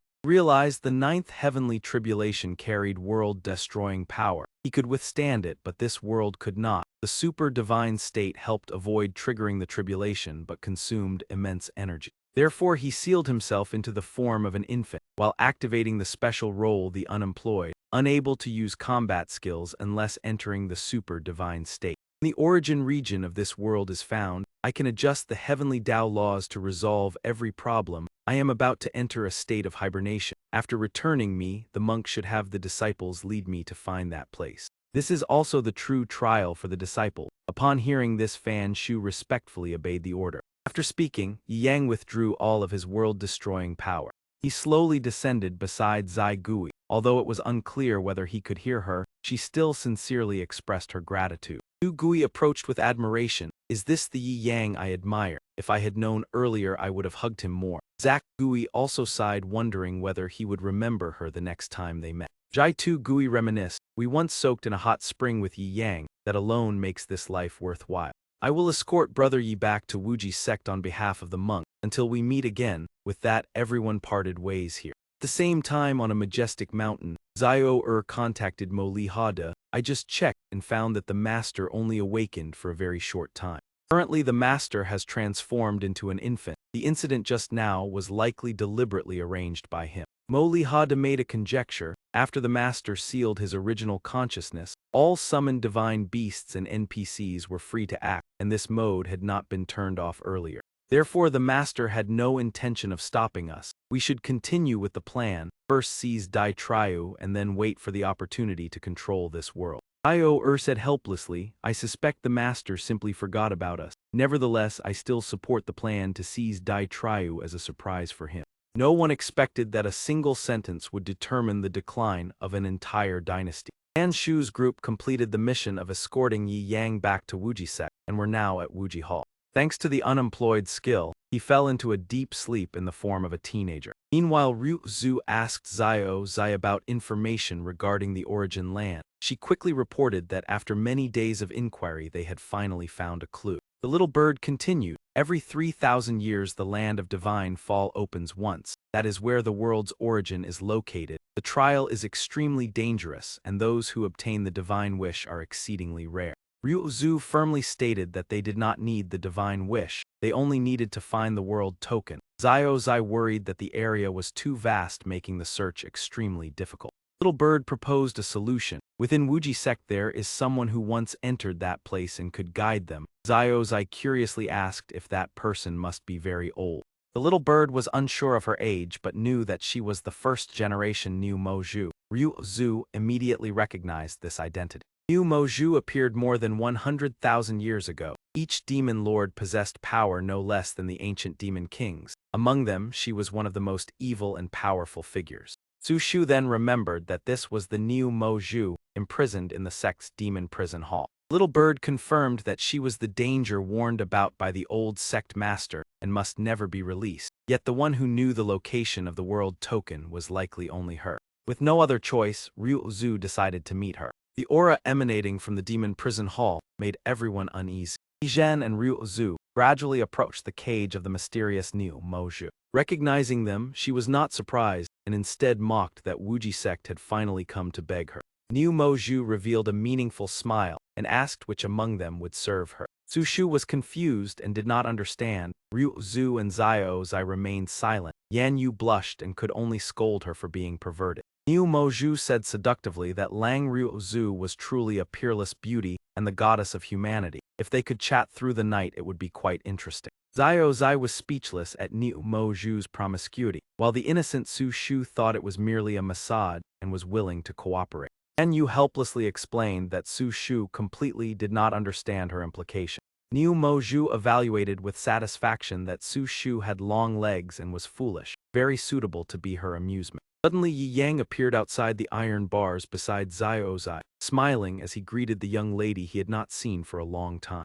Niu Moju trembled in shock. Were you not in a deep slumber? Yi Yang smiled faintly and replied that he had suddenly awakened because he remembered someone. You should follow me to the Divine Fall Pool Hall and all previous debts will be erased. Otherwise, I will settle every account with you. Seeing him about to continue listing them, Niu Moju immediately stood up and agreed. All right, stop talking, I will go to the Divine Fall Pool Hall. Her eyes flashed with hope as she finally had the chance to leave the place of imprisonment. I have waited for this day for a very long time. Yi Yang immediately fainted and was caught by Zio Zai. She secretly rejoiced that this time he collapsed right beside her. Su Shu refused to be outdone. I am the future master's wife, so when the master faints I should take care of him. Yan Yu also squeezed in demanding that they release her master. Ryu Zhu sternly demanded everyone remain silent. They could not let trivial matters affect the sect's harmony. She then announced that the responsibility of caring for Yi Yang would be assigned to the senior disciple, causing dissatisfaction among everyone. Niu Moju stood aside looking confused and disdainful. What kind of harem is this? Meanwhile, a substitute puppet was secretly prepared without anyone noticing. Ryu Zhu reminded everyone while walking that they needed to prepare carefully before departing. Elsewhere on the peak of a high mountain, Bai Fei's voice echoed that she had just made a decision. This decision shocked everyone. She would immediately head to the Divine Fall Pool Hall. Ahoa worried that the Lord had almost fully recovered. If she went to the land of Divine Fall at this time, she might encounter danger. Xuanfang reminded them about Niu Moju, who specialized in enchanting men. Ahoa added that she was both cruel and powerful. The Lord was likely worried about Yi Yang's safety. Bai Fei immediately denied it. I am not worried about Yi Yang. I am going there because the divine wish can help our clan take revenge. I am no longer interested in him. Xu Wenfang questioned then, what about these paintings? Ha Hoa also said that after the previous dream the Lord had drawn many of them. Ai Fei angrily shouted that there was no need to explain. I will definitely go to the Divine Fall Pool Hall, not to protect Yi Yang. Do you have any further objections? Ha Hoa and the others hurriedly replied that they had no objections. Third Tayat whispered that the Lord spoke against her true feelings. Xu Wenfang sighed, believing everything would eventually be fine.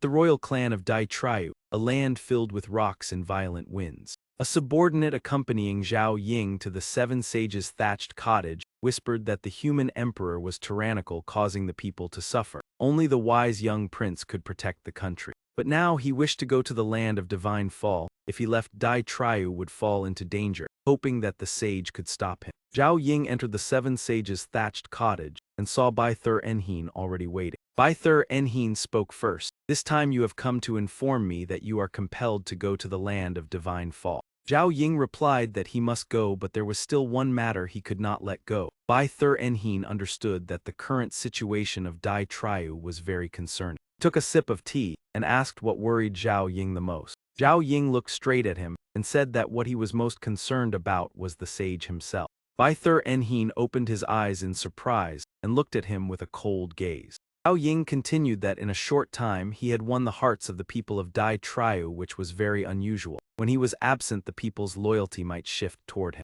Bai Thur Enheen merely smiled faintly, raising his teacup while waiting for him to continue. Zhao Ying felt displeased with that attitude, his hand already resting on the hilt of his sword. He coldly declared that therefore he would kill the sage before heading to the Divine Fall Pool Hall.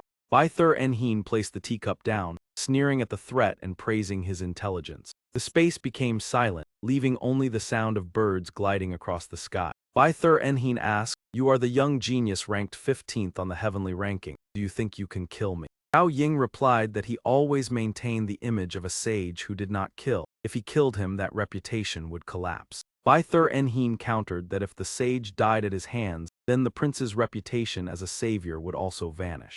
Zhao Ying affirmed that everyone in this bamboo forest were his subordinates, and he would clean everything up so no one could spread the news. Bai Thur Enheen mocked him, causing Zhao Ying to be startled. "Prince, you are still far too inexperienced." Immediately afterward, a surge of power descended upon the place where the two were conversing. Dragons and a phoenix appeared in the sky, causing the two guards to be terrified. Two guardian sacred beasts manifested simultaneously. Was this an auspicious omen for the young prince's journey to the land of divine fall?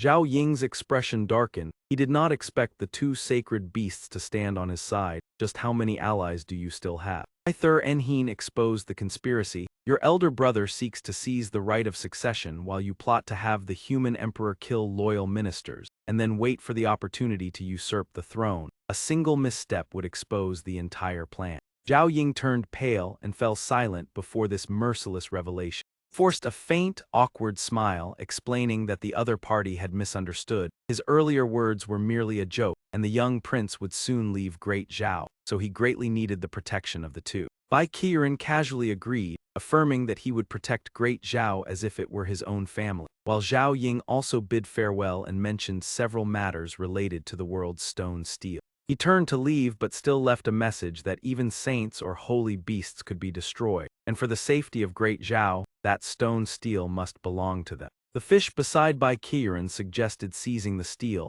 but he refused, saying that with its master still present it would be difficult to act, so it would be better to accelerate the attack on Great Zhao's imperial dynasty while he was absent. Deep within the dense misty sky forest, a group of people had gathered together.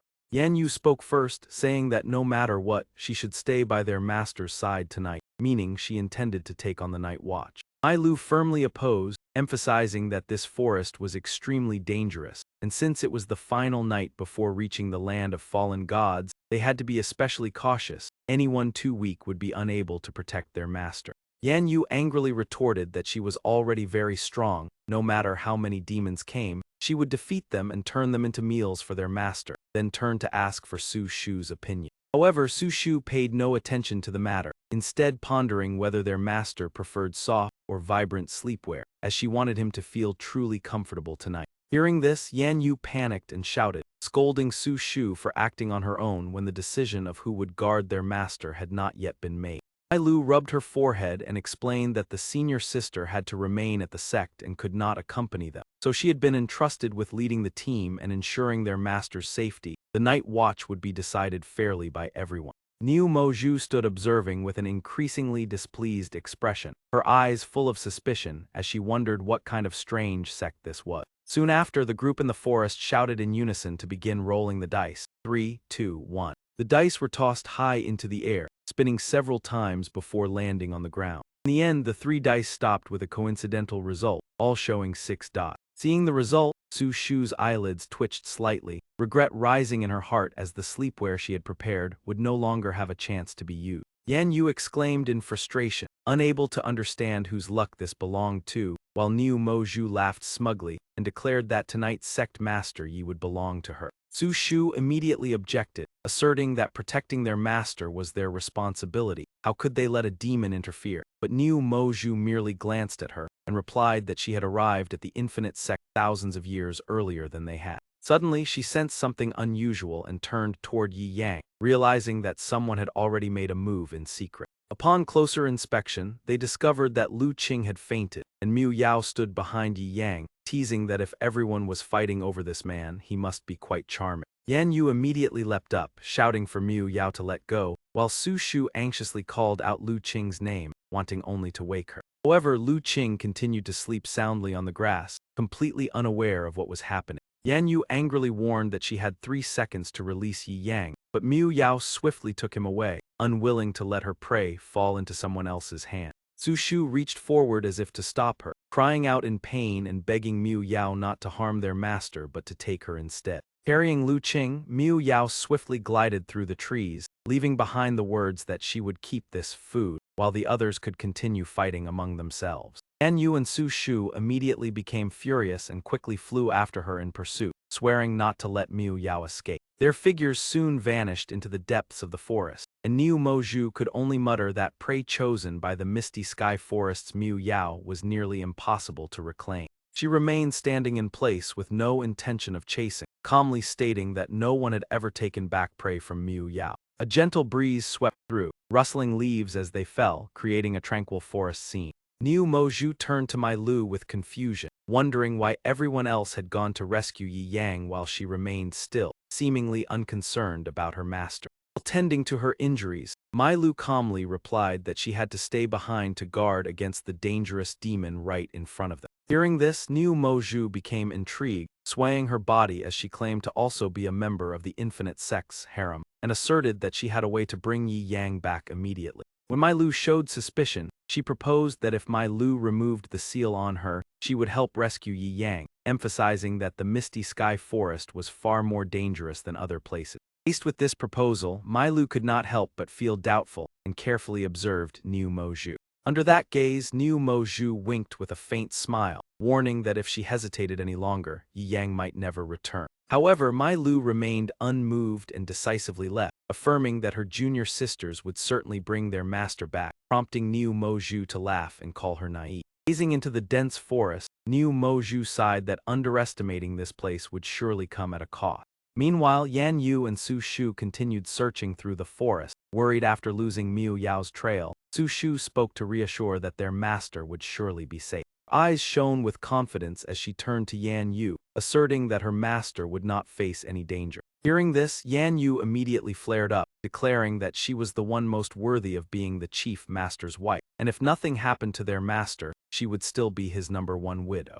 At that moment, Yi Yang was soaking in a hot spring when he suddenly jolted awake. He quickly looked around in confusion, realizing he had slept for quite a while and wondering where he was and why he had appeared here. As he dressed, Yi Yang remarked that after such a refreshing bath, he wondered what kind of entertainment awaited him next. Suddenly, a voice sounded from behind, causing him to turn around, instructing him to follow and remember every movement as directed. A clone of Mu Yao appeared behind him with an embarrassed smile, gently warning that if he did not comply, he might encounter serious trouble.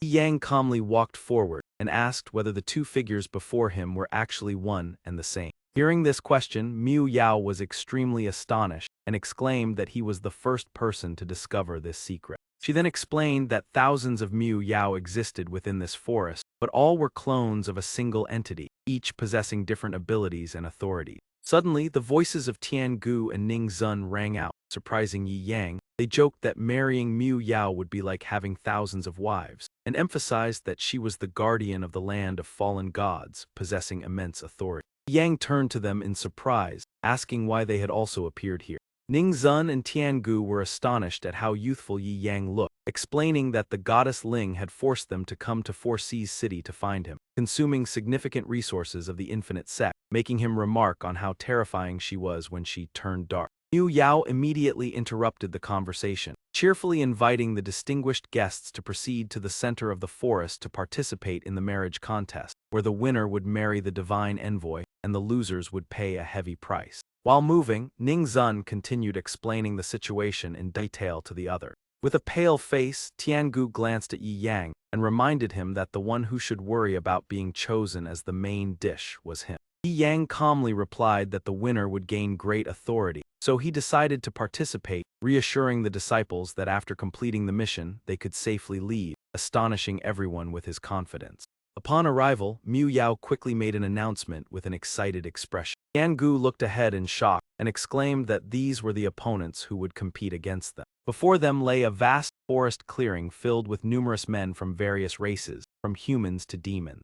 A grotesque creature appeared extremely angry at being interrupted in the middle of its task. Mu Yao seemed unconcerned with the dissatisfaction and enthusiastically announced that the contestants could get acquainted before the marriage contest officially began in a few minutes. The creature angrily turned and left, declaring no interest in the marriage contest and leaving everyone to continue the game. Seeing him leave, Mu Yao showed a brief look of displeasure. He immediately blocked his path and demanded that the demon return to participate. Mu Yao's eyes glowed red as a warning that the contest did not permit anyone to violate the rules. Being obstructed, the demon cursed in rage, claiming she did not know her place to dare block his path. Immediately after, he swung his heavy weapon toward Mu Yao with the intent to attack. Mu Yao remained calm, turning gracefully and delivering a decisive counterstrike behind her. Yang could not help but be astonished at the scene unfolding before his eyes. The creature was defeated in an instant before it could even touch Mu Yao, demonstrating her overwhelming strength. Everyone present was stunned, their eyes filled with fear at what had just occurred. Mu Yao turned back with a gentle smile replacing her previous coldness, softly asking whether she had frightened the esteemed guest.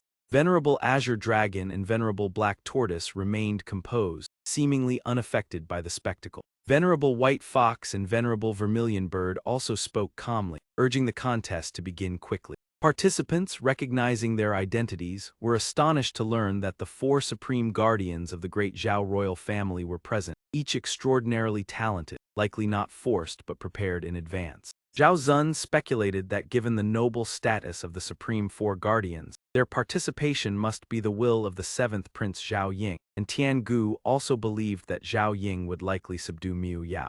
While waiting, Yi Yang began to feel tired and complained that since the contest had not yet begun, he was getting sleepy again. Mu Yao beamed with excitement, delighted that this marriage contest had attracted so many participants. Hearing this, Tian Gu could only sigh helplessly, reminding that they had been brought here unwillingly rather than voluntarily participating. After a while, Mu Yao stood among the crowd and explained the rules, stating that due to the large number of participants, they would be divided into teams of 4. The first round would be team battles, and anyone without a team would be assigned to the final group. Io Bai, a member of one of the wealthiest merchant guilds in Four Seas City who was pursuing Yan Niang, frowned hesitantly before speaking up to request joining their team.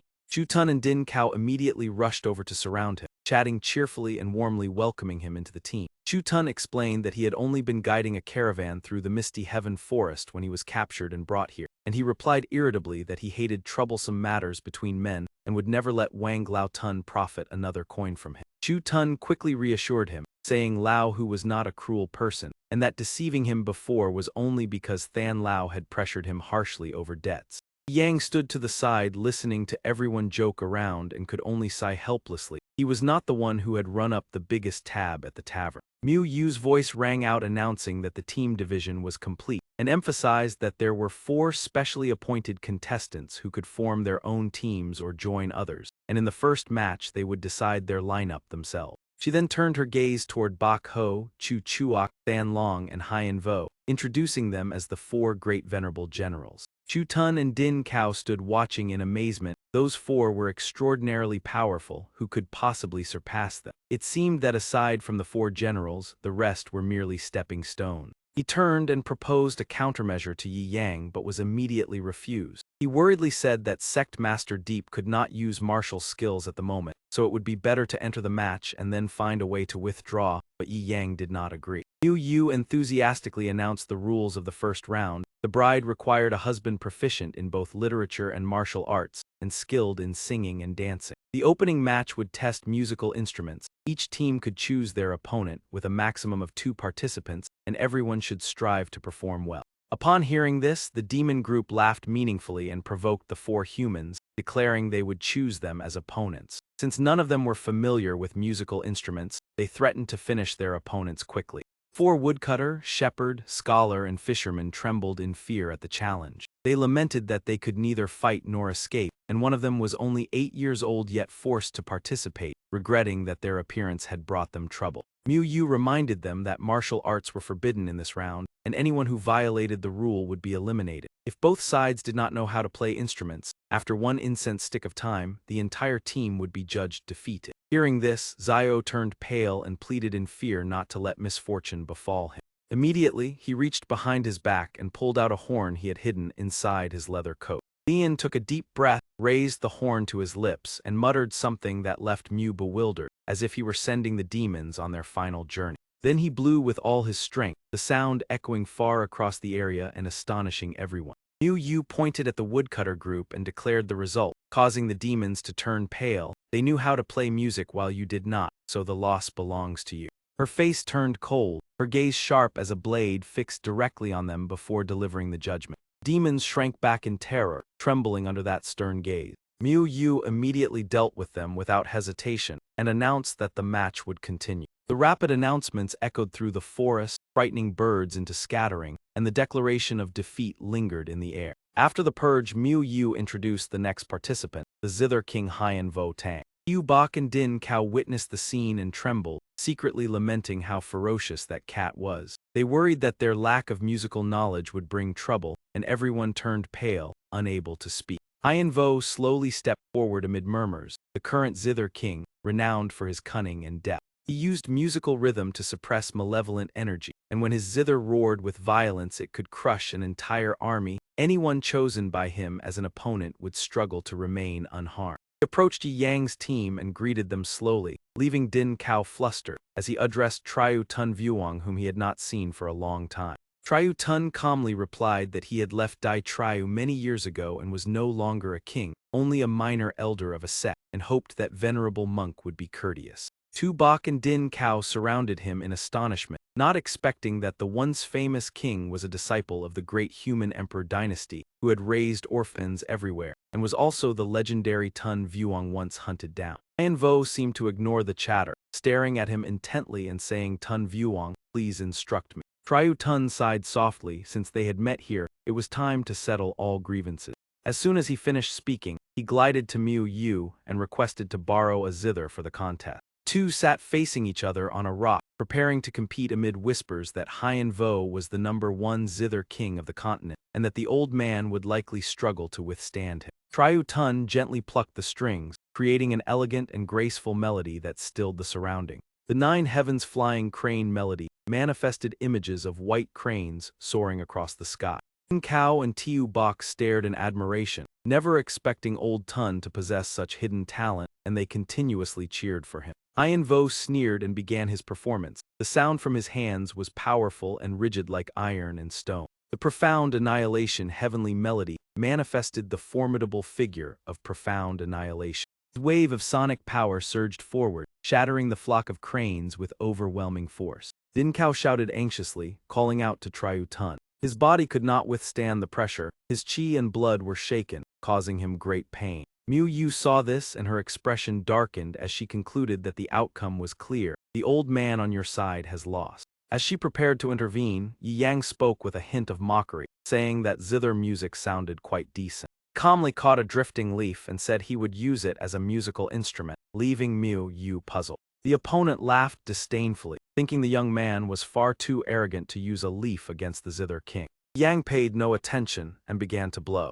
Clear and captivating sound resonated, enchanting the hearts of all who heard it. The moment the leaf flute sounded, Miu Yu stared at him in astonishment. The melody echoed throughout the forest like a gentle breeze passing through leaves. Miu Yu unconsciously shed tears, unable to understand why the sound moved her heart so deeply. Not only her, but everyone around also became teary-eyed with the melody. Din Kao and Tiu Bak cried while lamenting their life stories, feeling guilty and lonely. Hien Vo coldly asked if it was merely because of this flute melody. His eyes were filled with tears, yet he forced a firm tone, wondering why his heart felt so heavy. Yi Yang calmly said it was because destruction was approaching. On the hill above, a massive boulder hurtled down at astonishing speed before anyone could react. It swept away everything in its path, its force seemingly unstoppable. The impact injured Hien Vo, and blood trickled from the corner of his mouth. The two Dao Enhan were stunned, unable to believe that the Zither King had lost to a youth. Chu Tian admitted that Hien Vo's zither was famous, but that leaf flute had reached the realm of a music god, and they were completely convinced.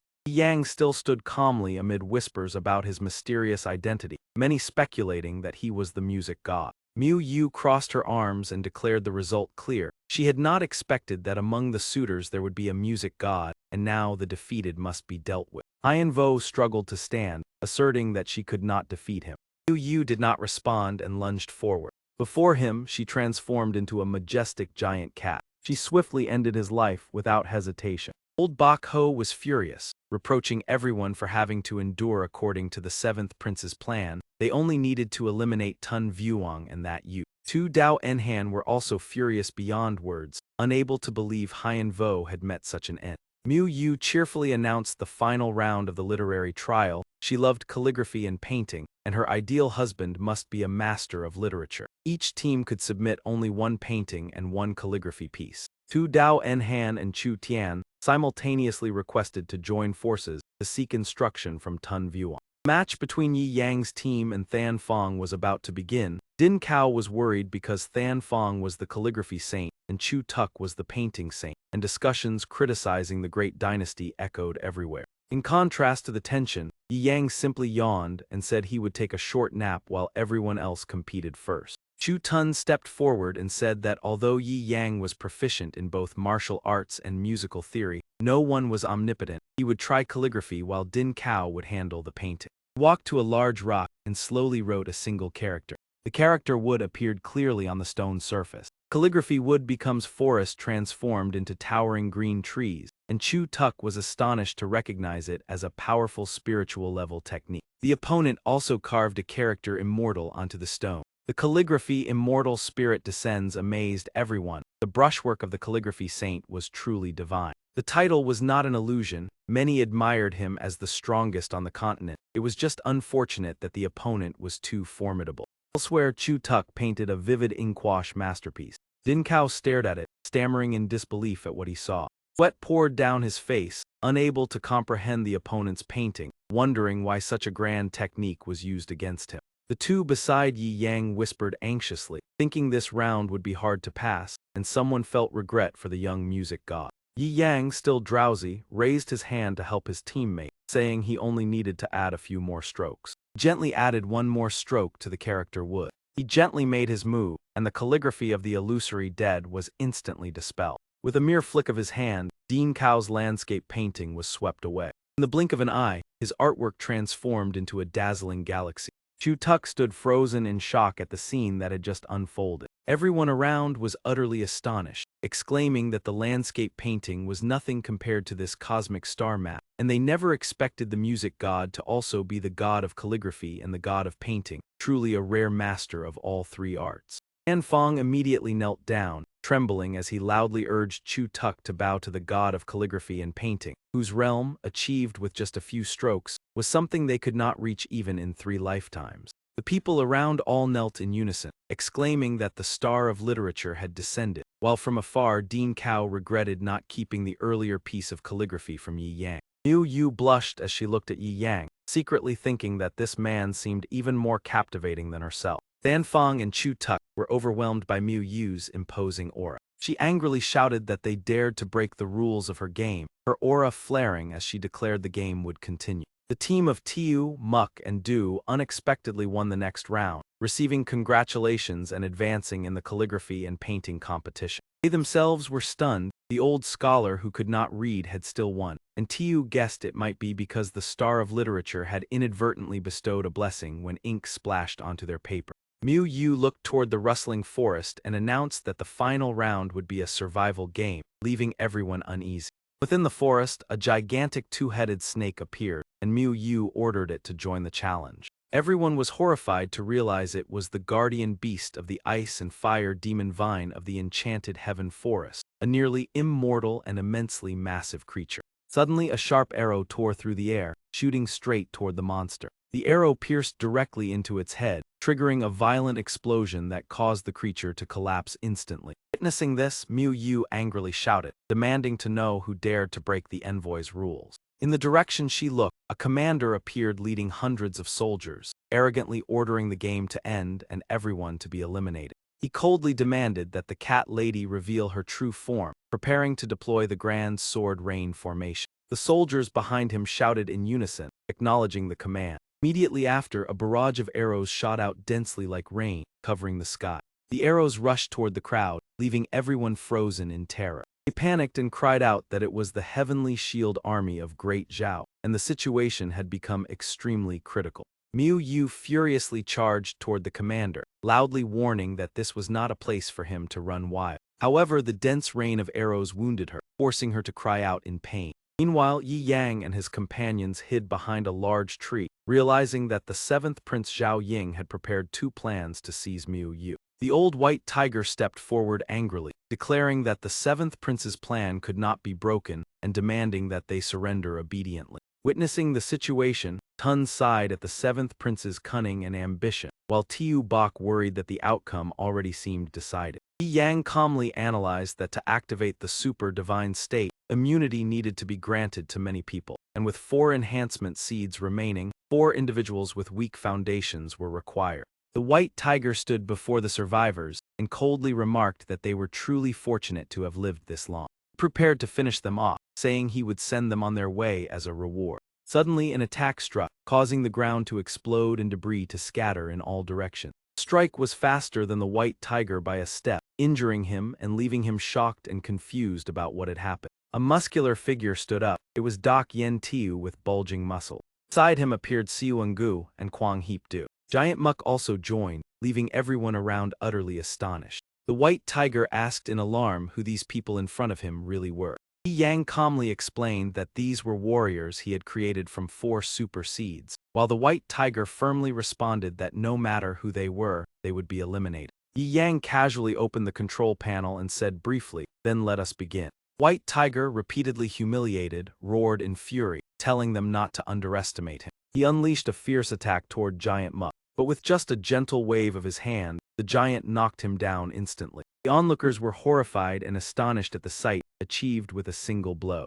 The seventh prince exclaimed in shock, questioning whether old Bai Hu had truly died. He immediately commanded the soldiers to avenge venerable Bai Hu, ordering the heavenly shield army to shoot down the enemy, and the entire army responded in unison. Turning back to Yi Yang, he remained calm while checking the control panel, smiling as he said, "Let us play a more interesting game." As soon as he finished speaking, countless arrows flew in from all directions. He observed the control panel and quickly activated its function. Tiu Tru summoned endless tentacles radiating overwhelming killing intent, his face cold and expressionless. He revealed a meaningful smile, controlling the tentacles moving behind his back. Tentacles immediately surged in the designated direction, attacking all surrounding enemies. The demons were terrified, unable to believe that this human was so powerful, even more frightening than themselves. Lang Chuang took out a cube and confidently declared that as long as he was present, the Heavenly Shield Army would be immortal. As soon as he finished speaking, the cube rose into the air and emitted a mysterious magical aura. A girl watching from afar explained that the Heavenly Shield Army was known as the Immortal Legion, forged through the sacrifice of millions of souls, and as long as the commanding general lived, the soldiers would continuously revive, sending chills down the listener's spine. Lang Chuang unleashed an enormous surge of magic power, declaring that the Heavenly Shield Army would devour all life here. He switched to a new set of armor, his gaze resolute and ready for battle. Seeing this, Yi Yang immediately cast a spell, summoning Ngu and stating that it was now your turn. He controlled Ngu to perform a spatial leap, closing in on the target in an instant. Lang Chuang was stunned, unable to believe the opponent had bypassed the great army and appeared right before him. Before he could recover, Ngu unleashed a decisive attack with overwhelming momentum. He swung his sword and chanted an incantation to enhance his magic, unleashing the ultimate move Super Nuclear Slash. With speed far too great, Lang Chuang could not evade and was shocked that his immortal body was shattered. His body was split in two, leaving only a desperate scream echoing. The crowd below cheered in amazement, praising the power capable of sweeping away thousands of troops in a single strike. They were grateful for the selfless act of the four heroes who risked their lives, while the four struck proud in heroic poses. Suddenly an explosion rang out as Tiu, Muk, Du, and Ngu revealed their true forms, leaving everyone stunned. They quickly descended to the ground, and Yi Yang calmly walked forward, declaring that the stage was complete. He collapsed tiredly into Miu Yu's arms. She gently supported him and lamented that this grand event had been ruined, while Miu Yu's clone cheerfully suggested gifting him a clone so he could enter the divine fallen pool. Hearing this, Miu Yu's original body immediately decided to follow by Yi Yang's side. Those around could not help but blush at Miu Yu's intimate actions. Ignoring everyone's gaze, she took Yi Yang's hand and placed it on her forehead. Miu Yu immediately transformed into a small obedient cat resting in his arms. Someone in the group sighed that Brother Deep had gained another beautiful pet, truly enviable. Din Kao revealed a sly smile, indecent thoughts forming in his mind. Sensing that thought, Miu Yu immediately scratched his face with her claws, causing him to cry out in pain. Tu Bok looked at the girls ahead and said, "We have arrived," while the horned girl beside him could only feel helpless at his fondness for Beast Girl. Yan Yu was delighted to see Yi Yang appear, and immediately exclaimed that Master had returned. Hu Qing quickly stepped forward to support him and offered to bathe Master, prompting jealous protests from others who insisted that only she was allowed to touch Master. Su Shu pulled Yi Yang away from that girl and suggested preparing a Thai-style couple bath to help Master relax. Mai Lu proposed dividing the bathing process into delicate steps for each part. The other three could only look on with envy at the special care he received. What kind of disciple is this attentive? We also want to be treated like that. At the Phap Van Hall of the Dai Triu Royal Court, the grand structure exuded a majestic and imposing aura. Lai Muk presided over an emergency meeting to discuss strategies against Wuji sect. Jia Tiu opposed and claimed it was merely a minor sect of two Nuyen nations. That man continued to mock that such a small sect was not worth gathering all the high officials of Dai Triu. Chu Than also agreed, saying that sending a heavenly ranking expert would be enough. Lai Muk then spoke to explain.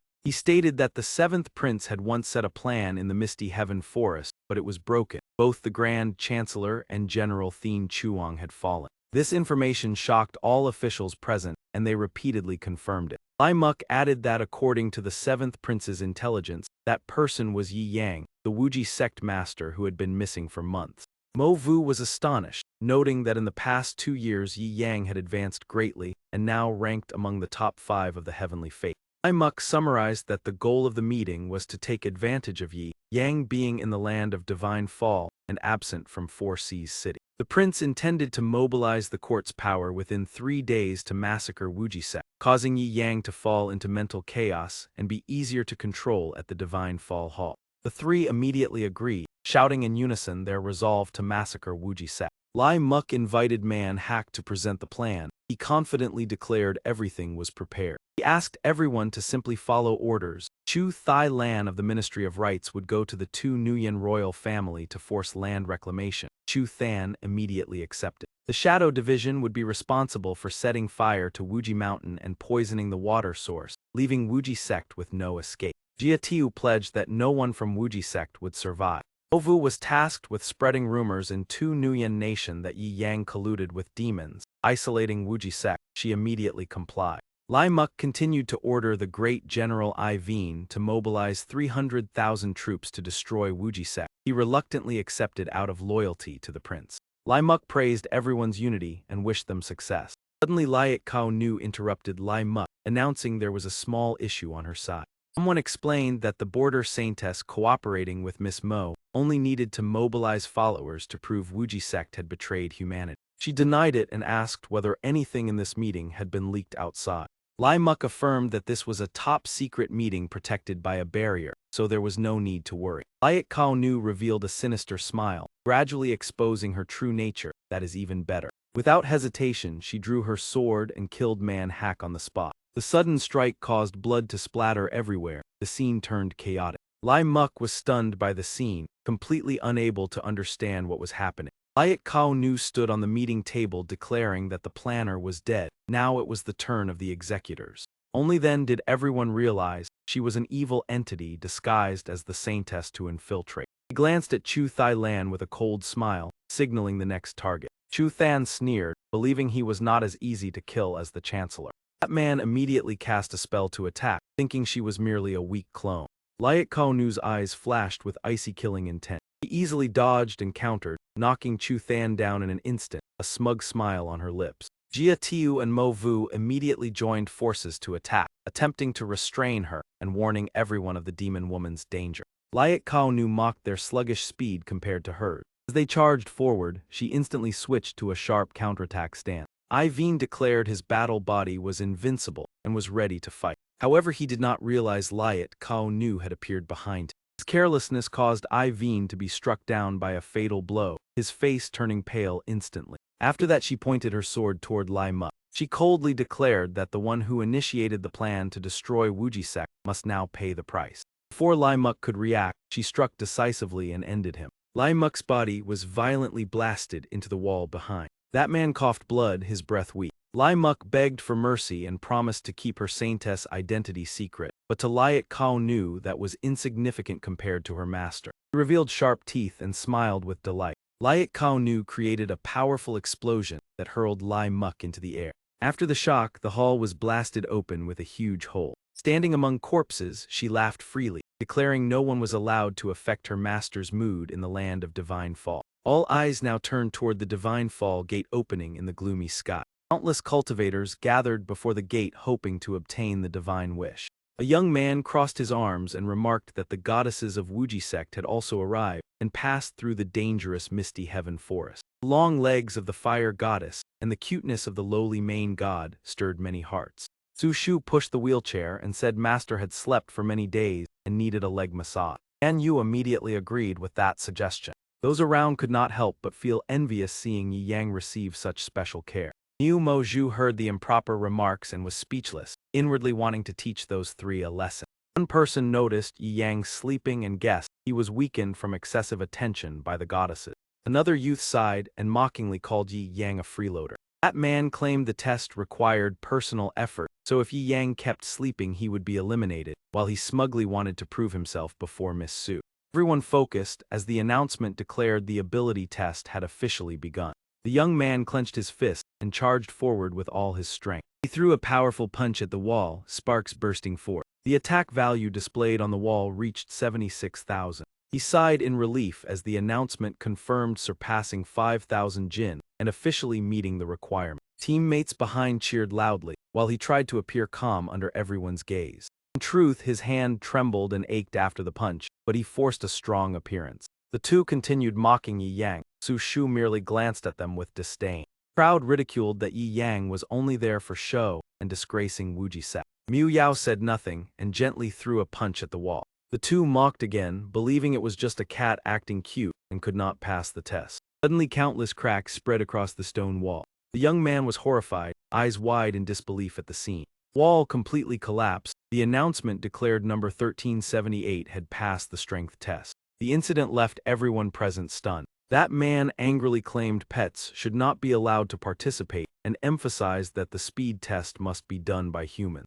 All participants gathered at the starting line, waiting for the signal from the announcer. When the signal sounded, everyone rushed forward while Yi Yang alone remained calmly standing at the starting line. Seeing that he did not move at all, the young man became even more excited, believing that by the time his opponent awakened he would have already reached the finish line, and loudly called out hoping to attract Miss Su's attention. Mu Yao floated in midair, gently pushing Yi Yang's wheelchair forward. In just a brief moment, the wheelchair quickly overtook everyone who had been in the lead. She exerted all her strength to accelerate, pushing Yi Yang forward even faster. Just as they crossed the finish line, Mu Yao skillfully stopped the wheelchair. The system immediately announced that number 1738 had passed the speed test, and the remaining participants were eliminated. The young man was so furious that he nearly cried, shouting in grievance that he had once again lost to someone lying in a coma. The battle area rose from the ground, and the loudspeaker announced that the next test would be a confrontation with a large-scale puppet. From the body of the combat puppet emanated a sharp and terrifying aura. Upon seeing its enormous size, the players trembled and stammered that it was too huge. Mu Yao sat atop Yi Yang's head and calmly let out a soft call. The combat puppet immediately collapsed right in front of his wheelchair. Elsewhere on the battlefield, many who lacked the strength to pass the previous challenge had to withdraw from the competition. The ink monster was utterly astonished, unable to understand how he could pass despite sleeping the entire time. The young man remained unconvinced, crying and complaining that his opponent was merely someone who relied on others.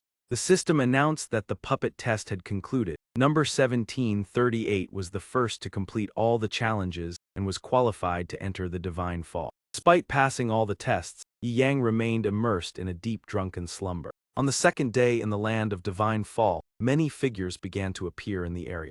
Regardless of the circumstances, Lu Qing maintained her habit of running 10 kilometers every morning after waking up. Her entire body trembling with exhaustion, she still persevered in completing 100 push-ups. On a perilous cliff, she continued with 100 sit-ups and concluded with 100 squats filled with determination. After the training session, she sought out a clear and secluded waterfall to bathe alone. Afterwards, Lu Qing dealt with those who secretly tried to spy on her master. Seemingly sensing the prying gaze, Niu Mo-ju from afar was startled and silently felt fortunate for not being discovered. Outside the tent, someone asked whether Lu Qing had gone out to train again. Another replied that she was upset because she disliked the cat lying in her master's arms and had therefore left. Inside the tent, Mu Yao and the other girl argued fiercely, neither willing to yield. Seizing the opportunity, Zhu Shu carried Yi Yang away and declared that the morning massage for their master would be her responsibility, making the other two even more furious.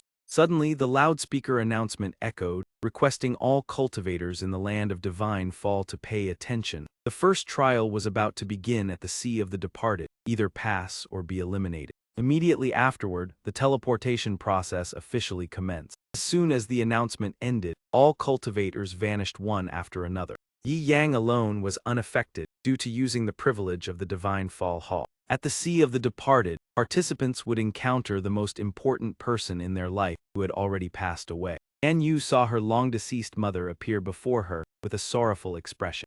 Her mother smiled kindly and gently reminded her daughter to cook quickly as she was hungry. Yan Yu's eyes welled with tears, recalling that her mother was a master of the heavenly ranking, and simply eating the dishes she prepared could restore her. Her childhood dream had been to cook the most delicious meals in the world for her mother to enjoy. Her mother felt apologetic and promised to always stay by her side so she could eat her daughter's cooking every day and never leave again. Yan Yu gently refused, saying that she had grown up and now had someone who wished to cook for her for the rest of her life, causing her mother to show dissatisfaction. She handed her mother a scroll containing information about Yi Yang, hoping she would learn about him in advance. Her mother read that Yi Yang was the heir of a renowned ancient sect, loved reading, was upright but sometimes overly conspicuous, and did not understand the rules. After finishing reading, she gradually faded away. Yan Yu smiled and affirmed that she had not chosen the wrong person and would no longer be lonely. Elsewhere, Lu Qing had also defeated her opponent. She acted decisively, asserting that the honor of her comrades could not be insulted. After completing everything, Lu Qing immediately teleported to another area. Upon arriving, she saw that everyone had already gathered. Someone spoke up to greet the others, saying that everyone had arrived. Someone mentioned that Su Shu and Mai Lac had been teleported here merely because they were attached to a strand of cat fur, leaving others astonished. Niu Mo-ju crossed her arms and remarked that the most dangerous cultivator in the land of Divine Fall had appeared, and that it seemed to be a human. She gazed thoughtfully at the sky, recalling the memories she had experienced. Zhao Ying speculated that according to the rules of the trial, the person appearing before him could only be his imperial father, the deceased human emperor. After many years of separation, his imperial father gently greeted his son. Zhao Ying frowned, his emotions complex, asserting that the great Zhao was now in his hands thanks to a flawless replacement plan. His imperial father calmly asked about the future of Great Zhao. Zhao Ying replied that his goal was to determine the fate of the entire world through war. He expressed his passion for conquest and his ambition targeting Yi Yang and the Vo Kuk sect, planning to summon all hidden forces for a total offensive. He coldly struck, ending the illusion of his imperial father. After that blow, the figure of his imperial father completely disappeared. Zhao Ying's face gradually revealed his true ruthless nature. The loudspeaker announcement sounded, signaling that the second trial of the Divine Fall Hall was about to begin.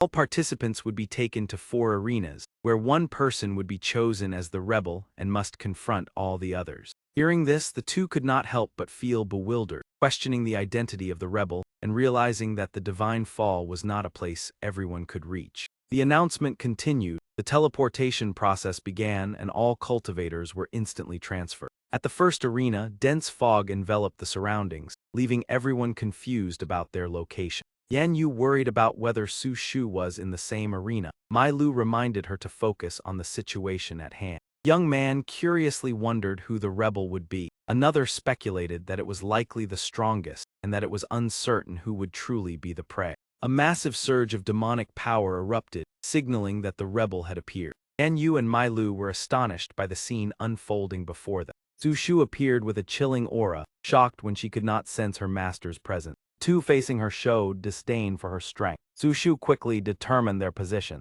He immediately unleashed magic to attack her opponents. The strike severely injured one person, who cried out in agony. Su Shu erupted with immense magical power, declaring that a world without her master held no meaning. Hearing this, the opponents became enraged and called for everyone to join forces to attack her.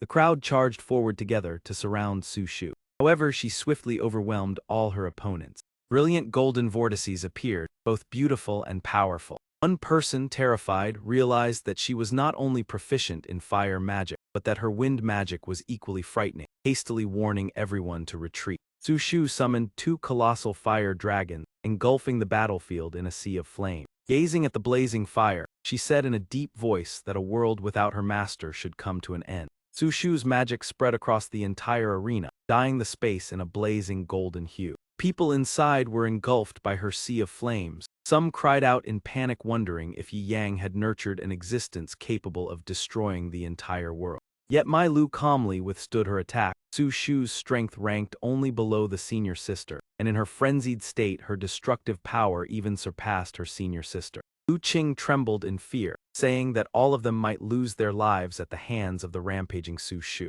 In the second arena, the cultivators were also mercilessly swept away by the Heavenly Reaper envoy. Screams echoed everywhere from sheer terror. Realizing he dominated the entire field, he grew even more arrogant, declaring he would wipe out every cultivator here. Someone cried out that the Heavenly Reaper envoy ranked 19th on the leaderboard. They had no chance of resisting. Zhao Ying crossed his arms and coldly said that to obtain a divine wish one must pay a price, and this chaotic battle seemed to be targeting something on the cultivators. Sensing Zhao Ying's presence, he swung his scythe straight at him. Zhao Ying remained calm and replied that he had no interest in this childish game, so it should end quickly. As soon as he finished speaking, a group launched a coordinated attack on the Heavenly Reaper envoy, creating a thunderous explosion. When everything settled, the cultivators below repeatedly bowed in gratitude, praising the prince for stepping in to save them. However, Zhao Ying still looked disdainful, believing those foolish people had no idea of their fate. In the third arena, Niu Moju surged with demonic power, declaring that clearing out those minor foes required no frenzy at all.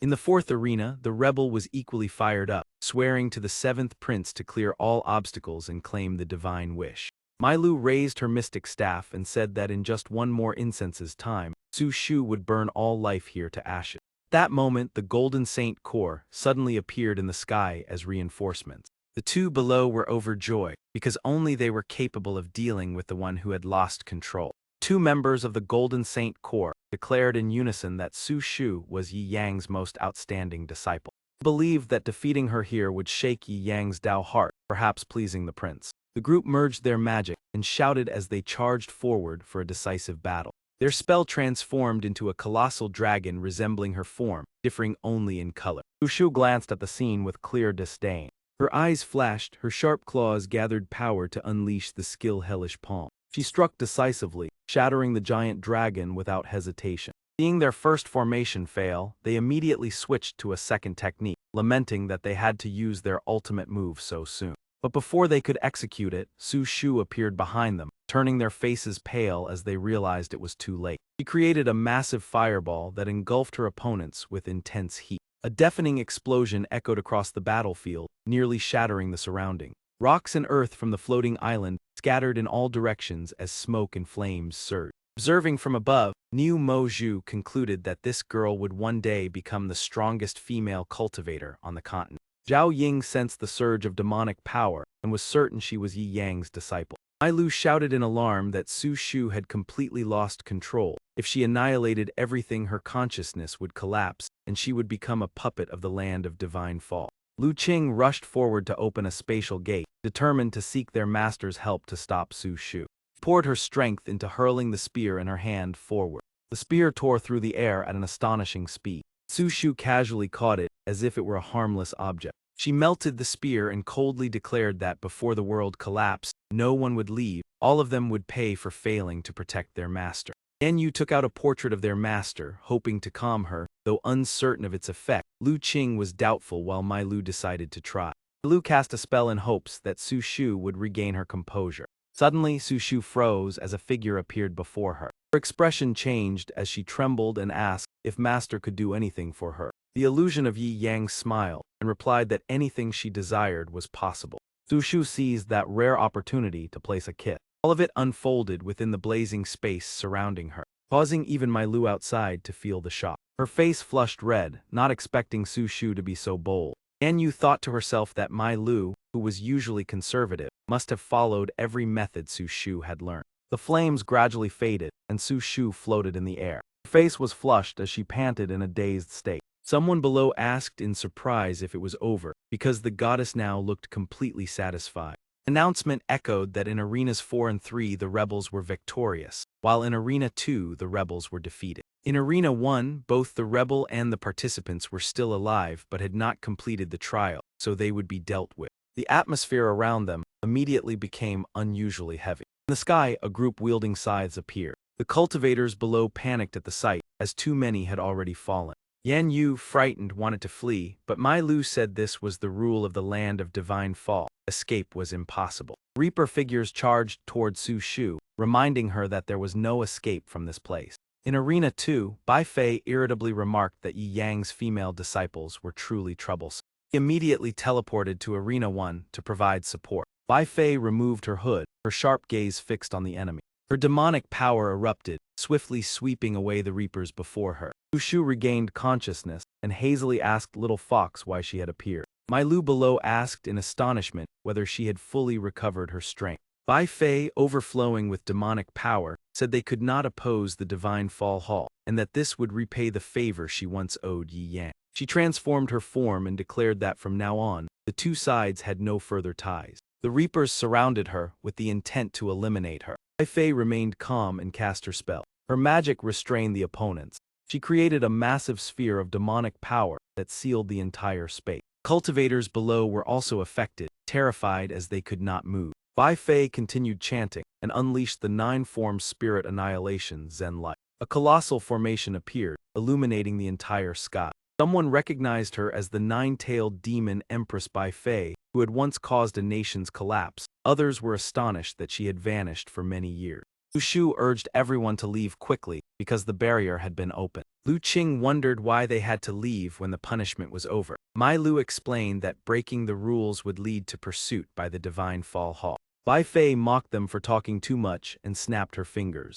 3 of them instantly vanished from the battlefield before the stunned eyes of those remaining. Some wondered why she did not seek a divine wish yet still opposed the land of divine fall. Others guessed it was likely out of concern for her master. Dark clouds gathered in the sky, accompanied by flashes of lightning. They converged and struck the ground like a burst of wrath. Bai Fei remained unfazed, proudly declaring that the rules of this bottle could not bind her. Then a bolt of heavenly lightning struck down, shaking the ground. Her face instantly turned pale, a sense of impending danger surged. The situation was far from good. Bai Fei held her head and complained about the thunder being too loud. Her post-battle trauma seemed to be resurfacing. She suddenly recalled Yi Yang once saying that if one day she escaped captivity, no one would be there to cover her ears whenever thunder roared. He had once given her a magically imbued advertisement of Deem Nuance, telling her it could protect her in his place. Bai Fei quickly took out the paper that had been enchanted with talismans. She used it to block the lightning strike. The paper absorbed all the electrical energy, even drawing in the charged clouds from the sky. After completing its task, the paper immediately exploded. A loud explosion resounded across the sky. Dark clouds were torn apart and gradually dispersed. The people below were astonished to see Bai Fei neutralize heavenly lightning with a single sheet of paper.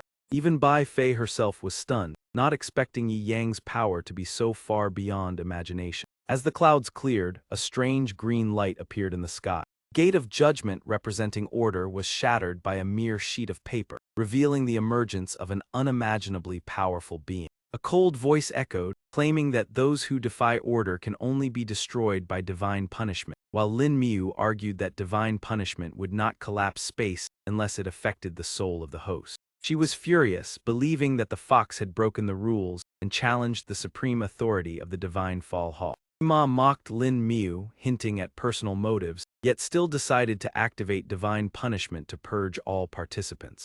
Hayat Veem questioned the one with the special aura, suggesting it might be the seventh prince, the strongest and protected by the gods. Ma broke into a cold sweat, asserting that she was a noble divine envoy and could not be shaken by humans. He recalled that in history some had gone mad and died, while others betrayed and became the first demon lord. Time was running out. If a suitable candidate could not be found, the final mission of the Divine Lord would vanish, and they placed their trust in Lin Miu's loyalty. They believed that humans could never meet that standard, so Lin Miu was bound to remain loyal to the gods. Hayat Veem declared that divine punishment would not be activated, allowing those individuals to enter the Divine Fall Tower. If an exceptional one appeared, they would become a vessel of the gods. At the Divine Fall Ancient Path, the road leading to the final trial of the Divine Fall Tower, a group hurried toward the tower, hoping to obtain a divine wish. One person in the group suggested eliminating some rivals, since there were no binding rules here.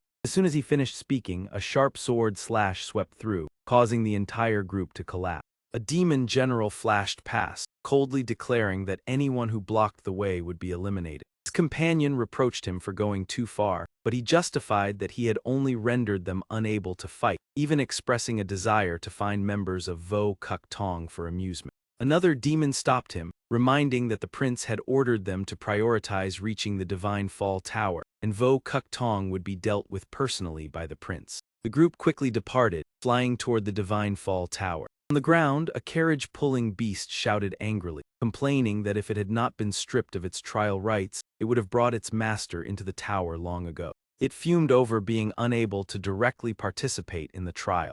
It then complained about having to pull a carriage carrying its unconscious master, along with two women arguing above. Bai Fei held Yi Yang and shouted at Niu Mo Zhu to stay away, not allowing her to approach the one she was protecting. The disciples behind were displeased with Bai Fei's words and her obvious favoritism. Niu Mo Zhu retorted that the disciples treated Bai Fei like a sister, yet regarded her as a master's wife, even boasting about her intimate relationship with Yi Yang. Bai Fei replied coldly, saying their games were merely card playing, incomparable to the special experiences she had shared with Yi Yang. She mentioned intimate memories during her time in captivity, making others blush uncontrollably. Yan Yu angrily scolded Bai Fei as a seductive fox who bewitched their master. Niu Mo Zhu awkwardly explained that everything was in the past, and now Yi Yang had been won over by her.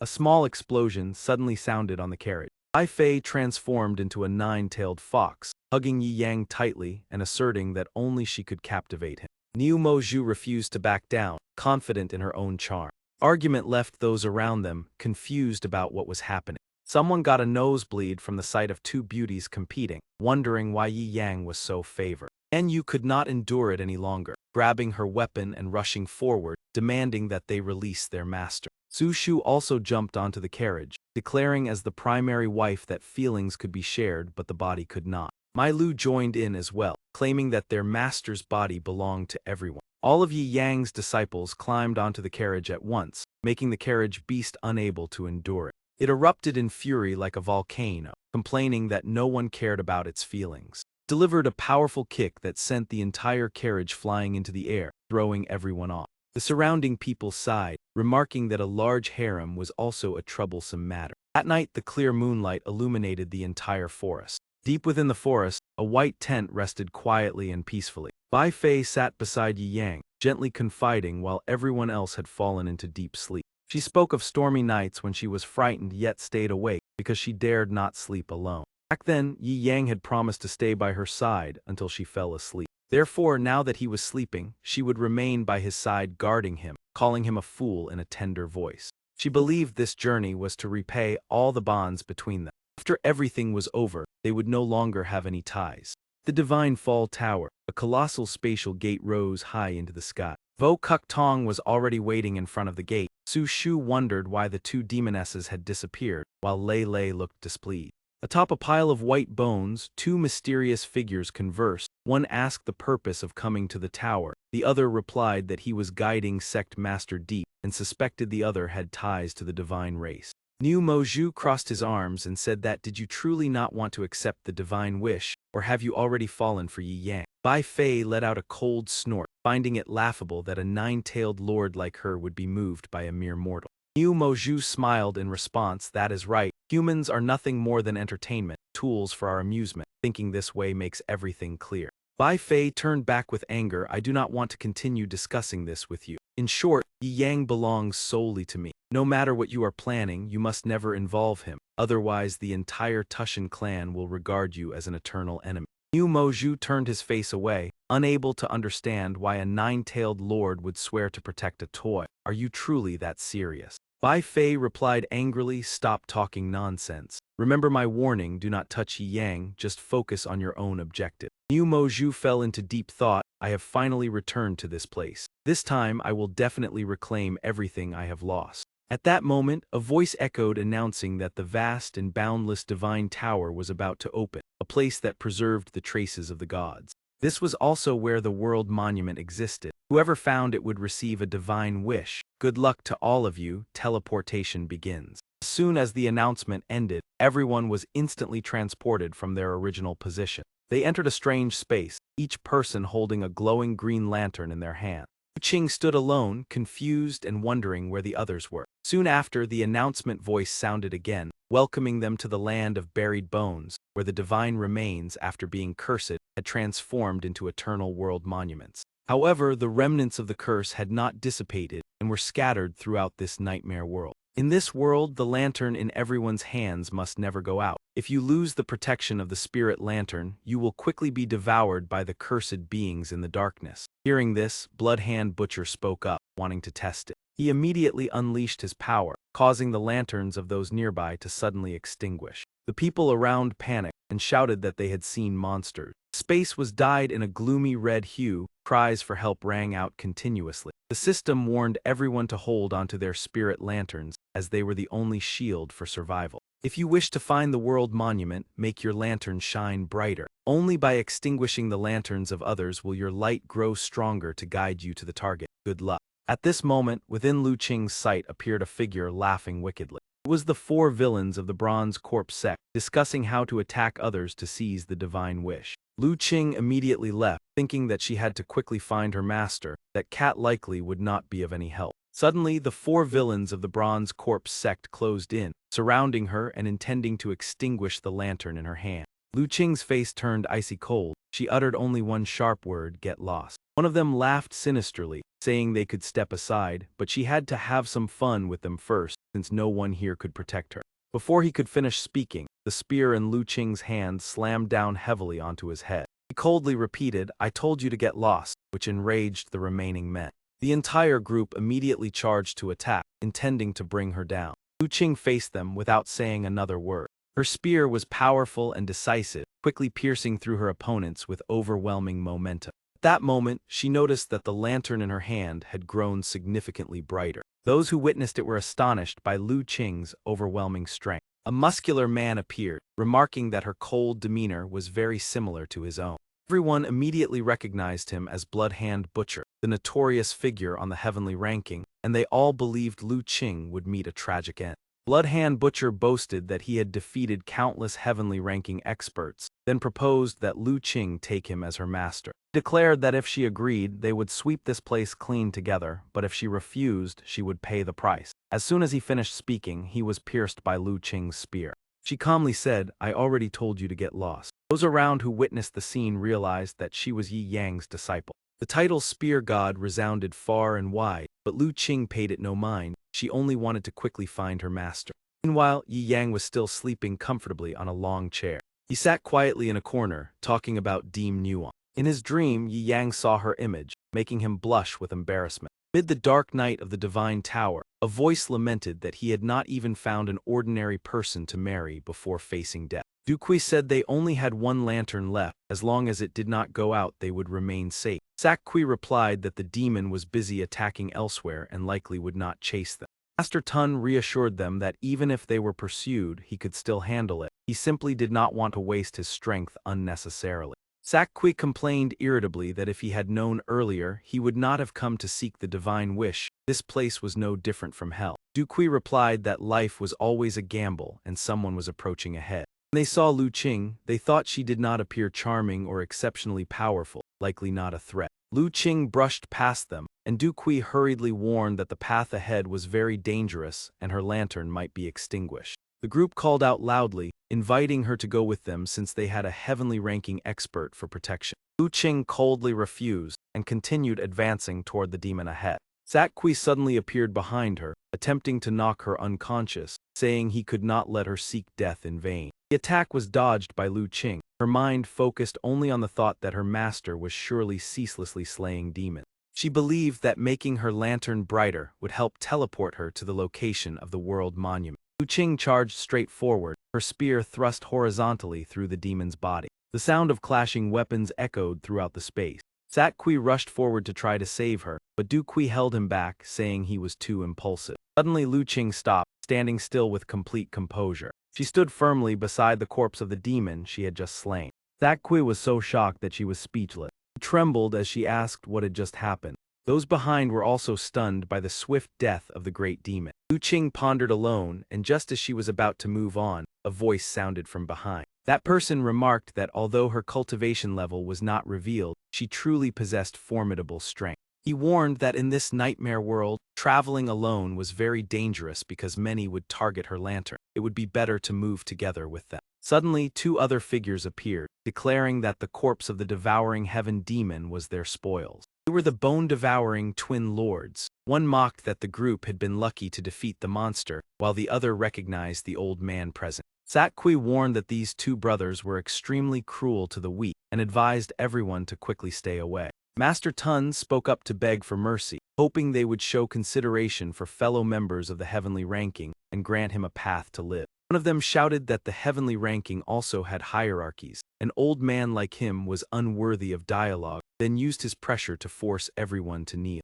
He pretended to be merciful, saying he would let them die a little slower than the others. He boasted about his brother's torture methods, which brought victims unbearable agony. He challenged that anyone who could escape would count as his loss. Suddenly, a blazing red spear pierced straight through his throat. Both men were struck down, their lanterns falling to the ground. Lu Qing landed lightly after finishing the battle. The two men screamed in agony before collapsing. Their lanterns went out, and all their energy transferred into Lu Qing's lantern. The light of her lantern transformed into a brilliant orange glow. She coldly apologized for being unable to accompany them. Master Tun knelt down to beg for forgiveness, admitting that he had previously been disrespectful when demanding protection fees. He regretfully asked for forgiveness and hoped to be accepted as a disciple to atone for his mistakes. Lu Qing replied that she did not dwell on past matters and was not yet qualified to accept disciples, then advised them to be cautious and leave this battlefield as soon as possible. The demon seductress spoke up to ask the hero's identity. The demon slayer added in astonishment when he saw that the young man had defeated two top 40 experts of the heavenly ranking with just a single spear strike, his reputation truly resounding across the world.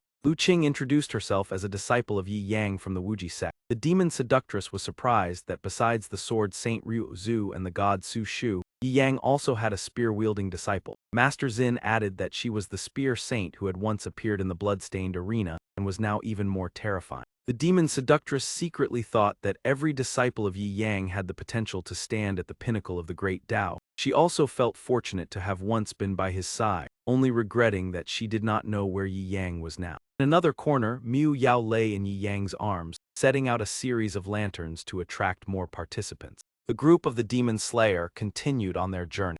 One person in the group anxiously asked when they would reach the teleportation point, because he did not want to stay in this ghastly place for another second. The demon seductress replied that as long as she could survive and leave, she was willing to marry any ordinary man she encountered first. Demon Slayer sneered and said that if that man agreed, she was also willing to marry alongside her. Master Sun warned that a demonic overlord with extremely powerful killing intent had appeared ahead. Everyone needed to hide immediately. The one floating in midair and radiating killing intent was the heavenly evil venerable. He let out a cold laugh, saying that he had already seen the light and demanded that everyone reveal themselves because hiding was useless. The heavenly evil venerable continued to provoke them, calling them cowardly rats. During this, the demon slayer immediately activated a secret technique to enhance her strength. The heavenly evil venerable sensed the terrifying source of power and turned back in vigilance. Immediately after, a series of enormous fireballs surged toward him. One fireball pierced straight through his body. The remaining ones crashed to the ground, creating a chain of thunderous explosions in the distance. Niu Moju hovered in the air after launching the attack and mocked the frailty of humans. He turned to Bai Fei and laughed loudly, asserting that she would win the bet to light up the world's steel and claim Sect Master Yi entirely. Bai Fei gently took down another opponent and coldly asked what meaning there was in such indiscriminate killing.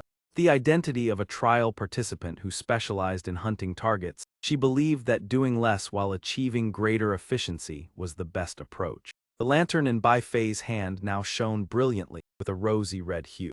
Niu Moju continued to provoke her, saying that Bai Fei only punished evildoers and asked whether she had truly fallen in love with Yi Yang. Bai Fei calmly replied that the other party was changing the subject because she was about to lose and reminded her of the rule that whoever lost would not be allowed to compete for Yi Yang. Niu Moju pretended to ponder the idea that if she won, she would have complete authority over Sect Master Yi, causing Bai Fei to awkwardly deny any romantic feeling. Bai Fei affirmed that she only wanted to monopolize ownership of him and not because of love. Niu Moju laughed smugly, believing that no matter what she would obtain the toy named Yi Yang. She declared that she would win and make Yi Yang belong to her. Bai Fei angrily refuted and resolved to light the world's steel first. In the sky, the battle between the two erupted fiercely, causing the demon slayers group below to be horrified as they witnessed two great demon queens competing for a man. Master Sun trembled as he wondered whether he had remembered incorrectly that Bai Fei had once destroyed an imperial dynasty, and Niu Moju had established a demon kingdom, while Yi Yang possessed a strangely romantic destiny. Demon Slayer felt regretful for not being strong enough to participate in the contest for Yi Yang, but suggested making a bet on who would be the first to light the world's steel. Master Sun believed that the person would certainly be Zhao Ying, whom he had once guided when Zhao Ying was young. Now Zhao Ying's strength was unfathomably deep. Even a top 19 expert of the heavenly ranking would find it difficult to withstand a single move. More frighteningly, he regarded war as the ultimate truth. Another member added that just the demon sword squad he created using demonic potions was enough to sweep away the trial participants. Their nation had once been destroyed by a female demon swordmaster. The demon seductress worriedly hoped that they would not encounter that frenzied group because she had not yet had the chance to marry. Elsewhere, the demon sword sect had surrounded the disciples of the Wuji sect and officially declared war.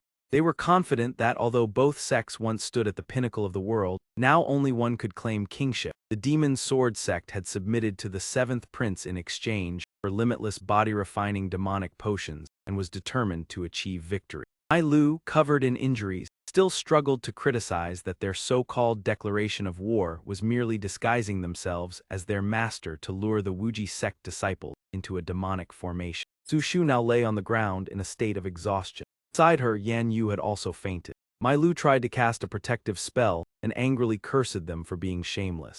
Demon sword members standing in the air mocked them, believing that war required optimizing strength, so any method was reasonable. The leader transformed into his demon sword state and demanded that they stop resisting so the formation could refine them. He declared that Yi Yang's absence was the perfect opportunity to eliminate all the disciples of the Wuji sect. Suddenly, a voice sounded from behind, mocking that their boast of destroying the Wuji sect was far too grand. Lu Qing appeared with overwhelming killing intent, asserting that their greatest mistake was not knowing that the disciples had been tempered by her master. She immediately thrust her spear to attack the demon sword sect. Ma Qing retreated to evade and contemptuously called her a useless foot soldier, despite being taught by an immortal. He challenged that he would teach her on behalf of Yi Yang what true cruelty was. Lu Qing tucked the lantern into her belt, quickly gripped the red spear firmly with both hands. She concentrated all her strength, assumed a perfect defensive stance, and pointed the spear tip toward the enemy. Ma Qing sneered, believing it was merely a foot soldier's technique and not worth concern. Before he could react, he was stunned speechless. In the blink of an eye, Lu Qing's figure had pierced through his body. Before Ma Qing could realize it, his body had already been severed. Lu Qing landed on the ground. Behind her, Ma Qing's body disintegrated. The demon sword sect members were horrified upon witnessing Ma Qing being defeated in a single move. Lu Qing's spear tip stabbed straight into the demonic formation on the ground. He effortlessly shattered the evil formation, leaving the enemies aghast. Mai Lu knelt down, gasping for breath, relieved that they could finally escape danger. The demon sword commander angrily declared that he would use the awakened sword technique to annihilate them. He ordered a full-force attack and mocked that Lu Qing alone could not protect the 3 defeated Wuji sect disciples. Lu Qing used her spear to draw a long line on the ground. She coldly declared that from now on, anyone who crossed that boundary would have to pay the price. Demon sword members considered her arrogant and charged forward simultaneously. They attacked from 3 directions to break through the defensive line. Immediately, someone was severely injured and realized in horror that she had not avoided the attacks at all. The other blades continued to thrust forward as 3 of them simultaneously targeted Lu Qing. One intended to launch a sneak attack from behind, but suddenly felt a sense of unease. He only had time to utter a curse before collapsing. Lu Qing turned back with a chilling gaze, reiterating that anyone who crossed the boundary could not survive. The remaining demon sword member retreated in fear, unable to understand how she could still counterattack after suffering a fatal blow. Lu Qing explained that her master had taught her a special skill that allowed her to sustain life for 5 more seconds even after receiving a fatal injury if her body had not been completely destroyed. Behind her, Mai Lu quickly cast a resurrection spell capable of restoring 50% of the body when there was still a remaining breath. Lu Qing smiled, believing that was sufficient. The demon sword commander calmed down and admitted that she was suitable for the demon sword sect, but unfortunately it was too late because this time no one from the Wuji sect would survive. He shouted loudly as he sacrificed his soul to summon the entire demon sword sect. Immediately, a multitude of demon sword sect soldiers appeared behind him. They stood towering like giants before the Wuji sect disciple. Mai Lu turned pale upon realizing that all 3,000 demon swordsmen had been summoned. These monsters, after demonic refinement, were almost no longer human. The demon slayers group, observing from afar, was also horrified upon seeing all the demon swordsmen appear in this burial ground and suspected that this was a form of cheating. Master Tun spoke with difficulty. It seemed that the 7th Prince Thong Thien had secretly dealt with the divine envoys of the Van Tri Dien, while also allowing the Demon Sword Legion under his witness to enter this place. However, the identity of the opponent remained unknown, signaling an unpredictable calamity. The commander immediately ordered the complete annihilation of all disciples of Vo Kuk sect. The demon sword soldiers soared into the sky in unison, loudly chanting the slogan to destroy Vo Kuk. Lu Qing suddenly realized that apart from fighting, she knew nothing else. This life had been granted by her master. Vo Kuk was her only refuge since her master came to this world. Wherever people existed was home. Therefore, protecting Vo Kuk meant protecting family. Because of that, her only path was to fight, willing to pay any price to safeguard that place. Gathering all her strength, she coldly declared that from this moment on, anyone who crossed this line would pay with their life. Lu Qing shouted for Mai Lu to channel all her power to her, and Mai Lu firmly replied that she would use everything their master had taught to fight for Vo Kuk together. The two stood side by side, their explosive energy causing the space around them to tremble.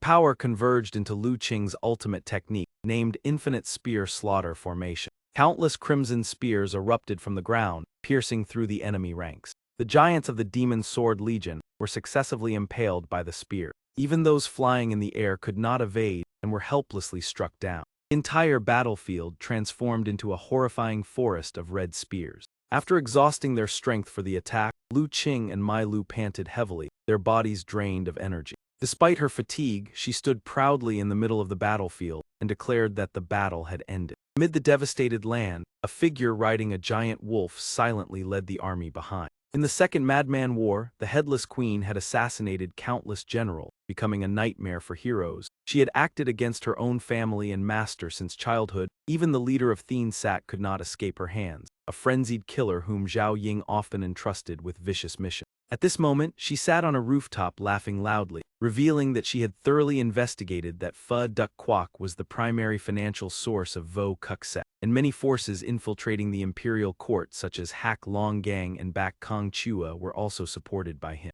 Therefore, she declared that she would sever this golden lifeline right at the Vo Cuc Sec's Pho family fortress. On another battlefield, two terrifying figures among the four great madmen were Quan than that Kong Triu Sun and the first fist god Bok Thien Ka. Triu Sun, the brutal drunkard of the Dai Tiu dynasty, could shatter vast armies with a single punch, and though ranked 8, he was merely a pawn of Zhao Ying, now sitting on a throne lamenting that invincibility always came with loneliness. At the Dai Triu Imperial Palace, Bok Thien Ka smiled faintly, not expecting their first collaboration to be against Yi Yang's forces. From a poor teacher, he rose to become the #1 imperial preceptor of Dai Chao and was renowned as the strongest formation master in the world. Triu Sun believed that fists alone were enough to defeat the enemy. There was no need to use the dragon vein to set up a killing formation. Although rumors of the former emperor's death and the imperial seal's power to command the world were used as bait, he was still not permitted to act directly. He particularly despised those who were well-educated yet fond of scheming. Bok Thien Ka smiled cunningly, affirming that the Long Zhen Thien Grand formation had trapped all targets. He explained that within the formation existed endless dark energy, enough to prevent both dragons and phoenixes from transforming, and all prey would be absorbed. This time, Yi Yang's subordinates with varied emotions were all trapped within that formation. Triu Sun unleashed his aura, asserting that he had returned to fight, not to watch, and even wished to request the prince's permission to recreate the scene of city annihilation. At Then Van Tri Dien, where hundreds of floating islands hovered, Zhao Ying's face showed a trace of contemplation. Bodies of Tiat Vien, Ai Ma, and Hung Kian were all stained with fresh blood. Trapped within the formation, Miu Yao roared in anger, accusing Zhao Ying of being heartless toward Ai Ma, who had once devoted herself to him. He coldly replied that she was merely a tool, just as the divine envoys regarded the awakened as vessels for divine will, and this time their goal was not only the world monument, but also to devour the divine will. Miu Yao grew even more furious, caring nothing for divine will, only resenting that he deceived Ai Ma, used her to infiltrate Then Van Tri Dien, brought the demon sword army into the burial land to cause internal chaos, and finally turned against her. Zhao Ying solemnly stated that the elimination of the demon sword army was inevitable. Victory or defeat was unimportant. The key was to incite internal chaos for him to seize an opportunity to strike. Although he had once promised only to imprison the divine envoys, to avoid future trouble he decided to eliminate them all. When Miu Yao challenged him to act against her, Zhao Ying calmly explained that her clone was still beside Sect Master Deep, and if the main body encountered danger, the clone would immediately become alert. Therefore, he chose to execute the plan step by step, first severing all forces of Vo Cuc before directly confronting Yi Yang, while showing excitement at the thought of Thiat Bot Ka Han about to attack Vo Cuc Set. In the desert, Thiat Bot Ka Han and his iron cavalry were approaching their target. Suddenly, he noticed a lone figure advancing ahead. He loudly demanded the person's identity, while the other calmly stood before the vast army. That person replied that they were not exactly human, prompting Thiat Bot Ka Han to threaten destruction regardless of who the opponent was. The opponent rose into the air and introduced herself as Zio Nha. With surging power, she declared that her appearance was to open the gate leading to hell. Continuous explosions erupted, shaking the entire desert. Figures were blasted in all directions amid the shockwave. After that upheaval, Thiat Bot Ka Han completely vanished. Zio Nha stood coldly amid the ruined battlefield and softly said that the mission was accomplished. At the Pho family fortress, while Tone Bai was working, a sudden voice behind him asked why the most skilled money-maker in the world served Vo Cuc Set. Headless Queen appeared, placing a sharp blade against his neck and offering him the choice to betray Yi Yang and pledge loyalty to the 7th prince. She even promised control over the salt and iron trade across Dai Triu and its vassal states, a benefit few merchants could refuse. Bai calmly replied that although the offer was extremely tempting, his loyalty to his master had taken root since he arrived in this world, and even the throne of the human emperor could not make him change.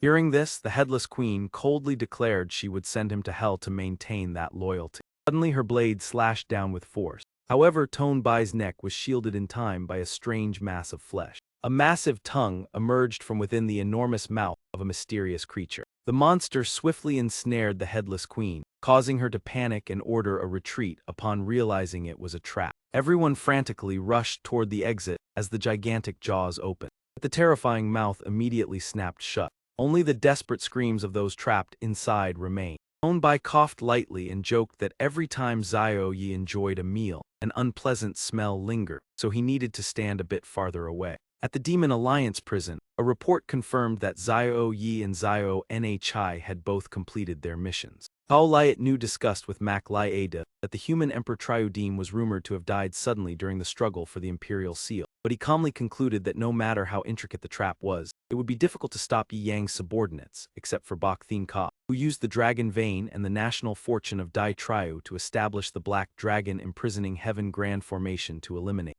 Cao Liat Nu remarked that Dai Triu had used ruthless methods to build an invincible dynasty, and the dragon vein possessed destructive attributes with power comparable to world-level artifacts, making her wonder whether they should intervene to help. Mak Liada smiled and replied that it was unnecessary, as she had forgotten the origin of Tiu Bat. He explained that Tiu Bat came from the land of the old gods, where dark power was not only restrained but could be infinitely absorbed by her, and when she lost her composure, the descent of countless incomplete old gods would become reality. In the imperial capital of Dai Triu, the ground where the palace once stood had completely collapsed. Strange eyes with tentacles sprouted everywhere among the ruins. In the sky, a colossal black dragon appeared with overwhelming majesty. Tiu Bat stood among countless eyes, facing the black dragon with a furious gaze. People witnessed the horrifying scene as the imperial capital was destroyed in an instant. Yet they quickly calmed themselves and placed their faith in the ancestral dragon vein to suppress the monster in the sky.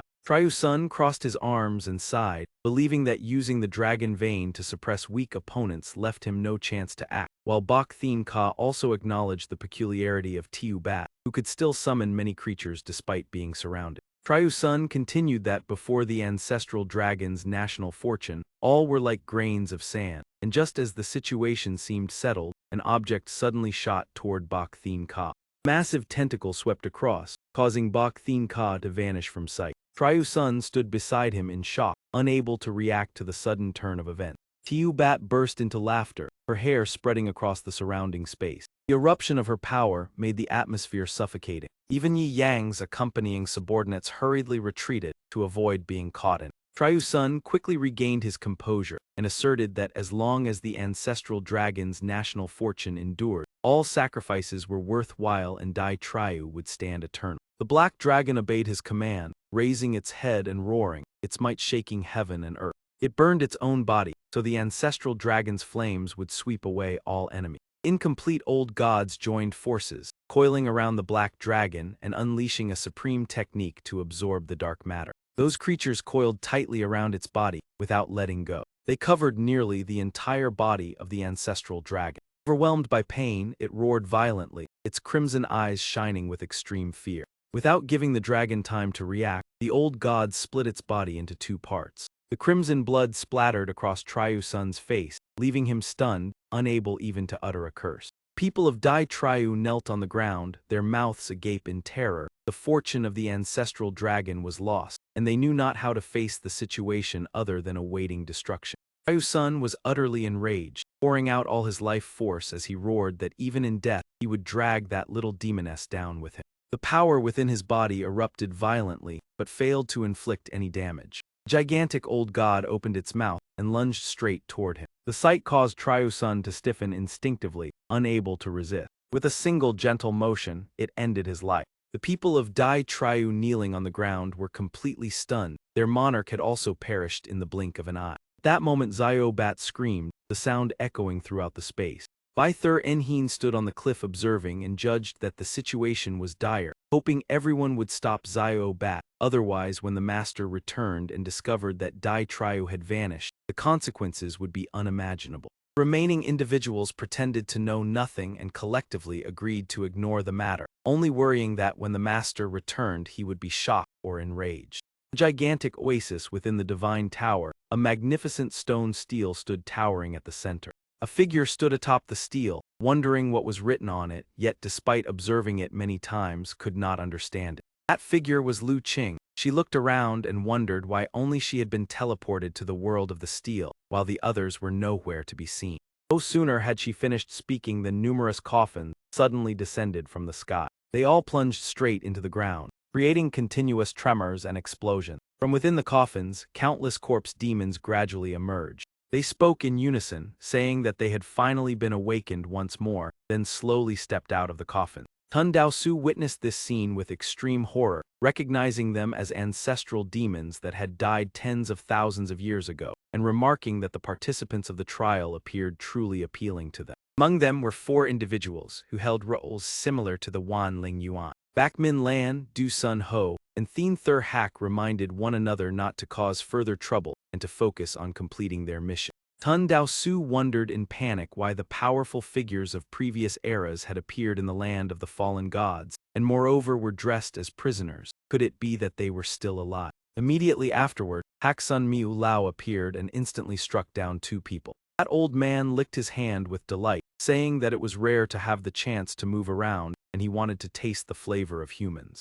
Witnessing this scene, everyone was so terrified that they could not move, realizing that these individuals all carried a frightening bloodthirsty aura. When they left, the Ghost Slayers group finally breathed a sigh of relief, yet wondered where they were heading. They quickly flew toward Yi Yang and landed right in front of him. The cat demon lying on Yi Yang immediately sprang up in terror, realizing that its actions had been completely sealed. Perhaps its true body had been bound by the gods. It speculated that such a situation would only occur if the gods had awakened, but if the divine remnant had not yet found a vessel, then the only possibility was that it had been absorbed by someone else. Therefore, these divine slaves had been released, and their power was so immense that even self-destruction would hardly repel them. The situation was truly extremely critical. At that moment, a gentle voice sounded from behind, asking what the little cat was afraid of. Bai Fei had appeared behind them at some point, gently lifting the cat demon and reassuring it to leave everything to her. She tilted her head to look at those before her, and asked where the seniors were hurrying off to.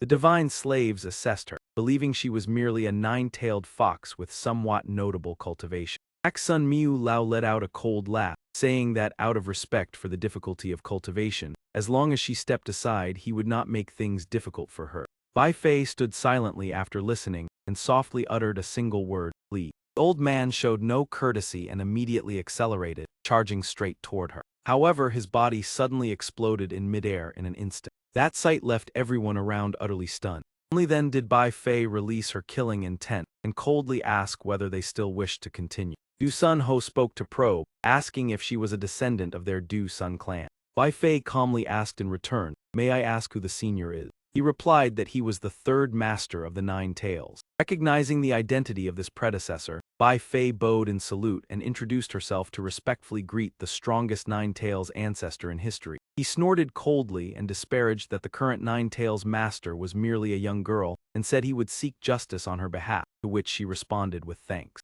Du Sun Ho continued, stating that he was imprisoned here and that the only way to escape was to kill that young man. Moreover, she bore a blood-deep hatred of the clan, so how could she entangle herself with a human? He presented the Du Sun blade and told her that if she personally ended his life, she would obtain half of the opponent's power. He continuously tempted her, saying that this was an opportunity that came once in 1,000 years. After hearing this, Bai Fei's gaze turned icy as she responded with a single word, "Agree." She took the blade from Du Sun Ho's hand and softly said that she understood. As soon as she finished speaking, she wielded that very blade to sever Du Sun Ho's life force. This decisive action shocked the surrounding divine slaves to the extreme. Even the ancestor widened his eyes in disbelief as he looked at her. Bai Fei calmly stated that knowing her clan had been exterminated by the gods yet still willingly becoming a divine slave, How could she place any hope in him? Thien Thur Hak burst into laughter, saying that killing even her ancestor for the sake of a human she loved was a cruelty he rather appreciated. Bai Fei remained cold as she replied that he could think whatever he wished. Today no one was allowed to touch this human. Wan Ling Yuan stepped forward and said that the young man had to die. They were merely scouts. Among the divine prisoners, the most terrifying was the first human emperor of Daiso, who in the past sought revenge against the Central Land's gods by bewitching the emperor, leading the entire nation to wage war against the gods and ultimately be destroyed. He would certainly seek someone to settle this blood debt. I once harbored resentment and thus understand clearly, little fox. It has not been easy for you. I advise you to leave quickly lest you destroy yourself for the sake of a human. Bai Fei darkened and replied that she would not leave. She had once sworn that if he fell into slumber she would protect him completely. Suddenly, a stern voice called out from behind little fox. Yi Yang slowly sat up and softly asked what if he had already awakened. The cat demon was startled and turned its head to look back. His figure appeared imposing as he gently greeted everyone. Yi Yang stood tall and once again spoke. He smiled and said that little fox had become even more beautiful after such a long time. Bai Fei blushed and lightly scolded him not to speak nonsense, then warned that the strongest being of the fallen gods had become a divine slave and their target was to kill him. There was no time for explanations, telling the cat demon to quickly take the master away because he was not yet able to fight. Yang merely nodded calmly as if unconcerned. Suddenly another voice rang out mockingly, "Your lover still wants to run. He will not escape."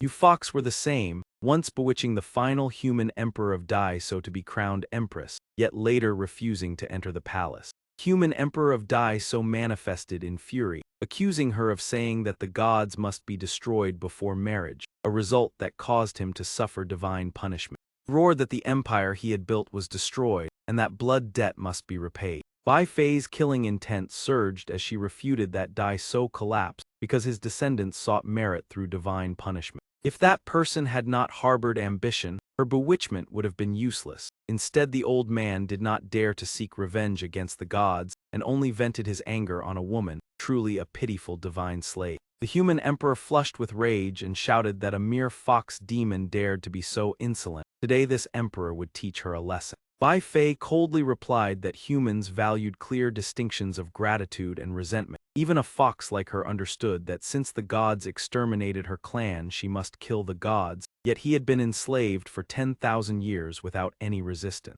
Bai Fei smiled and retorted that by comparison she resembled a human, while he was more like a dog. Those words enraged him to the point of boiling fury. That wicked creature was truly audacious, her words as sharp as blades. The power within his body erupted, spreading violently in all directions. Ground trembled as earth and rocks shattered and scattered everywhere. He roared an order, forcing his opponent to submit and remain absolutely silent. Terrifying pressure forced Bai Fei to kneel and bow her head, her face turning pale. Suddenly a flash of light appeared before his eyes, drawing his attention. Immediately after, a storm-like punch struck him, leaving him dazed as if his jaw had shattered. Caught by the sudden blow, he had no time to comprehend what had just happened. Yi Yang appeared and with a single swing of his hand, he sent him flying back toward the world monument. Those who witnessed the scene were so astonished they could not utter a single word. Force of the strike was so immense that clear cracks appeared on the world monument. Yi Yang was in his super divine state, radiating a dazzling and brilliant aura.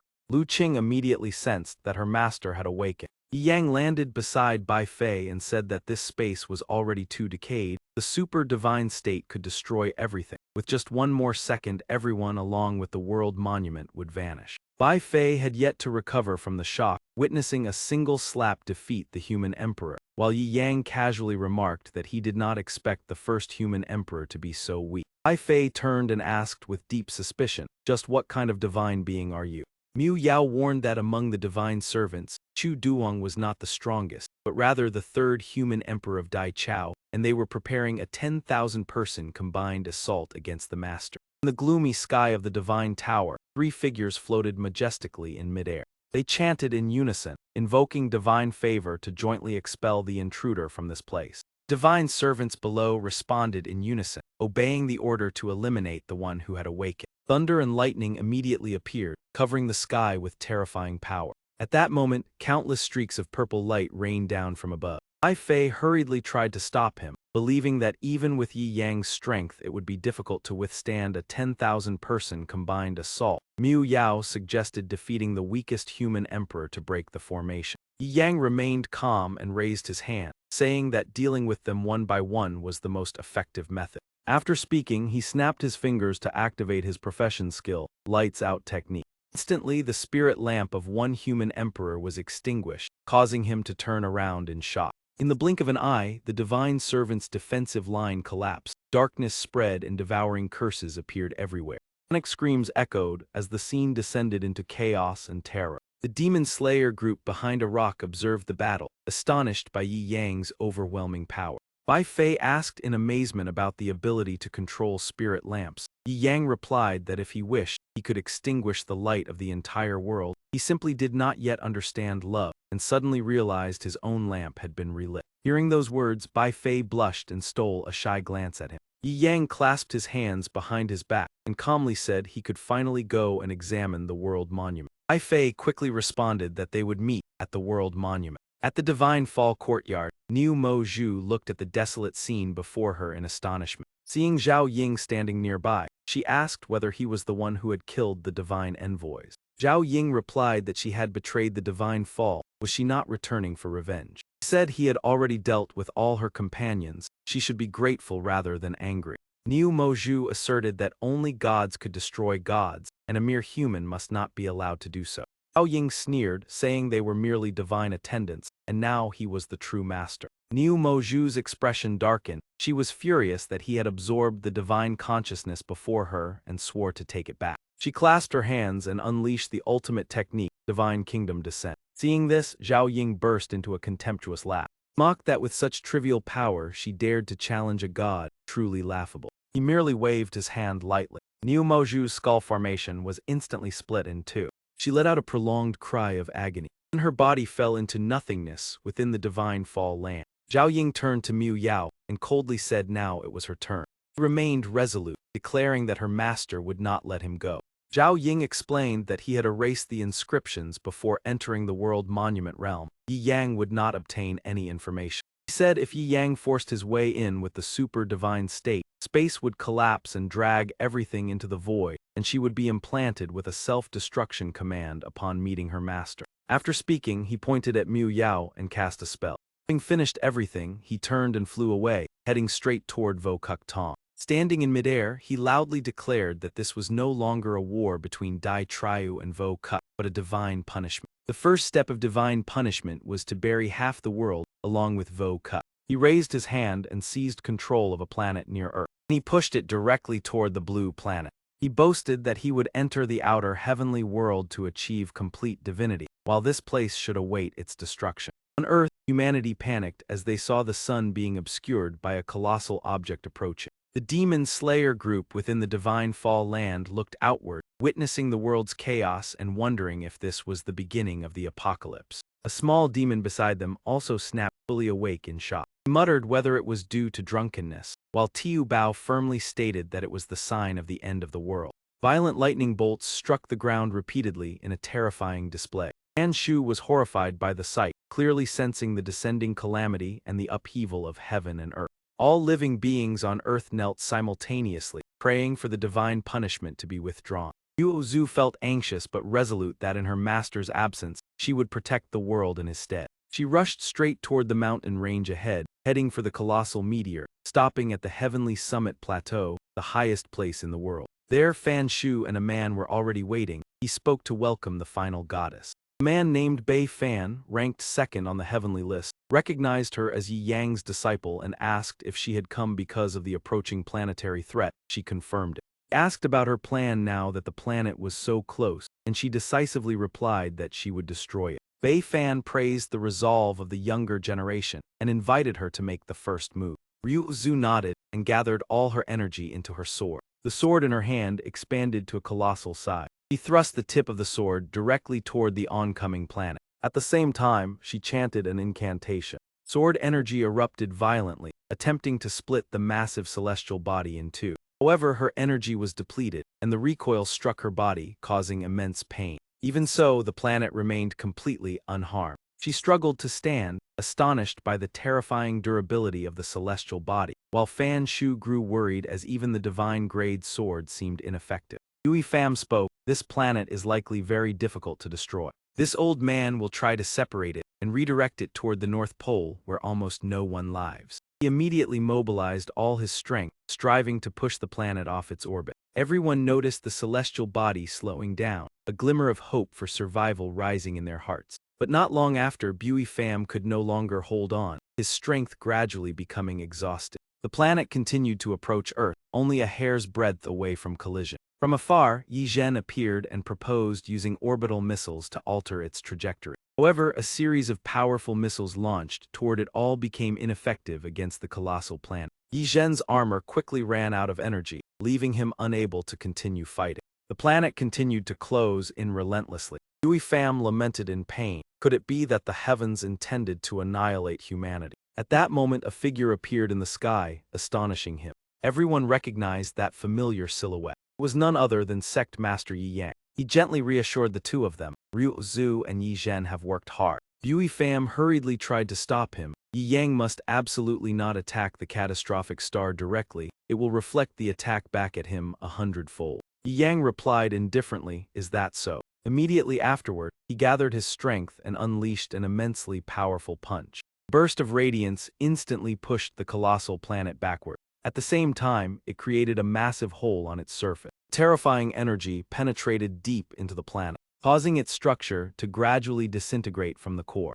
Dazzling light pierced through the cracks, then a supernova-like explosion erupted in space, its brilliant halo covering a portion of Earth. After the strike, Yi Yang remained standing calmly, his expression completely unchanged. The terrifying aftershock spread throughout space. The ground below shook violently. Yi Yang gradually became clear in midair, the light highlighting his ethereal figure. The people below cheered endlessly, overjoyed at Yi Yang's return. Tiu Kui excitedly called out his name, while Tiu Bao beside him also praised that uncle is forever a god. Yui Pham exclaimed in horror. The world-ending catastrophe had been shattered by a single punch of flesh and blood. Ryu Zhu silently gazed at Yi Yang, feeling that being able to serve her master in this life was already fulfilling. At that moment, Yi Zhen loudly called out to him. Hearing this, Yi Yang gently turned his head and said, "Ryu Zhu, Yi Zhen, wait for me. I will go up there for a moment and return immediately." After speaking, he transformed into a streak of light and flew straight into outer space. As soon as he stopped, Zhao Ying appeared before him. "At last we meet after many confrontations. I have waited a long time for this moment." Yang responded in confusion, "Who are you? Have we ever clashed before? Is this not our first meeting?" Seeing that reaction, Zhao Ying was left speechless. He lowered his head with a resentful tone. "Have you never noticed my existence?" Yi Yang calmly replied, "I only saw someone causing trouble, so I came here for a bit of amusement." Hearing this, Zhao Ying asked in exasperation, "How were you able to leave the divine fallen pool? Clearly the world's steel had been erased by me when you teleported." Yi Yang replied nonchalantly, "Very simple. Lu Qing memorized the entire world's steel. I only needed to read her memories." Zhao Ying did not expect there to be such a method, but did not wish to pursue the matter further. He sneered coldly, "All the better. I need a subject to test the power of a god." Upon hearing the word god, Yi Yang's eyes became intrigued. This opponent seemed quite interesting. Zhao Ying curled his lips in disdain. "Humans are not qualified to fight with a god. You are merely prey." The hunt of the god officially began. Saying this, he unleashed all of his power. His energy spread to the surrounding planets at a terrifying speed. Purple rays of light shot across the universe, piercing through nearby celestial bodies. This ultimate technique was the grand devouring star art of magnificent scale. The grand devouring star art gathered the power of the 5 elements: metal, wood, water, fire, and earth. The elements formed avatars shaped like the character Don, arranged into arrows aimed at Yi Yang. Witnessing this scene, Yi Yang was both astonished and excited. Refining planets into avatars, the power of a god is indeed extraordinary. I am beginning to feel interested. Zhao Ying spoke in a deep, provocative tone. "Forcing prey like you to unleash your full strength excites me greatly. I will destroy the planet where your disciple resides. Let us see what you can do." Yang smiled and snapped his fingers. "It is simple. I have already erected a protective barrier. To destroy it, you must first defeat me." As he spoke, an invisible barrier immediately enveloped the entire planet. Yi Yang teleported farther away and issued a challenge. "Come, this will be our battlefield."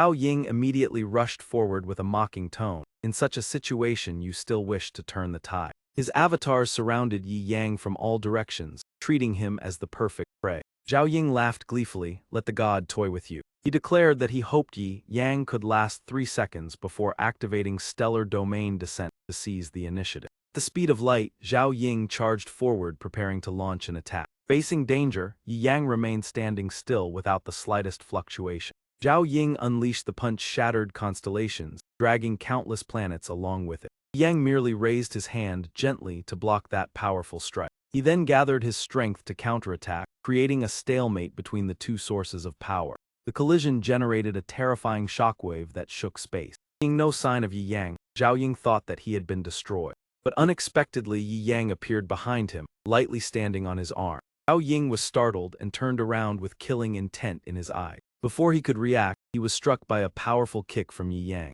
The kick sent Zhao Ying flying far away. He was pushed out of the battlefield's range. Yi Yang's avatar swept past the original body at extreme speed. A terrifying speed left Zhao Ying stunned. Yi Yang calmly remarked, your power is excessive, but your reactions are far too slow. All of your male gods come at me together, I want 1 against 5. He no longer had patience and wished to end the battle quickly. In response to the provocation, Zhao Ying angrily replied, dealing with you alone is more than enough. With that, he gathered spiritual energy in his palm and executed the move planetary gravitational reaping. Yang did not even make a move to counter, merely standing calmly and waiting. Unable to restrain himself, Zhao Ying charged forward to deliver a decisive strike with utmost determination. But in Yi Yang's eyes, all of his movements were far too slow. Easily evaded using the graceful movement technique Silver Moth Step. Zhao Ying rushed forward with the technique Falling Stars Collapse, his face filled with terrifying madness. In response, he calmly neutralized the move with effortless ease. Everything unfolded swiftly within a brief moment that afternoon. Yang's advanced Tai Kai fist seemed to seal the space, his hands moving fluidly and leaving countless afterimages. Even now he still appeared arrogant. His defense was formidable, but humans have limits, and this was the moment to test his advancement. As soon as he finished speaking, Yi Yang unleashed Divine Ice Punishment, while Zhao Ying swiftly activated Divine Flame Division to test how he would withstand it. Yi Yang gently swept his gaze toward his opponent. Looking at Zhao Ying, he slowly raised his hand. He began a fierce counterattack with Tai Kai 8,000 pounds of violet force, its power immeasurable. Even when surrounded by 5 of Zhao Ying's clones, Yi Yang remained calm, even provoking them to attack together. He immediately deployed the ultimate defensive method, known as Tai Kai 8 Chaos Reversal. Waves of magical energy surged forward under his control, toward the 5 clones representing the 5 elements. Standing at the center, he calmly controlled the battlefield as if merely playing a game. Those waves quickly blocked all of Zhao Ying's techniques. He was utterly shocked by the scene, unable to believe that a mortal's defense could rival a city-guarding divine beast. Yi Yang declared in a deep voice that from this moment onward, it would be his turn to counterattack. Immediately after, he activated the immortal divine body, creating a white aura around himself and amplifying his strength. Unable to tolerate the power of a mere mortal, Zhao Ying furiously ordered all clones to activate the immortal divine body to destroy him. As soon as he spoke, he appeared before Yi Yang and launched a powerful punch. Yang easily dodged and simultaneously seized Zhao Ying's arm. Without hesitation, he exerted a gentle force that tore the arm apart.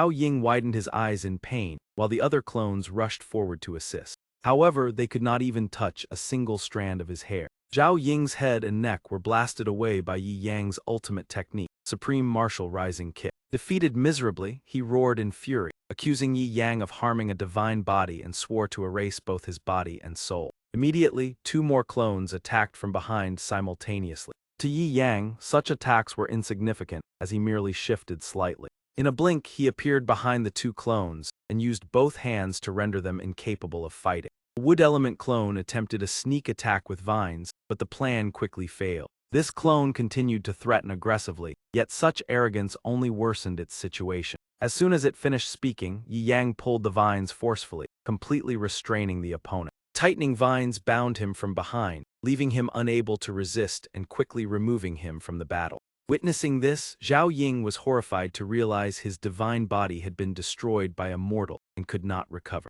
Yi Yang calmly explained that his true energy originated from a high-level cultivation killing art called Deep Immortal Force, designed to counter him and his clones. Upon learning the truth, Zhao Ying roared in anger, declaring he no longer wished to continue this game. He decided to use the complete form of his divine body and immediately merged all clones. Standing nearby, Yi Yang lightly mocked that the battle seemed to have only just begun. Facing the opponent's cold, murderous gaze, he could not help but find the situation somewhat amusing. Zhao Ying looked at Yi Yang and declared that the final moment had arrived. The ultimate judgment of the gods upon humanity was about to begin.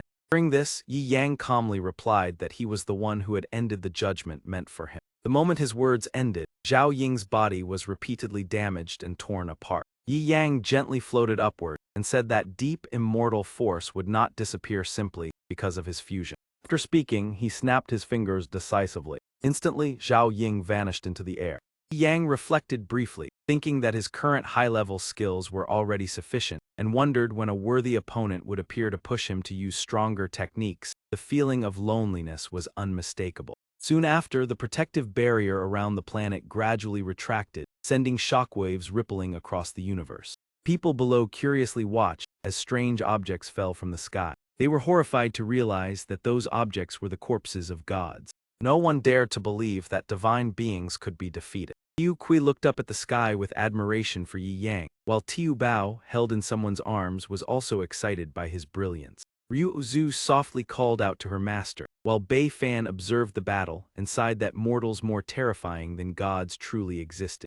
Standing above, Bai Fei pondered carrying the monument of this world to search for the divine herald in the future. She stood there silently for a long time, telling herself that perhaps in this lifetime they would never meet again. At Yi Yang's imperial dynasty, before the main palace hall, Triu An hurriedly tried to stop someone from outside. The chief was strongly advised not to meet the new emperor, as rumors claimed anyone who met him could not return alive. She could not suppress her anxiety and exclaimed that even meeting the new emperor meant near certain death, as the saints and holy beasts assisting him were extremely terrifying. Cao Jing turned back and signaled Triu An to remain silent, emphasizing that in the crucial grounds of the imperial palace, a single wrong word could endanger all the brothers of Lu Bin Mo.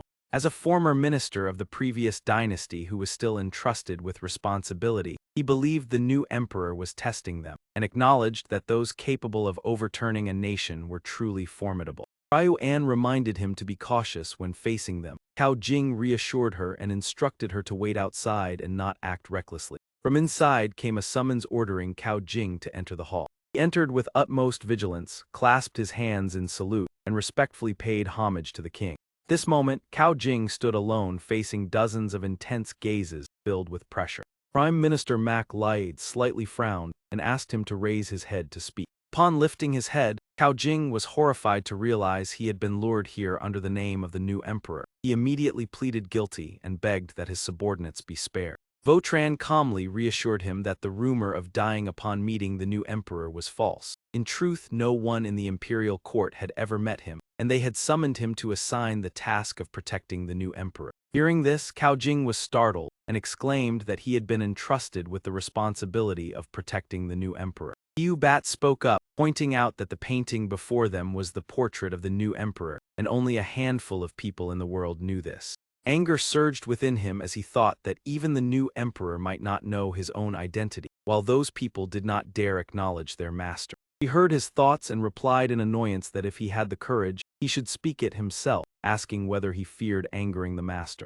Mak Lied conveyed the message to everyone, reminding them that the master was unfathomable, and although Yi Yang's reputation spread across the world, very few knew his appearance, therefore tomorrow's plan must not fail. While later, as Cao Jing walked, he read a note stating that the new emperor preferred an ordinary life, so he must treat him like a common citizen and disguise himself as a guide to protect him from trouble. While contemplating the plan, Triu An ran over to report that the saints were showing signs of acting against the new emperor, especially since the imperial dynasty was the exit of the world barrier, making him instantly alert. After hearing the plan, Triu An questioned how he, known for rarely going out and often getting lost, could serve as a guide, yet Cao Jing remained determined. Triu An continued to ask about the guests to be received, and Cao Jing calmly stated that they were members of the Deem Nuang Book Society. Even though the royal capital was under strict control, the Deem Nuang gathering was still held, and book lovers received special privileges, leading Triu An to suspect that the new emperor had rather unique interests.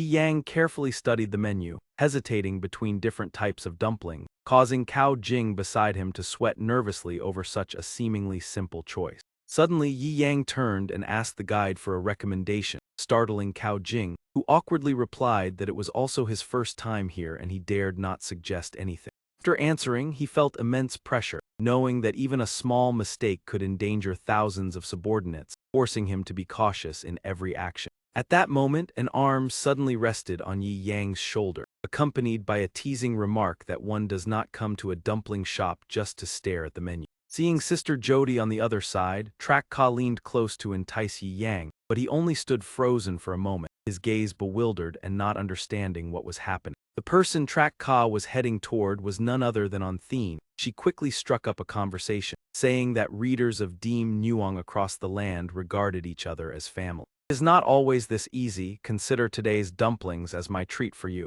Anthine gently whispered to him.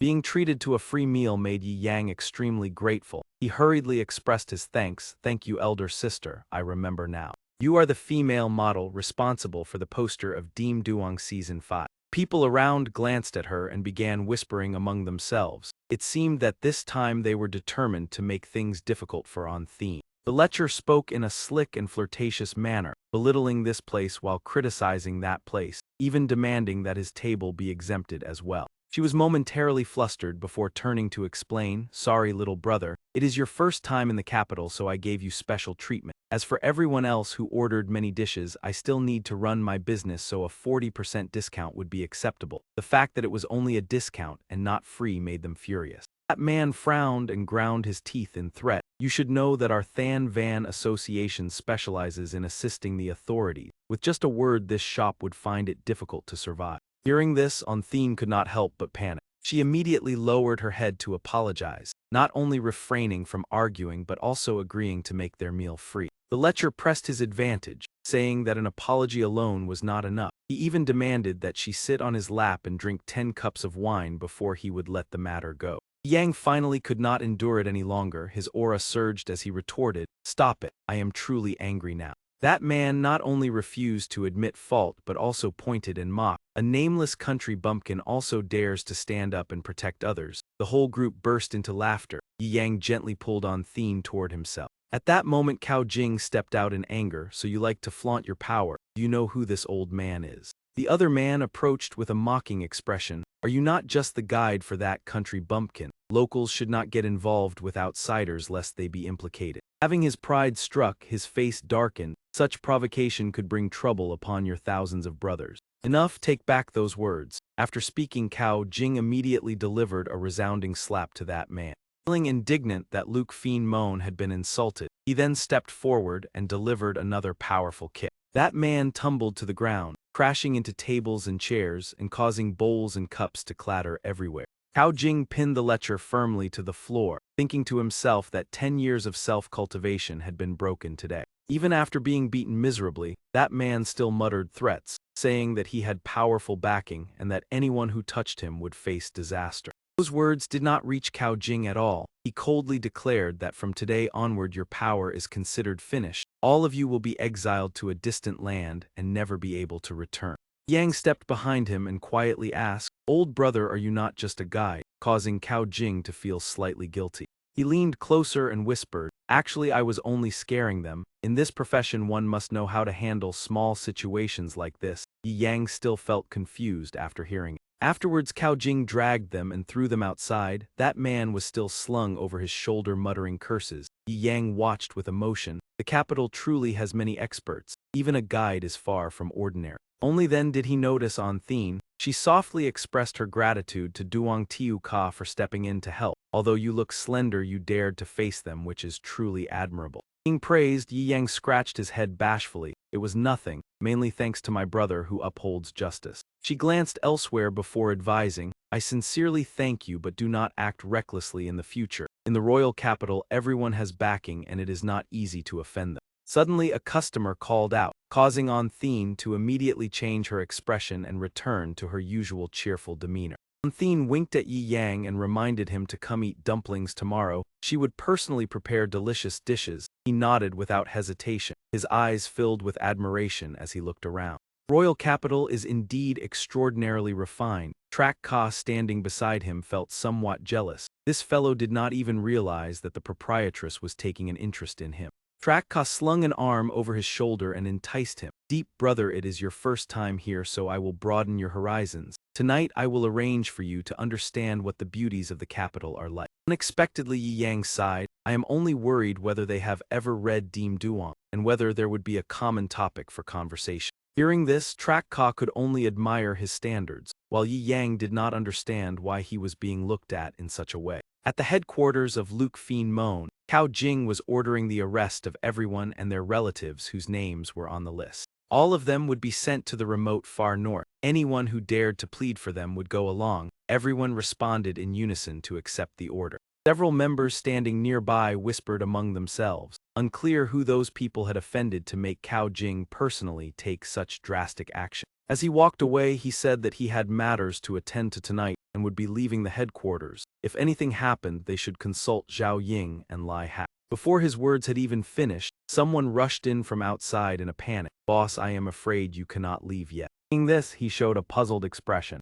Zhao Ying stood in the middle of the headquarters and announced that the #1 divine constable in the world had passed away. Inside the secret chamber, Cao Jing shouted in shock, how could this be? Did I not instruct him not to go to that place? Zhao Ying explained that the place was where the Wall Breaker Association was gathering to act. The Empire was the gateway, and if it were open the consequences would be unimaginable. The body had been discovered by villagers in the south. Along with it was a memory crystal recording the final moments. He had brought back information that could shake the world, she said as she presented the object. Cao Jing grasped the crystal with trembling hands, his eyes gradually turning red. From within came Lai Hak's voice saying that what was about to occur was the secret meeting of the 6 leaders of the Wall Breakers. Whoever found it should hand it over to Luke Fiend Moan, because this matter concerned the entire world. He said that this journey was one of near certain death, so no matter what the crystal had to be delivered. They had already appeared. A group of civilians gathered and waited, as one person had not yet arrived. Both Thuong Ma Fai complained irritably about why that person was late. They were about to take action against the wall.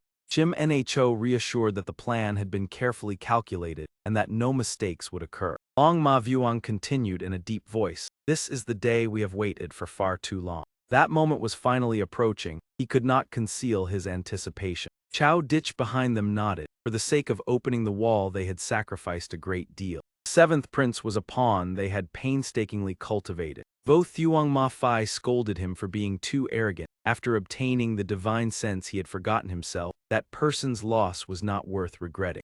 Jioi, sitting on the rock upon hearing his name mentioned, said that the divine sense was merely a fragment and not worth concern. I have once fused 3 complete divine senses, so I have no need for that fragment. He brushed off the responsibility that Ma Fai intended to push onto him. Chim Nho reminded that the world believed Jioi had entered the wall. He calmly stated that it was only a clone to deceive others. The most important matter was breaking the wall after 7 days. Because of the shock, Lai Hak accidentally made a noise. That person keenly detected that someone was eavesdropping, white hair fluttering along with a chilling aura. Lai Hak panicked, worried that his movement had been too obvious. Jioi suddenly jumped down and said that perhaps the final member had arrived. Only then did Lai Hak breathe a sigh of relief for not being exposed.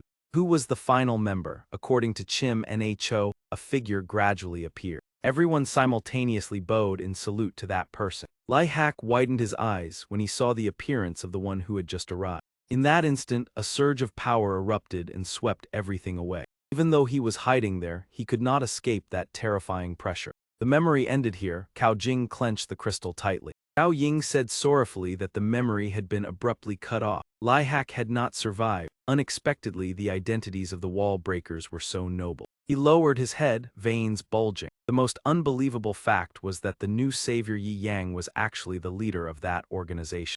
I will certainly not allow Lai Hak's death to be in vain, he loudly swore. Zhao Ying solemnly asked what they should do next. Cao Jing frowned, his eyes icy, as he decided that only one path remained. Outside, the street was now deserted. The cold wind swept dry leaves in all directions. Zhao Ying worriedly said that Jioi, who stood at the top of the heavenly ranking, only cared about ultimate power. Everyone believed Yi Yang was the savior. if the news of him belonging to the wall breakers spread. Cao Jing pondered the consequences. The entire world would fall into chaos and turn against him. Therefore, this information must absolutely not be leaked. Zhao Ying stood silently and asked whether even Haka's sacrifice must be concealed. Cao Jing reluctantly accepted out of fear of widespread turmoil. For now they had to gather all those involved. Zhao Ying suddenly added that Luke Fiend Moan was monitoring 3 targets. One of them certainly belonged to the wall breakers, but they all held THE Chinese letter of members of the Readers Association, making them difficult to touch.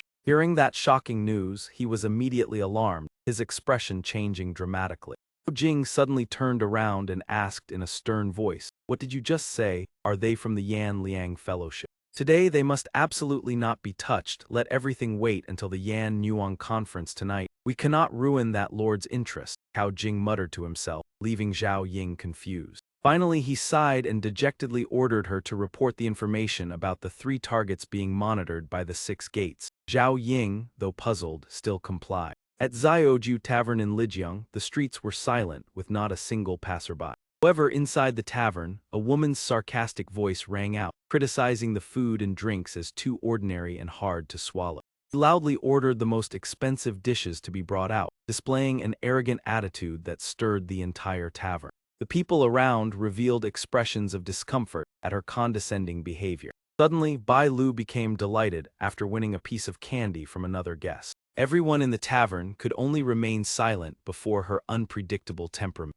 In another corner, 2 people were competing in an arm wrestling match, locked in a stalemate. But in the blink of an eye, the burly man was defeated and even mocked for his weakness, causing everyone to question the true identity of his opponent. Shangyuan Yin leisurely drank wine, suddenly remembering that she was now a wealthy young lady and should maintain her demeanor. She punished herself with 3 cups of wine and urged everyone to drink together, even pulling the old brother beside her into the fun. Guan Yin swiftly handed a cup of wine to Cao Jing, making him frown in discomfort. After only a few sips, Cao Jing could no longer endure it and had to leave, secretly thinking that this girl was too rough and did not resemble someone from that organization. Suddenly he noticed the final target of the 6 gates, a woman with a mysterious aura. Bang Lan gently carried the cat down and said that she had just helped it down from the roof, which was why she had left the tavern. She leisurely returned to the table, sat down, and asked what punishment she should accept for violating the rule. The young man who was joking around was interrupted by another who asked whether she would accept any punishment. Bang Lan nodded in agreement without hesitation. The man immediately made an embarrassing request, causing the entire tavern to burst into laughter. Contrary to everyone's expectations, Bang Lan accepted the challenge. The men present widened their eyes, their gazes filled with curiosity. She calmly removed her outer garment, her expression remaining cold and unchanged. In contrast, the people in the tavern were captivated, unable to look away. Finding it interesting, Guan Yin turned to look and wondered whether this was a common performance at the gathering. She then joined in according to the custom, making the crowd even more excited. The appearance of the 2 beauties left everyone spellbound, completely mesmerized. While eating candy, Bai Lu quickly sensed something unusual outside. He looked out and warned that many martial artists were approaching. Hearing this, Guan Yin was startled, worried that despite their disguises they had been discovered. Cao Jing also became restless, secretly lamenting that the situation was extremely critical. Bang Lan suddenly moved close to Yi Yang and gently threatened him, prompting Cao Jing to immediately jump forward to stop her. Trembling, he begged her to spare Yi Yang and offered to become the hostage in his place. Those around were astonished by his righteous action, believing that this tour guide was truly dedicated. Bang Lan softly told Yi Yang that she did not wish to harm the weak, she only needed him to cooperate in leaving, and he calmly agreed. She moved toward the window and loudly declared that her purpose in coming to the royal capital was to assassinate the new emperor, and the only path was to strike at the Chenzhou residence. Zhao Ying immediately echoed her, asserting that she belonged to the Wall Breaker organization and that this action would plunge the empire into chaos, while Cao Jing beside him angrily scolded her. Zhao Ying was astonished upon hearing this, unable to understand why someone as cold and decisive as Cao Jing had become so panicked. Perhaps he had immersed himself too deeply in the act. Without further thought, Cao Jing immediately knelt on the ground and earnestly begged the heroine to spare the young man, while guaranteeing that he would fulfill any conditions she proposed. Bang An held Yi Yang in her arms and then warned the people behind her not to pursue or investigate. Otherwise, the hostage's life could not be guaranteed. He was so frightened that he began to stammer, no longer able to maintain his composure. She leaped out with a single swift motion, leaving everyone unable to react in time. Cao Jing burst into tears in fear, lamenting that the 6 gates were truly finished this time, while Zhao Ying stood behind him confused, wondering why the boss was still acting when the person had already left. At this moment in the forest outside the world wall, a quiet atmosphere enveloped the entire space. Suddenly, rustling sounds and the movement of branches broke the silence. Bang Lan and Bai Lu gently landed on the tree branches, their movements familiar and agile. The two directed their gazes toward the wall filled with killing intent and chatted for a while, mostly exchanging teasing remarks. Bai Lu appeared unwilling, stating that she disliked inferior beings, but before she could continue, she sensed danger behind her. A ferocious monster with a bull's head and a serpent's body was slowly approaching them. Seeing this, Bang Lan became furious and prepared to strike, but Bai Lu immediately shouted for her not to attack first. She warned that this was the hell-mutated serpent of slaughter, and reminded everyone to remain extremely cautious of this ferocious beast. The monster suddenly opened its mouth wide, intending to swallow Yi Yang, who was standing nearby. At that moment, Yi Yang was engrossed in reading a book and showed displeasure at being interrupted. Before he could speak, Guan Yin drew the coiling dragon hammer and forcefully struck the beast's head, causing it to halt. After the attack, Bang Lan quickly pulled Yi Yang away from danger and apologized for frightening him, explaining that the area near the wall caused demonic creatures to be contaminated by killing intent and become extremely powerful. Despite being attacked, the ferocious beast seemed unharmed and instead became enraged, sending Guan Yin flying. With her petite figure, she was knocked back quite far, and the coiling dragon hammer was also damaged. Bai Lu warned that the creature had evolved into a rock-devouring serpent, an immortal predator, making their chances of escape extremely slim. Although thrown far away, Guan Yin angrily shouted that the creature was nearly impervious to damage, and urged everyone to be extremely careful. Standing beside them, Bang Lan also realized the situation was extremely troublesome, while Yi Yang quietly took out a talisman and secretly activated a spell. He then gently tossed the talisman toward the ferocious beast. Instantly, streams of attacks carrying mystical power from the talisman struck and inflicted severe damage upon it. The beast was split into multiple pieces, and the sharp power also affected the surrounding trees. In less than 3 seconds, the monster had been divided into 4 parts. Lush tree canopies around were also cut down in an instant. The 3 beauties who witnessed the scene were all stunned. Bai Lu exclaimed in astonishment that being near the wall might have activated a defensive formation, truly fortunate for them. Yang stood behind silently pondering, wondering whether no one had noticed his action or if his speed had recently become faster, while Bang Lan suddenly spoke to apologize to him. Upon hearing her say that she had implicated him and wished to take responsibility, Yi Yang became bewildered, completely unable to understand what she was implying. Unexpectedly, she removed her clothing with an emotional expression and said that she would preserve his bloodline as a way of taking responsibility, with everything to be carried out according to proper procedure. During this, Yi Yang blushed in embarrassment and remarked that she was like a machine, doing everything according to rigid procedures.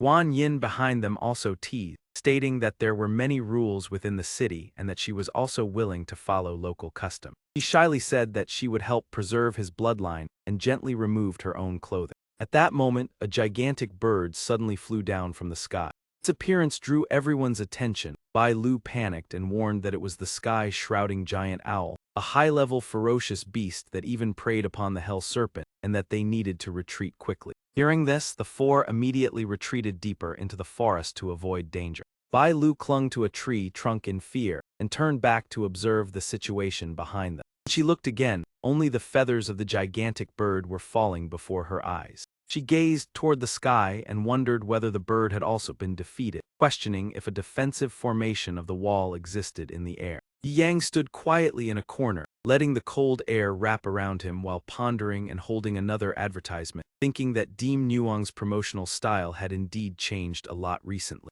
She carried him on her shoulder and softly reassured him, "Country boy, do not worry, I will take you to a safe place. Even before I close my eyes, I will ensure your safety." Hearing this, Bok Lo frowned and asked, "Are you truly from the wall-breaking organization? Have you ever met the 6 great leaders?" Bang Lan glanced lightly and replied, "I am merely the lowest among them. How would I have Chinese letter to meet those 6? He could not help but sigh, a top 10 female assassin on the continent being like a grain of sand. This organization is truly terrifying. Upon hearing about the wall-breaking organization, Yang turned and asked with suspicion. Bok Lo looked at the towering wall and explained that it was an organization founded by peerless experts, willing to use any means just to break the wall of eternity. While flipping through a book, he continued to ask, is it really necessary to be so complicated just to break an ancient wall? Why not simply use brute force to smash it directly? Faced with such an innocent question, the two beauties were left speechless. Bok Lo had no choice but to reply, you commoner, that wall is impregnable and guarded by holy knights. If it were simple, they would not have gone to such lengths. But I still do not understand, this girl could never successfully assassinate the new emperor. She looked at the two and asked. Quan Am nodded. Beside the new emperor are saints and sacred beasts. Trying to touch him is no different from courting disaster. Yang curiously asked, is the new emperor truly that frightening? Bang Lan replied that her superiors did not care whether she succeeded or not, she was merely a pawn. He calmly advised that leaving the organization would solve everything. She responded in a low voice that it was impossible. Powerful restriction has been implanted in my body. It can be activated at any time. Bang Lan touched her chest. Bok Lo disdainfully said that restriction was created by an ancient grand artifact master, unmatched in durability. Those words struck Bang Lan like a bolt of lightning, turning her face pale. Yang lightly touched it and the restriction split apart. She stared in horror. The two beauties also could not believe what they were seeing. Bang Lan raised her hand to examine it and murmured, it broke just by pulling lightly. 1 a.m. exclaimed in shock, the restriction is broken. Bok Lo also said in confusion that perhaps the ancient item had not been maintained for too long. She moved closer and whispered that even if the restriction was gone it was useless. Every member bears a demonic inscription engraved into the soul. Mine is still on my thigh. Yang immediately lifted her clothing to examine it, so it is this thing. The action left all three stunned. Before anyone could react, he had already begun breaking the demonic inscription. Endure for 3 seconds and it will be done. The two women watching were utterly shocked. He said it was finished, you are free. The demonic inscription on her body vanished without a trace. Bok Lo and Quan Am were flustered, even blurting out that the unmarked thigh now looked truly alluring. Bang Lan stood frozen upon hearing you are free, from now on you may go wherever you wish. She emotionally asked who you truly are. Her voice trembling, she asked again if she could really return home. Yi Yang affirmed, and emotions surged within her as she had never imagined the day she could return. Bang Lan looked at her palm in contemplation. Orphaned from a young age and living with her older sister, she had been captured and turned into a puppet and never dreamed of returning. Mental memories with her sister flooded back, choking her heart with emotion. Yi Yang turned away and told her to go home. She hesitated because the master in charge of the Shadow Division would not spare a traitor. He calmly snapped his fingers to summon someone to handle the matter. The Minister of Works of the Imperial Court too appeared to receive orders. Yi Yang instructed him to obtain her master's movement code and locate him spatially. The subordinate immediately accepted the command and carried it out. Bok Lo asked if he was not just a curse removal master. Quan Am remarked that the core device seemed capable of controlling heaven and earth. Subordinate reported that the target had been located at Yem Van Peak, 30,000 miles away. Yi Yang decided to take a trip there. As soon as he finished speaking, he teleported and vanished. Quan Am watched in astonishment. At the Shadow Division of the wall-breaking organization in Sky City, a fortress floating in the air. Chaos erupted within the city upon discovering that Bang Lan's restriction and demonic inscription had lost all signal. They suspected that the device might have malfunctioned. An elder refuted it. Lin, whom I trained, cannot escape surveillance unless annihilated. Another speculated that she had been seduced by a man and betrayed them. Cold voice sounded from outside asking if they had trained her into a mere tool. The three elders immediately turned and demanded the identity of the newcomer. Yi Yang stepped in with Bang Lan and said he had come to discuss matters with them.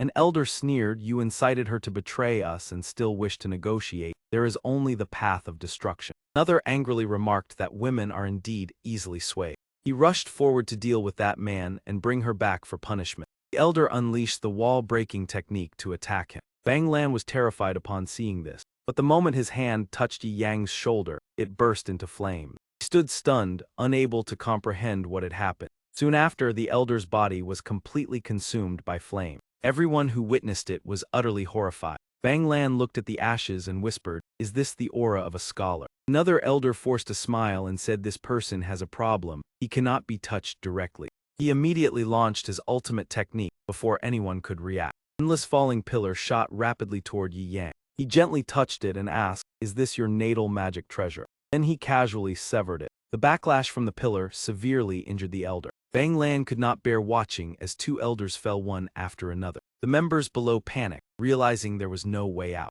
Yang asked if she had any words for her master. She decisively shook her head, enraging the elder. He gathered spiritual power and said, "In that case, let it end." A fireball was thrown, ready to incinerate this place. Sky City resounded with a thunderous explosion. Bang Lan looked at the ruins and asked, "Are you a god?" Yi Yang replied he was merely a member of Deem Hall. At that moment, an army arrived and was astonished upon seeing the explosion. The general said, "We came to surround them, yet the stronghold has already been flattened." He ordered the elimination of the remaining Shadow Division members. The soldiers shouted in unison to eradicate the traitor. Bang Lan lowered her head and said, "They are Imperial troops. Young master, do not confront them because of me. My fate has always been that of a pawn. Neither light nor darkness will accept me. Do not oppose the Empire. The saint under the new emperor is feared even by gods." Yang did not respond and simply snapped his fingers to summon someone. A subordinate immediately appeared and greeted the master. Bang Lan was shocked to recognize him as the Minister of Justice of the Imperial Court. Hearing him address Yi Yang as master, she was even more incredulous. Yi Yang calmly asked if arrangements could be made, "Minister." He forced a smile and said it was just a nickname, then quietly told her to keep it secret. Yi Yang ordered that she be safely escorted back to her hometown. Nam Ku quietly received the order and bowed respectfully as he escorted Yi Yang away from that place. Bang Lan silently watched his departing figure with mixed emotions, firmly believing that the day of reunion would come. Step 5 Ku immediately changed expression, abruptly shifting his attitude and loudly ordering everyone to move aside. Soldiers did not dare to disobey. They simply followed the command and cleared the path. She walked between the two rows of people and softly asked a question, but before she could finish, he stopped her, only instructing her to keep her identity secret and ordered that she be escorted back. On the way, Bang Lan pondered endlessly. If he truly was the new emperor, she would certainly find a way to retain loyal individuals to support him, for the imperial palace was filled with schemes. Returning to the forest near the World Wall, Bak Lo spoke up to break the silence, confirming that no one else was present. She directly asked the purpose of coming to the royal capital. Huan Am was slightly surprised before replying that she intended to approach the new emperor at all costs. During this, she merely smiled gently and said that she too had come for the new emperor, though her reason was not convenient to reveal. To these two beauties, the new emperor remained a mysterious figure, and they were unsure whether they could meet him even if they risked everything. On the bustling street stood a brilliantly dazzling night inn. Inside, Yi Yang had just awakened and was stunned by the scene before his eyes. Beside him was Shang Guan Am in a rather revealing state. She calmly greeted him good morning and said that she had been somewhat improper last night. Before he could recover, Bang Xing's displeased voice came from behind, reproaching that her actions had caused everyone trouble. Yi Yang was startled and quickly pulled the blanket over himself, asking why they were here. He sprang up too quickly, causing another girl to lose her balance and fall onto the bed.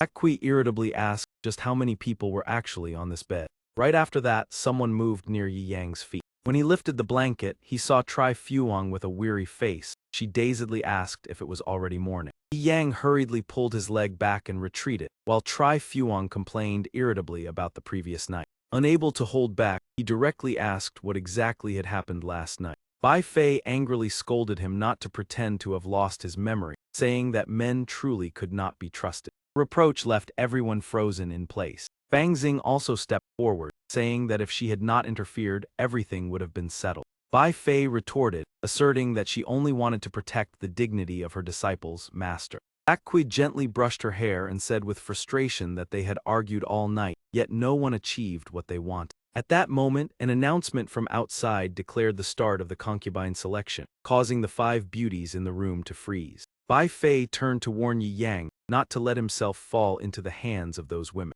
After speaking, she and the others quickly left. Before leaving, Fang Xing winked teasingly, saying she only viewed the new emperor as entertainment and wanted to leave him entirely to Yi Yang. After she left, Yi Yang could not help but wonder why everyone wanted to participate in the concubine selection. Suddenly, he realized that someone was hiding under the bed. When called out, Xiao Tao timidly poked her head out and admitted it was her. Yi Yang asked in confusion about what happened last night and her situation. Xiao Tao awkwardly explained that she only wanted to seize some benefits amid the chaos. She then changed her tone, saying that she actually wanted to protect her master and conveniently gather information. He continued describing each person participating in the concubine selection, while Yi Yang changed clothes and listened. Xiao Tao analyzed each person's motives and said everything began when her master drunkenly brought Quan Em back. After hearing this, Yi Yang realized that he himself was the root of the trouble, and his expression immediately changed. Calling last night, Quan Am had asked how to approach the new emperor, and he had joked that it was very simple.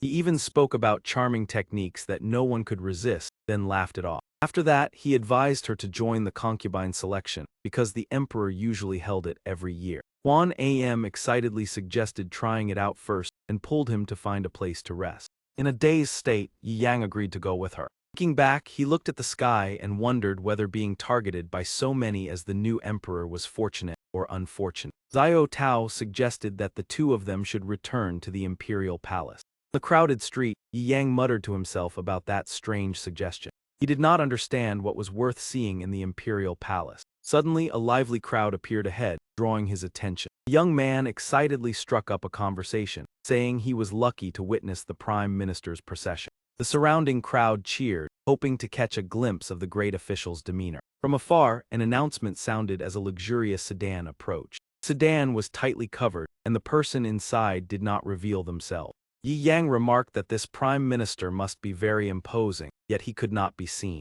Inside the sedan, Maclia trembled slightly, worried about being discovered. Suddenly, Yi Yang felt someone gently pat his back. Turning around, he saw Anthine smiling, saying that she had finally met him. Yi Yang felt a bit guilty and did not know what to say. Anthine laughed and said she was only joking, then asked if he had come to see the prime minister. He cheerfully spoke about the great official, saying he was a powerful figure whom few could approach. Yi Yang casually mentioned the recent concubine selection. He smiled lightly, saying she was just joking, and asked him for a small favor. Yi Yang immediately agreed, as sunlight bathed the lively street. The two strolled together, and Anthine was surprised by his stamina. Suddenly, she became excited upon seeing a jewelry shop ahead offering discounts. He ran quickly toward it, leaving Yi Yang to shake his head helplessly. The jewelry shop was crowded due to the attractive promotion. Anthine gazed in fascination at the sparkling jewelry. She sighed regretfully that the prices were still high, while Yi Yang smiled and told her to enjoy looking.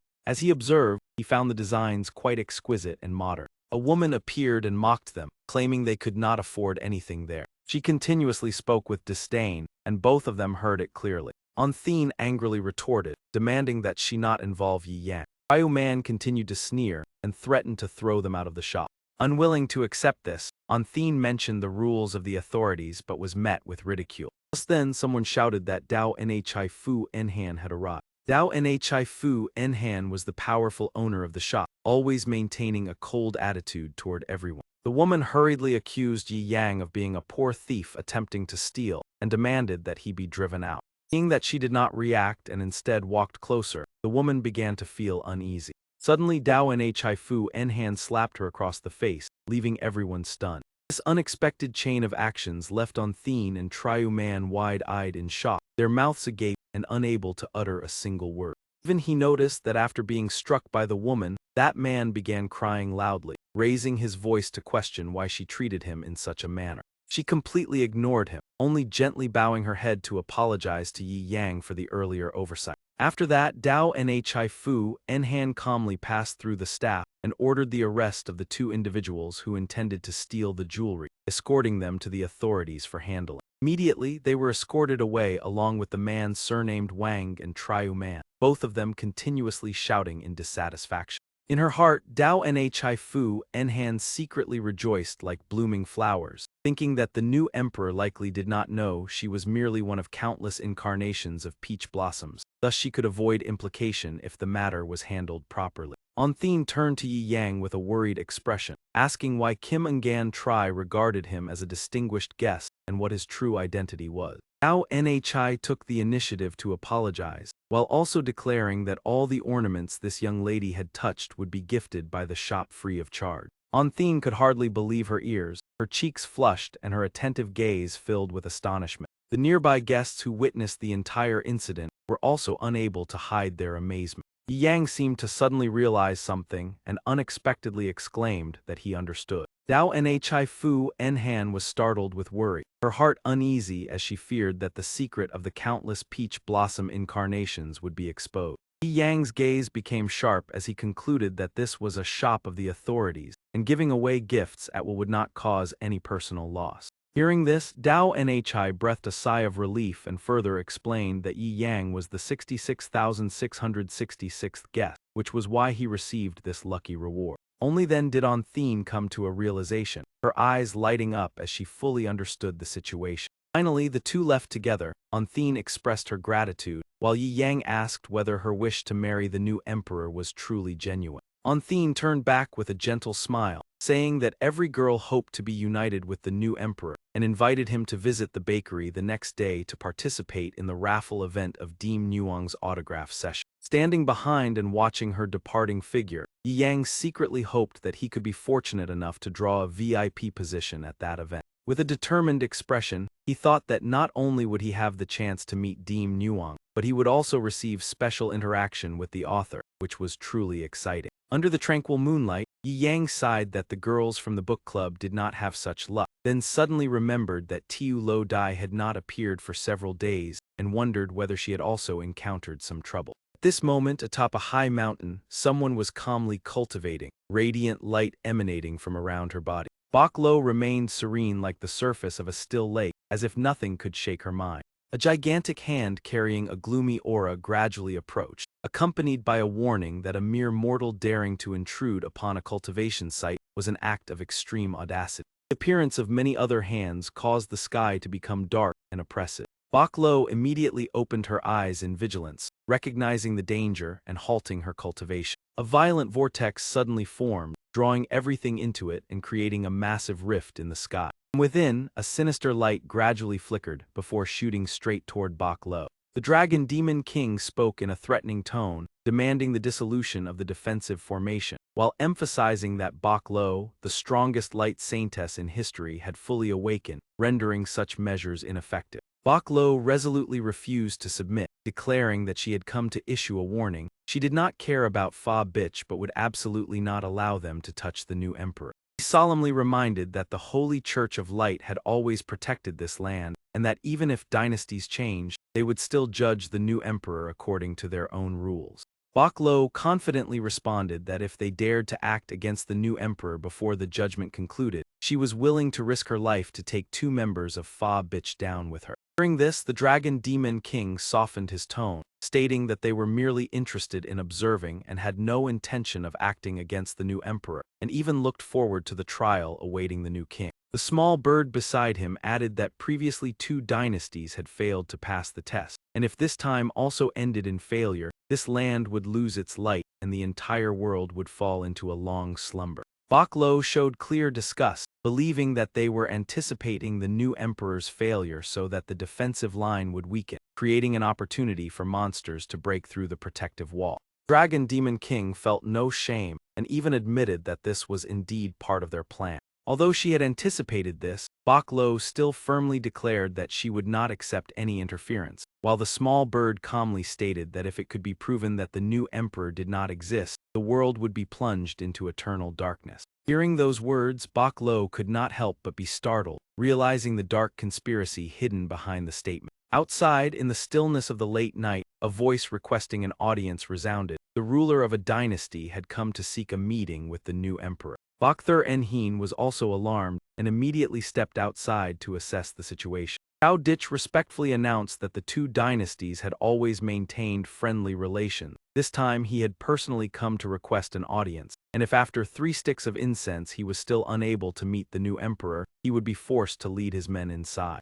The soldiers gathered in panic, whispering in terror that he was the top figure of the Earth Realm heavenly ranking, and wondering who could possibly stop him. That man seemed to go mad, shouting threateningly and demanding that the new emperor appear immediately. A resounding sound caused heaven and earth to tremble, with sand and stones swirling into the air. Yi Yang, who was leisurely reading a book, was also shaken and leaned backward. The thin pages could not withstand the force, tearing apart and scattering in all directions. Angered, he shouted throughout the room, asking who dared to make his book pages fly away. Yi Yang gritted his teeth, his face flushed with anger, determined to find the culprit. He stuck his head outside, banging on the door while cursing that he would certainly teach that man an unforgettable lesson. Suddenly, the system issued a notification about Deem Nuong's book fair offering free benefits, causing him to halt. Yi Yang hesitated with an unpleasant expression, unsure whether to punish the troublemaker or receive the gift first. Atop the palace, a mysterious figure appeared heroically.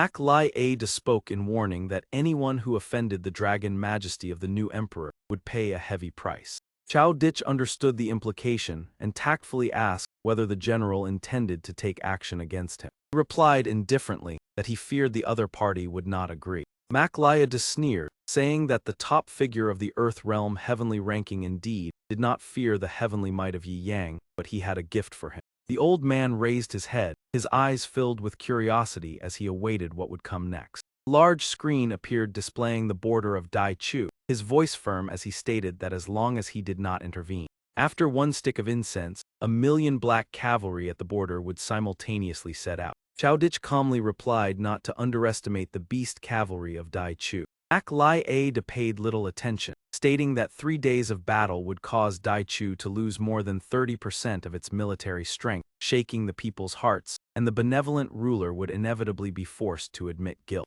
The old man fell into a disadvantage, momentarily unable to find a rebuttal. Aniclimax decisively declared that the only choice was to leave Leduang, cede 3 regions of Yufeng Thien, and temporarily refrain from pursuing the crime of trespassing the palace and offending the dragon majesty. The old man was so furious that his face turned purple, his gaze seemingly capable of burning the opponent. He coldly announced that in 10 seconds, once the incense burned out, he would take action. Incense smoke was about to extinguish, the soldiers were ready, and the entire army prepared to set out. At the final moment, Chao Dich had no choice but to concede and request a ceasefire, temporarily withdrawing to preserve the title of a benevolent ruler. In his heart, Aniclimax felt secretly satisfied, believing that the saintly path relied on the people's support, and without their support, one would become nothing more than a useless person. They immediately departed without lingering for even a second. General Mac was truly ruthless.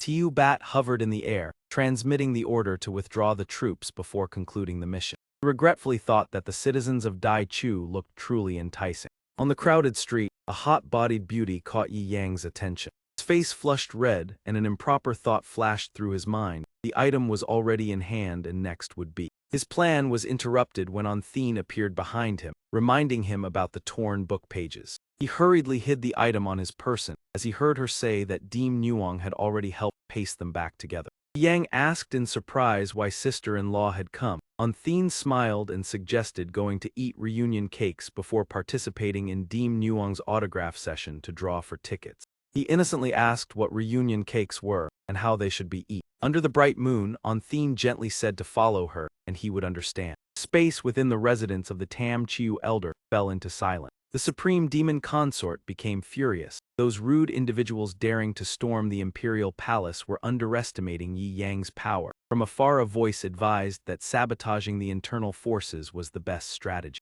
Jayap Ba Vien reassured the demon consort that he would certainly cause the internal structure of Yi Yang's imperial dynasty to collapse. The supreme demon consort showed great satisfaction, emphasizing that as a veteran elder of 3 dynasties in this land, every ruling dynasty had respected him. The integration of old and new forces could not be separated from his role, and no one had expected that he would belong to her faction. The old man did not forget the life-saving grace from years ago. He responded emotionally that having been saved by the demon consort, he would remain loyal even at the cost of his life. She carefully instructed Jia Ba Yuan that in 3 days all the major figures of breaking the wall would act simultaneously, and as the final step of the operation, he must obtain the formation blueprint of the wall no matter what. He respectfully obeyed the order, affirming that neither Moriarty nor those monsters were wary of him, as he was known for his good relationships and the image of a man obsessed with wine and women.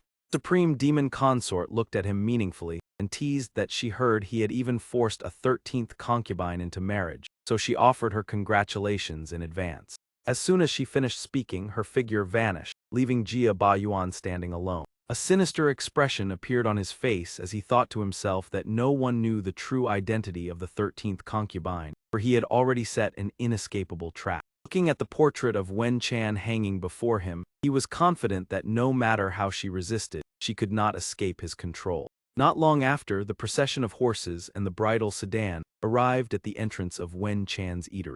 Jia Ba Yuan loudly called out without hesitation, demanding that the young lady come out because he had come to propose marriage. Wen Chan trembled as she looked toward the door, her heart filled with anxiety and unease. Suddenly, she stood up and told Yi Yang that he should leave first because she did not want to implicate him. Yi Yang was still eating with great appetite, seemingly unaware of what was happening, his hand calmly picking up food. Outside, voices kept urging, reminding that Miss Wen had kept everyone waiting for too long. Lam Heen reproached Wen Chan, saying that this time the masters had personally come to escort the bride, showing their sincerity and she should not be disrespectful. In panic, Wen Chan stammered that she still needed more time to think. The steward's face darkened, believing they had given her too much time and that the wealth and glory of her life could only be granted by the master. Lam Heen suddenly noticed Yi Yang standing beside her and suspected an improper relationship between them, causing Wen Chan to hurriedly and loudly deny it. The steward revealed a sly smile, saying that according to their investigation, this rustic young man had visited her many times. Therefore, they believed that this fair-faced boy was the reason she hesitated and refused to agree to the marriage. From atop his horse, Jia Ba Yuan calmly remarked that Lam Heen was too soft-hearted. The previous pressure, such as sending people to harass her shop, had not been enough, and this time he would make her obediently comply. His eyes gleamed with dark calculation as he looked at Yi Yang with mockery. In contrast, Yi Yang showed no fear and calmly looked at him as if watching a farce. Sensing the unfavorable situation, Wen Chan hurriedly urged Yi Yang to leave through the back door, saying that the new emperor had issued a general amnesty, so they would not easily make things difficult for him. Lam Heen laughed cunningly, asserting that there was no longer any place in the world for him to hide because he had committed an unforgivable crime. At the command, a maid slowly stepped forward, drawing the attention of all the surrounding people. She immediately pointed at Yi Yang and brazenly accused that this lowly man had assaulted her. The men nearby began to murmur and discuss, collectively voicing their condemnation of him. Jia Ba Yuan declared that last night on Miu Street, this man had committed a vile act against a maid from Tang and Gayat, damaging diplomatic relations between the two nations. Therefore, he must face the death penalty. Wen Chan recognized the absurdity of the situation and immediately spoke up to refute it, trying to defend Yi Yang. Members of the Deem Nuong Thur Hiu Association also agreed, stating that Yi Yang was an honest man from the countryside and there must have been a mistake. At that moment, Bok Min and Gayat appeared and declared that although the matter did not concern her, she had been entrusted to uphold justice, and since the evidence was clear, she had come to apprehend the culprit. She also claimed to be a witness, recounting that when she and Tiu Mai went to the Than Hong temple to offer incense, they were attacked and humiliated by Yi Yang. Yi Yang merely let out a soft "oh," his eyes calm as if he were contemplating something. In a cold tone, he said that since arriving in this world, this was the first time he had encountered someone trying to frame him, and he found it rather interesting. Before the matter was resolved, Bok Min and Gayat hurriedly claimed credit, saying that since she had helped this time, it would be the other party's turn next time. Jia Ba Yuan laughed upon hearing this, thanked the princess, and promised a worthy reward after achieving his goal. He quickly ordered the final step to be carried out, under the pretext of restoring justice for the maid and escorting this lecher back to the elder's residence for judgment. Wen Chan pleaded in panic, her appearance pitiful, willing to go with them if only they would spare Yi Yang. Jayat Bavine spoke in a deep and satisfied voice, asserting that you must leave. Only then would he avoid dying in the heavenly prison. Yet he still had to bear this sin, because he should not have been involved with the woman coveted by the strongest man. Suddenly, from afar came the rapid thunder of horse hooves, rushing toward them like a storm. Jayat Bavine watched closely, seemingly sensing something unusual. Army showed no sign of stopping, their overwhelming momentum surging straight toward Jayat Bavine. Members of Deem Nuong cried out in shock, recognizing them as the black cavalry of the new emperor, wondering why they had appeared here. Lam Heen immediately sneered, saying he had intended to deal with you at the Elder's Hall, yet it had alarmed the black cavalry, truly a tragic fate for a country bumpkin. Before his words ended, a cold sword streak pierced through the steward's throat. Lam Heen had no time to understand what happened. He only saw the shadow of a cavalryman flash past before collapsing. The remaining 3 were utterly terrified, standing frozen in confusion. The cavalry continued attacking Jayap Bavin's men, the shouts of slaughter echoing everywhere. Chaos erupted, the crowd panicked and scrambled to flee. Blood dyed the ground red, people fell one after another beneath the merciless hooves. The black cavalry did not spare Jayap Bavin, directly grabbing his hair and yanking him down. He was slammed to the ground, his face contorted with extreme pain. Jayap Bavin hurriedly flattered them, claiming to be a veteran of 3 dynasties, currently holding a position in the Elders' Council and valued by General Mac. Maclai Ada coldly replied that in his eyes, the old man was merely a dog who once opposed Yi Yang, unworthy of being called human. Jayap Bavin gritted his teeth bitterly, saying that even a dog had its value in existence. Maclai Ada looked at him with disdain, saying a dog that dared bite its master must be punished, asking how he thought he should be dealt with. Jayap Bavin's face turned pale, his panicked gaze shifting toward Yi Yang. Maclai Ada immediately bowed respectfully, apologizing for arriving late and begging Master Moriarty for forgiveness. Unthin stood beside them in shock, staring at Yi Yang without blinking. At this moment Jayap Bavin finally understood everything, but it was too late. All the black cavalry knelt in unison, shouting the 2 words Divine Emperor. Everyone bowed solemnly, respectfully welcoming the return of the new emperor. The remaining 3 stood petrified, unable to utter a single word. The citizens murmured in astonishment, shocked by the truth that the legendary new emperor stood right before them. Yang radiated a powerful aura, saying it was no wonder the royal capital resembled his city model exactly. Moriarty truly had bold ambition. Everyone could only remain silent and listen, cold sweat covering their bodies in fear. Bok Min and Gayet and her maid trembled uncontrollably, regretting their actions. Jayap Bavin was drenched in cold sweat, his pale face constantly begging the new emperor for mercy. He kept kowtowing desperately in utter despair. Yi Yang remained calm like a still lake, without the slightest ripple. Bok Min and Gayet was bound and hung from a tall branch, crying out in agony for help. Even in that situation, she proudly declared herself the princess of Sang and Gayet Kingdom, and that she must not be insulted. She continued to threaten that Sang and Gayet was the largest producer of magical artifacts, and if she were harmed, the supply of jade essence ore to Yi Yang would be cut off. Bok Min and Gayet kept trying to intimidate them, saying that if they admitted their mistake now, everything could still be salvaged.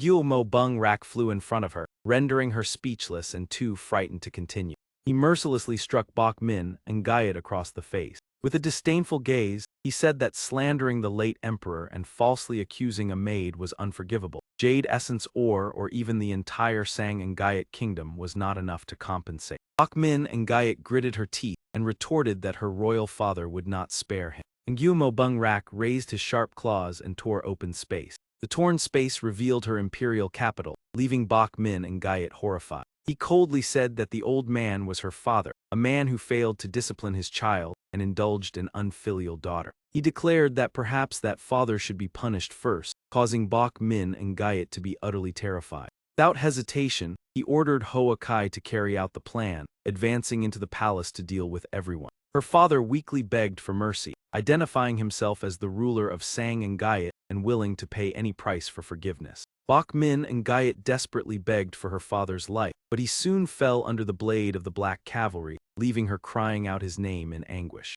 Ak Lai Ada ordered her to be taken down and sent to the 2 Jio quarter, while Bok Thur Enhin bowed her head to apologize to Yi Yang. Jayap Bavin continued to beg, admitting his crime of framing the new emperor and only asking that his wife and children be spared.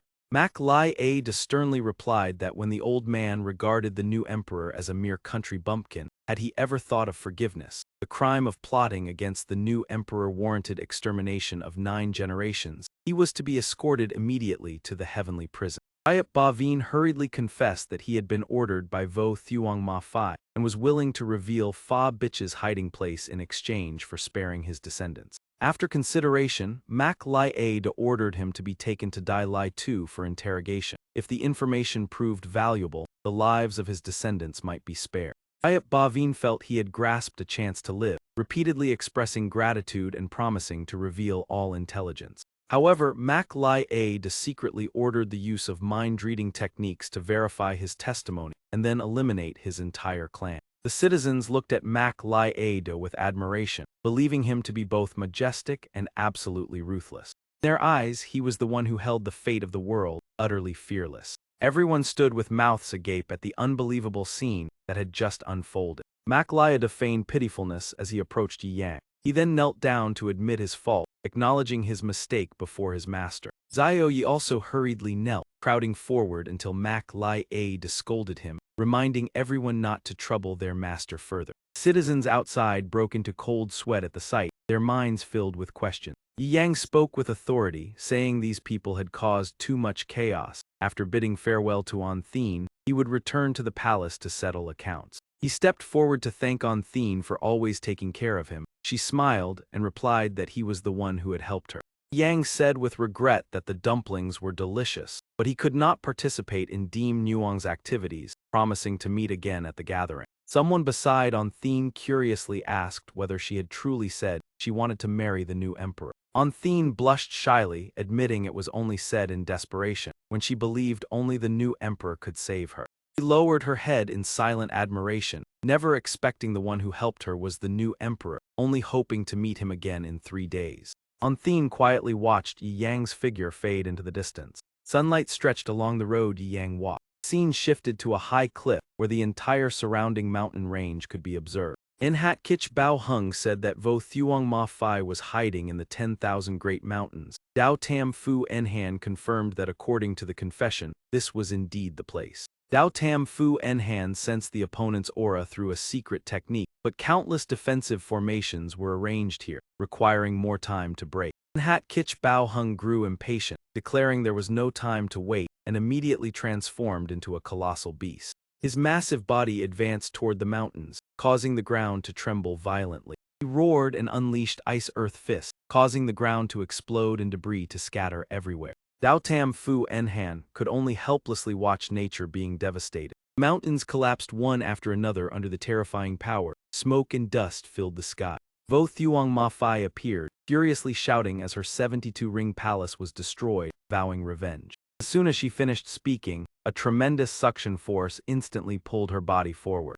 Inhat Kich Bao Hung activated the skill Intermediate Giant Beast, opening his mouth to devour everything around him, including Vo Thuong Ma Phai. In the blink of an eye, she was pulled neatly into his arms. Before she could react, she had already fallen into a passive position. Madame Dao Tam Fu angrily said that the move had been too swift. She had also wanted to ask how she managed to survive the previous ancient demon battle. She suddenly remembered something and said that the master had likely left the Dai Lai Tu to return to the palace, hoping the palace concubines would not cause any impropriety. At this moment in the imperial palace, someone rushed in to report that the concubines of the harem were arguing fiercely. After hearing this, Eunuch Lai turned back with excitement, saying that they were finally competing over the new emperor. The atmosphere of palace intrigue had truly begun. While running, he excitedly said that the new emperor was about to return to the palace, and they must hurry to witness this lively situation. Before even arriving, they could already hear the noisy quarrel. Everyone had entered the palace to live together harmoniously, yet someone wanted to monopolize Yi Yang, which was truly outrageous.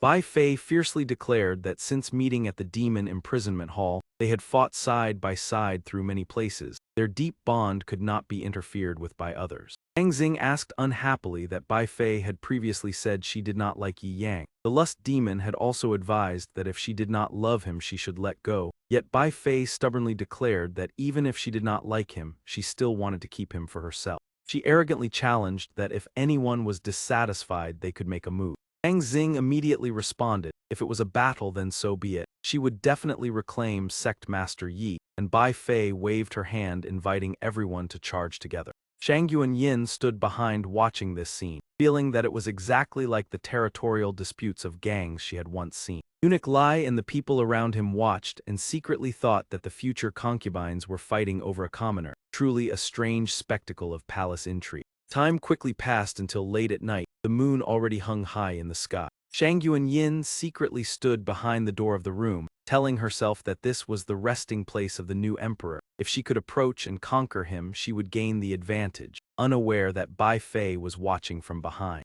Just as she was about to step inside, a sudden strike caused her to collapse. Looking at the unconscious Shang Yuan Yin, Bai Fei disdainfully said that with such ability she still dared to compete with her. Afterwards, Bai Fei transformed into the form of a mature woman with confidence, declaring that the task of approaching the new emperor would now be handled by her. She looked toward the bed and murmured that it seemed the new emperor did not like being disturbed, but she herself was not an ordinary being, rather an existence above all living things. While dancing gracefully, she gently called out that this stunning dance had been practiced especially for His Majesty. However, the person behind the curtain still showed no reaction, leaving her standing there in confusion. Bai Fei suspected that it was impossible for anyone not to be moved by her dance. She believed the other party was testing her limits and decided to intensify her performance. As she tiptoed forward intending to step onto the bed, the person inside suddenly turned over. This action left her stunned, her face revealing clear surprise. Bai Fei angrily stomped her foot, scolding that the other party truly did not know how to appreciate. The scene before her made her even more astonished and bewildered. Yi Yang was lying there reading a book attentively, turning his head back with a surprised expression. Seeing her, he immediately sat up and asked why the little fox had appeared here, and Bai Fei in turn asked whether he was the new emperor. Yi Yang still did not understand what was happening and continued to ask what her purpose was in coming here. Bai Fei frankly said that she wanted to enter the wall, but as a demon inherently restrained, she needed imperial aura to conceal her bloodline. Yi Yang guessed whether she had long taken notice of his clothing, causing Bai Fei to angrily deny it immediately. She crossed her arms and coldly said that her original plan had been to take the new emperor's heart to enter the wall, but she had not expected the new emperor to be an acquaintance. At this point, Bai Fei revealed a meaningful smile, believing that now only one other method remained. She stepped forward and lifted Yi Yang's chin, while he had not yet reacted. Without hesitation, she gently placed a kiss upon his lips, causing Yi Yang to widen his eyes in shock. Outside, the bright moon illuminated the entire space. The moonlight spread, casting an enchanting aura over everything beneath it. In that moment, Bai Fei's 9 foxtails appeared, shining brilliantly. Afterwards she departed, leaving Yi Yang immersed in tangled thoughts, unsure whether her earlier action was manipulation or born of genuine emotion. As the night grew late, he decided to set aside all thoughts and go to rest. Next morning, sunlight shone brilliantly across the imperial palace of Yi Yang's kingdom. In the grand hall, Yi Yang sternly interrogated each person, saying that they were truly bold. Besides this matter, what else had they been hiding behind his back? Zhao Yi hurriedly explained that although he was simple-minded, he was absolutely loyal. He only thought that conquering this dynasty would make the master happy, which was why he participated. That man trembled and said that although he was somewhat different, his loyalty was sincere. When occupying the imperial palace, everyone collected treasures, while he gathered rare paintings of beautiful women to present. This explanation nearly made Yi Yang choke. He immediately waved his hand to stop him, saying that was enough, next person. He hurriedly covered his mouth and stood still, cold sweat pouring down. Dao Hoa Am Chu lowered her head to admit her fault, asking to use her own body to atone before the master. Yi Yang was puzzled, not knowing what she was thinking when she said such words. Liu Bat muttered that Dao Thur was too cunning, once again using the old trick. Another person disdainfully said that those gifts were too ordinary. He had selected 3,000 craftsmen from the Kim Kingdom who could create anything the master desired. Proudly added that all the craftsmen were beautiful women, leaving Yi Yang with nothing but a sigh. He irritably said that this was not the time to discuss apology gifts. What exactly else were they hiding? Yi Yang pointed directly at Mac Lai Ada and Vo Tran, demanding that the two report the key matters. Mac Lai Ada hurriedly said that he had always been loyal and was still guarding the nether prison according to Vo Tran's suggestion. Bok Thur Enheen retorted that it was Mac Lai Ada who had proposed presenting the Dai Triu dynasty to the master, while Mac Lai Ada countered that the entire plan had been devised by Vo Tran. Yi Yang, with a headache, shouted for them to stop, lamenting that he could not peacefully read books in the sect while they created such a huge mess. After sighing, he said that since they had established a new dynasty, they must take responsibility for the people, ensure national peace and prosperity, and then he stood up. Everyone immediately obeyed and stood at attention like children who had committed a mistake. Yi Yang tiredly lamented that governing a country was troublesome, managing the sect was also complicated. They truly gave him a headache. He reminded them that old Mac had always been the most reliable but had to return to guard the nether prison, a place where many serious incidents had occurred and thus could not be left unattended. Mac Lai Ada further reported that the nether prison was about to collapse. Shuha had to urgently return to Lai Duong and therefore could not handle matters here. Yi Yang thought for a moment and said that Lam Vu was the most suitable, but she had requested to travel for cultivation, so another person was needed to take over. The remaining people simultaneously shook their heads, as if about to be pushed into danger. Considered that Ryu Zhu was capable but too obsessed with the sword path and could not be confined to administrative affairs. Perhaps you already had a candidate, did you not? That person nodded in confirmation that a recommendation had been prepared. It was Su Than Tian, the foremost strategist, and also one of the 10 great beauties of the dynasty. Yi Yang imagined it and nodded. Possessing both beauty and wisdom was not bad. Mak Lai Ada said that she had the talent to govern the nation, but always doubted the new emperor and had been imprisoned. If they wished to use her, the master would likely have to persuade her personally. Yang immediately agreed, saying that he was skilled at convincing others with virtue, and ordered that a meeting be arranged. After resolving the matter, he would return to Vo Cup. Watching his departing figure, everyone whispered in doubt whether the master was truly skilled at persuading beautiful women. By evening, the prison appeared in a silent and chilling scene. Shang Yuan hid behind a rock as a subordinate asked why she did not directly kill the new emperor, but instead pushed herself into a dangerous situation. She sighed and said that she had once intended to approach and then strike to rescue the brothers of the Blood Alliance, but the plan had failed, so she had to find another way. The Dragon Demon Lord had nearly reached the divine realm and was the only demon lord who had existed unchanged since the beginning. Legend said that even 11 demon lords combined would struggle to match his imposing aura. Shang Yuan calculated that if she could not obtain the head of the new emperor, she would not be able to save anyone. She had secretly ordered poison to be placed into the water source and decided to try her luck. A subordinate used a small tube to blow sleeping powder through the door crack. The prisoner in the room quickly fell into a deep sleep. Long Ma Vuong propped his head on his hand and slowly closed his eyes, as if the medicinal effect had taken hold. Seeing that the situation had stabilized, she ordered, "Let's go. I want to personally deal with that dragon to avoid troubling the new emperor." A subordinate curiously asked what kind of person the new emperor was, as this was the first time their leader had shown such special attention to someone. At the same time, in another corner of the imperial palace, a conversation echoed. It was said that Miss Su was the #1 Go master in the world, so let us have a match. If I win, you will manage the state affairs of Yi Yang in my place. After a brief pause, Yi Yang added that the winner would grant the other their freedom. During this, she calmly replied that the new emperor was indeed as arrogant as the rumors claimed. Su Tin Tian continued, saying that even knowing her Go skills ranked first in the world, he still wished to challenge her through the art of Go.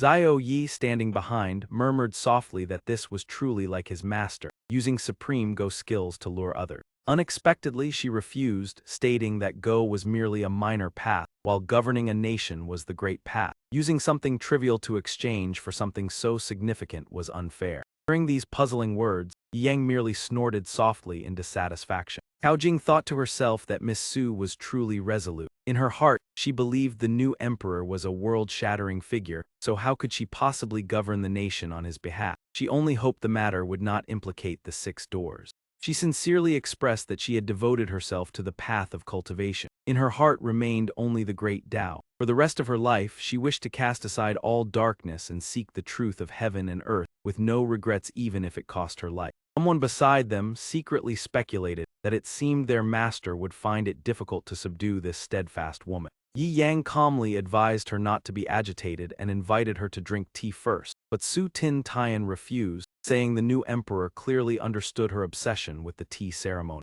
However, she affirmed that both Go and tea were merely minor paths. At present, she only sought the truth. At that moment, Yi Yang suddenly drew her sword and noticed it had grown worn. She immediately asked if that was her natal spirit sword and wondered what the new emperor intended to do. Yang tossed the sword in a certain direction and explained that a friend was in trouble, so he was temporarily borrowing her sword for use. The sword pierced through the wall and shot outside without any sign of stopping. It flew straight along its destined path, so fast that only a faint afterimage remained. The place where Long Ma Vuong was, the book on the ground suddenly emitted a strange light. He tightened his grip on Thuong Quan Am's neck and coldly said that this was humanity's resistance. He had given them a chance to exchange the new emperor's head for Hayat Min's life, yet she had chosen wrongly. In pain, Thuong Quan Am still firmly replied that if he wanted to act, he could do so. The new emperor was a good person, and even in death they would not let him be implicated. Hearing this, Long Ma Vuong grew furious, declaring that such stubbornness would only force him to annihilate everyone and then deal with the new emperor as well. At that very moment, he suddenly sensed an aura rapidly approaching. Tin Tian's spirit sword was hurtling straight toward them at an astonishing speed. Along the way, it pierced through every obstacle. Even massive boulders could not stop it. The sword's speed was nearly comparable to light. It traced a graceful and exquisite arc through the air. Sensing the danger, Long Ma Vuong scoffed, saying it was merely a trivial sword control trick. He would snap the sword and make its wielder suffer the consequences. However, contrary to his expectations, the sword reached him in an instant. In a single moment, the sword ended Long Ma Vuong's life, bringing his arrogance to an end. Immediately afterward, before the astonished eyes of Thuong Quan AM and the others, the ground split open into a long fissure. The sword continued to circle the globe without stopping. Everywhere it passed, it left behind a long slash as a distinct mark. Not long after, it returned to the original room where it had begun. Despite the sword's extreme speed, Yi Yang effortlessly reached out and caught it. The sight left Su Tin Tian stunned. She exclaimed that with a single strike he had defeated Long Ma, the most powerful world-breaking being of ancient time. Yi Yang gently sheathed the sword and returned it to her with an utterly calm demeanor. In that instant, she suddenly realized that the sword's journey had proven the world was actually round, and the long-held belief that heaven was round and earth was square was mistaken. Su Tin Tian immediately clasped her hands and respectfully expressed her admiration. She said emotionally that she had attained enlightenment. The new emperor's single sword strike had shattered the darkness and allowed her to see the truth. She earnestly begged to serve him wholeheartedly, willing to sacrifice everything, hoping only to follow the new emperor on the path of seeking truth. Yi Yang replied in confusion that she was indeed too enthusiastic. He had only borrowed the sword temporarily, and talk of pursuing truth was somewhat exaggerated. Nevertheless, she immediately knelt and sincerely pleaded for the new emperor's permission to accompany him on that journey. In Tu Hai City, the atmosphere was extremely lively as the host introduced herself as Tiu Dao, the MC of this world's strongest sect battle. She announced that tomorrow Vo Kuk Tong would enter the final battle and wondered whether they could seize the championship. According to the peak battle rules, Vo Kuk needed to win 5 consecutive matches. In the final match tomorrow, Miss Su Shu would face alone the 5-member lineup of Kim Tong, an opponent Vo Kuk had already defeated in 4 consecutive rounds. After a brief pause, she continued, introducing the final opponent as Loi Kim Tong, a sect renowned for the fastest sword techniques in the world, swift as lightning and elusive as a shadow. These praises made Su Shu feel uncomfortable. The host mentioned her reputation for an almost non-existent hit rate, causing the odds to soar to 1,500 times. As a fan of Yi Yang, Tiu Dao placed 1 silver coin on her and wagered the rest on Loi Kim Tong, then asked the audience for their choice. As soon as her words ended, the entire audience shouted the name of Loi Kim Tong in unison. On a distant observation platform, someone reminded others that tomorrow's battle must not be taken lightly. The second-ranked prestigious sect in the world had to protect its dignity and honor, and could not allow someone of ordinary origin to lead the way to the top. A subordinate reassured him that if it were Ryu Zhu or Su Shu, the chances of defeat were high. However, the sect master still warned against complacency, as despite her low hit rate, her power rivaled that of a god of destruction. He ordered Loi Nha to secretly monitor Su Shu, investigate the source of her terrifying power, and find any possible weaknesses. Loi Nha refused, saying she was a proud genius of the righteous path and the holy maiden of Loi Tong. Spying on an ordinary person would damage her reputation. However, the sect master scolded her, stating that this concerned the dignity of the righteous path and that she had been overly indulged. Faced with the sect master's insistence, Loi Nha ultimately had no choice but to reluctantly accept the mission. She told herself she might have to cast aside her pride to uncover the secret that had transformed Su Shu from a worthless person into such a powerful existence. Next morning, as dawn broke, Loi Nha appeared in front of the Vo Kuk Tong building. She secretly hid behind a wall, observing people excitedly heading inside to study. Loi Nha wondered whether this was the secret training ground of Vo Kuk Tong. Suddenly, a female instructor tapped her shoulder, startling her, and asked if she had been standing there for a long time, perhaps wanting to join the class but feeling shy. The female instructor warmly encouraged her not to hesitate, as this was the last course of the year. If she missed it, she would have to wait another year, and she invited her to join. Shortly afterward, Loi Nha was quickly led to a classroom and could not help but wonder why there were no other students present. She wondered what kind of skills Hong Lang Man was actually meant to train. At that moment, the girl from earlier brought in a large male instructor and explained that female students were usually guided by female instructors. But since Loi Nha was the last to register, only a male instructor could be arranged. Loi Nha seriously replied that men and women were equal and hoped the teacher would instruct her strictly, even considering it fortunate to be taught by a male instructor. Inwardly, she was secretly delighted, thinking she was about to uncover and seize Su Shu's fortune. The male instructor went straight to the point, stating that the goal of Hong Lang Man was to train the service industry, and the first lesson was to release one's nature and let go of all restraints. Upon hearing this, Loi Nha frowned in confusion, unsure what kind of service industry he was referring to. The male instructor suddenly became excited, hinting that this was a place to train beauty queens, and claimed she was extremely lucky to be assigned to him. Sensing something was wrong, Loi Nha panicked and immediately stopped him from approaching. The male instructor remained indifferent, saying she was merely pretending to refuse as part of the process. But Loi Nha angrily shouted that if he dared touch her, she would show no mercy.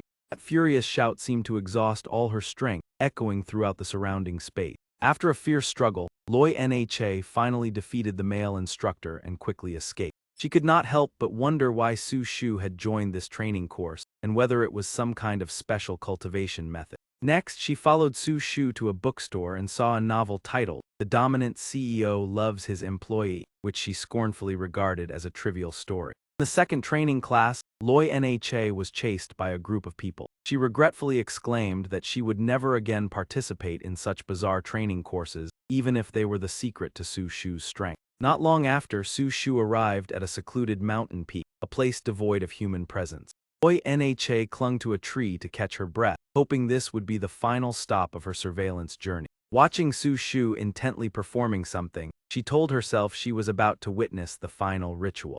Ahead, Su Shu hung a keychain while murmuring that for the 1001st time, she had once again received power. Loi Nha recalled the mountain guardian's words that Su Shu frequently came here to perform rituals, and her remark about gaining power convinced Loi Nha that she had discovered the true secret. After Su Shu left, Loi Nha slowly approached to observe the items hanging there. However, what appeared before Lei Enha's eyes was a heart-shaped padlock engraved with the names Su Shu and Yi Yang. The sight left her stunned, unable to believe it, and she blurted out a few exclamations. Immediately afterward, she became furious, thinking she had come here to uncover the secret of power, not to witness a romance. Moreover, her single life was still very comfortable. Even so, Tran Lei Nha suddenly thought that perhaps this was a clue related to the secret behind Su Shu's strength. After a moment of consideration, she decided that even if it was only speculation, this detail could not be ignored. Not long after, another padlock bearing the names Lei Nha and Yi Yang was also hung up. In the arena, Tiu Dao spoke passionately to stir the atmosphere, calling on audiences around the world to wait and see whether Vo Kuk Tong could reclaim the #1 position. He enthusiastically introduced the opening act, warmly welcoming the goddess group representing Vo Kuk Tong. Tiu Dao continued her commentary, stating that Goddess Lang had been in secluded cultivation for many years, and this time she returned for the pinnacle battle, attracting countless young male cultivators from everywhere to gather in Tuhai City. Due to her immense fame, Tiu Dao boldly asked whether, besides the sword, there was room in Goddess Lang's heart for someone special, something only she might know. Hearing this, the crowd burst into laughter, believing that someone as devoted to the sword as Goddess Lang likely had no interest in romance. Yet even if unreachable, merely admiring her was already satisfying. Amid the cheers, Ruo Zhu stepped forward calmly and declared that she wished to answer the previous question. Her proud voice echoed throughout the arena, affirming that whether it was her master or her sword, Ruo Zhu would never let go in this lifetime. That powerful declaration left the previously excited crowd momentarily silent in shock. Tiu Dao laughed heartily, saying that now that everyone was reassured, they should refocus on the battle between Su Shu and the 5-member team of Loi Kim Fang. In the arena, the disparity in strength was clear as Su Shu stood alone against a full team of 5, while the countdown entered the final 10 seconds. Tiu Dao continued commenting that perhaps due to pre-battle pressure, Su Shu seemed unenthusiastic, while in reality she was simply sleepy from staying up late reading. In contrast to Su Shu's relaxed demeanor, the 5 members of Loi Kim Fong were extremely vigilant, believing her absent-minded appearance was merely a tactic to deceive opponents, befitting the reputation of a top set. When Tiu Dao asked who would win, the entire audience erupted in cheers supporting Loi Kim Fong. Leader of Loi Kim Fong quickly deployed a strategy, predicting that Su Shu would summon a large number of fire servants, and ordered Loi Kiat to open a thunder space to draw them in. He then instructed Lei Nha to summon the Thunder Ox to use its explosive thunder magnetic field to disrupt the opponent. At the same time, Loi Pham was tasked with using a thunder movement technique to close in and launch a close-range assault on Su Shu. After completing the assignments, the leader issued the final command that everyone must coordinate according to the plan and neutralize all of the opponent's attacks within 3 seconds. As soon as the order was given, all 5 charged toward Su Shu, prompting Tiu Dao to continuously praise the imposing momentum of the great Loi Kim Tong. She remarked that with such a perfect strategy and a determined spirit to win, the audience should look forward to their peak performance. However, before her commentary could finish, the members of Loi Kim Fong who were charging forward suddenly widened their eyes in shock. Fear caused them to halt instinctively, and their initial momentum completely vanished. The entire team nearly collapsed to their knees simultaneously, creating a scene that left Tiu Dao utterly astonished. He exclaimed in shock that everything had happened too quickly, and she could not understand what had occurred. Looking toward Su Shu, everyone saw a gigantic fireball condensing in the sky, larger than the arena itself, terrifying the entire audience. The fireball was so massive that it seemed to extend beyond the atmosphere, carrying a power capable of destroying everything. That spectacle clearly demonstrated her overwhelming strength. Facing such terrifying power, the members of Loi Kim Fong hurriedly pleaded, emphasizing that they came for a friendly match and hoped Su Shu would not take it too seriously, even citing personal reasons to beg for mercy. In the stands, the audience's emotions erupted, many worrying about their own safety and shouting for Loi Kim Fong to quickly surrender to avoid being implicated. Being fervently cheered, Loi Kim Fong instantly became the target of criticism, with the audience urging them to bravely concede, as second place was already an achievement to be proud of. Tiu Dao happily announced that everyone should congratulate Vo Kuk Tong for returning to the #1 position in the world, and although she had lost all her betting money, she felt completely satisfied. She continued expressing her excitement, emphasizing that this was Yi Yang's set, while the audience could not remain calm and lamented the wealth they had wagered. Su Shu proudly revealed that she had finally managed to unleash 1,000th of the fireball's power taught by that person.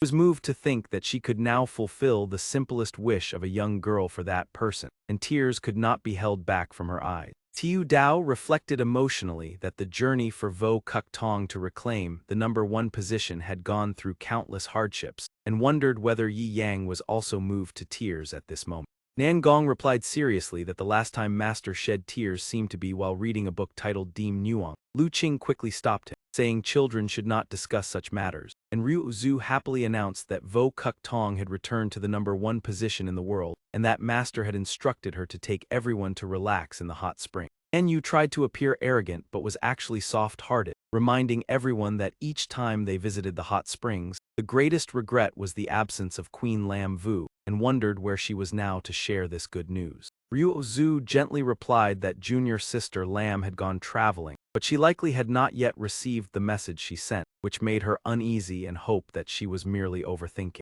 Inside the wall it was now dusk, the atmosphere eerily silent, and the twilight glow dyed the vast sea of blood red. 2 dark figures dashed forward at incredible speed, leaving only faint afterimages amid the swirling dust. They were Lam Vu and the Prison King. She apologized guiltily that her acceleration ability had reached its limit, and the Prison King was not overly concerned, noting that the black mist no longer seemed to be pursuing them. Lam Vu suggested finding a place to rest, while the Prison King reassured her that his body recovered quickly, yet he could not help being astonished by the terror of this world within the wall. He frowned in pain and worry, believing the black mist could devour all living things, and if they encountered the true lord of the chaos race, the battle would be extremely difficult. Setting those thoughts aside, the prison king emphasized that the most important thing now was to find the cave containing the blood essence before nightfall. Lam Vu understood the situation clearly, explaining that when night fell inside the wall, not only would black mist appear, so they had to find a cave to survive, but while she was still speaking, the prison king signaled for silence. A rumbling sound echoed throughout the forest, causing the ground to tremble and trees to be uprooted. Birds flew in panic, and the two quickly hid behind an ancient tree in fear. Prison King worried whether they had been discovered, and Lam Vu immediately reminded him to stay quiet first. Both swiftly transformed into streaks of light and left the area in an instant. Right after they departed, a gigantic foot descended from the sky, crushing the spot where they had just stood. Escaping danger by a hair's breadth, they were still shaken, and Lam Vu explained that this patrolling giant was extremely sensitive to heat, so maintaining a safe distance would avoid danger. The prison king gradually lost confidence, wondering whether they could survive as they advanced into the territory of the chaos race. Lam Vu reassured him that there was certainly still hope, although she carried half the bloodline of the chaos race. Because her master was human, she always stood on humanity's side. She solemnly vowed that no matter the cost, she would prevent the chaos race from leaving the wall and protect the world where her master lived. In contrast to the gloomy scene inside the wall, outside was a clear blue sky, lush greenery, and refreshing air. On a high cliff, a cold and noble figure sat quietly, as if blending with the essence of heaven and earth. That figure was Long Ba, the prison maiden of Tu Ma Deen, leisurely playing a zither when a playful voice suddenly broke the silence. Bai Fei sat casually on a tree branch, teasing that her early morning music had frightened all the nearby birds and beasts away. Long Ba angrily remarked that even creatures without intelligence knew to avoid danger, yet someone dared to intrude into her dragon domain. Bai Fei pretended to sigh, asking whether Long Ba could truly bring herself to strike at her as well. Losing patience, Long Ba issued an ultimatum, demanding that within 10 seconds Bai Fei leave this place and never return. Bai Fei remained calm, saying that although she knew Long Ba meant well, her resolve was set, and even if obstructed, she would still enter the wall to seek revenge. Seeing her stubbornness, Long Ba appeared helpless, and Bai Fei reassured her that she was still the strongest war dragon in the world, and that Bai Fei would never dare to underestimate her. She frankly expressed that she understood Long Ba's pain, and believed that Long Ba would not take action against her. Long Ba sighed, saying that although Bai Fei was intelligent, she was too obstinate, and that she had come this time to meet her one last time and give her a farewell gift. She handed Bai Fei a phone containing photos of her with Yi Yang.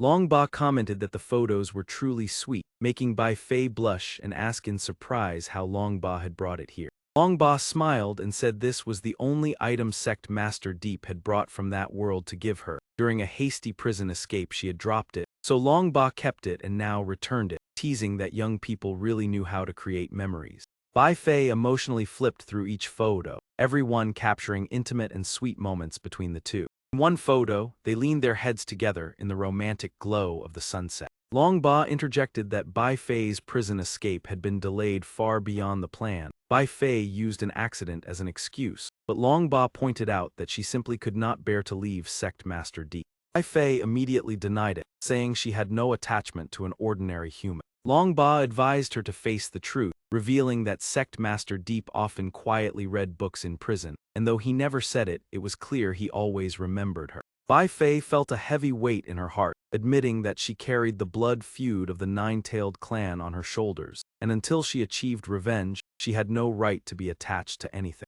Looking up at the vast sky, she thought that simply meeting had already been a blessing. Everyone had a destiny to bear, and her destiny was to eliminate the gods and the chaos forces so as not to betray the clansmen who had sacrificed for her. At this moment Bai Fei felt more resolute than ever. Please tell Yi Yang that because I met him, my life holds no regrets. Long Ba only managed to call out little girl, but before she could stop her, Bai Fei had already vanished decisively. He let out a heavy sigh, this infatuated one. If not for the battles in the past, the Chaos clan would have enslaved the Divine clan long ago, and the world would have sunk into chaos. Unable to hold Bai Fei back, Long Ba could only helplessly lament that you still stubbornly stepped into that place. At Wuji Sect, Yi Yang pondered in confusion. The recent string of natural disasters was truly unbelievable. Had I known earlier, I would not have let Su Than Tone return home. The Dao Hoa AM master respectfully replied that it might just be a temporary incident, hoping the master would not worry too much. In a few days everything would stabilize. Yang remained full of suspicion, volcanic eruptions, tornadoes, droughts, and earthquakes occurring almost simultaneously. How could it be just an incident? I give you 3 days to handle it, otherwise I will act personally. The Dao Hoa AM Master quickly changed the subject. These minor matters can be handled by us. Master should first review the list of consort candidates, including noble ladies, righteous heroines, beautiful demonesses, and enchanting temptresses. Yang was surprised, so many familiar faces appear on the beauty list. Does it mean I truly must choose one? Yet she told me I could choose them all. The Dao Hoa AM Master quickly withdrew. Zai Tao will handle the natural disasters and soon report good news to the Master. Zioyi asked worriedly whether she had revealed the matter to the Master. The Dao Hoa AM Master confirmed she had not, because this might be the first time the Master faces a traitor in this world. He worried about Yi Yang. Although the Master could resolve everything, his nature remained deeply introspective. If he learned that Lord Wu, who had always been by his side, had betrayed him, he would surely be very disappointed. Zioyi was furious with the gathered information. The opponent was one of the 6 great leaders of Fa Bitch, possibly a chaos creature that escaped from the Calamity Wall. According to intelligence from Luke Fiend Moan, whenever the leaders of Fa Bitch gather, a figure identical to the Master seems to appear. Dao Hoa AM Master asserted firmly, anyone who dares impersonate the Master must pay a heavy price. Zioyi agreed, we must investigate clearly the one who has always been hiding beside the Master, and see how many chaos creatures have escaped. It has been a long time since we had a real battle. Both were filled with fighting spirit, ready to set out. They were determined to confront the Master's enemies. In their hearts remained only one belief, to sweep away the enemies and leave none behind. As they charged forward fiercely, Zioyi suddenly realized in confusion that they seemed to be lost. The Dao Hoa AM Master grew anxious. This is bad, we are late. The vanguard is likely in danger. She analyzed carefully, he excels in assassination, so once exposed his combat power drops significantly. Now that his trail has been discovered by that bird, the only option is to reach the location quickly. The two shot across the vast ocean like streaks of light, hoping he could still hold on. The violent clashes created terrifying shockwaves that cracked the ground. Those besieging the Dark Knight Clown were also severely injured. He looked around arrogantly, using the 9 nether locking sound formation to deal with me, truly grand. The little bird had revealed its true face. It was a top assassin under Yi Yang. Even at great cost, he must be eliminated first. After the fierce battle, the Dark Knight Clown appeared somewhat strained. You betrayed the Master's trust, truly disappointing. It sneered coldly, humans bind themselves with tedious rules, truly foolish. Their trust in me is something I can trample at any time. I know you are stalling for time, but I have already led them astray in the sky. After speaking, it slowly emphasized each word, rest assured and depart peacefully. It unleashed an ultimate move with terrifying power. Exhausted, the Dark Knight Clown could only curse silently. Fortunately, another small bird appeared just in time to block the attack, astonishing him. Newly arrived bird greeted, Calamity, it has been a long time, you are still as brutal as ever. The Dark Knight Clown was stunned by this sight, so it was Lord's second bird. He immediately understood, the previous bird was merely an imposter. Bird was actually split into 2, the real bird explained seriously. It is the true body while I am only a clone.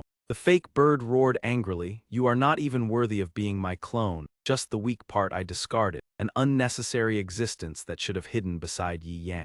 After speaking, it transformed into human form ready for battle, daring to provoke me. It seems you have changed over time. In its fury, it became frenzied, believing that humans who betray chaos must be purged. Calamity lunged forward with a powerful strike toward the small bird, but the opponent blocked it in time. The impact from both sides shook and shattered the ground. Real small bird sneered in disdain, weakling, then concentrated all its power into its palm. The technique was unleashed with enough force to tear space apart. The ground was pressed down deeply, forming a massive crater. When the dust cleared, a bottomless pit was revealed, proving the terrifying destructive power just unleashed. Everyone was horrified. The power of the Chaos Clan was truly terrifying. Real small bird immediately transformed into human form, soaring up from the pit with surging momentum, looking down on the weak opponent.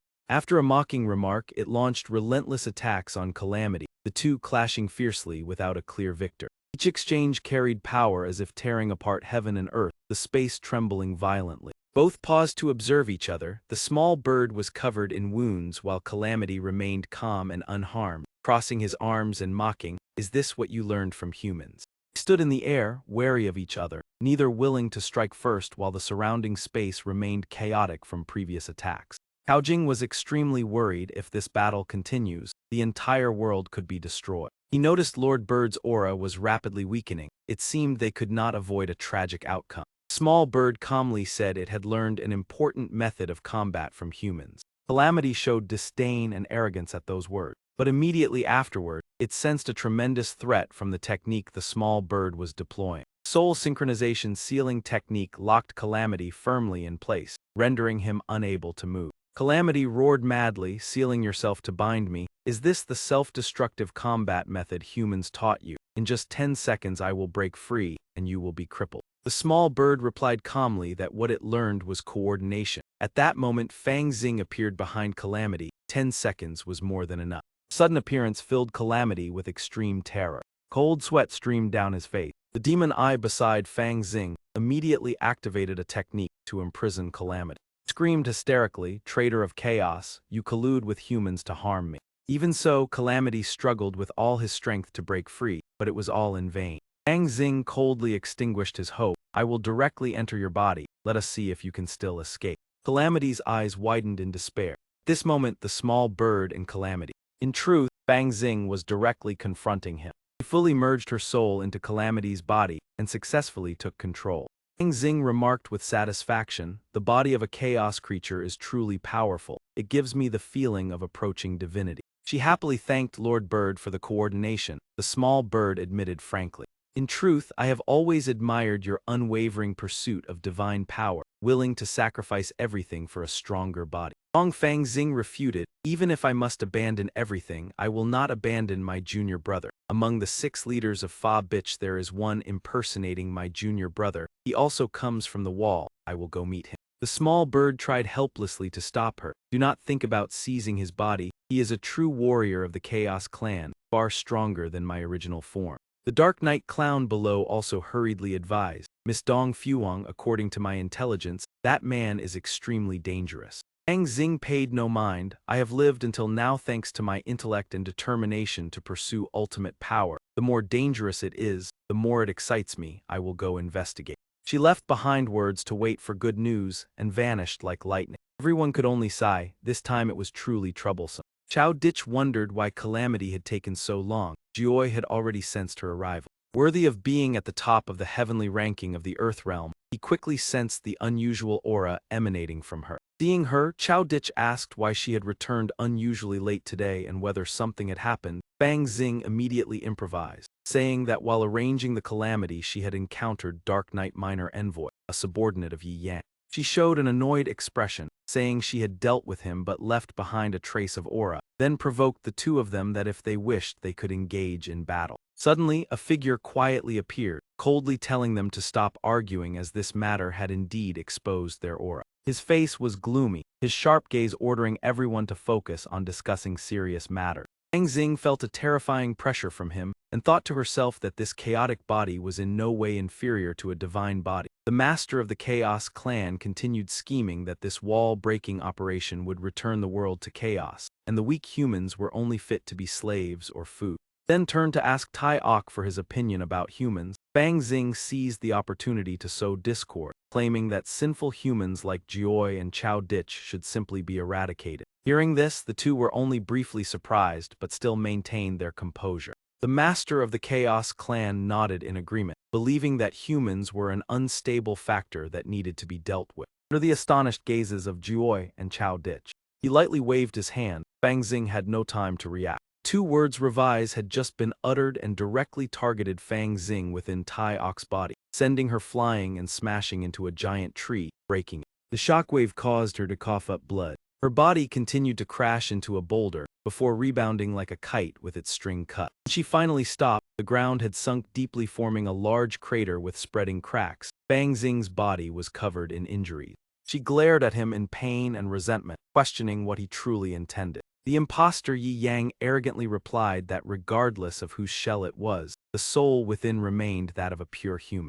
He flew into a rage, believing that Dong Fang Xing had been far too bold to infiltrate the wall-breaking operation, and had even set her sights on the territory of the Chaos Clan. Upon hearing the name Fang Xing, Chao Ditch was utterly horrified. Knowing that her identity had been exposed, she calmly accepted it, saying that whether they wished to kill or punish her was entirely up to them. However, the leader of the wall breakers did not kill her, but instead used chains. The iron chain immediately tightened around Dong Fangxing's neck. He sneered coldly, saying how could he possibly kill her when she was an important pawn to help him return inside the wall after recovering his energy. Capturing her would make dealing with Yi Yang much easier. Fang Xing struggled to reply that her junior brother had always disliked her and would not compromise for her sake. It would be best to kill her immediately. The leader of the wall breakers became even more gleeful, mocking that the pervert of legend was actually someone who valued emotions, a meaningless bond of humans. The smug expression, he ordered everyone to begin the wall-breaking plan.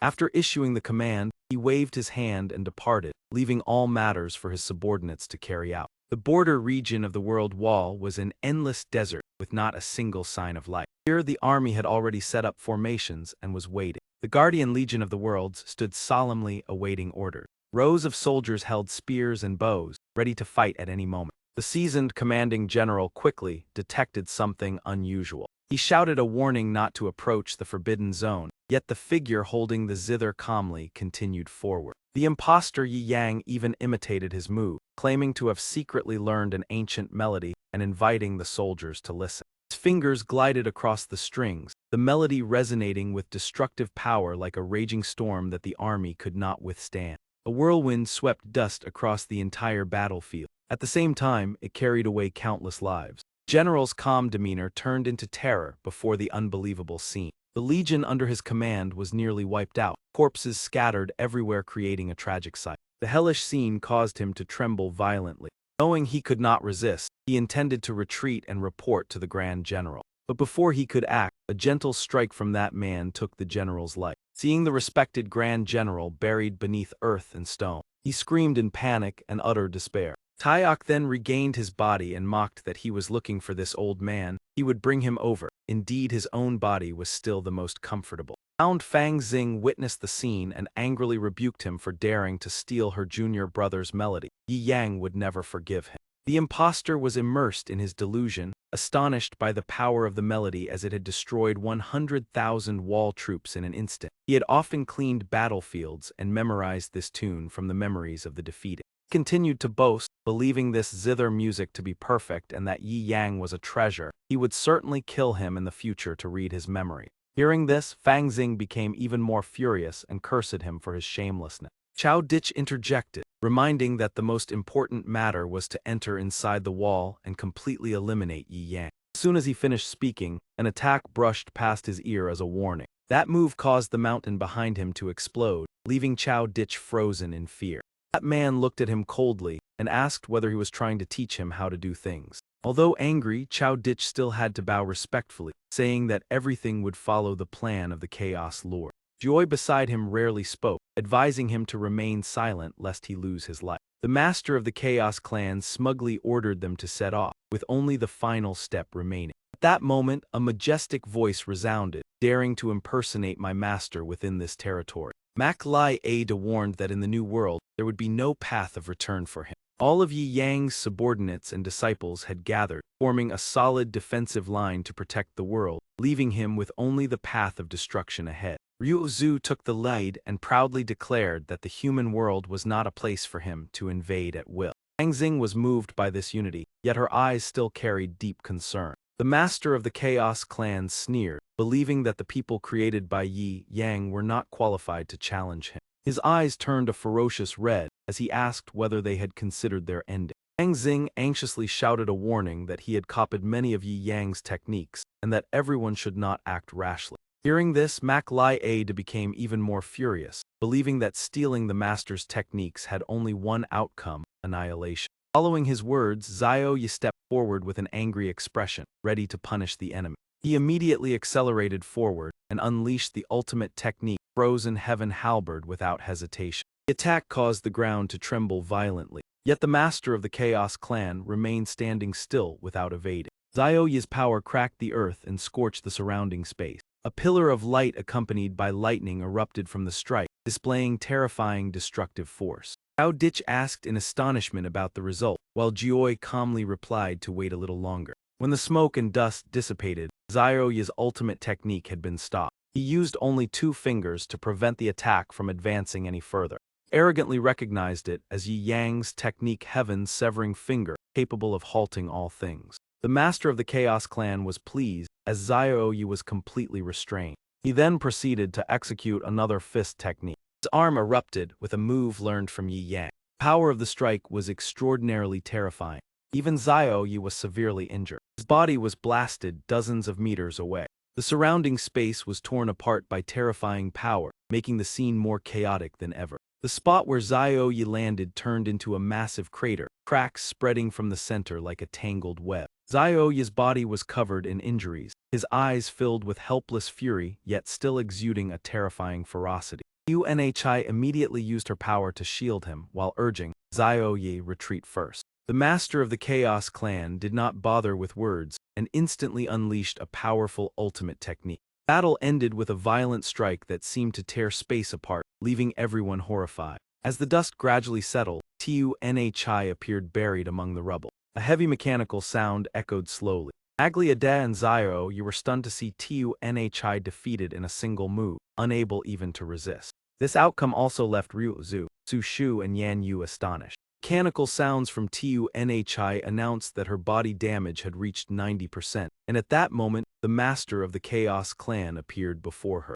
He coldly raised his hand, gathering power with the intent to end her life in a single strike. Unable to endure any longer, Tu back erupted, her eyes filled with furious killing intent. Countless tentacles appeared one after another, preventing him from approaching to take TUNHI's life. Tu back unleashed the ultimate skill, Descent of the Old Days, Dusk Deity. She successfully rescued TUNHI, gently lifting her body with her tentacle. Then Tu back brought TUNHI to Zioya, standing in front and telling him to protect her well. Her entire body entered a battle state in a frenzy of rage, determined to eliminate the enemy. The master of the Chaos Clan still appeared smug at being able to summon such a large number of evil gods. Without giving him a chance to speak, Tu back's tentacles shot forward with great speed and precision to restrain him. She unleashed her strongest move, Heavens Ensnared, Myriad Worlds Annihilated, the tentacles layering densely like a gigantic net. However, contrary to expectations, the master of the Chaos Clan easily shattered the binding tentacles and even showed boredom.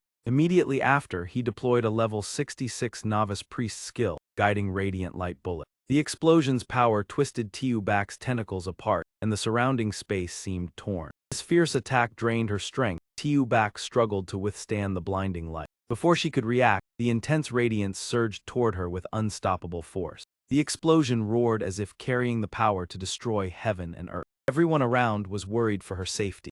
Fortunately, a protective layer of lightning energy appeared in time, saving Tu back's life. Even so, the price was severe injuries. Her body was no longer intact, and she lost the ability to continue fighting. Seeing this, the master of the Chaos Clan was surprised that she was still barely alive and decided to deliver a finishing blow.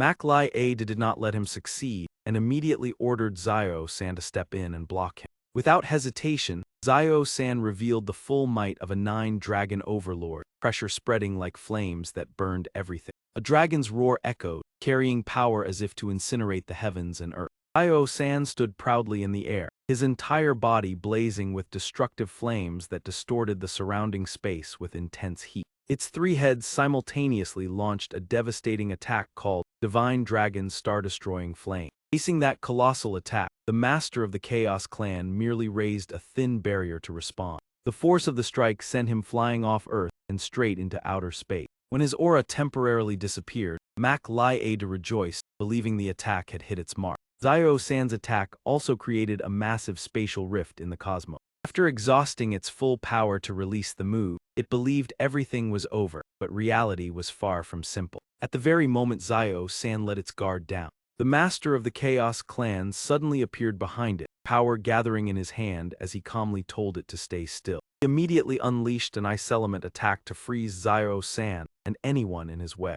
Ada and Bakther Enhin were extremely worried, as Zio-san was sealed in ice and they could do nothing. He looked pleased as he continued to gather power in his hand, remarking that it had been a long time since he last hunted dragons. At that moment, a sharp sword light suddenly slashed toward him but was dodged. Immediately after, a sweeping sword strike tore across the sky, forcing him to halt his attack on Zio-san. Gaze of the master of the Chaos Clan became darker and colder than ever. Ryu Zhu showed no fear and firmly refused to allow anyone to harm Xiao-san. As the senior sister of the Wuji sect, she quickly ordered Su Shu and Lu Qing to form the triple ultimate god-slaying formation as taught by their master. Su Shu's orb, Ryu Zhu's sword light, and Lu Qing's spear merged, forming the triple ultimate god-slaying formation with destructive power. However, despite the formation's strength, the master of the Chaos Clan possessed an even more terrifying domain called the all-encompassing domain. He absorbed all the power of the triple ultimate god-slaying formation in an instant, leaving Su Shu utterly shocked. After everything, he still stood there unscathed. In contrast, Nangong could not withstand the force, causing Ryu Zhu to anxiously ask about his condition. Enemy maintained an arrogant and smug demeanor, treating human lives as worthless, as if the battle were merely entertainment. He cruelly declared that the game was over and prepared to wipe out everyone. As soon as he finished speaking, countless red laser beams interwove into a net filled with immense power. All of Yi Yang's subordinates and disciples fell within his targeting range. In his eyes, everyone was merely prey, while he viewed himself as the ultimate hunter. He unleashed the strongest ultimate move he had learned by imitating Yi Yang. A heaven-shaking sword strike descended, the move mid-tier limited, one sword slays 10,000 demons. At that moment a brilliant beam of light appeared, completely blocking his attack. He was horrified to realize that his body was imprisoned and unable to move. Upon sensing that familiar aura, all his subordinates were stunned. The disciples, including Jioi and Chu Ditch, were also astonished. The source of light seemed to emanate from within the wall and then spread outward. The blazing light burned fiercely, leaving Jioi and Chu Ditch unable to resist as their bodies turned to ashes. The master of the Chaos Clan struggled with all his might, veins bulging, no longer showing his previous arrogance. The light shone directly upon him, causing his body to burn away piece by piece. All his efforts to resist became meaningless. His body was gradually eroded until it completely turned to ashes and dispersed between heaven and earth. The attack that emerged from the wall caused the world's structure to collapse. Rocks and soil shattered into heaps. Yi Yang appeared at the critical moment, eliminating all threats and rescuing the disciples and subordinates in time. Witnessing the scene, Bai Fei could not help but sigh helplessly, saying that merely breaking a wall seemed a bit excessive. Earth itself had to endure as a single strike from Yi Yang tore apart the lithosphere. He looked around, wondering whether he had accidentally damaged something. At that moment, all the disciples and subordinates simultaneously called out Master and Lord, drawing Yi Yang's attention. Fortunately, not a single one of them perished, and both sides were reunited after the calamity. Maklai AD and Bokthur Enheen knelt simultaneously in front, respectfully congratulating the master. He asked in great confusion why the master had appeared within the wall. Fang Xing was also stunned to see that the one who had once survived inside had now returned. Yi Yang casually replied that because the little fox rushed into the wall, he followed in to bring her back. Fang Xing was once again astonished by his strength. It must be known that the chaotic beings in that world were in their complete state, even capable of controlling deities.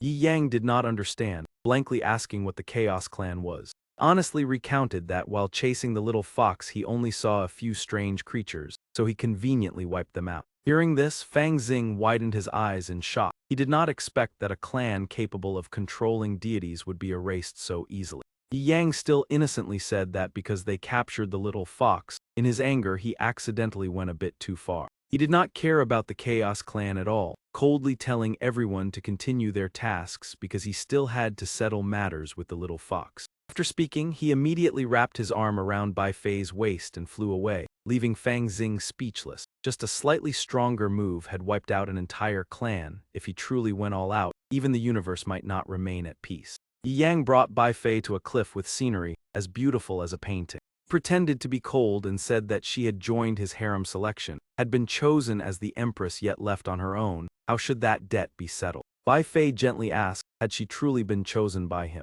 Her straightforwardness made Yi Yang pause. Then she said that since she had willingly participated and was chosen, they should marry, she would take responsibility. Behind, Bai Fei wrapped her arms around Yi Yang, as if embracing her entire world. Tears of happiness fell. She silently vowed never to leave him again. Bai Fei seriously took the initiative to propose no more separation and wished to marry. Yi Yang shifted from astonishment to immense joy. He solemnly promised that they would never part in this lifetime. Bai Fei nodded in agreement to form an unbreakable bond. At Vokuk Tong, after the intense battle, the atmosphere became lively, and everyone felt relieved. Lei placed her hands on her hips and declared that to avoid disputes among the sisters, they would draw lots. Whoever won would have the right to represent the others in taking care of Master. The rest must accept the result. Su Shu calmly replied that whether she won or not, she would still take care of Master as promised. The lot in her hand showed the winning mark, making Su Shu overjoyed. She exclaimed excitedly that she had won, truly heaven's arrangement. Zhu also shouted that she had won, surprising Su Shu. Not only that, Nan Gong, Lu Qing, and Yan Yu all drew winning lots as well. Xin angrily questioned Duong why everyone had won.